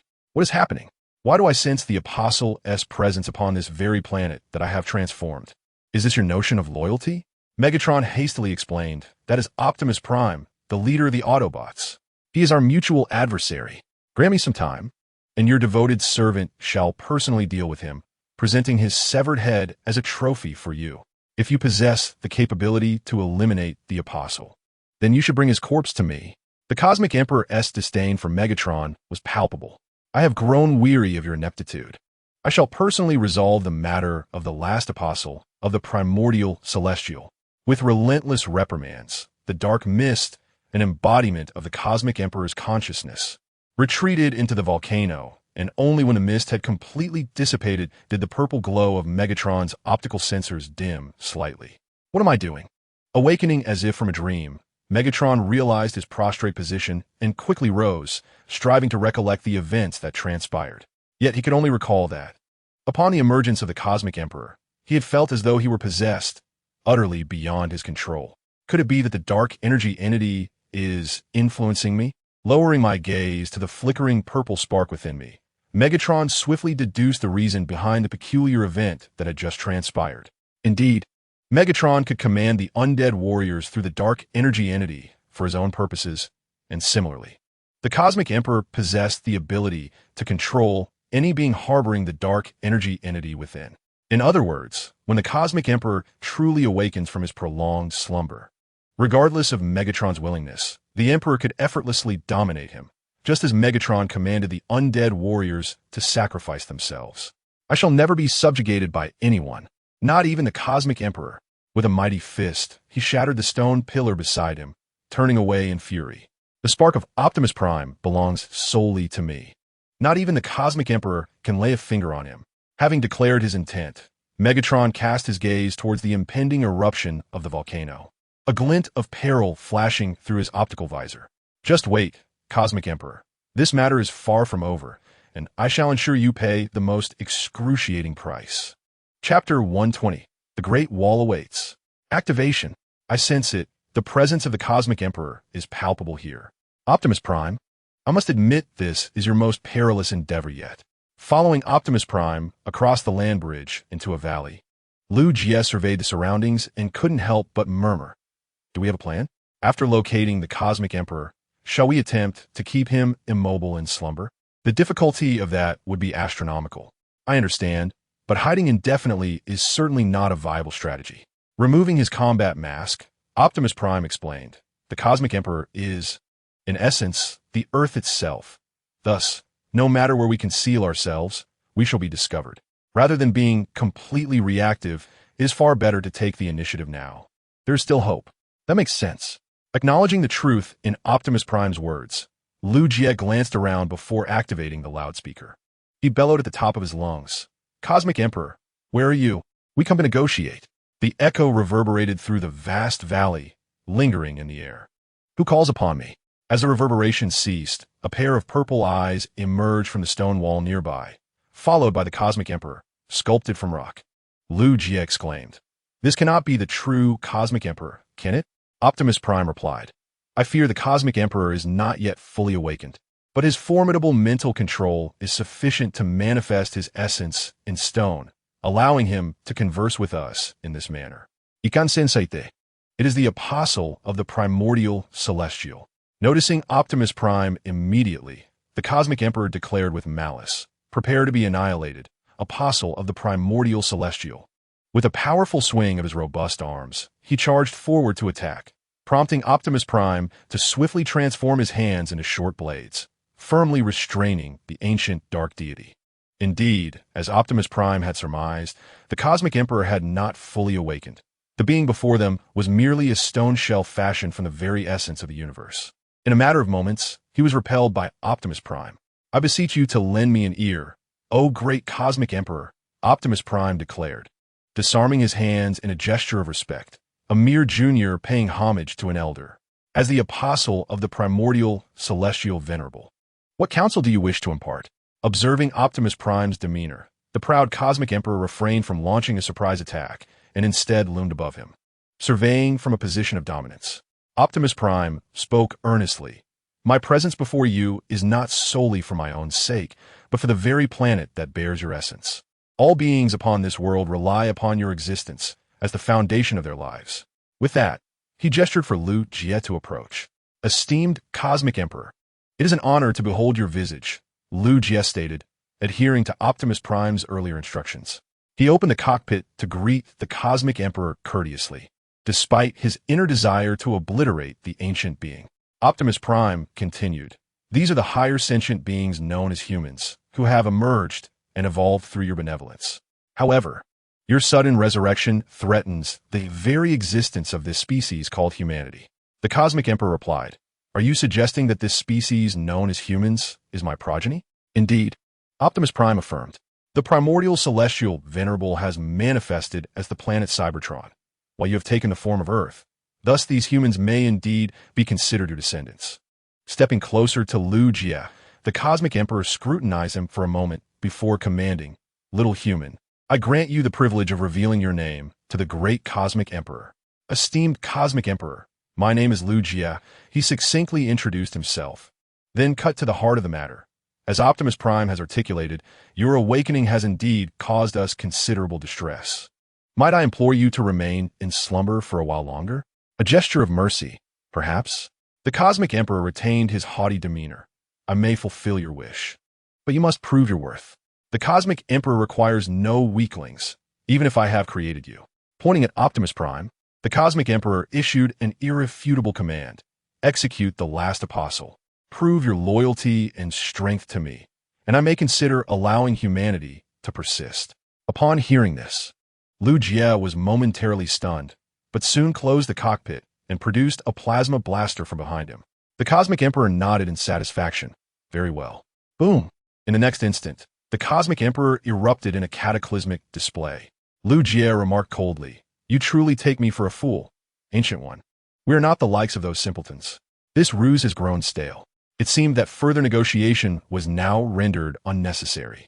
The battle mask sealed shut as Optimus Prime's hands swiftly transformed into a short blade and a laser gun, vigilantly surveying the surroundings.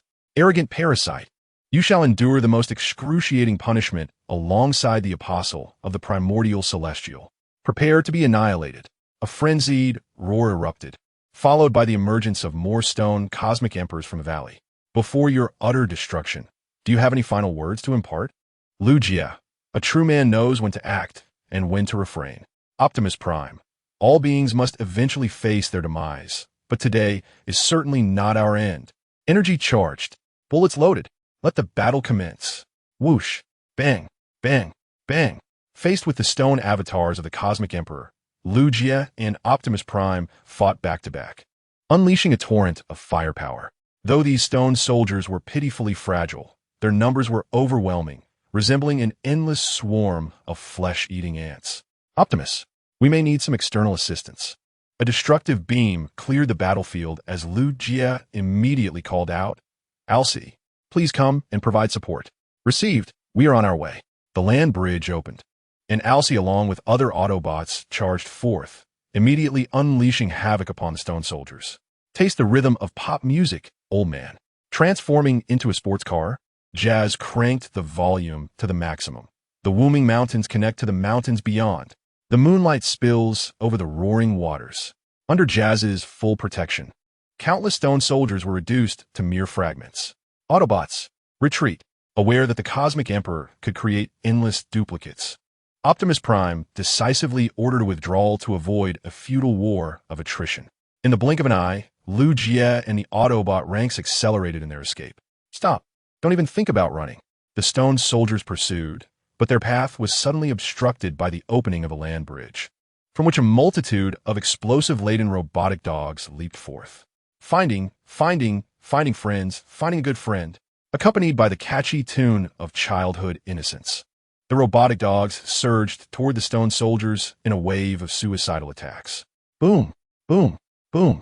Meanwhile, in a factory, keep it up, comrades. The future of Earth depends on your speed. Raise the wages. Everyone deserves a raise. Not only the workers were twisting screws with fervor, the support staff also joined in, as robotic dogs were dispatched like products on an assembly line. Disaster level, dragon countermeasure, full release of productivity, awakening of industrial Cthulhu, initiation of the Great Wall Watch. Chapter 121, United Against the Outside. Eradicate the Cosmic Emperor. Having a complete industrial system is paramount for a powerful nation. Conversely, lacking such a system leaves one forever a lamb to the slaughter. The entertainment and service industries indeed generate substantial revenue. However, they prove to be exceedingly fragile in times of calamity. Only a robust industrial system possesses the capability to avert disaster. As the Cosmic Emperor begins to gradually awaken, an increasing number of stone soldiers emerge across the globe, with Shenzhou, the vibrant stronghold of the Autobots, bearing the brunt of this invasion. Fortunately, Shenzhou has consistently prioritized industrial development, especially in heavy industry. Today marks the moment when the shackles that have bound us for years are finally unshackled. All factories are now operating without production limits. Drones, intelligent robotic dogs, and even the dancing robots have transformed their hands into weapons, all revving up to maximum capacity for production. Concurrently, the Shenzhou military, clad in their battle armor, sends forth a legion of eager young warriors to the front lines, ready to confront the destructive Cosmic Emperor.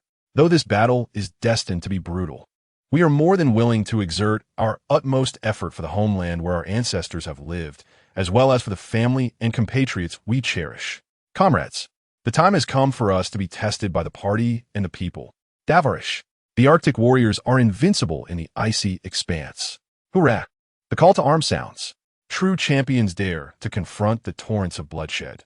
This is the reality of civilization that, having endured trials, ultimately rises anew from the ashes.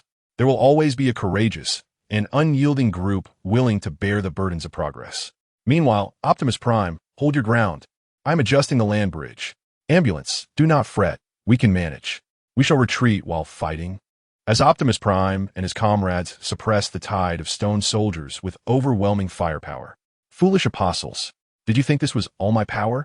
With a thunderous roar, the Cosmic Emperor causes all stone soldiers to merge into two colossal stone warriors. How absurd! Cosmic Emperor, you pitiful wretch. In response to this farcical display, Lu Jie raises his hands in an international gesture of friendship, jokingly asking, "What should we do now? Should we call Ultraman or the team of heroes?" Unfazed by the two gigantic stone soldiers, Optimus Prime swiftly transforms into a massive truck and, utilizing the slope's angle, takes to the skies. Boom! No matter how large, a stone remains but a stone. The head of one colossal stone soldier is shattered upon impact with Optimus Prime, granting him a moment of joy akin to that of Louis XVI. Well done, Optimus Prime. Splendid work. As we cheer for Optimus Prime, Lu Jie and the others on the ground are not idle. They concentrate all their firepower on the remaining stone soldiers, cursed parasites, and the minions of the primordial celestial. I, the Cosmic Emperor, shall utterly annihilate you. No sooner had he spoken than a stone soldier swung its arm, striking the descending Optimus Prime. Boom! With a thunderous crash, Optimus Prime was nearly buried into the earth, his internal circuitry experiencing minor short circuits. Destruction awaits, proclaimed the last apostle, as he lifted his foot to crush Optimus. In that critical moment, however, a brilliant light appeared in the sky. Whoosh! Bang! Half of the colossal stone warrior disintegrated into dust, while the remaining portion fell to the ground, reverting to an ordinary rock. How delightful it is to see you in such a predicament, Optimus, came the mocking voice of Megatron, descending before him. With a hint of jest, He raised his cannon and inquired, "Can you still rise?" Not taking advantage of the situation, Megatron extended his hand towards Optimus, signaling him to grasp it and stand. After a brief moment of contemplation, Optimus chose to clasp Megatron's hand, allowing himself to be lifted. It's hard to believe that not long ago, we were both intent on extinguishing each other's sparks, Megatron remarked. Optimus replied, his vigilance intact. "You're correct. I have not altered my stance on that matter. Are you all right, Optimus?" Lu Jie and the other Autobots rushed over. Upon seeing Megatron present, they instinctively raised their weapons to aim. "Lower your weapons, Autobots," Megatron commanded imperiously. "If I intended to extinguish Optimus's spark, I wouldn't have saved him just now." Optimus affirmed, "He speaks the truth." He gestured for his comrades to maintain a defensive posture, then turned to Megatron, questioning, "Explain your motives. You must have your reasons for this." True to form, "Optimus, you continue to understand me well." Megatron praised before directly stating his purpose. The Cosmic Emperor is about to awaken, and his existence poses a threat to both the Decepticons and Autobots. Hence, I propose an alliance to ensure that our common foe, the Cosmic Emperor, remains trapped in eternal slumber or has his spark extinguished. What? The Autobots were nearly incredulous at Megatron's audacious proposition. How could a fervent devotee of the Cosmic Emperor utter such heretical words? Ignoring their bewildered expressions, Megatron continued, "We both know that Earth embodies the Cosmic Emperor. When he fully awakens, humanity will face annihilation, and we, the Cybertronian beings born from the Well of Sparks, will also face utter devastation. Therefore, from any perspective, ensuring the Cosmic Emperor's eternal slumber is the most prudent choice." "Why must we collaborate with you?" retorted a skeptical flyer. "It seems we have the capability to extinguish the Cosmic Emperor's spark on our own. On the contrary, without my assistance, you would undoubtedly be incapable of extinguishing the spark of the Universe Emperor, or even locating him." With a proud chest, Megatron exhibited his gleaming spark chamber, radiating a violet luminescence, and proceeded to expound upon his significance. "Within me resides a dark super-energy entity capable of pinpointing the exact coordinates of the Universe Emperor. I can sense his thoughts and movements. Naturally, I can also guide you to the spark chamber, allowing us to extinguish the ancient, destructive evil god's flame once and for all. It appears we indeed require your help. After all, I have no desire for any of my comrades, like Optimus Prime, to fall as you have, succumbing to the dark super-energy entity." With an acerbic tone, Lu Jie could not muster any goodwill toward this aged creature, especially given Megatron's hands were stained with the blood of the warriors from our homeland. Yet, as Megatron asserted, should we refuse to cooperate out of momentary pride, it would ultimately be humanity that suffers, rendering the sacrifices of our valiant warriors in vain.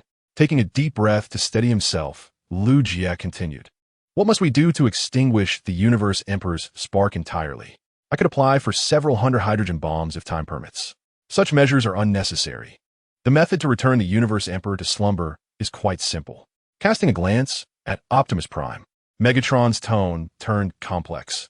"That is the culmination of the power and wisdom of all the apostles, the most formidable weapon that once defeated the Universe Emperor. This is precisely why the Universe Emperor has relentlessly pursued Optimus Prime. Indeed, if the energy contained within the energy treasure were released into the Universe Emperor's spark, it should suffice to keep him in eternal slumber. Optimus Prime, I absolutely cannot allow you to proceed with this. It is far too perilous." The ambulance, stationed at the base, listened intently to this dialogue, incensed to the point of hurling the Cybertronian walnut he had been pondering for ages. Megatron is attempting to use us as pawns in a deadly game against the Universe Emperor. In the end, he seeks to reap the benefits for himself. Optimus Prime responded, "I understand your concerns, my old friend, but Megatron is exceedingly proud.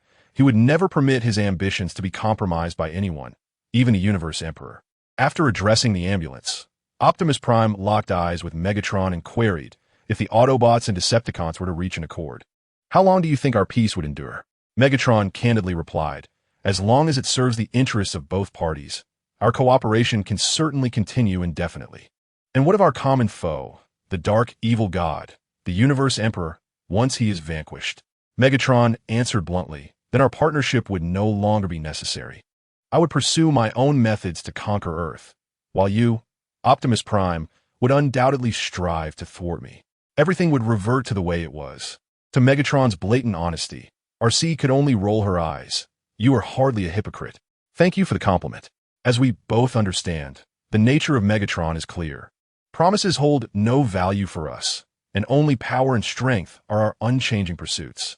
Suddenly, as the dialogue between the two parties unfolded, the stones upon the ground began to stir, swiftly assembling before our eyes. I shall form the head. I apologize for interrupting. In mere moments, a larger cosmic titan of stone assembled, its immense form exuding a formidable aura of oppression. Consider my proposal. Allow me to buy you some time. Transforming rapidly into a vehicle, Megatron soared into the sky, launching a diversionary attack against the colossal stone warrior. Autobots, retreat. He commanded the ambulance to initiate the terrestrial bridge, leading his comrades back to the base for strategic deliberation. How dare you betray me? I, Megatron, shall never be a servant to anyone, not even the Cosmic Emperor. He dove toward the Cosmic Titan, unleashing a barrage of firepower, roaring, Optimus Prime's spark belongs solely to me. Only I can extinguish his light. Meanwhile, aboard the Decepticon ship, a sense of foreboding loomed. The Earth appeared to be on the brink of destruction, while our great leader, Megatron, was unaccounted for. As the silence lingered, Black Widow jestingly remarked to the assembled Decepticons, "Perhaps Lord Megatron has abandoned us. Perhaps we should contemplate our next course of action." Wait a moment. Hearing her words, a Decepticon stepped forward, arms spread wide. Are you suggesting we abandon Lord Megatron and flee? Why not? The Earth is about to be annihilated. I doubt anyone here wishes to meet their end in this manner. As she spoke, Black Widow cast a dangerous glance over each Decepticon present. The ordinary soldiers, naturally, lowered their heads, feigning ignorance. The Decepticons require a new leader. As anticipated, whenever Megatron was absent, someone from the ranks would seize the opportunity to usurp power. This time, however, it was not the ever-loyal Starscream, but rather the sole triple changer among the Decepticons, the mighty triple changer. I demand power. I shall be the new leader of the Decepticons. Like a drug-fueled frenzy, the triple changer roared for leadership, his massive frame and firepower causing the gathered Decepticons to instinctively retreat. Fool! In response to the triple changer's brashness, Starscream, concealed behind Thundercracker and Skywarp, muttered disdainfully. While he too coveted the power to lead the Decepticons, Starscream was no fool. He lacked the confidence to contend with the steadfast anchor left by Megatron. The triple changer shall replace Megatron as the new leader. Who dares to oppose? Thud! As the train's voice reverberated, the previously silent Soundwave abruptly stamped his foot with such force that it drowned out the roar of the locomotive. Are you opposing me? He demanded. In the face of the furious train, Soundwave remained unperturbed, akin to a proud monarch dismissing the furious cries of mere insects. Prepare to pay the price. The train, disregarding the feeble Soundwave, roared like a beast, launching a ferocious assault, yet every strike was deftly evaded by Soundwave's agile footwork. Not merely evading, he countered with swift and fierce strikes, leaving several deep gashes upon the train's visage in mere moments. "My face!"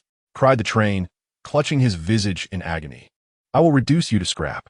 Just as the train prepared to escalate its aggression, Soundwave summoned a mechanical dog and a laser bird, initiating a simultaneous aerial and terrestrial assault on the train. How? Release me. The relentless barrage from the laser bird rendered the train unable to lift its head, while the mechanical dog seized the train's arm with such force that its circuits were exposed. In its desperate struggle, the train found itself confronted by Soundwave, who appeared with astonishing speed. Without mercy, his sharp arm descended. Crack! One of the train's arms was forcibly severed, and a torrent of blue energy fluid gushed forth from a wound. Silent yet formidable, Soundwave, once a champion of the Kaon gladiatorial arena, effortlessly rendered the mighty train powerless. With a decisive stomp upon the train's head, Soundwave raised his formidable arm, now aimed at the train's neck. I surrender. I was wrong. I shall never dare again. Faced with imminent destruction, the train abandoned its earlier bravado, pleading for mercy. Slowly lowering his arm, Soundwave scanned the room, his gaze sweeping over each Decepticon present, particularly the initial Black Widow. Long live Lord Megatron. Upon witnessing Soundwave's display of power, Black Widow, recognizing the wisdom and submission, quickly bowed in loyalty to Megatron, prompting others to follow suit. Long live Lord Megatron. Long live the Decepticons. Withdrawing his foot from the train, Soundwave recalled his two beloved pets, returning to his duties as if nothing had transpired. Even the walls yield to you. Truly, you are relentless. The duel concluded. The medical officer and the fallen hot rod hurriedly lifted the train towards the medical bay, chastising him along the way. Has your logic circuit malfunctioned? Did you not see how docile Black Widow was? How dare you engage Soundwave in combat? I can arrange euthanasia for you. There is no need to endure such suffering alone. Chapter 123. The tales of Cybertron. As a minor commotion subsided within the Decepticon ranks, the Autobots finally reached a consensus. They would ally with Megatron to confront the malevolent cosmic deity. Ratchet, we will employ encryption methods for concealment, utilizing the ground bridge to bring Megatron over without exposing our base's coordinates. It is hard to believe that we are bringing Megatron to our base, albeit out of necessity. I understand your sentiments, RC. When the Amnians sent representatives to establish diplomatic relations in the 1970s, many veterans present contemplated taking them hostage, attempting to lighten the mood. Lugia inadvertently caught sight of Optimus Prime standing in a distant corner, compelling him to approach. Optimus, what brings you here? Lugia, your timing is impeccable. After scanning the vicinity to ensure their conversation remained private, Optimus crouched and produced a device resembling a chip. This is the emergency backup key for the ground bridge, a last resort in case the control console malfunctions and the bridge cannot be activated. Explaining the key's purpose while glancing around, Optimus presented it to Lugia, continuing, I hope you can assist me in safeguarding this key.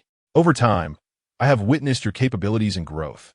You are a valiant and fearless warrior, and perhaps in the future, you will emerge as an extraordinary leader. Thank you for the compliment, Optimus, but I am aware of my own limitations. Not overly affected by Optimus's praise, Lugia extended his hands to grasp the key. In an instant, the miraculous Cybertronian compression technology activated, reducing the key, once the size of Optimus's hand, to a size that Lugia could easily hold with one hand. Cybertronian compression technology.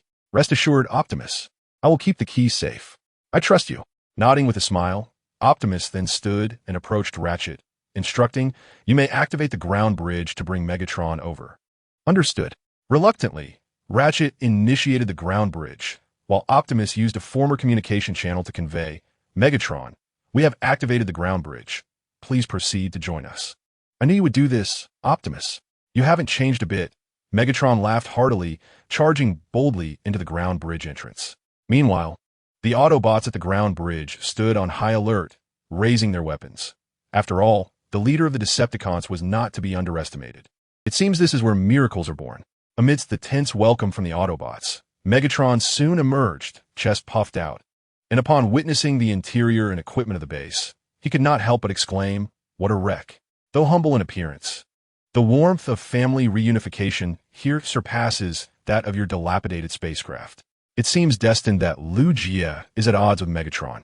As the moment the Decepticon leader finishes his declaration, Lugia steps forward without hesitation, boldly confronting him, almost accusing him outright of being worthless.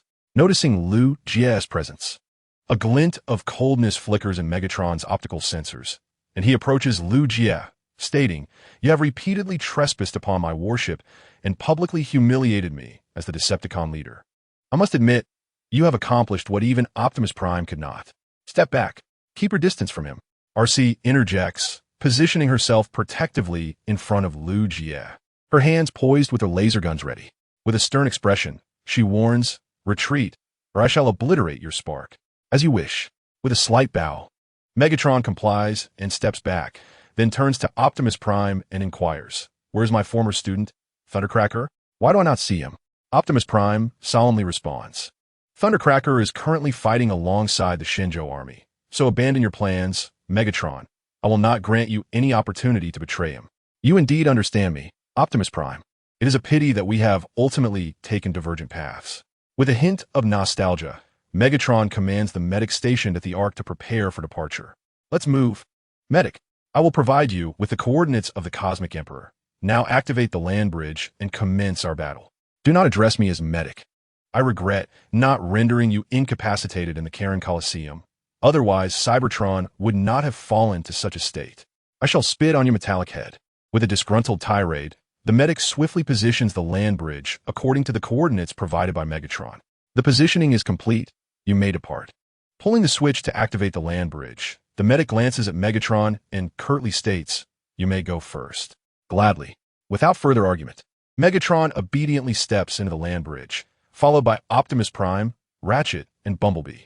Stay obedient at home. Do not make me return in anger. Rest assured, I will ensure your satisfaction. After bidding farewell to Liu Jie, RC also enters the land bridge for battle, leaving Liu Jie and the medic alone in the vast base. Medic, you and Optimus Prime have previously known Megatron, correct? Just as the land bridge closes, Liu Jie suddenly voices a long-held curiosity. I have entered Megatron's consciousness space. He was entirely different then. He mentioned that before becoming a gladiator, he worked as a miner. What is the truth behind this? Alas, it seems it is time for you to know. With a deep sigh, the medic reveals the truth without unnecessary concealment. It was the twilight of the golden age of Cybertron, a time when the inequality among various strata of Cybertronian society became increasingly pronounced. In an effort to placate the populace, the High Council resorted to organizing gruesome and bloody battles in the Kaon gladiatorial arena almost daily, intending to divert the citizens' discontent with their circumstances. Amidst this chaos, one gladiator began to capture the attention of all. This gladiator was none other than Megatron, though at that time he bore a different name. As the story unfolds, it is revealed that Megatron was originally a minor exiled to the arena for participating in protests and strikes, known simply as 16. It is indeed hard to fathom that this inconspicuous miner achieved victory after victory, ultimately becoming the champion of the Kaon arena, adopting the moniker of Lord Megatron during his rise. His oratory skills were as formidable as his prowess in combat. As the narrative continued, the medic revealed a complex expression, pondering for a moment before articulating that Optimus Prime was known as Orion Pax at that time, a mere archivist at the Iron Fortress. He was a steadfast supporter of Megatron, traveling across vast stretches of Cybertron just to witness Megatron's gladiatorial performances. The latter had become both his mentor and dear friend, and it was Orion who later crafted the name Megatron for his friend as he prepared to enter the political arena. Chapter 124. The key to the enigmatic sphere. It turns out that once, Orion had been an avid admirer. Learning of Optimus Prime's past, Liu Jie could not help but find it amusing. However, questions soon arose. What had transformed such close friends into bitter adversaries? Fortunately, the medic provided clarity without delay. Megatron had boldly approached the High Council, volunteering himself as the new leader while declaring that to establish a fair Cybertron, violence was an inevitable means to eradicate the malignant elements. Bloodshed and sacrifice were unavoidable. In contrast, the benevolent Orion believed that violence could not resolve all issues and advocated for reform through peaceful means. Ultimately, Orion's persuasive arguments swayed the High Council, resulting in his appointment as the next leader, a historic moment marking the first time someone had qualified for such a position in the golden age of Cybertron. Liu Jie remarked on the age-old conflict between moderates and radicals, noting that had he been a member of the High Council, he too would have chosen Optimus Prime. After all, if a revolution were to be carried to its conclusion, none among the council members would emerge unscathed. Even dismemberment would scarcely quell the public's fury. The medic concurred, suggesting that rather than dismemberment, a swift feeding to the insect icons would be both efficient and hygienic. Nodding in mutual understanding, Liu Jie and the wrench-wielding overlord found common ground on this matter. Yet, the High Council, in its misguided benevolence, appointed the righteous and kind-hearted Optimus Prime as leader, unwittingly making him the last hope for the salvation of Cybertron. Returning to the tale, the past continues to unfold. After losing his eligibility to be nominated as the next leader, Megatron's heart began to twist and darken with increasing cruelty.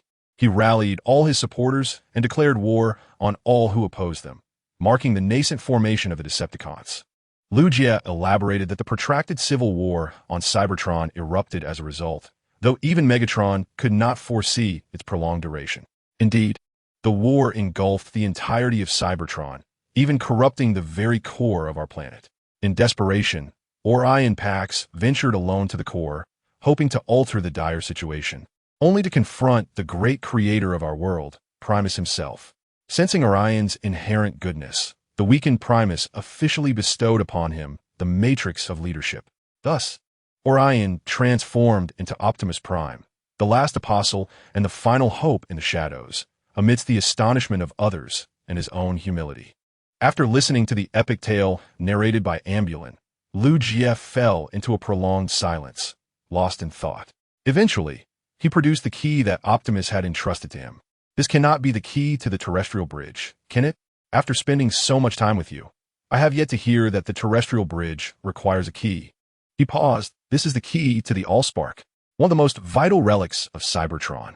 Upon seeing the key, Ambulin's life signal rapidly accelerated, and he suddenly collapsed onto the ground. Optimus, you fool. Why must you venture alone again? Observing Ambulin's emotionally charged outburst, Liu Jie, though uncertain of the key's purpose, could only surmise that Optimus was planning some perilous endeavor. Wow, this is within the Cosmic Emperor, permeated with the essence of dark energy. As the group emerged from the terrestrial bridge, they were met with a suffocating darkness, illuminated only by the faint purple glow of dark energy. The ancient dark god, the Cosmic Emperor, embodies many meanings, not least of which pertains to his massive form. For this great being is indeed a fragment of the Earth's core. The spar chamber of the Cosmic Emperor lies ahead. Follow me. Taking a deep breath to suppress the clamor in his mind, Megatron led the way, with Optimus and his comrades following closely, albeit maintaining a cautious distance from Megatron, for no one could predict when this ironclad head might go mad. Whoosh! Whoosh! What sound is that? Hearing the sudden rush of wind around them, RC and the other Autobots instantly assumed battle stances in readiness. Megatron intoned gravely. The Cosmic Emperor has detected us. His internal antibodies intend to expel or eliminate us. No sooner had Megatron spoken than a swarm of antibody cells, resembling locusts, surged toward them. Attack! The confrontation erupted into chaos, with sounds of projectiles whistling through the air and explosions echoing around them.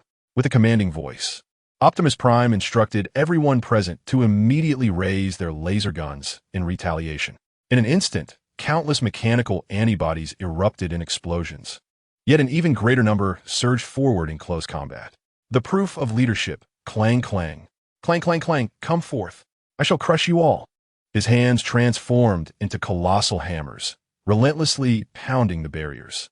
After a vigorous display of strength, the barriers finally succumbed, primarily due to the insidious influence of the dark energy entity, which posed a lethal threat to the Cybertronian beings who drew their power from such entities.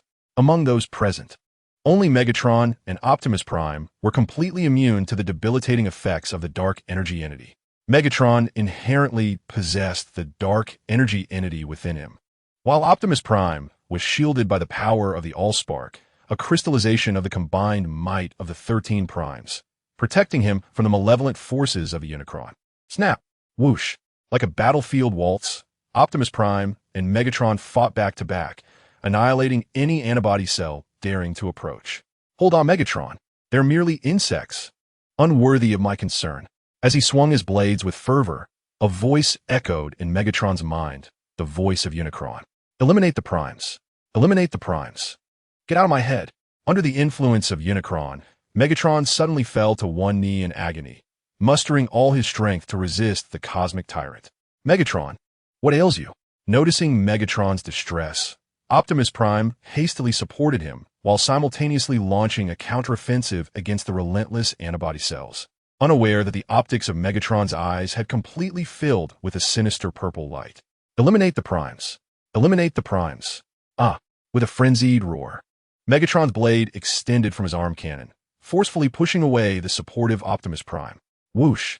With a swift strike, the antibody cell that had intended to ambush Optimus was obliterated by Megatron. Move swiftly. Do not waste time with these insects. Unicron can endlessly create them.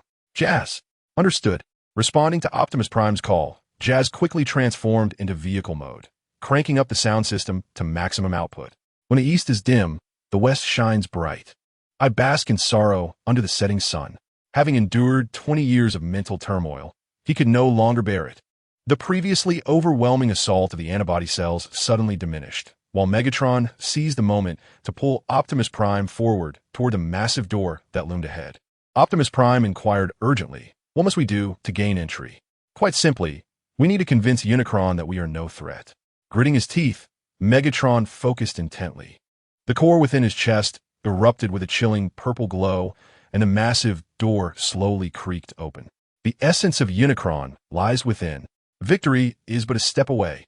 Chapter 125, Orion Pax. Who is Optimus Prime? Autobots, I implore you to delay these antibody cells for as long as possible. Following the issuance of battle orders, Optimus Prime and Megatron surged into the realm of the Universe Emperor with remarkable swiftness. Unleash your full might, my comrades. For Optimus Prime and for Earth. Let us confront these vermin. Bumblebee exclaimed, beep, beep, beep. Curse the Universe Emperor. I, the formidable Dinobot, shall challenge you. Jazz rallied. Let the music ignite your spirits, brothers. Experience the allure of melody. Chick, you're too beautiful. Chick, you're too beautiful. The Autobots chimed in jazz. You finally revealed your true colors. Meanwhile, within the Universe Emperor's spark chamber, the essence of darkness emanated from the pure energy sphere before them. Megatron struggled to suppress his uncontrollable form and growled at Optimus Prime. Hasten, Optimus. Utilize the power of the energy matrix to lull the Universe Emperor back into slumber. I comprehend, replied Optimus as he stepped forward to unleash the matrix's power. Suddenly, the Universe Emperor's spark released an astonishing shockwave, pinning both Megatron and Optimus in place. Megatron, obey my command and eliminate the Apostle. No. Realizing that his spark chamber had been invaded by these unwelcome guests, the Universe Emperor seized control of Megatron's form, intending to annihilate Optimus through him. With his blade raised high, just as Megatron was forced to strike, another hand unexpectedly restrained him.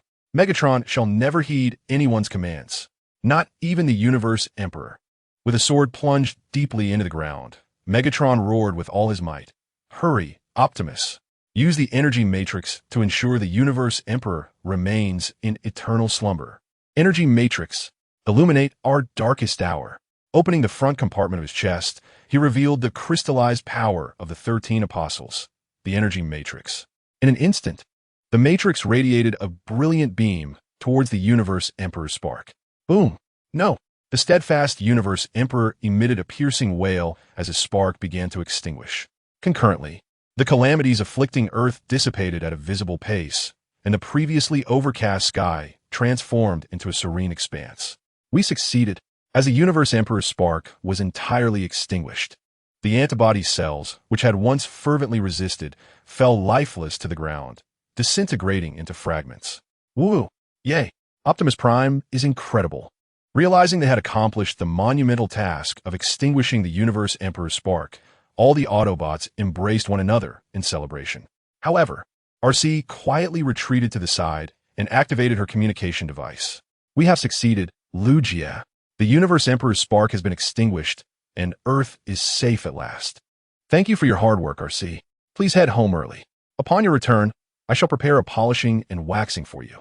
RC smiled and replied, and perhaps a warm embrace as well. This battle is one for the annals of history. Just as everyone was reveling in celebration, Galvatron within the Matrix chamber began to awaken slowly.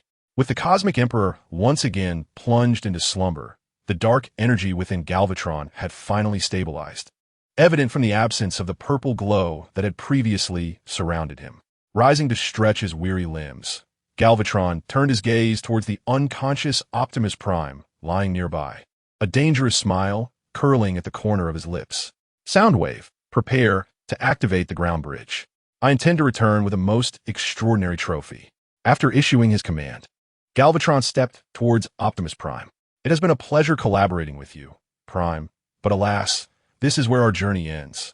Just as Galvatron was poised to deliver a fatal blow, Optimus Prime began to rouse slowly. Lord Galvatron, what are you doing here? Where's this place? Galvatron's expression was one of palpable surprise upon hearing Optimus Prime's inquiry, yet as he noted the bewildered look in Prime's eyes, realization dawned upon him. My dear brother, it brings me immense relief to see you unharmed.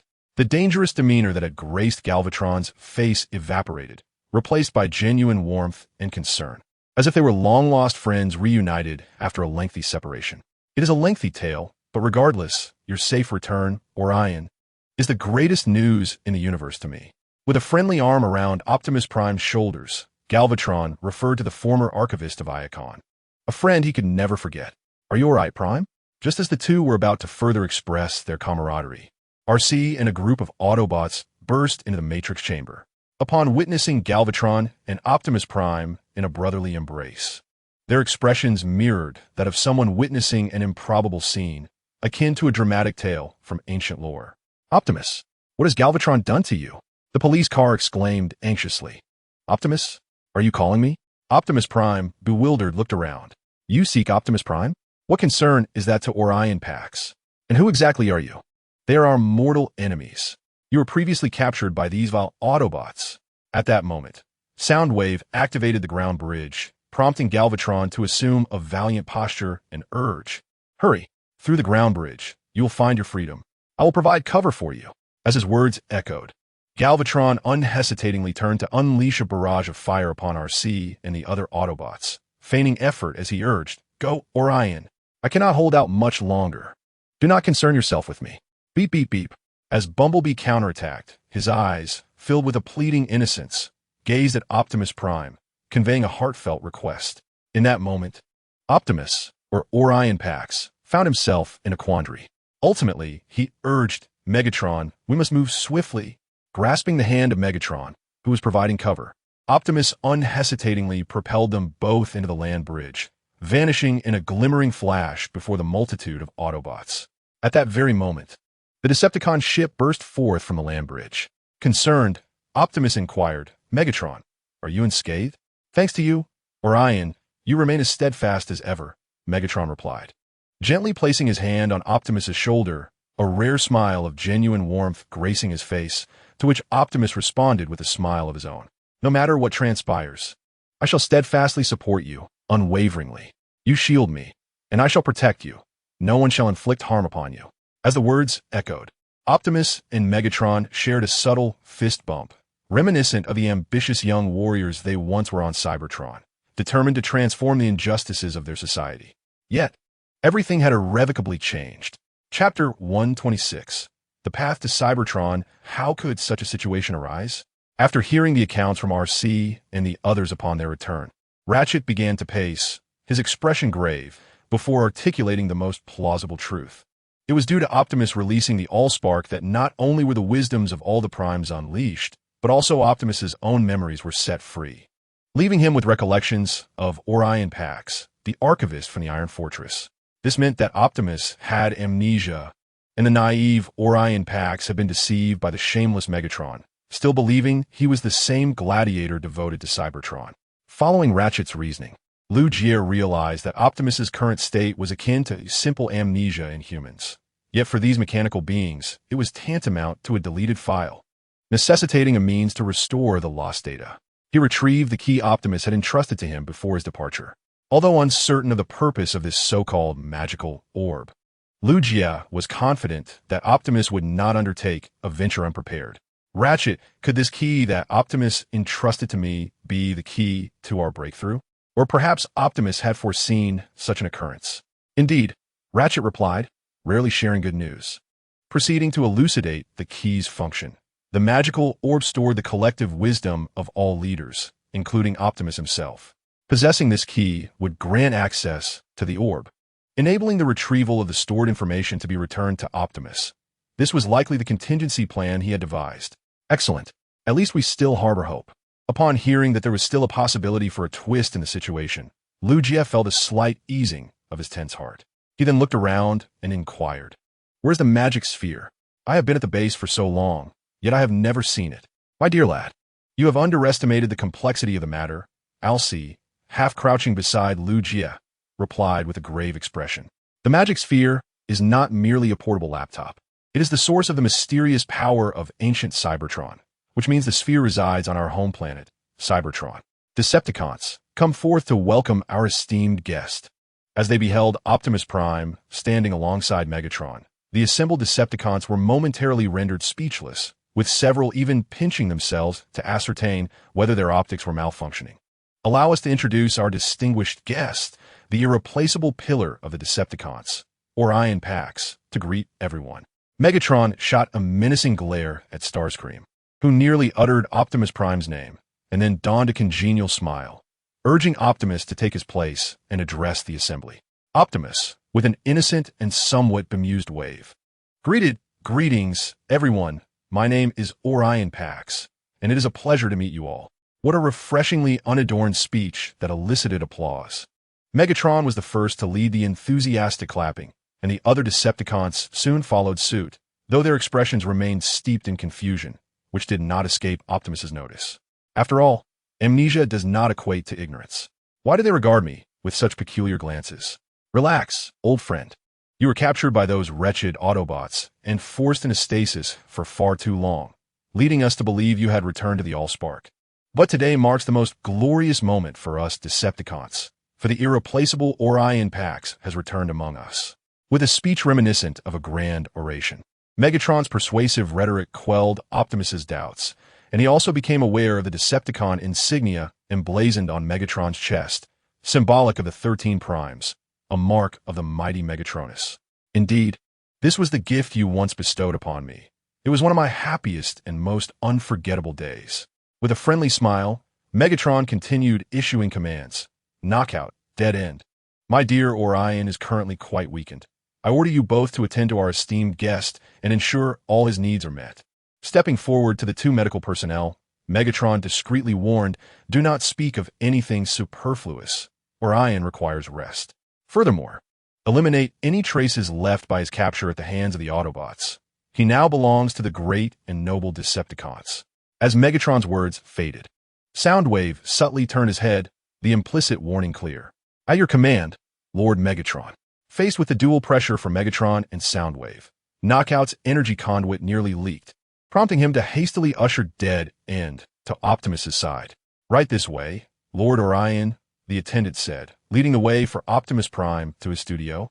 Performing a welcoming gesture, he exchanged a discreet glance with Deadlock, who understood the unspoken message. As they watched the trio depart, Megatron's previously amiable demeanor vanished, reverting to his former fearsome self. "Listen well, all of you. Whenever and wherever you encounter Orion, you are to address him with the utmost respect as Lord. Should I discover any of you attempting to play tricks or referring to Orion as Optimus Prime, I shall personally extract his spark." At the Autobot base, the magical sphere on Cybertron felt like a crushing blow to Lu Jie, dousing the flicker of hope he had kindled with a cold splash of reality. After all, Cybertron was not a stone's throw from Earth, and with the current state of science in Shinjo, interstellar travel was beyond reach. Did this not mean that hope was still elusive? Dejected, he plopped down on the ground, murmuring to himself, "We can't possibly return to Cybertron, let alone locate the magical sphere." Moreover, only Lu Jie had the ability to use the key to access the magical sphere. With a sigh, Ratchet elaborated, "The conditions to access the magical sphere are exceedingly stringent. Only the leader, or those chosen by the leader, can utilize the key. Which means only Lu Jie can travel to Cybertron." To put it differently, Bumblebee interjected, "Our young human friend is essentially the honorary temporary leader. Since Optimus has chosen to trust us, we must find a way to reach Cybertron and locate the magical sphere." Gazing at the key in his hand, Lu Jie's resolve solidified as he stood and approached the land bridge. "At least we still have a land bridge, don't we? If we increase the power, perhaps we can create a makeshift space bridge. The priority is to find a way to reach Cybertron." "Lu Jie, I understand your urgency, but you're not the only one who cares about Optimus. The space bridge and the land bridge are entirely different modes of transportation. Forcing the issue could result in you getting lost in the vast cosmos." In response to Ratchet's grave warning, Lu Jie calmly stated, "Is it better to fight for our lives or wait here to perish? Even a modified tractor can serve as a temporary tank. We cannot be without Optimus." Ratchet fell silent for a long moment before wordlessly retrieving his toolbox. "Everyone, come here and lend a hand. Today, even if we have to dismantle our parts, we must construct a space bridge." Just as the group prepared to undertake a significant upgrade to the land bridge, Lu Jie's phone chimed with a text message, accompanied by a set of coordinates. "Head contractor Hua Kai Fugwa. Optimus is currently aboard the Decepticon warship. If it is convenient, please rendezvous at the given coordinates. I have important matters to discuss with you." Chapter 127, The Artful Tongue and the Menace of Megatron. The difficulty of defending against nuclear submarines. A variety of seaweeds will suffice. What shall we do with the decommissioned ships? Sell them to the third brother for funding. After a series of coded confirmations, Deathfire, Lu Jie, RC, and the ambulance personnel convened. Lu Jie took the lead, waving a greeting. Long time no see, brother Deathfire. How have you been? Fairly average, Deathfire replied. At least life is still manageable for now, but the future remains uncertain. After a brief exchange of pleasantries, Deathfire cut to the chase. It appears that Optimus Prime's logic circuits have encountered a malfunction. He now claims to be Orion Pax, completely oblivious to his true identity as Optimus Prime. No hint seemed to work on him. Lu Jie nodded gravely. This is a lengthy tale. But how is Brother Prime faring? Has Megatron done anything to him? Done anything? Deathfire pondered for a moment before responding. Megatron seems to hold a significant concern for Optimus. He has ordered all Decepticons aboard the battleship to treat Optimus with utmost respect, or face execution as a consequence. That's a relief. Upon hearing that Optimus was not in immediate danger, Lu Jie felt a slight sense of relief. He then inquired, Brother Deathfire, considering our current strength, what do you think are the chances of us infiltrating the battleship to rescue Brother Prime? To be frank, the prospects are rather bleak. After a moment of hesitation, Deathfire revealed a harsh truth. Megatron is practically glued to Optimus's side, and Soundwave is not far behind. The difficulty of penetrating the battleship unscathed to rescue Optimus is exceedingly high. Damn, that old wretch Megatron. Lu Jie inwardly cursed Megatron's lineage. Yet, as Deathfire pointed out, the situation was indeed dire. The challenge was not merely whether they could rescue Optimus from Megatron and Soundwave's clutches. If Optimus were to witness their rescue attempt and regain even a fragment of his memory, he would be in grave peril among the Decepticons. After all, Megatron is not one to show mercy. Should he sense any anomaly in Optimus, he would not hesitate to strike ruthlessly. By the way, you have been constructing the space bridge recently. Haven to you?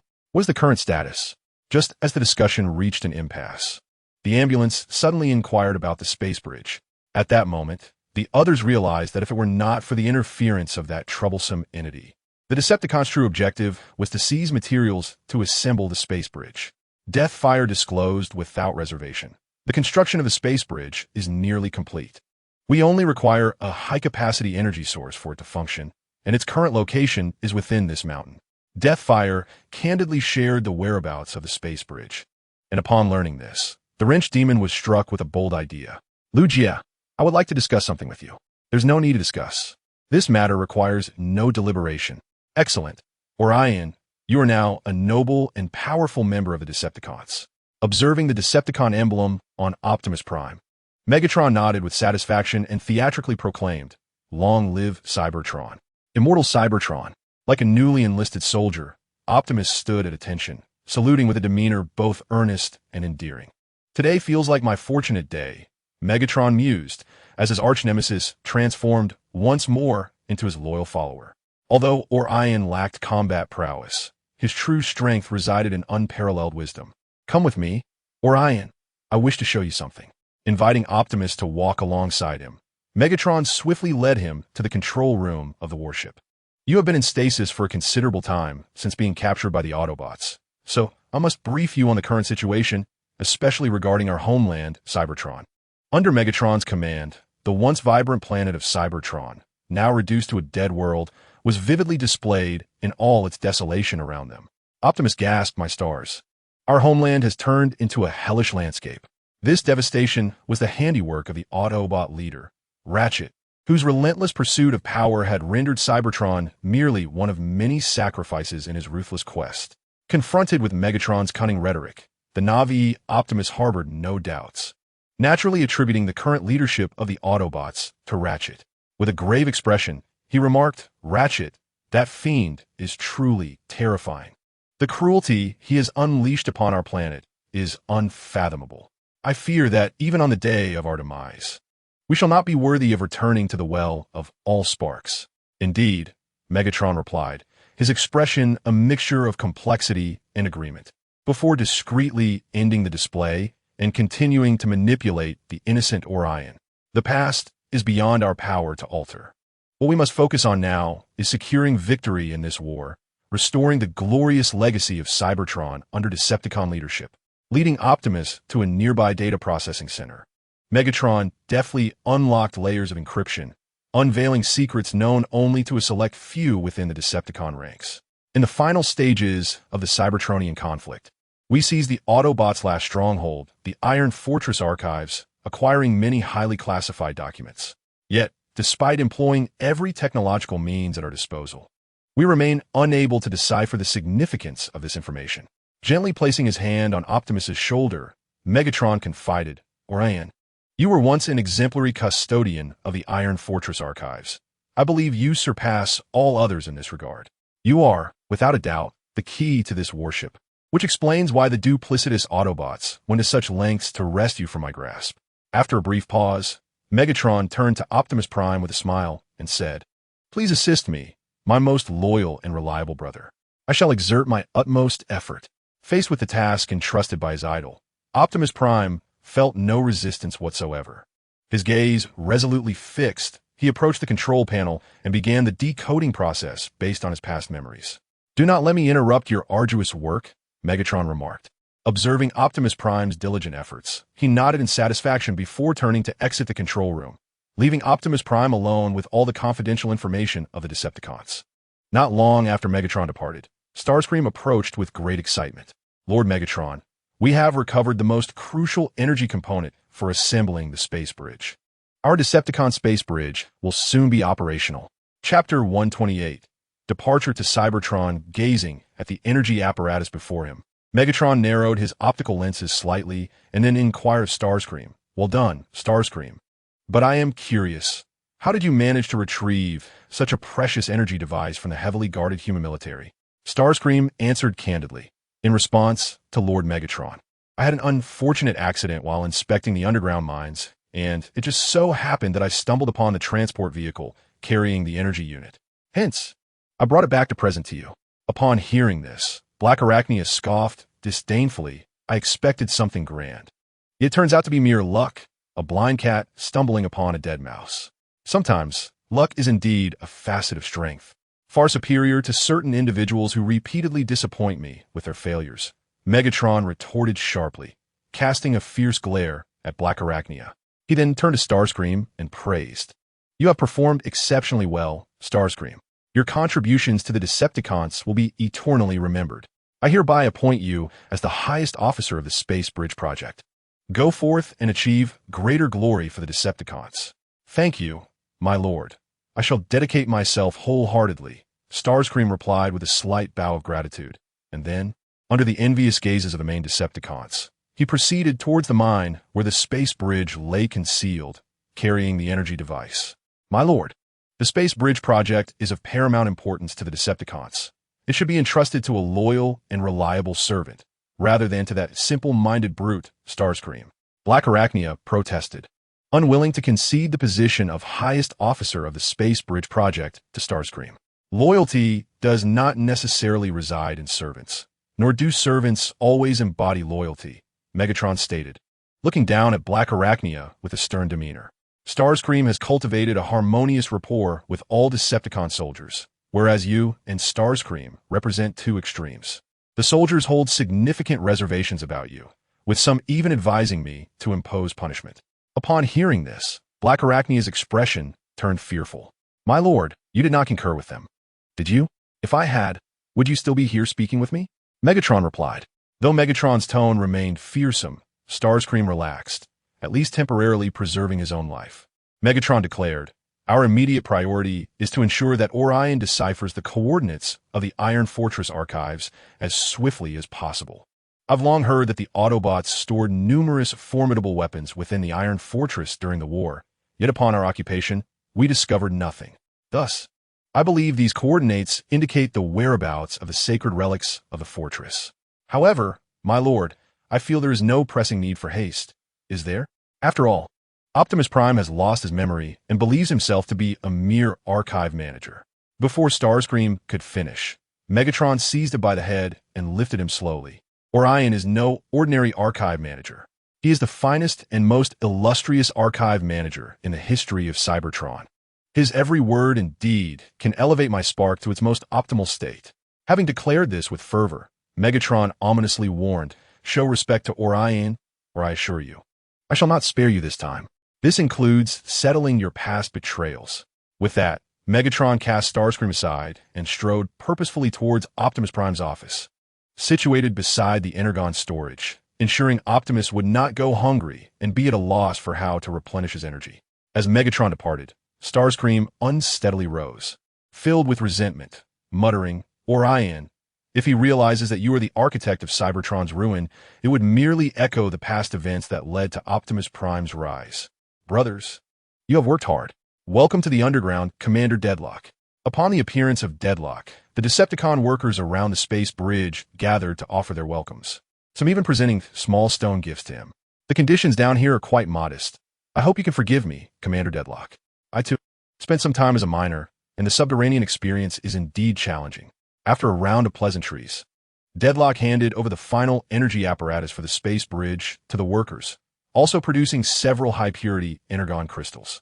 "These were found along my journey. Extraordinarily rare, with a purity of 99%. In the past on Cybertron, only the highest council members could enjoy such treasures. Once we complete the space bridge, let us celebrate together. Long live Commander Deadlock. I relish working under Commander Deadlock. Even if it is exhausting, it is exhilarating. Brothers, do not hesitate. Let us swiftly complete the space bridge and then enjoy this bounty together." Under the incentive of material rewards, the Decepticon workers fervently commenced the final installation tasks, passionately enacting a vibrant scene of Cybertronian worker strength. Completion achieved. Huzzah! We workers are powerful. Come and partake in the Energon. Eagerly, the Decepticon workers hastily squeezed the super energy crystals into liquid form, and in no time, they consumed it all in one gulp.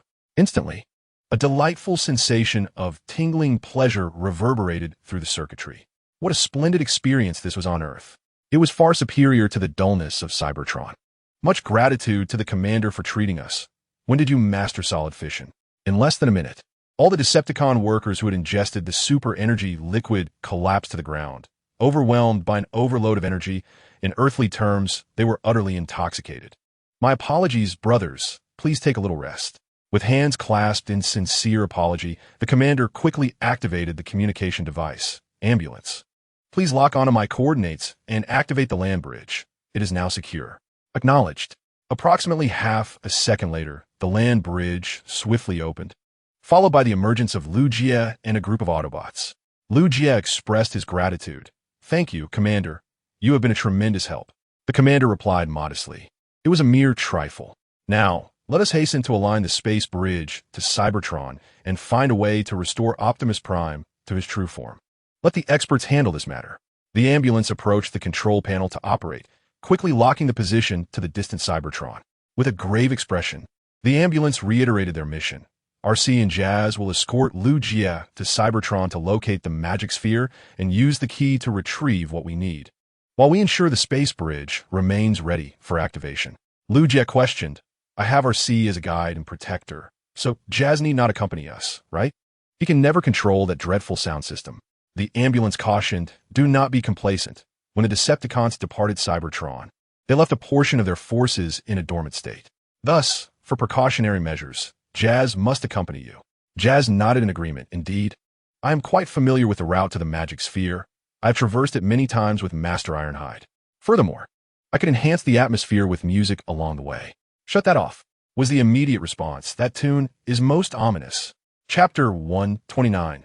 An encounter on Cybertron. Ultimately, after delivering a punch to Jazz to ensure his vow of silence, Lugia and his two companions were permitted to proceed. Wishing them safe travels as they entered the space bridge bound for Cybertron, the Commander gently nudged the partition and implored, "Could you possibly assist me? If I return without any injuries, I will have difficulty explaining." "Not a problem. Which one do you desire?" The hands transformed into a massive hammer, and the partition was eager to engage. The Commander retorted, "You're not even pretending, are you?" With a resounding crash, the partition executed a whirlwind hammer technique, and the Commander successfully sustained injuries, collapsing unconscious, clearly having fought valiantly until the very last moment. Even Megatron would have awarded him a medal for bravery. "I apologize, my brother, but this is for your own good." With a bright smile, I apologized to the lifeless figure before returning to the ambulance to inquire about the next course of action. We must spare no effort in safeguarding the space bridge. ensuring that Lu Jie and his companions have ample time to return. Even if it means sacrificing our very essence, we shall not retreat an inch. The ambulance, with a grave expression, issued a resolute command, prompting the remaining Autobots to swiftly transition into their armed forms, bracing for the imminent battle. Meanwhile, on the Decepticon warship, how is the progress, Orion? Is everything proceeding smoothly? I fear I have become somewhat rusty, as I have only decrypted 2 sets of coordinates for the Iron Fortress relics thus far.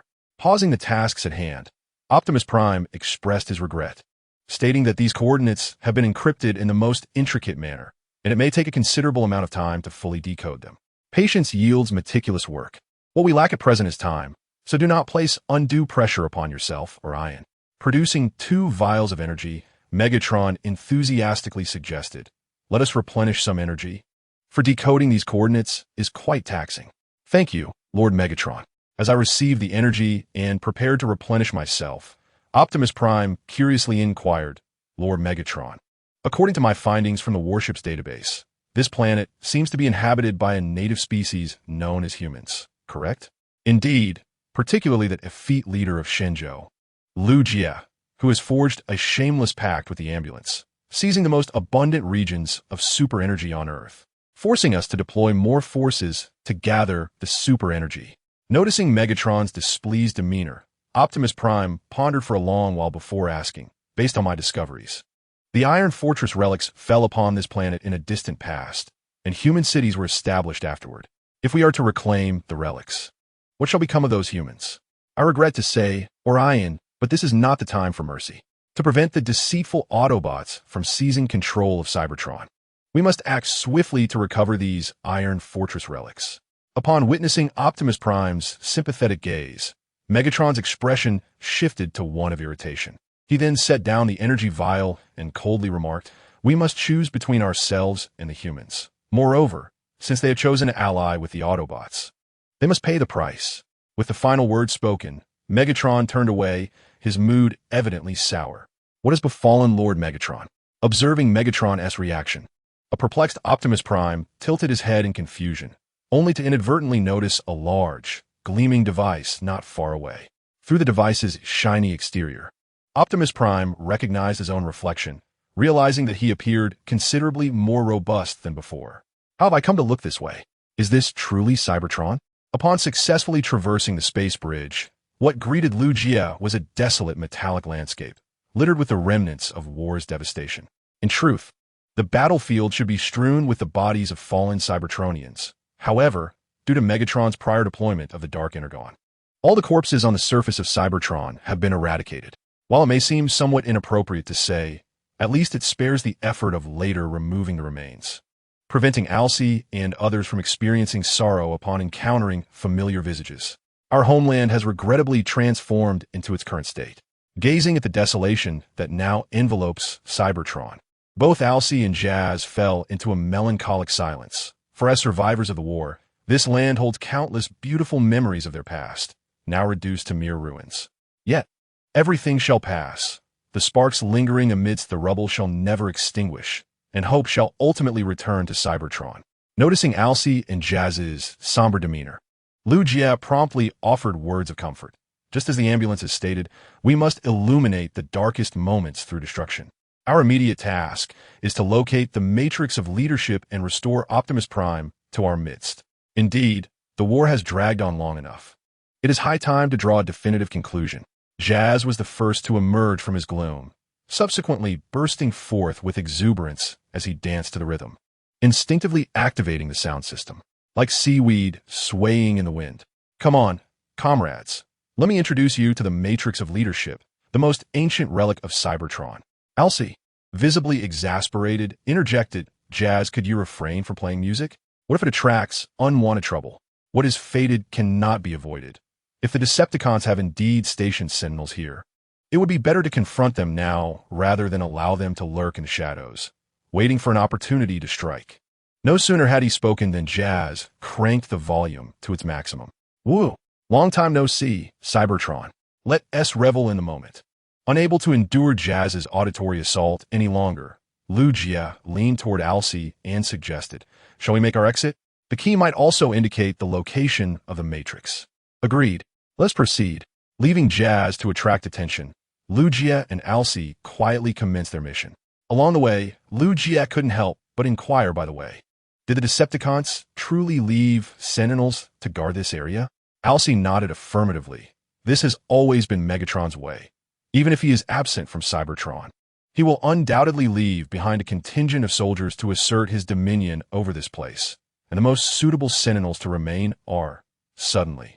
Before Alcee could finish her sentence, a cacophony of distressing, ear-piercing cries erupted, followed by the descent of a dozen formidable mechanical insects. Indeed, it is this swarm of mechanical insects, Jazz exclaimed with excitement. See, I told you, that old codger Megatron must have left a few Sentinels behind. Upon witnessing the emergence of the mechanical insects, Jazz grew animated, striking a pose and challenging them with a practice flair by Earth's rules. If you dare, let us settle this in single combat. Mechanical insect? La la la la. After a moment of mutual bewilderment, all the mechanical insects surged forward in a frenzied attempt to confront the Jazz in a one-on-one showdown. Such a lack of martial ethics. Enough of this chatter. Strike back swiftly. With a deft motion, Lugia raised his high-energy particle gun and fired the first shot in their resistance, quickly joined by Alcee and Jazz. Ah la la la la. Alcee, be cautious. The trio's firepower was somewhat tenuous, allowing one mechanical insect to transform into a beastly form and take to the skies, launching a swift dive attack towards Alcee below. Whoosh! Just as Lugia opened fire, a laser struck the mechanical insect, extinguishing its nefarious spark. I had thought Cybertron was deserted, yet it seems there were still souls remaining. In the next moment, a pink female Cybertronian leaped from above, and upon seeing her clearly, Alcee's expression shifted to one of surprise and concern. Alita?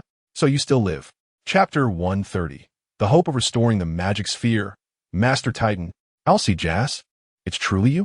Upon recognizing the two familiar faces, Alita was momentarily taken aback, her gaze then shifting to Lugia, who was at the controls. This mustn't be one of our Cybertronians, right? I am but a human from Earth. Briefly elucidating his identity, Lugia leaned closer to Alcee and whispered, Alcee, who is this lady? Her name is Alita, a distinguished female Autobot of Cybertron, and she is also the beloved of Optimus Prime. Oh my, the sister-in-law of the Prime. Realizing Alita's identity, Lugia quickly bowed in respect, exclaiming, Sister-in-law, I pay my respects. Huh? Alita stood in stunned silence, but thankfully, Jazz, with his characteristic exuberance, filled in the gaps of the situation, sparing them from prolonged embarrassment. So, you are a human friend of Optimus Prime. That makes you one of us. Just call me Alita. As for sister-in-law, you can reserve that for larger gatherings. It was evident that Alita was quite pleased with the title of sister-in-law. Alalala. Ignoring the swarm of mechanical insects, they let out frantic cries and charged again. Lugia, hold on a moment. Let me clear out these pests first. With a swift motion, Alita drew a laser gun from her waist and fired a signal into the sky, shouting, Come forth, children. It's time for a grand extermination. Roar. As Alita's command echoed, the fierce roars of beasts erupted, and soon 5 robust mechanical dinosaurs burst through the walls, ravenously devouring every mechanical insect in sight. Tyrannosaurus steel cable, Triceratops iron shard, Brontosaurus mudslide, Stegosaurus howler, and pterodactyl darts. Roar. The bugs displeased Alita. Steel cable is even more displeased. Steel cable shall annihilate you all. The Tyrannosaurus steel cable bit off half the body of a mechanical insect, then opened its gaping maw to unleash a torrent of searing flames, incinerating the minions. In the face of the overwhelming dominance of 5 mechanical dinosaurs, the mechanical insects, despite their numerical superiority, ultimately became nothing more than a feast for the entire assembly of mechanical dinosaurs. Crunch. Roar. Not enough. We are still hungry. Even the iron slag is still unsatisfied. We demand more insects. It seemed that the thrill of the hunt had awakened their primal instincts. As the 5 mechanical dinosaurs roared and bellowed, shaking the very ground beneath them as if it were quaking. With a commanding presence, Alita shouted, 1. Instantly, the 5 ferocious beasts fell silent, turning to face Alita and wagging their tails in submission. Steel Cable, shaking his head, remarked, The mechanical dinosaurs are now calm. We must not anger Alita, or the consequences could be dire. Mud replied, Steel Cable is the leader. Mud will heed his words. Dart added, Alita is right. Dart will also listen to her. Pleased with the mechanical dinosaur's demeanor, Alita produced 5 pitifully small shards of super energy matter for feeding, which starkly highlighted the dire state of Cybertron, once the birthplace of the Transformers and the embodiment of the Primus. It now struggled to produce even a semblance of adequate super energy matter. I have some super energy matter. Sister Pillar, please share, Lu Jie said, unable to bear the sight any longer. He opened a reserve storage area and presented several shards of super energy matter intended for emergencies. My goodness, since the end of the Cybertronian War, I have not seen such an abundance of super energy matter. Cradling a sizable shard of super energy matter in his hands for a closer inspection, Alita faintly recalled the last time she had encountered such a substance was during the Golden Age, millions of years ago. Though her own energy reserves remained at a critically low level, she refrained from consuming the super energy matter immediately. Instead, she placed it in her internal storage and instructed the mechanical dinosaurs, Steel Cable, please share among yourselves. Roar. Steel Cable loves super energy matter. Thank you, Alita and humans. Steel Cable eagerly complied with Alita's command, distributing the super energy matter. Meanwhile, as the Cybertronian beasts indulged in their feast, RC, perplexed, turned to Alita and asked, what exactly happened? When you went missing, Optimus organized several search parties to look for you at the site, but they found nothing. We all believe you had returned to the Allspark. Indeed, I once thought the same, but it seems Primus was not quite ready to see me, Alita replied, shrugging her shoulders and recounting her experiences with a teasing tone. My spacecraft, in which I was aboard with the military, was ambushed by the Decepticons and subsequently crash-landed. Perhaps due to the blessings of the primordial celestial master, I sustained injuries, yet the spark within me remained unextinguished. Initially, I intended to contact Optimus Prime and the others, but the relentless pursuit by the Decepticons left me with no choice but to flee. As I glanced back, I noticed the mechanical dinosaurs laboriously feasting, and Alita chuckled lightly, revealing that she had encountered the gravely wounded Steel Cable during my escape.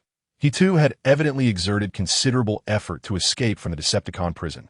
Thus, while attempting to effectuate his self-repair, I endeavored to utilize the materials and energy at hand to mend Steel Cable. Alita was indeed Steel Cable's benefactor. Consequently, Steel Cable heeded Alita's words, and all the mechanical dinosaurs followed suit, for Steel Cable was the finest elder brother among them. After finishing his meal, Steel Cable approached Alita and, in a deep voice, inquired, what should we do next? Let us consult our friends. Their long journey from Earth must bear significant matters. Optimus Prime was in peril, believing himself to still be Orion Pax.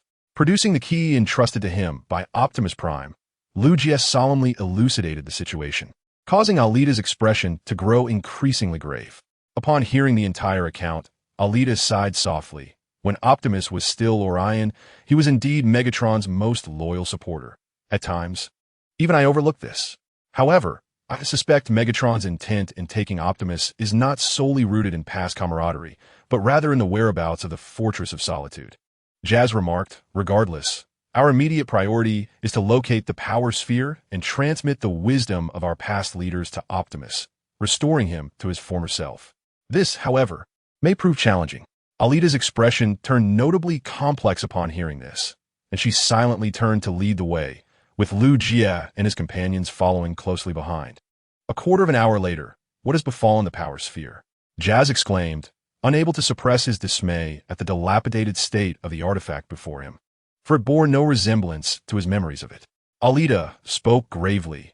The war and the Iron Eater have wrought much suffering upon our oldest relic on Cybertron. Its former glory is now shrouded in dust. We must make an attempt. Our journey cannot be in vain. Lu Jie nervously inserted the key into the slot and awaited a response, but the power sphere remained unresponsive. Don't be so obstinate. Move. Lu Jie, calm down. Do not act impulsively. Witnessing hope dissipate before his eyes, Lu Jie, enraged, resolved to return to the cockpit and destroy the power sphere. Fortunately, Alita embraced him, restraining his actions. Alita, let go. Perhaps I can fix this thing by smashing it. This is the power sphere, not a television from Earth. Even if you shatter it, It would be of no use. With all her strength, Arsai managed to restrain the irascible Lugia. She turned to Elita, harboring the faintest glimmer of hope, and inquired, "Is it possible to repair him?" "Perhaps," Elita replied. Just as despair enveloped everyone, her simple forward response rekindled hope anew. "Seek out Master Titanium. If he cannot assist, we shall have no choice but to forcibly bring Optimus back. I refuse to believe we cannot rehabilitate him." Chapter 131. The Dark Universe Master Titanium? Is he still alive? Was it not said that after the fall of Iron Fortress, he vanished without a trace? Indeed, but after the war concluded, I conducted a new search and unexpectedly discovered Master Titanium, grievously injured. His condition has been deteriorating. Under Elita's guidance, Lugia and the others set forth towards the ruins of Iron Fortress. During their journey, Lugia, curious, inquired of Arsai, "Who is this Master Titanium?" "He is one of the 13 Apostles, the oldest elder of Cybertron. Were it not for his advanced age and diminished powers, Megatron would not dare act with such impunity." Lugia was already familiar with the name of the 13 Apostles, the 13 Transformers personally created by Primus, the ancestors of all Cybertronian life. He murmured to himself, "To encounter such a prominent figure is indeed a bit nerve-wracking. You hail from Dondome. Call me Snow White. Roar. You frighten the Dinobots. My Dinobots are angry."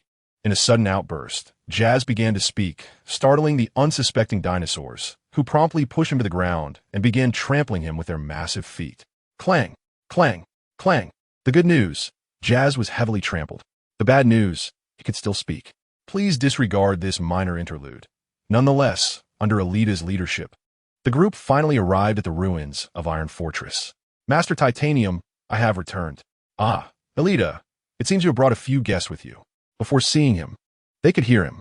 Accompanied by the sound of unsteady footsteps, an elderly Cybertronian, rust-covered and leaning on a staff, ambled forward. "It has been long, our side, Jazz. Since the fall of Iron Fortress, we have not crossed paths. Master Titanium, please have a seat and rest. I have come to assist you." With swift strides on his sturdy legs, Sludge hurried to position himself behind Master Titanium as a makeshift seat. "Thank you for your help, Sludge." It was Master Titanium who repaired Sludge, thus earning Sludge's gratitude and willingness to assist Master Titanium. After helping him settle comfortably on Sludge's back, Elita produced the super energy core that Lugia had entrusted to her. "Master Titanium, it is time to replenish your energy. It has been a long time since I have encountered such a high-purity super energy core. Cybertron is now completely devoid of energy. And I believe this is a gift from a distant friend, is it not?" Without hastening to utilize the super energy core, Master Titanium directed his gaze towards Lugia, who was piloting within the ranks. Master Titanium courteously requested, "Friend, please step forward." "Greetings, Master Titanium. I am Lugia, a soldier of Shinjo, representing all of humanity on Earth to extend my regards to you." Exiting the cockpit, Lugia stood at attention and rendered a military salute, subsequently producing the key entrusted to him by Optimus Prime. This I had anticipated. It is yet another trial for Optimus Prime.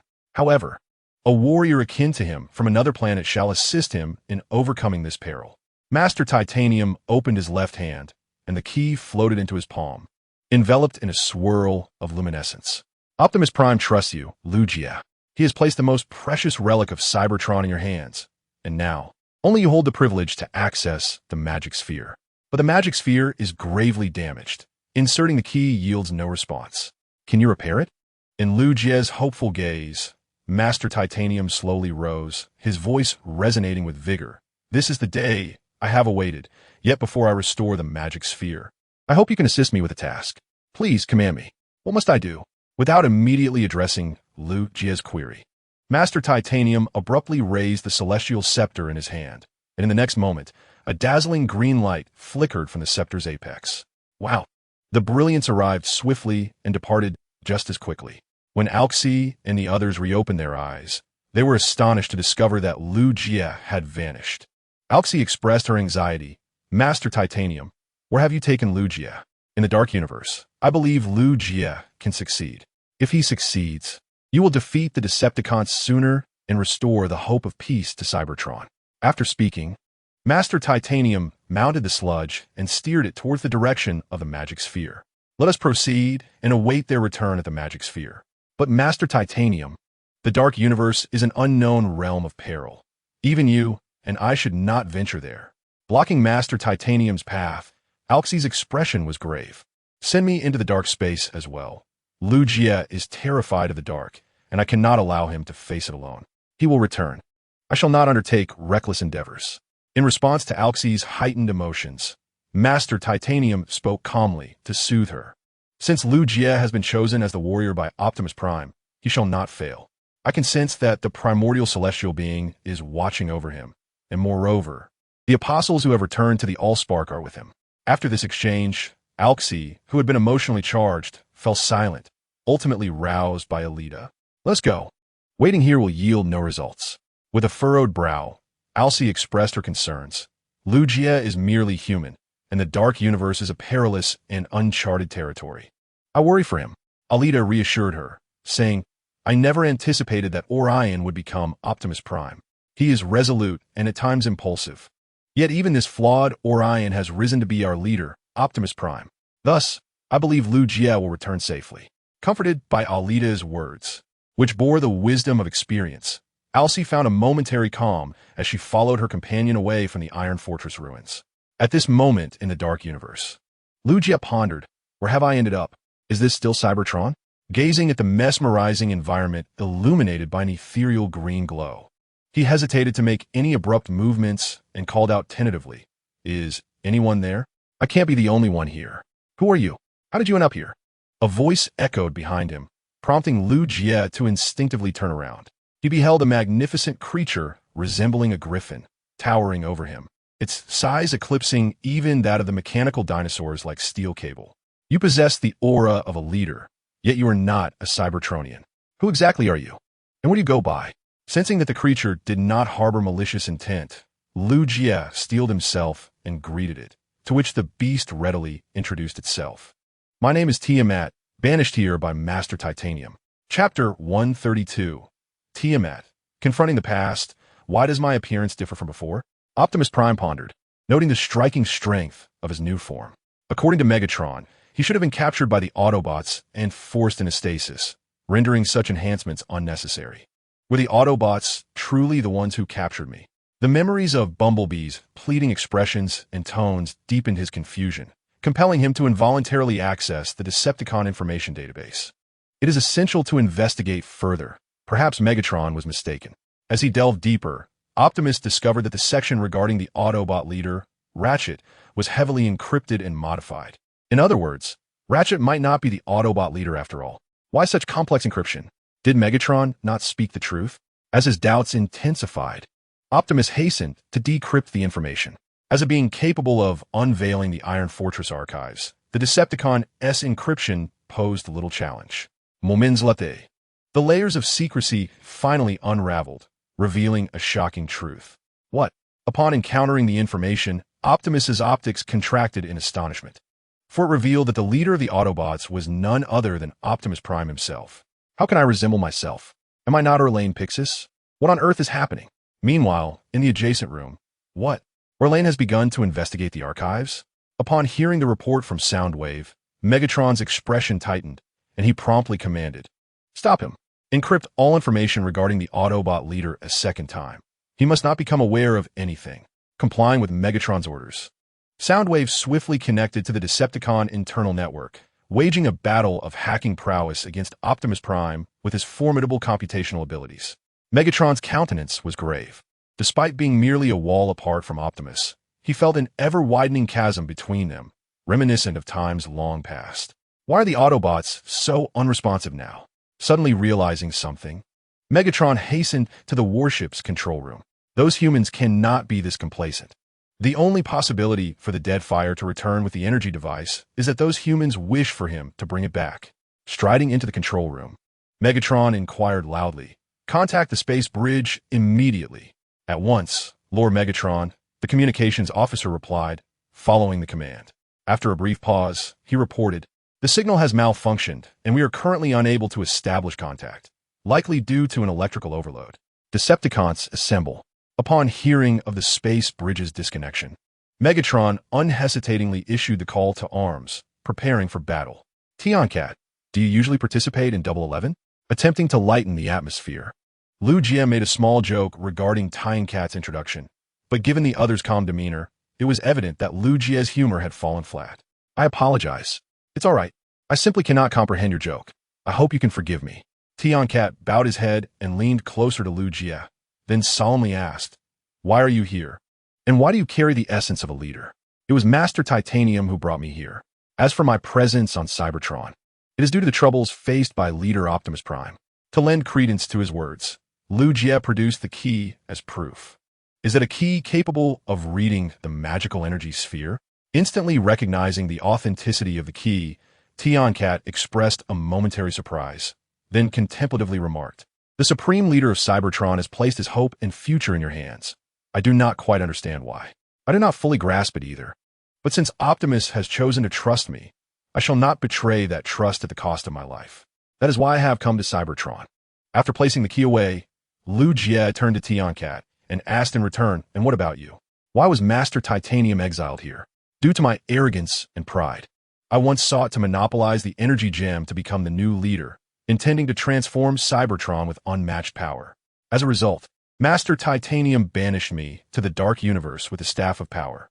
Without hesitation, the reason was clearly articulated. The team all account then elaborated. I find myself exiled here, pondering a way to escape day and night. Yet, in the course of this prolonged contemplation, I have come to realize my own insignificance. Master Tai was indeed correct. I am unworthy of wielding the power of the energy treasure. I have reflected upon my past mistakes. Acknowledging one's errors is a significant step towards improvement, and I believe this is what Master Tai hopes to witness. Liu Jie surveyed his surroundings and inquired curiously, having been here for so long, Have you found no means of escape? The team all account replied, I have been diligently fighting here, which has hindered my search for an exit. Fighting? Who else is here besides you? Only myself. Just as the team all account finished speaking, another blazing team all account emerged, roaring like a wild beast. Liu Jie, on high alert, asked, Is this another aspect of you? He represents my former self, the one obsessed with power. I have attempted to connect with him, yet I cannot grasp his thoughts. After uttering these words, the team all account swiftly assumed a battle stance and unleashed a torrent of flames as an attack, which was met with a retaliatory strike from the fiery team all account in kind. After an intense exchange, the two were evenly matched. Perhaps this is the reason you are unable to leave, I remarked, drawing a gun from the weapon pack of the Uu armor and unleashing a series of shots. Bid farewell to your past self. Overcome yourself to attain rebirth. This is why Master Tai has kept you here. It is also the reason I was sent here. As Liu Jie replaced the energy magazine, he continued to encourage, until all hearts unite, let destruction illuminate the darkest of times. Team all account, transform. The team all account split into two, morphing into a pterosaur and a jaguar, a transformation distinctly different from other Cybertronian beings. It is time to sever ties with the past. In the next moment, the pterosaur and jaguar launched their assault on the fiery team all account. Chapter 133. The Awakening of Consciousness in Olane. What is the current situation? Communication remains uninterrupted, indicating that everything is proceeding smoothly. What we must do now is wait patiently. Reassuring the anxious comrades, the ambulance itself was on edge, quietly taking out its cyber bracelet to begin a prayer. May the primordial celestial being bless them with safe return home. May Optimus Prime come back to our side. As I had anticipated, these Autobots are indeed restless. Megatron, upon hearing the sudden voice from behind, the ambulance and other Autobots quickly turned to see Megatron leading a contingent of Decepticon forces arriving, scanning the scene of the Decepticons who would fight to the last moment. Megatron's hand cannon had fully extended its blade, signaling a dangerous omen. Megatron intoned with a deep voice, Let me hazard a guess. You are currently lacking in numbers and have seized my space bridge. This implies that Optimus Prime has relinquished the key prior to his departure, allowing some among you to venture to Cybertron in search of the Allspark. This is indeed a maneuver befitting Optimus Prime. Starscream, brimming with false bravado, exclaimed, Accursed Autobots! You are completely surrounded. Surrender at once, or face utter annihilation. Curse it! Let's fight them. Let me take the lead, Thundercracker declared. We must not allow them to pass through the space bridge. Brothers, the situation is dire. Drink this. As soon as the words left his lips, Ratchet produced several bottles of green synthetic energon, as if by magic, distributing one to each Autobot present. This is a synthetic energon I replicated, due to the incomplete formula. The side effects are considerable, but the sole advantage is an enhancement of strength. Without hesitation, Ratchet injected an entire bottle of synthetic energon into himself, his optics immediately shifting to a vibrant green. This is the sensation. He tossed the now empty bottle to the ground, shattering it as he proclaimed, "The wrench demon is officially activated." Seeing Ratchet's reaction, Bumblebee and the other Autobots followed suit, injecting themselves with the synthetic energon. An indescribable thrill coursed through their central processors. "Let us go, brothers. Charge!" Like humans infused with a mix of adrenaline and stimulants, the Autobot ranks erupted with newfound vigor, their capabilities reaching an unprecedented peak. Destroy. Ratchet. Though I may not be present, the soundtrack shall not be absent. The great river flows eastward, the stars above align with the Big Dipper. Ratchet led the charge, launching a fist directly at Megatron's face. For Cybertron. For Optimus Prime. Each Autobot fought with the ferocity of berserkers.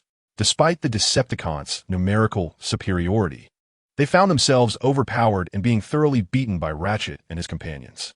"Someone save me." Beep, beep, beep. Bumblebee seized Starscream by the legs, yanking him backward, and then delivered two powerful kicks that sent sparks flying. Starscream's screams echoed through the air. "Don't run. Aren't you capable of transforming 3 times? Today, I shall reduce you to 3 equal parts. Let me go. Let me go. Oh my." Thundercracker and the others flanked from both sides, and the once mighty triple changer, Astrotrain, found himself utterly defenseless, reduced to calling for help. With great force, he gently wiped away the super energy blood trickling from the corner of his mouth. Megatron revealed a curious smile and then turned to the ambulance, taunting, "Not bad, Doctor. Your strength has certainly increased since our last encounter. You must have something worthwhile to share, you fiend. Take this punch from me." The ambulance, undeterred, solely focused on delivering powerful blows. Then with a resounding thud, Megatron firmly grasped the ambulance's fist, rendering it immobile, despite its desperate attempts to summon all its strength. Megatron raised an eyebrow slightly. "Your power and speed have indeed improved. But alas, you still have a long way to go." With a swift motion, Megatron struck the ambulance's abdomen, incapacitating it on the ground. As the synthetic super energy began to seep out, upon witnessing the green super energy, Megatron's curiosity was piqued. However, before he could ponder further, a police car charged forward at full speed. "Die, Megatron!" it shouted. Arrogant. With pinpoint precision, Megatron seized the police car's head and executed a series of brutal slams, tossing it aside like refuse once it was left nearly lifeless. "Let the brave come forth. I am the champion of the Colosseum of Karen." He roared like a beast, drawing forth the blades from his cannon to launch an assault. Something was amiss. I must seek out Megatron for clarification. Leaving his workshop, laden with doubt, Optimus Prime endeavored to locate Megatron. Along the way, he inadvertently overheard a conversation between 2 Decepticon soldiers. "How is the harvest of super energy today?" one inquired. "Average, really. That little backwater known as South Bang yielded only meager and diminutive super energy, not enough to even fill my teeth. So, I thought I might as well blow up one of their cities for fun. Sounds amusing. Take me next time." I relished the sight of humans fleeing in terror. As Optimus listened to the 2 Decepticon soldiers, his expression grew increasingly grave, his fists clenching tightly, producing a cracking sound. "Why are you doing this, Orion?" The 2 Decepticon soldiers were clearly caught off guard by Optimus's sudden appearance. He approached them, seething with anger, and demanded, "Why harm innocent humans? I will bring your crimes before Megatron." At this proclamation, the 2 soldiers exchanged incredulous glances before bursting into mocking laughter. You sound like a fool. They're merely humans. The number of Cybertronians who have perished at Lord Megatron's hands is countless, let alone these creatures that are less than insects. You're delusional." Infuriated by the soldiers' taunts, Optimus lunged at them, only to be deftly tripped and sent crashing to the ground. The opportunity to deliver a resounding blow to the leader of the Autobots is indeed rare, given the current lack of personnel aboard the warship. It would be prudent to indulge in some amusement. In swift accord, Two Decepticon soldiers transformed their hands into energy weapons and began to menacingly approach Optimus Prime. Stay away from me. In a critical moment, Optimus Prime abruptly turned around, his hands instinctively transforming into laser guns, unleashing a barrage of firepower in an instant. Zap! Zap! Zap! To their astonishment, the two Decepticon soldiers were taken aback by Optimus Prime's unexpected aggression, unable to evade the onslaught at such close range, and within moments, they were extinguished by his might. Have I equipped weapons? In disbelief, he stood up, gazing at the laser gun in his hands. The innocent glimmer in Optimus Prime's eyes was filled with profound uncertainty, yet quickly transformed into resolute determination, reminiscent of his former self. Chapter 134. Megatron. You have betrayed me once again. The time seemed ripe. After a prolonged period of seclusion, Master Titanium abruptly opened his eyes, rising to lift his staff of power, thereby unlocking the portal to the dark universe. Thud! Thud! Accompanied by the sound of heavy footsteps, the Tiamat slowly emerged, carrying Lugia. Hello, Arcee. Welcome back. Leaping down from Tiamat, Lugia hurriedly ran towards Arcee, who also sprinted forward to greet him, enveloping him in an embrace filled with joy and reassurance. You little rascal, you gave me quite the scare this time. My apologies, but it appears to be the handiwork of Master Titanium. If you must place blame, let it be on the Elder for his lack of martial ethics. No way. I shall blame you and impose a punishment. Return home and continue polishing my work. As Lugia and Arcee exchanged playful banter, the Tiamat gracefully approached Master Titanium, bowing slightly. It has been a long while, Master Titanium. I sincerely apologize for my past foolishness. It seems you have finally come to understand, Master Titanium acknowledged. I am pleased that you recognize your errors. Now, as Cybertron faces its gravest peril, I implore you to harness your power to save our planet. Leaning on his staff, Master Titanium approached the magic sphere and instructed, Lugia, please place the key within the magic sphere. Yes, Lugia complied, inserting the key into the magic sphere. However, much like before, it showed no response. Concerned, Lugia queried, is it too damaged, Master Titanium? Can you repair it? Haha, fret not, young one. The magic sphere was forged by our 13 apostles, so I certainly possess the means to restore it. However, the subsequent tasks shall fall upon you. No sooner had he spoken than Master Titanium relinquished his staff, placing both hands upon a magic sphere. In the next moment, the previously lifeless sphere burst forth with radiance, and Master Titanium's form began to shimmer with brilliance from within. Rise, bring forth the glory back to Cybertron, accompanied by a dazzling flash of light. All present instinctively closed their eyes. When their vision returned, they beheld the magical orb restored to its original state, while Master Titan lay lifeless upon ground. Master Titan, oh, my dear Master Titan, your departure comes far too soon. Jazz, in a dramatic slide, rushed forward, cradling Master Titan and lamenting loudly, skillfully performing the 100 birds facing the phoenix and crying the 7 passes with an expertise rivaling that of a professional ensemble. Please cease your lamentations. Otherwise, I shall have to unleash the Dinobots upon you. Unable to endure Jazz's cacophony any longer, the mechanical dinosaurs, led by Steeljaw, instinctively dragged him aside and proceeded to deliver a thorough beating without further ado. Master Titan had infused his essence into the magical orb, as he was a Cybertronian of the same era, allowing for their symbiotic existence.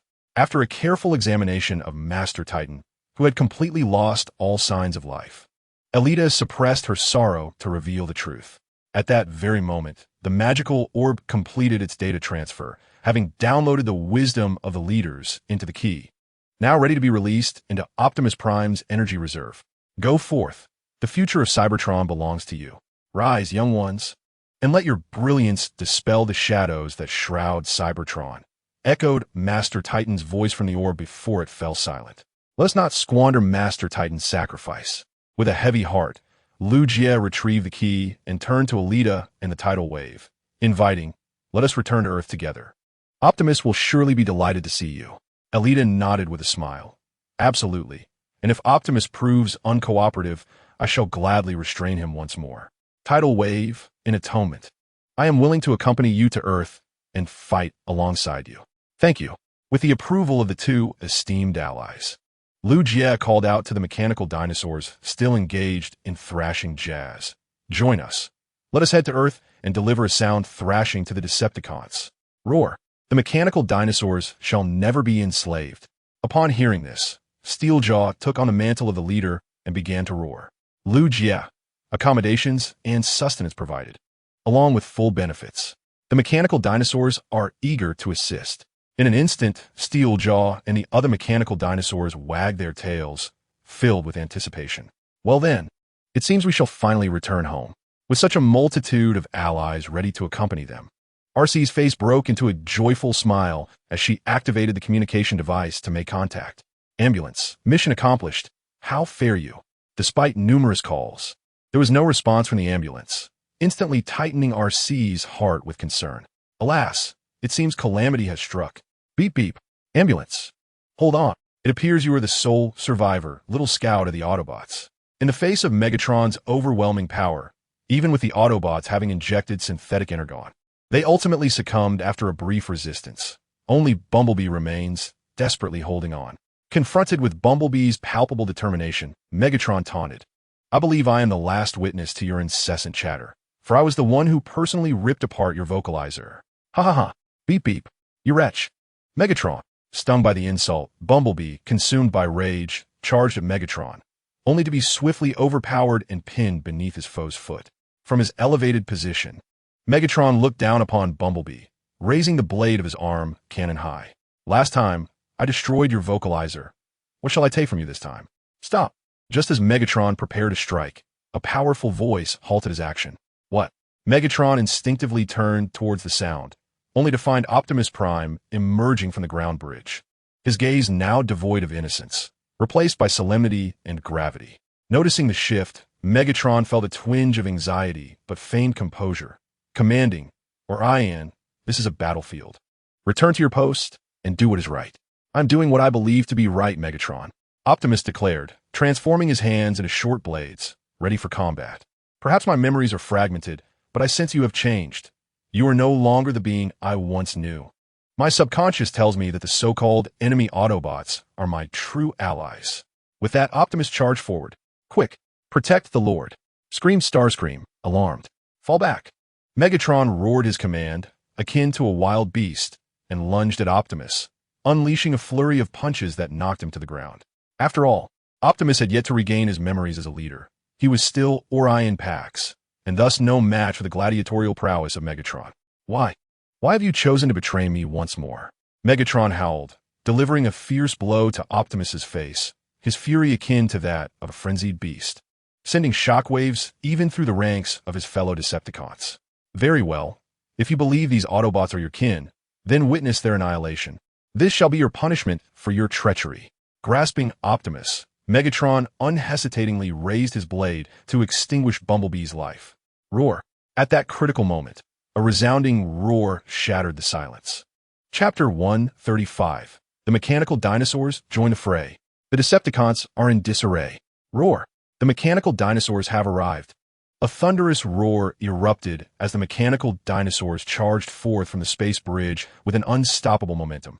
Among them, the Triceratops, Iron Shard, was particularly zealous, forcefully sending Megatron, who was about to target Bumblebee, flying. The sight of the mechanical dinosaurs sent the Decepticons into disarray. After all, during their previous battles, these mechanical beasts had inflicted considerable damage upon them. This situation was akin to ordinary soldiers wielding firearms, but finding it exceedingly difficult to take down colossal dinosaurs fortified with immense defenses. With the arrival of 5 mechanical dinosaurs, the Decepticon faction, which had previously held the upper hand, was suddenly brought to its knees. Even the formidable triple changer, Blitzwing, was hurled far away by a single swipe of a tail. Wonderful! They have returned. The ambulance, shaking, stood up, and upon witnessing the might of the 5 mechanical dinosaurs, a relieved smile spread across its face. Its gaze then shifted to the still active space bridge. It was evident that trouble had unfolded, but fortunately, the dinosaurs were leading the charge. Lu Jie and his companions emerged from the space bridge and greeted the stumbling Optimus Prime not far away. Brother Prime, I have brought back the lady.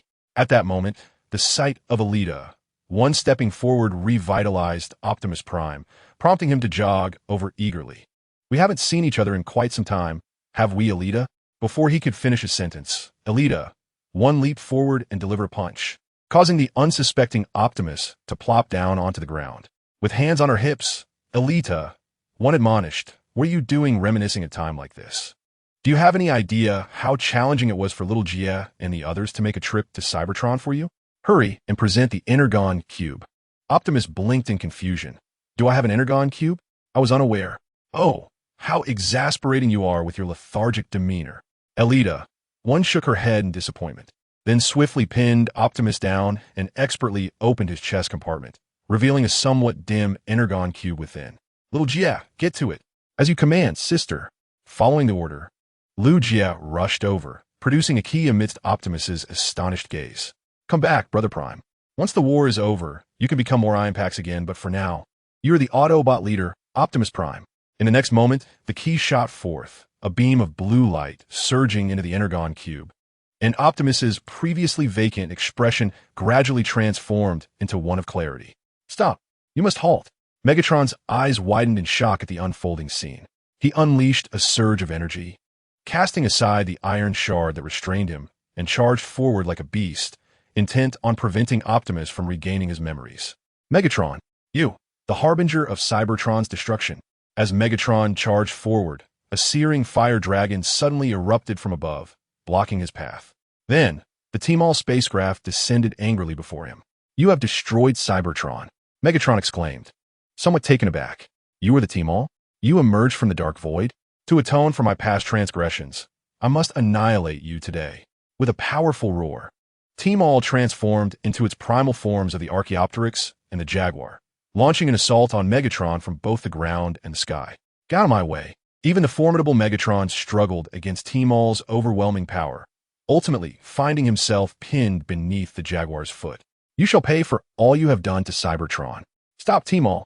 Just as Team-All was about to unleash a torrent of flames to obliterate Megatron, a familiar authoritative voice echoed through the air, and Optimus Prime, donned in his battle mask, approached slowly, signaling the return of the once reliable elder brother. You are the new leader, Optimus Prime, aren't you? Lu Jia has spoken of you. Releasing his grip on Megatron, Team-All reassembled into its original form and bowed its head in retreat. I have overstepped my bounds. Such a heinous being should be dealt with by the leader of Cybertron. Meanwhile, under the assistance of the mechanical dinosaurs, Black Arachnia and the Decepticons were cornered, trembling, and battered. Yet, there was an exception. Sparky, wake up. Please don't sleep. Using a series of slaps, Knockout roused Sparky from his slumber, hastily covering his mouth and whispering, Be quiet. Let us sneak away. I've already made arrangements with the Autobots. Those dinosaurs will not bother us. Dinosaurs? Where are the dinosaurs?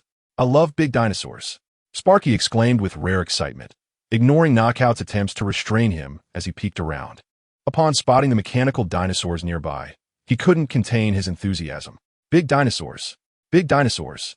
I love big dinosaurs. Unbeknownst to them, Flyover had stealthily approached Sparky from behind and, without hesitation, delivered a punch to force him into a shutdown. Apologies, my friend, but your shouting complicates our situation. Shaking his somewhat numb fist, Flyover squatted down and whispered, I say, the Decepticons are certainly doomed today. Why not return with us? It wouldn't hurt to have a couple more pairs of chopsticks. Knockout sighed, I wish I could. But haven't you noticed that Black Widow and Soundwave haven't shown up? Huh. Realizing that Soundwave and Black Widow had yet to make an appearance, an ominous feeling welled up within Flyover. It appears you have regained your composure.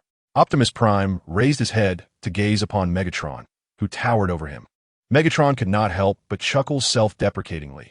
Now I am utterly defenseless. The continuation of my spark's flame rests solely upon your whims, Optimus. A flicker of hesitation crossed Optimus's eyes, yet he promptly transformed his left arm into a laser cannon, aimed squarely at Megatron's head. We could have forged a future together. I shall create my own destiny, devoid of any so-called leaders, he retorted with a tone laced with hostility. Megatron's gaze shifted to Alita, who stood beside Optimus. I never anticipated you were still alive. I assumed you had returned to the Allspark. Would you care to say something at this juncture? After all, Optimus is most susceptible to your influence. It was due to you that he missed my commemorative match. Alita replied curtly. I only wish to smash your head in. However, in this moment, it is only Optimus who possesses the authority to pass judgment upon you, the perpetrator of Cybertron's destruction. Goodbye. Zoom. Chapter 136. A fruitless endeavor. Zoom. Zoom. Zoom. The legendary laser bird makes its entrance. Just as Optimus was poised to deliver a decisive blow to Megatron, the legendary laser bird swooped in with remarkable speed, forcibly interrupting Optimus' action. It's the laser bird. Oh no! Soundwave is here. Upon noticing the laser bird's approach, the Autobots swiftly raised their weapons to fire, while Soundwave abruptly activated a ground bridge, leaping forth with a resonating sonic blaster in hand. With the blaster in his grasp, Soundwave was nothing short of formidable. Buzz. Swiftly activating his resonating sonic blaster, Soundwave temporarily subdued the Autobots present. In the next instant, the ground where Megatron had fallen suddenly caved in, and in the blink of an eye, Megatron vanished, likely due to the machinations of Black Widow. Lu Jie hastily exclaimed. Soundwave intends to rescue all the Decepticons. Stop him. Roar. Dinobots, charge with me. Steeljaw bellowed, leading his dinosaur brethren into a charge against Soundwave. Facing the onslaught of the ferocious dinosaur army, Soundwave stood his ground, neither dodging nor evading, as his visor rapidly pinpointed coordinates. Awaken. Just as Steeljaw opened his massive jaws to crush Soundwave, a ground bridge suddenly manifested before him. The charging Dinobots, unable to halt their momentum, crashed straight into the ground bridge, which Soundwave promptly deactivated without hesitation. Steeljaw, open fire. Do not allow Soundwave a chance at close combat. Zoom, zoom, zoom. Swiftly adjusting their tactics, Optimus and the other Autobots unleashed a torrent of suppressive fire, while Soundwave skillfully evaded, swiftly maneuvering to the side of Starscream and the other Decepticons, and rapidly activating a ground bridge leading to their warship. Thank you, Soundwave. You truly are the backbone of the Decepticons. Soundwave. Impressive. After expressing their gratitude to Soundwave, a group of Decepticons hastily fled into the land bridge, with Soundwave taking on the perilous task of covering their retreat until Laserbeak returned to him. Flying past the mountains, he seethed inwardly. Damn, they've escaped. Regardless, at least Optimus Prime has returned to our side, bringing along so many old friends, and more importantly, we have seized the space bridge. Approaching the control console of the space bridge, Ratchet eagerly rubbed his hands together to begin the calibration process, only to discover, to his dismay, that the space bridge had been set to self-destruct. It must have been Soundwave's doing. Alarmed, Ratchet hastily contacted the commander stationed at the base. Open the land bridge now. Just in the nick of time, all Autobots rushed into the land bridge, though the partition was not fast enough, resulting in their rear ends being singed once again. Meanwhile, on the African savanna, the 5 mechanical dinosaurs found themselves bewildered in this unfamiliar setting. They spent quite some time confirming that they had not left Earth. Howl, feeling somewhat frustrated, lamented, what now? I don't know the way. Ironhide retorted, you've never known the way. You were always lost back on Cybertron. What do you mean? Do you want to fight? Bring it on. I'm not afraid of you. In a fit of disagreement, the 2 mechanical dinosaurs clashed like bulls in a ring. Enough. Listen to me, Steeljaw. With the authority of an older brother, Steeljaw intervened to quell the squabble and offered his perspective. The Autobots will surely track our signal, so we can expect a return soon. We just need to be patient. Mudflap agreed. Steeljaw is right. The Autobots won't abandon us, so we just have to wait. Indeed. But I'm concerned about what will happen to us afterward. Perched on Mudflap's back, Blur murmured, with Alita by Optimus's side and Optimus favoring Alita. She may not have time for us anymore. Roar. Don't say such things. Alita won't forget us. You shall not slander her. Steeljaw bellowed furiously, yet inwardly.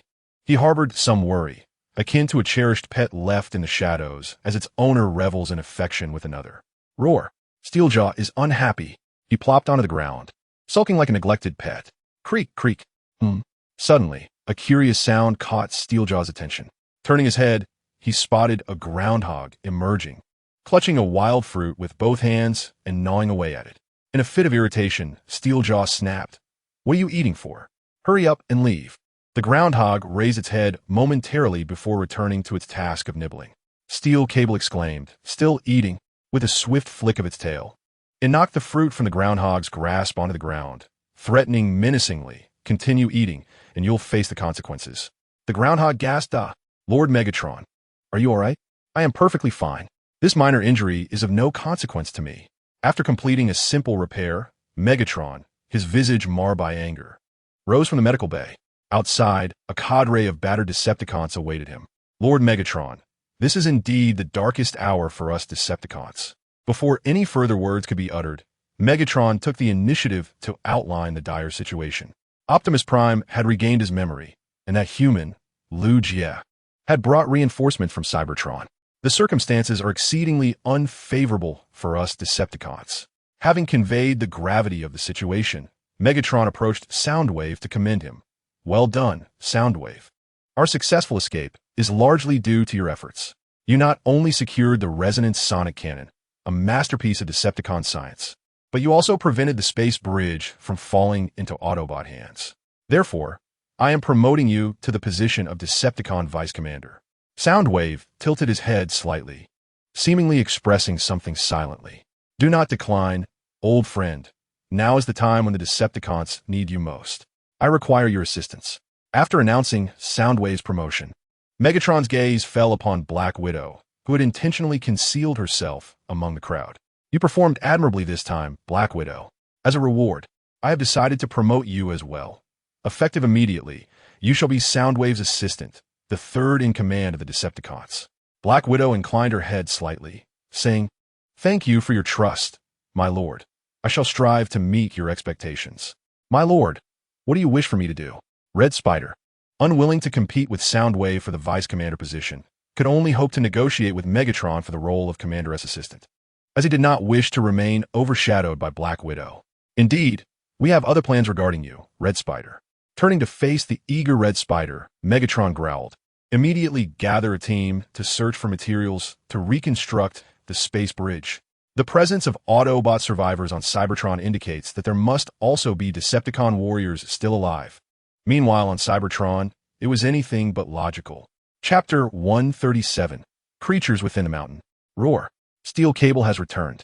After settling in, Ratchet took some time to locate the signals of Steel Cable and his mechanical dinosaur companions, subsequently activating the land bridge to bring them back.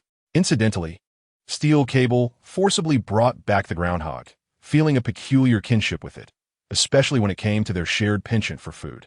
The atmosphere of familial reunion is truly delightful. However, it is somewhat marred by the apparent constriction of space within the base. This is especially true since the addition of the 5 mechanical dinosaurs. Alcee, in particular, hesitates to place Lu Jie on the ground, fearing he might be inadvertently crushed into a pulp by one of the larger beasts. "You're crowding me. Shift your ample backside." "I would if I could, but I was squeezed here by the muck." "Optimus, could you perhaps crouch a little? I need to take refuge on your shoulder." Obediently, Optimus lowers himself slightly, allowing Alita to nimbly perch on his shoulder as she surveys the chaotic yet cozy surroundings. "Perhaps we should consider evacuating some individuals. Otherwise, it feels as though the base might burst at the seams." Lu Jie, cradled in Alcee's arms and now beside Optimus, offers a suggestion. This is not only to alleviate the pressure of the confined space, but also because Lu Jie believes that having all the Autobots clustered together poses an unnecessary risk. In the event that the base's location becomes compromised, evacuating such a large number of individuals would be no small feat instead of waiting passively for a crisis. It would be prudent to establish additional bases now. That way, should calamity strike, they would not be utterly overwhelmed. Optimus, wise as he is, readily concurs with this proposal. Perhaps it is indeed time to establish a new base. However, how should we select its location? "Fear not, I shall handle this matter," Lu Jie confidently gestures.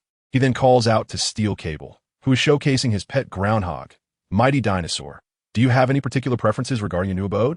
Steel Cable descends and, observing the groundhog still indulging in its meal, speaks in a deep tone. "Pray tell, where would you wish to reside?" The groundhog tilts its head and continues to munch. Steel Cable's companion articulates that it desires to live in a place abundant with food, as the mechanical dinosaurs require their daily supply of super energy sustenance. The other dinosaurs chime in, roar. The mechanical dinosaurs demand super energy sustenance. Otherwise, they shall be displeased. Lu Jie rolls his eyes. What a ravenous bunch. As the mechanical dinosaurs begin to stir restlessly once more, Elita issues a powerful command, and instantly, all 5 of the mechanical dinosaurs obediently lie down, becoming model creatures. Lu Jie exclaims, "Sister-in-law, you are formidable. Do not misunderstand, Xiao Jie. I'm quite gentle in nature," she reassures, gently patting Optimus's head. With a commanding presence, she declares, "Optimus, tell them, am I not gentle?" "Indeed, Elita, you are the most gentle," Optimus responds without a moment's hesitation. The onlookers fall silent, feeling a pang of sympathy. It is rather endearing to witness the otherwise invincible leader exhibiting such vulnerability. Clearing his throat, Optimus, aware of the sympathetic gazes directed at him, swiftly shifts the focus back to the matter at hand. "I still retain memories from my time with the Decepticons. They possess the sacred artifacts launched from Iron Fortress, and I have previously decrypted 2 sets of coordinates for them. Ambulance. The sound waves that were previously employed to assault us are indeed one of the sacred artifacts. The resonant sonic gun, capable of vanquishing foes with an intangible force. This remarkable invention, a masterpiece of the Decepticon scientists, was, however, seized by the Autobot forces during a fierce battle. Bumblebee, beep, beep, beep. So this implies there is still at least 1 sacred artifact left. Optimus, do you recall the coordinates?" In an instant, all eyes turned to Optimus Prime, as he alone possessed knowledge of the coordinates. After a prolonged period of contemplation, Optimus finally spoke. "Apologies, my memory is quite muddled at the moment." Before he could finish, Elita swiftly struck the top of Optimus's head with a decisive blow, causing the unsuspecting leader to collapse to the ground. "How could this be? Why do you have no recollection of such a crucial matter? Are you aware of the peril posed by those Iron Fortress artifacts? If they were to fall into Decepticon hands, the Earth would be in grave danger." Elita reprimanded him sternly, then began to drag the much larger Optimus towards a corner. "It seems I have not disciplined you in quite some time. Let me see how I can jog your memory." Optimus, in a state of panic, pleaded, "Wait. Elita, please. Grant me a moment." "What do you mean, wait? I detest waiting. Hurry and comply." As the heavy door slammed shut, the sounds of clanging metal echoed from within, interspersed with the unusual shouts of Optimus and Elita. How brutal!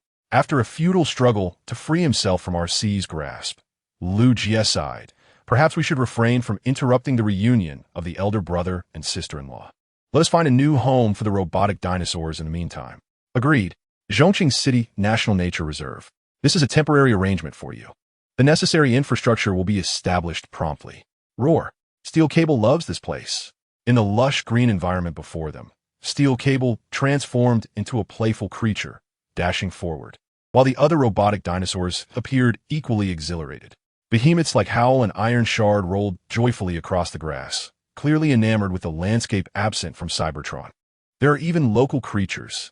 Amidst the rolling, Howl suddenly noticed a capybara not far away, observing him.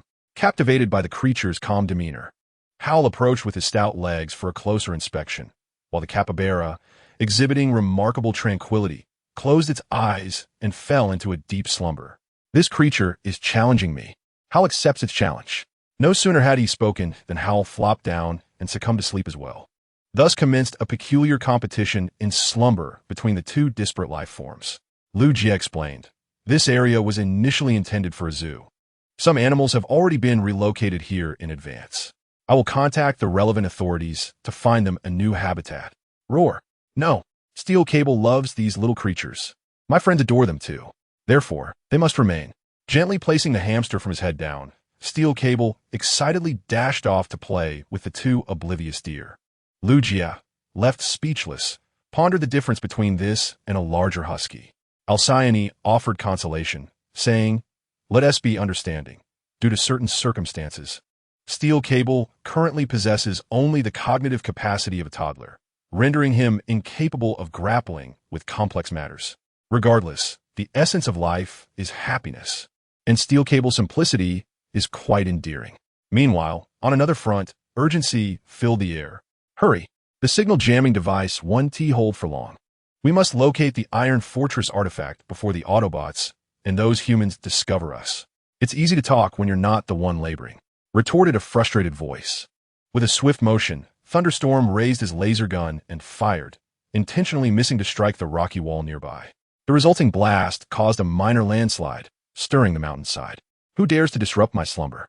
As the mountain shifted, a pair of elongated, cerulean eyes suddenly opened, followed by the slow unfurling of wings. Chapter 138. The Enormous and Fearsome Dragon. Have we unearthed something? After considerable effort, the ruckus finally excavated a small iron canister from the depths below, prominently bearing the emblem of the Iron Fortress archives. Unmistakably the sacred relic launched long ago. Wonderful. Megatron will surely appreciate this gift. Grasping the canister, just as Ruckus prepared to unveil its contents, Red Spider unexpectedly approached to contest it. Remove your filthy hands. The successful excavation of this relic is entirely due to my astute leadership. Nonsense.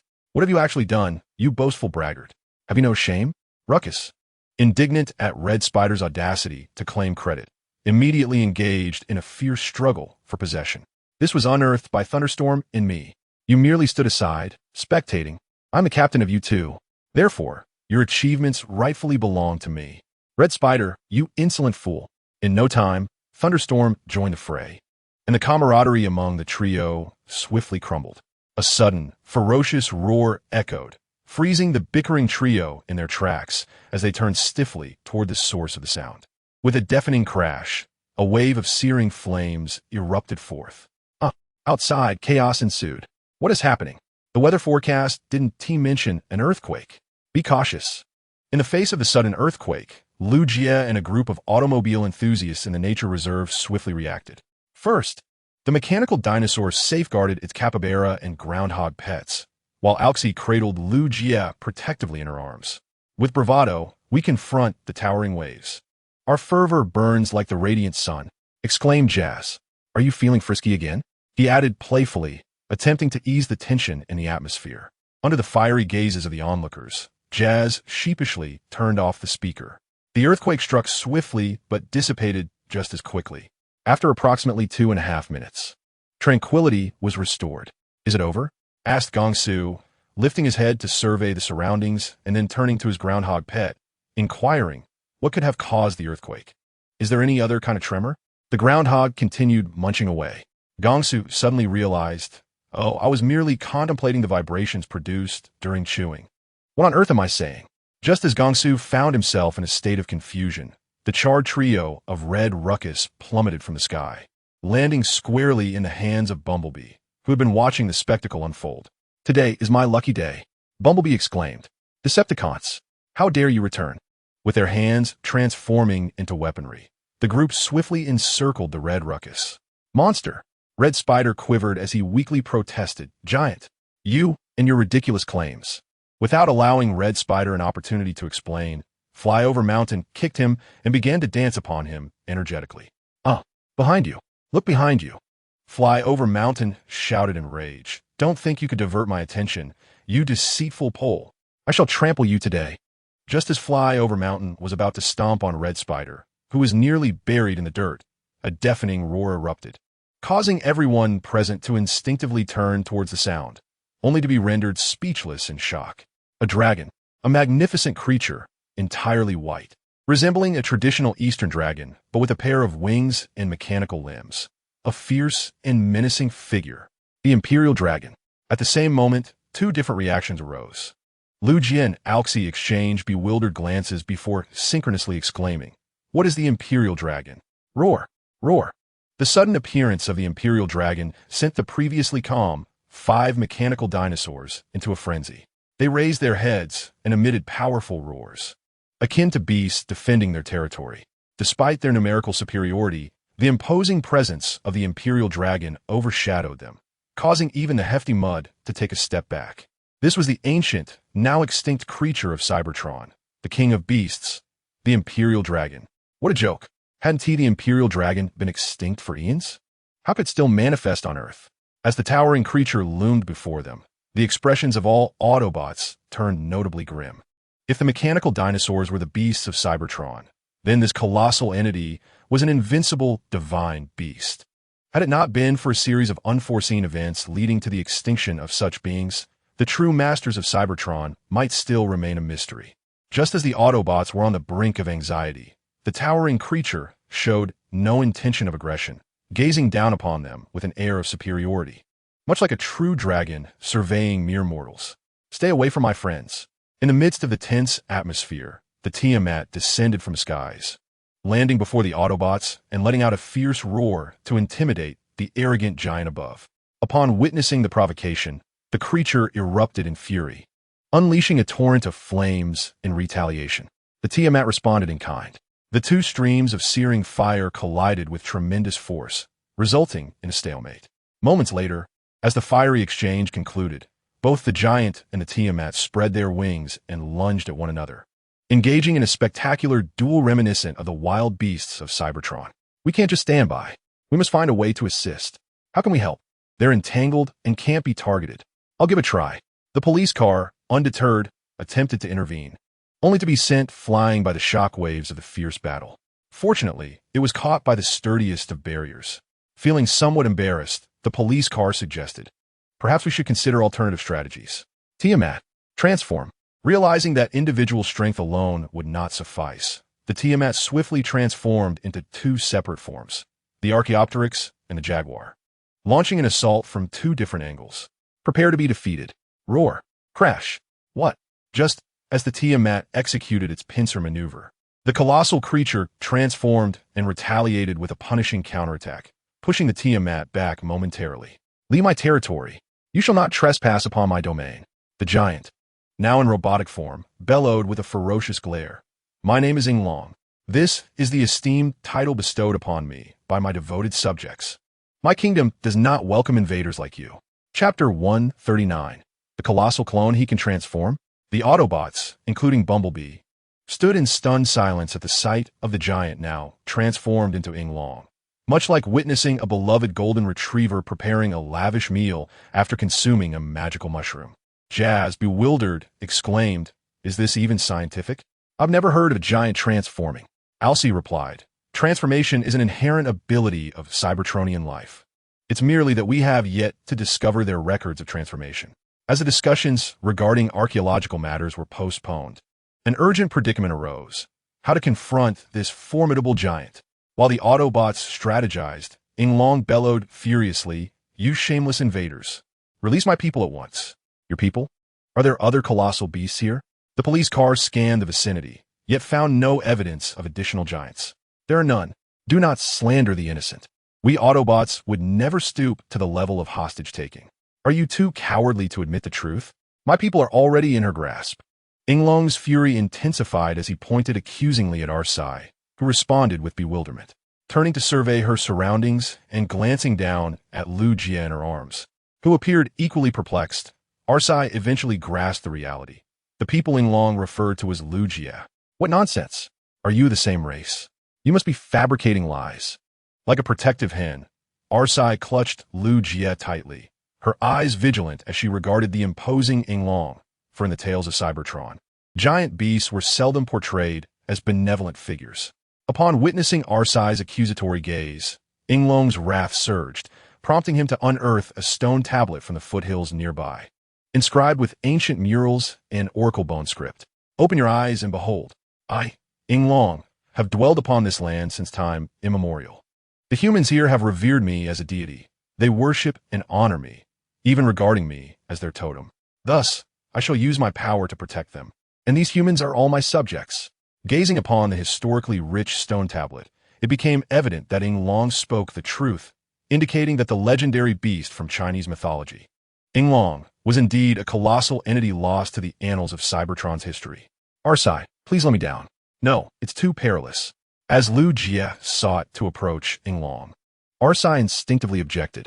However, this time, Lu Jie's resolve was unwavering. Trust me, Arcee, if this being is truly a harbinger of good fortune from myth, he will not harm me.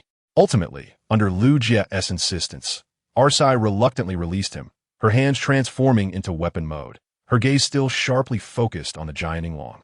My subject, it brings me great joy to see you at the very moment of my awakening. As Lu Jie approached, Long's demeanor shifted to one of warmth. Stepping forward to greet him while remaining cautious of the fully armed Autobots, deliberately positioning himself between them and Lu Jie. My subject, These invaders have not harmed you. Have they? I am unharmed, esteemed sovereign. Reflecting on the situation, Lu Jie decided that, since Ying Long regarded him as a subject, addressing him as your majesty seemed appropriate. Indeed, you are my devoted subject. Come, these gifts are for you. With a respectful address of your majesty. Ying Long's heart swelled with joy as he unveiled a gold ingot the size of a car before Lu Jie. Pure gold. Lu Jie's mouth fell slightly agape, contemplating the legendary creature's generosity upon their first encounter.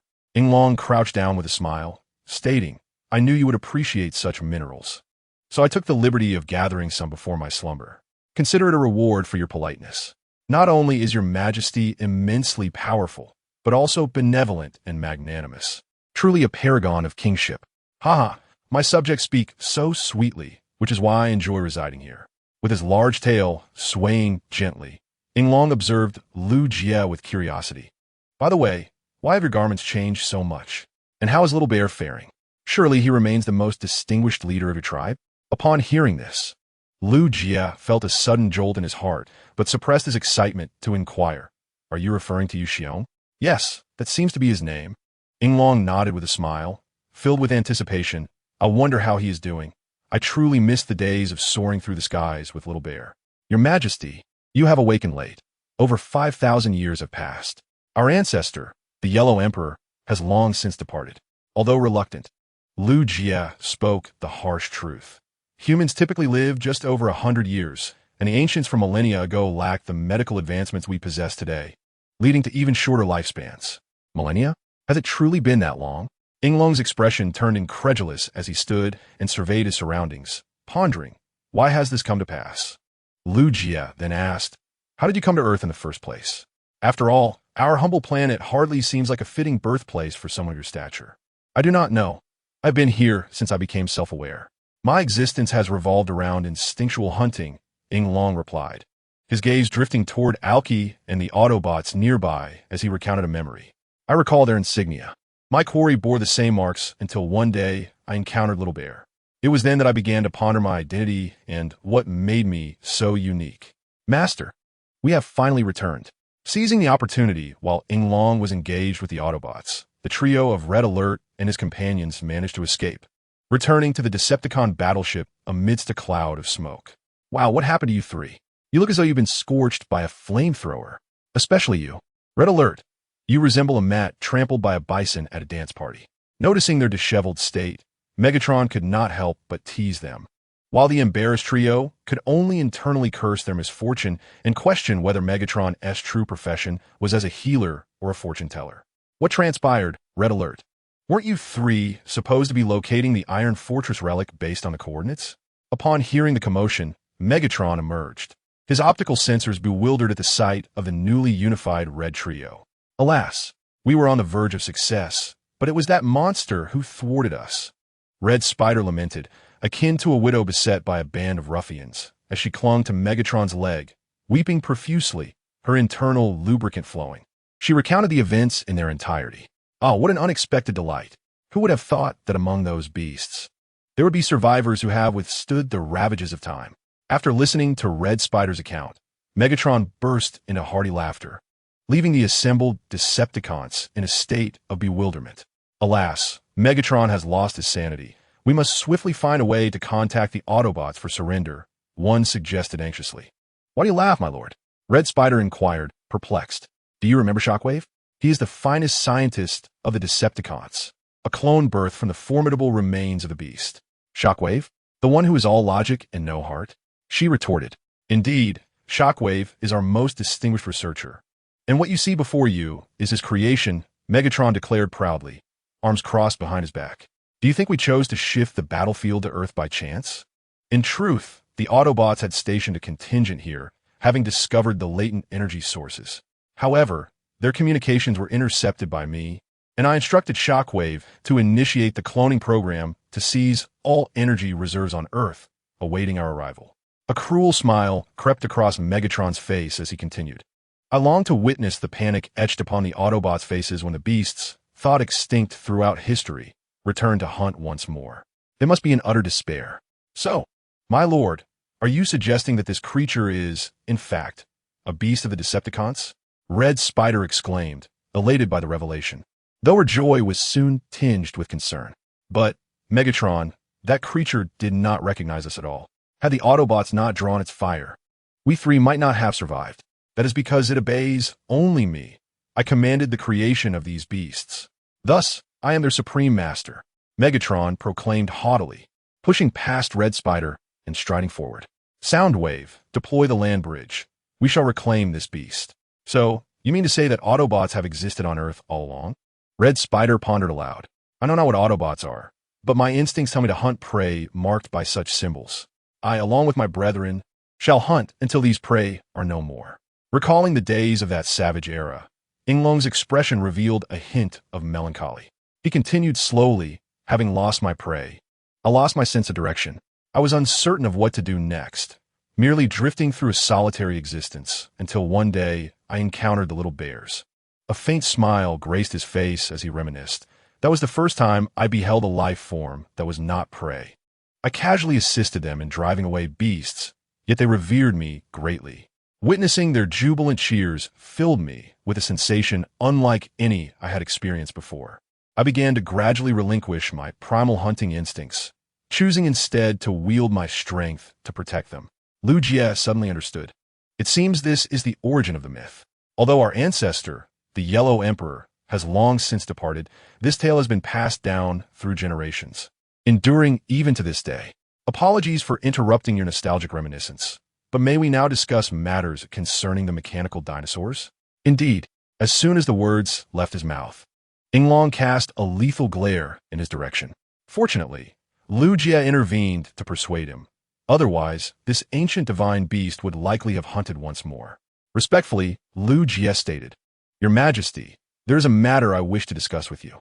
He candidly disclosed the request for a sanctuary for the mechanical dinosaurs. After listening intently, Inglong did not hesitate to acquiesce. Since this is a request from my subjects, I shall certainly do my utmost to fulfill it. I agree to their stay, as long as they do not trouble the other citizens. Your Majesty, you truly are the king of ancient divine beasts. Such composure is remarkable. No wonder your status in mythology is unparalleled. Your praise is excessive. It is but a trivial matter. With the issue finally resolved, Lu Jie breathed a sigh of relief and promptly offered flattery. Although Inglong professed humility, the lively tale behind him betrayed his excitement. Now that we have addressed the matter, let's unveil what this Iron Fortress relic truly is. Eagerly, Jazz snatched the iron can from Bumblebee, anxious to discover its contents. Release your filthy hands, Autobot. That relic belongs to us, the Decepticons, Megatron proclaimed, striding forth from the land bridge with an imposing presence. Megatron, curse it, that old wretch simply refuses to fade away. In the face of this unexpected turn with Megatron's arrival, the Autobots instinctively fell into a defensive stance. However, once they realized the situation on their side, several of them nearly burst into laughter. Setting aside the formidable presence of RC and the other Autobot stalwarts, merely considering the mechanical dinosaurs led by Steel Cable, along with the formidable tidal wave, Megatron would find himself facing a certain demise today, unless he were to be possessed by some cosmic deity. Confronted by a formidable force that could rival an entire army, Megatron calmly surveyed his surroundings before speaking in a low, ominous tone. Optimus Prime is not with you.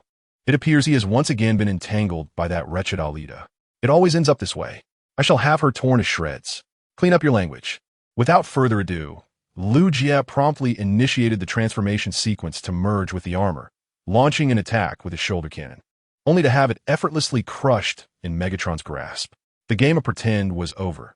He had come to reclaim his warriors. Turning his gaze to Inglong, Megatron arrogantly proclaimed, Beast, I am the leader of the Decepticons, Megatron, the future ruler of the universe. It was I who commanded the resurrection of your kind, the once extinct Predacons, and it was I who ordered your arrival on Earth. Therefore, you shall now pledge your loyalty to your master. Annihilate the Autobots and all of humanity. Beast, Predacon? Who is this lunatic referring to? Inglong wore a bewildered expression. His prolonged existence on Earth had nearly erased his memories of his Cybertronian identity. Moreover, he had been sent to Earth as a nascent consciousness, leaving him with no recollection of Cybertron, the birthplace of his kind. Lu Jie interjected, Ancestor, this decrepit old fool refers to you as the Beast and the Predacon. He is no good, always bullying us, with a touch of embellishment. Lu Jie's words visibly soured Yinglong's demeanor, his blue eyes reflecting an intense, murderous intent. Child, step back, lest you be harmed. Bestowing his final gentleness upon Lu Jie. Yinglong's gaze turned fiercely toward Megatron. As a natural hunter, Predacons are acutely sensitive to the scent of blood. In simpler terms, if Yinglong were provided with a sample of Cybertronian life energy, he could hunt down his prey across the Earth with relentless precision. With this innate ability, Yinglong distinctly sensed the blood of humans staining Megatron's hands. Yinglong, if there comes a day when I'm no longer here, would you care for the descendants of our tribe, just as you did when we first met? You will always be family to us. You dare to harm my people and my kin, I shall have you torn to pieces. Roaring, Yinglong transformed into his Predacon form, letting out a thunderous cry that darkened the once clear sky, unleashing a torrent of thunder and lightning upon the Earth. Megatron, incredulous that Yinglong dared to resist him, bellowed in a fit of rage. What are you doing, beast? I commanded your creation. I am your master. Silence. I am Yinglong, the guardian beast of the divine land. Not some beast. Soaring high into the air, the intensity and frequency of the lightning and thunder surged to unprecedented levels. Even if Little Bear and the others are no longer here, our pact still stands. All who harm my people shall perish. As the words fell, the dragon's antennae were immediately enveloped by arcs of electricity, followed by the creature unleashing a searing breath of fire from its gaping maw. While the skies resonated with thunder, the fiery and electric onslaught was directed at the formidable Megatron. Chapter 141. Captured Soundwave Roar. With the dual assault of dragon flames and thunder, Megatron was sent hurtling through the air, his once gleaming silver form now reduced to charred remains. Atone for your sins with your life, you uncouth beast. Megatron could scarcely believe that the war beast he had once commanded had now turned against him, becoming a guardian spirit for humanity, even seeking to slay its creator. Staggering to his feet, Megatron raised his cannon to unleash a barrage upon the descending dragon. Yet this was of little consequence to the fiercely resilient beast, especially as the dragon was now engulfed in a state of rage. Roar! Crash! With the enraged dragon pinning him beneath its claw, it filled its mouth once more with blazing fire. Perish! Just as the dragon prepared to deliver a scorching embrace to Megatron, the legendary Laserbeak swooped down, unleashing a flurry of shots, followed by Ravage launching itself onto the dragon's back in a desperate bid to bite. Roar! The dragon thrashed its massive form, finally dislodging the mechanical dog, then unleashed a torrent of flames in retaliation. Howling in the instinct for survival, Ravage sprinted away on all fours, fortunate that its master, Soundwave, was nearby to provide assistance. With a swift motion, Soundwave, having returned Ravage to his side, calmly activated a ground bridge to facilitate their retreat, incinerating the Statue of Liberty in the process. Goodness! Soundwave has joined the fray. Observing Soundwave's entry into the battle, Lu Jie hastily shouted a warning. Ancestor, be cautious of that faceless Decepticon. He excels at using ground bridges to transport others away. We shall assist. Stand down. The dragon, refusing aid from the Autobots, asserted with authority, enemies that harm my subjects must be dealt with by my own hand. This is the promise I made. Lowering itself into a hunting stance before Soundwave, the dragon's antennae crackled with electricity, its mouth gathering flames once more. Are you not the one who can open ground bridges? This time, we shall attack from both directions and see how long you can endure. Soundwave, concealed behind his mask, was unable to betray any expression of fear against the dragon's overwhelming pressure. He silently held his resonance blaster at the ready. Roar! Crackle! Flames and thunder struck from both sides simultaneously at Soundwave, and in an instant, the ground where he stood was transformed into scorched earth. Roar! The dragon scoffed. Is that all there is to it? Ancestor, magnificent, truly remarkable. Upon witnessing the astonishing spectacle of Yinglong subduing Soundwave with such fervor, Lu Jie and his companions erupted into a harmonious applause, eliciting a jubilant wag of Yinglong's grand tail. Modesty, modesty, for I am but a humble divine dragon. Suddenly, a startling realization struck. Soundwave still lived. What? The sound of the land bridge activating caught Yinglong's attention, and he swiftly turned to find Soundwave, enveloped in swirling black smoke. Unexpectedly at the side of the injured Megatron, aiding him towards the land bridge. Soundwave, you have performed admirably. Halt! As the prize seemed to slip away, Yinglong spread his wings, pursuing fiercely, claws poised for a decisive strike. In a moment of desperate urgency, Soundwave unhesitatingly hurled Megatron onto the land bridge, swiftly pivoting to raise his arms in defense as the bridge sealed shut. Crack! Bang! Unbelievable! Soundwave was injured. Under Yinglong's relentless assault, Soundwave's left arm, clutching the resonance gun, was severed, leaving a significant portion of his body grievously wounded, exposing internal circuitry. Bang! Without granting Soundwave a moment's respite, Yinglong unleashed another powerful tail strike, sending Soundwave hurtling against the mountainside. Beep! Under the weight of Yinglong's attack, Soundwave bore severe injuries. Even the mask he had worn for eons showed signs of damage, revealing glimpses of his true visage beneath, particularly a striking violet optical lens. Spare him, ancestor! Just as Yinglong inhaled deeply, preparing to unleash fire once more, Lu Jie rushed forth, arms wide in a gesture of restraint, compelling Yinglong to swallow back the flames that threatened to erupt. Yinglong, exasperated, remarked, "Child, you are placing yourself in peril. What if you were to be burned? In the future, simply call out, and I shall hear you." Lu Jie promptly apologized. "Forgive me, ancestor. The situation was dire. A living Soundwave holds far more worth than a dead one." Half an hour later, "My heavens, you have actually captured Soundwave?" Observing the bound Soundwave, resembling a pig ready for slaughter, the ambulance gaped in astonishment, subsequently retrieving its cybernetic prayer beads to chant fervently. "Heavenly spirits, am I truly dreaming?" Bang! No sooner had the words left its mouth than Yinglong struck the ambulance, burying it halfway into the ground. Yinglong, arms crossed, quipped, "What nonsense are you babbling? A couple of slaps would suffice to determine your consciousness. This is a lesson even the young bears have grasped. How is it that you remain oblivious?" With a smile, Lu Jie offered an explanation. "Ancestor, please do not be angry.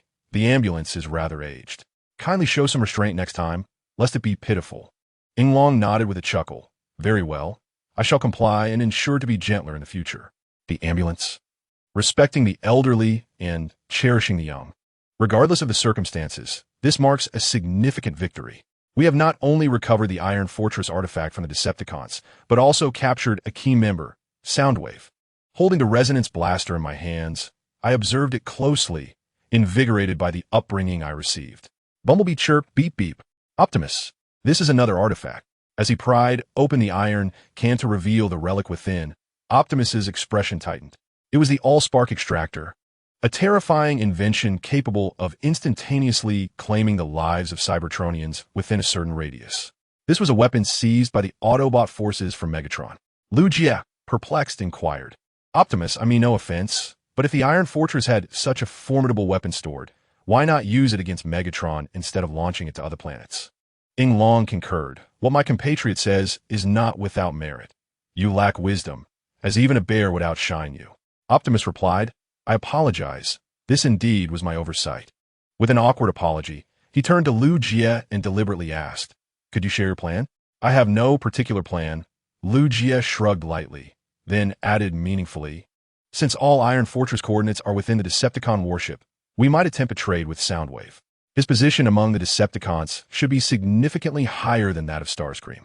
Jazz jested, "Not a bad plan, but what if Megatron decides to forsake Soundwave? After all, he is notoriously ruthless. This plan may not unfold smoothly." In the next moment, Jazz was playfully shoved into the ground by Yinglong, leaving only his head exposed. Yinglong retorted, "Can't you see the child is speaking? Why interrupt? What if you dampen his enthusiasm? You are not permitted to speak again. Calm down, ancestor, calm down. No anger, no anger. Please continue, child," he said with a smile, indicating he was not upset. Yinglong then scanned the surrounding Autobots, warning, "You are all to remain silent. Now, quiet down and listen to the child." Once Yinglong had successfully established order, Lu Jie continued, "Even if Megatron refuses to negotiate, we incur no loss. They are incapable of deciphering the coordinates themselves.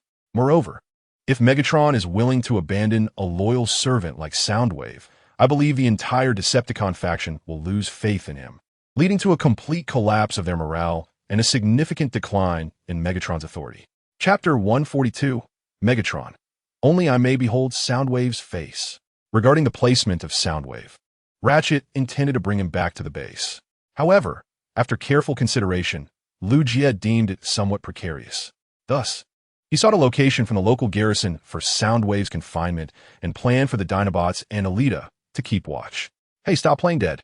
Wake up," Alita exclaimed, delivering 2 swift slaps. Yet, Soundwave remained utterly unresponsive, truly remarkable at feigning. Casting a glance at the life data displayed on a nearby instrument, Alita shrugged her shoulders with annoyance and shouted, "Children!" In unison, 5 mechanical dinosaurs responded. Wasn't it said that a transaction was to be made with the Decepticons? Let us show Megatron a thing or two. Should he refuse to comply, his chief communications officer shall truly experience the depths of despair. Grasping Soundwave's head, Alita revealed a mischievous grin rivaling that of any villain. Perhaps we could remove Soundwave's mask, allowing him to breathe in the fresh air. On the Decepticon ship, my lord, it is truly a cause for celebration that you have returned safely. Upon seeing Megatron emerge from the medical bay, Starscream hastily donned a sycophantic smile and approached to express his loyalty. However, what is there to be joyous about? Megatron roared irritably at the advancing Starscream, his wrath palpable. "My lieutenant, the most crucial intelligence officer of the Decepticons, is currently unaccounted for. This is undoubtedly our darkest hour. My lord, please calm your fury." Faced with Megatron's extreme agitation, Starscream instinctively recoiled, then lamented, "Soundwave's sacrifice is a significant loss for us Decepticons, yet we must transform our grief into strength. Inheriting Soundwaves will to continue promoting our magnificent ideals." After a performative display of mourning, Starscream's true intentions surfaced as he proposed, "My lord, the position of lieutenant cannot remain vacant for even a day, so what do you think? Do you believe you possess the capability to replace Soundwave?" Megatron interjected, his voice a thunderous roar that cut through Starscream's insidious ambitions. "What do you think you are? Without Soundwave, nearly half of the warship's functions will become incapacitated, and you audaciously presume to assume Soundwave's responsibilities. Are you even aware of your own limitations?" Starscream, "My lord, spare me. Have mercy." It was the first time Starscream witnessed Megatron's fury in such intensity, and he collapsed to the ground, resembling a battered spouse pleading for mercy. "My lord, we have received a video communication request." Just as the atmosphere reached a boiling point, Barricade entered to deliver the news, inadvertently providing Starscream a reprieve from Megatron's wrath.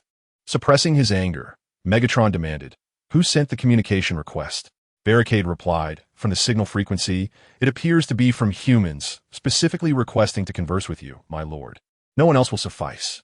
Upon hearing this, Megatron, though puzzled, followed Barricade to the warship's control room for the conversation, with Starscream hastily scrambling to keep up. Inside the control room, is the communication still ongoing? "Yes, my lord. The other party insists they will only converse upon seeing you." Pushing aside the communications officer, Megatron pressed the dialogue button, his voice brimming with irritation. "This is Megatron, leader of the Decepticons. You would do well to declare your intentions immediately." "Ah, Starscream. It appears you are not yet destined to meet your end." The next moment, the visage of Liu Jie appeared on the large screen, seated with a confident demeanor. "You." The sight of an adversary ignited a fierce animosity within Megatron. As Liu Jie smiled from the screen, Megatron instinctively raised his arm cannon, poised to fire, but was restrained by the surrounding Decepticons. "My lord, please calm your wrath. Impulsiveness is the devil's work.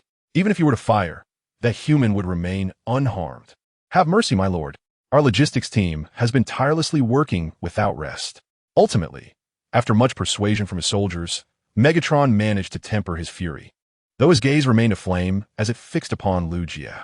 "You insignificant human. What is the purpose of your communication? How about a trade? I may possess something you desire, or perhaps someone you covet most dearly." The scene shifted as Liu Jie displayed the captive Soundwave, who was currently being treated to a rather enthusiastic reception by Alita. 1, forcibly adorned in a specially designed pink princess dress, complete with a bow atop his head. Upon witnessing Soundwave's ludicrous appearance, Black Arachnia nearly burst into laughter, only to be silenced by a deadly glare from Megatron. Lu Jie continued. As you can see, Megatron, Soundwave is indeed alive. We have merely tended to his injuries. If you believe the Decepticons are plentiful, we might consider leaving Soundwave with you. Megatron smirked with a sinister charm. So, you intend to barter Soundwave for a trade? What do you seek? Quite simply, all the encrypted coordinates of the Fortress of Solitude. After all, you cannot decipher them, can you? Preposterous. Absolutely impossible. Upon hearing Lu Jie's demand, Black Arachnia erupted in fury, vociferously denouncing the proposal. You lowly human are utterly deluded. The coordinates of the Fortress of Solitude will never be handed over to you. If you have the capability, dismantle Soundwave into pieces. Before Black Arachnia could finish her tirade, she was sent flying by a punch from Megatron. Do not overstep your bounds. Understand who is truly the leader of the Decepticons. I deeply apologize, my lord. After dealing with the unruly Black Arachnia, Megatron turned his attention back to Lu Jie, questioning, You are correct. None among the Decepticons can unlock those encrypted coordinates. Only Optimus Prime possesses that capability. However, allowing you to obtain all the artifact from the fortress would place us at a significant disadvantage. Lu Jie raised an eyebrow slightly. Are you suggesting a refusal of the trade? Or do you consider the coordinates of these artifacts to be of greater importance than Soundwave? On the contrary, exchanging all the coordinates for Soundwave would be a lucrative deal. Yet, I am curious, should I refuse the trade? What do you intend to do with Soundwave? Soundwaves are not akin to timid creatures, trembling in fear. Alas, the Soundwave is indeed pitiable. Having toiled for 1,000,000 years only to meet such a disheartening fate, evoking a sense of sorrow. Shaking his head in feigned distress, Lu Jie approached the Soundwave with curiosity, inquiring, by the way, the Soundwave typically wears a mask, right? The entire nation is eager to discover what his face looks like. What do you intend to do? Upon witnessing Lu Jie's actions, Megatron visibly tensed. While Lu Jie nonchalantly replied, Oh, it's nothing. My sister-in-law just registered as a streamer and is in need of fresh material. I believe revealing the true visage of the Soundwave to a global audience would effortlessly garner over 1,000,000 views. As he spoke, Lu Jie gestured for steel cable to remove the Soundwave's mask. Stop. Cease this at once. I agree to the transaction. You are not permitted to remove the Soundwave's mask. Only I am entitled to see his face. Like a worker witnessing his wife being threatened, Megatron erupted in a furious roar, his voice so thunderous that even Lu Jie felt a pang in his eardrums. For heaven's sake, my ears are nearly deafened. Chapter 143. A successful transaction in a certain canyon at night. Lu Jie remarked, Perhaps you should apply some floral water. The mosquitoes here are rather bothersome. Is that necessary? We can endure it, Arsai replied. Do as I say. Ignoring Lu Jie's insistence, Arsai produced floral water and applied it liberally until Lu Jie was thoroughly drenched, at which point she nodded in satisfaction. Now, that's taken care of. Thank you. Seeing Arsai in high spirits, Lu Jie felt compelled to indulge her mood, lest he find himself relegated to the sofa upon returning home. By the way, how long does this fellow intend to feign unconsciousness? Glancing at the Soundwave, tightly bound and plump, Lu Jie curiously picked up a stone and tossed it at him, yet the Soundwave remained unresponsive. Lu Jie, visibly displeased, muttered, I regret my decision. I should have opted for a global livestream instead. Calm down. If Megatron discovers that the Soundwave's face is being broadcast globally, he will surely act out of desperation. It will be prudent to refrain from such actions. Embracing Lu Jie with a smile, Arsai soothed him as one might comfort a child. Behave, and when we return, I shall recharge your game account, and we can team up for ranked matches. How's that sound? At this, Lu Jie pouted, Forget it, Arsai. You're still stuck in stubborn bronze. Besides, the last time you lashed out, you smashed my new, barely warmed-up foldable gadget. Can you blame me? I've fought countless battles, yet I was insulted by a few Earthlings. It's infuriating to even think about. Calm your anger, Arsai. Do not stoop to their level. I will ensure their accounts are permanently banned upon our return. Just as Lu Jie and Arsai were passing the time in conversation, a land bridge opened not far ahead, and Megatron emerged, leading a contingent of Decepticon elite members. With a sudden burst of laughter, the Red Spider could not contain himself upon seeing Soundwave adorned in a rather comical and rosy appearance. Despite having mentally prepared himself for the sight, he succumbed to amusement. However, In the blink of an eye, a resounding crash echoed as Megatron intervened, sending the red spider soaring through the air. Is there anyone else wishing to laugh? Megatron's menacing gaze swept across the room, compelling the assembled Decepticons to avert their eyes and regain their composure. The likes of Shockwave and Barricade resorted to stepping on each other's feet, using the pain to dispel their mirth. Finally, the moment had arrived. Upon the arrival of the guests, RC reluctantly set Lu Jie down, seizing Soundwave with one hand while her other transformed into a laser gun, aimed threateningly at Soundwave's spark. Have you brought what we sought? The coordinates are all here. Megatron nonchalantly produced a metallic memory sphere, activating it to project the coordinates as proof of his sincerity. Yet, I cannot help but notice only you two have come to negotiate. Where's Optimus Prime? Is this not a rather dismissive approach towards me, the leader of the Decepticons? Lu Jie shrugged playfully. Apologies, but my brother and sister-in-law are enjoying a long-awaited reunion, so it falls upon us to handle this transaction. He then shifted his tone with a mischievous grin. However, out of respect for your esteemed position, I have brought along an elder for added assurance. Roar! I am here. What troubles you, child? A thunderous roar resonated as Yinglong descended from the heavens, swiftly positioning himself protectively behind Lu Jie and his companions. Is that lunatic threatening you? Turning his gaze towards Megatron, Yinglong began to gather his dragon breath, poised to incinerate the Decepticons at a moment's notice. Do you still wish to proceed with this transaction? Faced with the imposing presence of Yinglong, Megatron's expression darkened momentarily, and he raised the metallic memory sphere high. The encrypted coordinates of the Iron Fortress relics are contained within. If you and your guardian are so indifferent, then let these relics remain in their slumber in this corner of the earth forever. At your age, still playing such childish games. You deserve to be regarded as mere refuse. Lu Jie placated Yinglong, signaling RC to bring Soundwave closer. Your most important subordinate, Soundwave, is here. Let's exchange him for the coordinates of the Iron Fortress relics. Megatron replied, You bring Soundwave to me for the exchange, but with that beast nearby. I fear you might strike at me the moment you obtain the coordinates. Lu Jie retorted, Are you out of your mind? Your minion is in my possession, so you must come to negotiate with me. So come here. Come to me. I will not come to you. You come to me. After 2.5 minutes of this back and forth, Lu Jie finally interjected, Are you two not exhausted from this endless bickering? Is this matter truly so complicated? In a moment of exasperation, the character known as Kid AO stepped out of the ranks and drew a horizontal line in the ground with his foot. Kid AO, let us each take a step back and conduct our transactions beyond this line. Surely that will suffice? Lu Jie, that seems acceptable. Megatron, very well. Let it be so. Reluctantly acquiescing to this compromise, Kid AO ultimately accepted the metallic memory sphere from Megatron, while RC escorted Soundwave forward. Here, this is the beauty you desired. You would do well to remain silent, lest my dear friend becomes irate. Kid AO assisted Soundwave back, while RC returned with the metallic memory sphere containing the coordinates. A pleasant transaction, Kid AO remarked with a huff. With a cold snort, Megatron led the safely returned Soundwave into the land bridge. To everyone's surprise, the process had gone remarkably smoothly. Next, it was time to ask Brother Column for his arduous efforts. Examining the metallic memory sphere in RC's possession, Lu Jie sighed in relief and then mischievously remarked, I hope Megatron appreciates Soundwave's new appearance.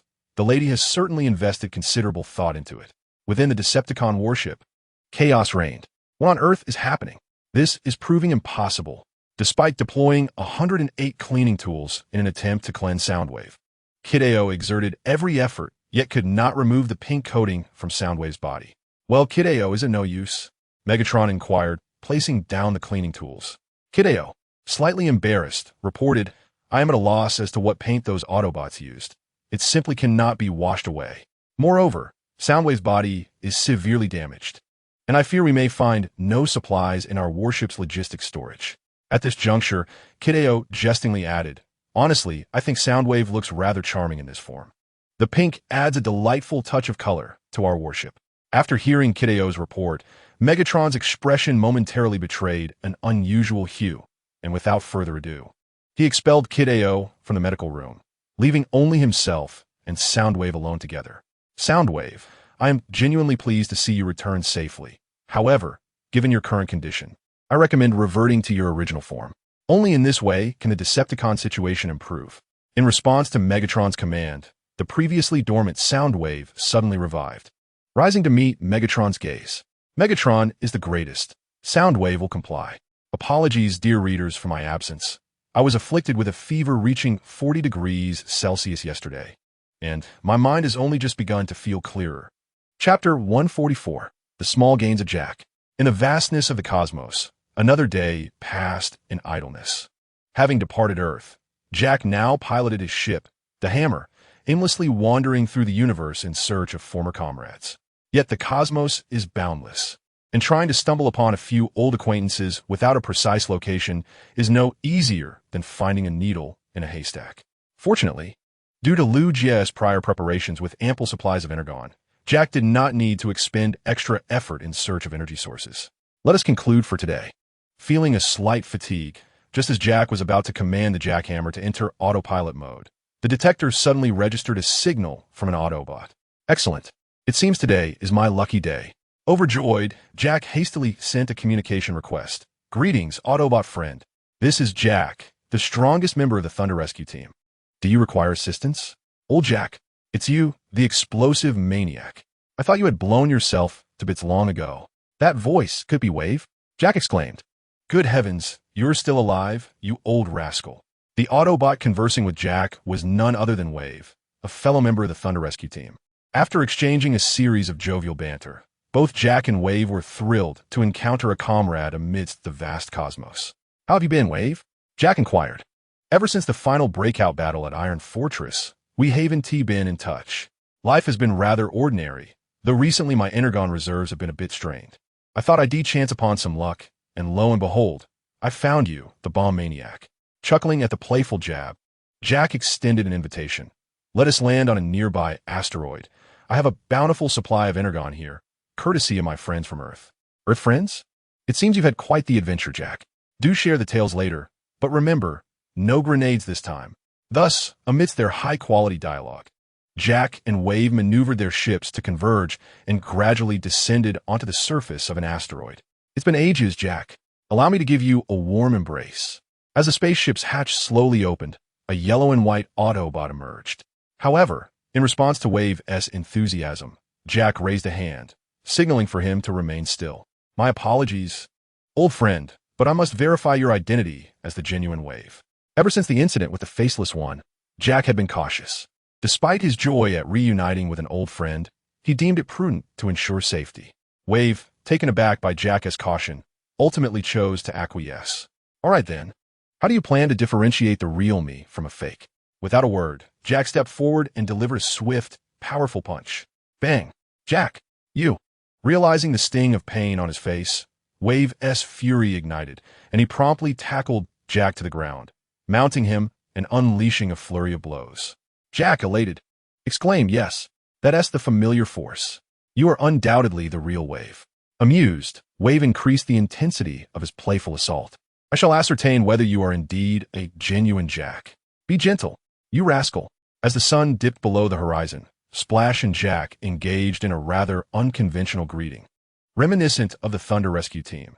After all, the allure of physical interaction surpasses that of mere words. Ultimately, after both were left battered and chipped, Jack extracted the super energy entity from the spacecraft and shared it with Splash, while recounting the events transpiring on Earth. To his astonishment, he discovered that the panels were indeed on Earth alongside Optimus Prime, receiving assistance from humanity. Amidst this revelation, Splash continued to replenish his energy at a rapid pace. For during their cosmic wanderings, the super energy entities available were exceedingly scant. Thus, the days of Splash during this period felt akin to a strict elder forbidding smoking, drinking, or hairstyling, an unbearable constraint. Once Splash had sufficiently restored his energy, Jack inquired, what are your plans next? Shall we continue aimlessly searching through the cosmos? Or shall we venture to Earth and confront the Decepticons? Let's go. Why not? I shall not miss the chance to strike the Decepticons. Upon hearing of the opportunity to engage in battle with the Decepticons, Splash hesitated not for a moment, for the aimless drifting through the universe had nearly driven him to madness. He was in dire need of a skirmish to alleviate his spirits. Without further ado, Jack and Splash promptly returned to their respective vessels, preparing to hasten their journey to Earth. Beep, beep, beep. What sound is that? Sensing the unusual noise, Jack instinctively tackled Splash to the ground. Be careful. Bang. In the next instant, Splash's spacecraft was obliterated into fragments. My ship, witnessing his cherished vessel, which he had financed for over 200 years, meet such a disastrous fate, Splash let out a wail of despair.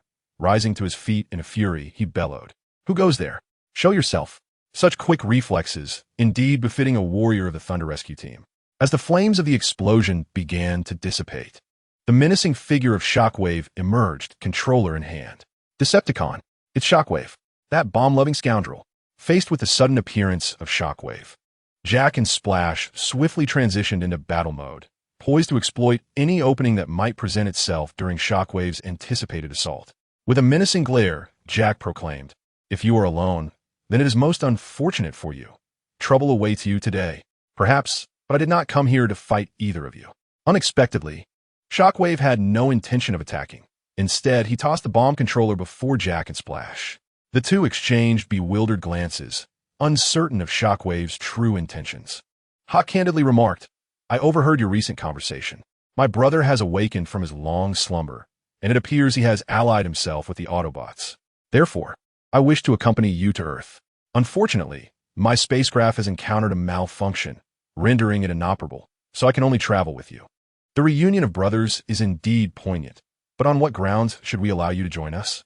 Drawing his twin blades and crossing them before him, Jack raised his guard. "You nearly sent us both back to the Allspark moments ago, and now you expect us to take you to Earth? How naive can you be? I apologize for the destruction of the spacecraft, but had I not done so, a conflict between us would have been inevitable, and I prefer not to expend energy on futile endeavors." Pausing momentarily, Hawk continued, "I have planted a timed explosive on the ship, and there are merely 5 minutes remaining until detonation. If you refuse to allow me to accompany you, then we shall all perish here. You scoundrel, witnessing us through preparations." Jack's expression turned furious. Though he yearned for a fierce confrontation, he was loath to see his beloved ship, the Jackhammer, reduced to scrap metal. Nor did he desire to be trapped in this dire situation. Weighing the pros and cons, Jack sheathed his blades and retorted grumpily, "There is room for you on the Jackhammer, but once we arrive, you'd best keep your distance." I replied calmly, "You need not worry. I shall do just that." Thus, under the shared goal of reaching a common destination, this trio from disparate factions prepared to embark on their journey. Langlois, filled with indignation, exclaimed, "Why must you destroy my ship? It would have been far better to blow up Jack. Regardless, you must accompany me. Here, I will provide you with a promissory note, and I shall repay you in due time." Wasting no time, Ha produced a pre-drafted note, leaving Langlois utterly astonished. "So you had this planned all along. I shall not relent." Chapter 145. The Sonic Reconfiguration. Indeed, this is the authentic encrypted coordinates of the Iron Fortress relic. After undergoing the rigorous evaluation by the esteemed authority, Brother Column, who navigated through 81 arduous procedures, it was finally confirmed that Megatron, that cunning old wretch, was not deceiving us. He has indeed delivered the genuine encrypted coordinates of the Iron Fortress relic. Huzzah! This is magnificent. With the Iron Fortress relic in our possession, we can decisively strike a blow against the Decepticons. Celebrating this splendid news, the Divider gleefully lifted the police car and Jazz high into the air. Then, with his corpulent form, commenced a ballet dance. This scene inspired a surge of poetic sentiment within me. Casually tossing the police car and Jazz aside, the Divider feigned profundity as he attempted to compose poetry in 7 steps. The Iron Fortress relic is truly remarkable, convenient, and exemplary. If one were to inquire about its merits, the answer would simply be that it is exceptionally good. Splendid. What a fine poem. Amidst the revelry, Lugia, with a serious demeanor, applauded. Cybertron has birthed a grand literary figure and poet. Henceforth, the petition shall be known as Cybertron's Qianlong, dedicated to composing poetry in a manner that is both accessible and comprehensible. Too much praise, too much flattery, the petition responded, entirely oblivious to the underlying tone of Lu Jie's words, and it even felt a tinge of embarrassment. In the end, it picked up a fan crafted from an oversized sunshade and began to gently waft the air, adopting the demeanor of a cultured scholar. Just as the petition basked in the jest of others and its own pride in accepting the moniker of a great poet, Feigwa-shan approached with a pivotal inquiry. So, petition, after all that you have said, what exactly is so remarkable about these Iron Fortress relics? The petition replied enigmatically, the secrets cannot be divulged. To speak of them would render them ineffective. This assertion seemed devoid of any issues. Steel Cable, convinced of their folly, observed the entire scene while returning to gather the belongings of his pet groundhog, and he could not help but express his disdain. I believe you all are quite mad. The petition remarked, I suppose I should return to my humble work. Do not be disheartened, petition. As the saying goes, one cannot become a glutton in a single meal. Though you are quite ample now, I believe you shall grow even more so in the future. Completely dismissing the earlier triviality of being cast aside, Jazz offered a considerate consolation, which, paradoxically, seemed to exacerbate the petition's discomfort. Optimus Prime interjected, I require some time for decryption. During this period, I ask everyone to remain in a state of readiness. I shall notify you at once should there be any developments. Come, I shall accompany you. Understanding the subtle desire of the elder siblings for solitude, Lu Jie and the others discreetly chose to depart, determined not to be the intrusive, glaring presence. Feigwa-shan queried, where shall we go next? Jazz replied, I am off to find Tianjun. I have heard they're hosting a tug-of-war competition today, and I intend to provide sound effects. Ambulance added, today my I Ching class is also commencing, so I shall take my leave. Thus, each had their own pursuits. And in the blink of an eye, only Lu Jie and Alxi remained. Let us go, Alxi. It is rare for us to have this moment alone. In response, Alxi playfully teased, aren't you going to visit your ancestral figure today? If you were to stay by my side, I might not withstand his temperament. As a seasoned, solitary soul, Ying Long now appeared quite fearful of loneliness, requiring constant companionship. Yet, due to certain peculiar reasons, he found himself unable to leave his resting place. Otherwise, he would have accompanied them. Do not worry, Alxi. I have arranged for several companions for our ancestor. So he is certainly not alone. Contemplating Ying Long's current predicament, Lu Jie couldn't help but chuckle to himself. Meanwhile, he inquired, pray tell, ancestor, what does the oracle script on this mural signify? The narrative unfolds with an amusing incident involving a mischievous pup from the neighboring Shinong tribe, who pilfered the prey that its father had caught. Its mother, wielding a vine whip, pursued the little rascal with fervor. My companion, Xiao Xia, and I spent an entire afternoon observing the spectacle by the riverbank, meticulously documenting the events as they transpired. In the presence of esteemed experts, akin to national treasures, Ying Long effortlessly elucidated the intricate details of the scenario while also recounting the context of the moment. At that time, Xiao Xia was yet to comprehend how to express the action of drawing, and it was I who resolved this dilemma using my tale. As Ying Long regaled us with tales of yore, a dozen human youngsters obediently perched upon him. However, a few mischievous ones seized the opportunity to sneakily wield their paintbrushes, adorning Ying Long's tale with their artistic endeavors, much to the astonishment of the seasoned experts present, who nearly suffered from heart palpitations. Little darling, please stop, one expert exclaimed. Why are you shouting so loudly? What if you frighten the children? In a manner reminiscent of a stern admonition to a wayward child, Ying Long addressed the elderly expert, then turned his gaze with a smile towards the human youngsters behind him. It must be noted that Ying Long, despite being a formidable presence, had little resistance against these adult humans, let alone the chubby little children, especially since they were not the boisterous types. With a grin, Ying Long encouraged, dear little ones, feel free to paint. I was just thinking of giving my tale a new hue. I want to make Grandpa Dragon look beautiful, chimed one child. All right. Each good child shall have their turn. Just remember to be careful and not fall. As the children continued their playful antics, one little girl, clad in a princess dress, dreamily remarked, I heard that wishing upon a star is most effective, so I hope my mother's illness can be cured. Oh, how thoughtful you are, my dear. Upon hearing this, Ying Long was deeply moved. He gently set the children down and soared into the sky with a flourish. Wait for me. I shall return shortly. A minute later, with a resounding boom, Ying Long triumphantly returned, dragging a star through the atmosphere, leaving the surrounding experts utterly speechless. Ancestor, you cannot indulge the children so. One elder protested. This is not indulgence. The child merely wishes for a star. Can I not fulfill such a modest desire? Ignoring the protests of the elderly experts, Inglong boldly presented the star to the little girl, beaming as he said, "Here you go, dear child. The star is right here. Feel free to make your wish." The little girl exclaimed, "Wonderful. I wish for my mother's constipation to be cured." "Good child. Let us applaud."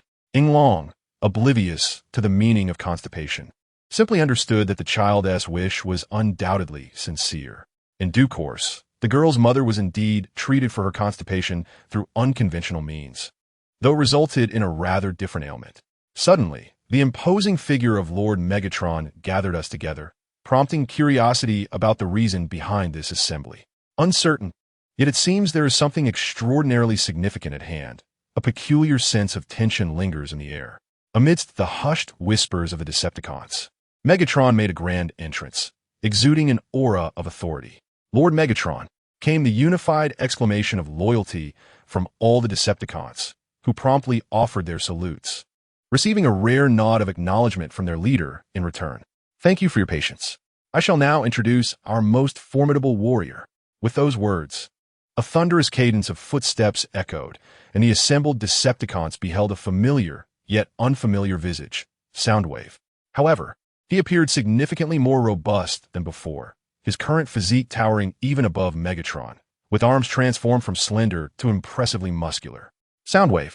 Goodness, am I dreaming? How has he become so powerful? The Decepticons, visibly astonished, particularly those like Starscream, instinctively recoiled. Megatron proudly proclaimed, "This is the true form of Soundwave. In the past, for the sake of our intelligence operations, he had to adopt a different form to maintain an advantage over the Autobots. But now, in these extraordinary times, let us warmly welcome the champion of the Kaon gladiatorial arena." Clap, clap. Under the dual pressure of Megatron and Soundwave, the Decepticon members, including Starscream, hastily applauded to avoid future repercussions. Raising a hand to signal a pause in the applause, Megatron sinisterly remarked, "Soundwave now requires some training to acclimate to his original form. Who among you is willing to volunteer?" At this declaration, the Decepticons collectively recoiled, save for the slightly slower to react, Astrotrain. Astrotrain, bewildered, thought back to when Soundwave was so frail that he could easily pin him to the ground. Now, with his gladiatorial form restored, was he planning to send Astrotrain back to the Allspark prematurely? Megatron acknowledged, "Astrotrain, you exhibit great courage." "In that case, wait, my lord." Astrotrain interjected, gesturing for Megatron to temper his enthusiasm. Then inhaling deeply, he bellowed. Astrotrain charged forward, only to crash into the spaceship's wall with a resounding thud, forcibly shutting down, leaving only his head visible. Setting aside any concerns for dignity, survival took precedence. Is there another brave soul willing to engage in training with Soundwave? Ignoring Astrotrain's self-inflicted predicament, Megatron began to scout for the next fortunate candidate. "Thundercracker, step up." "Shut up. My name is Thundercracker, not Reckless. I refuse to go. Don't push me if you want to go." In the midst of the tumult, a flamboyant, long-legged figure stealthily emerged, delivering a swift kick that sent the unsuspecting Red Spider tumbling away, ultimately rolling to the feet of Megatron. "Well done, Red Spider. Your bravery shall be remembered by all Decepticon members, especially Soundwave, who will be particularly grateful to you." Megatron's lips curled into a cryptic smile as he seized Red Spider by the head, departing alongside Soundwave. "No, Master, please, don't." Red Spider's agonized cries echoed persistently, while the assembled Decepticon elite breathed a collective sigh of relief. That was close. Thankfully, it was just Red Spider. Indeed, had it been someone else, I might have mourned. But with Red Spider, it saves me the trouble. By the way, did someone just kick Red Spider out? I could have sworn I heard a clang. At that moment, an onlooker leaned against the wall, whistling as if completely detached from the unfolding drama. Finally home, Lou Jie sprawled across the large bed in a dramatic fashion, feigning death, as if his vitality had been drained. "You look utterly exhausted. We only returned the day before yesterday," Archie teased. "It's mainly the military cot at the base. It's uncomfortable, and I tend to need something to hold while I sleep, which has led to some restless nights." Grabbing a pillow, Lou Jie revealed a look of blissful enjoyment. "Ah, this is delightful. What a peculiar quirk," Archie mused, tilting her head in curiosity before joining him on the bed and snatching the pillow away. "Why cuddle that soft fluff when you could embrace my sturdy arm instead?" I suppose that's acceptable. Reluctantly obeying Archie's command, Lugia wrapped his arms around her formidable steel limb, which felt cool and heavy against his chest, restricting his breath. Archie, please lift it. I think I can see my great-grandmother. Lugia, are you all right? Noticing his complexion pale, Archie quickly raised her arm, cradling him as one would an infant to perform CPR. To a Cybertronian, Archie's petite frame might resemble an exquisite figurine, but to a flesh-and-blood human, she bore the weight of hundreds of pounds of steel and bone, capable of easily crushing a person. Observing Lugia's color gradually returning, Archie felt a slight easing of her tension, yet guilt still gnawed at her. Do transformation springs between humans and Cybertronians truly exist? Transformation springs. This once dismissed tale now represented her deepest desire. If she could uncover a transformation spring, whether she became human or Lugia transformed into a Cybertronian, their interactions would no longer require such caution. As for the future, Archie felt indifferent, as long as her dear companion was by her side. Any place could feel like home. Archie, please don't blame yourself. I'm fine. Alcee appeared deep in thought, leading Lugia to mistakenly believe that she felt guilty about the minor incident that nearly crushed him. He gently placed his hand on her cheek. Do not worry. I am unscathed.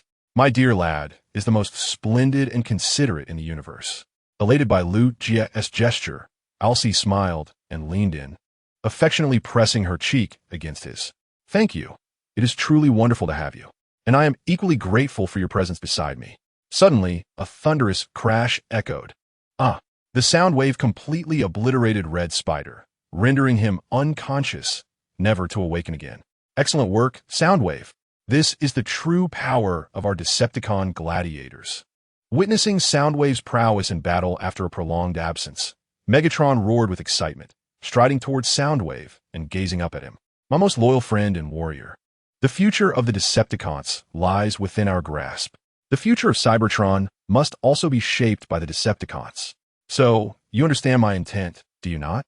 Soundwave nodded in affirmation and activated the space bridge, directing them to Cybertron. Indeed, this is not merely a land bridge accessible to both factions, but a space bridge capable of traversing galaxies. As Soundwave reverted to his original form, he integrated all available components related to the space bridge into his being. Given the inherent risk of Autobots discovering the bridge wherever it was placed, it was wiser to entrust its management entirely to Soundwave. Well done, Soundwave. Let's return to Cybertron together and see if we can locate some old friends. Soundwave nodded gently and followed Megatron into the space bridge, journeying toward their distant, lifeless homeland, Cybertron. After a quarrel with family today, my inspiration feels somewhat depleted. I hope for a better day tomorrow. Chapter 147, Shockwave. This defies logic, Cybertron. Kaon City, do you remember, Soundwave?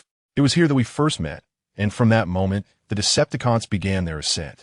I am grateful that, despite the challenges, you never chose to abandon me.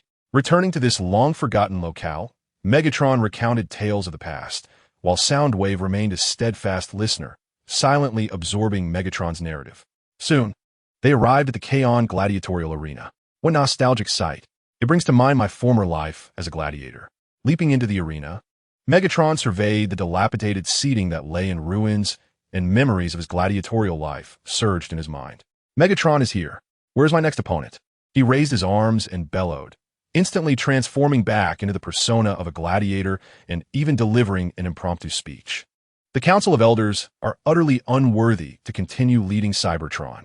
How can we expect Cybertron to thrive under such cowardice? Our world requires a new, more formidable leader. I shall challenge all dissenters. Clap, clap. In the vast arena, only Soundwave remained silent, clapping. Thank you. With a subtle bow, Megatron suddenly unleashed the blades from his arm cannon. Come on, Soundwave. Just like in our past. Fight in the style of the Karen gladiators. Thud. Soundwave offered no verbal response, but assumed a combat stance, silently accepting Megatron's renewed challenge. Whoosh. After a brief standoff, Megatron raised his arm cannon and commenced a barrage of fire. However, despite having changed his form, Soundwave's speed was undiminished, and his robust arms served as an effective shield. Zing! In an instant, Soundwave surged beside Megatron, delivering a powerful straight punch to his chest. In the next moment, Megatron was sent staggering backward with a dull thud. Well done, Soundwave, but holding back during battle is hardly a wise choice. Raising his blade, Megatron bellowed, "Come on, Soundwave. There is no leader of the Decepticons here. Only two esteemed champions of the Karen Gladiators. Show me your true prowess." No sooner had the words left his mouth than Megatron leapt high, striking down toward Soundwave. Crash! At that moment, energy levels were critically low. This was quite logical. Glancing at the screen displaying energy reserves below the warning threshold, Shockwave paused momentarily before resuming his work. Cybertron's energy had completely depleted. A new energy source must be sought or contact with Megatron established. Beep beep. A combat response in the Karen arena? This defied logic.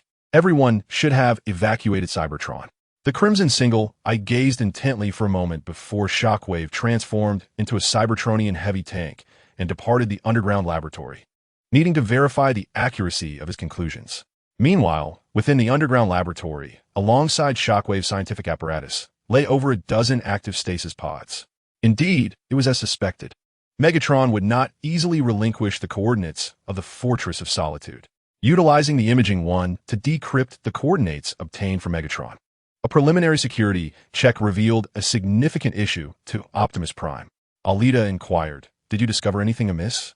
Megatron had installed a virus. Should I proceed with the decryption? The coordinate information would simultaneously feed back to the Decepticon central processor. Optimus Prime's expression turned grave as he continued, "I will attempt to run a virus removal protocol, but it may very well impact the coordinates or even crack. That scoundrel Megatron truly knows how to complicate matters." Alita, filled with fury, slapped Optimus Prime on the back and decisively commanded, "Decrypt. What does it matter if they know the coordinates? Ultimately, it is possession that reigns supreme." But Alita, no buts. With her hands wrapped around Optimus Prime's neck, Alita commanded imperiously, "Your sole responsibility is to decipher the coordinates. The rest of us shall embark on the retrieval mission. As long as we are swifter than the Decepticons, their knowledge of the coordinates will be futile. Do you comprehend my meaning?" "Understood." Optimus Prime nodded obediently, then began his task of decoding the coordinates. "Keep at it. I'll gather everyone," Alita said with a nod of approval as she turned to exit. Outside the base, a voice rang out, 500 points of damage. I win." Bumblebee and Thunderclash were engaged in a duel using Ultraman cards, and Thunderclash had just unleashed his trump card. Ultraman Dyna, triumphantly claiming victory by a narrow margin. "Hooray! My Dyna is the strongest." Beep beep. "No, Ultraman Dyna is the strongest." Bumblebee vehemently disagreed, sparking a heated debate between the two, with each citing examples and refusing to yield. Thunderclash declared, "In summary, Ultraman Dyna is indeed the strongest." Bumblebee retorted, "Beep beep beep. Ultraman Tiga is the strongest. Dyna cannot hold a candle to Tiga." Their arguments escalated into a playful brawl, reminiscent of groundhogs wrestling. "Stop fighting. Cease this at once." A police car rushed in to intervene, while Jazz, reveling in the chaos, created a shower with a sprinkle of rain. "What a ruckus," sighed the ambulance, shaking his head helplessly before returning to a meditative pose on a stone, accompanied by a haunting tune that sent shivers down the spines of elementary students across the land. Gently close your eyes, sit upright, relax your legs, and place your hands on your thighs. Then a poetically inspired figure began. "What splendid weather today. Everywhere is simply wonderful. If you ask how wonderful, it is exceptionally so." Thus, the great poet delivered an impromptu verse to uplift spirits. In light of the absence of conflict, the Autobots revealed their true selves, each pursuing their own interests and hobbies. "Everyone, assemble." Just as they were enjoying their leisure, Alita's commanding voice resonated, prompting the previously occupied Autobots to line up in haste. "At ease. Stand tall. Align forward with a half-arm distance. Hands down." Alita's commanding presence enveloped them, and the Autobots stood as still as new recruits, scarcely daring to breathe. After surveying the assembly, Alita proclaimed, "Optimus Prime has pressing matters to attend to, and I shall temporarily take command. Do any of you possess differing opinions?" In unison, the Autobots replied, "No." "Excellent." Alita nodded in satisfaction and continued, "Gather everyone together. We shall transform into a treasure-hunting squad, racing against time to reclaim all Iron Fortress relics from the Decepticons." Yes. Chapter 148. Shockwave's vigil on Cybertron Bang. What a thrill. Now, this is the essence of true combat. Struck by Soundwave's powerful punch, Megatron tumbled several times before coming to a halt. Yet, despite the pain coursing through his body, Megatron did not succumb to anger. Instead, he let out a hearty laugh, immediately launching a renewed assault on Soundwave. Bang! As Megatron knocked Soundwave to the ground. Even with the blade skimming perilously close, Soundwave showed no intention of retaliating. Observing this, Megatron inquired with surprise, "What are you doing, Soundwave? Why do you not fight back?" "Long live Megatron," Soundwave obeys. In a rare moment, Soundwave spoke again, leaving Megatron momentarily stunned. "Forgive me, old friend, I lost control for a moment." As he extended a hand to assist Soundwave to his feet, Megatron sincerely apologized for his earlier actions. After surveying the surroundings, he remarked, "It seems quite some time has passed. If there are any surviving Decepticons or Autobots, they should be able to detect the energy fluctuations from our battle." Buzz. Just as Megatron finished speaking, the thunderous roar of a heavy tank engine echoed from a distance, soon revealing itself before Megatron and Soundwave. "Megatron, Soundwave, you have returned to Cybertron?" Transforming with a cool whir, the newcomer was none other than Shockwave. "It appears you have not yet returned to the Allspark. It seems that Starscream has once again deceived me." After a moment of surprise, Megatron approached, scrutinizing Shockwave closely. "It has been a long time. You remain unchanged. What transpired back then?" "Starscream reported that you pursued the Autobots through the space bridge, yet you were nowhere to be seen when the bridge exploded." Shockwave responded in a calm tone, "Indeed, during my pursuit of the Autobots, an unforeseen incident occurred. The space bridge was compromised due to the ensuing battle, and by all logical reasoning, I should have perished." His tone was so eerily calm that it felt as though the incident was of no consequence to him, recounted from the perspective of an outsider. "Fortunately, my spark did not extinguish in the explosion of the space bridge. I managed to complete self-repair and resumed my previous research until I was drawn in by the energy reaction from the battle." Noticing Soundwave's robust physique, Shockwave's solitary red optic revealed no emotion as he turned to Megatron and inquired, "Based on my deductions, you must have returned to Cybertron via the space bridge, which requires substantial energy. Therefore, something must have gone awry, correct?" Megatron conceded, "You're correct. The Autobots have amassed a considerable advantage in numbers, so we too must gather more capable Decepticons to continue this war." Shockwave replied, "That is logical. It is indeed worthwhile to return to Cybertron, and I happen to have a solution to your predicament." Without hesitation, Shockwave transformed into a heavy tank and set off ahead to lead the way. "Keep up with him," commanded Megatron. Cool whir. Transforming sound effect. After a period of time, Lord Megatron, welcome to my subterranean laboratory, where I continue my scientific endeavors utilizing the equipment left in the wake of war. Megatron remarked with approval, "Remarkable, Shockwave. Your indomitable spirit and willpower are testament to your excellence as a Decepticon. I trust you have prepared a surprise for me, correct?" "As you wish, Lord Megatron." He guided Megatron and Soundwave to the innermost depths, finally halting before several petri dishes. "Please, Lord Megatron, behold the latest project of the Bruticus clones." Bruticus? Upon hearing this name, Megatron's expression darkened as unpleasant memories of being bested by the Ing-Long surged anew within his central processor. Observing the three-headed Bruticus still dormant in the petri dishes, Megatron's expression became exceedingly complex. On one hand, he yearned to possess these formidable beasts as allies. Yet on the other, he feared their potential defiance. After all, a single Ing-Long had nearly cost him his life. Should these three possess their own consciousness and thoughts, it would spell chaos for the Decepticons. "Shockwave, I do not intend to belittle your scientific achievements, but these beasts also pose a threat to us Decepticons. Do you recall the Bruticus forces deployed to Earth during the war? One survivor has already betrayed the Decepticons." After revealing the matter concerning Ing-Long to Shockwave, a flicker of emotional fluctuation surfaced in Shockwave's otherwise stagnant voice. "Incredible. To this day, there has been no evidence that Bruticus possesses the intelligence or ability to transform. This bears significant implications." Stepping closer to the petri dishes, Shockwave gently caressed their surface, then turned to face Megatron, assuring him, "I guarantee, Lord Megatron, that the first batch of Bruticus clones was rushed, hence some flaws are inevitable. However, These second-generation Bruticus will be your most loyal and powerful warriors, and I shall employ necessary measures thereafter. Excellent. I trust in your scientific prowess, Shockwave. Nodding in approval, Megatron added, if the opportunity arises, have these 3 Decepticon Bruticus eliminate that treacherous beast. Those who betray the Decepticons must pay the price. As you command, Lord Megatron. Nodding in compliance. Shockwave proceeded to several long-dormant capsules for further operations. Aside from the Bruticus clones, I have also located several Decepticon warriors, but due to insufficient energy reserves, they have remained in a state of dormancy.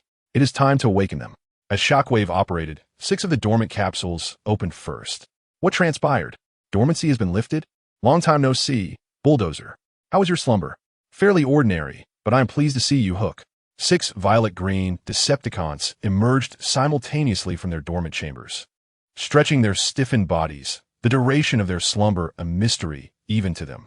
Megatron initiated the greeting. It has been a long time, Excavator. It brings me great joy to see you again. Megatron, Lord Megatron, what brings you here? The leader of the Excavators, Shovel, approached Megatron with a gesture of respect, then inquired perplexedly, what exactly has transpired, Lord Megatron? Since our fierce battle with the Dinobots at the Iron Fortress, we have lost contact with nearly all Decepticons. Cybertron has completely lost its vitality. The battlefield between the Decepticons and Autobots has now shifted to Earth. It is time for you to unleash your might, Megatron commanded, placing a hand upon his Shovel's shoulder, his tone authoritative. Utilize your unstoppable destructive power to annihilate the Autobots. Channel the strength of Devastator to obliterate our foes. At your command, Lord Megatron, all Excavators pledge their allegiance to you. Shovel turned to his long-awaiting brethren and commanded, Excavators, combine. Form Devastator. I shall form the head. I shall form the left arm. Transforming sound effect having collaborated for an extensive duration, the Excavators exhibited remarkable synergy, swiftly merging into a formidable combined form. Devastator. Advantages. Incredible destructive force disadvantages. Questionable intelligence. Sluggish speed. Devastator roared. Devastator will destroy everything. Devastator will eliminate the Autobots. Devastator obeys Megatron's orders. Excellent. Megatron nodded in satisfaction, then glanced at the other dormant chambers nearby, eagerly anticipating what surprises lay within. In human terms, this is akin to opening a mystery box. Chapter 149, Skywing and Thunderquake. The sunset is truly beautiful. You are beautiful too, RC.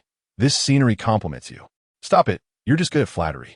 Upon hearing Lugia as compliment, RC blushed and smiled shyly, prompting Lugia to seize the moment and casually pluck a small flower from the roadside to offer her. This is for you, RC. I hope you like it.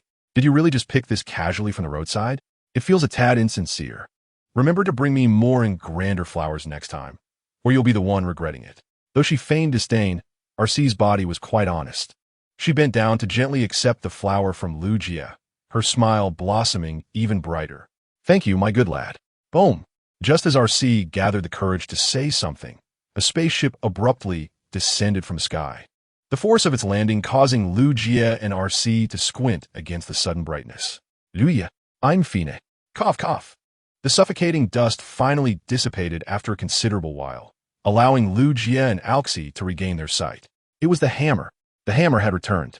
Recognizing the fallen spacecraft as the hammer, Lugia was instantly filled with joy as he turned to Alxi, only to find that the Autobot lady's mood seemed rather dismal. My flowers, Alxi exclaimed, gazing at the bare roots in her hands, her body emanating a visibly ominous dark aura.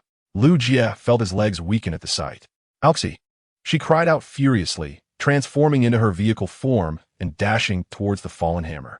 Ah, look at what you all have done. We nearly perished. She coughed, her voice filled with indignation. Regardless of the circumstances, we landed alive. That embodies the spirit of the Thunder Rescue Team. Jacking and Splash helped each other out of the hammer first. Just as Jacking intended to contact the panels for assistance, he saw Alxi in vehicle form racing towards them.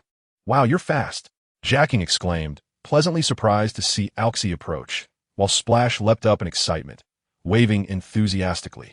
Hey, we're over here. Who piloted the spacecraft?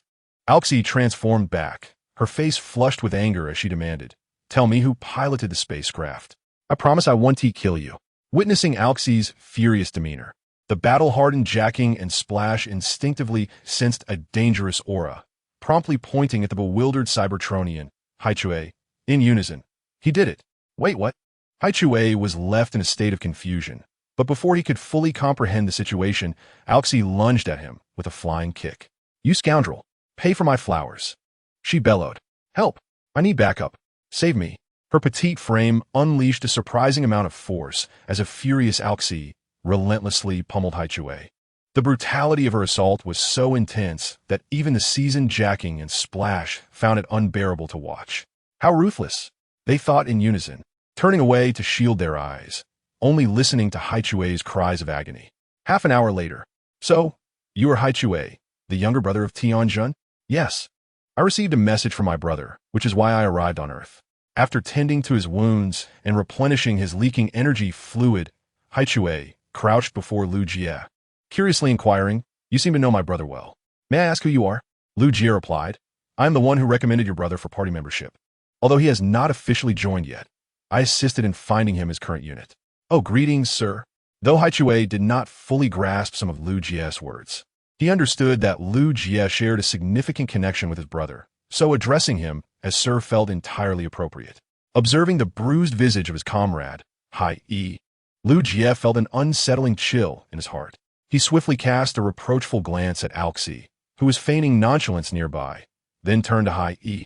Attempting to placate him, I sincerely apologize, dear brother Hai-E. It is due to my lax upbringing that I have failed to properly manage Alxy. Please, do not hold it against her. I shall offer you compensation. No need, Hai-E replied resolutely. As a soldier, one must exhibit fortitude. A mere trifle of injury is insignificant. No sooner had he uttered these words than a small spurt of energy fluid erupted from the top of his head. Lu Jie stood dumbfounded, exclaiming, Brother Hai-E, your head. Do not worry. Everything is well within my control, he said, raising a finger to staunch the flow, only for more energy fluid to spout from the other side of Hai-E's head. Lu Jie exclaimed, Alxy, come here and apologize. Also, summon an ambulance for assistance. There's a principle that need not be articulated. A soldier belongs on the battlefield. At the military base, during the routine song training, the second company, led by Tianjun, effortlessly secured the top position, much to the chagrin of the other companies. The second company is cheating. They must be receiving external assistance. We strongly suggest that Tianjun refrain from participating in such competitions. Alternatively, he could join our company instead. In response to these grievances, the attitude of the second company commander was unwavering. Why should Comrade Tianjun not compete? He is an exemplary backbone of our company. It is clearly your own inadequacies that are at fault. Do not cast blame upon us. The frustration among the other companies was palpable, especially as the second company commander regarded Tianjun as a treasure gem, leaving no opportunity for other companies to lure him away during discussions that exceeded 3 minutes. Consequently, all companies within the regiment found themselves mercilessly trampled underfoot by the second company. Oh heavens! I am a staunch materialist. I beseech you to grant our company a robot. Otherwise, this existence is unbearable, cried one comrade, on the brink of despair. Another comrade, equally distraught, echoed, Squad leader, hold on. The second company erupted into joyous laughter, relishing in their triumph. As long as brother Tianjun is with us, our company shall be the finest example in the entire regiment. Indeed, any opportunity for a charge henceforth shall belong to us. The other companies can only eat our dust. With a smile of satisfaction gracing his face as he beheld the jubilant expressions of his comrades, Tianjun suddenly heard a long-awaited familiar voice behind him. Brother, is that truly you? Hai, my brother, Tianjun exclaimed, turning in excitement to see his long-lost younger brother, Hai, standing behind him. Brother, brother. The two embraced passionately, the scene radiating warmth and emotion, a testament to the tender side of even the toughest of warriors. Brother, may I inquire what has transpired? I have heard that you left the Decepticons. Indeed, both Megatron and the Decepticons have transformed, no longer embodying the noble ideals of altering Cybertron that we once revered. Thunderclash recounted his observations truthfully, and upon hearing this, Skyquake nearly erupted with energy fluid and anger. It was utterly shameless. We are warriors of Cybertron, not senseless executioners. Thunderclash concurred, stating precisely, "That is why I have chosen to part ways with the Decepticons. Moreover, these human comrades have treated me exceptionally well, and I truly enjoy living among them. How about you, little brother? Would you consider staying as well?"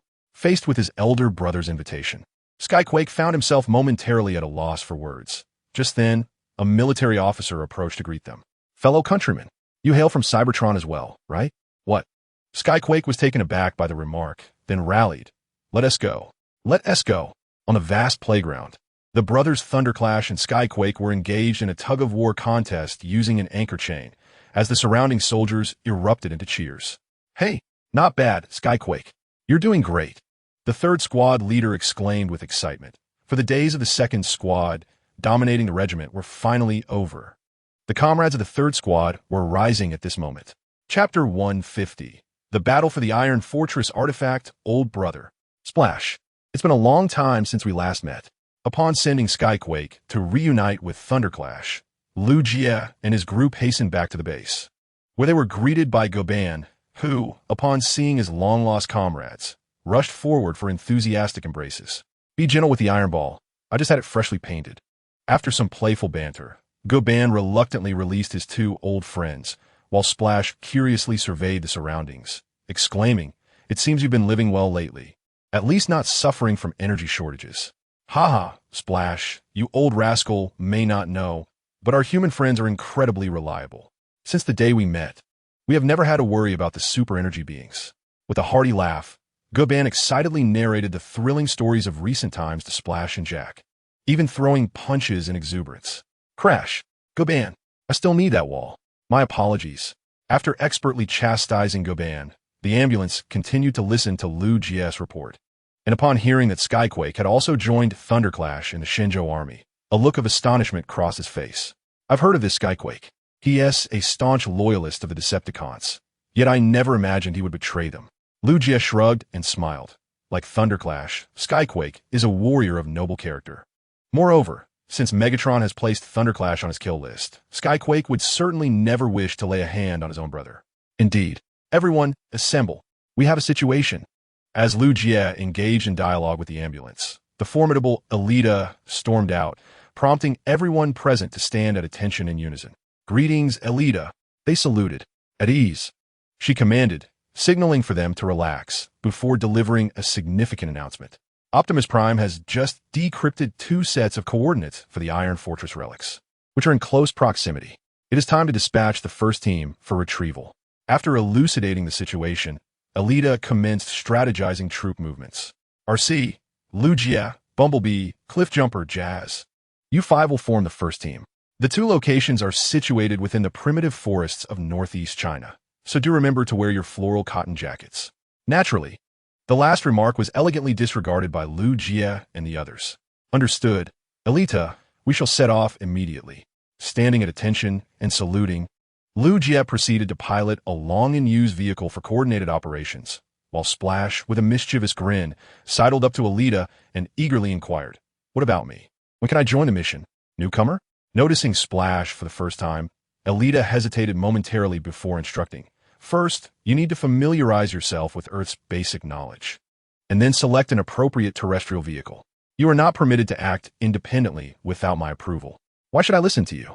Upon hearing Elita issue commands as if to a rookie, Splash, a veteran of the Thunder Rescue team, felt a surge of discontent.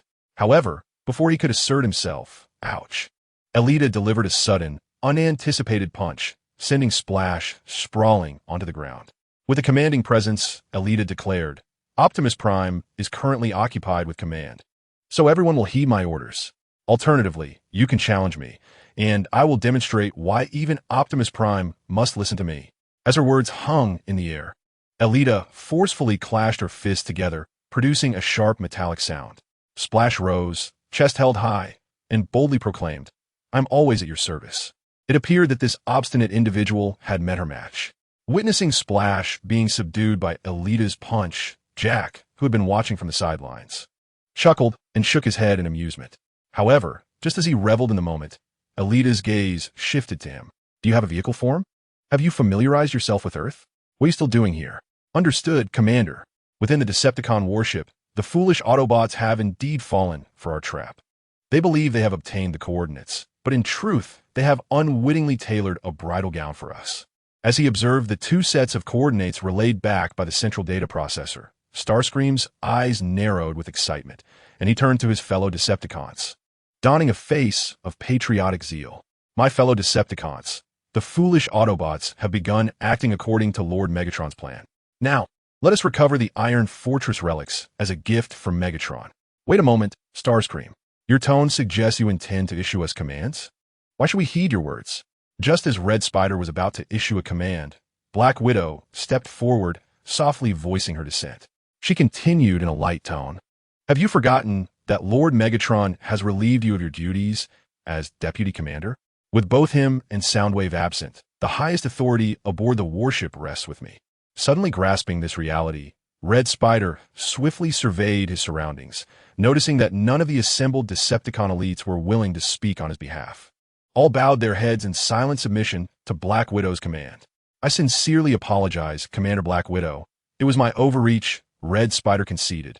Not one to be obstinate or foolish, fully aware of when to adopt a more humble demeanor, especially as he did not possess absolute confidence in overcoming Black Widow. He offered a slight bow in respect and feigned compliance. May I inquire, Commander Black Widow, what are your plans for our operations? Rest assured, I have my methods. Black Widow replied with a confident smile, proceeding to select her team for the mission. Ultimately, Deadlock, Knockout, and the trio of the stunt icons, Rumble, Dirge, and Jetstorm, were chosen. You five, follow me and gather sufficient soldiers equipped with digging tools. We have a significant undertaking ahead. Though reluctant to follow Black Widow's orders, the five Decepticons understood the hierarchy and begrudgingly accepted the assignment. Wait a moment, Deadlock, and I need to return to the infirmary for some tools. You may require medical assistance later. Without question or hesitation, Black Widow nodded in approval of Deadlock's request, and he and Deadlock hurriedly feigned calmness as they strode toward the infirmary. Once inside, they closed the door behind them, and Deadlock turned to Deadlock with urgency. Quickly text Lu Jie and inform him that Black Widow is personally leading this operation. If he wishes to avoid an encounter with that eight-legged matriarch, he had better hasten the retrieval of the Iron Fortress artifacts. Meanwhile, in northeast China, Lu Jie emerged from the land bridge, immediately feeling a chilling breeze envelop him. He hastily donned his battle armor to raise his body temperature, feeling slightly more comfortable. My poor boy seems a bit pitiful, Arsai remarked, wrapping her arms around Lu Jie with a smile. Are you still cold? Not at all. It's quite warm, Lu Jie responded, his lips curling upward beneath his mask, until a message from Flower Blooms and Prosperity Contractor flashed on his screen. We must act swiftly. The Decepticons are already mobilizing, and this time Black Widow is leading the charge. Upon hearing her name, Arsai's smile vanished, replaced by a deep sense of resentment and hatred. Chapter 151. The Iron Fortress artifact phase shifter. The Decepticons were indeed remarkably swift in their maneuvers. Upon receiving the news report from Lu Jie, Faguan Mountain rubbed his hands in anticipation and declared, "It seems we must act separately now. No matter which Iron Fortress artifact we pursue, it must not fall into the hands of the Decepticons, for those madmen will surely wreak havoc." He spoke the truth. After a brief yet swift discussion, Lu Jie and Alki set off towards the first coordinate at Changbai Mountain, while Jazz and his team headed to the second coordinate at Shuling. Safe travels, comrades. Remember, once you locate the artifact, activate the land bridge immediately to return to base, leaving no opportunity for the Decepticons.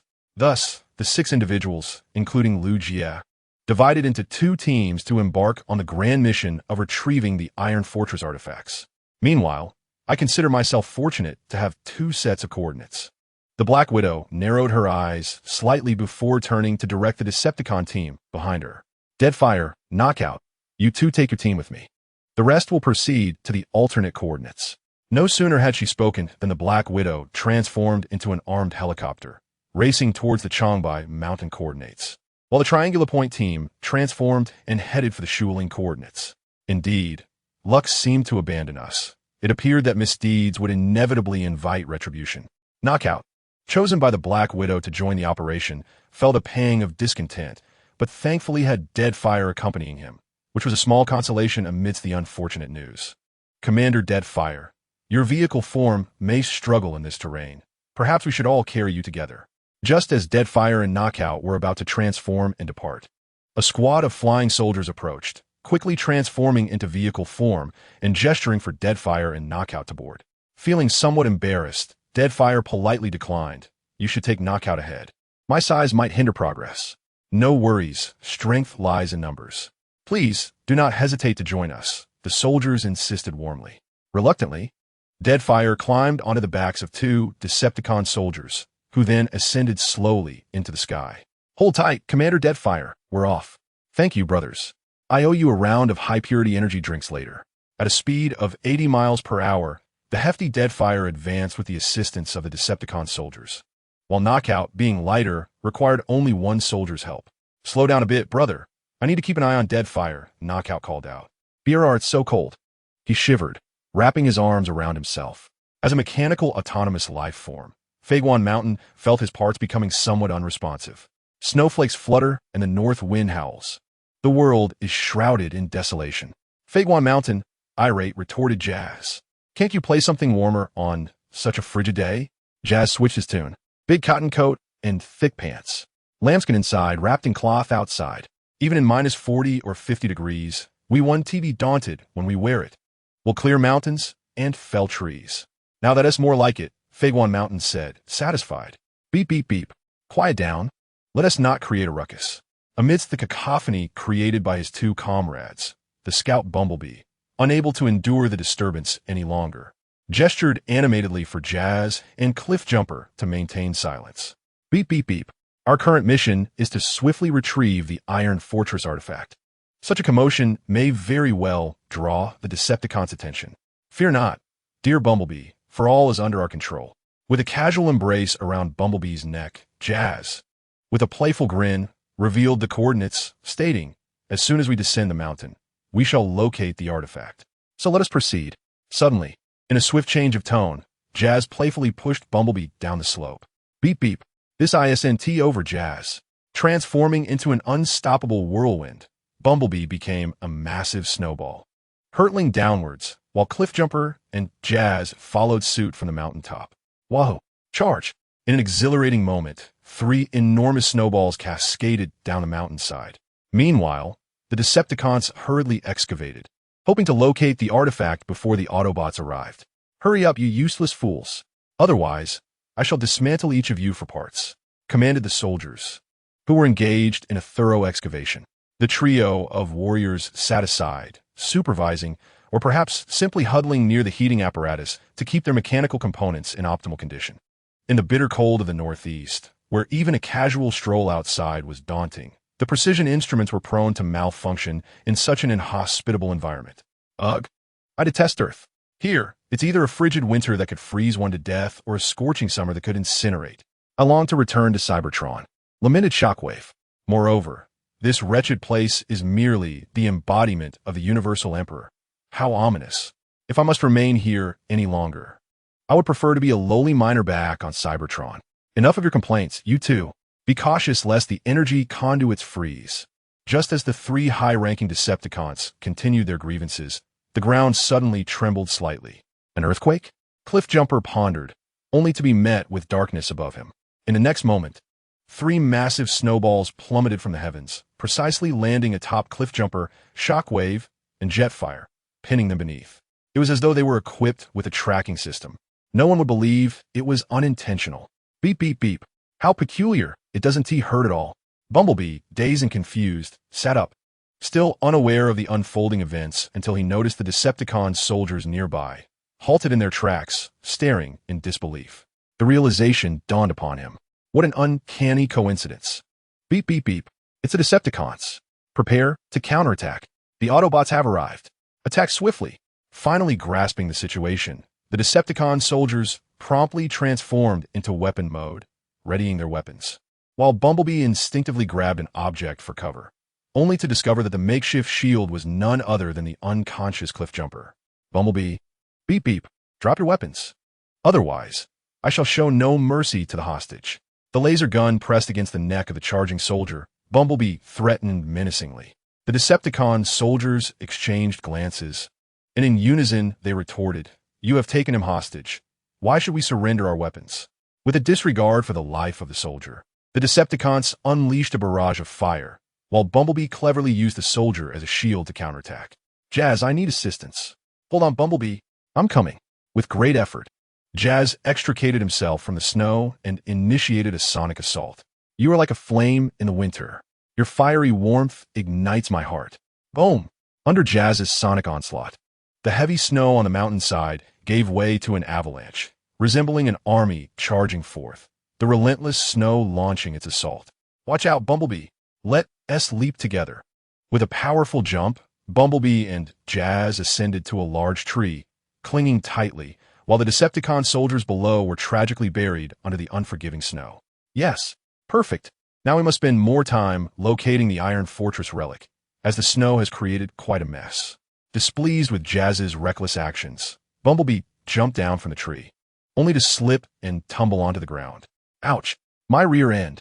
Lamenting on the ground, Bumblebee cradled his backside in pain and turned to see what had caused his discomfort, only to be met with an unexpected sight that nearly brought him joy: a Cybertronian storage can. It was the Iron Fortress relic. Wonderful! We have found the Iron Fortress relic. Eagerly excavating the canister, Bumblebee opened it to reveal the relic, a phase shifter, capable of allowing the wearer to pass through solid objects. Jumping down from the tree to Bumblebee's side, Jazz enthusiastically patted him on the back, exclaiming, "You are truly our lucky star. Now, let us return and deliver the phase shifter to the base." Let us go. Bumblebee and Jazz set off side by side, when suddenly Bumblebee pondered, "Isn't something missing? Impossible. We have the phase shifter, so it must be your imagination." Bumblebee nodded in agreement. "You are absolutely right. It must be my imagination." Meanwhile, beneath the snow, a voice cried out, "Help! Is anyone there? Pull me out. I'm freezing."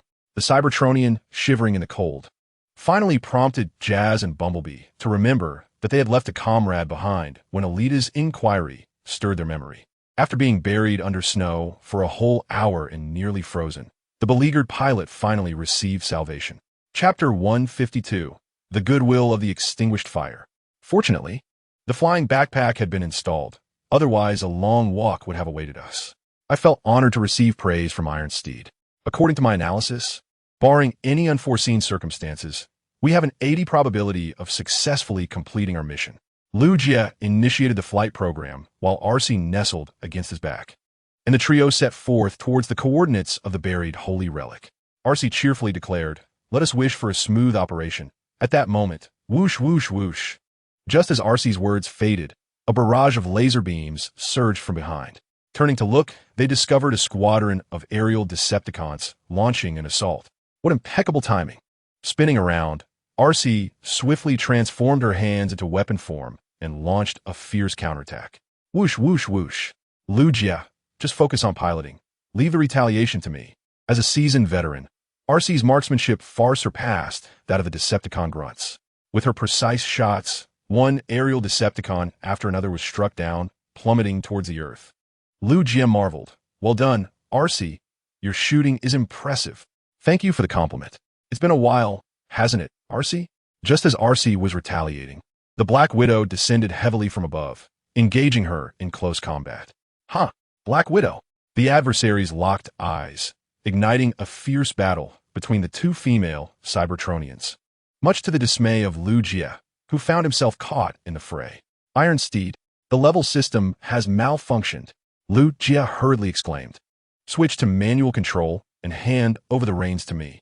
"I have relinquished control," came the reply. Lugia sighed and then grinned. "It's still no use."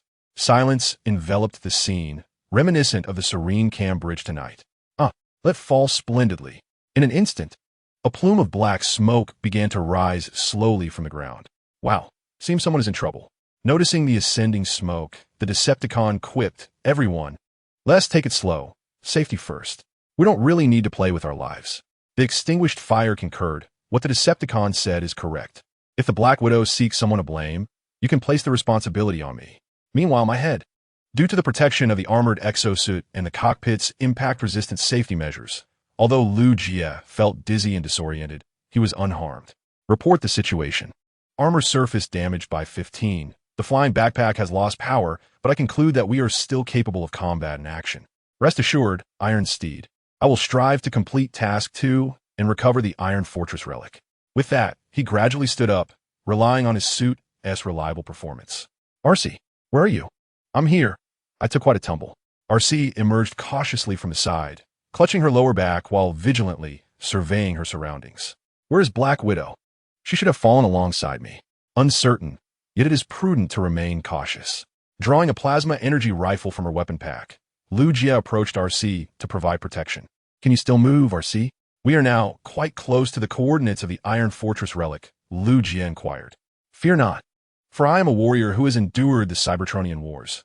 I am not so fragile, RC replied, transitioning her left arm into weapon form.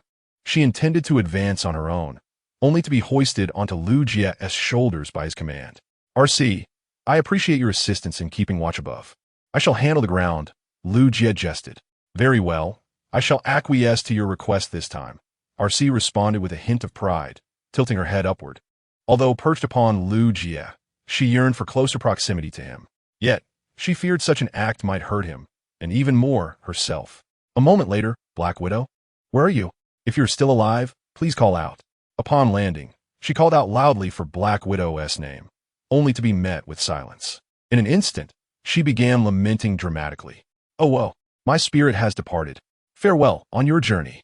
The manner of mourning, so characteristic of Earth, was lost on the Decepticon soldiers, who displayed no interest and instead encircled the fallen commander. Commander Deadlock, since Black Widow has perished, we propose you take command. One soldier declared. Agreed. Long live Commander Deadlock. Without a hint of dissent, the Decepticon soldiers raised their arms in reverence to Deadlock. Observing this, the lamenting RC hastily tossed aside the paper offering she had produced and rushed over. Hey, have you all forgotten about me? Such an important occasion cannot proceed without my presence. One soldier inquired, puzzled. Commander Deadlock, do you have any objections? Another soldier asked. With utmost seriousness, Deadlock replied, of course. How could I be absent from such a significant event? I cast my vote for Deadlock. The Decepticon soldiers responded with confusion. Have you all already selected a new leader? Just as Deadlock's leadership was being solidified, Black Widow's mournful voice echoed from all directions, followed by her descent on silken strands, casting a menacing glare at Deadlock and his cohort. Black Widow, Commander, the Decepticon soldiers tensed in alarm. In a critical moment, Deadlock stepped forward, shielding the soldiers behind him. We were merely jesting. I apologize on behalf of everyone to you, Commander Black Widow, he said swiftly. You certainly know how to appease, she retorted. With a cold huff, the Black Widow chose not to linger on the matter any longer. Her gaze gradually shifted toward the towering Changbai mountain, her eyes narrowing slightly, revealing a hint of danger. Run slowly, little Lu Jie. Your moments with Alcee will soon be fleeting, and before long, you shall belong to me forever. Her finger gently traced her lips, her smile a blend of peril and allure, yet it swiftly vanished, restoring her demeanor to one of indifference. Accelerating toward the mountain's summit, she knew that if the Iron Fortress relic were seized by the Autobots, Megatron would undoubtedly exact his vengeance upon them. As her words faded, the Black Widow transformed into a combat helicopter and took the lead. Deadlock and Knockout exchanged a glance before turning to the Decepticon soldiers behind them. Everyone, let's move out. Remember to stay safe. We must return to Cybertron without incident. Understood, Commander Deadlock. Chapter 153. The Plasma Acceleration Module. Lu Jie entered the transformation spring. We've arrived. This should be the place. Yet, nothing was visible.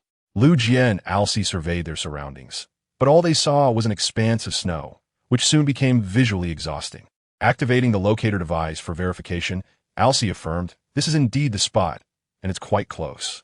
Since the Iron Fortress relic fell to Earth in a distant past, it certainly wouldn't be lying on the surface.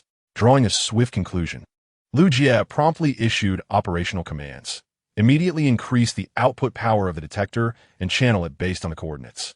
Received. The electronic monocle began to flicker, scanning the area before halting and raising the plasma energy rifle, aiming it at the ground. According to my calculations, there's approximately a 95% probability that the Iron Fortress relic is buried here. Dig, dig, dig, dig. At Lu Jie's command, he pulled the trigger. In the next moment, a loud crash echoed as the ground rapidly caved in, forming a large pit. Lu Jie, unsurprisingly, tumbled down, while Alcee, without hesitation, jumped after him. Lu Jie, are you alright? Oh yeah. Stumbling out of the cockpit, Lu Jie surveyed the underground space around him, feeling a sense of wonder. Interesting. This hardly seems like a naturally formed environment. You're right. It's clearly man-made, likely dating back only a few hundred years. Gently caressing the surrounding stone walls, Alcee inquired. Lu Jie, did people live here hundreds of years ago? Of course. This land of white mountains and black waters has traces of ancient civilizations. If we consider a few hundred years, it was probably the Jurchen or the Manchu people. This has always been their homeland. The detector responded vigorously, indicating that the relic was indeed nearby. With the detector in hand to ascertain their direction, Alcee switched her laser gun to her left hand and took the lead, while Lu Jie chose not to return to the cockpit. Instead, he followed closely behind Alcee, armed and prepared for a rearguard action. After advancing for 100 steps, the environment suddenly opened up, revealing a spacious area nearly the size of a basketball court. My heavens, what could this be? Upon recognizing the true form of the relic placed upon the altar, Alcee's optical lenses widened in astonishment, revealing a structure of peculiar design. What is a plasma acceleration module?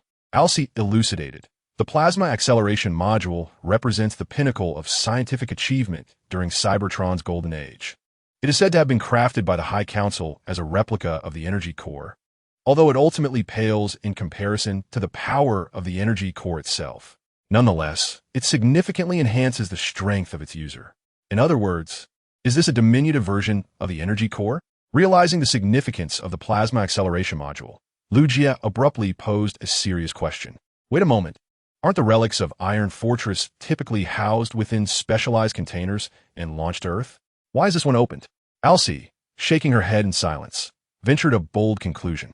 The only plausible explanation is that the humans who once inhabited this place opened it themselves, and they may have even harnessed the power of the relic. Lu Jie was taken aback.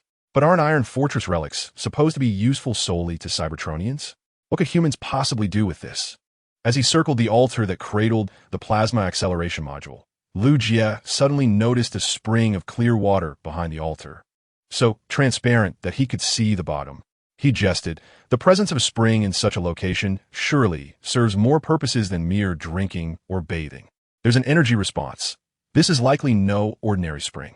Activating the scanning device, the moment the results came through, a flicker of surprise crossed Alcee's eyes. She then discovered inscriptions and murals behind the altar, although the contents were somewhat obscured by the ravages of time. Let us collect a sample to take back for analysis. Perhaps the rescue team can investigate this further. And who knows, they could publish a paper titled A Few Matters Between Ancient Humans and Cybertronian Relics. With a playful quip, Lu Jie extracted a test tube from his armor to gather some spring water, while Alcee diligently recorded the murals and inscriptions. Everything was proceeding smoothly until, boom, an enemy attack.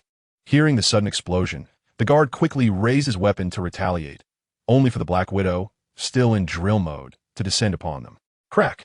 Smash! In a flash, half of her form was severely damaged, and her massive body was subsequently sent flying, only to be captured by a Decepticon soldier emerging from the corridor. Don't move. I advise you not to make any sudden moves, or I shall not be so courteous. Fearing that the soldiers would indiscriminately open fire, Lu Jie hastily threw himself down as a human shield while deliberately shouting, "Don't fight over it. This is my achievement. It must be taken alive. Lu Jie, don't act impulsively." Witnessing the capture, Lu Jie rushed to assist, but was thwarted by Alcee, who positioned herself protectively behind him, adopting a vigilant stance against the Black Widow. The Black Widow revealed a dangerously triumphant smile. "Thank you, Alcee. With the relic and Lu Jie, I shall not hesitate to take them. You wish." Upon hearing this, Alcee instantly became enraged and launched a swift assault on the Black Widow. With remarkable speed, Alcee's attack was countered by the Black Widow, who retaliated with even greater force and speed. She commanded the Decepticons, who were merely spectators, go capture Lu Jie alive, and then recover the relic. Understood. Despite their disdain for the Black Widow, the soldiers knew better than to defy her authority, and thus they all surged forward to apprehend Lu Jie. You think it's that easy to catch me? As the Decepticon soldiers charged at him, Lu Jie raised his energy gun and began to counterattack, skillfully dodging their advances with rapid movements. using his agility to outmaneuver the hulking brutes. Damn humans. If you have the ability, stop running. Frustrated by Lu Jia's evasive maneuvers, one of the Decepticon soldiers could no longer contain himself, instinctively transforming his left arm into a laser gun and taking aim. Stop. Just then, Dead End rushed to intervene, but it was too late. The laser had already been fired. Though it did not directly hit Lu Jia, the resulting explosion sent him crashing into the spring. Splash. That hurts. A sudden wave of pain coursed through Lu Jia's body, and his consciousness began to fade. Lu Jia. Seeing Lu Jia in distress, Alcee instinctively turned her head, only to be struck in the abdomen by the Black Widow, sending her flying. During a fight, distraction can be fatal. With a hint of mockery, the Black Widow approached, her expression cold and laced with murderous intent.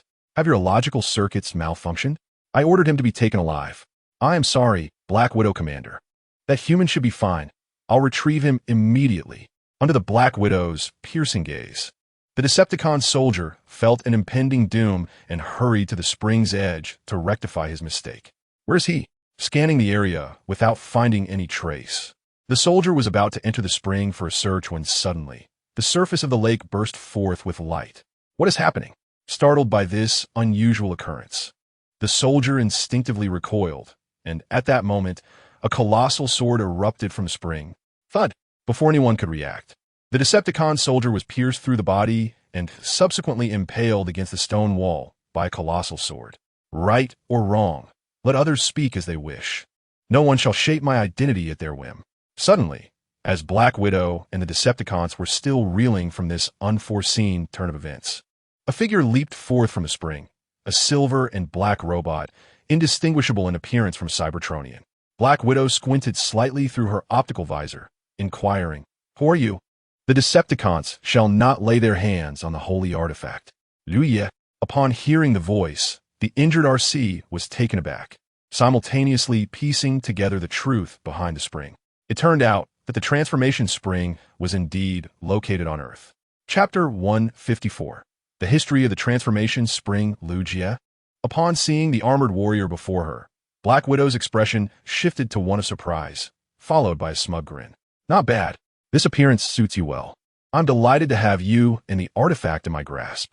Black Widow, you have quite the audacity. No sooner had the words left her lips than Lu Jia surged forward, initiating the charge. The Decepticon soldiers responded immediately with concentrated fire. Whoosh, whoosh, whoosh. Super energy particle disintegration. Faced with a barrage of laser beams raining down like a tempest, Lu Jia's form rapidly dissolved, causing all the laser beams to fire into empty space. Where's he? Up there. A sharp-eyed Decepticon soldier noticed Lu Jia appearing next to the unfortunate soul previously impaled at the tunnel ceiling, swiftly drawing the sword from him. Right or wrong? Let sincerity unveil the truth. Molecular freeze. The blade became enveloped in a blue luminescence as Lu Jia swung it with fervor, unleashing a frigid sword aura that raced towards Black Widow and the Decepticons at an astonishing speed. Crash! Before Black Widow could react, she felt her body turn exceedingly rigid, glancing down to find herself encased in ice. Lu Jia, she managed to utter before losing consciousness. Frozen in place along with the other Decepticons, save for Knockout and Dead End. As Lu Jia had just leapt from the transformation spring, Knockout instinctively sensed something amiss and seized the opportunity to drag Dead End into hiding, fearful of unintended harm. Brother, don't shoot. I surrender. Hastily pulling out a small red flag he had prepared long ago, Knockout raised his hands in a gesture of peace, exclaiming, "Long time no see, brother. Your color scheme is quite fitting." "Thank you," Lu Jia replied softly, rushing to RC's side to support her, concerned. "Are you all right, RC? Are you hurt?"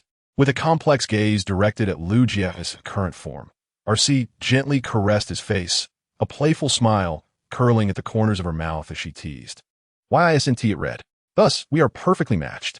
Seeing RC's lightheartedness and her ability to joke with herself, Lu Jia finally felt his tense heart relax.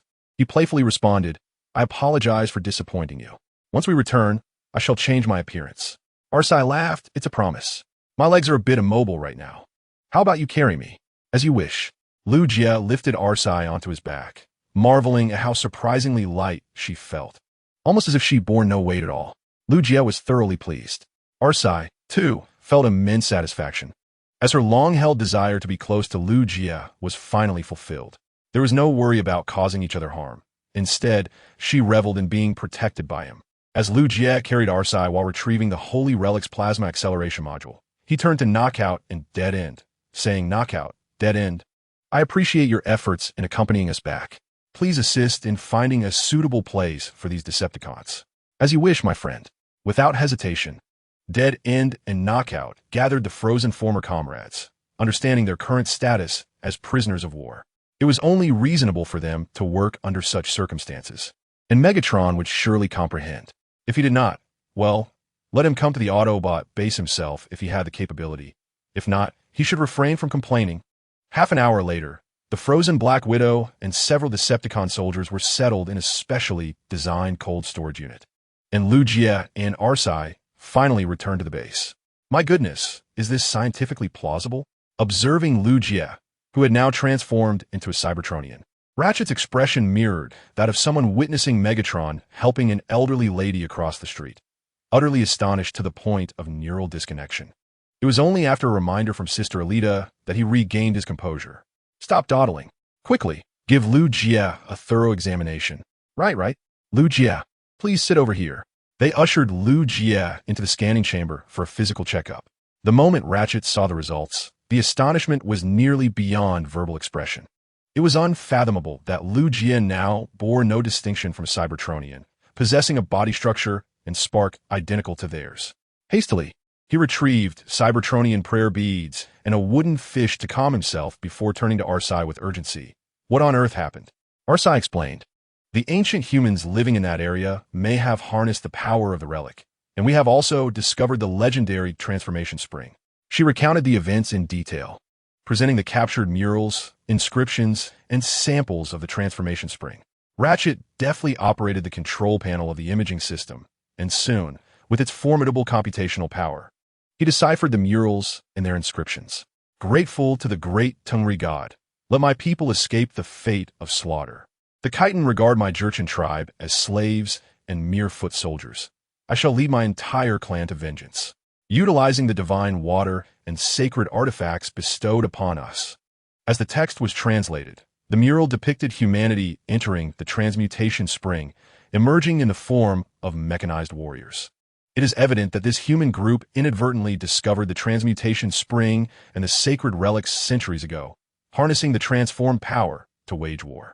If the aforementioned content pertains to the Khitan and Jurchens, it likely refers to the conflicts between the Liao and Jin dynasties. Stepping out of the scanning chamber, Lu Jie curiously examined his mechanized form, perplexed as he pondered. If the Jin's annihilation of the Liao was due to the acquisition of transformative power, then surely the downfall of the Northern Song should have followed suit. Yet, why did they not pursue their victory further? The medic shrugged and replied, "I believe the reason is rather simple. The humans of that time were unaware of the existence of super-energy entities." His fingers danced across the keyboard, swiftly translating new text from the mural. "More and more warriors have fallen. Even the most adept shamans cannot awaken them. And the number of citizens successfully obtaining divine power has dwindled. We have acquired ample land and population, and the Song people have already bowed in submission to our great Jin.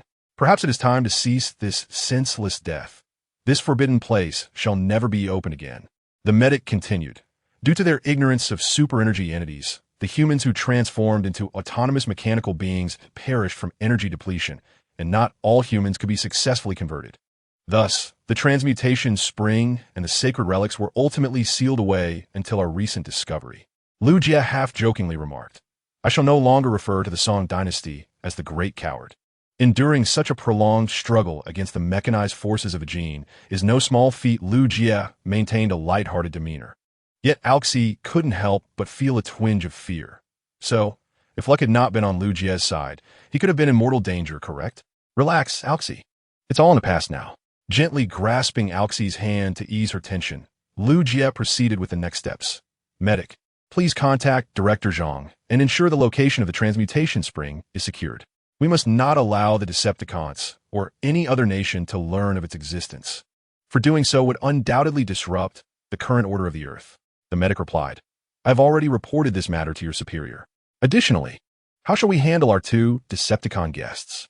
Chapter 155. Lugia. Always transforming shapes, please exercise caution while reversing. Alright, just like that.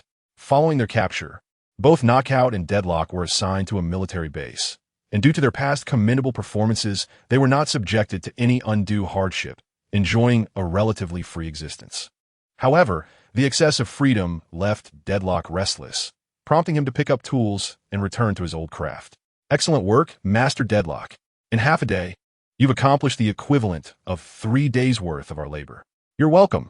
It was merely a trifling matter. With a smile and a dismissive wave of his hand, Siwa indicated that it was no trouble at all. However, he soon encountered an embarrassing predicament. So engrossed in his digging was he that he found himself trapped below and unable to escape. Could my friends above devise a way to extricate me? Please, lend me your hand. Just as Siwa struggled in confusion, Lugia fortuitously passed by, leaning over the edge of the pit and gesturing for Siwa to grasp his hand for assistance. Thank you, Siwa exclaimed. You really ought to lose some weight. After some effort, Lugia finally managed to pull Siwa from the pit. Upon noticing Lugia's current Cybertronian form, Siwa couldn't help but marvel. This appearance suits you remarkably well. Even on Cybertron, you would be considered quite handsome. Lugia nodded appreciatively and replied, Thank you for the compliment, but I still need more time to acclimate, as I certainly do not wish to hinder everyone in the future. Fear not, I'm here for you. Gently linking her arm with Lugia's, Alcide beamed. As your partner, I will help you become familiar with your new body. In due time, you will understand the differences between human and Cybertronian physiques. Thank you, Alcide. Observing Alcide's unusually warm demeanor, Lugia felt a tinge of confusion, but dismissed it. After all, as comrades who had fought side by side for so long, he trusted that even if Alcide were to aim a weapon at him, it would be because there was an enemy behind him. Speaking of which, where's Downfall? Why haven't I seen him? Siwa inquired. Just as he was about to reveal Downfall's whereabouts, a red sports car, transformed from Downfall, zoomed past, followed closely by a cadre of mechanized infantry. You all are rather petty. Was it such a crime to merely change the color of your missiles? Downfall bellowed. Is such a reaction truly necessary? Changing colors is one thing. But what does it mean to switch to pink? How are we supposed to maintain our dignity in front of the artillery comrades? As they sped away, all that remained were Lugia and his two companions, exchanging bewildered glances. Siwa, lowering his head in embarrassment, explained, I apologize. Downfall has a particular penchant for embellishments, so he may have altered the missiles here. No worries. Pink is quite adorable and refreshing, Lugia reassured, encouraging Siwa to relax and enjoy life. Together, Lugia and Alcide departed side by side. As the two were about to leave, Siwa hesitated before finally articulating his thoughts. Might it be possible for my brethren to redeem themselves? They were all experienced workers before the outbreak of war, and I assure you they can work diligently. It would be far better than languishing in a freezer. I understand, Lugia replied. Rest assured, Siwa, I shall provide you with a response as swiftly as possible. Thank you. Bowing in gratitude, Siwa returned to his tools, eager to embrace his favored role as a foreman. Today, the goal is to excavate 20 missile silos. We workers are strong. Heave-ho. With unwavering dedication, the diligent worker immersed himself in his tasks. Meanwhile, on the other side of the base, a familiar voice echoed. Ah, little Lu, you seem to have evolved during our time apart. Director Zhang, please spare me your jest. It is merely a stroke of luck. Lugia responded with a smile, before his gaze shifted to the sleek silver sports car presented to him. Is this the vehicle form prepared by the organization? Indeed, it is the latest factory model, boasting exceptional horsepower, the director replied. Thank you. Lugia activated the optical scanner in his eyes, and soon the transformation gears within him began to whir to life, indicating that he could now experience the exhilarating thrill of speed akin to Optimus Prime and his companions. Arsai approached with curiosity. How does it feel? Do you sense the potential for transformation? Lugia reflected for a moment before responding, It feels slightly different, but how exactly do I transform? It's quite simple. Relax while focusing your attention first. Gently grasping Lugia's hands, Arsai took on the role of a mentor, guiding him. Feel the operation of the transformation gears within you, and follow the cues your body provides. Transformation, activate. As Lugia began to transform, he suddenly realized his head had vanished. I can't see. Stay calm. Do not panic. Under Arsai's guidance, Lu Jie experienced a series of unexpected transformations, including his legs morphing into a power strip and taking on a vehicle form without wheels. After considerable effort, he finally grasped the fundamentals of transformation. Transformation, activate. Smoothly and effortlessly, he transitioned between vehicle and robotic forms, embracing Arsai in gratitude. Thank you, Arsai. I can finally transform. As long as you're happy, Arsai replied, her smile widening uncontrollably as she gently wrapped her arms around his neck. Shall we go for a drive? It would be an honor. With a shared smile, Lu Jie and Arsai swiftly transformed into their vehicle forms and sped away, vanishing in the blink of an eye. Youngsters, Director Zhang shook his head in resignation, suddenly reminded of his time as an instructor at the residence of Prince Sha. I wonder how Yida Ichifu is faring? I hope he isn't too homesick. Meanwhile, at Prince Sha's palace, a whole roasted camel was presented before Yida Ichifu. Two elegantly dressed Arabian dancers helped him don a napkin, followed by a performance from the band and dance troupe. Tears unexpectedly welled at the corners of Yida Ichifu's eyes as he stubbornly declared, in 9 months. I will be home. I must endure. Young master, it is time to eat. The two dancers, each holding a piece of roasted meat, leaned against Yida Ichifu. The striking scene compelled him to don a mask of anguish. Brother, please save me. In the residence of Lord Sand King, the aroma of roasted meat wafted through the air as the Decepticon warship awaited the grand return of Lord Megatron. Key members of the Decepticons, such as Starscream, knelt in unison, resembling humble servants paying homage to their master. Do not stand on ceremony. Rise, Megatron commanded, surveying the gathering with a discerning glance. He then inquired, where are Black Widow and the others, such as Knockout and Bumblebee? Starscream hastily approached, reporting, My Lord Megatron, the Autobots have deciphered 2 sets of sacred artifact coordinates, prompting Black Widow and her team to depart. Just those few? Starscream hesitated. If guided by your illustrious leadership, my lord, success is assured. Nonetheless, should Black Widow and her team prevail, it would indeed benefit the Decepticons. As Starscream lavished praise upon Megatron, the frostbitten trio, known as the Sharp-Headed Trio, timidly approached. We have returned. Where are the sacred artifacts? Upon seeing their despondent countenance, Starscream's heart sank, and he hurriedly demanded, Why are only you 3 back? Where are Black Widow and Knockout? Bumblebee, shivering from the cold, replied, Who knows? We couldn't locate their signals. They may have perished. A bunch of useless fools. Simpletons. Megatron's ire erupted as he berated them. Starscream quickly returned to Megatron's side, eager to curry favor. As you predicted, my lord, Black Widow has indeed failed. Please allow your devoted servant to undertake the mission. A slight smirk graced Megatron's lips. Patience, Starscream. Why not greet an old friend first? He placed a firm hand on Starscream's shoulder and turned towards the still-active space bridge behind him. Step forth and greet everyone. With the sound of heavy footsteps resonating, Shockwave emerged, exuding an aura of authority. Shockwave, you're alive, Starscream exclaimed, his legs weakening, and even the small wings on his back trembled. Shockwave? My goodness, he's still alive? Starscream thought, recalling the data from the warship's database, which had stated Shockwave had returned to the Allspark, a report he had delivered himself. In an instant, all eyes converged upon Starscream, anticipating the unfolding drama. Shockwave, surely this is no dream. Thank the heavens you are unharmed.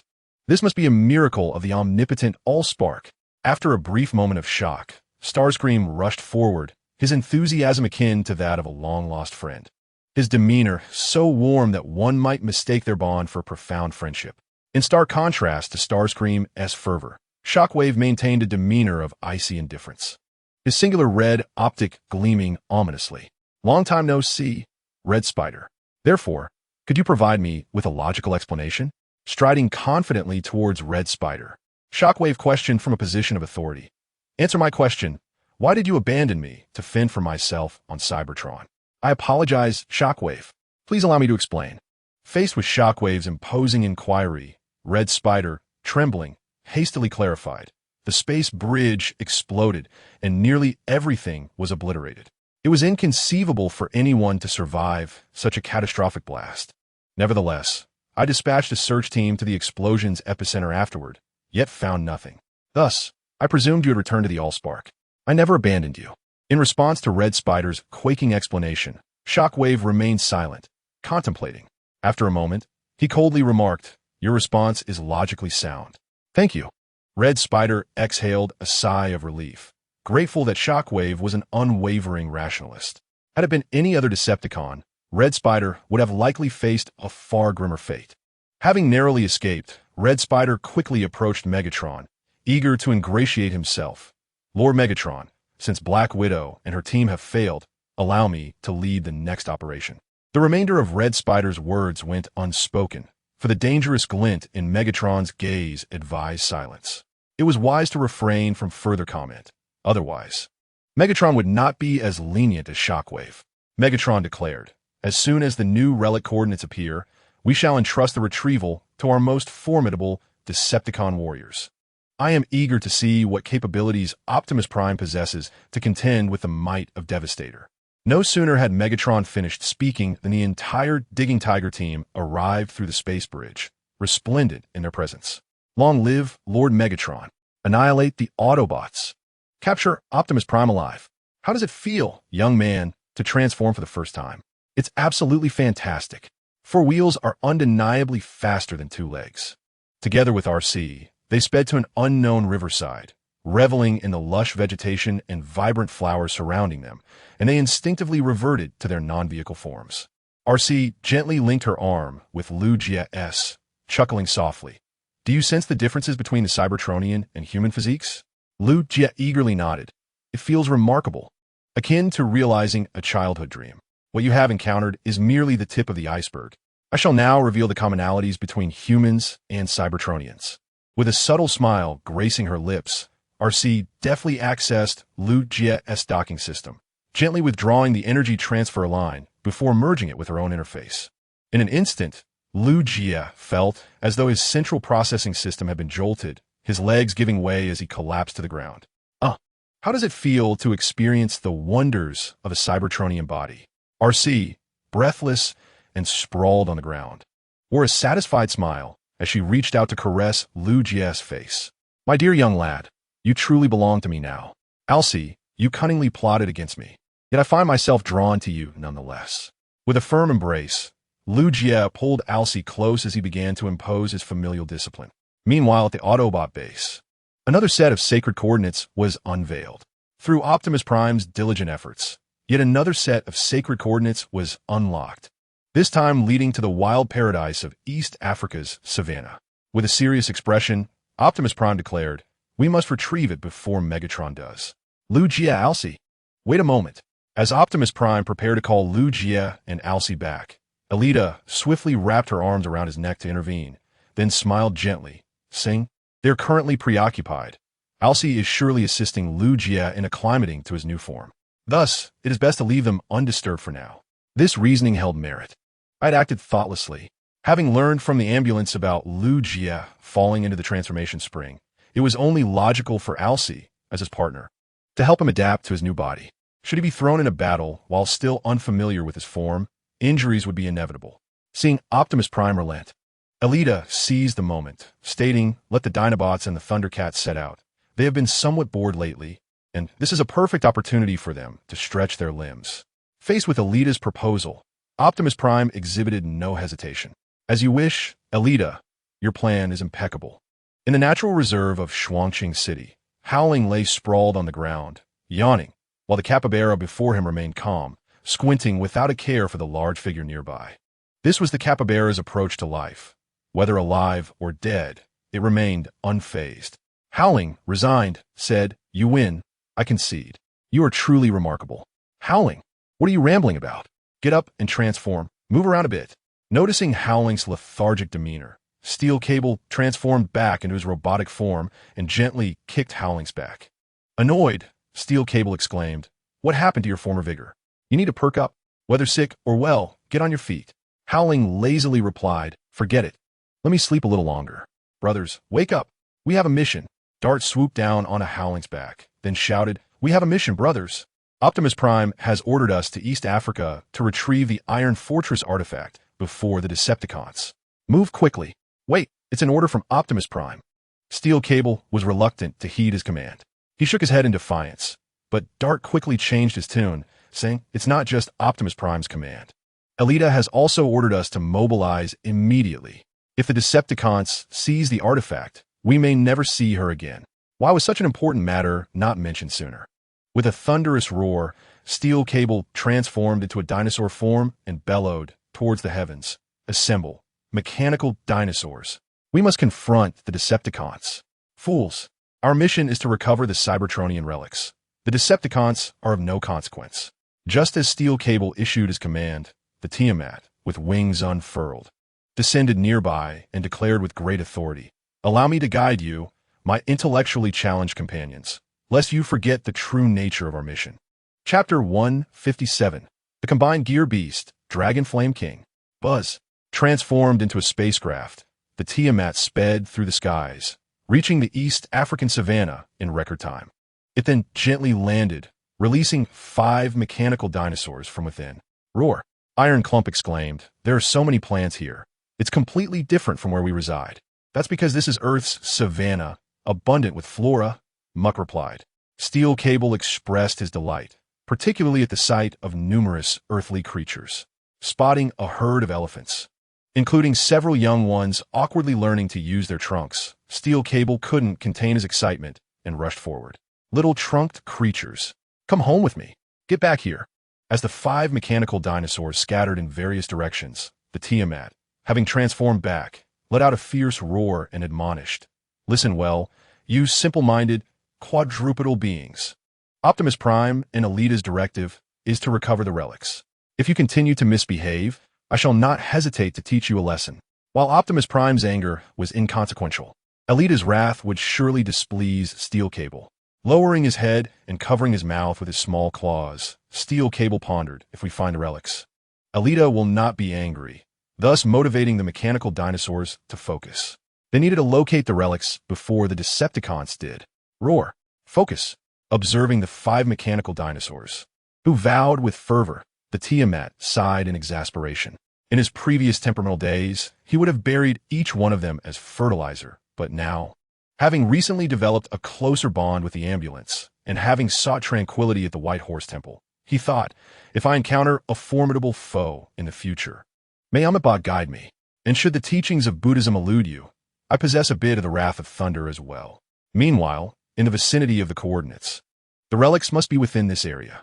As a team of seasoned civil engineers, the diggers quickly delineated the excavation zone, and with a commanding call from the foreman bulldozer, "Diggers, commence your work. Begin excavation." Transforming in unison into their vehicle forms, the diggers, equipped with digging apparatuses, commenced their nearly frenzied labor. In the blink of an eye, they unearthed a pit approximately the size of a basketball court. "We've struck it." Soon, the cleaner delivered encouraging news as it swiftly transformed back into its Cybertronian form, then knelt on one knee, cradling a special metal canister meant for the Iron Fortress. It was the sacred artifact of the Iron Fortress. "Splendid. Now, I can finally report to Lord Megatron. Contact the warship to deploy the land bridge." Just as the entire Digging Tiger team began to celebrate, a laser suddenly shot forth, striking the metal canister from the cleaner's hands and sending it flying. "Keep your filthy hands away from the sacred relic." There stood 5 robotic dinosaurs at the edge of the pit, each gripping their ranged weapons in a threatening manner. Sludge exclaimed, "This is my first encounter with such Decepticons." To which Shrapnel replied, "You won't see them again, for today, we Dinobots shall reduce them to mere fragments." Steeljaw bellowed a command. "Dinobots, do not waste time. Transform and engage in battle." At his command, the 5 robotic dinosaurs transformed simultaneously into their dinosaur forms. Roar! Crash! Sludge delivered a mighty stomp, instantly splitting the ground with a perilous fissure, followed by Slag unleashing a torrent of flames from his mouth, raising the already sweltering East African savanna temperature even further. Swoosh! Swoosh! Swoosh! Digging Tigers. Counterattack!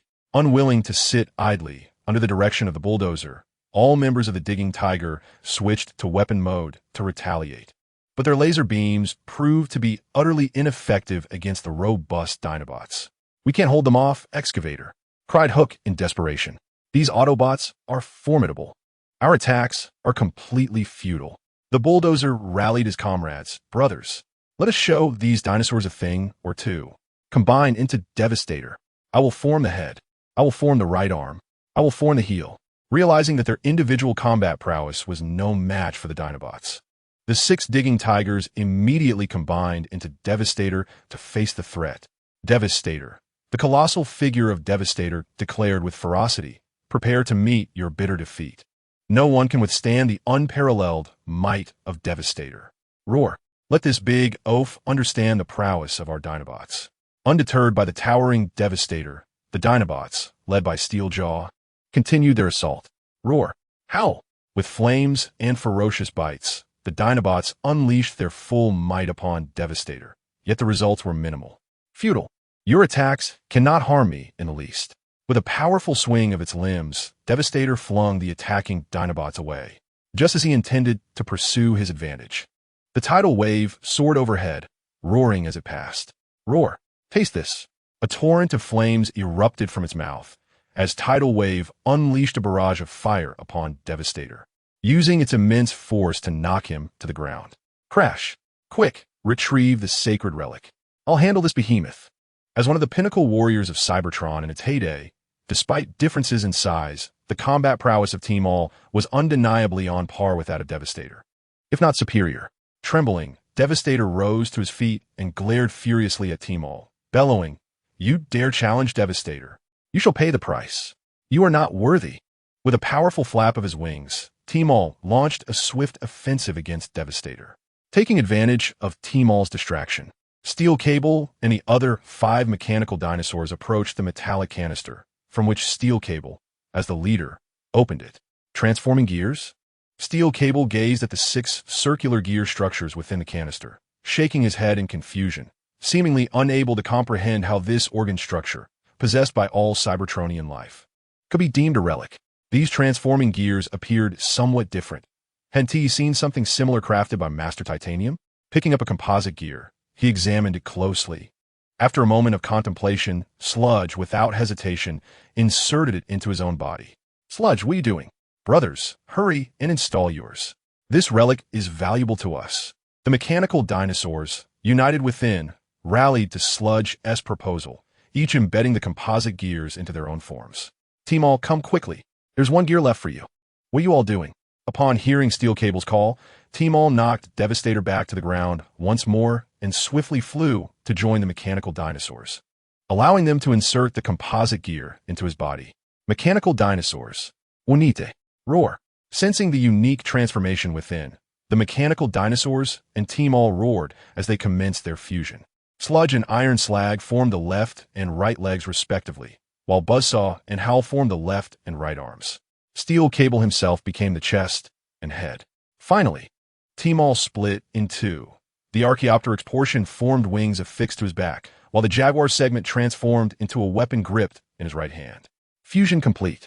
Great Beast God, Flame King. Chapter 158. Megatron. The advantage is mine. We require the power of the Great Beast God. Max Sword. Apologies for the mix-up. I doubt anyone knows what I'm referring to. Empowered by the miraculous force of the composite gears, the mechanical dinosaurs and Team All obtained the ability to transform. The roar of the King of Beasts. The Great Beast God, Flame King, made his entrance. With a mighty swing of the massive Jaguar sword, the Great Beast God, Flame King, roared as he advanced towards the diminutive Devastator.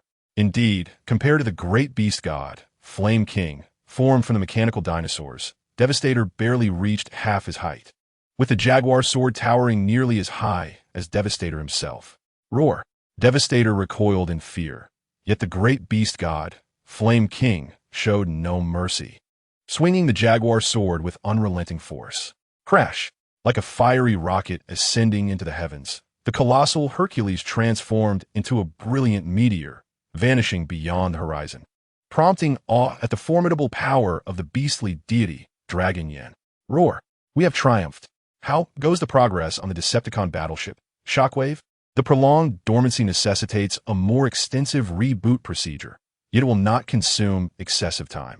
Pausing his current tasks, Shockwave turned to face Megatron, stating, "Lord Megatron, according to my findings in the battleship's log, it appears that the advantage does not lie with us. and the morale among our soldiers seems more diminished than before. Indeed, Shockwave, I acknowledge this reality. However, many matters in this world cannot be judged through mere logic. With his arms crossed behind his back, Megatron spoke with a calm demeanor. The skirmishes between Autobots and Decepticons have been countless, and discerning right from wrong is often elusive. Yet, we have successfully driven the Autobots from Cybertron, marking a significant victory. After a brief pause, Megatron continued, seemingly reminiscing. In those days, I had the honor of personally leading the Decepticon army to a resounding victory against the Autobots at their last stronghold, Iron Fortress. It was only when Optimus Prime recognized the tide had turned that he and his minions retreated from Cybertron, a scene filled with vibrant life, still vivid in my memory. True, the conquest of Iron Fortress stands as a monumental triumph for us Decepticons. Yet ultimately, Optimus Prime's strategy of dividing their forces has posed considerable challenges for us. Our army's expedition to Earth, compounded by a series of prior failures, has understandably bred discontent among our ranks, Shockwave replied. Fools are always vanquished by the challenges before them. I fail to comprehend why there is such discourse regarding the Decepticon cause facing peril, as if this Earth were to be our tomb. Could it be that the once invincible Decepticons of Cybertron are now to be defeated by Optimus Prime and his human allies? Though Shockwave felt the brunt of Megatron's discontent, he did not tremble in fear like Starscream. Instead, he faced it with an exceptionally composed demeanor, for according to his conclusions, Megatron had no reason to harm him. After a brief silence, Shockwave shared his insights. Lord Megatron, based on my observations, there are numerous nations on Earth, and they are not united in purpose. The Autobots have merely formed an alliance with one of these nations. Perhaps we could devise a means to unite with other nations on Earth. Those humans? Bah, a waste of time. Although his origins were not noble, Megatron was a staunch Cybertron supremacist, harboring little fondness for non-Cybertronian life. Moreover, thanks to Liu Jie, his disdain for humanity had only intensified. Clenching his fist, producing a crackling sound, Megatron did not conceal his contempt. Humans are the most greedy and useless creatures I have encountered in the universe.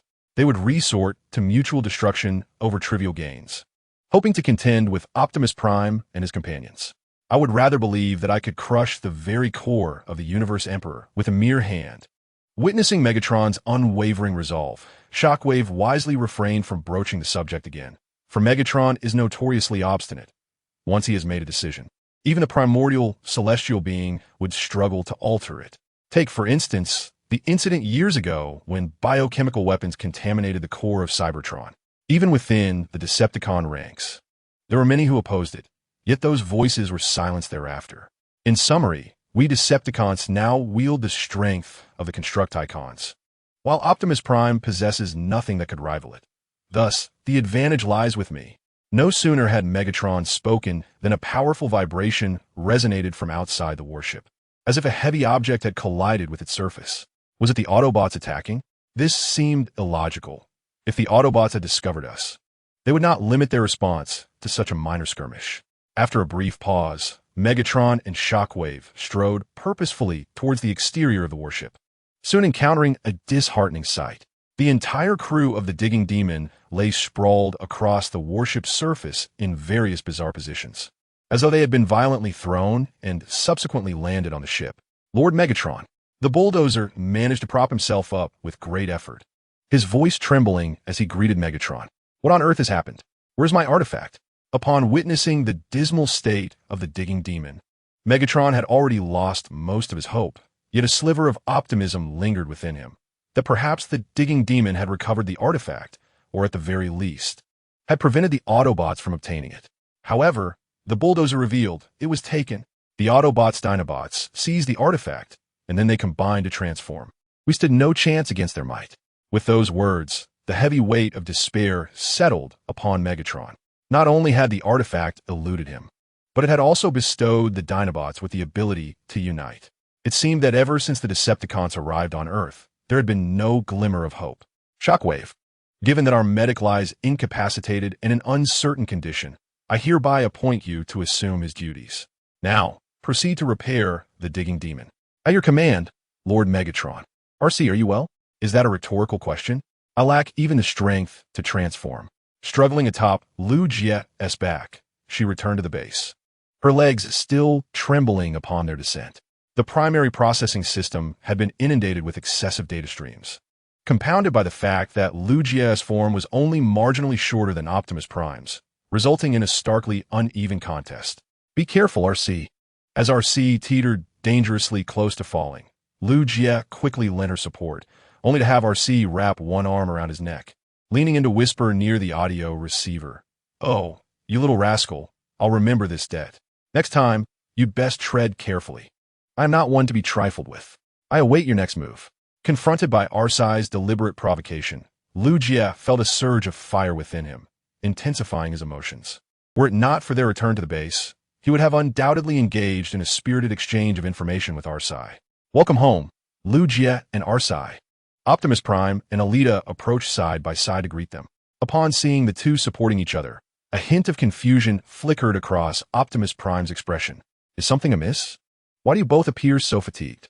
Is Lugia struggling to acclimate to his new form? Or is there another issue at play?" "Everything's fine, Brother Prime. We're perfectly all right." Lugia and RC responded hastily, a hint of panic evident in their voices. "Indeed, I merely employed an unconventional teaching method, which might explain our weariness. But rest assured, we are in no trouble at all." Faced with Optimus Prime's parental concern, their nervousness heightened, prompting suspicion in the seasoned warrior. "What's truly going on?" "Enough, Optimus. Your inquiries are placing undue pressure on the children," Alita interjected, pulling Optimus back as he was about to probe further. "But Alita, I haven tea. What's important is that the children are happy. Knowing too many secrets one to empower them." Alita deftly maneuvered Optimus away to resume their tasks. Casting a playful glance at RC and Lugia, her expression reminiscent of a woman delighting in juicy gossip. Lugia and RC exchanged glances, sensing they had managed to evade suspicion, albeit not entirely. How strange. Why have the mechanical dinosaurs and the Tiamat not responded? The ambulance, adjusting its communication equipment, detected an issue and hastily initiated contact. "Steel cable, Tiamat. This is Autobot Omega-1 base. Please report your status immediately. If you can hear me, respond." "What's the matter, ambulance?" Noticing the ambulance's growing agitation, Lugia and RC approached, inquiring about the situation. The ambulance pointed to several small blips on the screen, explaining, "The signals from the mechanical dinosaurs and Tiamat have been static for quite some time. I fear something may have gone awry. In that case, let us investigate what has transpired." After a brief stretch, Lugia transformed into a sleek sports car, positioning himself at the land bridge, ready for action. Without hesitation, RC followed suit, their synergy palpable. "Be cautious. Report immediately if anything arises." The ambulance, opting to conserve its breath, opened the land bridge, tacitly permitting the young couple's venture. With a roar, Lugia and RC surged into the land bridge simultaneously. Optimus Prime murmured to himself, "It seems their bond has grown even stronger." Alita chuckled lightly. "Aren't we two of a kind? Do you recall the day you approached me for conversation? I can hardly fathom that the impetuous and reckless Orin of yours would evolve into a leader." As her words trailed off, Alita gently poked Optimus Prime's cheek and continued with a tone brimming with pride, "Well done, Orin. After the war concludes and Cybertron is revitalized, you may resume your role as the archivist at the Taibao Archives, while I shall take charge of the transport department, and everything will revert to how it once was." Optimus bowed his head in contemplative silence. Meanwhile, Buzz, "Steel cable, are you all right?" The moment Lugia burst forth from the land bridge, he swiftly transformed, dismantling his colossal sword into a long blade and a laser gun for vigilance. However, the anticipated Decepticons failed to materialize. "Look over there." Lugia remained alert, while Alcee noticed a deep pit not far away and hurried over to investigate. To her astonishment, she found the mechanical dinosaurs and the Tiamat all incapacitated within. "Steel cable, what on earth transpired?" Lugia and Alcee rushed into the pit, calling out to the mechanical dinosaurs. "Steel cable, sludge, iron shard, wake up, stop snoozing. Even a capybara wouldn't sleep as soundly as you." After a series of urgent calls, Steel cable's optical lenses finally flickered to life. "Ah," Alcee quickly inquired. "Steel cable, what happened? Which Decepticon has harmed you so grievously?" Steel cable, hungry, he managed to utter, straining to convey his thoughts before succumbing to slumber once more. leaving Lugia and Alcee exchanging bewildered glances. Let us check their energy reserves. Are they depleted? Upon examining the energy indicators of the mechanical dinosaurs and Tiamat, they found, without exception, that all were below the red line. Lugia incrédulos remarqued. So, they're lacking energy? That makes no sense. They consume 5 meals a day and still run out of energy. Alcee furrowed her brow slightly, but resolved that they must first transport these hefty beings back home. Call the others for assistance. We need strong laborers. After a considerable effort of 15 minutes, the 5 mechanical dinosaurs and Tiamat were finally returned to the base to replenish their energy. Clank, clank, more. Steel Cable is still hungry. This isn't enough to fill the gaps. Bring me more energy, with ferocious appetite akin to beasts. They devoured the energy ores without requiring purification or processing, simply shoving the ores into their mouths. Were it not for the Autobots' alliance with Shinjo, which provides ample energy, they would truly be unable to sustain these living ancestors. Diagnosis: they are quite healthy. Their functions remain at peak performance. Medic: the internal gears have been replaced with composite gears, which likely accounts for their rapid energy consumption. Following a collaborative diagnosis by the 2 esteemed medics, the personnel at the base finally exhaled a sigh of relief. Optimus Prime inquired, "So, it means that all of you have now acquired the ability to combine and transform?" "Indeed." Steel Cable and the others sent that Decepticon soaring into the sky, and then, nothing. "I can't remember anything until now." Gently patting his abdomen, Steel Cable looked at Alita with a pleading gaze. "I'm still hungry, so I require more energy sources. Please, eat as much as you desire. You've all worked hard today." With a smile, Alita consented to Steel Cable's request and even tenderly stroked the head of the colossal dinosaur. In an instant, Steel Cable's large tail swished like that of a Labrador, sending the curious onlooker, Flying Mountain, flying away. "Thud!" Flying Mountain exclaimed, "What did I do to deserve that?" Shrugging his shoulders, the friendly medic casually leaned against the ambulance, stating, "The combination gears endow Cybertronian life with the power of transformation. But the cost is the immense energy consumption during battle. That is why they were not utilized during the war." The ambulance nodded in agreement, adding, "Both Autobots and Decepticons had limited energy reserves at that time. If they were to meet such demands for replenishment, they would have to sacrifice a significant number of soldiers, which is clearly not viable in warfare." Simultaneously, the 2 medics reached a consensus with a nod. Alita remarked, "Regardless, it is best not to transform unless absolutely necessary, to avoid any adverse effects on your bodies." "Indeed," replied the mechanical dinosaur and the Thundercat in unison. Beep, beep, beep. A new set of sacred coordinates has been unlocked. Thanks to Optimus Prime's diligent efforts, another set of coordinates was revealed, located in a tropical rainforest. Optimus Prime instructed Baffle, "I have sent the coordinates to you. Immediately proceed with Jolt and Splash, and ensure you retrieve the relics before the Decepticons." "Understood, boss." The Thunder Rescue Team will spring into action. Chapter 160, Mechanical Insects Thunder Rescue Team. Sweeping the Decepticons aside, be true to oneself. Seated atop the Hammer, Baffle, Splash, and Jolt, the members of the Thunder Rescue Team shouted their rallying cry with fervor, followed by the ace pilot Jolt taking the helm. In a tropical rainforest swamp, urgency filled the air. "Hurry, we must get out of here. A terrifying monster. This is utterly dreadful. Our supplies must not be taken." Several small boats laden with provisions sped along the river, their rowers overwhelmed with fear as though they had encountered a ghastly creature. "Delicious food is coming." A voice, reminiscent of an infant's, rang out, followed by a massive mechanical beetle appending a small boat, sending both provisions and rowers tumbling into the swamp. Delicious delicacies await at the Taman Marsh. A mechanical beetle, reclining atop a sack brimming with provisions, emitted an exceedingly satisfied sound. Shortly thereafter, another mechanical scarab emerged from the mire, its massive mandibles unleashing destructive beams that sank a small vessel. Bang! The boatman plunged into the swamp, while the mechanical scarab lunged for the food, voraciously consuming the grains. "Help! Help me! Quickly! We must leave this place. Take me with you." The last remaining small boat, after rescuing all those who had fallen into the water, saw the boatman exerting every ounce of strength to row, yearning to escape this cursed location. "Toss the provisions overboard. Otherwise, we shall not escape swiftly." The boatman hesitated, lamenting, These are the fruits of my labor. My life is at stake. What do these matter now? In the next moment, the boatmen hurriedly discarded all the provisions from the small vessel. Fear had overtaken them, simplifying their decision.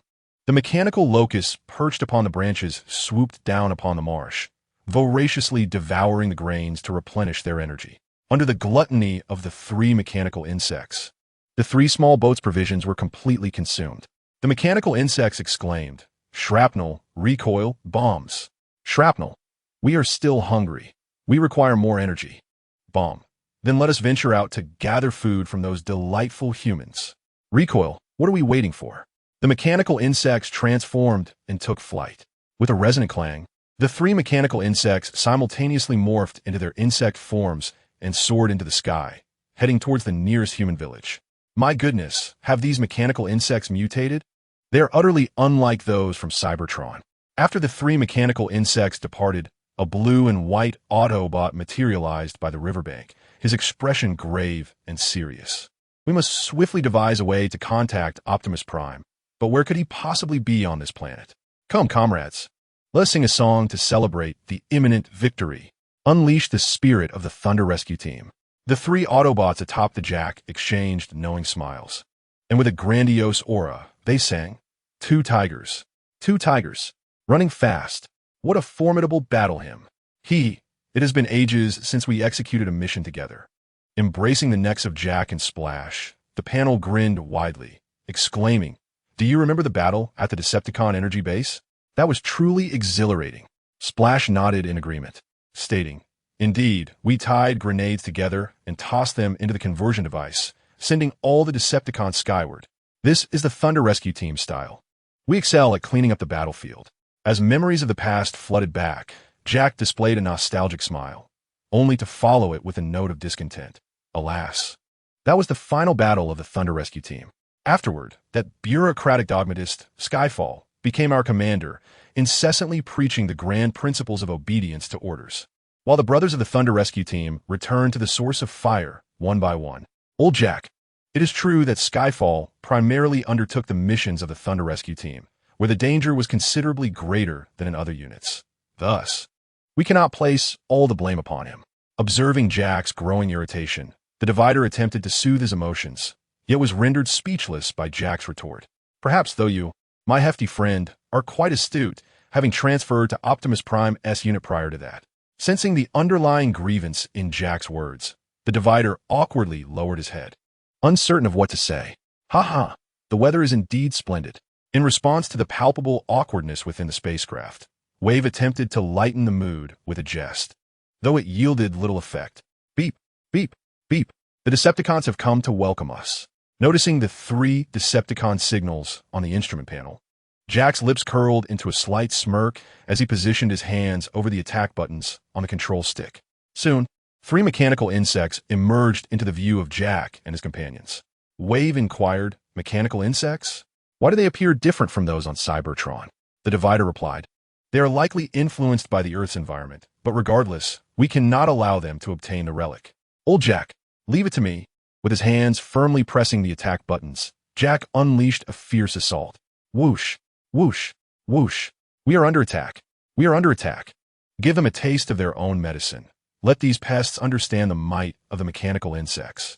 Shrapnel, mechanical insects in combat. Swiftly dividing, the three mechanical insects launched their assault from three distinct directions toward the jackhammer. "Come on, boys. Allow me to teach you the combat methods of the Thunder Rescue Team." As the mechanical insects approached from three different angles, Jack's lips curled with pride. He then maneuvered the jackhammer into a rapid dive, forcing the mechanical insects to alter their attack trajectory to the rear.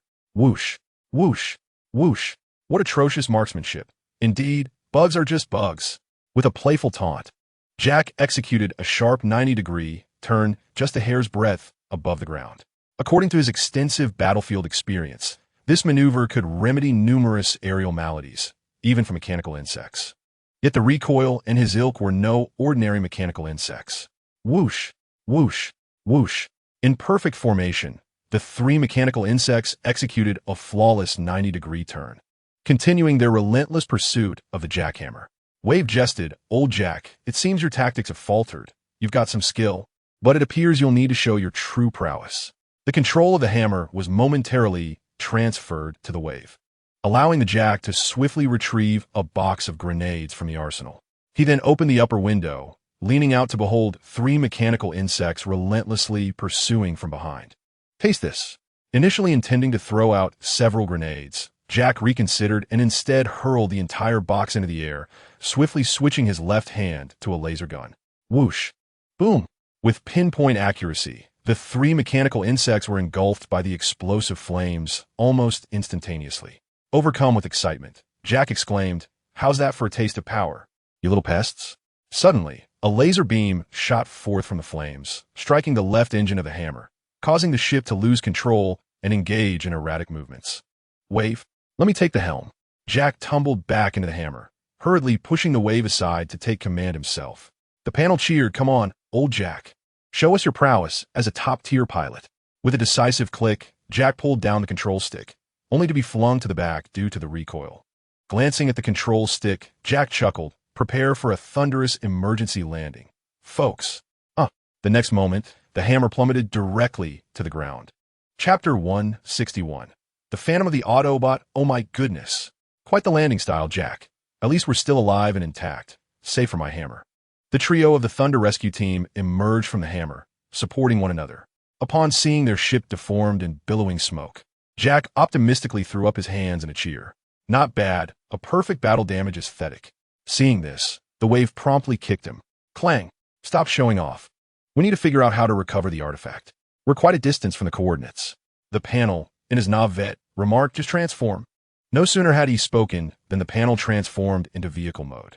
However, due to the muddy and saturated ground, even with maximum power, the 4 wheels were rendered immobile, splattering both the wave and Jack with mud. "Hey, stop it, panel. My apologies." As the vehicle mode was deactivated, the panel lowered his head, feeling a bit sheepish upon seeing his 2 friends now caked in mud. "Haha, this is quite amusing. You would find such rich nutrients on Cybertron. Consider it a beauty treatment." Who goes there?" At the sound of the sudden jest, the trio of the Thunder Rescue Team quickly positioned themselves back to back, warily scanning their surroundings, yet finding no suspicious traces. "Don't be alarmed, friends. I'm right beside you." Just then, a blue and white Autobot materialized not far from Jack. "Greetings. It is a delight to finally reunite with a friend. Phantom, I cannot believe you are still alive." Upon encountering Phantom, Jack visibly paused in astonishment, then cheerfully sheathed his twin blades and casually draped an arm over his companion's shoulder. Jack jested, "Ah, my friend, after the fall of Iron Fortress, you vanished without a trace. I thought you had returned to the matrix of life." Phantom shrugged humorously. "Indeed, but alas, it seems the illustrious creator, the primordial celestial master, has little interest in me, allowing me to successfully board a spacecraft and depart for Cybertron. Since then, I have been adrift in the cosmos." "You truly are a fortunate one," Jack remarked, lightly tapping Phantom on the chest. "Allow me to introduce you. This is Phantom, renowned among us Autobots as the finest reconnaissance expert, whose exceptional cloaking abilities have caused considerable distress for the Decepticons." Waves responded, "Phantom? I have heard that name. It is said he once single-handedly infiltrated a Decepticon ship, causing its downfall, and even nearly brought Megatron to his end." Barrier interjected, "It is an honor to meet you, Phantom." Phantom waved his hand with a smile. "Gentlemen, please do not exalt me too highly. That incident is quite regrettable. I had not anticipated that Soundwave would also be aboard the ship. Otherwise, I might have truly sent Megatron back to the Matrix." After a light-hearted exchange, a bond of friendship quickly formed among the 4 Autobots, and Phantom revealed the reason for his arrival on Earth. "I received a message from Optimus Prime while I was wandering in the cosmos, and I hastened to pilot my ship here. Unfortunately, due to insufficient energy, I was forced to make a crash landing, and I lost all means of communication, leaving me to survive in the wilderness." Barrier added, "We came to recover the sacred relics that were launched to Earth years ago, only to unexpectedly encounter the mechanical insects dispatched by the Decepticons. It is infuriating." "What are those 3 mechanical insects?" Phantom suddenly fell silent and then suggested, "Let us discuss this further as we walk. But I suspect those large crawlers may not have been sent by Megatron. They have likely existed on Earth for quite some time, long before Megatron's arrival. Meanwhile, A swift rush of wind heralded Megatron's personal arrival to reclaim the sacred relics. Starscream ingratiated, "My lord, allow us to handle the retrieval of the relics. There's no need for you to exert yourself." Indeed, but why is it that all the relics currently rest in the hands of the Autobots, while our Decepticon search parties return empty-handed, with many captured? "Please, my lord, calm your anger," Starscream urged, hastily shielding Thundercracker and Skywarp before him as a makeshift shield. "What news, Soundwave? Have you made any discoveries?" While his demeanor towards Starscream remained dismissive, Megatron displayed a remarkable composure towards Soundwave, exuding the image of a visionary leader, devoid of the previous fury and agitation. In response to Megatron's inquiry, the waveform on Soundwave's visor began to fluctuate intensely. He then lowered his head to convey information to Megatron through his core's electromagnetic induction. "You say you detected a new Decepticon signal? Where's its location?" Upon receiving Soundwave's report, Megatron's expression shifted to one of surprise, and he promptly commanded Soundwave to lead the way. Soundwave walked ahead in silence, quickly guiding Megatron and his entourage to a towering mound. Starscream scoffed, remarking, "Soundwave, your sensory circuits must be malfunctioning. There's absolutely nothing here. Be quiet." As Megatron cast a murderous glare at him, Thundercracker and Skywarp instinctively kicked Starscream to the ground, forcibly silencing him. Starscream, dazed, remained on the ground while Thundercracker and Skywarp stood at attention, displaying the demeanor of exemplary soldiers. Soundwave was indeed correct. They had stumbled upon a Decepticon spacecraft, the outer layer merely a facade. Ripping away the moss that concealed the mound, the prominent Decepticon insignia was revealed, albeit painted in red. Mechanical insects, are they? As seasoned warriors from the Cybertronian War, Thundercracker and Skywarp immediately recognized this as a vessel for transporting mechanical insects. Without awaiting Megatron's command, they stepped forward to investigate. Thundercracker stated, "This is undoubtedly a ship for mechanical insects, and according to the navigational logs, they arrived on Earth at least 4 million years ago." Skywarp added, "If that's the case, then the energy sources on Earth 4 million years ago must have been far less abundant than they are now. The survival algorithms likely enabled them to evolve new means of energy replenishment." Indeed, it was true. The Decepticon warriors were to regroup. A faint smirk appeared on Megatron's lips as he turned to issue his orders. "Thundercracker, Skywarp, take Starscream and quickly recover the artifacts. Soundwave, and I will locate those mechanical insects." "At your command, Lord Megatron." Meanwhile, at the Autobot base, Liu Jie exclaimed, "We have a major situation. What has happened? Director Zhang?" Seeing Director Zhang communicating through the hollow projector, Liu Jie hurriedly grasped RC's hand and approached. Director Zhang replied solemnly, "There's been an incident. Our agricultural enterprise in the tropical rainforest nation was attacked. The mangoes, papayas, and cherries we painstakingly cultivated are all gone. It seems the fruit market will see a price increase this year." Liu Jie fumed, "Bastards. Which fool dares to commit such an act? Are they tired of living? I just wanted to enjoy some cherries. Is that too much to ask?" RC softly reminded him, "Sweetheart, at the moment, aside from the energy sources, there's nothing else to consider." "Ahem, RC, please don't focus on such trivial details." Gently patting RC's back to maintain a semblance of dignity, Liu Jie turned back to Director Zhang and inquired, "Director Zhang, who exactly was responsible for this?" "It wasn't human. It was 3 enormous insects." As the voice faded, the screen displayed images of 3 mechanical insects voraciously devouring crops. Mechanical insects? How do they differ so significantly from those encountered on Cybertron? Chapter 162, The Disruptive Megatron and Soundwave. Oddly, mechanical insects should merely require supplemental energy from energon, rather than needing to consume food like earthly organisms. Witnessing the 3 mechanical insects greedily feasting on fruit crops for energy, Alcie's expression reflected her confusion, prompting her to seek the counsel of an expert immediately. "Ambulance. I'm busy. No time. Knock out. Focus. I'll be out shortly."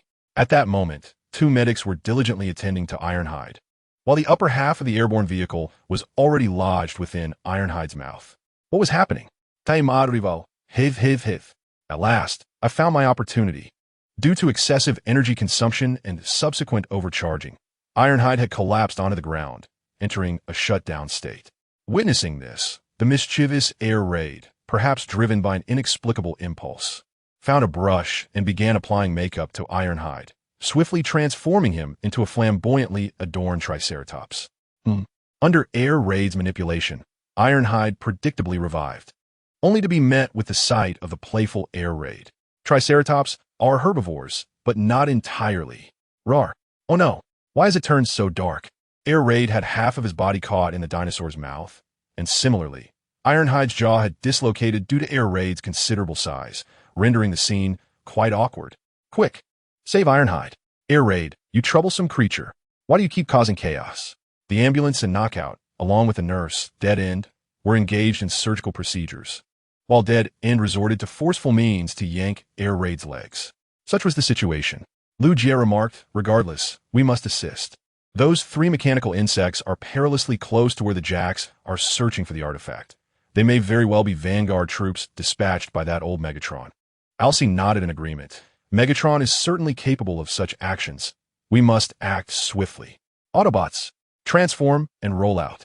Thus, aside from Air Raid, who was ensnared in Ironhide's mouth, and the medics performing surgery, the rest of the team surged forward. Those mechanical insects have likely been residing here for quite some time, Mirage posited. I am certain of this. Otherwise, their survival computation wouldn't compel them to consume energy. Navigating through knee-deep marshland based on the coordinate signal, the four Autobots pressed onward, soon nearing their destination, though the vast expanse of marshland surrounded them. This must be the place. It appears the artifact has fallen into the swamp. With hands transforming into specialized tools, the spirited Sideswipe declared, water operations are my forte. Allow me to handle this. Upon finishing his words, Langhua plunged headfirst into the depths of the marsh to commence the excavation of sacred artifacts. Leave it to Langhua. He is an expert in this domain, Jack said with a shrug.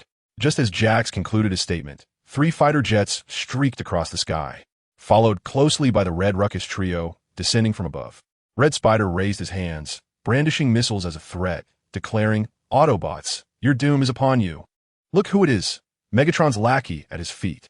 In the face of Red Spider's intimidation, Jack scoffed without a hint of concern and continued to stoke the flames, remarking, You seem quite spirited today. Did your master feed you some meaty treats before you left home? You seek your own demise. Infuriated by Jack's taunts that struck a deep chord within him, Red Spider immediately launched missiles from his arms. Anticipating this, Jax and his companions quickly dispersed to seek cover and retaliate with firepower. The partition turned to Mirage jestingly, asking, How does it feel? Does it remind you of the days back on Cybertron? Mirage replied with a smile. Indeed, so let me return the favor. Adjusting the shoulder cannon on his right shoulder, Mirage launched a missile. Boom!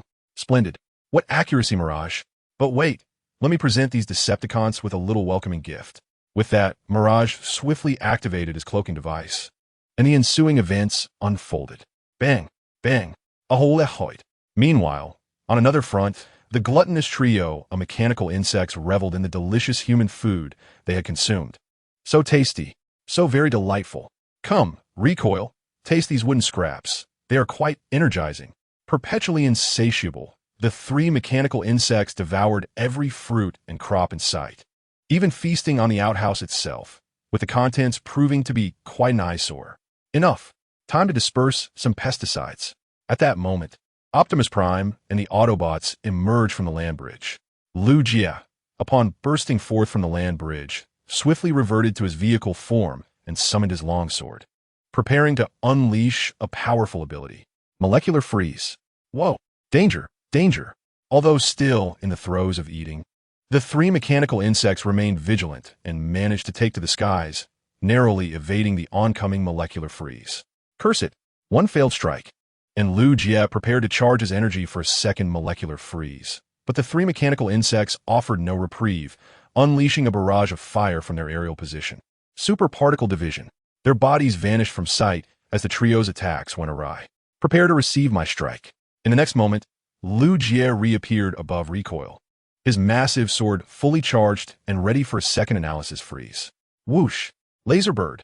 Just as Lu Jie was about to strike down, a laser bird suddenly soared through the skies, charging directly at him. Before Lu Jie lay 2 choices, to confront the laser bird or the mechanical insects. And time was running short. Molecular freeze.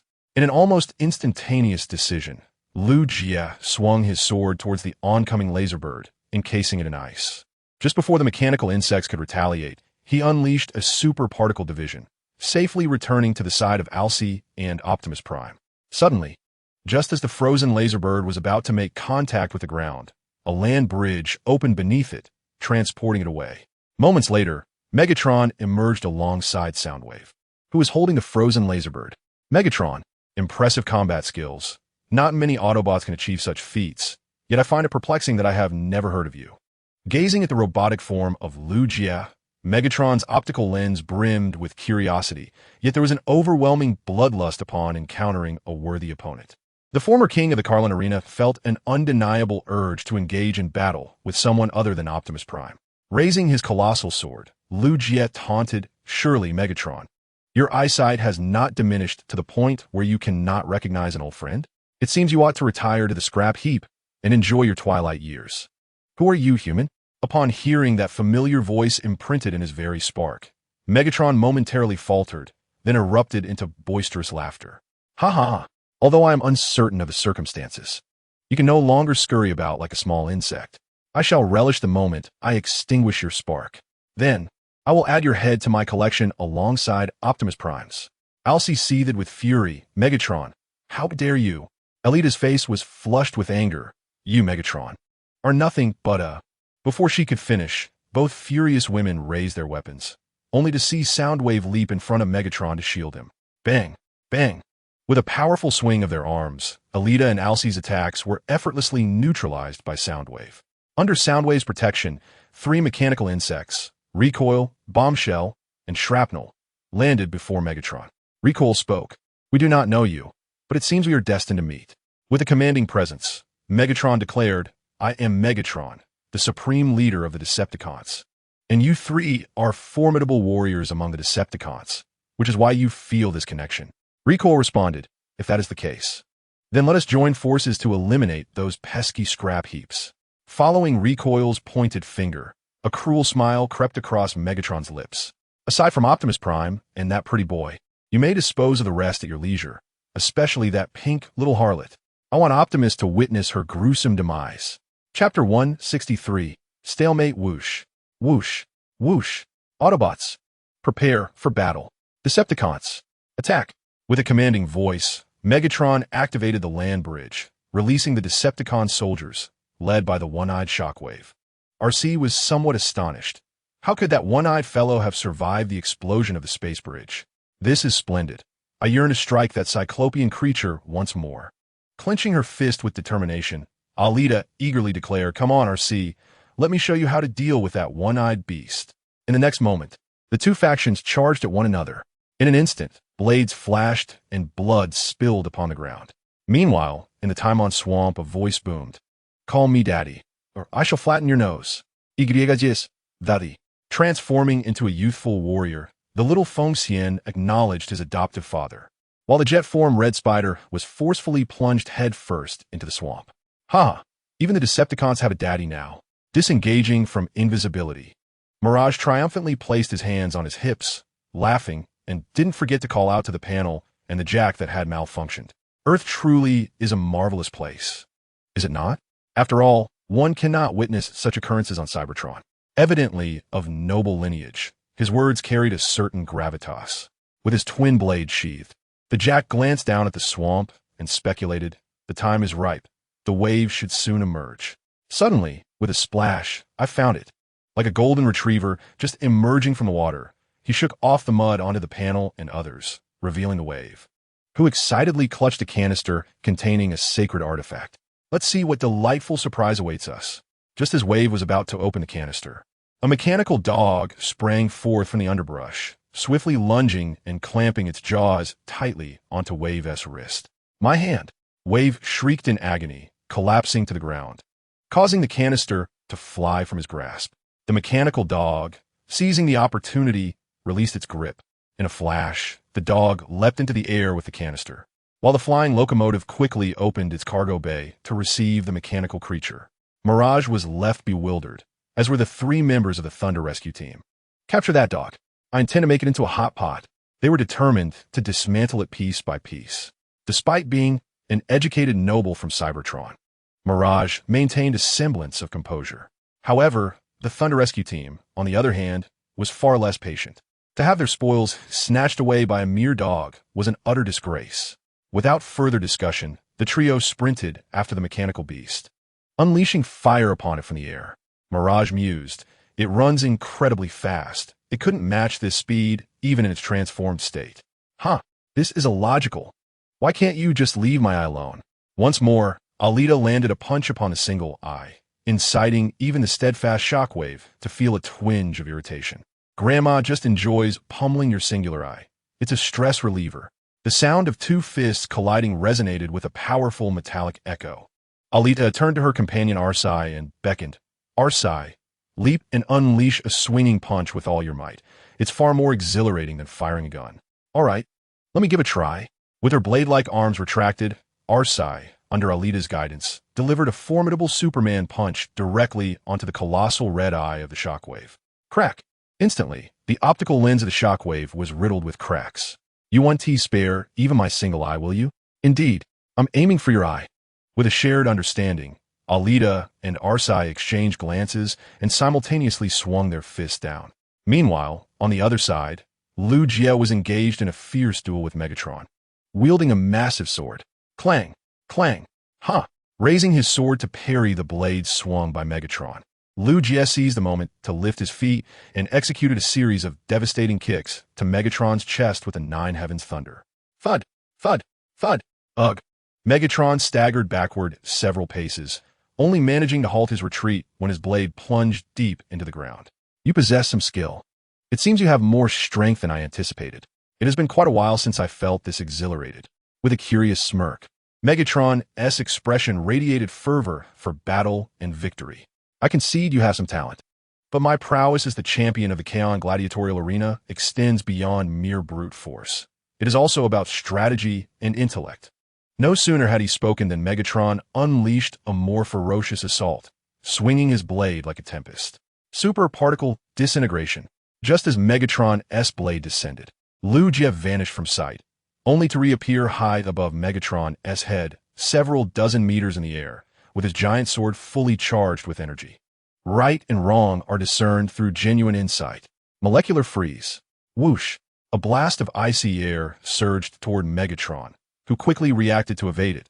However, his right arm, equipped with a cannon, was still caught by the freezing wave, instantly encasing it in a solid block of ice. Landing steadily, Lu Jie pointed his sword at Megatron and declared, "You are correct, Megatron. I'm not a seasoned gladiator like you. I am merely an ordinary soldier. Now, I shall do what I must." Raising his enormous sword, Lu Jie initiated the super particle disintegration, flashing beside Megatron, ready to eliminate this menace to Cybertron and humanity. Clang! Just as Lu Jie was about to strike, a sound wave rapidly flashed and intervened beside Megatron, followed by a lightning-fast punch landing squarely in Lu Jie's abdomen. Ugh! He tumbled through the air, dissipating the force, and somewhat unsteadily landed on the ground. As he prepared to charge his sword for a second molecular freeze, a mechanical insect bomb suddenly hurtled toward him. "Watch me reduce you to scrap metal. Get away!" Swiftly disassembling the colossal sword in his grasp, Lu Jie transformed it into a long blade and a laser gun. He first leapt backward to create a safe distance, then struck down with ferocity. Swoosh! Oh, the pain! My precious antenna! As the blade descended, the mortar atop the bomb crashed to the ground, followed immediately by Lu Jie delivering a spinning kick that sent it sprawling. "Lu Jie, we are here to assist you. Beat the vehicles. You wretched insect. Do not be so arrogant." Observing the mechanical insects retaliating and the shrapnel rushing to provide support, the police car and Bumblebee hastily transformed into their vehicle forms to lend aid, both executing flying kicks that sent the foes hurtling away. The shrapnel seethed, "Cursed Autobots. I shall annihilate you." And the counterattack echoed, "Let them witness the might of our mechanical insects." No sooner had the words left his mouth than the counterattack transformed into insect mode, using the powerful thrust of his hind legs to send Bumblebee flying. "Beep beep. That hurts. Now do you recognize my prowess?" Transforming back into robot mode, the counterattack burst into triumphant laughter, only to find himself unexpectedly caught off guard. Buzzing. Bang! In truck form, Optimus Prime unleashed his full power, sending the boastful counterattack soaring into the sky. Thank you, Bumblebee, for your efforts. But our battle is far from over. We must endure at all costs. He extended a hand to help Bumblebee up, quickly transforming his arms into a laser gun and a short blade, bracing for the next round of combat. As the war reached a fever pitch, a massive train in flight hurtled from the sky, while on the ground, Mirage and the Thunder Rescue Team pursued. Quick, bring that fellow down. The artifact is inside. With today's thesis defense, my mind feels like mush. I shall pause my writing here for now. Chapter 164. The Unfavorable Mirage and the Passing Train. Bring down that train. It has stolen the artifact. What? The shout from the divider was loud enough that not only the Autobots, but also the Decepticons caught wind of the news. Megatron declared with glee, "It seems the victor this time is I. Optimus Prime, you have finally succumbed to me. Silence, you wretch." Crash. Bursting forth from the side, a furious Alita delivered a powerful punch squarely to Megatron's face, the force so tremendous that it caused him to spew forth a stream of energon. Those who wish to live, hurry up. I shall not wait for you long. Under the relentless barrage of anti-air fire, the massive train made an urgent landing on the ground, while the wounded Decepticons hastily swarmed into the ship's hold, forgetting even their leader Megatron's presence. Soundwave, do not leave me behind. I'm here, Megatron. In a critical moment, Soundwave arrived just in time, swiftly cradling the injured Megatron and a Princess Carrie to effect their retreat. Soundwave, a formidable warrior, stood resolute, his colossal cannon raised as he shielded his comrades during their retreat. Wait, what about us? At just the right moment, the trio known as the Red Alarm, previously ground into the mud, arrived, scrambling into the cabin. Don't even think about escaping. As the mighty train prepared for takeoff, Liu Jie swiftly transformed and accelerated, propelling himself up a slope into the air. Molecular freeze. Mid-flight, Liu Jie completed his transformation, wielding his enormous sword to unleash a devastating wave of energy that crippled one of the train's engines. Boom! Despite the loss of power in one engine, the train continued its escape at full throttle, while Liu Jie landed heavily on the ground. Alcee rushed forward, concern etched on her face. Are you all right? Are you hurt? Don't worry, Alcee. I am perfectly fine. Gently caressing Alcee's cheek, Liu Jie approached Optimus Prime to report, Brother Prime, I have rendered one of the train's engines inoperative. It may prove difficult for them to return to their warship. They might have to make an emergency landing for repairs. Jazz concurred. Our friend speaks the truth. I took the opportunity to sabotage Soundwave's terrestrial transport device, effectively eliminating his greatest asset. Very well, let us return and make arrangements. Perhaps we can intercept Megatron and his forces. Optimus Prime nodded, then contacted the ambulance to activate the land bridge back to base. Meanwhile, the train's distress call echoed. My engine is severely damaged, and you are all far too heavy. I need to lighten my load to return to the warship. Upon hearing the train's plea, the conniving tarantulas, who had been lurking in the shadows, suddenly seized the moment. Rising with feigned righteousness, he proclaimed, Ladies and gentlemen, I trust you have heard the train's words. For the benefit of all Decepticons, I propose a survival of the fittest approach. What say you? The other Decepticons murmured among themselves, uncertainty hanging in the air. Just as Tarantulas was about to elaborate, he sensed a chilling aura behind him. Who dares? Turning, he was met with the imposing figure of Soundwave towering over him. Though Soundwave's expression remained inscrutable, a deep-seated fear gripped Tarantulas. Struggling to maintain composure, Tarantulas forced a smile and inquired, What is it, Soundwave? Do you require something? Soundwave remained silent, grasping Tarantulas by the crown of his head and forcibly turning him to face the resting Megatron. The message was crystal clear. Should Tarantulas dare to broach the topic of survival of the fittest again, Soundwave would not hesitate to cast him aside. In essence, no one was permitted to entertain thoughts that might threaten Megatron's authority, as long as the spark of Soundwave's sonic energy has not been completely extinguished. Even Optimus Prime must first contend with him. Shockwave, Soundwave, the proposal from Red Alert is quite logical. In this state, the large train cannot transport us back to the battleship, so we must take appropriate action. Soundwave remained silent, his fists clenched tightly in front of Megatron while his gaze swept over all the Decepticons present, seemingly searching for a suitable target to throw aside and lighten the load. You're all exceedingly noisy. Just as the atmosphere in the cabin grew tense, Megatron, who had been resting with his eyes closed, suddenly opened them and stood up firmly. The sight of Megatron appearing rather robust made Red Alert feel a twinge of apprehension, causing him to step back, even his small wings instinctively retracting. Humph! With a cold snort, Megatron assumed the commanding presence of the Decepticon leader and ordered, "Big convoy, prepare for an emergency landing immediately. We shall acquire some materials from those humans and return to the battleship after we complete our self-repair." Understood, Lord Megatron. At the Autobot base, no signals from the Decepticon battleship were detected, nor were there any energy fluctuations indicating the opening of the land bridge. It seemed Megatron and his crew had not yet returned.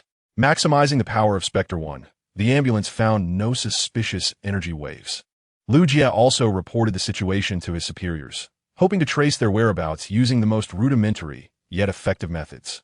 If they were traveling in a straight line, this path should be unavoidable. But what if they did not take that route? No one could be certain if that colossal being might suddenly veer off course.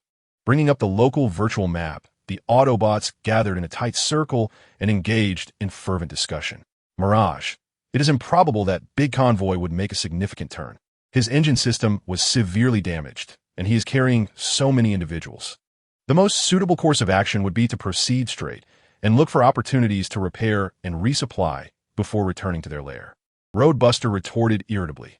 How can you assume Big Convoy will follow your predetermined path? You're not a Decepticon. Mirage, somewhat displeased, responded, "This is fundamental tactical knowledge and has nothing to do with factional allegiance." Roadbuster, so what? Must we peasants heed the words of you, a noble-born gentleman? We may not have received higher education, but we have certainly fought alongside the Decepticons on the battlefield. What exactly are you trying to achieve, Roadbuster? This has been the case since Cybertron. You always target me.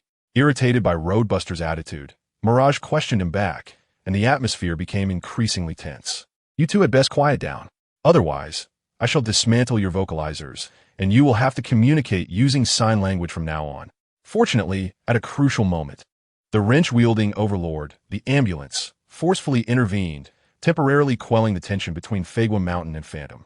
However, the glances exchanged between the two still bore a hint of animosity. Chapter 165. The Sacred Artifact Upgrade Module. There seems to be some discord between Phantom and Fagua Mountain. Had they encountered some prior conflict? Lugia was somewhat familiar with Fagua Mountain. Although he was typically an unfortunate soul, today he resembled a powder keg for the first time. Approaching Lugia, Alxi whispered in explanation. Phantom hails from the nobility of Cybertron, while Fagua Mountain has suffered oppression from a certain aristocrat in the past, thus harboring significant resentment towards Phantom.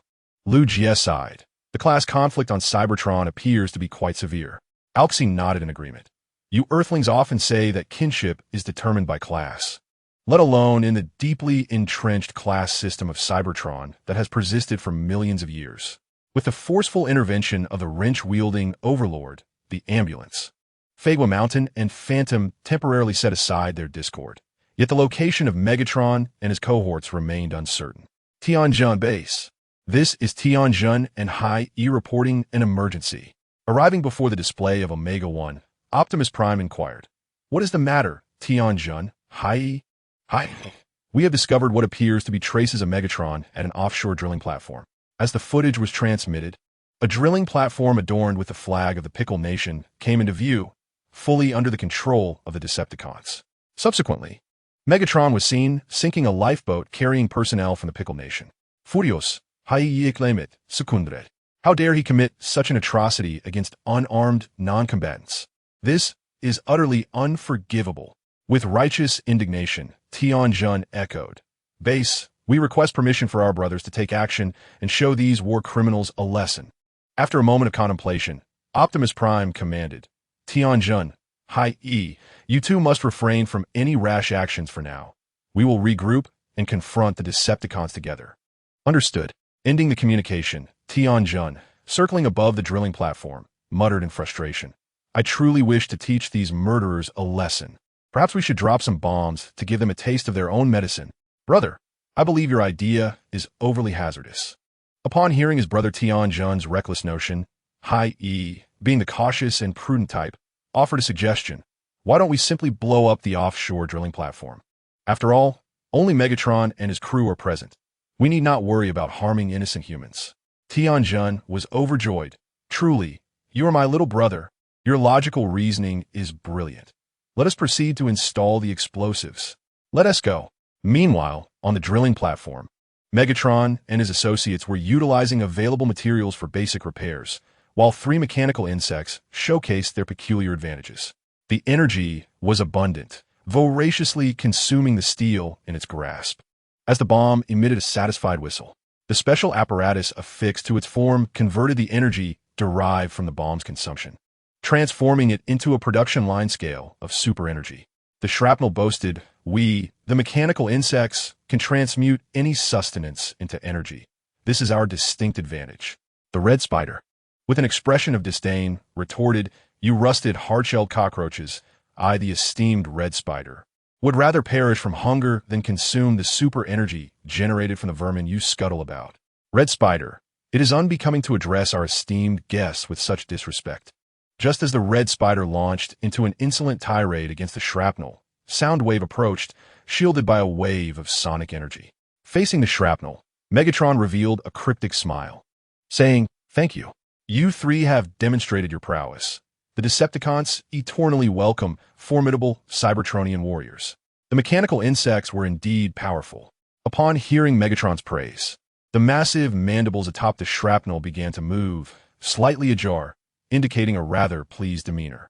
"Megatron, since you are the mightiest leader of the Decepticons, why did you previously suffer such a humiliating defeat?" At this inquiry, Megatron's expression soured, and as the atmosphere turned awkward, Soundwave silently produced an iron canister containing a sacred artifact. Previously, due to the unstable environment, they had refrained from unveiling its contents. But now, in this moment of respite, Soundwave sought to alleviate Megatron's discomfort. "Indeed, the Iron Fortress artifact. Optimus Prime has finally succumbed to my triumph." Discreetly shifting the topic, Megatron seized the iron canister and opened it. Upon revealing its contents, his countenance mirrored that of a witness to Optimus Prime and Elita's honeymoon, seething with rage. An upgrade module, specifically designed for a leader possessing the Energon treasure. Fuming, he hurled the upgrade module to the ground, exclaiming, "This item would be of use in Optimus Prime's hands, but here, it serves merely as an ornament, for we lack a leader's Energon treasure." In his fury, Megatron raised his arm cannon, intent on obliterating the module. Yet at that pivotal moment, Soundwave intervened. Soundwave?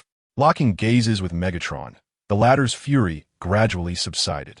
He then placed a hand on Soundwave's shoulder, praising, "You are correct. While the upgrade module is of no benefit to us at present, it holds significant value for Optimus Prime and his faction." Turning to the red spider, Megatron commanded without hesitation, "Retrieve the module." Perhaps this presents the Decepticons with a new opportunity to ensnare all Autobots. "At your command, my lord." Faced with Megatron's unabashed directive, the red spider, despite any reluctance, could only force a smile and hasten forward to collect the module. Suddenly, the upgrade module began to levitate languidly on its own.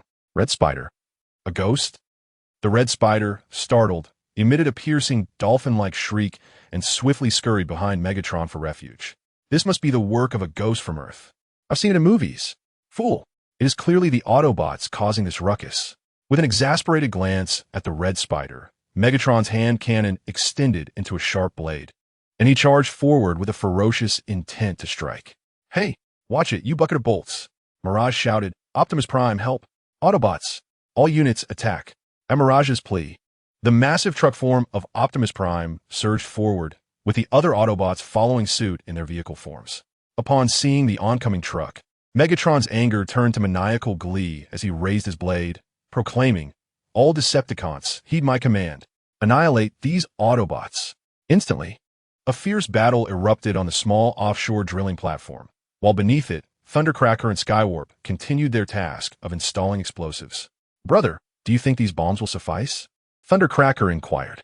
"Let's be cautious and install a few more," Skywarp replied. "After all, our commander has taught us that when firepower can resolve an issue, we should avoid precision demolition whenever possible." Without a hint of concern, Thundercracker and his brother diligently worked to affix even more explosives, aiming to obliterate the entire drilling platform. Chapter 166, Skywarp, and Thundercracker. We've doomed our teammates. Megatron, Optimus Prime, I have awaited your arrival. As the truck form of Optimus Prime barreled toward him, Megatron's excitement surged, and he brandished his blade with a roar. Transforming with a mechanical whir, Optimus Prime leapt into action, executing an aerial strike before swiftly morphing his hands into daggers.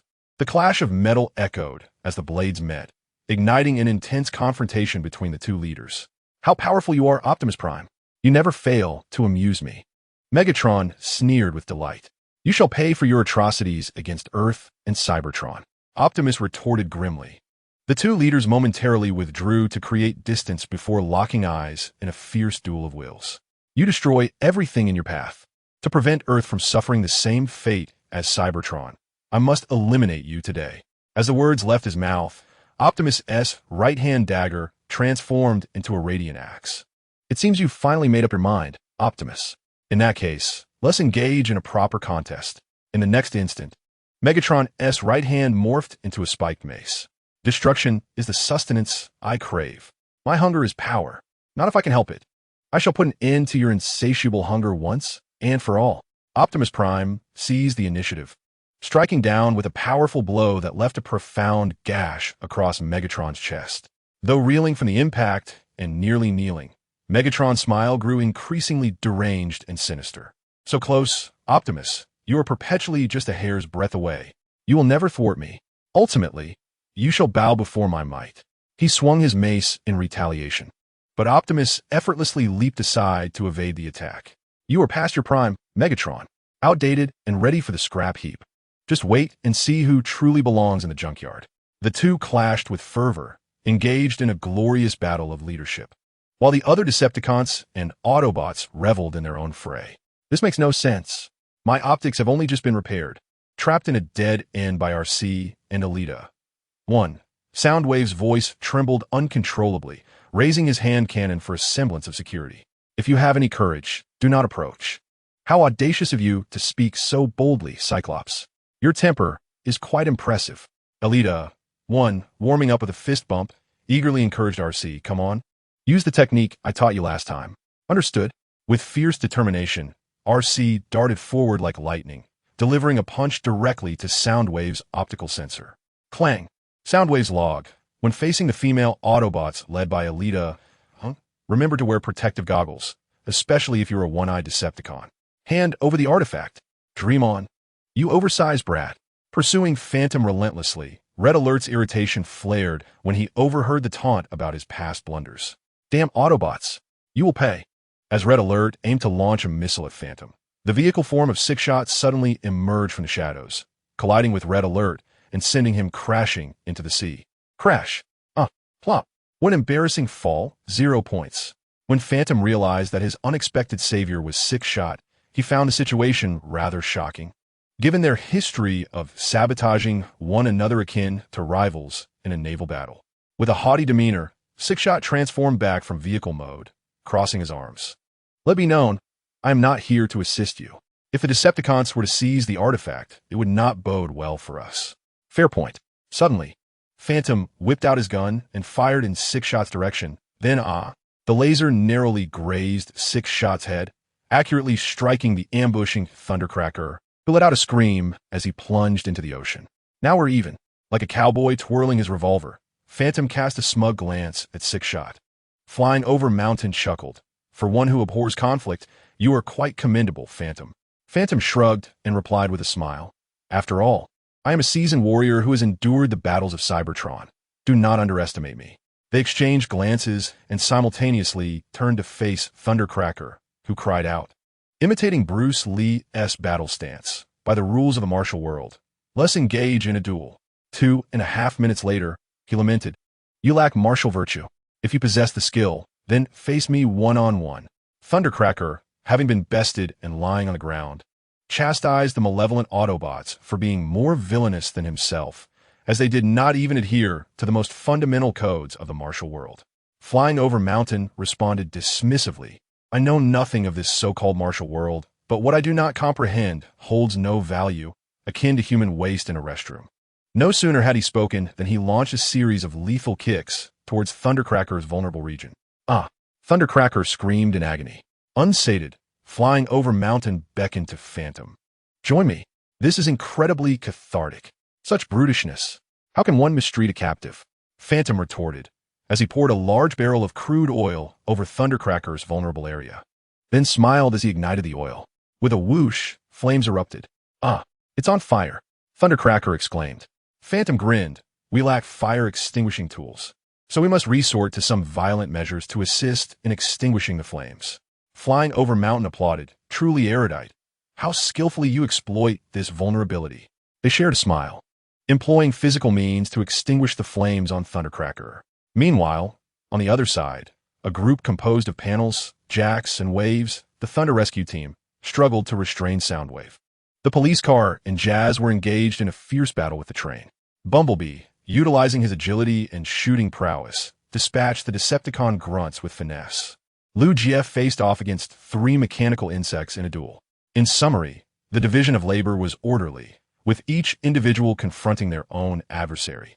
While even the brothers Tidal Wave and Skyquake, who were burying explosives beneath the sea, were nearing the completion of their task. Brother, this should suffice. Good, let us detonate. With unity of purpose, they prepared for the explosion. Simultaneously, Tidal Wave and Skyquake produced detonation devices and pressed the buttons. Beep, beep, beep. The countdown to the explosion commenced, and the brothers swiftly swam towards the surface to evacuate. Tidal Wave confidently stated, "This time, we shall make it a spectacle for Galvatron. By the way, brother, have Optimus and the others arrived? I tend to disable communication devices during bomb installation to avoid distractions." Skyquake appeared puzzled. I also turned mine off. I thought you had yours on. A sense of foreboding washed over them, and they hastily activated their communication devices. Upon seeing the numerous missed calls, both brothers felt a chilling realization. This is disastrous. We have let our teammates down.